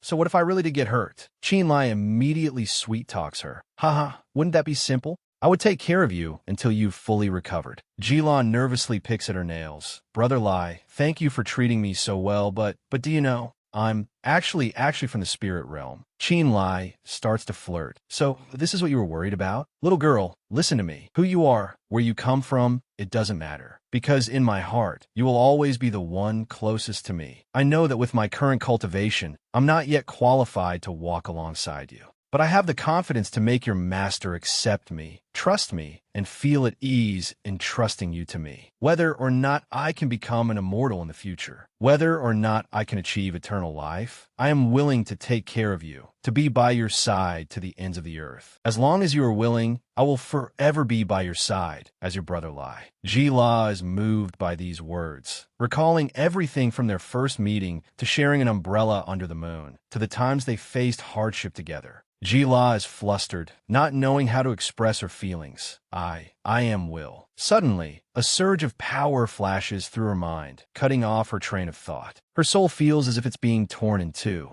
Ji-La clutches her head and stumbles. Qin Lai is alarmed. Little girl, what's wrong? A voice from within relentlessly urges Ji-La. Kill him, he must die. Her inner self tries to resist it. No, go back. But the voice doesn't let up.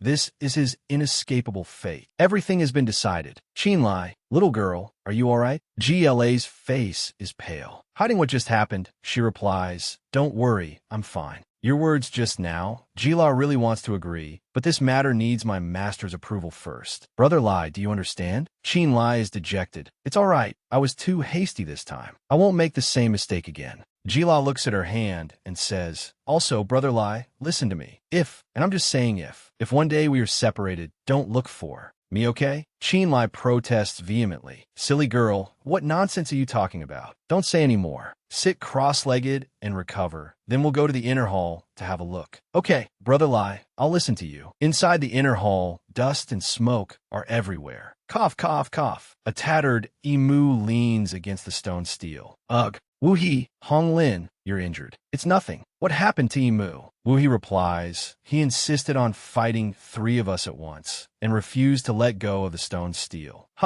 Truly too greedy. This is the result. Qin Hongshan, Xiaoyang, are you alright? A minor injury, nothing to worry about. It's Xian Yezi who's in trouble. Cough, cough. He coughs up another mouthful of blood. Xian Yezi collapses to the ground, pleading for help. Marshal uncle, save me. The Azura King laughs loudly.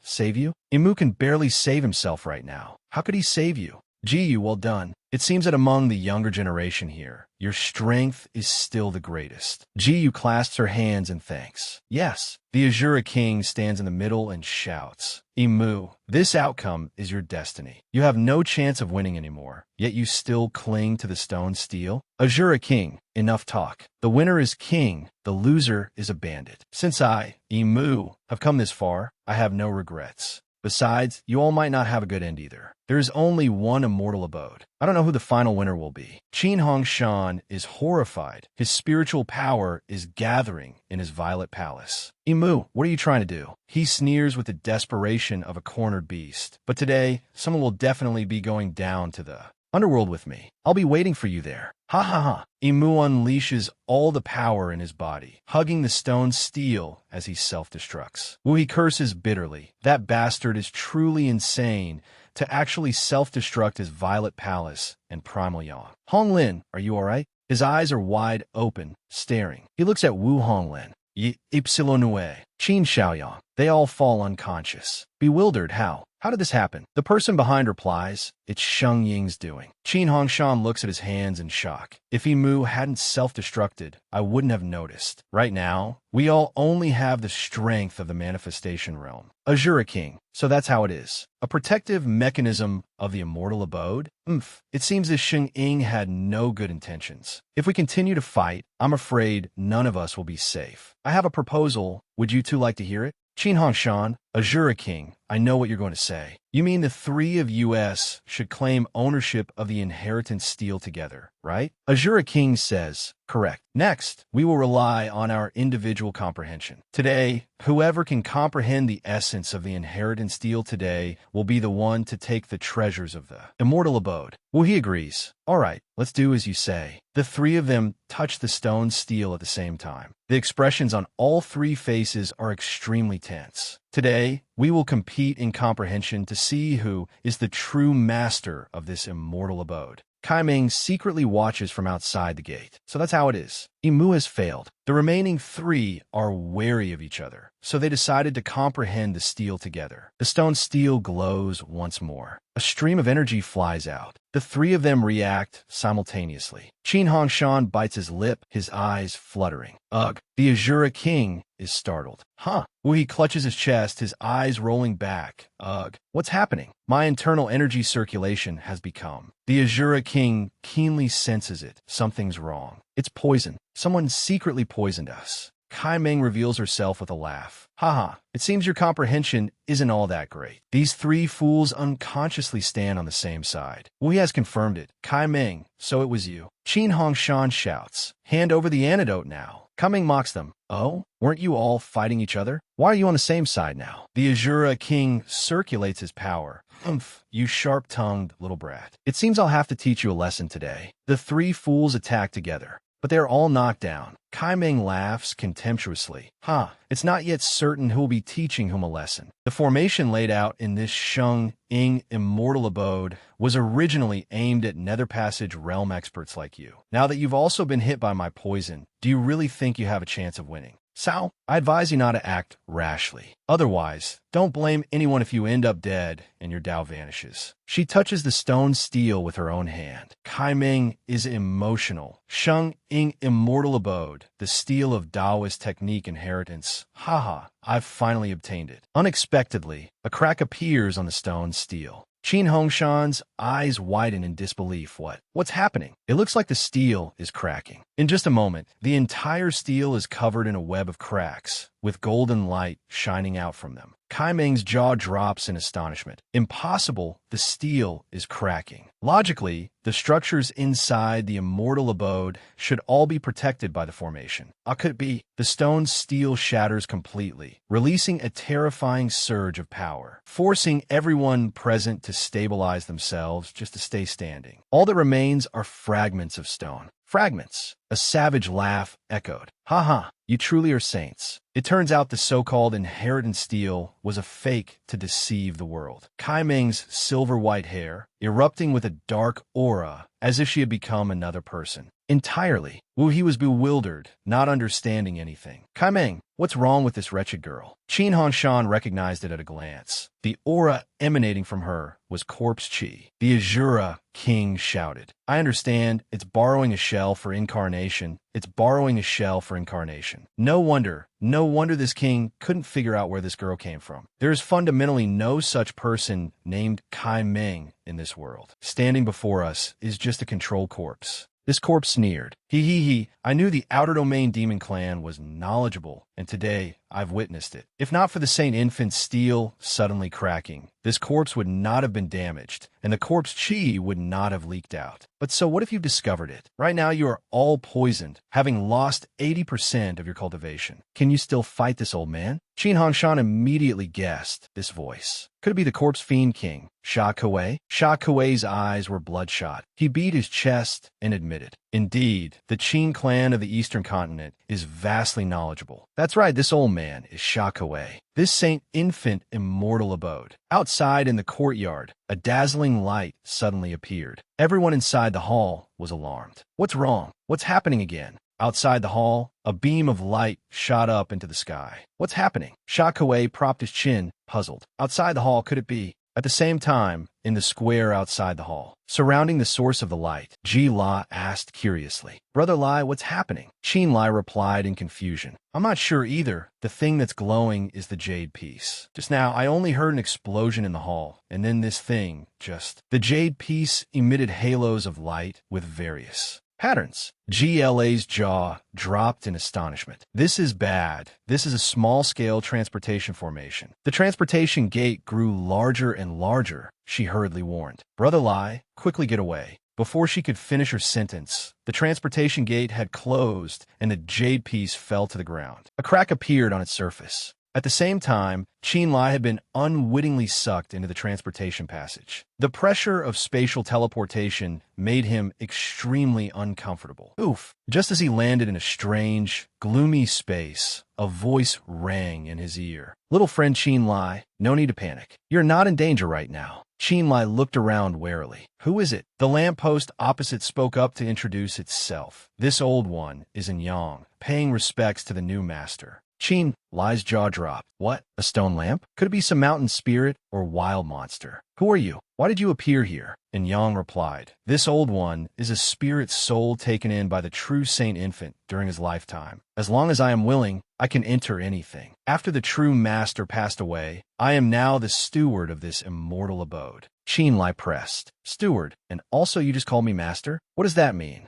Anyang explained it. I wonder if master still remembers that jade piece? That is the true Saint Infant token. Only when the fake in the hall was destroyed, and the Saint Infant token coincidentally was also in the immortal abode, would the small transportation formation inside it be activated. Back then, the old master felt that he was not fated for the immortal path in this life, so he traveled everywhere to select an inheritor. But after several hundred years, he still couldn't find a suitable disciple. It wasn't until his lifespan was exhausted that he realized the importance of opportunity. Qin Lai was doubtful. Opportunity? Anyang replied. Yes, that jade piece was made from the heavenly fate. Stone. If the new master had not been kind enough to bury Chang Henxiu, naturally you would not have this current opportunity. Qin Lai shrugged. But if I hadn't helped bury him, wouldn't it be Chang Henxiu's corpse that was teleported before you? Can he become the master of the immortal abode like that? That is true, but as this old one said just now, only by refining the Saint Infant token can one become the true master of this place. A corpse cannot comprehend and cultivate. Qin Lai held his forehead. Ironic. Because those old monsters were too powerful, it made me give up the idea of fighting for the immortal abode's treasures. I never thought it would end up benefiting me instead. Perhaps it really was fated by the heavens. And Yang presented a bamboo scroll. Master, this is the 9-flower record. Please accept it. Qin Lai was stunned. So the real treasure was in your hands. Sigh, it's ridiculous that group of people is still fighting over a fake. And Yang added, that's right. The Saint Infant Immortal Abode has dozens of types of restriction formations. Not only can it change size at will, it can also serve as a grotto heaven for cultivation. Before comprehending the 9-flower record, outsiders cannot obtain it. However, it's fortunate that this place is extremely safe. Master can completely rest assured and cultivate in seclusion. Only then did Qinlai realize and ask a question. Wait, we're in the Immortal Abode, are we now? And Yang asked, not understanding. You're asking where this place is? Reporting to Master, this place is located above the Saint Infant Immortal Abode. May I ask if there is anything unsatisfactory? Looking at the overview, this space contained countless such floating islands. Qinlai only now remembered. That girl, I still have a friend in the Immortal Abode. Right now, only I've been brought here. If she doesn't leave, she will be in danger. And I'll call you Uncle. And is there any way to bring her here? Now. And Yang let out a breath. Reporting to Master, this old servant is willing but unable to help. Qinlai asked why. Because you're the master of the Immortal Abode. Anyang explained it. Whether it's activating the restrictions here or controlling the transportation formation, it requires you to operate it personally. Moreover, you must comprehend the first level of the 9-flower record's heart technique. Qinlai was stunned. What? Then how long will it take to comprehend it? Sigh. This depends on the person. It can't be the same for everyone. He was confused about this. Anyang reasuret. Master, although you cannot go out now, this old servant can help you use the spirit crossing voice. Transmission technique. Spirit crossing voice transmission. Yes, this old servant can transmit your words down to the immortal abode. Just tell her to leave the immortal abode quickly. Once she's out, she can escape the disaster. After you finish comprehending, it won't be too late to find her. And Yang deployed the formation, and an image of the immortal abode appeared. Qinlai was stunned. It feels like an illusory scene. Is this the current situation in the immortal abode? And Yang, yes, master. You can speak now. All right. He opened his mouth to speak. The sound passed through the void and reached the immortal abode. Little girl, can you hear me? Ji La was startled, looking around vigilantly. Brother Lai, where are you? Little girl, time is short. Listen to me. I have now found the true core of the Saint Infant Immortal Abode, but that person's companions are also on their way. You should return to the outside world the way you came, then wait for me at the Evil Moon sect. Don't hesitate, go now. Several figures flew out from the inner hall of Saint Infant to the courtyard. Lei Yao said with a grim face. No, Brother Lai, it's too late. The Azura King raised an eyebrow. Want to leave? It's not that easy. Sha Kuei laughed. Hee, I can't believe we were all played by Saint Infant, only for Qinlai to pick up the prize in the end. Jila realized in shock. Corpse Chi? Kai Meng, you're not human. That's right, this old man is the corpse fiend King Sha Kuei. Just obediently tell me Qinlai's location, and for old time's sake, I can spare your life. Jila replied without a trace of fear. I spit on you. This lady has never been afraid of anyone in her life. I've fought against greater odds before. Enough talk. All 4 of you come at me together. We chuckled lightly. Ha, who said there are only 4 of us? At this moment, from the sky, 2 beams of light were speeding over. They landed, surrounding Ji La. It was Qin Xiaoyang and also Wu Honglin. Jila is Liebskold. It seems it won't be easy to get out of this Saint Infant Immortal Abode today. Sha Kuei waved his hand triumphantly. That's right, now it's 6 against 1. Do you think you have any chance of winning? In the space above, Qinlai was getting impatient. He exerted his strength.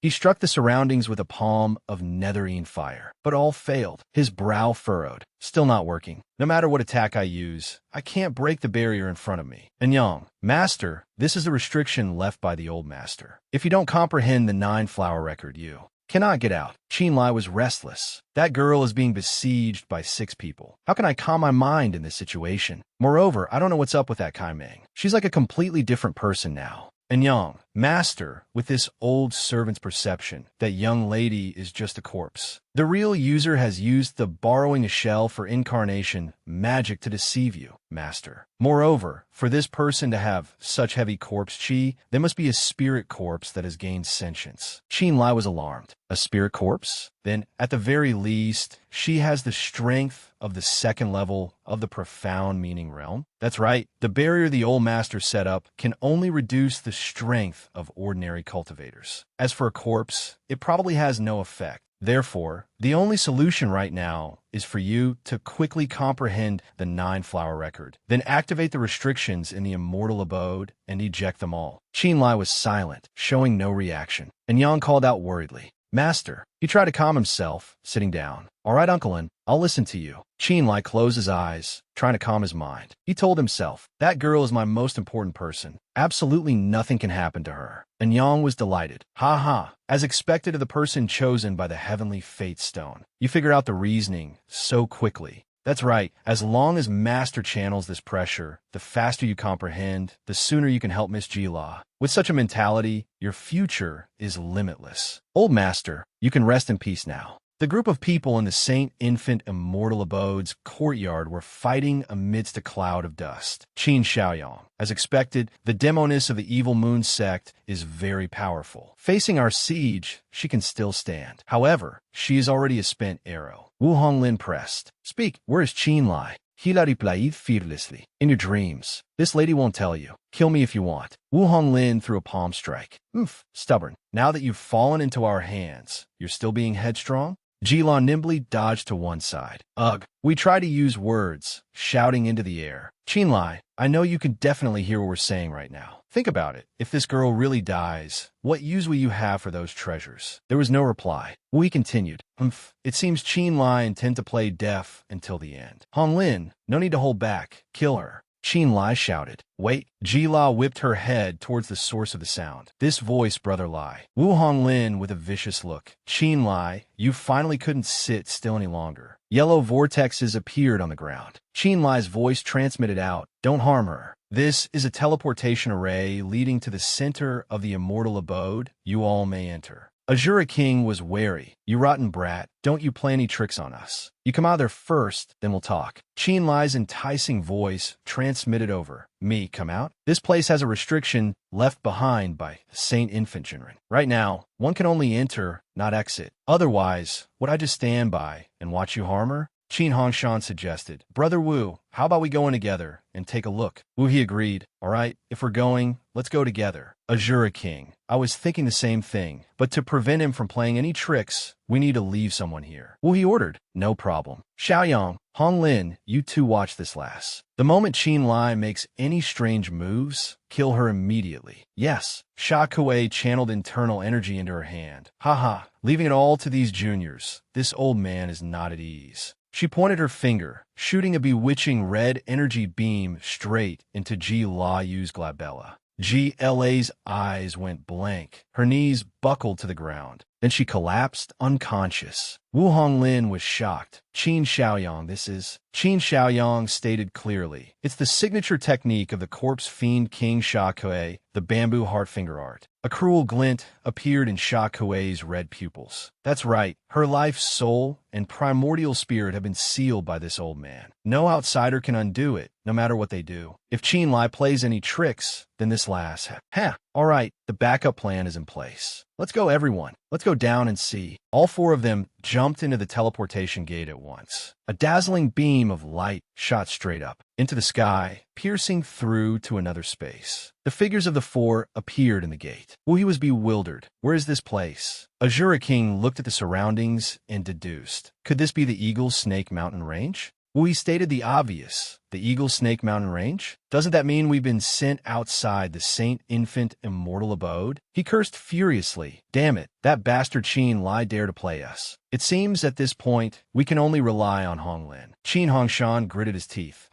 If he even dared to deceive us, how could Xiaoyang's group be a match for Qin Lai? It seems this trip to the Saint Infant Immortal Abode can only end here. Sha Kuei propped her chin and laughed with amusement. Hee, this Qin Lai is truly audacious. Fine, even if we can't get the Saint Infant Immortal Abode now, without a way to undo the bamboo heart finger art, he will still have to come to my door and beg me. At that time, I'll let him know what it means to wish he were dead. Half an hour later, inside the immortal abode, Qin Xiaoyang looked at the sky doubtfully. Strange, the four seniors have been gone for so long. Why is there no movement? Wu Honglin thought. Perhaps they found something of immense value. Qin Xiaoyang retorted. That's not right. After they went up, shouldn't they have dealt with Qin Lai first? At the very least, they should have sent us a message. Qin Lai's voice rang out again. No, they no longer have the chance to send you a message. The light from the teleportation gate flared, dazzling the two of them. Qin Lai appeared like a god. Now, let's settle our old debts. Wu Honglin gritted his teeth. Qin Lai, why are you here?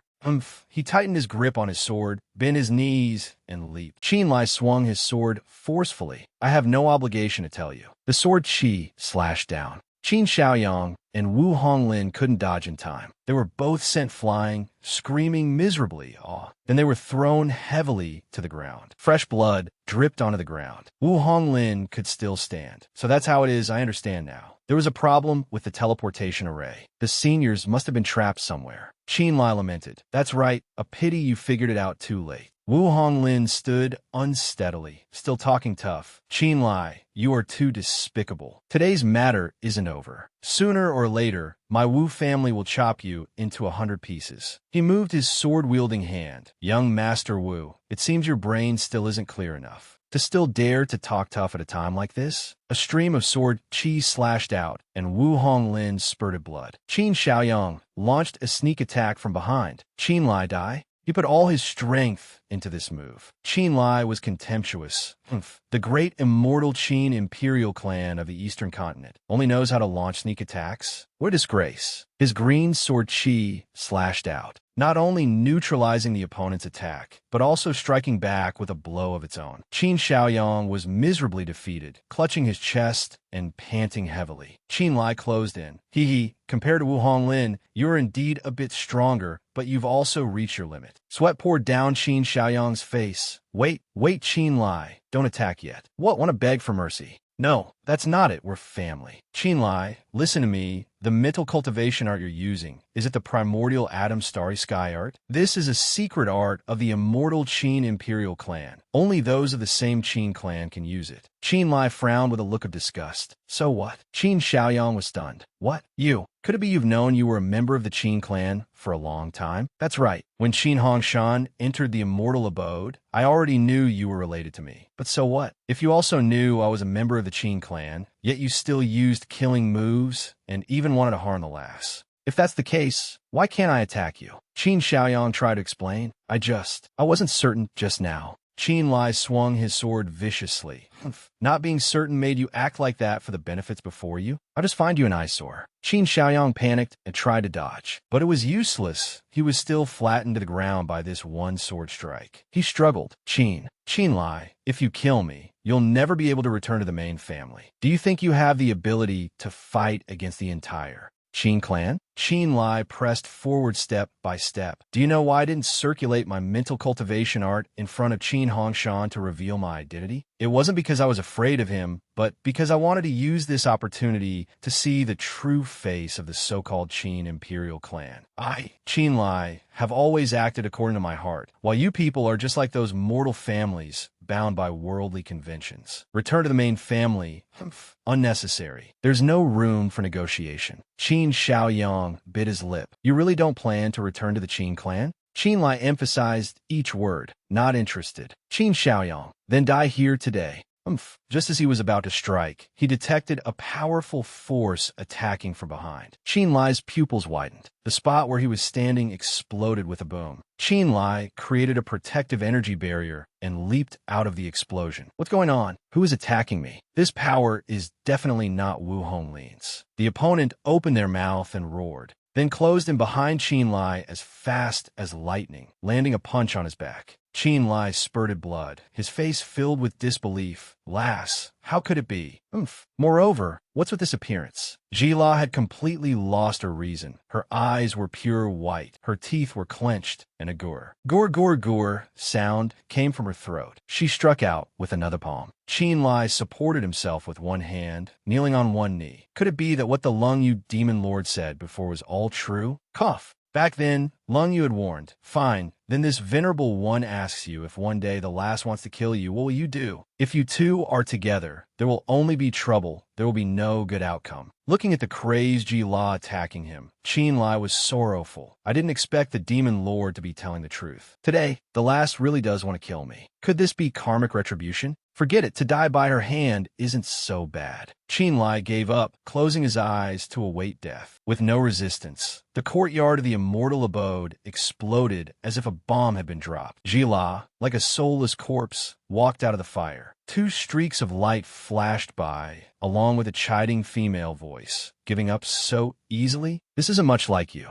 Ji-La went gur gur gur, her vicious gaze fixed on where the sound came from. Qin-Lai's plan to die was foiled, as he was grabbed by the collar and dragged away by Ji-Yu. Qin-Lai was stunned. Ji-Yu? She let out a torrent of words. What are you still spacing out for? Didn't you already obtain the Saint Infant Immortal Abode? We're no match for her. Can't you think of a way? Being scolded snapped Qin-Lai out of it. There's a way. The first level of the 9 Flower Records mental cultivation, Art mentioned an illusion restriction. Perhaps it will work. He formed a hand seal and recited the command. Can and Jin combine? Li and Jin are solely absent. True word, God, sealing, incantation, go. Ji-La was immediately bound tightly by a yellow spiritual energy circle, struggling ceaselessly. Gur gur gur. Qin-Lai waited nervously. The restriction incantation recorded in the 9 Flower Record can make a person have illusions, thereby deceiving the brain into thinking it is in a dream. I don't know if it will succeed or not. Under the effect of the 9 Flower Record, Ji-La became motionless and then fell to the ground with a thud. Ji-Yu heaved a sigh of relief. She's asleep. It seems she's fine for now. Qin-Lai had a worried expression. I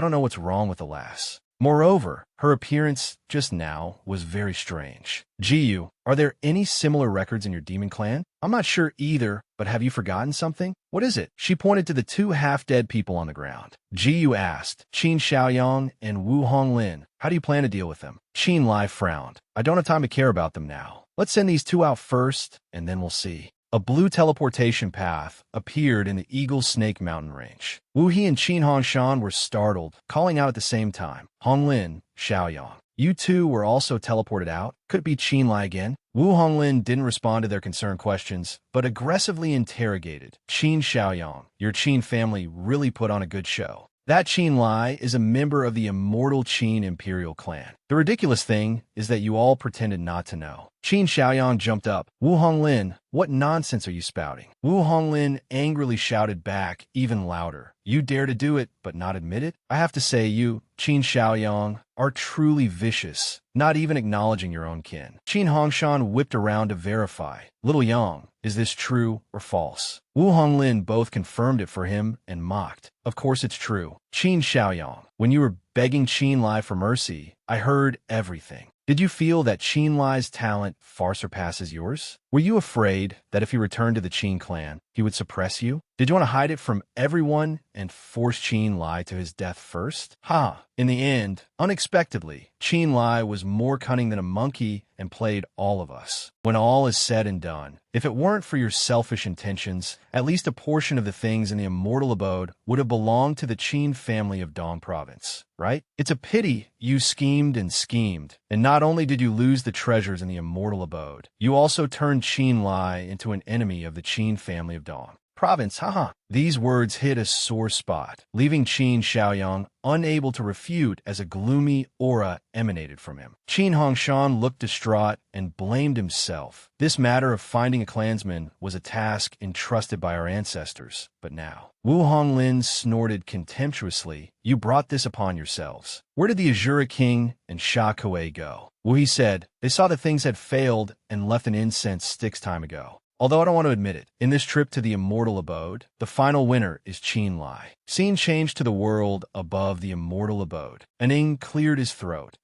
Well then, let this old man explain the current situation first. Currently, Ms. Ji-La is in the dungeon of the immortal abode beneath where we are standing. She was hit by the Master's God's sealing curse and won't wake up anytime soon. Qin-Lai asked worriedly, Uncle, and what exactly happened to her? Ning. Overall, the situation is not good. From this old servant's observation, this young lady seems to have a second primordial spirit. Moreover, the second primordial spirit is no longer under her control. Therefore, after she was hit by the bamboo heart finger technique, the consciousness of her main primordial spirit disappeared, while the second primordial spirit broke free from the control of the body. This also explains why there was such a drastic change in her before and after. Ji covered her mouth and exclaimed in surprise, "I can't believe this young lady has two primordial spirits." Ning, this is not strange. The old Master Saint Infant also had two primordial spirits back then. It's a sign of profound magical power and brings great benefits. But Miss GLA's situation is different. Qinlai asked anxiously, "How is it different?" Ning, back then, when the old master cultivated his second primordial spirit, he used a type of heavenly and earthly treasure to forcibly separate it. Thus, the primordial spirits were divided into primary and secondary. So even if one of them was injured, it wasn't a major issue. But this young lady's second primordial spirit doesn't seem to have been cultivated by her. Instead, it seems to have been forcibly locked within her central palace of the elixir pellet by someone else. Qinlai was horrified. "What?" Ji trembled. "It seems we were lucky that Miss Jila is exceptionally talented to be able to firmly suppress the second primordial spirit. Otherwise, I'm afraid we would have all died in this immortal abode." Qinlai,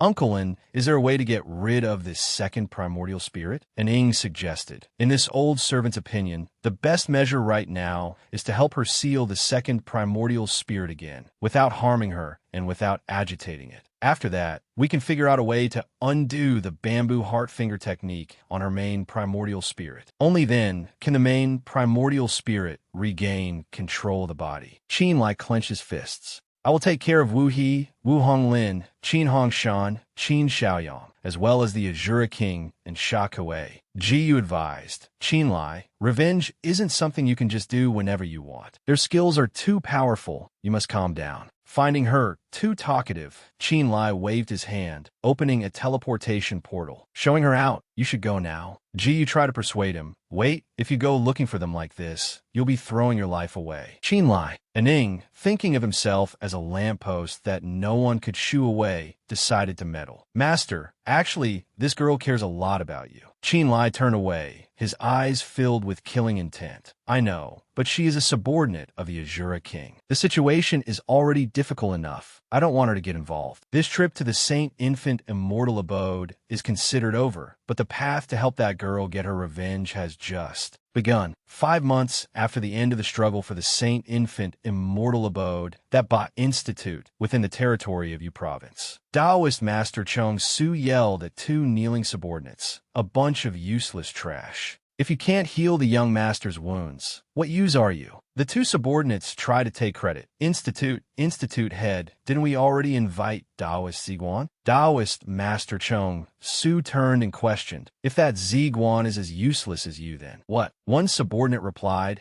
as if it were obvious, "Isn't this simple? With the strength of our that Ba Institute, killing one person is easy." An urgent report came from outside the gate. Institute head, "Taoist Ziguan has arrived at the front hall." Taoist Master Chong Su was looking for help, but acted like he owned the world. Speak of the devil. Just in time, let this institute head meet him. He sized up the newcomer from head to toe with a scrutinizing gaze. "This Taoist Ziguan, is he as proficient in the art of Qi Huang as the rumors say?" The person who arrived was a strapping young man, 1.9 meters tall, with long legs, broad shoulders, and strong, upright features. Taoist Master Chong Su welcomed him warmly. "Taoist friend Ziguan, your visit is truly our honor." Ziguan asked without any flattery, "Are you the head of the That Ba Institute?" Taoist Master Chong Su, "That's right. Good. I, Ziguan, am an impatient person, so I'll get straight to the point. This Taoist came here this time for the vial of Ghost Sea Flood Dragon Blood. As long as you are willing to trade it, the matter of saving the person can be considered." Taoist Master Chong Su laughed faintly. Taoist friend Ziguan is truly straightforward. Your reputation is well-deserved. It seems you've already heard about my young master's condition." Ziguan retorted as if it were obvious. "Would I get involved in something I'm not sure about? Just give me a definite answer. Bring out the Ghost Sea Flood Dragon Blood, and I'll save him. Otherwise, there's nothing to discuss." Taoist Master Chong Su argued. That's not right, Taoist friend. The ghost sea flood dragon blood is indeed in our hands. But how can this institute know if you can actually cure my young master's illness? Ziguan waved his hand. Why are you being so troublesome? Quickly lead the way. Let me see your young master's injury, so I can prescribe the medicine. This way, Taoist friend. Underfoot was a soft, lush green carpet of grass. Ziguan recited a line of praise. Heavenly pools and 9 elephants, the Viet River and Golden Crow. The scenery of Yu Province is truly a sacred land that nurtures talent. Taoist Master Chong Su laughed until his eyes crinkled. Is this your first time in Yu Province, Taoist friend? Ziguan, that's right. I've heard that the desolate God Mountain Range is the #1 spiritual land in Yu Province. Your That Ba Institute has established your sect here for several hundred years. You must have collected countless rare and exotic treasures, right? Taoist Master Chong Su boasted smugly. Of course, this institute's word is law in this desolate God Mountain Range. But, Taoist friend, let's get the unpleasantries out of the way first. If you can cure my young master, this institute will offer the ghost sea flood dragon blood with both hands. But if you're helpless, Ziguan shrugged. Don't worry, if I can't, I'll turn around and leave immediately. Taoist Master Chong Su rested his chin on his hand and chuckled to himself. Leave? I'm afraid you won't be able to leave by then. The two of them arrived at a room hidden within the Rocky Mountain. Taoist Master Chong Su said, We've arrived. The young master is in here. Taoist friend Ziguan, next, we'll have to see what you're capable of. All right, he stepped inside alone. As he walked, Ziguan observed his surroundings in the stone cave. Hidden quite well. A voice came from within. Are you Taoist, Ziguan? He clasped his hands in greeting. I am he. I don't know where the young master is, hiding like this. I can't diagnose the young master. The other person said politely, This place is crude. I hope you don't mind, Taoist friend. Then he stepped out from the darkness. It's not that this young master wants to be so secretive. It's really because I have too many enemies, so I must take precautions. Ziguan narrowed his eyes slightly. At this moment, the person revealed himself in the light and introduced himself. I am Wu Honglin. A pleasure to meet you, Taoist friend Ziguan. Ziguan showed his impatience. All right, I'm not a patient person. If you're still suspicious, then let's just pretend we never met. Wu Honglin. How could I not trust Taoist friend Ziguan?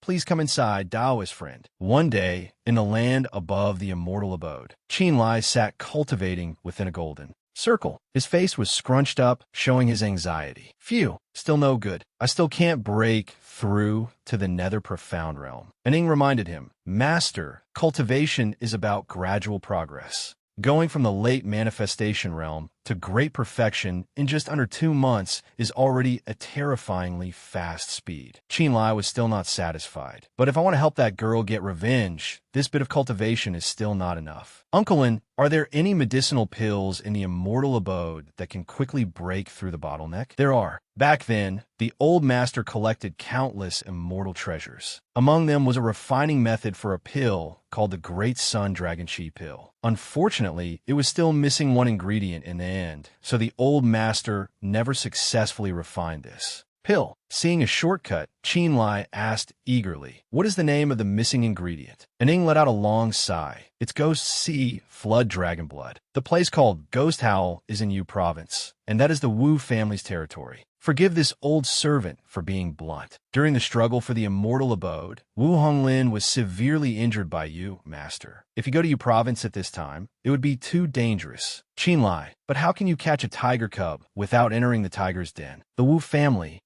Uncle, I have an idea. Qin Lai's idea was to disguise himself as Ziguan and enter the Wu family's home openly. So from now on, we'll call him by Qin Lai's name. Returning to the present, in the stone cave, Qin Lai was taking Wu Honglin's pulse. So that's how it is. The young master's illness was caused by an injury from a few months ago, compounded by a subsequent surge of anger attacking the heart, which worsened the injury. Although it was treated actively, it was already too late. Right now, although the internal injuries have gradually closed, the young master's cultivation has reached the Guzhai realm. Every time you cultivate to the point of a breakthrough, the internal injury will act up and cause unbearable pain, right? Wu Honglin stood up excitedly. Sir, you truly have a discerning eye. The That Ba Institute is already the best medical institute in your province, but they are helpless against this ailment. I wonder if you have any brilliant ideas, sir? Qin Lai crossed his arms and replied, ordinary treatment methods can no longer resolve the illness you have. However, I have a prescription. Would the young master like to try it?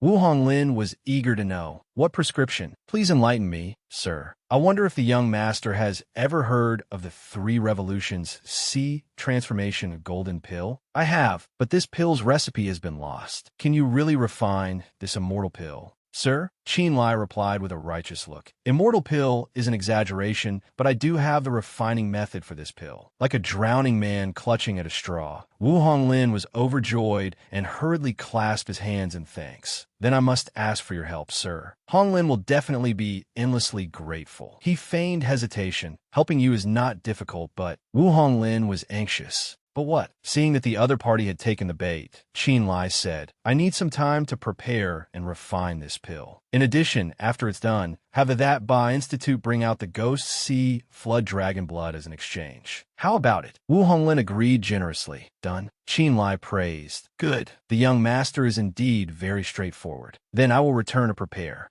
On the way out, Qin Lai laughed himself. Hee, what bullshit immortal pill. Wu Honglin, the injuries on your body were all inflicted by me before, and now you're seeking me out for treatment. Isn't this what they call heavenly justice and immediate retrib? Those who harmed the girl in the Saint Infant Immortal Abode back then, none of them will escape now. Wu Honglin, you're the first. Qin Lai was unaware that he himself was being watched from afar by his prey through a mirror. Wu Honglin turned inside and said, Very good, that Ziguan has left. Come out. A pair of slender legs stepped out. He asked impatiently, This time, I went to great lengths to bring you from home, precisely because I want you to help me check out these people. Outside, see if this Ziguan is trustworthy. After all, you're the smartest person in our Wu family, right, little sister? The owner of those slender legs was a young girl with long blue hair named Wu Hongyan. Wu Honglin urged, Little sister, in your opinion, is this Ziguan trustworthy? Wu Hongyan replied,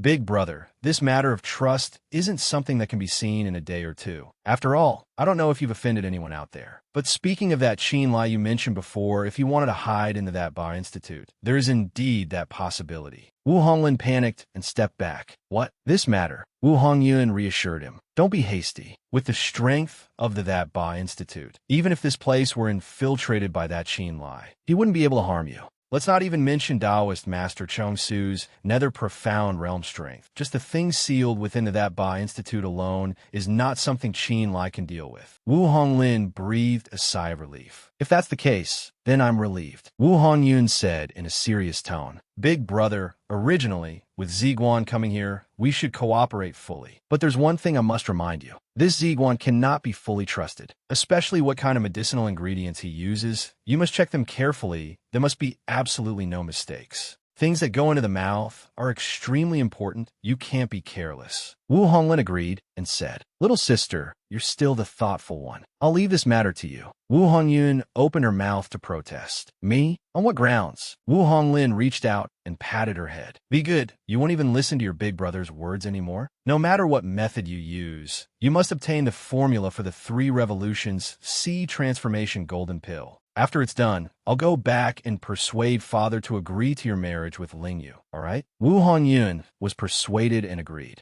Sai, all right then. The temporary housing area behind the That Ba Institute. He had just stepped out the door when he ordered. Someone there? Sir Ziguan, is something matter? Qin Lai handed him a prescription and said, Check the medicinal ingredients on this list. Get 10 portions of each. Qin Lai added, Bring them to this place before nightfall. Go. Yes. He closed the door, making sure no one was following. Qin Lai waved his hand. The disguise disappeared, revealing his true appearance. A faint blue vortex suddenly asked, Master, is there no one outside anymore? It's safe now. Amba, come out. The Inning's stone lamp appeared majestically. Phew, thank you, Master. I told you before. Before he could finish, Inning interrupted. Master, rest assured, it's already prepared. Qinlai was at ease. Very good, then just grind it into powder. Inning was still worried. Master, are you really going to use it? Even if it's ground up, that rotten serpent corpse brain sac is still extremely poisonous. If you add it to the spirit pill this time. Moreover, you even had a servant of the That Ba Institute fetch the herbs for you. Aren't you afraid the formula for the sea transformation golden pill will be exposed? Qinlai frowned. It's fine. What I need are just a few supplementary ingredients. The truly important medicinal ingredients. Aren't they all stored in the Saint Infant Immortal Abode? Besides, perhaps you don't know the true face of the That Bar Institute, do you? Inning was puzzled. True face? Qinlai revealed. That's right, on the surface, this That Ba Institute is the best medical hall in Yu Province. But in reality, it is a direct force of the Wu family, equivalent to their right-hand arm. Inning was too shocked to speak. What is this? Qinlai asked again. Do you know how many experts are by Wu Honglin's side? Chong Su has a profound stage cultivation, and Wu Honglin himself is at the 5th level of the Infant Palace. We don't even know if their Wu family has sent people to secretly protect him. Therefore, killing him is difficult, and leaving is even more difficult. Since both are difficult, I have to make one thing simple. Otherwise, this time we're not here for revenge, but to throw our lives away. And the rotten serpent corpse egg sac is the gift prepared for the Wu family's experts. 5 days later, in a corner of the That Ba Medical Institute. How is it? How far have you gone with the task I gave you? The servant reporting to young miss, this subordinate has been guarding outside Ziguan's door day and night. Apart from needing some medicinal ingredients 5 days ago, this person has kept his door closed and hasn't come out. Therefore, the formula could not be scouted. Wu Hongyun rested her chin on her hand, thinking, then said, show me the list of medicinal ingredients he needed. Yes. Wu Hongyun was shocked. These are all just supplementary ingredients used to refine medicinal properties. Not a single word was mentioned about the main ingredients. It seems this Ziguan is quite shrewd. Do this. Next, you will act according to my words. An incense sticks time later at the temporary housing area. A knock was heard on Qinlai's door. Knock, knock. Knock. Inning, master, there's someone at the door. He waved his hand, saying you hide. While walking to open the door, Qinlai had already disguised himself back to Ziguan's appearance and asked, who is making noise outside? Hello, Sir Ziguan. Little sister Wu Hongyun pays her respects to you, sir. Qinlai immediately became vigilant. Wu Hongyun is from the Wu family. He stepped outside. Miss Hongyun, is there something you need from me? She made an excuse. I've heard that Sir Ziguan is unparalleled in the Tao of Alchemy. The untalented Hongyun would like to ask for your guidance. Qinlai showed a moment of hesitation, then agreed to guide her. All right,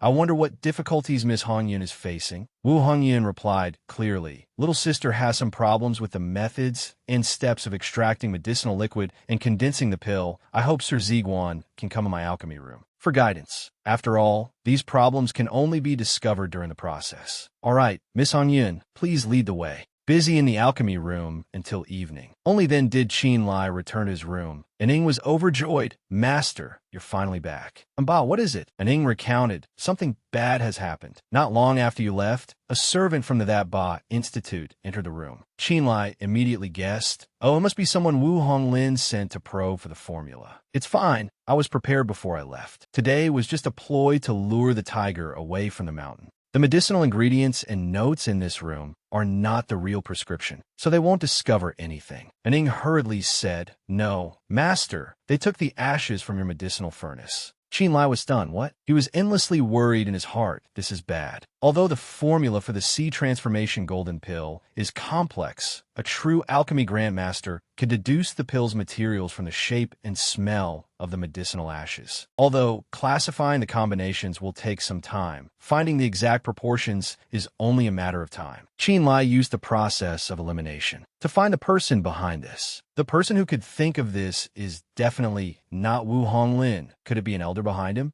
No, if it were really those old geezers, they would probably use their cultivation to directly coerce me. Then, it's not Chongsu either. He didn't hear the conversation between me and Wu Honglin. Since he saw my help, Wu Honglin wouldn't need to tell him. In that case, it seems the real person pulling the strings is probably Wu Hongyun. Qinlai bit his lip, blaming himself. I didn't expect her to look so weak on the outside, yet be so scheming. Even I fell into her trap. Aning proposed a countermeasure. Master, we have no choice but to speed up our progress now. We must hand over the complete sea transformation golden pill before they do. Qin Lai agreed. That's right, but I don't want to swallow this anger just like that. He resentfully wiped his face. Aning was anxious. Master, could it be that you already have a way to deal with it? Let's just say so. Qin Lai turned away, thinking to himself, Wu Hongyun, I have to make you suffer a little. Sword Assembly Villa, 50 miles east of the That Ba Institute. Two people were talking. One person questioned, What did you say? The other repeatedly affirmed, Young Master, this matter is absolutely certain. Yesterday, our underground network reported that Miss Hongyun and that Zi Guan secretly entered the alchemy room and only came out at dusk. Ling Yu, the young master of Sword Assembly Villa, still didn't believe it. Impossible. I understand Hongyun's feelings for me. We have known each other for many years. If not for the Wu family elder's obstruction, we would have been married long ago.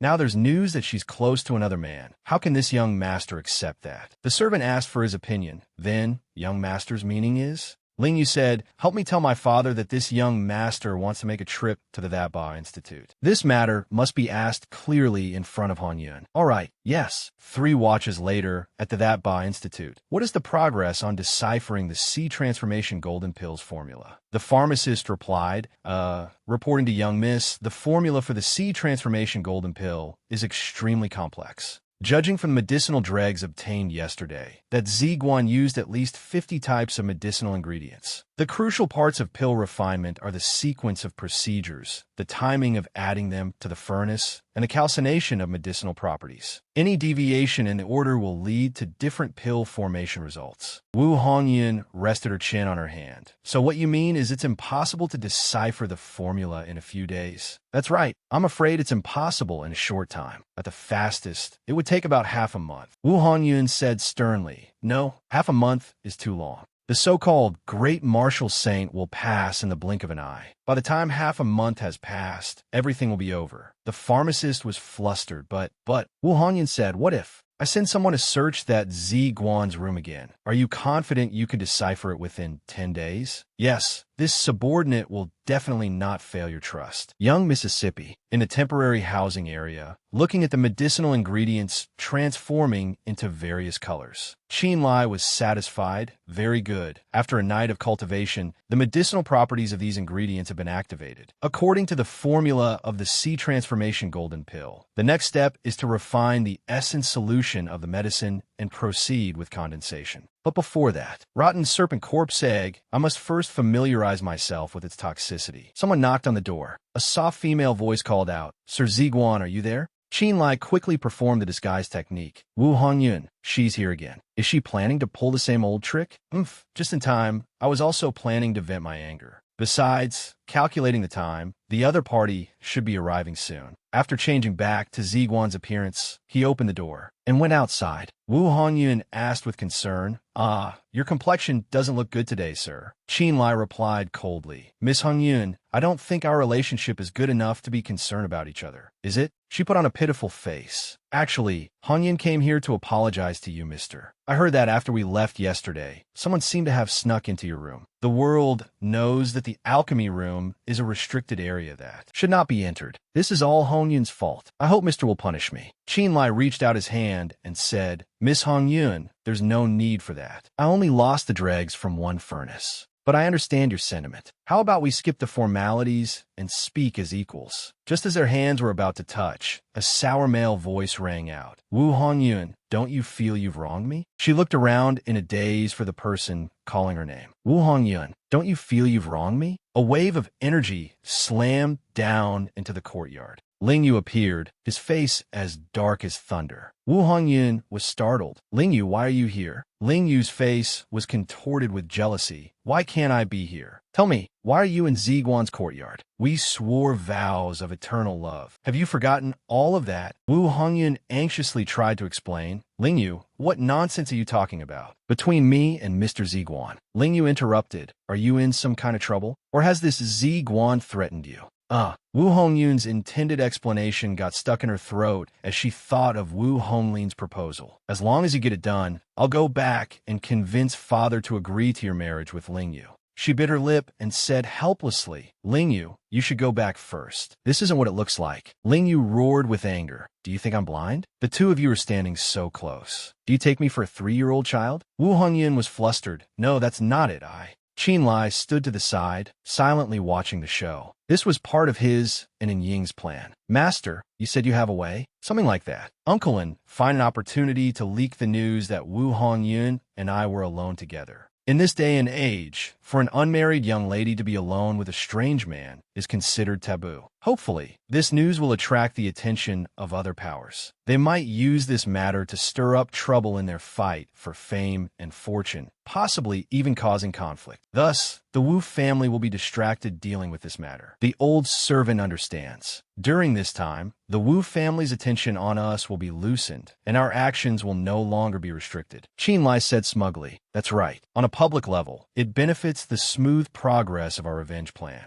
On a personal level, ruining Wu Hongyun's reputation a little can be considered punishment for trying to investigate my formula. In any case, Ziguan is just a fake name, and even this face is fake, so of course, it won't affect me at all. Master is brilliant. This old servant will get it done right away. Be careful. Go on. Watching the lovebirds quarrel, Qin Lai was ecstatic. He Lingyu. I heard this person is the young master of Sword Assembly. Villa. I didn't expect him to have a relationship with Wu Hongyun. What an unexpected gain. It seems this Sword Assembly villa is not so simple. Perhaps the Wu family shadow is behind it. Lingyu, blinded by rage, started spewing harsh words. Humph. Very well, Wu Hongyun. While this young master was away, you got lonely and started fooling around everywhere. Wu Hongyun, having never been so humiliated, shouted, Lingyu, what are you saying? Shut up. With blood rushing to his head, he charged forward. After this young master deals with this Ziguan, I'll confront you. Qin Lai snorted coldly, circulated his energy, and directly confronted Lingyu. Qin Lai said contemptuously,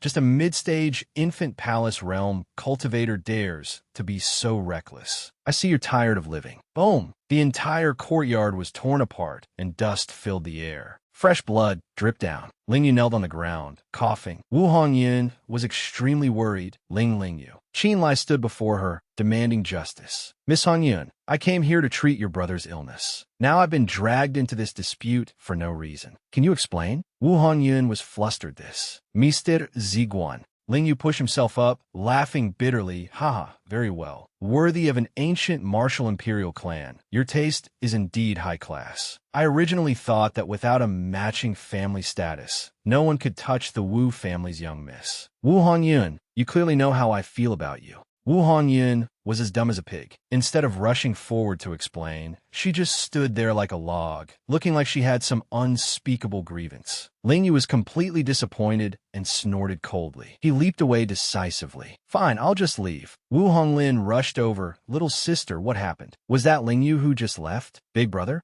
Qin Lai, clear his throat. Taoist Master Chong Su, I didn't expect your institute to be so unsafe. How can people just come and wreck my courtyard at will? Taoist Master Chong Su smiled obsequiously. Brother Ziguan, it's a misunderstanding, all a misunderstanding. Qin Lai waved his hand. If it's a misunderstanding, then it's best there isn't a next time. Taoist Master, you should know that I didn't come here for quiet cultivation. If the progress of my alchemy is affected, I'm not the one who'll be anxious. Am I right, young Master Honglin? Wu Honglin replied, This is indeed our problem. I apologize to you, Mr., on behalf of Lingyu. Qin Lai turned back to his room. In that case, I intend to continue my alchemy. Please excuse me for not seeing you out. Entering the room and closing the door, Ning was overjoyed. Master, it seems our plan has succeeded. It has, indeed. Today's drama was not just a success, but a brilliant success. I really didn't expect Wu Hongyun and the young master of Sword Assembly Villa to have this kind of relationship. It looks like the Wu family will be busy for a while.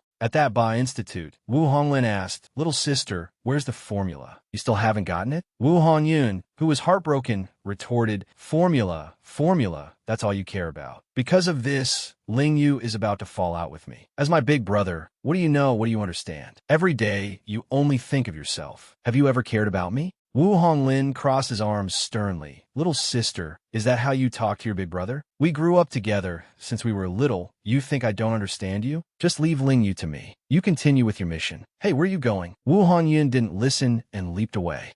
You can't control me. Wu Honglin was angry. This girl. Taoist Master Chung Su guessed. It seems the young miss wants to go to Sword Assembly Villa to explain. Young master, you don't need to worry too much. Wu Honglin scowled. I hope so. Arriving at a desolate mountain pass, Lingyu stomped his foot in anger. He punched his palm. Damn it. Who the hell is that Ziguan? What's so good about him that he can bewitch Wu Hongyun like this? Oh, Wu Hongyun, I never thought you would stoop so low. I was wrong about you. Since you've been unfaithful, I don't need to be righteous with you anymore. A cunning glint appeared in Lingyu's eyes. He performed a disguise technique, transforming himself into Ziguan's appearance. No matter what means I have to use, you will be my woman. A streak of green light also chased after. The fake Ziguan said softly, Miss Hongyun, where are you going in such a hurry? Wu Hongyun was secretly surprised. Ziguan, why are you in the mountains so late at night, mister? I came to the mountains, of course, to wait for you. Mississippi. Wu Hongyun raised an eyebrow. Wait for me? What do you mean? Under the guise of Ziguan, Lingyu shamelessly revealed his true colors. It wasn't convenient to speak at that bar institute. Actually, I have admired you for a long time, Mississippi. Therefore, this place is conveniently perfect for us to spend a beautiful night together. Wu Hongyun's trembling voice echoed in the quiet night. Ziguan, do you know what you're saying? The fake Ziguan took out a vial of incense. Of course, a national beauty like you, Mississippi, to make things convenient. This venerable one has made some preparations. Wu Hongyun's eyes widened in alarm. This smell is 10-mile, gentle fragrance. Ziguan, you're despicable.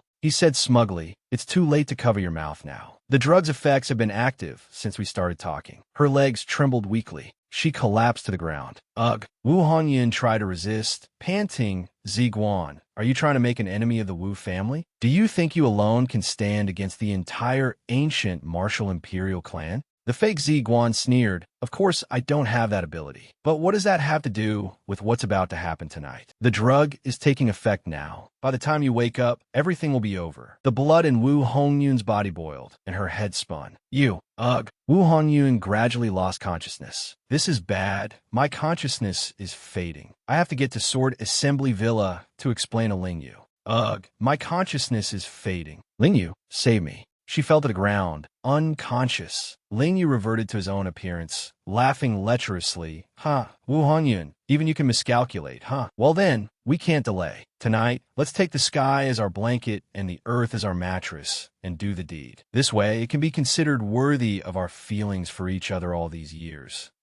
It really makes one itch with anticipation. His vile, petty laughter echoed between heaven and earth. Qin Lai, hiding nearby, witnessed everything, his face as dark as the bottom of a pot. Earlier that afternoon, he had a simple thought. Uncle Lin, you watch the alchemy furnace here. I have something to do. Ning was curious. Master, where are you going? Qin Lai analyzed. Although Lingyu left clenching his teeth, seeing Wu Hongyun's expression, she will definitely chase after him to explain. If she really manages to explain the reason, then me injuring Lingyu today would have been meaningless. So, Master's meaning is, Qin Lai detailed his plan, follow Lingyu. Before he gets back to Sword Assembly Villa, intercept him. The young Villa Master disappearing without a reason at that Ba Institute. What kind of reaction do you think Sword Assembly Villa will have? Back to the present, Qin Lai just stood from a distance, watching Lingyu drag Wu Hongyun into a cave, preparing to do the vile deed. He smiled smugly. I didn't expect this Lingyu to have such a character. That's fine too. Saves me the trouble of acting myself. I just wonder what expression Wu Hongyun will have when she wakes up. It really makes one look forward to it. Holy shit, first time seeing such a fucking asshole of a main character. He sees an innocent girl being harmed, and not only doesn't help, but even laughs, damn it. Planning to poison her whole family is one thing, but she just used a little trick to check the prescription, and he holds a grudge against her for it. The next morning in the cave, Wu Hongyun was still sleeping soundly as the effects of the drug had not worn off. Her brow furrowed, then her eyes snapped open. She pushed herself up and Wu Hongyun tried to piece things together. My head hurts so much. What's going on? I remember I was on my way to Sword Assembly Villa, and then... That's right, then Ziguan. Did he really? Suddenly, a grunt was heard from behind. Wu Hongyun's whole body stiffened as she heard the person behind her cover their mouth and yawn. What's going on? How'd I fall asleep? She viciously launched a killing move. Ziguan Dai. Ling Yu, who had just woken up and hadn't yet remembered what happened, immediately took a palm strike because he deserved it. His whole body slammed hard against the cave wall. Wu Hongyun was stunned. Seeing his face clearly, she questioned Ling Yu. How could it be you? Ling Yu broke out in a cold sweat, screaming internally, "This is bad." I didn't have time to change back to Ziguan's appearance. Wu Hongyun was dazed, her expression absent-minded upon realizing, could it be? Was it you who pretended to be Ziguan and humiliated me? Ling Yu tried his best to explain. Hongyun, listen to me, I didn't do it on purpose. It's just that I just didn't want you to be defiled by Ziguan. Therefore, Wu Hongyun was hurt, tears trickling down as she finished his sentence. Therefore, you beat him to it and raped me? How could you do this? Ling Yu was still being stubborn. Hongyun, don't get agitated. I truly like you. Impersonating Ziguan was only because I wanted you to see his true face. Wu Hongyun questioned him angrily. Truly liking me means you can treat me like this? Ling Yu, you are a beast that deserves to be chopped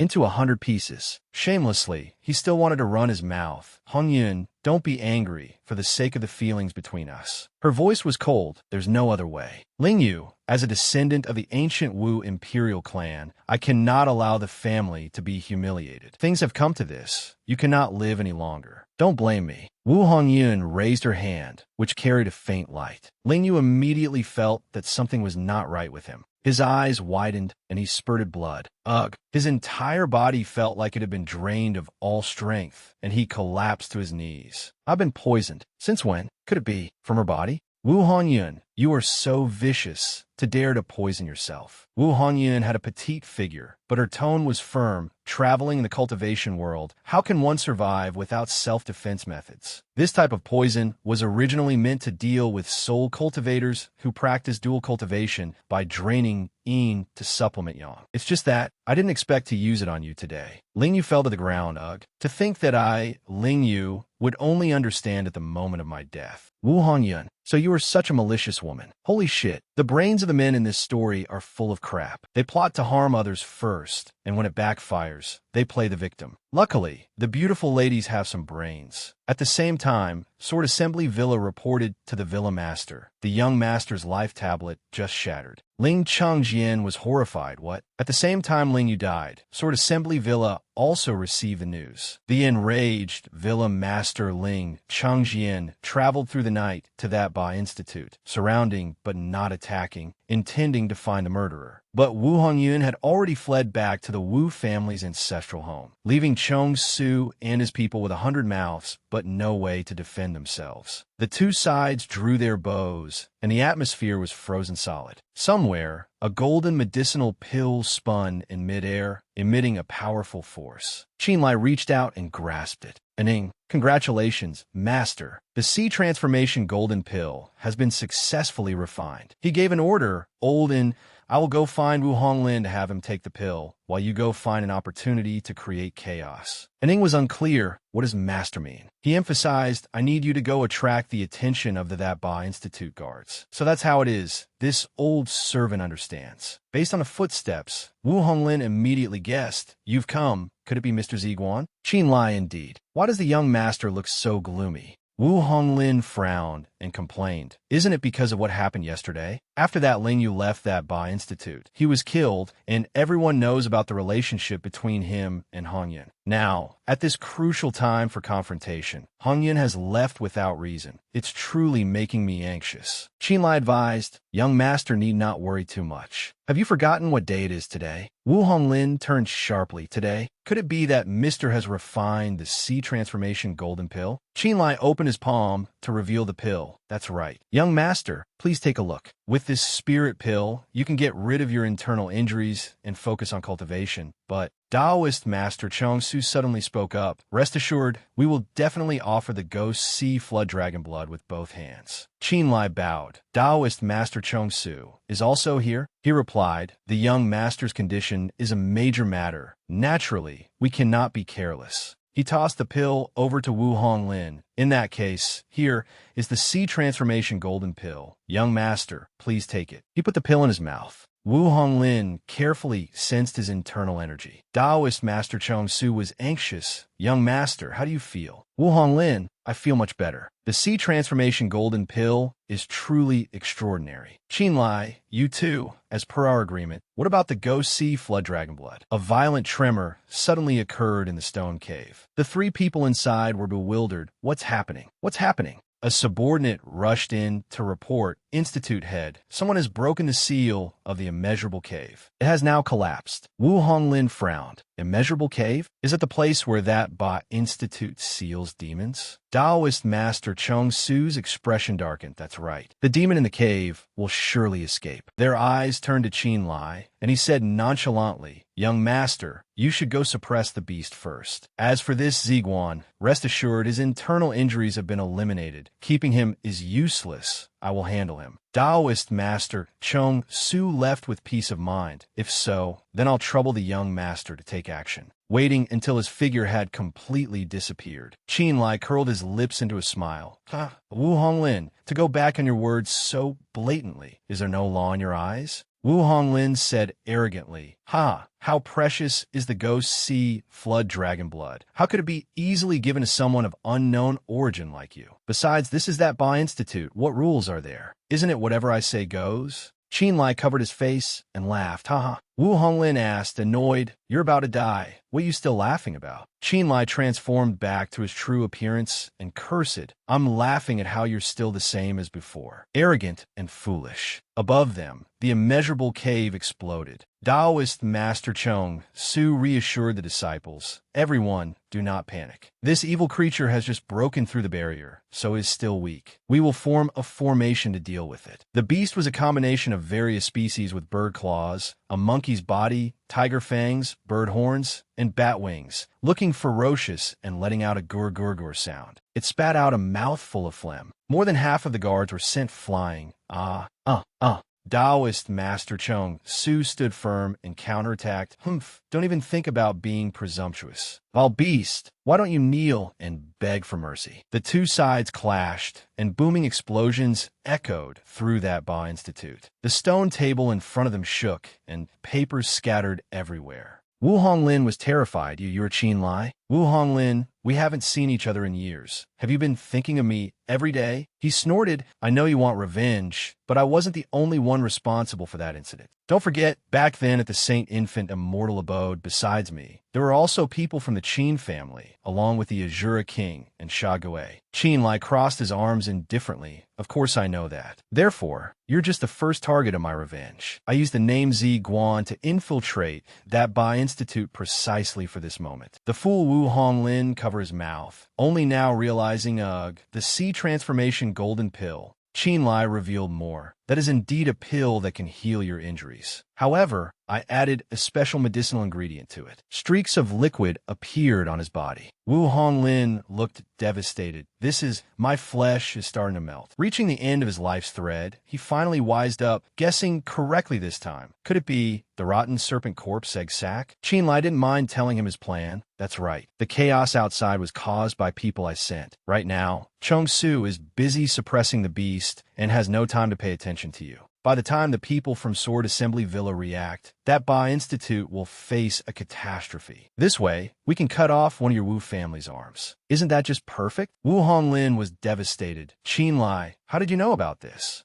Could it be? He curled his lips. That's right. Today's outcome was orchestrated by my hand alone. Wu Honglin, you can die in peace. Wu Honglin's form was like a melting candle, hissing a few words through his teeth. Qinlai, you are truly vicious. Qinlai said arrogantly, I'm not afraid to tell you. I will also take Wu He's life. Of course, you no longer have the chance to tell him. You can just stay in this cave and slowly turn into a puddle. Wu Honglin bit his lip, screaming unwillingly. Qinlai, I'm not resigned to this. At the same time Qinlai left, the news that a beast was wreaking havoc in that Ba Institute reached Ling Chengjin's ears. Ling Chengjin decisively abandoned the strategy of surrounding without attacking and switched to an all-out assault on that Ba Institute. Chong Su and his people were busy dealing with the difficult situation both inside and out. That Ba Institute suffered heavy casualties and had no choice but to give up resistance. In the end, Ling Chengjin, eager for revenge, ordered all the buildings to be burned down. With that, the Wu family's largest direct force in Yu Province was wiped out. Half a month later in Yu Province, at the Wu family's ancestral home. How can this be? Why should I vent my anger? Wu He angrily questioned Hong Yun regarding your elder brother's murder. Do you dare say you bear no responsibility at all? Wu Hong Yun voiced her suspicions. The matter of that Ba Institute cannot be simply traced to one person's responsibility. How could that Qin Lai have been lying in ambush in that Ba Institute? And how did the news of my elder brother's injury get out? Aren't these the main points? Wu He was filled with killing intent. Hong Lin was an outstanding junior that our Wu clan painstakingly nurtured, and now he is gone. Who can accept this? From behind a screen, a dignified voice rang out. Wu He, do not be angry. Everything must be considered in terms of cause and effect. You must not be hasty when dealing with problems. Have you forgotten? Wu He was flustered. Ah yes, clan head. He turned and said, Hong Yun, speak your thoughts. Wu Hong Yun presented. Reporting to the clan head,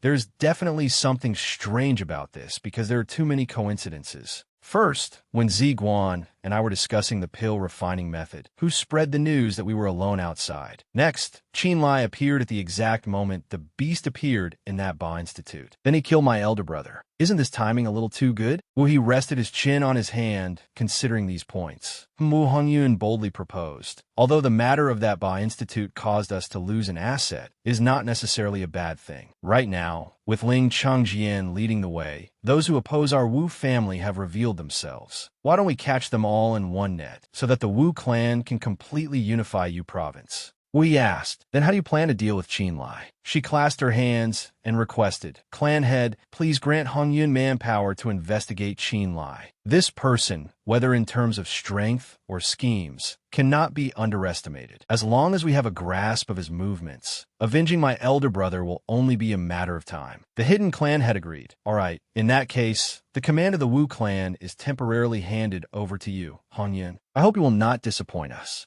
As you command. On a remote mountainside, dark clouds gathered over the peak. Qin Lai's cultivation of his technique reached its final stage. His eyes flew open, ready to receive the descending heavenly tribulation. Loose stones fell. The ground was scorched black. Qin Lai, covered in electricity, scrambled to get up. Stepping out, Ning was overjoyed. Congratulations, Master, on increasing your cultivation by another level. Qin Lai looked at the vial of blood in his hand. I have the Ghost Sea Flood Dragon blood to thank for this. If Mba hadn't reminded me at the end to take Wu Honglin's Chinquan bag, I'm afraid I wouldn't have been able to break through even in another 10 years. Now my cultivation has reached the nether profound realm, almost on par with those I used to have to respect. With this milestone, I can be considered to have cultivated to the realm of a true expert among the 9 realms of cultivation. There are some debts, it's time to settle them. Ning was also eager to see a fight and quickly said, Master, a few days ago, Old Tiger found out Sa Gui's whereabouts. Should we make a move? Where is he? West of Yu Province, Lingxi Gorge, Tian Gui Peak. Qin Lai praised. Good. If we can kill Sa Gui, the Zhuyin finger art on that girl will be released. At that time, not only can we awaken her, but we might also find a way to treat the twin primordial spirit. Lingxi Gorge, it seems I have no choice but to go. He shot off like a rocket, landing on a land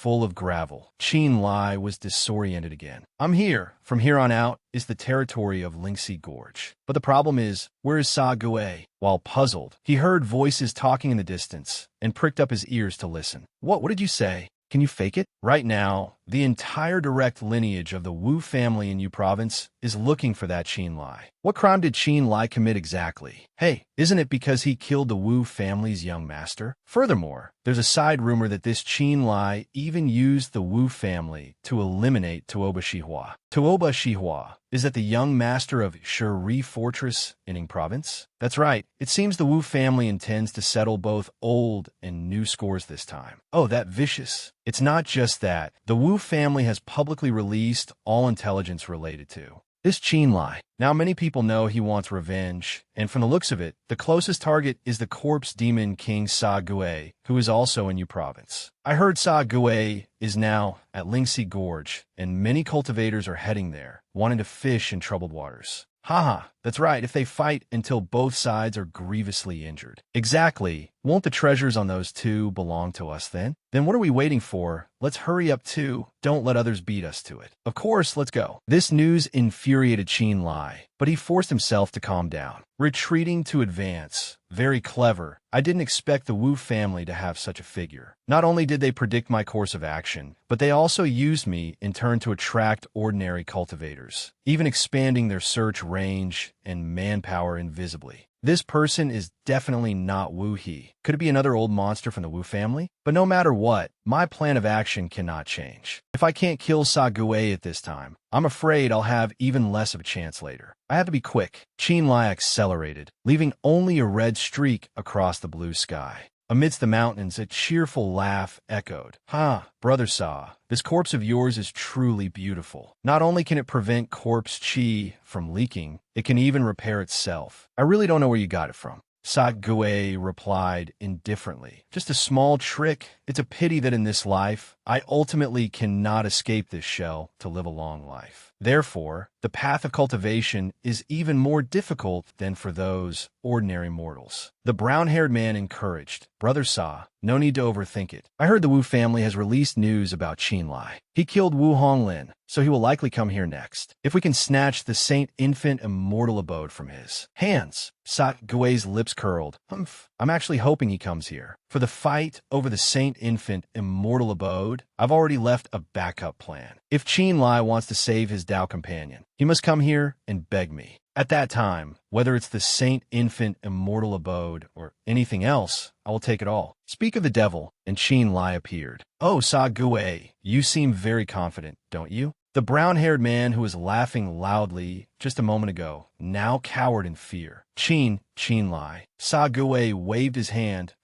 Very good. I didn't expect you to find your way here so quickly. It wasn't a waste for this old man to stay here these past few days. Qin Lai waved his hand, ready for battle. Sa Gue, isn't it a bit too early to talk about who's trapped? Gripping his sword tightly, he charged forward directly. Let's see the outcome of the fight. This one palm strike caused the mountain rock to explode, but the opponent remained standing in place, completely unharmed, which surprised Qin Lai a little. The brown-haired man, finding courage from who knows where, dared to suggest, Brother Sa, I heard this Qin Lai only has the cultivation of the 5th level of the Infant Palace. How about you leave this battle to me? Sa Gue sighed at this fool. I advise you not to underestimate him. The brown-haired man didn't listen and attacked directly. Don't worry, my cultivation is at the peak of the Infant Palace realm, dealing with an enemy of this level. While boasting, his foot was struck by an external force. The brown-haired man's eyes widened, not understanding what was happening. He was sent flying backward, screaming like a stuck pig. Then he collapsed to the ground. Sa Gue shook his head. So that's it, the 7 Immortals Thunder? It seems that after you obtained the Saint Infant Immortal Abode, you acquired quite a few treasures. Qin Lai brandished his saber. Sa Gue, your pack of cronies has failed. Aren't you going to make a move yet? Sa Gue was still muttering. The 7 Immortals Thunder is a rare treasure. Even in the Saint Infant Immortal Abode, there aren't.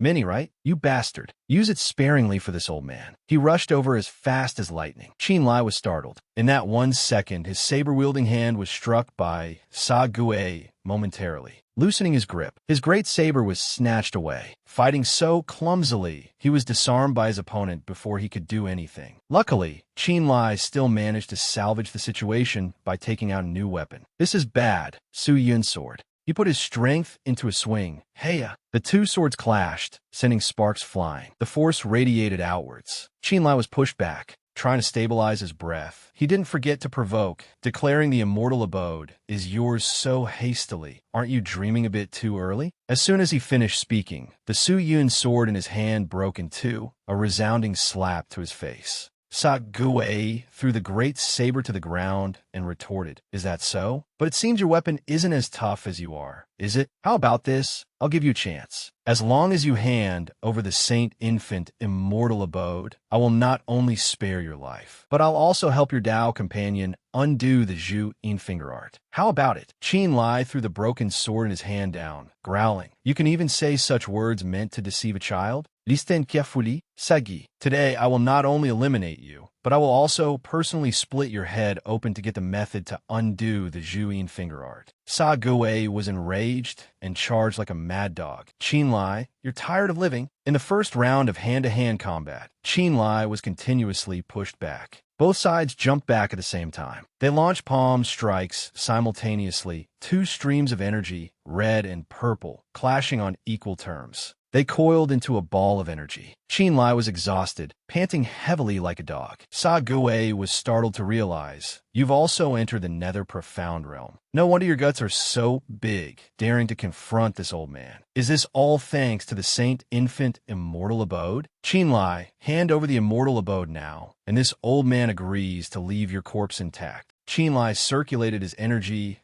If you want to fight, then fight. Where's all this nonsense coming from? He charged forward with great momentum, the mark on his forehead glowing brightly. Qin Lai declared firmly, it's over, Sa Gui. Sa Gui's jaw dropped in astonishment, fear appearing in the depths of his eyes. This is the aura of the Jingshi Jinyin Lu. Why does he have such a supreme treasure too? Qin Lai's attack descended upon him. The terrifying power blew away the entire mountaintop. He landed with a thud. Sa Gui's old true body was knocked out, unwillingly questioning heaven and earth. Why? Qin Lai waved his hand to summon the great saber, casually remarking, the shell has been destroyed, only now revealing your true form? You're really ugly, Sa Gui. Sa Gui's eyes were bloodshot as he asked, Qin Lai, you little brat, if you already possess the Jingshi Jinyin Lu, then why did you fight for the Saint Infant Immortal Abode before? He said nonchalantly, what Jinyin Lu? Did I hit you so hard you become confused? This is the imprint of the Baixian Ling. It's a waste that you've lived so long and don't even. No, Sa Gui growled. Nonsense. How could this old man not recognize it? There's a limit to lying. Fine, as long as I kill you, this old man will take all the treasures. Dark energy swirled around him.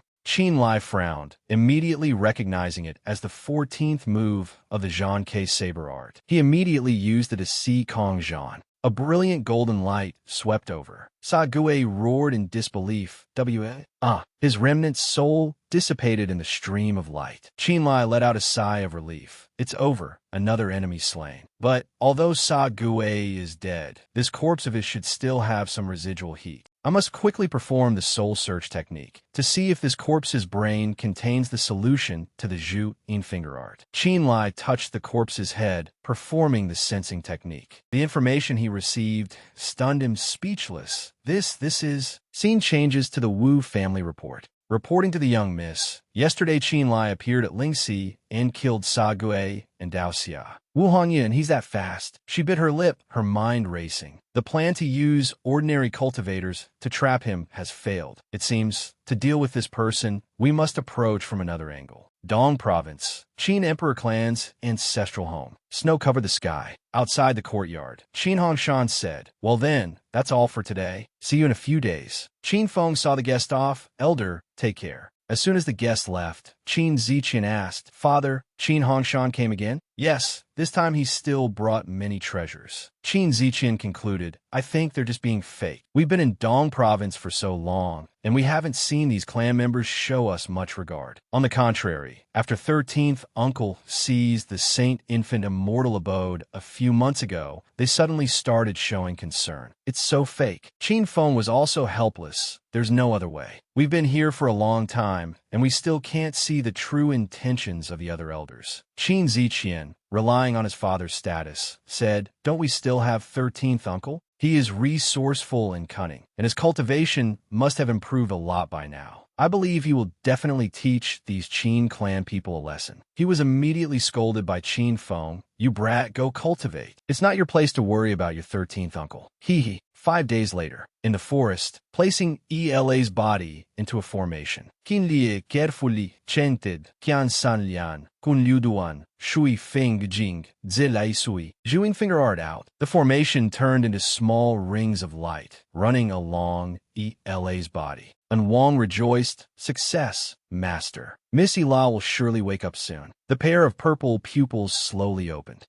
Qin Lai eagerly asked, little girl, how are you feeling? Ela was bewildered. Where am I? He kindly explained, this is the border of Yu province. Don't worry, you're fine now. Ila was surprised. Huh? You aren't you? Ah, so that's how it is. The corner of her mouth curled up slightly. Then she struck out with her palm. Qin Lai, completely unguarded, was hit, and blood spurted from his mouth. Ila laughed triumphantly. Haha, it really is you. I didn't expect you to show yourself before. Me. Qin Lai trembled, not understanding why the situation had turned out like this. Little girl, you. Why? Ila tossed her hair, seeming to transform into a different person, and replied, Why? You. Surnamed Qin, it's been many years. If it weren't for that damn girl constantly stopping me, how could you have lived until today? He propped himself up, struggling to his feet. You're not Ila. You are the second primordial spirit in her body. Qin Lai's mind was in turmoil. This is bad. I'm already at the nether profound cultivation level, yet she can still hit me with a single palm strike and cause me heavy injury. This cultivation level, it's at least the young god realm. Since when did this girl have such formidable power? Unable to win with martial force, Qin Lai resorted to verbal attacks, shouting, You bastard! Get out her body! The second primordial spirit in Ela's body taunted, What? Feeling heartbroken for your little treasure?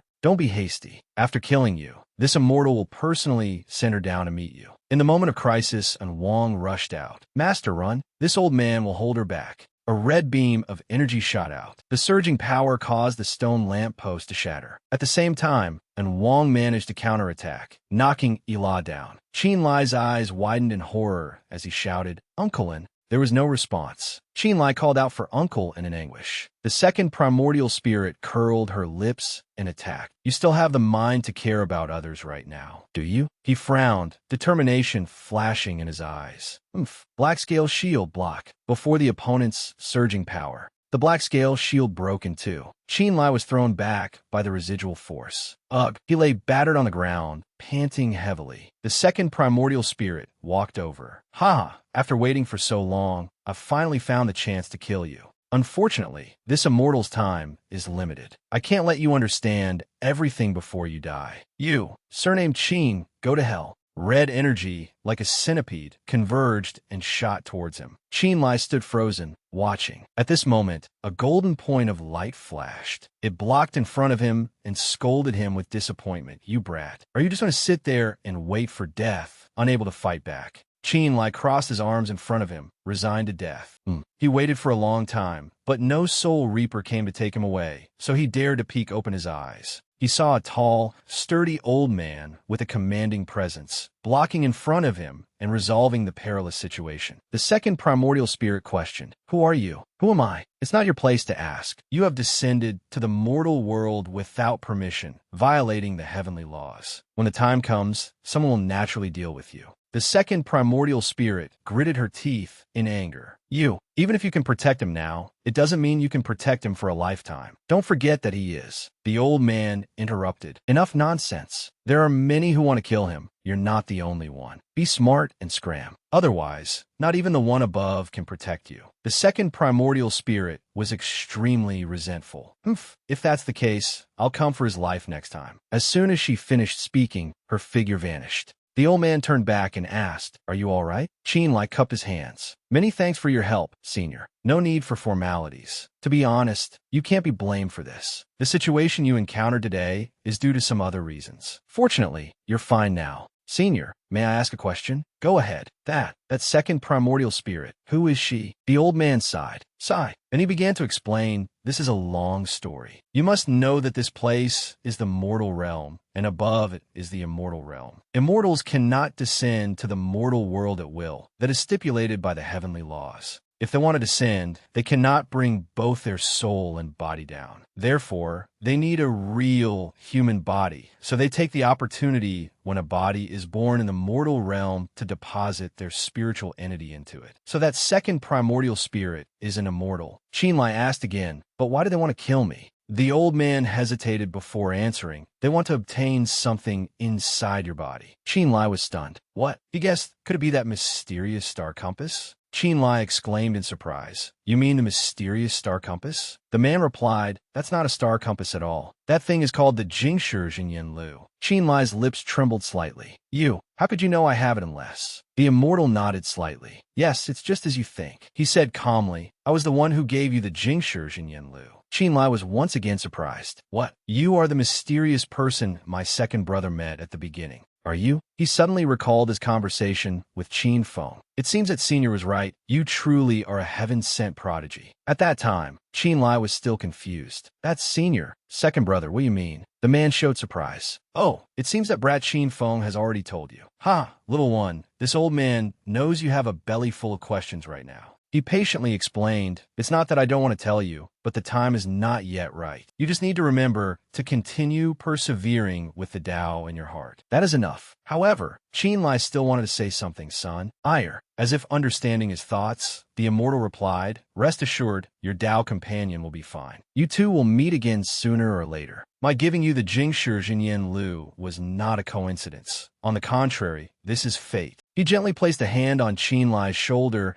and encouraged him softly. Train well. One day, you will know the weight of the burden on your shoulders. The man vanished in a flash, leaving only his echoing words of advice. My words end here. Little one, we will meet again. Qin Lai looked up at the blue sky and muttered to himself, Jingshi Jinyan Lu. Suddenly, an image flashed through his mind. It seems what Yue said back then was not wrong. It seems he knew some information. Qin Lai suddenly felt a little regretful. A pity he was already killed by me. It seems I was a bit too anxious at the beginning. It's just a shame that old man wouldn't reveal anything more. Oh well, I'll go into the immortal abode first to check on Uncle Yan's condition. First, a moment later, a brilliant golden light shot up into the sky from the forest. At the Saint Infant immortal abode. As soon as Qin Lai returned, he went to check on his companion. Uncle Yan, how are you? Uncle Yin replied, rest assured, master. This old servant's clothes were destroyed, but my primordial spirit is still intact. Hearing this, he let out a sigh of relief. Phew, that's good. But Uncle Yin reminded him, master, now is not the time to relax. The old man you just met is already close to the late Yang God realm. The cultivation world is divided into the mortal realm and the spirit realm. He slowly explained in detail. Ancient legends say that experts who leave the mortal realm for the spirit realm cannot return to the mortal realm and disturb the order here. If anyone violates this, they will face severe punishment from the guardian immortal elder. Qin Lai then asked, so the guardian immortal elder is the only one who can travel between the mortal and spirit realms? Uncle Yin nodded slowly. That's right, the mysterious old man from before. His identity is very likely that of a realm guardian immortal. A moment later, he materialized a piece of paper and said to Qin Lai, Master, this old servant has a spirit communication map, left behind by the old master back then. So that's it. It seems to get the girl back,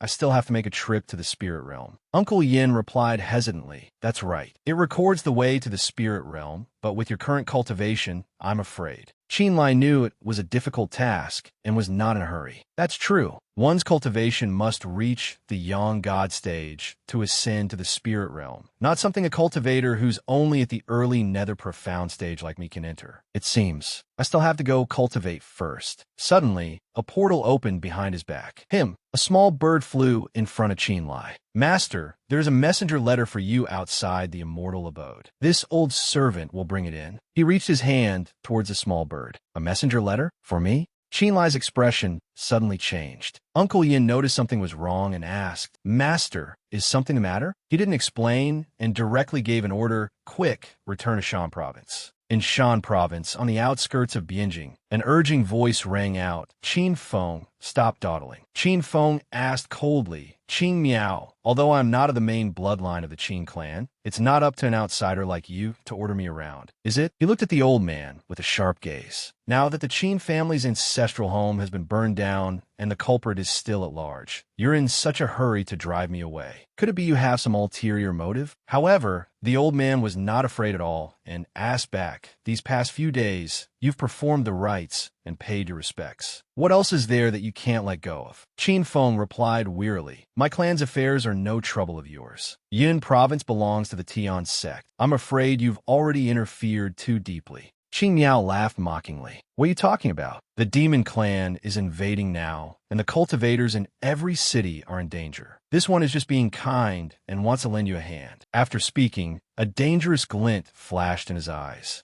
Dongji, a voice echoed from the forest. Everyone, after waiting for so many days, aren't you getting tired of it? Qing Miao questioned, Wu Hongyun, It's been several days now, and Qin Lai still hasn't shown up. Did you not anticipate this? Wu Hongyun pursed her lips slightly. Then she puffed out her chest smugly. How could that be? Everyone here has had conflicts with Qin Lai. Don't you all know the news that my big brother and Yue are dead? She quickly presented her plan. Instead of being defeated by Qin Lai in one move, why don't we take the initiative to attack? Even if Qin Lai has 3 heads and 6 arms, he won't be able to escape this inescapable trap. The Azura King then spoke up. But even so, why must we set up an ambush in Shan province? Aren't other places just the same? He suddenly recounted Qin Lai's background. There's something you all don't know. Qin Lai was originally a cultivator from Shan province. He went out to make a name for himself many years ago, and now the ancestral home is guarded by only 2 people. After hearing this, Qing Miao stroked his chin with interest. A good plan. A falling leaf returns to its roots. If we use a spark to burn that place to the ground, their target is the 2 Qin Lai brothers. In addition, our Wu family has also investigated and found that Qin Lai has a biological brother named Qin Feng. If we spread the news that the Qin family's ancestral home has been burned.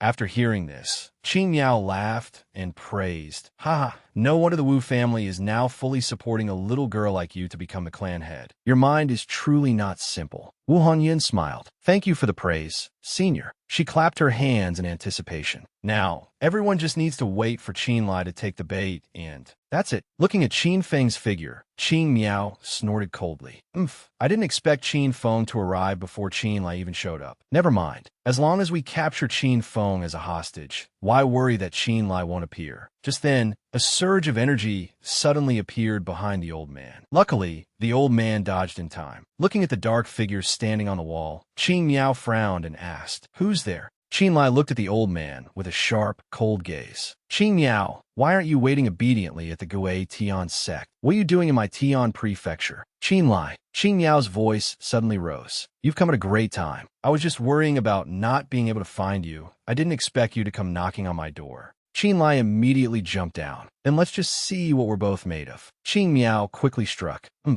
you think I would be afraid of you?" After that, a huge explosion resounded in midair. Qin Miao was knocked to the ground, able only to lie there groaning in pain. Ugh. Qin Lai, on the other hand, landed coolly. "Qin Miao, I wasn't afraid of you back at the Gue Tian sect, and now that our cultivation levels are similar, there's even less to say." The old man struggled to his feet, snorting coldly in his heart. To think the news that this brat has entered the nether profound realm is true. This is going to be difficult. Qin Lai said nothing, only gently raising his hand. A mysterious star chart immediately appeared under Qin Miao's feet. "What is this?" Qin Lai said coldly. "Don't struggle. This is the immortal trapping formation from the Saint Infant immortal abode. With your cultivation level, you can't escape." Qin Miao was so angry his teeth chattered. Qin Miao pursed his lips and snorted. After a moment of thought, the old man suddenly decided to threaten him. "Qin Lai, I'm a headmaster of the Gue Tian sect. Have you thought this through before making your move?" Qin Lai just sneered coldly. "Right now, I really don't want to get involved with the Gue Tian sect, but that doesn't stop me from gathering intelligence." Qin Miao's whole body trembled. Could it be? He didn't waste words, raising his hand to gather spiritual energy. Using the soul-searching technique on a living person, you're the first. Let's see if it works. Qin Miao cried out in agony. Ugh, In just a moment, the matter concerning Qin Miao was dealt with cleanly. Qin Feng finally spoke up. 13th, how is it? Qin Lai immediately replied. The situation is not good. His eyes grew deep. It was all instructed by Wu Hongyun. Moreover, Wu He and the Azura King have already attacked the Mu family. Qin Feng stood with his arms crossed, looking at Qin Lai with suspicion. The Mu family. Could be they found out about your past relationship with Miss Mu. This is also to force you to show yourself. He didn't deny it, replying, that's entirely possible. With the Mu family's old master's cultivation level, it's impossible for him to withstand the attacks of 2 nether profound realm experts. And that cowardly old man, Zhao Mu, still hasn't shown his face. I'm afraid he's been scared off. Therefore, I must go and provide support immediately. Qin Feng frowned worriedly. 13th, Wu Honyun still hasn't appeared. She's clearly forcing you to fight her.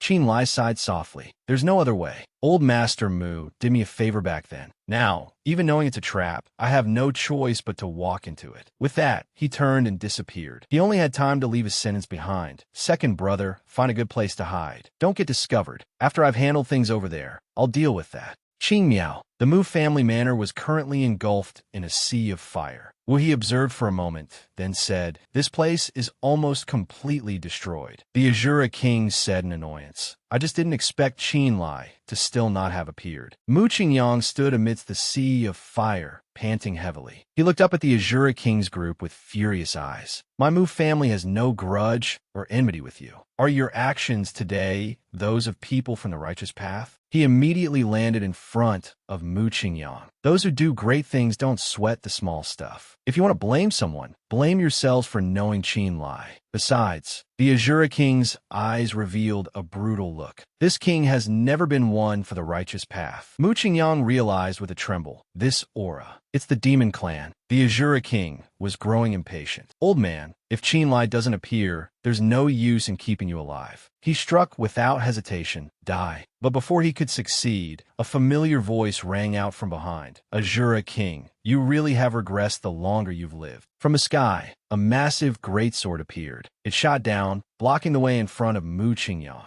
He looked up happily. This voice. "It's Qin Lai." Qin Lai looked at the Azura king and provoked him in a cold voice. A dignified nether profound realm expert, shamelessly attacking a Danyang realm cultivator. "Azura king, it's been a while. It seems you're not as composed as you used to be." From behind, Wu He rushed forward to launch a sneak attack. "Qin Lai, a life for a life, a debt for a debt. It's the same principle. Obediently accept your death." Qin Lai angrily retaliated. Wu Honglin deserved to die, and his death doesn't absolve his sins. What right do you have to avenge him? The two streams of power collided, creating a sky-shattering explosion. The smoke and dust gradually dissipated, revealing Wu He's astonished expression. Qin Lai looked at the old man with disgust. "What's wrong? Other people can die, but people from your Wu family can't?" The Azura king also rushed forward to attack from behind. "Qin Lai, enough of your arrogant talk. Take this move from me." Qin Lai just snorted in response. He summoned the demonic power of the soul-devouring, heart-eating claw.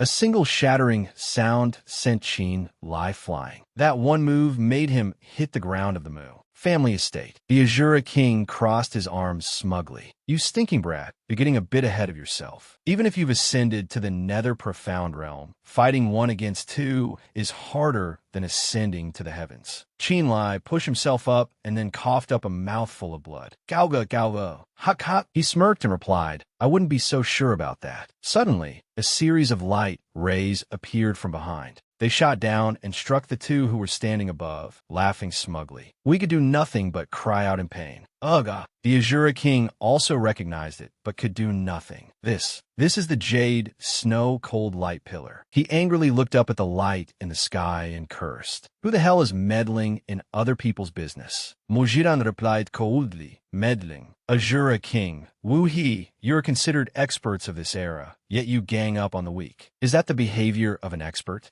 Watching the girl slowly appear, the Azura king felt a bit curious. "Little girl, who are you?" Mu Xiren placed her hands on her hips and introduced herself confidently. "From the Wind Snow Divine Palace, Mu Xiren. You destroyed the Mu family manor and injured my ancestor. If saving my own clansmen is called meddling, then you lot are truly shameless." The Azura king grew even angrier after hearing this. "The Wind Snow Divine Palace? Ridiculous. Even if Yi Feishuang herself came, she couldn't stop me from doing what I want." Mu Qingyang shouted in alarm. Be careful." Qin Lai immediately gathered his strength and leaped up. "Old master, don't worry." Mu Qingyang didn't know what he was planning to do. Qin Lai replied softly, "Just leave this place to us." He quickly executed a move to block. "Azura king, don't be too arrogant." 14th layer of the Great Silk Communication / of the Decapitation Art. Qin Lai's power quickly blocked the attack, heading straight for Mu Xiren. He hurriedly reminded Xiren, "Stick to the plan. Attack together." Mu Xiren drew her sword without hesitation. All right, the two sources of power immediately combined. The Azura king looked at them, trembling. This is a cultivation technique that specifically counters our demon clan. In an instant, a stream of pale, golden power enveloped him, leaving him no time to react. That circle of power created a beautiful scene. After taking a severe beating, the Azura King could only pant heavily. He had now been completely blackened. Qinlai, you dare destroy my physical body. I will tear you into 8 pieces today. Qinlai smiled coldly. Just a spiritual body, and you still dare to speak so arrogantly. 7 mortals thunder, go. The Azura King's soul was struck once again. Ugh. Unwilling to accept this, he turned his head to ask Wu He for help. Brother Wu, what are you standing there for? Fight back. But the other party just stood there, smiling. The Azura King looked at him, trembling. Wu He calmly looked at the Azura King and said, Azura King, I'm sorry about today. He didn't hesitate to strike and eliminate his own teammate. You'll have to die here. The Azura King finally realized Wu He's true face. He could do nothing but endure it, letting the power slowly burn his soul.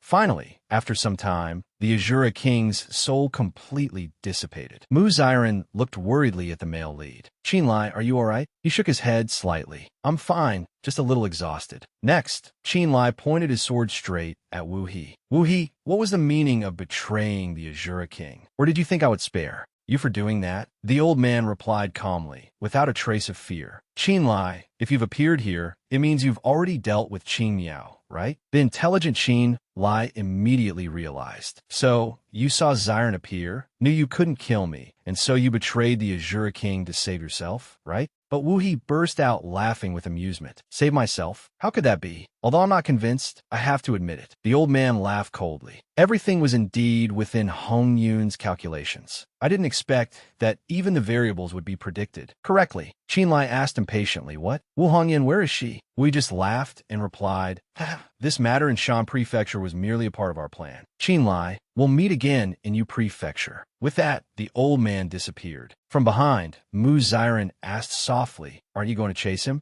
Qinlai turned his head and sighed wearily. No need. The Azura King is dead. Right now, there's a pile of things to deal with in Shan Prefecture. I'm afraid it would be dangerous to insist on chasing him. Besides, being greedy never leads to a good outcome. Wu Yi's life. I'll just leave it for later. Mu Xiren sheathed her sword and said, then what about Qin Miao? Have you thought about how to deal with him? Qinlai replied calmly, let him go. Even if he still wants to avenge Xia Chuanqiu, after this lesson, he probably won't act recklessly. Mu Xiren turned to look at him with a lingering gaze. All right, I'll go help my ancestor put out the fire. And after that, Qinlai smiled faintly. No one died today. It was also fortunate that we had that person's help. I'll go see her in a bit. 1 hour later, on the outskirts of Bianjing, Qinlai leisurely landed in front of a person. I'm late. Have you been waiting long? Jiyu. She shook her head gently. It's fine. In any case, it wasn't convenient for me to show my face. Qinlai placed a hand on his chest and said sincerely, but I still have to thank you. If it weren't for your information, my second brother and the Mu family would have had a hard time avoiding this calamity. Jiyu is my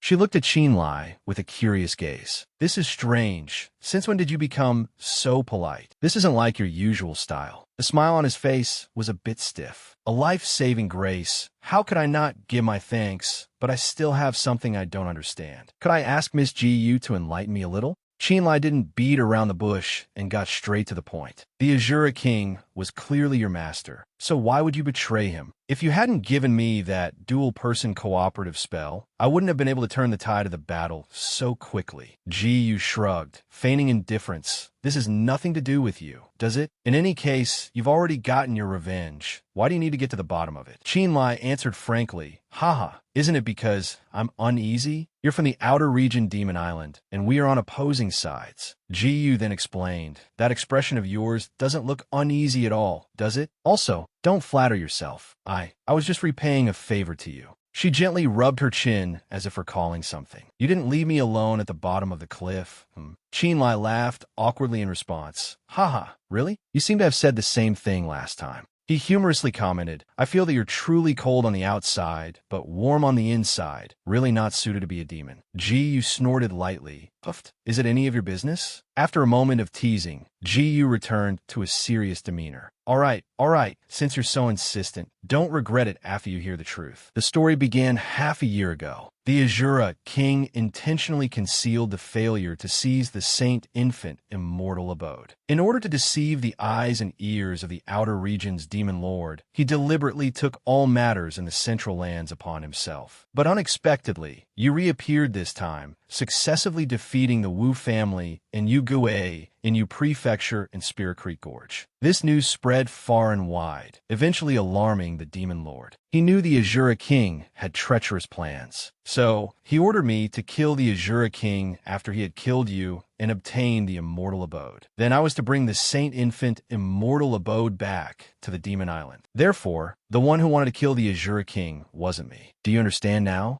Qin Lai's gaze darkened slightly. No wonder he was in such a hurry this time. The image of his opponent flashed in his mind. Not only did he give up cooperating with the Wu family, he even agreed to follow Wu Hong, Yun's plan. But thankfully, you used a flying message to warn me then, which allowed me to not only eliminate the enemy, but also protect my second brother. Ji blushed shyly and said, I just reminded you, the rest of the countermeasures were all your own ideas. She recalled Qin Lai's previous actions. Whether it was teaming up with your second brother to deceive Qing Miao, or going to Yingzhou to inform that young lady of the Mu family, it was all your plan. Qin Lai smiled helplessly. Right. It all had nothing to do with you. Ji felt a little angry. You can still laugh? Do you know what kind of situation you're in right now? He closed his eyes and replied calmly. So are you also going to tell me that besides the Azura king, I'm also being targeted by the South Sea Demon Lord? That attitude made Ji even more anxious. If you've already guessed it, then why are you asking me? Qin Lai didn't answer and changed the subject. What about you? If you've chosen to betray the Demon Island, what about after this? Where do you want to go? Ji turned her face away. I want you to tell me the location of the entrance to the spirit realm. In my current situation, I can no longer stay in the outer region or the central lands. Understand? Qin Lai frowned slightly in thought. So she wants to go to the spirit realm. Then he let out a satisfied sigh. Qin Lai suddenly wanted to tease Ji. I see your cultivation hasn't progressed at all these past few months. The spirit realm is extremely dangerous. Aren't you just going there to die? Ji was so angry she was speechless. So Qin Lai suggested, how about this? As it happens, I also want to go to the spirit realm in the future. Before then, why don't you accompany me for a while? What do you think? Qin Lai confidently assured Ji, I might not be able to help you with other things, but I can still protect you completely. Wait until your cultivation reaches the nether profound realm. Then we'll go to the spirit realm together, all right? His words made Ji ponder in silence. Having no other choice, she sighed and agreed. Fine, I have nowhere else to go anyway. I'll be troubling you then. Qin Lai turned and beckoned with his hand. Why be so polite with me? Let's go back to binging. But Ji replied, no, not for now. Qin Lai asked blankly, why? Ji thought of her tail and horns and felt a little worried. My appearance will attract a lot of attention in the Central Lands. If I just appear on the main road in broad daylight, I'm afraid it won't be beneficial for our future actions, right? She slowly moved forward. So you guys go on ahead. I'll secretly follow from behind. Besides, you all have things you need to do, don't you? Suddenly, a streak of light appeared in the sky, followed by Mu Xiren. Hey Xiren, why are you here? Is everything all right at the Mu family manor? Mu Xiren calmly replied, the fire has been extinguished. The remaining matters are no longer a concern. Isn't this girl? Qin Lai immediately introduced them. That's right, her name is Ji. This time, it was thanks to her that we were able to. Ji looked at him irritably. All right, how many more times are you going to say it? Suddenly, she turned and left, leaving Qin Lai a bit surprised. Ypsilonue, she replied softly. It seems this Miss Mu still has something to say to you. I'll be going first. See you later. Mujiran sighed softly. Humph. Her words carried a hint of jealousy. I didn't expect you to have so many romantic interests. One close acquaintance just left, and another admirer arrives. Qin Lai hurriedly explained, don't talk nonsense. We're just friends. Mu Xiren angrily turned her head away. I see a soulmate, more like. Her attitude left him a bit speechless. She and I are just friends. Hearing this, Mu Xiren questioned, are you always this warm towards your friends? Then do I count as a friend? Qin Lai nodded firmly. Is there even a need to ask? Of course you are. We are close companions who have been through life and death together. Those words made Xiren's face flush slightly. Then she shyly covered her face, much to Qin Lai's confusion. Forget it. It's better to just be friends. After a moment, Mu Xiren regained her composure. No more joking. Next, let's get to business. This time, I want to talk about the intelligence on the Wu family. Qin Lai quickly asked, what did you guys find out? Mu Jiran replied nonchalantly. Wu Honyun, she left Shan province many days ago. Qin Lai suddenly grew anxious. What, she's gone? Wasn't the trap in Shan province designed to kill me? So where is she now? Mu Xiren answered vaguely. She's at the ruins of the Tower Monastery in Yu Prefecture. By the time we received the news, Sword Gathering Villa had already been destroyed, and the other forces opposing the Wu family have also been suppressed by her to the point where they don't dare to make a peep. At this point, Mu Xiren sighed softly. In that case, all of Yu Prefecture is now almost under the Wu family's control. Qin Lai frowned, thinking worriedly. What a Wu Honyun. She not only wants to kill me, but also all those who oppose the Wu family. Always staying hidden, it turns out she wanted to control the situation on both sides. Mu Xiren then offered her analysis. She used killing you as bait to go to Shan province, making the anti-Wu family factions think they had weakened. But in reality, she was waiting for them to take the bait, to catch them all in one fell swoop. Qin Lai understood and replied, and on the other side, the plan to kill me was also made real. For this, she roped in Qing Miao and the Azura King, which further increased the credibility of her being in Shan province. Even if it failed, the Wu family wouldn't suffer any losses. It both tied me down and eliminated Sword Gathering Villa, truly killing two birds with one stone. At this point, Qin Lai couldn't help but admire Wu Honyun in his heart. Alas, although this woman is an enemy, I can't help but admire her methods. She might even be the strongest enemy I've ever faced. Mu Xiren continued. Also, Big Brother Qin Feng asked me to pass a message to you. Qin Lai frowned slightly. Second brother. She nodded slightly.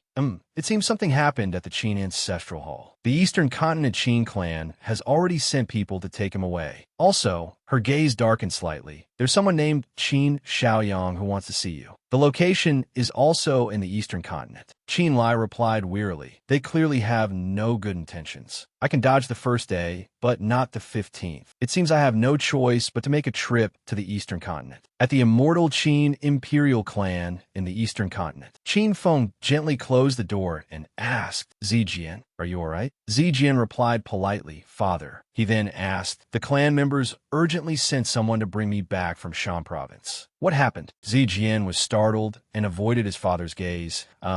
It's just that a few days ago during cultivation, I had a conflict with someone. In a fit of anger, I injured him. Qin Feng sighed helplessly and asked, why were you so rash? Zijian then justified himself. They looked down on us, father and son, for being just a branch bloodline of the Qin clan. They even insulted 13th uncle. I was too angry at the moment, so I struck out. Qin Feng asked worriedly, what happened after? How is this resolved? Zijian shook his head slightly. I haven't resolved it. They've already said it. Unless I can get into the top 3 in the clan leader selection tournament in 10 days, they won't let it go. Qin Feng frowned slightly in thought. The clan leader selection tournament, top 3. What a strange requirement. Suddenly, he realized a problem. Wait, Zijian, you just said that those people mentioned your 13th uncle. Zijian nodded innocently. Yes, what's wrong, father? At this moment, Qin Feng's eyes showed clear worry. This isn't right. When we first arrived in the Eastern Continent Qin clan's territory, we never mentioned having any other blood relatives. A thought flashed through Zijian's mind. Could you mean father?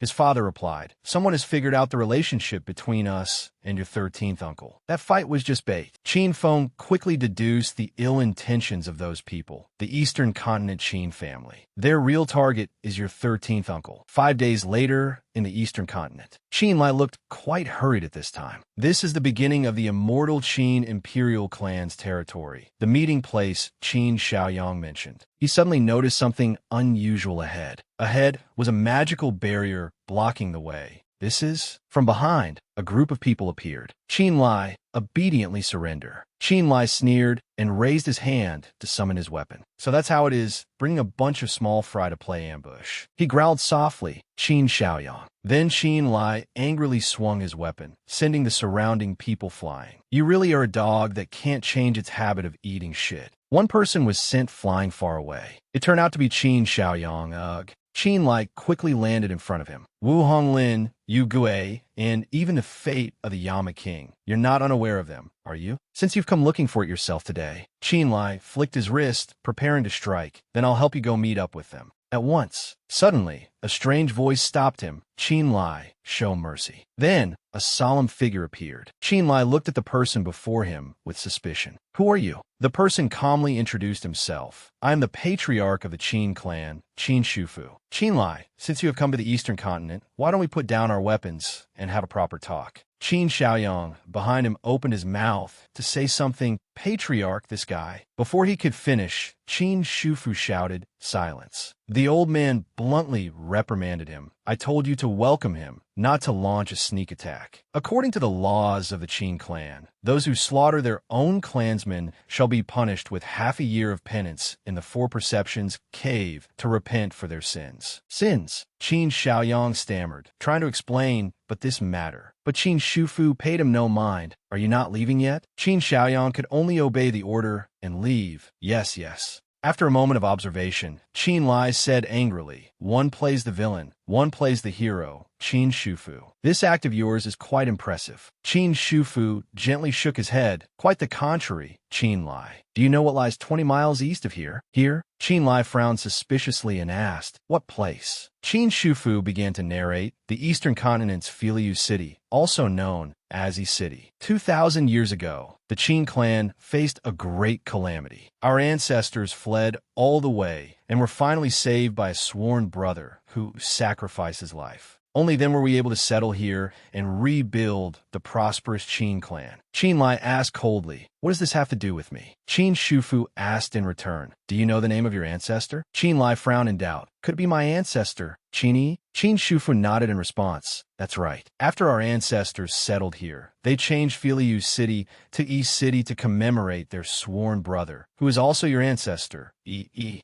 He said solemnly. At the same time, he left behind a teaching that we, the later generations, must do everything in our power to find the descendants of ancestor Yi. Therefore, Qin Shufu looked at the imposing young man before him. If you're a descendant of ancestor Yi, then you're also a 35th generation disciple of our Qin family. Since you have returned to the eastern continent, it is only natural that you should return to the clan and acknowledge your ancestors, is it not? Not. Qin Lai looked at him with suspicion. Why should I believe you? Qin Shufu did not explain, but simply turned to leave. Everything will become clear later. Qin Feng and the others are waiting for you in Yi City. A sense of worry suddenly rose in Qin Lai's heart. Second brother, could it be that they've detained them? Half a day later in Yi City. Qin Feng was waiting below for Qin Lai. 13th brother, you're here. As soon as he landed, he asked about the situation. Second brother, are you and Zijian all right? Qin Feng sighed wearily. What could happen to me? On the contrary, that kid Zijian has caused big trouble. Trouble? Qin Lai immediately asked, huh? What happened? Qin Feng replied listlessly, a few days ago, he injured an intersect disciple of the Qin clan, and now they refuse to let it go. Qin Lai quickly asked further, then what? How is this resolved? Qin Feng answered, the people of the Qin clan want Zijian to participate in the clan's grand assembly. He must place in the top 3, otherwise. Qin Lai's eyes darkened slightly. So that's how it is. That old fox Qin Shufu really has other motives. Qin Feng frowned slightly. What do you mean by that? Qin Lai answered honestly. Today, when I first arrived in the eastern continent, he sent Qin Xiaoyang to probe my cultivation realm. Then, on the surface, he told me to return to the clan, but behind my back, he used you and Zijian to force me into the city. Qin Feng exclaimed in shock. What? Qin Lai continued his analysis. Not only that, the Patriarch Selection Assembly, is that a place for a junior like Zijian to participate? Isn't this clearly a move to get the two of us to compete? If we get injured in the match, no one can be blamed. Suddenly, a thought flashed through his mind, but it's not like there's no way out. Out. Qin Feng frowned, not understanding.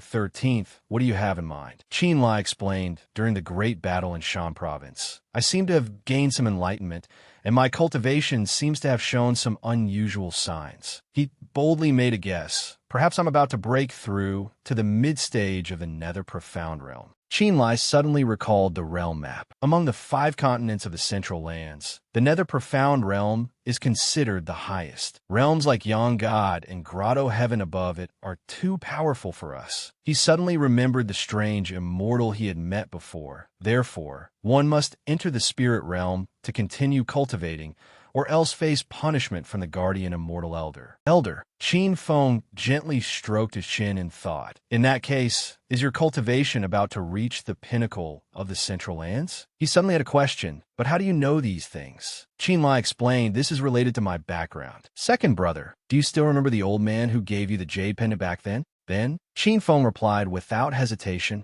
of course. He told me to give that jade pendant to you. Didn't that jade pendant later turn into a mysterious astrolabe? Qin Lai immediately denied it. No, it's not an astrolabe. It's called the Tome of World Purification True Words. This surprised Qin Feng. I never expected such a thing. Qin Lai continued. It not only records some information about the spirit realm. His voice held a hint of worry. Moreover, the rules of the realms are also taken from it. Qin Feng lowered his voice slightly. No wonder. He slowly understood. No wonder we've never seen a Yang God realm cultivator appear in the Central Lands. Yet we all know how to cultivate to realms above the Yang God realm. It turns out they all entered the spirit realm afterwards. Qin Lai slowly analyzed. That's right. The Central Lands, after all, have more people, and the power after reaching the Yang God realm is too strong. Entering the spirit realm is probably also a form of protection.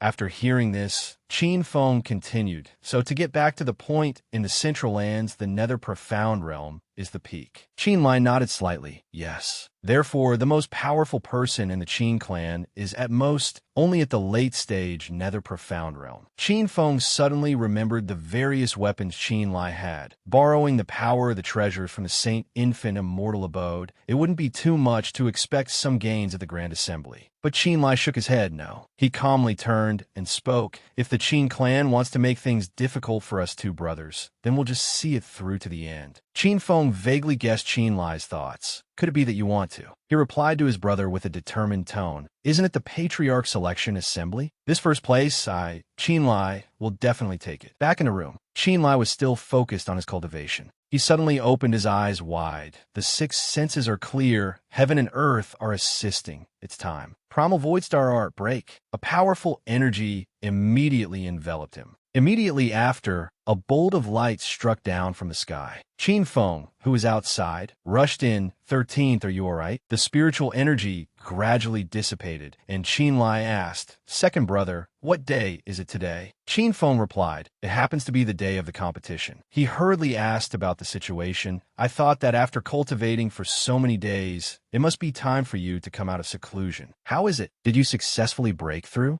Qin Lai replied confidently, yes, I've now ascended to the mid-stage Nether Profound Realm. Even if Qin Shufu himself were to fight, I could still fight back against him. Then, the two brothers left together. Let's go. It's time to see what's so great about the Qin clan's competition. 1 watch hour later, on the outskirts of Yi City, Qin Shufu stood on the city wall and announced loudly, everyone, today is the once-in-a-decade Patriarch Selection Assembly of our Eastern Continent's immortal Qin Imperial Clan. He began to announce the competition rules. According to the rules, the contestants will be divided into 2 groups, A and B, to compete. The final winner will be chosen from the battle between the top 2 from each group. That is to say, this person will have the qualification to inherit the position of Patriarch. They will take over immediately after the previous Patriarch abdicates. The contestants below listened in silence. The competition brackets will be determined by drawing lots. I hope you all will do your best and leave no regrets. With that, Qin Shufu began the process of dividing the teams. Then let's begin the group assignments. A stream of light flew out from his hand. Then they flew into the sky and exploded in many directions like fireworks. Qin Lai suddenly felt puzzled. What did Qin Shufu mean? Even if you win, you can't become the Patriarch right away? Qin Feng replied vaguely. It seems so. They watched the streaks of light intently. I remember his term still has 2 years left. Does that mean even if I win today, the earliest I can become Patriarch is in 2 years? Qin Lai frowned and replied, 2 years. It seems there's something else to it. Qin Feng suddenly had the thought of backing down. 13th, maybe we should just forget it. We'll think of another way for Z, Jin's matter. Qinlai reached out to receive a jade slip and replied calmly, "It's fine. We came today precisely to slap the Qin clan in the face." In addition, he loudly declared, "As for the position of patriarch, whoever wants it can have it. I'm not interested." Qin Feng looked at Qinlai worriedly, 13th, as if understanding his brother's worry. He explained, "Second brother, don't worry. At worst, we'll leave the eastern continent after today. With my mid-stage nether profound realm strength, it won't be difficult to find a peaceful place to settle in the central lands." Qinlai looked at the characters appearing on the jade pendant and thought, "Number 8, Group A. Then the arena should be on the left." He immediately turned and instructed, "Second brother, according to the rules, I will bear the full responsibility for today's matches. You and Zijian don't need to participate to avoid getting injured." Qin Feng replied guiltily, "Why must you go through such trouble?" Qinlai smiled cheerfully, "Relax. We're family. No need to overthink it." He remembered the gentle and caring image of Qin Feng from the past. "If you hadn't taken care of me when I was little, I'm afraid I wouldn't be able to stand here today. Today, it's time to repay your kindness." The heavy stone in Qin Feng's heart seemed to be lifted. Sigh, this kid has been stubborn since he was little. He gently instructed, "You must be careful in all aspects." Qinlai went to find the arena alone. Number 8, Group A arena. It should be this way. Suddenly, he sensed something. Before Qinlai's eyes was a group of people enthusiastically performing. Qin Wei leaped high into the air, looked down, and smiled provocatively. "Ha ha ha. At this rate, I've already won 6 consecutive matches. Is there anyone else who wants to challenge me? Just come on up." Someone quickly flew up from behind. "Qin Wei, don't get cocky. Take this." He snorted coldly and rushed forward. "Humph, you don't know your own strength." The other guy was struck by a palm and coughed up blood. Then they both hit the ground. Qin Wei used his hand to signal the number 7. After winning that match, he became even more arrogant. 7 consecutive wins. "Is there anyone else who wants to challenge me? If not, then I, Qin Wei, will be the winner of today's Group A matches." The members below all felt intimidated. Qinlai had been observing quietly from the start, so he had already formed his own opinion. This Qin Wei guy, his cultivation was probably at the great perfection of the infant soul realm. In addition, he keenly observed the expressions of the other members. It seems like no one around has any intention of challenging him anymore. Is this all the talent the Qin clan has? Qin Wei seemed to sense this as well, which made him even more smug. Is no one else going to challenge this young master? It seems this patriarch selection tournament is nothing special after all. In that case, the top spot in Group A will go to Qin Wei. Before he could finish his sentence, he was cut off by Qinlai. "Don't be so sure." Qin Wei stood with his arms crossed, watching as Qinlai landed gently in front of him. "A stranger, you are?" He introduced himself coldly, a descendant of ancestor Yi of Shan Province, Qinlai. Qin Wei suddenly felt a bit amused. "Oh, so you're the one from the branch family that's been rumored about recently, huh? Here to fight for Zijian?" Qinlai began to question him. "This assembly is for the 35th generation disciples to participate in, yet you people let a junior like Zijian compete on the stage. Is that proper?" Qin Wei was angered by that attitude. "Oh, do people from the branch family all talk as arrogantly as you?" Qinlai looked at him calmly. "I'm just speaking the truth." Qin Wei's gaze darkened. "Very good. It looks like you're planning to crawl off this stage." Without a moment's hesitation, he rushed forward to attack. "Take this." Qin Wei used the Qin clan's ultimate technique, Scorching Void Palm, aiming straight for Qinlai. He also quickly summoned his own weapon. It would be rude not to return the favor. Then, he forcefully swung his arm to counter water-parting wave-slaying art. A single move was more than Qin Wei could handle.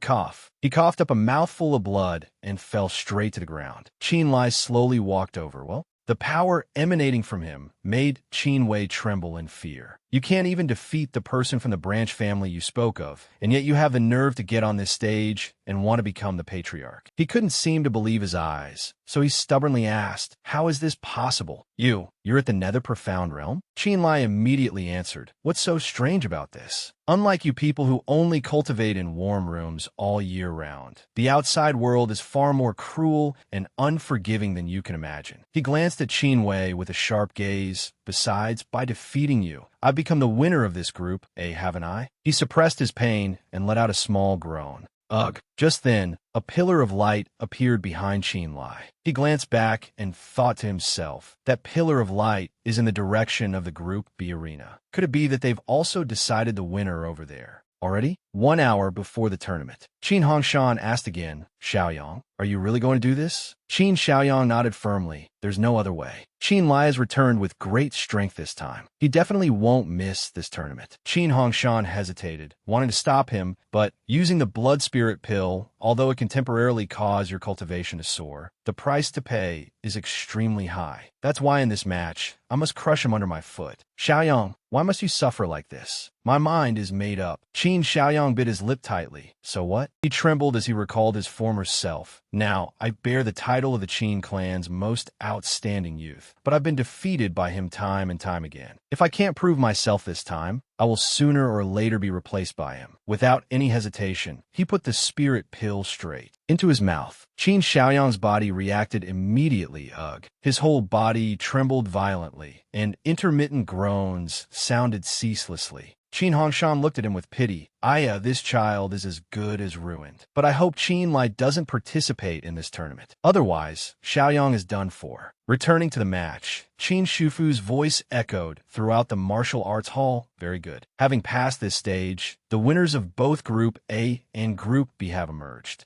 Already, Qin Shufu began to introduce them one by one. On the left is the winner from Group A. He is Qin Lai, a descendant from Shan province of ancestor Yi. Qin Lai fell into deep thought. The old man turned to look at Qin Xiaoyang and continued. As for the winner of Group B, you are all very familiar with him. He is the most outstanding junior of the Qin clan in recent years, Qin Xiaoyang. Qin Xiaoyang watched intently, deep in thought. Then, Qin Shufu summoned an incense burner. Next up is the match between the two of you. The winner will gain the right to inherit the position of the Qin clan's patriarch. The old man placed the incense burner on the floor and announced, the match will begin in half an hour. Losing consciousness or actively admitting defeat will directly determine the winner. After that, Qin Shufu quickly left. All right, this match is in your hands. Perform well. Qin Xiaoyang looked at Qin Lai and asked, do you have anything to say? He let out a cold snort. Then he replied sarcastically, what half-year of repentance? It was all fake. The Qin clan, you people really know how to go back on your word. Qin Lai suddenly grew angry and scolded. Qin Xiaoyang, don't think that just because you're in the Qin clan now, you have someone to back you up. On the arena, fists have no eyes. Have you thought this through? Qin Xiaoyang's eyes were filled with hatred. Enough nonsense. Today, I will definitely skin you and pull out your tendons to resolve my hatred. The incense sticks in the burner had almost burned out. Very well. It seems you weren't humiliated enough at the Saint Infant Immortal Palace that day. The match began. Qin Lai quickly made his move. Today, I will make you accept your defeat wholeheartedly. Qin Xiaoyang replied contemptuously. I spit on that. He immediately leaped up and rushed towards Qin Lai. The outcome is not yet decided. Don't speak too soon. The madness in Qin Xiaoyang's eyes grew more and more apparent. The one who should admit defeat is you. Qin Lai raised his hand to summon his power and replied, interesting. Then let's see you try. The two streams of power rushed straight towards each other. They created an extremely powerful explosion. The explosion affected Qin Xiaoyang's entire body. Ugh. Somehow, Qin Lai had appeared behind him. Qin Xiaoyang, again? Qin Xiaoyang immediately turned around. Don't underestimate others. Watching Qin Lai's charging speed, he still smiled sarcastically. Just a minor branch bloodline, and you still dream of the patriarch position? Qin Lai immediately noticed something unusual, this force and aura. Strange. Since when did he reach the nether profound realm? At this moment, Qin Xiaoyang's face showed clear panic. He struggled to defend while thinking, why? Why have I increased my cultivation level, yet still feels so difficult? A thought suddenly flashed through Qin Xiaoyang's mind. Could it be he has also advanced to the nether profound realm? Even though he had used a spirit medicine, Qin Lai was able to send him flying far away. Qin Xiaoyang fell freely to the ground in pain. He clutched his chest, gasping for breath. Ugh. By now, Qin Lai had vaguely guessed what Qin Xiaoyang was hiding, so that's how it is. Qin Xiaoyang, this is just like you. A guilty feeling flickered in his heart. Qin Lai calmly analyzed. Your cultivation level may look like the nether profound realm, but your spirit energy is weak and your foundation is unstable. You must have used something to achieve this state, right? For example, some kind of treasure to enhance your potential, or perhaps a medicinal pill. He suddenly recalled an image. I've met someone who did the same thing as you before. Do you know what happened to him in the end? Qin Xiaoyang stubbornly replied, shut up. What do you know? He quickly gathered momentum and leaped up, just someone from a branch family. Then he rushed towards Qin Lai at an extremely fast speed, and you dare to be so arrogant in front of me. But in just an instant, a fist appeared before his eyes. Before he could dodge, Qin Xiaoyang took the full force of Qin Lai's punch.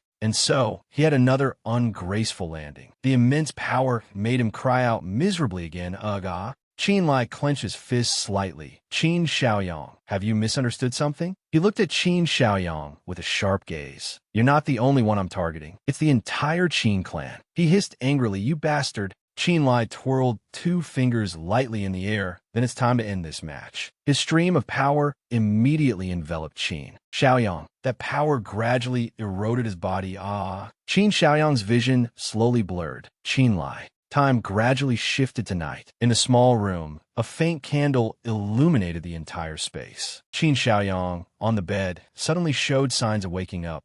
He suddenly opened his eyes wide. Then he sat up and observed his surroundings. He quietly got out of bed. As soon as he reached the door, he ran into Qin Hongshan. Qin Xiaoyang hesitantly asked, Uncle Hongshan, the result of the match? He gently shook his head and advised, face reality, Xiaoyang. You've lost. Qin Xiaoyang pursed his lips in regret. As expected, I feel like I don't have a single bit of spirit energy left. He slapped his forehead and said sorrowfully, so it turns out I'm really no different from an ordinary person. As if he had just thought of something, Qin Xiaoyang became eager. Uncle Hongshan, please ask the patriarch to help me. His words became more and more frantic. Ask the elders to transfer some cultivation to me. As long as my cultivation is high enough, I can defeat Qin Lai. Qin Hongshan sighed helplessly. Hi, things have come to this, and you still don't know where you went wrong? He gently reiterated the Qin family's rules, secretly using the blood spirit pill, violating the patriarch's punishment order to repent on your own. Either of these is a major crime. Qin Hongshan turned around and offered advice. Xiaoyang, you're already lucky to have kept your life. From now on, don't be so willful anymore. Qin Xiaoyang persisted in asking, then what about Qin Lai? Qin Hongshan did not hide anything and answered frankly, that's right. This kid's talent is very good. By now, he has probably been summoned by the patriarch to the ancestral pavilion. He said while looking outside, if one can enter that place, the chosen one for the patriarch's position is basically decided. Scene changed to the ancestral pavilion.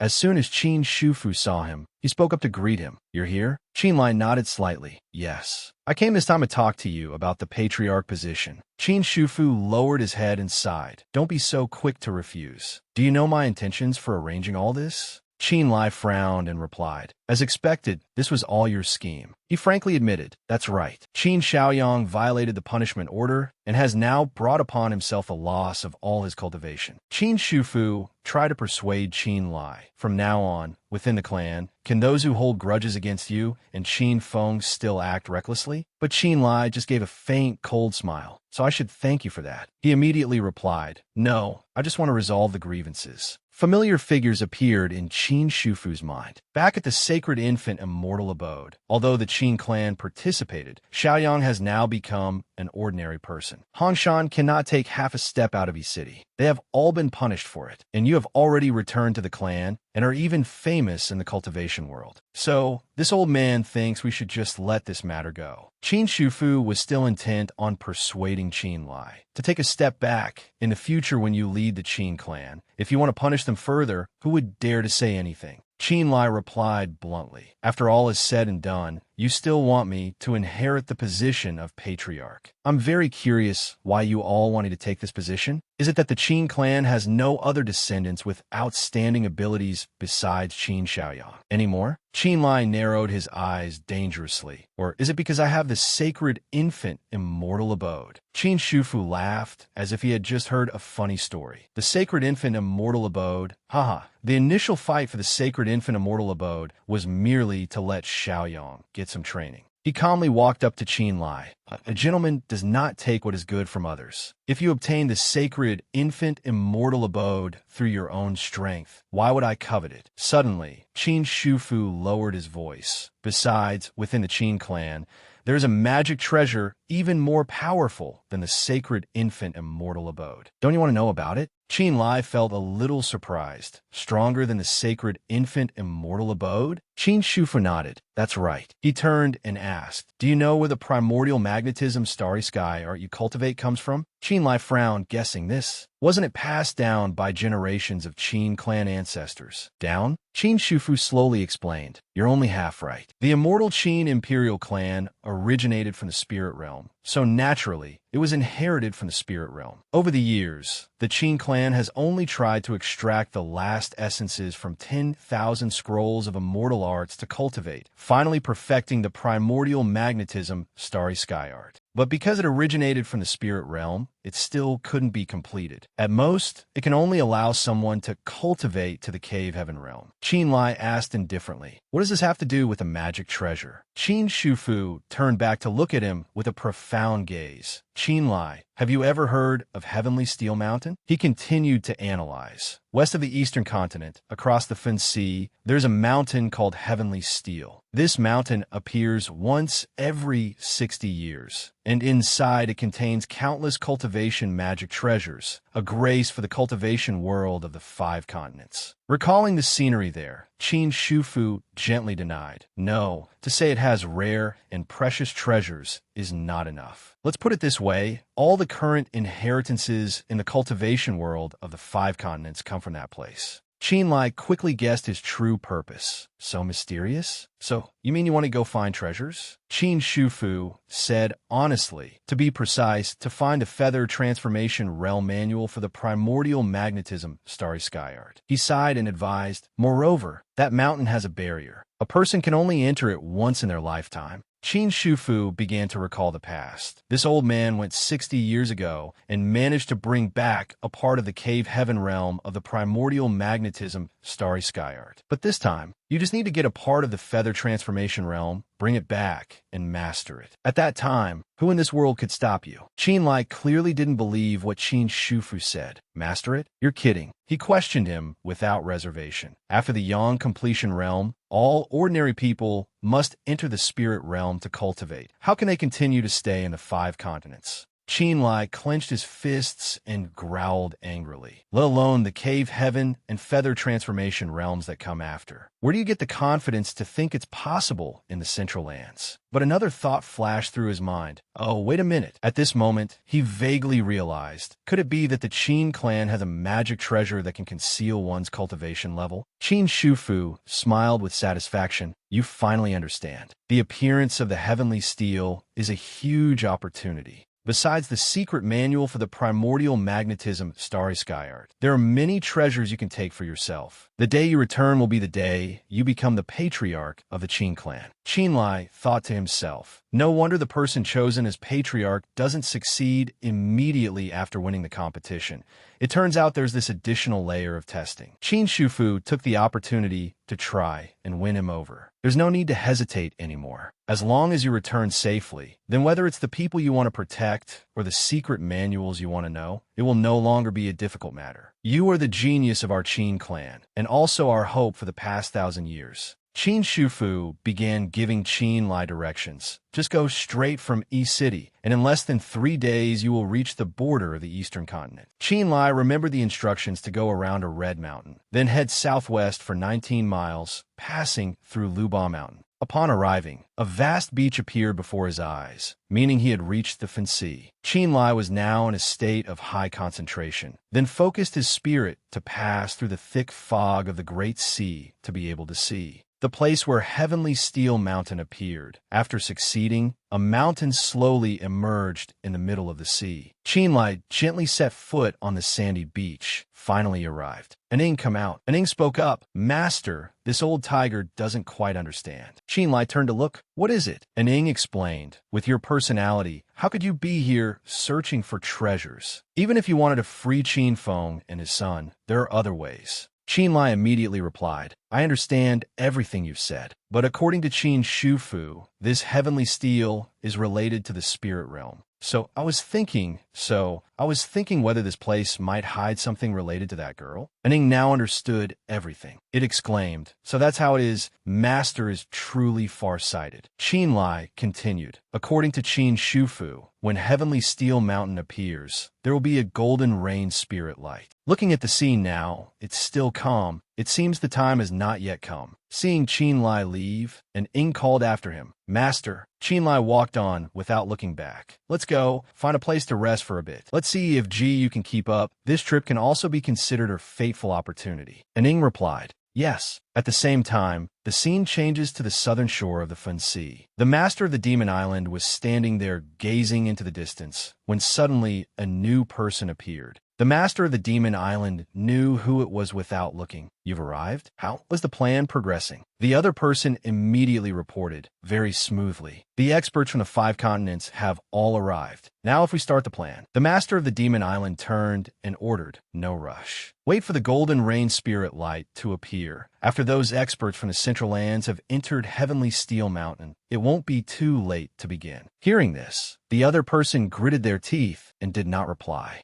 at all. The master of the Demon Island suddenly let out a laugh. Haha, this king forgot. You're also from the Central Lands. Rest assured, after this is done, I will keep my promise. Hearing this, the other person was finally satisfied and snorted, I hope so. Otherwise, even if I'm reduced to ashes, I will drive you all out of the Central Lands. The master of the Demon Island replied indifferently. How could that be? Fellow Taoist is overthinking it. Night fell. The sky above the Demon Island was full of stars. Suddenly, streaks of light appeared, shooting across the sky like comets. They were the representatives from the various sections. By me spoke first, all familiar faces. It seems the major sects have sent all their people, haven't they? Gui Tianjiao replied in a helpless tone. There's no other way. Heavenly Steel Mountain only opens once every 60 years. How can we miss this opportunity? Wu Qianyuan added, Xian Qingjiao. Why is it that only you have come from your Jingqing palace? Where is your master? Xian Qingjiao answered politely, Senior, my master has been in seclusion for 2 years and is not concerned with outside matters. This junior came today with Palace Master Yi of the Wind Snow Divine Palace. Gui Tianjiao asked again, Yi Fei Shuang, you also want to get involved in these muddy waters? Yi Fei Shuang replied without any reservation. In this generation of the Wind Snow Divine Palace, there was also an elder who once came to Heavenly Steel Mountain. Now that it has appeared again, I cannot let a junior disgrace the predecessors. Gui Tianjiao cleared his throat. The appearance of the Heavenly Steel is a major event, but what is an Ing Fu-level alchemist doing here? Wu Qianyuan replied with dissatisfaction. Sect Master Qingyao, although I, Wu Qianyuan, am just a cultivator from a secular dynasty, I also have a heart for cultivating the Tao. Although I won't participate this time, I wanted to come and broaden my horizons. Yuran pondered for a moment. Speaking of which, we came together this time, but we haven't seen anyone from the 2 imperial clans, Immortal Qin and Ancient Wu. Could it be that they've given up? After hearing this, Bai Mi immediately refuted, impossible. The people of the Ancient Wu imperial clan have always been skilled in scheming. Not showing up doesn't mean they've given up. As for the Immortal Qin Imperial Clan, have you all forgotten the recent news that Qin Lai has returned? You ran involuntarily thought of Qin Lai. Gui Tianjiao continued to ask for everyone's opinion. Lung Yu, what do you think? Do you still remember that good disciple of yours? Remember how he went crazy at the sacred infant immortal abode? The result was Qin Lai. Before he could finish, Lung Yu's attention was drawn by something else. As soon as she sensed something unusual, she vanished right before Gui Tianjiao's eyes. Being treated like that by a junior made him quite bitter, but he could do nothing but silently judge. Good on you, Lung Yu, you truly don't put anyone in your eyes. If I didn't need people right now, I would definitely teach you a lesson. Just then, someone suddenly spoke up. It's the Heavenly Rain Spirit Light. Heavenly Steel Mountain is about to open.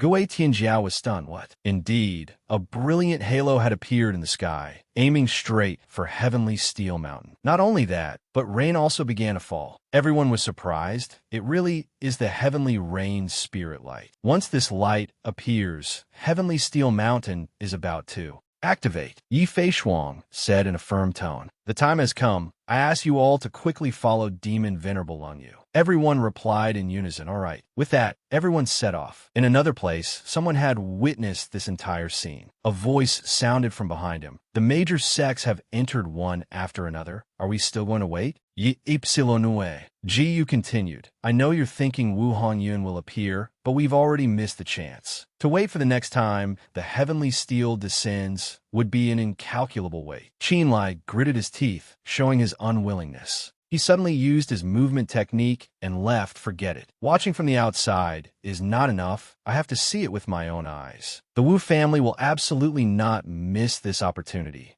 Let's go. After saying that, the two flew towards Heavenly Steel Mountain. They rushed into the Steel Mountain at the speed of light. Qinlai grimaced, huh? Is this place inside the Heavenly Steel?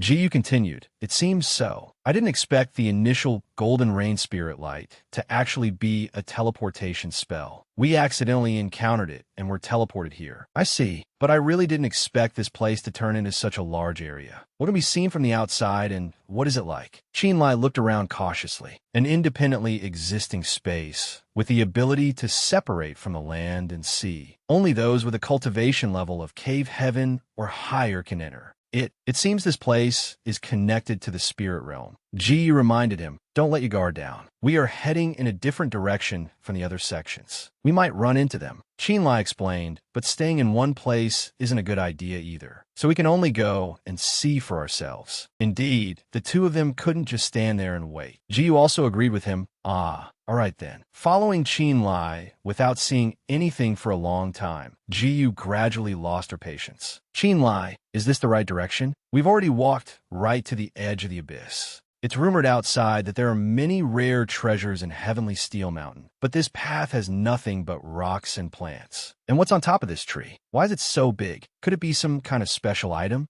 Qinlai answered firmly, no, it's probably just an ordinary tree. The news that Heavenly Steel Mountain has many treasures is probably not false. Ji wondered then why. Qinlai replied impatiently, think about it. It's just an ordinary type of wood. So why could it grow to be so enormous? Ypsilonue pondered haimem. Could it be because it absorbed the spirit veins underground that it grew so tall? So could it be that the truly valuable thing is underground? Perhaps. Qinlai continued as he walked. I guess there might be something under the tree, or it's just the exterior, maybe an illusion spell. The real treasure is probably hidden deep underground. That's why we're not going up, but down. He gently touched the tree trunk, and just as he said, Qinlai disappeared. More accurately, he was teleported elsewhere by this tree. Looking around, Qinlai surmised success. This is inside the tree trunk. The spirit energy is too abundant, astonishingly so, but he had barely experienced the quiet space for a moment when Jiyu appeared right after. I can't believe it was just as you said. Ypsilonue lended. Not bad, Qinlai. How did you know? He explained it was Qin Shufu.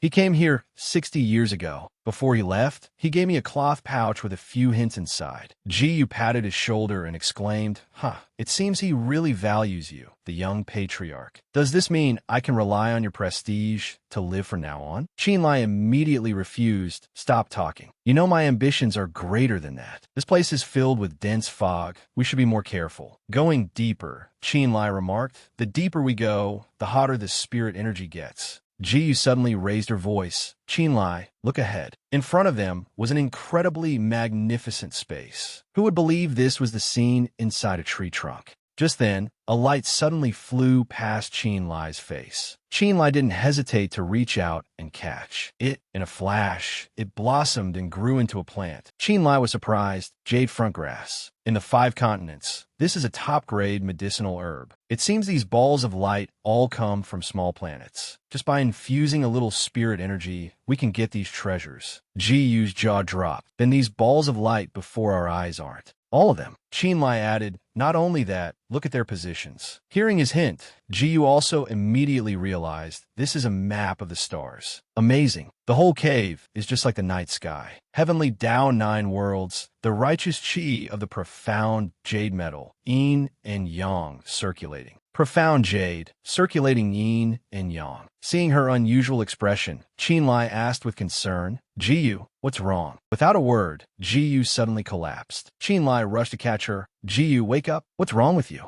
After calling her name repeatedly without her waking up, he had no choice but to use his spirit energy on her. Qinlai was extremely worried at this moment. Strange. Her consciousness is unconscious, but her spirit energy is still moving. This doesn't look like an injury, but more like entering a state of meditative cultivation. Oh well, there's still time. I'll guard her for now. Elsewhere, someone was secretly cursing him. Qinlai die. As the words fell, a source of light instantly appeared behind him. Qinlai just turned to look. What? That source of spirit energy rushed straight towards the two of them. However, it wasn't enough to injure Qinlai. He still managed to activate his shield in time. No wonder I didn't see anyone on the shore of the Fancy. Turns out you arrived one step ahead of us. Wuha, where are the others from the Wu family? Don't tell me you're the only one who came this time? Wuha shouted loudly. Stinking brat, go ask the king of hell. With that, he continued to attack his shield. Qinlai struggled to defend. Strange, how did Wuha's cultivation increase so drastically? He was only in the early stage of the Nether Passage realm. Before, no matter what, I have to protect Jiyu first. At that moment, from Wuha's perspective, he noticed Jiyu was gradually fading. She disappeared. They know spatial magic? No, it's probably the sacred infant immortal abode. That brat moved her into the sacred infant immortal abode. Qinlai looked at him, attacking when people are unprepared. Wuha, you are truly despicable. Wuha leaped up. The Qin and Wu families have always been mortal enemies. Since you returned to the Qin clan, I no longer need to hold back. Spring wind bone melting powder, go. Qinlai quickly retreated. Not good, it's poison. That fragrance had already reached him. Qinlai felt a little regretful. Cough, I should have anticipated this. Since the Wu family arrived early, they must have come prepared. After waiting for a moment, without any unusual signs, Qinlai realized. Strange, there seems to be nothing abnormal. Wuha was also surprised to see he wasn't affected at all. What's going on? Why is there no effect? Qinlai should know how to detoxify it, right? At this moment, the fragrance also managed to wrap around the man's nose. This smell, could it be? Another character suddenly walked over and said, the spring wind bone melting powder is indeed effective against top experts, but it's also very easy to neutralize. Don't you smell the scent of celery-scented plant in here? Wuha was surprised. It's you? I didn't expect a woman like you could neutralize my spring wine bone melting powder. Yuran sympathized. I also didn't expect that a long-lost poison would appear in the hands of Wuha of the Wu family. It seems the Wu family also has someone well-versed in the path of Qihua. Wuha said smugly. That's a matter of course. In my youth, I roamed the world with my poison arts, but I only stopped later to cultivate talents in the clan. Currently, the Wu family has merged with the Baisagia Tower. In this world, what other family would dare to discuss medical and poison principles with us? Yu Ran smiled. If Elder Wuha claims his medical skills are unparalleled in the world, then do you dare to compete in a match with this little girl? Hong. Wuha was curious. Let's hear it. The Lady of Wind and Snow plays fair. It's very simple. We poison each other, then use our own methods to neutralize it. 3 rounds to decide the winner. How about it? Hearing this, Qinlai immediately tried to stop her. Wait, you ran? That's too dangerous. Wuha also felt she was being too foolish. Little girl, you are merely at the peak of the manifestation realm, while this old man is already in the mid-stage of the Nether Passage realm. Why should I take the long way around to fight you? Yuran replied bluntly. Wuha, your cultivation increased drastically because you used a blood spirit pill, right? Looking at your complexion, the medicinal power can probably last for more than 5 shurchin. If you see any problems or have any objections during the match, you can kill me. Furthermore, the secret codex of the Wind Snow Divine Palace will also be offered with both hands. How about it? Wuha suddenly burst out laughing. Haha, since you've gone this far, this old man can't refuse. But if it's just a contest of skills, it's a bit boring. Yuran frowned. Not using the medicinal herbs we carry with us. What do you mean? He explained, why don't we use this cave as our boundary, and then search for medicinal herbs only within it? We can freely choose herbs from these balls of light to concoct poisons and then test them on each other. Yuran understood his meaning. So the antidote must also be sourced from this place, right? Wuha confirmed. That's right. But if we can't determine a winner in 3 rounds, we will consider the medicinal ingredients inside. After understanding the details, Yuran decided to agree. Right. Since this idea was proposed by this little girl, I invite you to set the first challenge. Upon hearing this, Wuha immediately used his spirit energy. Then this old man won't be polite. Watching the old fox in front of him gathering more and more spirit energy, Qinlai felt extremely worried. Yu ran. From the looks of it, she seems to be prepared. I'll observe a little longer. Wuha summoned 3 items. Well then, little girl, do you recognize these 3 types of herbs? Yuran answered easily. Of course. White mustard seed itself has very little poison, but when combined with yang flame crystal at extremely high temperatures and adding lighting grass as a catalyst, it can create a fire poison that burns the 5 viscera. Wuha explained with an air of profound knowledge. Their origins are not rare, but neutralizing it is what takes talent. This poison can only have its toxicity minimized by using medicine in a specific sequence. Hee, do you need this old man to remind you? Yuran refused flatly. No need. Without another word, she chose to taste it directly. Wuha couldn't help but be surprised by her audacity. He wondered this. How could she neutralize the poison without looking for an antidote? As if reading his mind, she immediately answered, no need to be surprised. The mind art of the Wind Snow Divine Palace is primarily for refining extreme cold spirit energy, therefore. So this bit of poison doesn't need an antidote. It can be neutralized just by relying on the cold energy in my body. Wuha was resentful.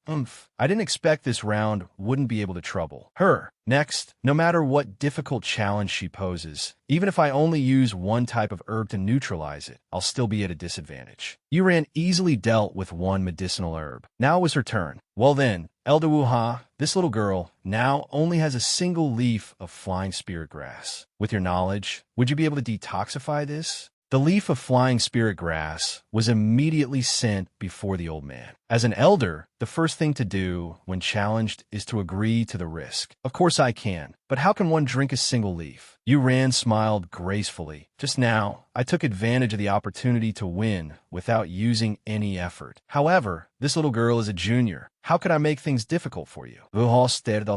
He carefully bit off a small piece of a leaf. 1 leaf is too little. How can it trouble this old man? The moment the words left his mouth, the old man immediately regretted it. His whole body trembled, unable to do anything but let out a groan. The poison of the flying spirit grass causes rapid blood loss. The best treatment is to consume herbs that clear the mind, but as a senior and a master of medicine, how can I lose to a junior?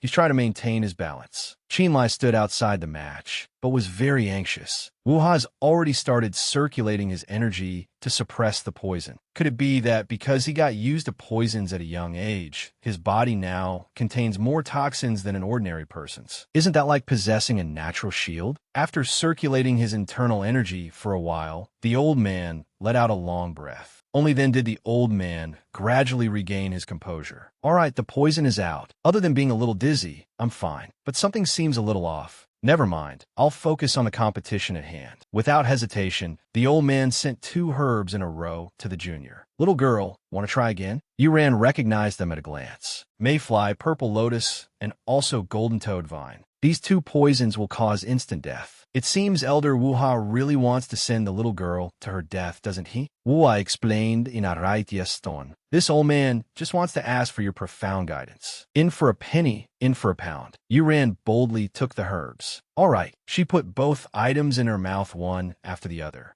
Qinlai was now very anxious. Yuran, just as she finished chewing those 2 things, in an instant, Yuran suddenly spat out a mouthful of blood. Not only that, she also collapsed. At this point, Qinlai could no longer stand by. He hurriedly ran to her side. Yuran, what's wrong? Yuran stammered. Qinlai, I have to do my best to fight the poison now. Can you bring me the Lan algae and Songlan incense? Immediately, the 2 herbs she had just requested were brought over by him. Wuha watched from the side, thinking to himself, Lan algae and Songlan incense. This little girl is quick-witted, but still a bit naive. These 2 herbs do have detoxifying effects, but they are useless against the poisons I gave her. After eating the 2 herbs, Yuran was able to breathe normally again.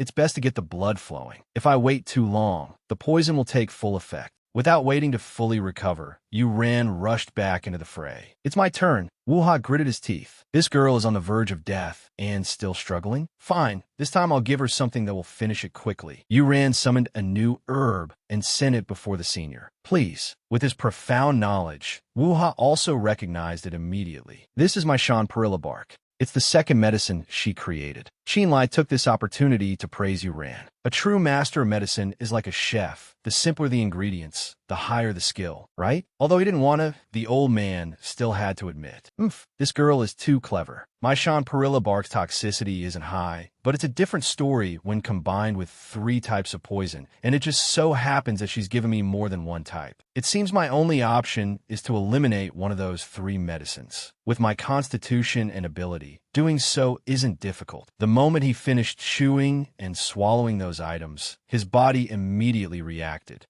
The blood vessels on his face became extremely clear, and his whole body felt like it was being torn apart. Qinlai was surprised. Yuran, look at Wu Ha's complexion. In contrast to him, she appeared quite normal. Everything was already within her calculations. Earlier, because he wanted to neutralize the toxicity, he eliminated the jade water lotus, which has a neutralizing property. So the antidote only had manting grass and songlan flower, which would naturally be a bit strongly intoxicating. Wu Ha was now coughing violently, his body staggering along with it. Although he was very tired, the old man still tried to provoke her. Little girl, is that all you've got? The 2 poisons you created have no effect on this old man. I don't think this competition needs to continue. Yuran calmly stepped forward. There's no need for a 3rd round. The result is already obvious. For this round of detoxification, this little girl used 2 types of medicinal materials, and you also used an equivalent amount. On this point, let's call a draw. But just now, I only suppressed the toxicity, which of course doesn't count as detoxification, so I'll concede defeat. Wu Ha was impatient. Then why haven't you quickly handed over the Wind Snow Divine Palace's medical book? Yuran suddenly asked a seemingly unrelated question. I wonder if Elder Wu Ha has ever heard of the 7 Soul Guide? Wu Ha replied nonchalantly. Of course, but so what? Mixing manting grass, songlan flower, and, conveniently, the flying spirit grass you.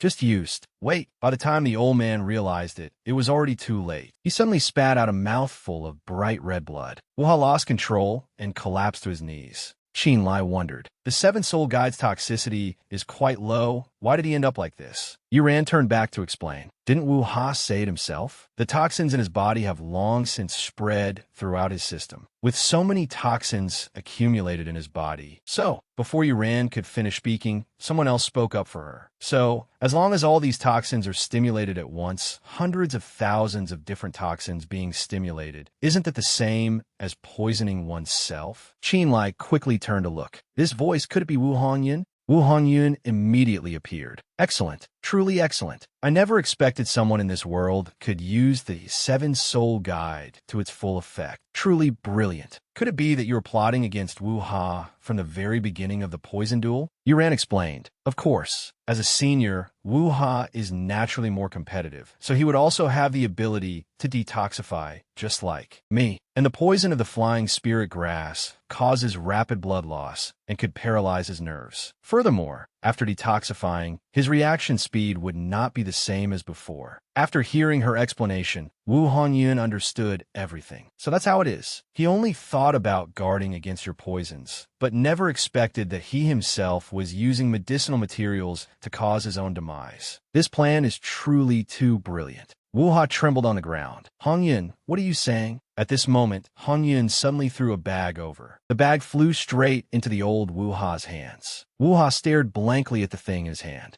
This is... Not letting the old man wait long, Hongyun immediately explained. Inside is a purple defect spirit light talisman, which can temporarily stop the poison from acting up. But the price is paralyzed meridians, unable to use spiritual energy anymore. Although I had no hope for you, your cultivation has already been shattered. You've really been affected by this scheme. This isn't something only those without cultivation need. As for him, just wait. Wu Ha heard these words as if struck by lightning. What? As for him? But now outside, Hongyun frowned at the old Wu Ha. Wu Ha was startled when he saw that look. All right. After that, Wu Ha sullenly clutched the bag he had just received and left. Yuran looked at Qinlai, her eyes showing unwillingness. Just letting him go like that? Yuran explained. Wu Ha has lost all his power. Taking his life would be as easy as turning over a hand. But right now, what I'm more concerned about is, Wu Hongyun, what is your purpose? Hongyun replied in a mocking tone. You want to know? When you sever your own meridians, then I'll consider letting you know slowly. Qinlai was annoyed and, without hesitation, unleashed his spiritual energy. In your dreams, Let's settle the hatred between us today. A huge explosion appeared. However, what appeared next surprised him. Wu Hongyun was still safe and sound, because beside her now was Wu Jingxian. Hongyun was grateful. Thank you, clan head, for saving me. Wu Jingxian reminded her. Hongyun, the time has come. You can refine the boundary guardian stone now. He also reminded the two people opposite him. It's not too late to deal with these people after we've manipulated Heavenly Steel Mountain. After hearing this, Qin Lai couldn't help but worry. Boundary Guardian Stone, manipulate Heavenly Steel Mountain? This is bad. After Wu Jingshuan's words, Wu Hongyun immediately left. Then, I'll have to trouble the clan head to handle the cleanup. Unwilling, Qin Lai intended to use his spiritual energy to chase after her. Wu Hongyun stopped, but it was broken by old Wu Jingshuan's teleportation array. Rest. Qin Lai could do nothing but be resentful. It's a spatial shift spell. Wu Jingxian, with his eyes closed, advised in a gentle tone. Control yourself, young man. Although Wu Ha has left, his poison is considered gone. Stop. I'm afraid your companion can't hold on much longer. After hearing this, he immediately turned to look at Yuran. Yuran, indeed, she didn't look well at all. Wu Jingxian explained her current condition to him. Earlier, she only temporarily suppressed the poison's toxicity. Naturally, time has run out. Now you only have two choices. Either give up the chance to go up Heavenly Steel Mountain to save people, or die. Qin Lai worriedly asked her. Yuran, how are your injuries? By now, her complexion was extremely bad. Yuran replied weakly. I'm sorry, I miscalculated. I didn't expect that this time the Wu family's clan head would also make a move. Hearing this, Qin Lai was even more surprised. So you helped me deal with Wu Ha this time because you wanted me to focus on dealing with Wu Hongyun. Hey, you silly girl, Wu Ha is my enemy too. You didn't have to force yourself to fight him. Yuran hesitated. Do you still remember a few months ago when Wu Ha and the Azure King destroyed my Mu family manor?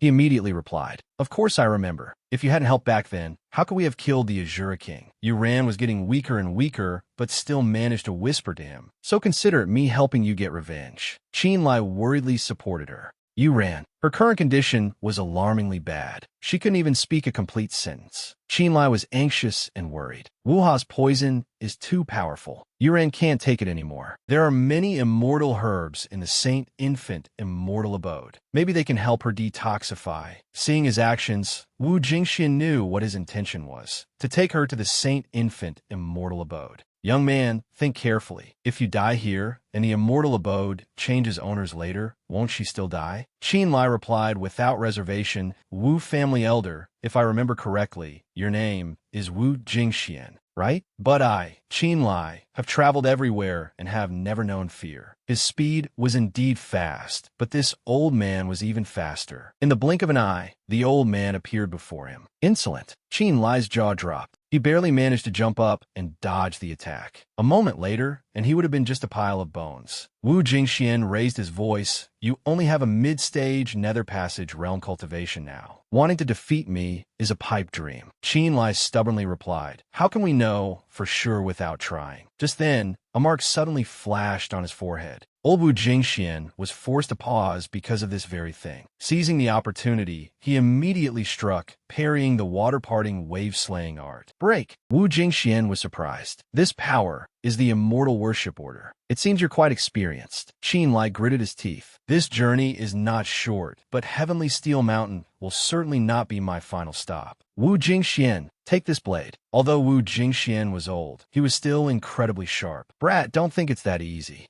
On one side was ruthless sword chi, on the other was boundless spirit energy. Which side would win? A huge explosion was created in the air. Smoke and dust were everywhere. Wu Jingxian quickly waved away the smoke, aiming for the hazy spot where the junior appeared, and slashed. But when he slashed, he discovered there was no one there at all. Wu Jingxian was startled. How? How can this be? In another turn of events, within another cloud of smoke, it turned out Qin Lai had been rescued by Ji Yu at that dangerous moment. She worriedly asked him, Qin Lai, are you all right? Qin Lai was surprised by her sudden appearance. Ji Yu, I'm Fine. Weren't you in the Saint Infant Immortal Abode? And what happened to this wing? Jiyu mumbled evasively. It's a long story. Wu Jingxian couldn't seem to believe what was happening before his eyes. What? What is this? How can the Demon Clan have an insider in Heavenly Steel Mountain like this? This is why I said the Demon Clan should have allied with me. Could it be that the Demon Lord has a scheme that the Wu Clan doesn't know about? Just as Qin Lai was about to strike again,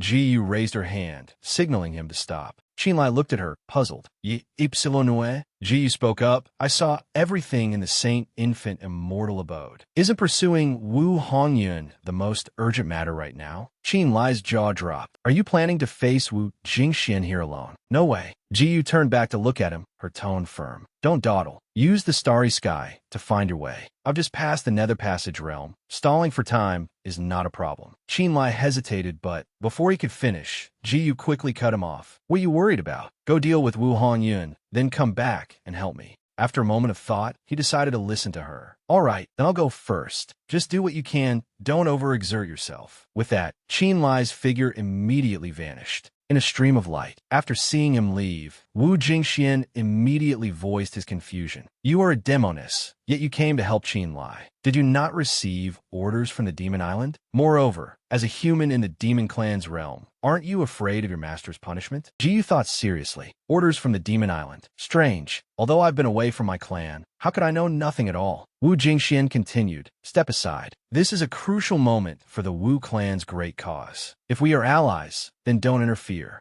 Jiyu then voiced her own question. Wu Jingxian, as the head of a clan, for a great cause like seizing Heavenly Steel Mountain, you act as a servant to Wu Hongyun. Is there something special about her that makes even you, a grand elder of the ancient Wu imperial clan, submit? Wu Jingxian replied gravely. Initially, I intended to spare your life out of respect for your demon lord, but you, demoness, deliberately obstruct me. In that case, don't blame me for being ruthless. After that, another violent storm erupted. Smoke and dust flew everywhere. Rocks fell with a crash. Although Qin Lai had already run a good distance, he could still clearly feel the tremors. This tremor, they've started fighting. Damn it, where is Wu Hongyun? After searching for a while, he suddenly stopped. Qin Lai had seen a giant tree trunk. He looked around in confusion. A forest with a sky. What's going on? I must go deeper into Heavenly Steel Mountain to figure this out. The sky was dyed a deep, loyal purple. Inside the forest, a young man was frantically searching for something. He ran everywhere, deeper and deeper into the forest with a single thought. Heavenly Steel Mountain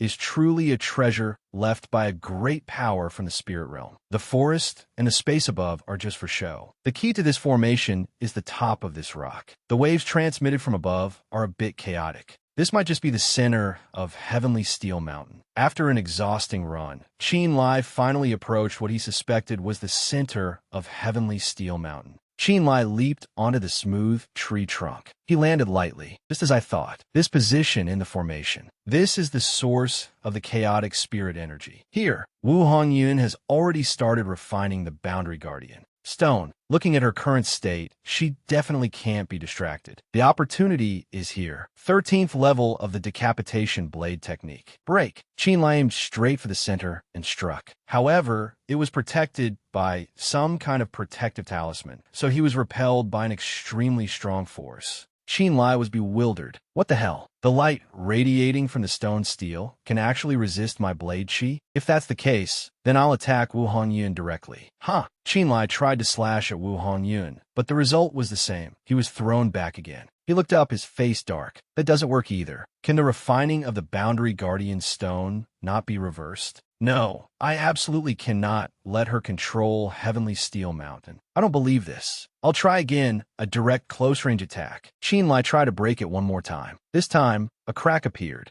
But what was noteworthy was that the crack came from Qin Lai's treasure blade. It had broken in two. Qin Lai couldn't believe his eyes. What? Not only did his treasure blade break, but he was also thrown backward by that thing. Qin Lai slammed into a rock. Dust flew everywhere. Qin Lai struggled to his feet, his hands trembling and bleeding. He cursed under his breath in frustration. Damn it. The bitch Noyet blade couldn't withstand it, and Wu Honyun isn't affected at all. Damn it. Am I just supposed to stand by and watch her take possession of the heavenly steel? That's right. There's another stone steel. That's the center of Heavenly Steel Mountain and also the focal point of the formation. Maybe, just as he thought, the moment his hand touched it, spirit energy appeared. Qin Lai was pleased. Good, there's a reaction. The sword embedded in the steel was immediately pulled out. The sword and the stone steel were now radiating a jade-green aura. That treasure blade spun once in the air before plunging straight into the ground. Qin Lai immediately turned to look at it, guessing to himself, this seems to be a stone sword. So that's it. I'll use it to attack the shield. If a mortal weapon can't touch it, then I'll use a spirit realm magic treasure. No sooner said than done. Qin Lai immediately grabbed the sword. He leaped to his own stone steel, which was also emitting a similar aura. He struck it with all his might. Sure enough, this time it was more effective. The steel shattered into pieces. But Qin Lai didn't have a single scratch. The test was a success. Qin Lai was extremely pleased. Good, it worked. Suddenly, he noticed something unusual. In a cloud of dust, the figure of a woman appeared. That person was none other than Wu Honyun. So that's how it is. It seems not only my Wu clan, but your Qin family is also from the spirit realm. No wonder you also resonate with the stone steel. Qin Lai stepped forward. Wu Honyun, she continued, there are magic treasures left by spirit realm seniors in here. Only those with spirit realm cultivation methods can touch them. Mortals who touch them will only die. Hearing this, Qin Lai immediately took a few steps back. He now understood everything. No wonder you were unharmed no matter what I did. If it weren't for the primordial star void art, I'm afraid my corpse would be lying before you right now. She sneered. Qin Lai, since you and I are fellow countrymen, why not have the Qin clan submit? When the Wu clan unifies the 5 continents, you will have power under 1 person and above 10,000. You're a smart person. You surely know what to choose, right? Qin Lai maintained his defiant stance. Submit to you? That's ridiculous. I think it's more like you want to exploit the Qin clan's connections, isn't it?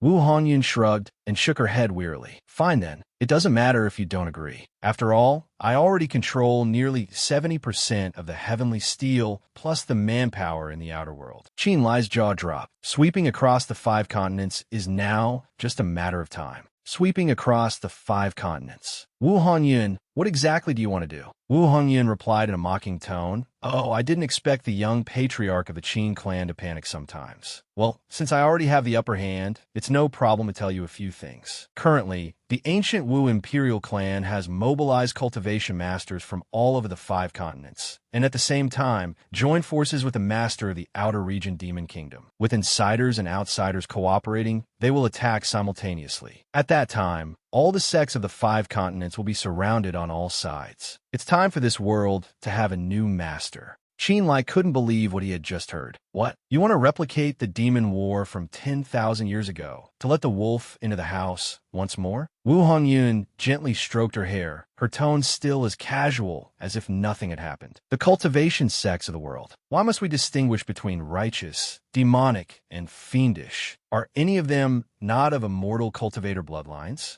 Cultivators like us all follow the principle that the strong survive. There's no division between good and evil. The principle is those who submit to me shall live. Those who resist me shall die. Don't you understand? Qin Lai lost his composure and raised his weapon. Wu Honyun, you've cultivated yourself into a fool to be able to say something like that. If I don't kill you today, the future consequences will be endless. Qin Lai quickly struck, and Wu Honyun nimbly dodged. She sneered, kill me? Do you think you can do it? Right now, outside Heavenly Steel Mountain, the immortal Qin, Ancient Wu, Western Realm, and Southern Sea have formed a horizontal alliance. The flames of war have been ignited. The annihilation of all the sects in the Central Lands is just a matter of time. Qin Lai was stunned. What? Did she just say, Immortal Qin? Knowing she had the upper hand, Wu Honyun was extremely confident. So, even if you're lucky enough to get out of Heavenly Steel Mountain, you won't survive for many. Days. Qinlai was furious. I spit on that. Mortals cultivate with intention from their original heart. Seeking immortality and questioning the Tao is about pursuing eternal life. What does that have to do with the hegemonic ambition of unifying the cultivation world? You're dragging the entire world into the smoke and fire of war just for your personal desires, even scheming to act in heaven's place. Dream on. Wu Hongyan had her own reasoning. Personal desires? In this cultivation world, who doesn't fight for themselves? Heavenly treasures, secret immortal techniques, precious mounts. All these are key factors that determine whether a cultivator can become an immortal. On the contrary, mortals always have things to worry about. Clan, relatives, friends. With so many attachments, how can they become immortals? While Wu Honyun dodges attacks as lightly as a feather, now Qinlai had to struggle just to avoid as much injury as possible. Indeed, those with different paths cannot conspire together, not to mention the old grudge between me and the Wu family, just for colluding with the demon clan to invade the central lands of the 5 continents. You can be considered a sinner for all eternity. Upon hearing this, Wu Honyun couldn't help but laugh. Sinner? How ridiculous. The heavenly steel mountain is now in my pocket. The rule of the Wu clan and the end of the central lands is only a matter of time. If the outcome is already set, why must you struggle to break free and change this process? He replied magnanimously, man can conquer heaven. Perhaps it's difficult for one person, but what about a group of people? We cultivate to live as long as heaven and earth, but without friends and family. What is the meaning of one person becoming an immortal? These words of his were meaningless to Wu Hongyan. Indeed, from ancient times to the present, humanity has always been a race that cannot endure alone. Linus, if words cannot awaken you,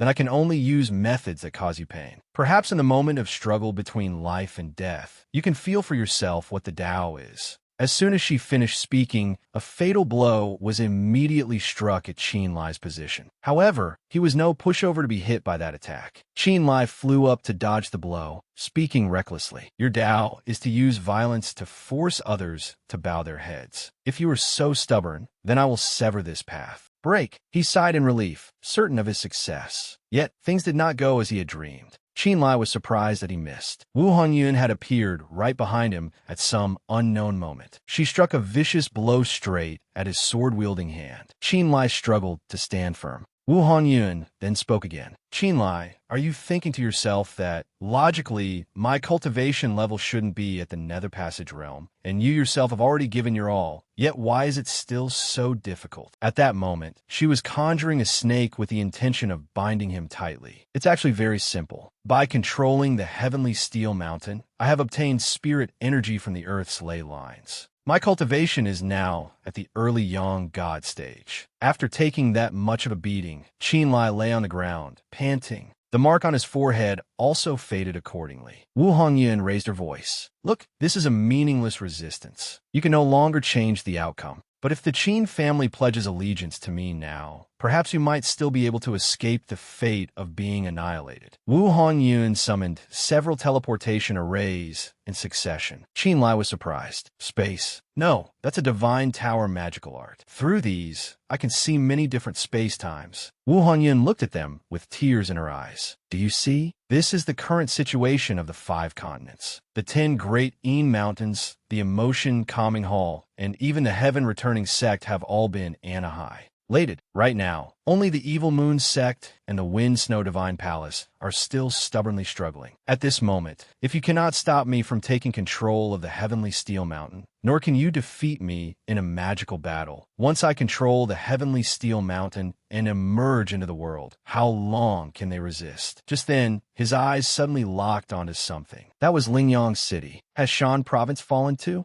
Scene changed to Lingyang City. Just as Wu Honyun had shown him earlier, this place had fallen. Zhao Mu was panting. Zhao Yin asked worriedly, Grand Emperor, are you injured? Amidst the devastated surroundings, Zhao Mu remained calm and replied, It's a small matter. What is the situation in other places now? Zhao Yin relayed the news. The spies report that the entire 5 continents are currently under attack from the collaboration between the Demon Clan and the Wu family. Several great sects have already been annihilated. The only places still resisting, besides the Evil Moon sect and the Wind Thunder Divine Palace, are us. The demon clan is attacking relentlessly, plus the cultivator experts of the Wu family. I'm afraid this time our chances of survival are slim. Zhao Musai, foolish. The so-called strategy of destroying the enemy without fighting is this. It's not that we are persevering, but that the Wu demon allied forces don't want to attack. Zhao Yin was puzzled. What is this? Zhao Mu turned to look at him, his gaze judgmental. Haven't you realized that these three places are all related to Qin Lai? This Shan province is the land of Qin Lai's ancestors. Besides that, there's the Wind Snow Divine Palace and the Evil Moon Sect. Do you think this is a coincidence? Zhao Yin was still confused. But what does this mean? Qin Lai is currently thousands of miles away. Distant water cannot save a nearby fire. Besides, since when did you start trusting him? Zhao Mu explained. It's not that I want to trust him, it's truly a case of the lips being gone and the teeth being cold. Moreover, the timing the Wu family chose for their sneak attack was indeed calculated very precisely. The heavenly steel emerged, and the sect masters of all the major sects gathered at the Burning Sea. This inadvertently created a vulnerability within the 5 continents. But precisely because they seized the opportunity so perfectly, they're also too clever. Therefore, leaving these 3 places unattacked becomes strange. Perhaps the key to breaking this deadlock lies with Qin Lai himself. Scene changed to the Demon Island. As soon as the master of the Demon Island appeared, the other person reminded him with displeasure. You're late. The master of the Demon Island explained. There was an old ghost of a young god stage hiding on the heaven-returning sect side. So this seat had no choice but to take action personally. The other person asked with his hands behind his back. Is it handled? The master of the Demon Island replied. What is the state of the war now? Just as the master of the Demon Island wished, the other person smiled and replied. Very smoothly, the 5 continents are now in our hands. The master of the Demon Island was skeptical. All in our hands? I'm afraid not, right? Lingyang, aren't the Wind Snow Divine Palace and the Evil Moon Sect not yet taken? Lingyang explained. That is Yinner's arrangement. There's a reason for leaving these few places. The master of the Demon Island turned away sharply. Forget it, whether it's an arrangement or an oversight, it's all the same. According to our prior agreement, our demon clan will now gradually withdraw. After all, our target was never this tiny 5 continents. The transfer of the spirit ley line between the Central Lands and the Demon Island is complete. Soon, all the spirit energy of the 5 continents will be transferred to the Demon Island. Now, this seat no longer needs to continue this play with you. Finally, out of respect for our past cooperation, I will give you a reminder. It's best you go to the Heavenly Steel Mountain yourself. Lingyang couldn't help but wonder. Why? The master of the Demon Island sneered. To use the words of you Central Landers, it would be heaven's secrets must not be revealed. Lingyang was suspicious. Are you provoking me? The master of the Demon Island showed no hint of an attitude. Believe it or not, it's up to you. But as the master of the Demon Island, my words have never been meaningless. Relying on Wu Hongyan alone, I'm afraid she is no match for that Qin Lai. In short, this seat will say no more. You all handle it yourselves. With one step, he leaped high into the sky. Chen Shufu flew straight up into the sky and said coldly, then our cooperation ends here. We will meet again in the future. As soon as he finished speaking, Chen Shufu immediately departed. In a small forest, a sound caught Chen Shufu's attention. Upon seeing the heavily injured person before him, Chen Shufu called out, Wuha. This made Wuha exclaim in some surprise. Chen Shufu asked, puzzled, what happened? Weren't you at the Heavenly Steel Mountain? The heavily injured Wuha slowly explained. I have failed, but Hongyun has taken over the entire situation, and with the clan head assisting by her side, it probably won't affect the plan. Upon hearing this, Chen Shufu couldn't hide his astonishment and surprise, his face covered in sweat as he thought, what? Although it's very small, the situation will definitely change. Then Chen Shufu turned to leave. Seeing this, Wuha wondered, what's wrong? Chen Shufu simply replied calmly, the Heavenly Steel Mountain over there, I must go there myself. Wuha was filled with confusion and worry. Is it necessary? Isn't it enough to have Hongyun presiding over there? If you go, what will happen to the situation in the outside world? Chen Shufu slowly explained. The demon clan has already begun to withdraw. There isn't much time left. Chen Shufu continued. If we cannot win the heavenly steel mountain, all our efforts will be for naught. At this point, Chen Shufu reminded Wu Ha, you just stay here and recuperate. While you're at it, help me monitor the situation in the outside world. If there are any breakthroughs, you must immediately send me a message. As soon as he finished speaking, Chen Shufu left immediately. Wu Ha obediently complied and replied,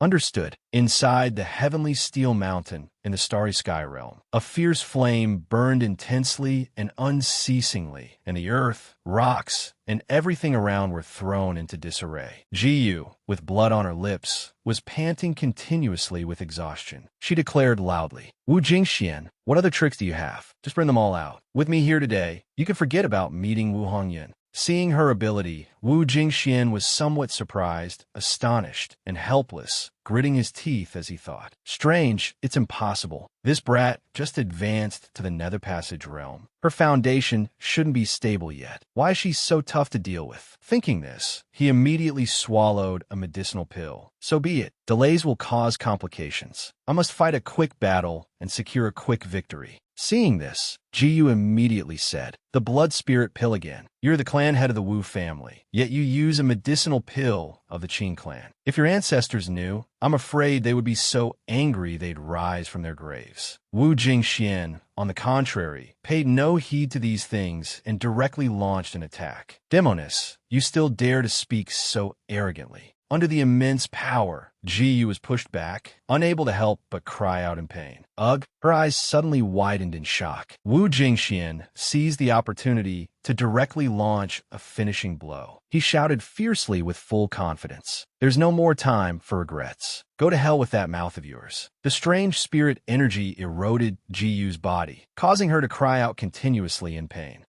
However, at this very moment, a defensive barrier suddenly appeared out of nowhere. Wu Jingxian couldn't hide his surprise and curiosity. Jiyu looked at the items around her and roughly guessed. That is the frost chi armor of the Wind Snow Divine Palace, and also a teleportation jade slip. Could it be? A woman with a captivating figure appeared and said coldly, Wu Jingxian, I didn't expect that after not seeing you for so many years, you would have declined to this extent. She asked, bullying the young with your seniority. Is that the demeanor of an expert? Upon seeing the figure before him, Wu Jingxian immediately recognized her. It really is you. Yifei Shuang. The treasure suddenly lit up, then it was retrieved by Yifei Shuang. Wu Jingxian walked over from the side to stand before them, asking, a specialized teleportation jade slip of the Wind Snow Divine Palace. Yifei Shuang, since when did you start colluding with the Demon Clan? Wu Jingshuan's voice was filled with sarcasm. The Grand Sect Master of the Wind Snow Divine Palace. You no longer care about the line between righteous and evil? Yifei Shuang paid him no mind, narrowing her eyes to retort to Wu Jingxian. Your Wu clan conspires to control the heavenly steel and even wants to seize these entire central lands. If at this moment we still cling to the boundary between righteous and evil, and in the end let your Wu clan swallow the entire 5 continents, wouldn't that be attending to the superficial and neglecting the fundamental? Upon hearing these words, Wu Jingshuan's expression immediately changed, filled with confusion and doubt as he muttered to himself, could it be? At this very moment, dazzling golden rings of light suddenly appeared. In just an instant, 5 figures had appeared, surrounding Wu Jingxian. Reverend Qingyao appeared with a greeting. Brother Wu, it's been many years. Have you been well? Bai Mi also smiled faintly and asked, wanted to occupy Heavenly Steel Mountain. Does the Wu family really think nothing of us? Qin Lai, on the other hand, said nothing in this situation. Xianqing Jiao frowned in displeasure and asked, the Wu clan has done this. Are they looking down on all the cultivators in the world? Now? Wu Qinyuan sighed wearily. Yifei Shuang spoke coldly. Wu Jingxian, the tide has turned against you. Do you have anything else to say?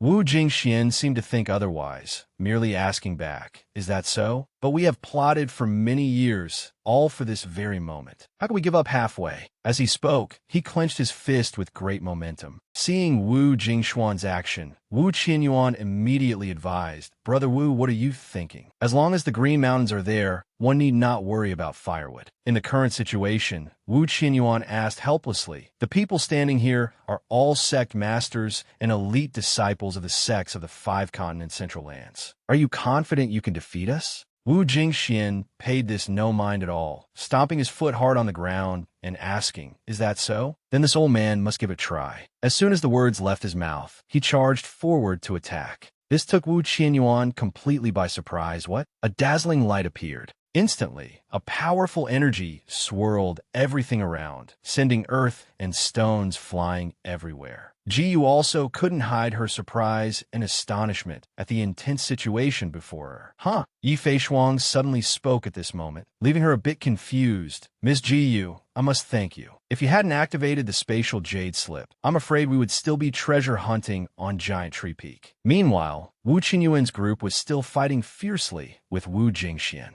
Ji replied with an unchanged expression, "No need to pretend to thank me. In fact, you were already aware of the Wu clan's movements, weren't you? Otherwise, Mu Yuran wouldn't have appeared here so early at the beginning." Yi Feishuang chuckled and said softly, "It's not quite like that. Worldly ties are not over. Tribulations are not finished. In the end, it is fate. Of course, it's the same for Yuran. If that child still can't let go of her inner conflict, I'm afraid she won't be able to achieve immortality in this lifetime." As soon as Jiyu heard these words, she immediately understood the issue and probed. "It seems you've heard what she and I said to each other at the sacred infant immortal abode." Yi Feishuang replied calmly, "Of course, but now is not the time to talk about this. You should go first." Jiyu couldn't help but be curious, wondering, Go where? Yi Feishuang said with a serious face, "Reinforce Qin Lai." Qin Lai was indeed in a bit of trouble at this moment. He was frozen stiff with a dazed and worried expression at the situation before him. Jiyu asked, full of doubt and confusion, "Reinforce Qin Lai? Do you mean the battle situation on Qin Lai's side is more important than here?" Yi Feishuang replied calmly, "That's right. If Heavenly Steel Mountain is controlled by the Wu family, the consequences will be unimaginable. We don't even know how many cards the other side has yet to play." Just as they were talking, Wu Jingxian was using all his strength to knock back Wu Qinyuan's group. In that situation, Yi Feishuang continued, "You see, after Wu Jingxian used the blood spirit pill, his cultivation is constantly expanding. He is sparing no expense to hold us back, precisely to buy time for Wu Hongyan." She continued calmly, "If he succeeds, I'm afraid everyone here will find it hard to escape this calamity." As soon as she heard this, Jiyu immediately and obediently turned to leave. "All right, then I'll leave Wu Jingxian here to you all. I'm going to rendezvous with Qin Lai."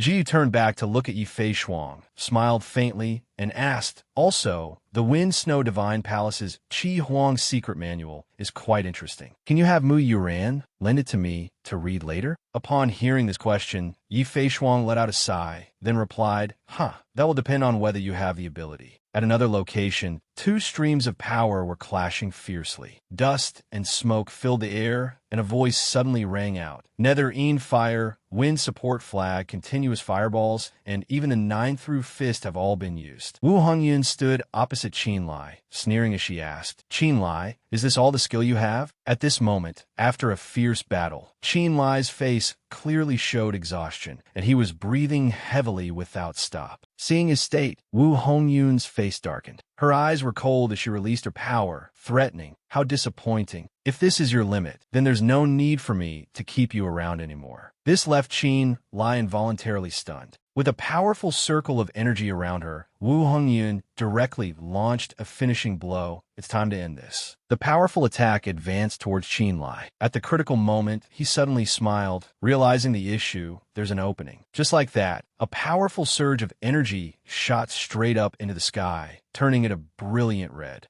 After that, a cloud of dust and gravel flew up, obscuring everything. Under Wu Hongyun's attack, Qin Lai still stood firm with ease. He tried his best, even though he was already extremely tired. At this moment, Qin Lai suddenly took out a pill. Seeing him take it, Wu Hongyun immediately understood. The Moon Shadow Flood Dragon Wave Pill. So that's it. It's the thing Wu Qianyuan personally gave you in Yun Province to deal with the Azure King, isn't it? Wu Hongyun continued with interest. "I've heard that this type of pill can not only restore a person's spiritual power, but also temporarily raise the user's cultivation realm." She asked, full of doubt, "Should have a strength of the Yang God realm, right?" However, in the next second, she directly spoke with scorn and contempt, "Wasting so much time to figure out my moves. Do you think you can beat me just because our cultivation levels are the same?" Qin Lai replied calmly, "Of course not. Wu Hongyun, you are indeed a very meticulous observer, but if both the Qin and Wu are descendants of the spirit realm, you can control the spiritual power of Heavenly Steel Mountain." As soon as he finished speaking, his weapon suddenly emitted a stream of light. With a determined and solemn face, Qin Lai declared loudly, "Then I can do it too." In just a moment, his weapon had changed its form. Then, a formidable power shot straight up into the sky from Qin Lai. As soon as she sensed it, Wu Hongyun couldn't hide her surprise and astonishment. "This aura. You can awaken this spirit realm's divine weapon on your own?" Qin Lai, his feet planted firmly like a boulder, continued, "Heaven follows the cycle. The breath of the floating talisman does not last long. The one who beholds the breath, the 5 elements combine to guard the outer deficiency of the palace. There is a spirit lake." He held his weapon tightly, asking solemnly, "Wu Hongyun, is the current situation still part of your plan?" Amidst the vast and majestic space, a voice rang out, "So that's how it is." Wu Hongyun spoke. "On one hand, you dealt with the enemy, looking for openings in their moves. On the other, you were secretly familiarizing yourself with and refining the weapon in your hand, finally using an immortal pill to raise your cultivation and seize victory." After analyzing for a moment, she couldn't help but assess, this ability truly worthy of being called both brave and resourceful. Seeing Wu Hongyun's completely calm demeanor, Qin Lai couldn't help but feel it was strange and hard to understand. Strange, why is she still acting so indifferent? Logically, the matter of dominating the Central Land should not be delayed. He narrowed his eyes in confusion, thinking to himself, "But she's still here dealing with me. Could it be?" After thinking for a moment, Qin Lai tried to remain calm. He spoke coldly, "Then I must thank Miss Wu for the high praise. This Qin has cultivated for many years, and I have rarely met a woman as cunning and resourceful as you in this life." He suddenly changed the subject, thinking back that Wu Honglin, whether a brother or sister of yours, was not even half your equal in either cultivation or cunning. As the one behind everything, from borrowing a knife to kill at Spirit Creek Gorge to joining forces to besiege me in Shan Province, you have always wanted to drive me to my death. But now you're acting normally, not wanting to take my life. After hearing these words, Wu Hongyun's face indeed went blank for a long moment. She asked blankly, "What are you trying to say?" Qin Lai replied, "To fight against the demon clan. That is your goal, isn't it?" He calmly explained, "The difference in cultivation realms is insurmountable. You held back several times and made offers to me only for your own sake. For the Wu family, you want to obtain a sharp sword pointed at the demon clan." Upon hearing this sentence, Wu Hongyun's expression turned completely serious. Qin Lai continued to speak, "Because even if you succeed in conquering the entire Central Lands, the threat from overseas cannot be ignored. If at this time someone helps your Wu family attack the Demon Island, it would be killing 2 birds with 1 stone. You could suppress the Demon Clan and preserve your strength, while also consolidating your position in the 5 continents." After this long explanation, Qin Lai concluded, "And this sacrificial pawn sent to the Demon Island, that would be me, right?" Hearing his words, Wu Hongyun suddenly broke into an excited smile. She burst out laughing, looking very pleased. "Is this the feeling of saying too much and spoiling the fun?" "Qin Lai, you are indeed very smart." With a face full of schemes and calculations, accompanied by a sinister look, Wu Hongyun continued, "But so what if you've guessed my thoughts? What I want to do is not to fight against the Demon Clan at all, but to enslave the Demon Clan." As soon as the words were spoken, Qin Lai's expression changed, unable to hide his shock and confusion. He held his weapon tightly and replied, "Wu Hongyun, do you know what you're saying? Disasters often arise from selfish desires, and losses often occur from a lack of vigilance. Life may be short, but the will is passed on unceasingly. This is true for any race." As he spoke, his aura flared, and the spiritual power radiating around him grew stronger and stronger. Then, Qin Lai charged forward directly. He leaped high into the air, aiming his weapon to attack Wu Hongyun, and declared valiantly, "I will not submit, and neither will the Qin clan. Give up on this idea." As soon as he finished speaking, he directly unleashed a powerful strike towards her, sending rocks and dust flying everywhere. Seeing the situation, hope sparked in Qin Lai's heart. "This time, it really feels like I landed a hit." The rocks and dust had not yet settled.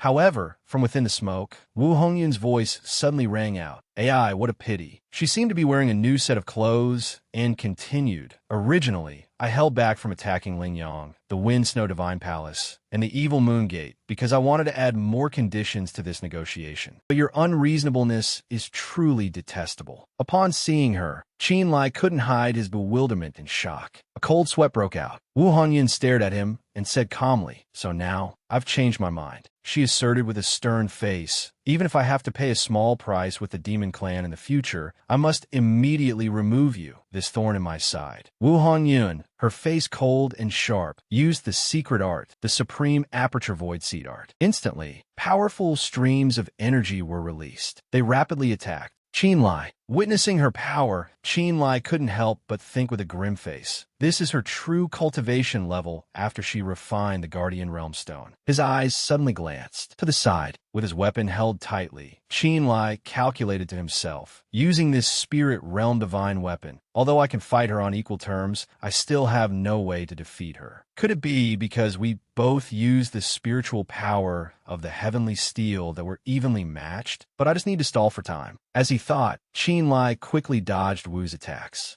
Hongyun. Wu Hongyun snorted coldly, then moved as fast as lightning. In an instant, she appeared right behind Qin Lai, saying, "You dare to be distracted while fighting me? Are you thinking of a countermeasure?" Hearing her voice, Qin Lai hurriedly turned his head to look behind him. Wu Hongyun quickly unleashed a move, causing dust to fly everywhere, then said, "Are you waiting for others to come reinforce you? Or are you trying to drag this out until the spiritual power of Heavenly Steel Mountain is depleted?" She provoked calmly, "If you think that's enough to stop me, then I'm afraid you're too naive." Qin Lai quickly moved out of the strange green dust, then spoke, "Is that so? You seem quite confident about Wu Jingxian, don't you?" He charged forward to attack while continuing. With such a major incident happening here, how could the others who entered Heavenly Steel Mountain not hear or inquire about it? A powerful blow was struck towards Wu Hongyun, accompanied by a firm question, facing the elites of the 5 continents alone. "How long do you think that old man can last?" He continued to speak while fighting. "Or does your Wu clan have others who have entered Heavenly Steel Mountain?" As soon as he finished speaking, Qin Lai seemed to realize something was amiss. His feet suddenly stopped. Then, with a dazed and lost expression, Qin Lai thought to himself, "That's right, if the Wu clan could bring so many people into the Heavenly Steel, then why was I the only one from the Qin clan who could enter?"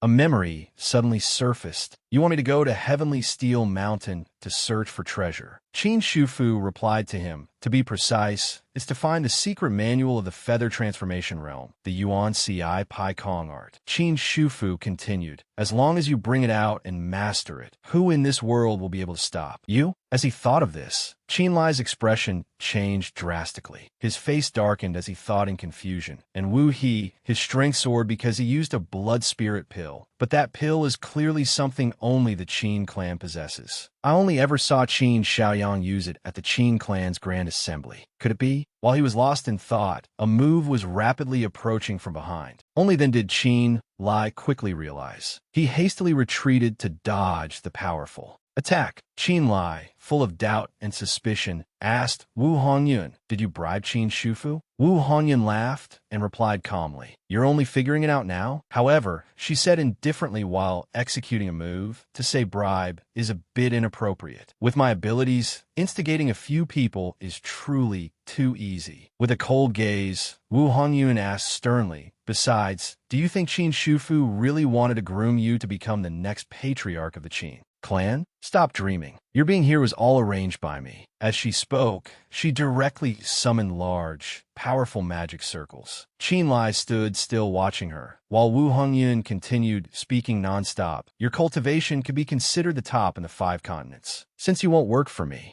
then you must die." As soon as she finished speaking, a burst of immensely powerful energy erupted. Its aftershock was enough to shatter the surrounding stones into 100 pieces. Rocks and dust flew everywhere. Meanwhile, Qin Lai's voice suddenly rang out. "In the Ying realm, Our cultivation levels are quite similar. Fighting further will only wear us both down, but he panted with exhaustion, his face covered in grime, and asserted firmly, as long as I can grasp a flaw in my opponent's state of mind, then the outcome is not unchangeable. Seeing his state, Wu Hongyun simply said, "Is that so? Qin Lai, you have already lost." Qin Lai's face darkened. He replied, "Perhaps. I admit, in terms of overbearing and tyrannical methods, no one in this entire cultivation world can outplay your Wu clan." Wu Hongyun, in contrast, remained completely calm and said, "Qin Shufu's betrayal must have thrown your mind into chaos. Let me guess, what truly worries you is the safety of Qin Feng and his son, right?" As soon as she finished speaking, Qin Lai's expression became even more grave. His silence made Wu Hongyun even more certain. "It's fine if you don't say anything. After you're dead, the ancient Wu imperial clan will become the #1 Taoist sect in the mortal cultivation world." Qin Lai retorted valiantly, "In your dreams. No matter how despicable Qin Shufu is, he is still of the Qin clan's bloodline. He absolutely cannot." Hearing this, Wu Hongyun asked in return,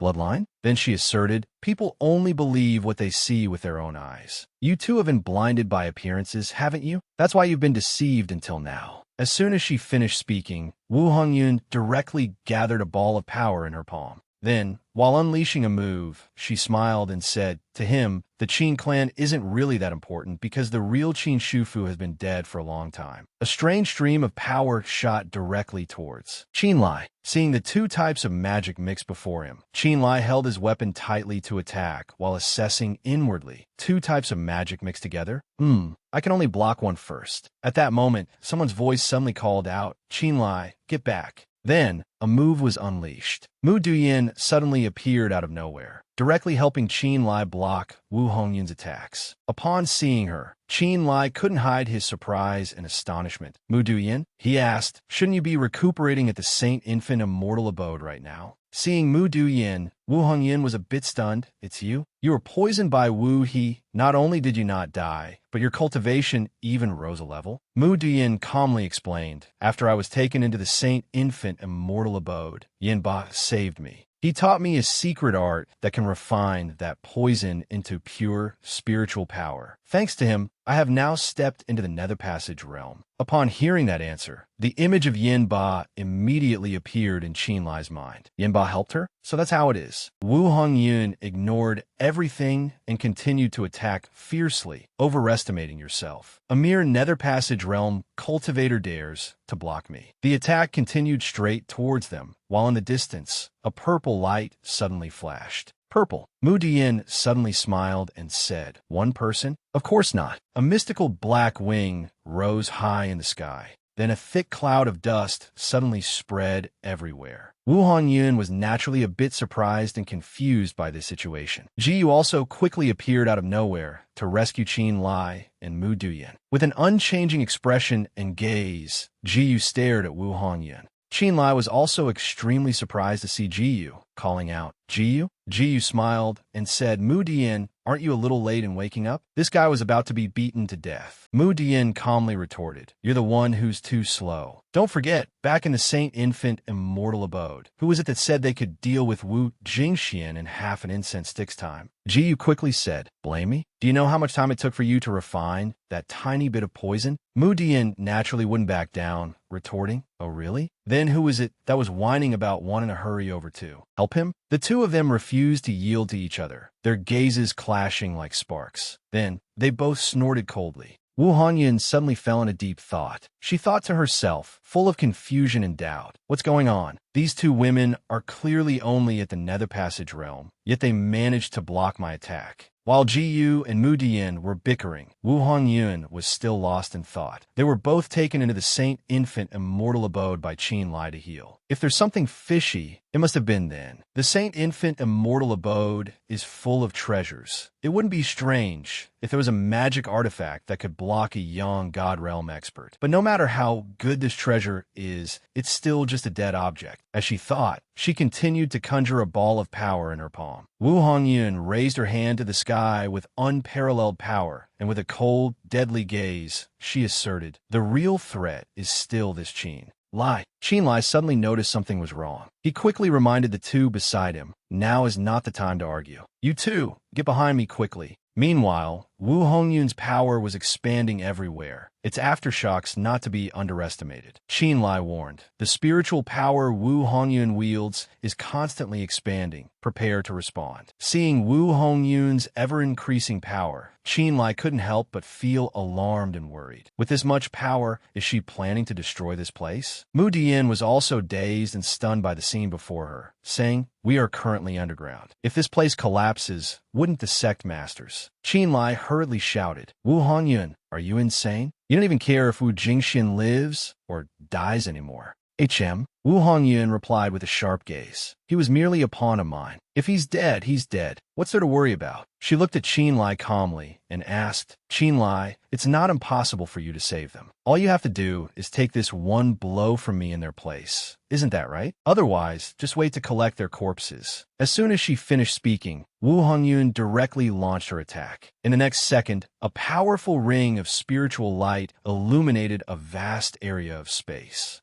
It seemed to possess the power to destroy everything, its aftershocks shattering the ground into 100 pieces. The stream of power shot straight up into the high sky. Small stones rolled across the ground. Two treasures were summoned. They combined, emitting a powerful aura. Those two treasures belonged to Ji Yu and Mu Dian. After blocking the attack from Wu Hongyun, Mu Dian, her face drenched in sweat, asked, how are you? Are you all right? Ji Yu replied, of course. It's just that this Ling Lung Huan you command has drained the spiritual power from my body. What about you? Mu Dian answered wearily, the same. The Luli Hui Chun cup is the same. The consumption is so great it's hard to bear. But these two saint infant immortal treasures are truly formidable. I didn't expect they could prevent the ground from collapsing. As she said this, Mu Dian suddenly glanced up at the sky. Seeing Wu Hongyun's appearance, she affirmed, even Wu Hongyun over there seems to be getting tired. At this moment, Qin Lai suddenly moved swiftly from out of nowhere. He was already behind Wu Hongyun before anyone knew it, telling himself silently, perhaps this is the opportunity. His sudden appearance took her by some surprise. Qin Lai, his eyes and face sharp and cold, shouted, loudly slash. Against his attack, Wu Hongyun directly countered with her hand. She gritted her teeth, struggling to defend. Then, filled with frustration and anger, she shouted, Qin Lai, still want to struggle? The world has already begun to restore its order. After today, the Central Land's 5 continents will no longer have a Qin clan. As she spoke, Wu Hongyun retreated, using the momentum to launch a technique. Listen up, I will unify the world and kill all who resist the Wu clan. She threatened the important people in your life, your relatives, your friends, and even the cultivation you've practiced for many years will all be transformed into stepping stones for me, Wu Hongyun, to achieve the shattered Tao. Qin Lai was not swayed by those words, retorting clearly, in your dreams. The 5 continents cultivation world, this world's Tao lineage, how could it be your plaything? He held his weapon firmly and continued to speak. You are nothing but a madwoman greedy for fame and power, coveting prestige. The Qin and Wu are both descendants of the spirit realm. A rogue cultivator of the Qin clan like me could make it to this day. And you, the young mistress of the Wu clan, with countless resources in your hands, what's the result? As soon as he finished speaking, he launched an attack straight at Wu Hongyun. Qin Lai gathered momentum to attack, his mouth still speaking continuously. Without the Wu family as your backing, you absolutely would not have survived to this day. Qin Lai, with his weapon blazing with power, struck down from above. Wu Hongyun retorted while dodging the blow, shut up. What right do you have to speak of my Wu clan's internal affairs? In the beginning, if you hadn't killed Wu Honglin, why would I have been forced to take over all of this? As she spoke, she attacked him, frustrated and angry. Seeing her like this, Qin Lai thought to himself, she's starting to get desperate. Wu Hongyun's attacks were launched one after another, accompanied by the outpouring of her grievances. If you hadn't appeared at the Ba Yuan Pagoda, why would Ling Yu and I have misunderstood each other? Wu Hongyun, full of hatred and despair, said loudly, if you hadn't come to the Yu province, I would never have become like this. The more she spoke, the angrier she became, grinding her teeth, as if all her pent-up feelings were directed at Qin Lai. If it weren't for you, Qin Lai. As soon as she finished speaking, a massive, violent explosion appeared in the sky. The powerful, earth-shaking force enveloped the entire Mountain space. Wu Hongyun was also pushed far back by this force, letting out a cry, ugh. Qinlai was no exception, grunting. Wu Hongyun struggled to steady herself. Then, gathering momentum, she charged forward directly. It's not over yet. If I don't flay you alive today, it will be difficult to resolve this hatred of mine.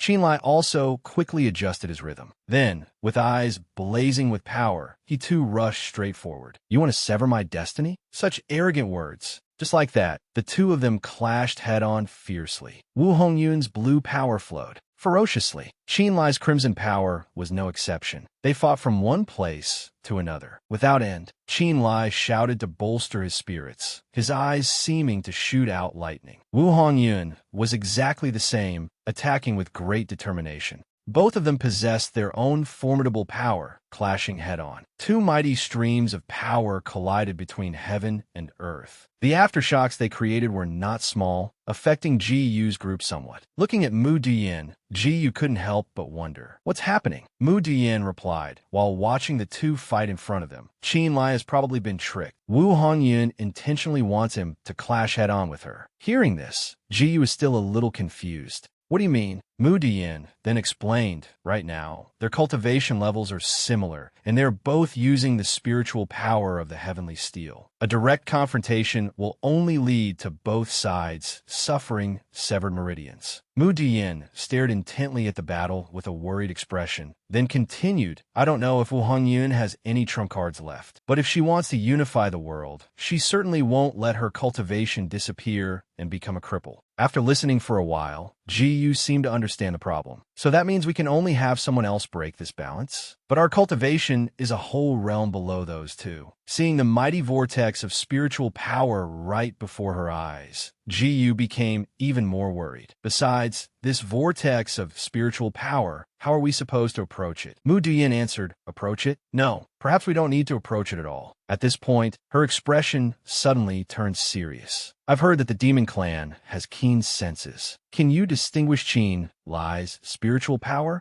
As soon as she heard this, Ji Yu couldn't hide her surprise and astonishment. Mu Diyin, don't tell me you want to. Mu Diyin replied with a grave expression. That's right. Follow the vortex of spiritual power that Qinlai is emitting and transfer our remaining spiritual power through it in reverse. After hearing this, Ji Yu's stance became as firm as a rock. Then, moving forward, she said, if that's really the case, then let me do it. This surprised Mu Diyin a little. What? Ji Yu then explained, reversing the meridians is no joke. The slightest carelessness, and I'm afraid your cultivation will be destroyed. Ji Yu looked at Mu Diyin, smiled, and continued, besides, you and Qinlai have a deep connection. It's just a pity that some words can never be spoken. If you get through this difficult trial, wouldn't it be a good time to express your feelings and share them frankly? Mu Diyin ignored those words, and as she moved past Ji Yu, she reminded her, don't mess around. I'm lending a hand this time only for the safety of the 5 continents. With a determined and solemn gaze, she said clearly, when one horse is sick, the whole stable refuses grass. This world has so many clans. Why must it bear the Wu surname? At this point, Mu Diyin suddenly changed the subject. Besides, do you dare say you don't have other thoughts? Ji Yu sneered, then replied, I didn't expect you to be so perceptive at a time like this. Mu Diyin, maintaining her gaze, asked, then why don't we all put our personal feelings aside and focus on dealing with the enemy? How about it? She had just finished asking when she immediately answered herself. That's right, it should be like that. Whatever needs to be said can be said later. Instantly, a stream of spiritual power appeared. It shot directly towards that vortex of power. Meanwhile, Qinlai and Wu Hongyun were still fighting fiercely, unaware of anything. Wu Hongyun attacked with a serious expression. Qinlai also showed clear determination on his face despite his fatigue. However, he seemed to notice something unusual with his body. His eyes suddenly narrowed as he thought, damn it, this situation doesn't look good. The two once again rushed at their opponent, their momentum not inferior to each other's. Qinlai gritted his teeth, concentrating intensely. It had now become a stalemate. Rashly withdrawing his hand could very well shatter his organs and meridians. He observed his opponent carefully. Her expression remained unchanged. Damn it, what on earth is Wu Hongyun thinking? If this continues, in less than 10 breaths, we'll both die. His hand tightened, extremely unwilling. No, I have to find a solution. Suddenly, a gust of red-tinted spiritual power blew over. Qin Lai then noticed it. He didn't know when it had flown close to him. It wrapped around his body. Though frightening, it felt like silk wrapping around him. More and more of it came, making it impossible for Qin Lai to move. Then, with a swish, his vision went black. When Qin Lai came to, he found himself in another dimension. He looked around the empty space in confusion, feeling a sense of fear in his heart. Where's this? A voice sounded from behind him. This is a place where the auras of cultivators converge. It was I who brought your consciousness here. Qin Lai's jaw dropped, and he stammered, Jiyu, how did you? Before he could finish, she cut him off. It's actually very simple. I just had to find a spiritual aura you were emitting, then add my own consciousness to it and enter in the opposite direction. Jiyu pointed to the two vortexes in front of them. All right, hold your breath, focus your mind, and look carefully. Before you are the spiritual power vortexes of you and Wu Hongyun. She held her hand forward and chanted a spell. My demon clan has always been proud of our movement techniques and observational skills, but this time, I'll let you experience it for yourself. The red-tinted spiritual wind flew towards Qin Lai's pupils. In no time, it was as if his eyes had been opened and his body trembled. This is... While Qin Lai was dumbfounded, Jiyu continued, see it clearly now? When cultivators fight each other, their spiritual power will fluctuate accordingly. So even if the cultivation levels are different, he finished her sentence. As long as you find the right moment, you can still suppress the enemy. Instantly, his sword was also enveloped. Jiyu's voice was steady. As the power increases, the color of the spirit realm divine armament also. Qin Lai smiled in satisfaction. So that's how it is. Thank you very much, Jiyu. He glanced at Wu Hongyun's swirling spiritual power, unable to help but wonder. But then again, although I can now sense the fluctuations of Wu Hongyun's spiritual power, how to actually break it is still understood. Suddenly, another figure appeared. It was the Ice Snow Fairy. She spoke calmly. In that case, we must first broaden your state of mind, to let the lake of your heart return to a state of tranquility. Qin Lai was even more stunned. Mudiyin, you two? She arrogantly tossed her hair. Is there need to be so surprised? Jiyu can help you, but I can't. After speaking, she waved her hand again. Listen closely. The Ice Snow Fairy's spiritual power enveloped him. The frigid wind divine art is the most extreme cold attribute technique in the 5 continents, primarily using softness to overcome hardness. Then, they both closed their eyes. Imagine it. Relax your body. Let your mind return to a state of tranquility. Afterward, Qin Lai's sword was also strengthened. A second later, his spiritual power erupted violently, shooting straight into the center of Wu Hongyun's spiritual power vortex, avoiding the brunt of her attack. Thousand softness 100 turns. Qin Lai shouted, spiritual energy aura, break. Her spiritual power gradually dissipated. Back in reality, Wu Hongyun's heart suddenly skipped a beat. Her eyes widened. She was gradually becoming distracted. What's happening? The heavenly sorrow, spiritual power in my body is uncontrollably multiplying. The spiritual power within Wu Hongyun raged violently, causing her to scream in agony. Seizing this opportunity, Qin Lai swung his sword forward. The stalemate has been broken. This is the final blow. Wu Hongyun's eyes widened, horrified at the sight before her. Behind him, 2 more figures suddenly appeared. It was the Ice Snow Fairy and Jiyu, both supporting Qin Lai. Unifying the cultivation world is just a fantasy, Wu Hongyun. You should wake up. She hastily summoned a shield, shouting, nonsense. Spiritual Qi Protective Shield Command. The sword struck the shield, but only managed to create cracks on it. Qin Lai gritted his teeth with great difficulty. Almost there, just a little more. Suddenly, a soft hand appeared, gripping the hilt of his sword. Wasn't that Dila? She leaned close to Qin Lai's ear and whispered, Brother Lai, this time, can you let me help you? You girl, he exclaimed, his eyes wide.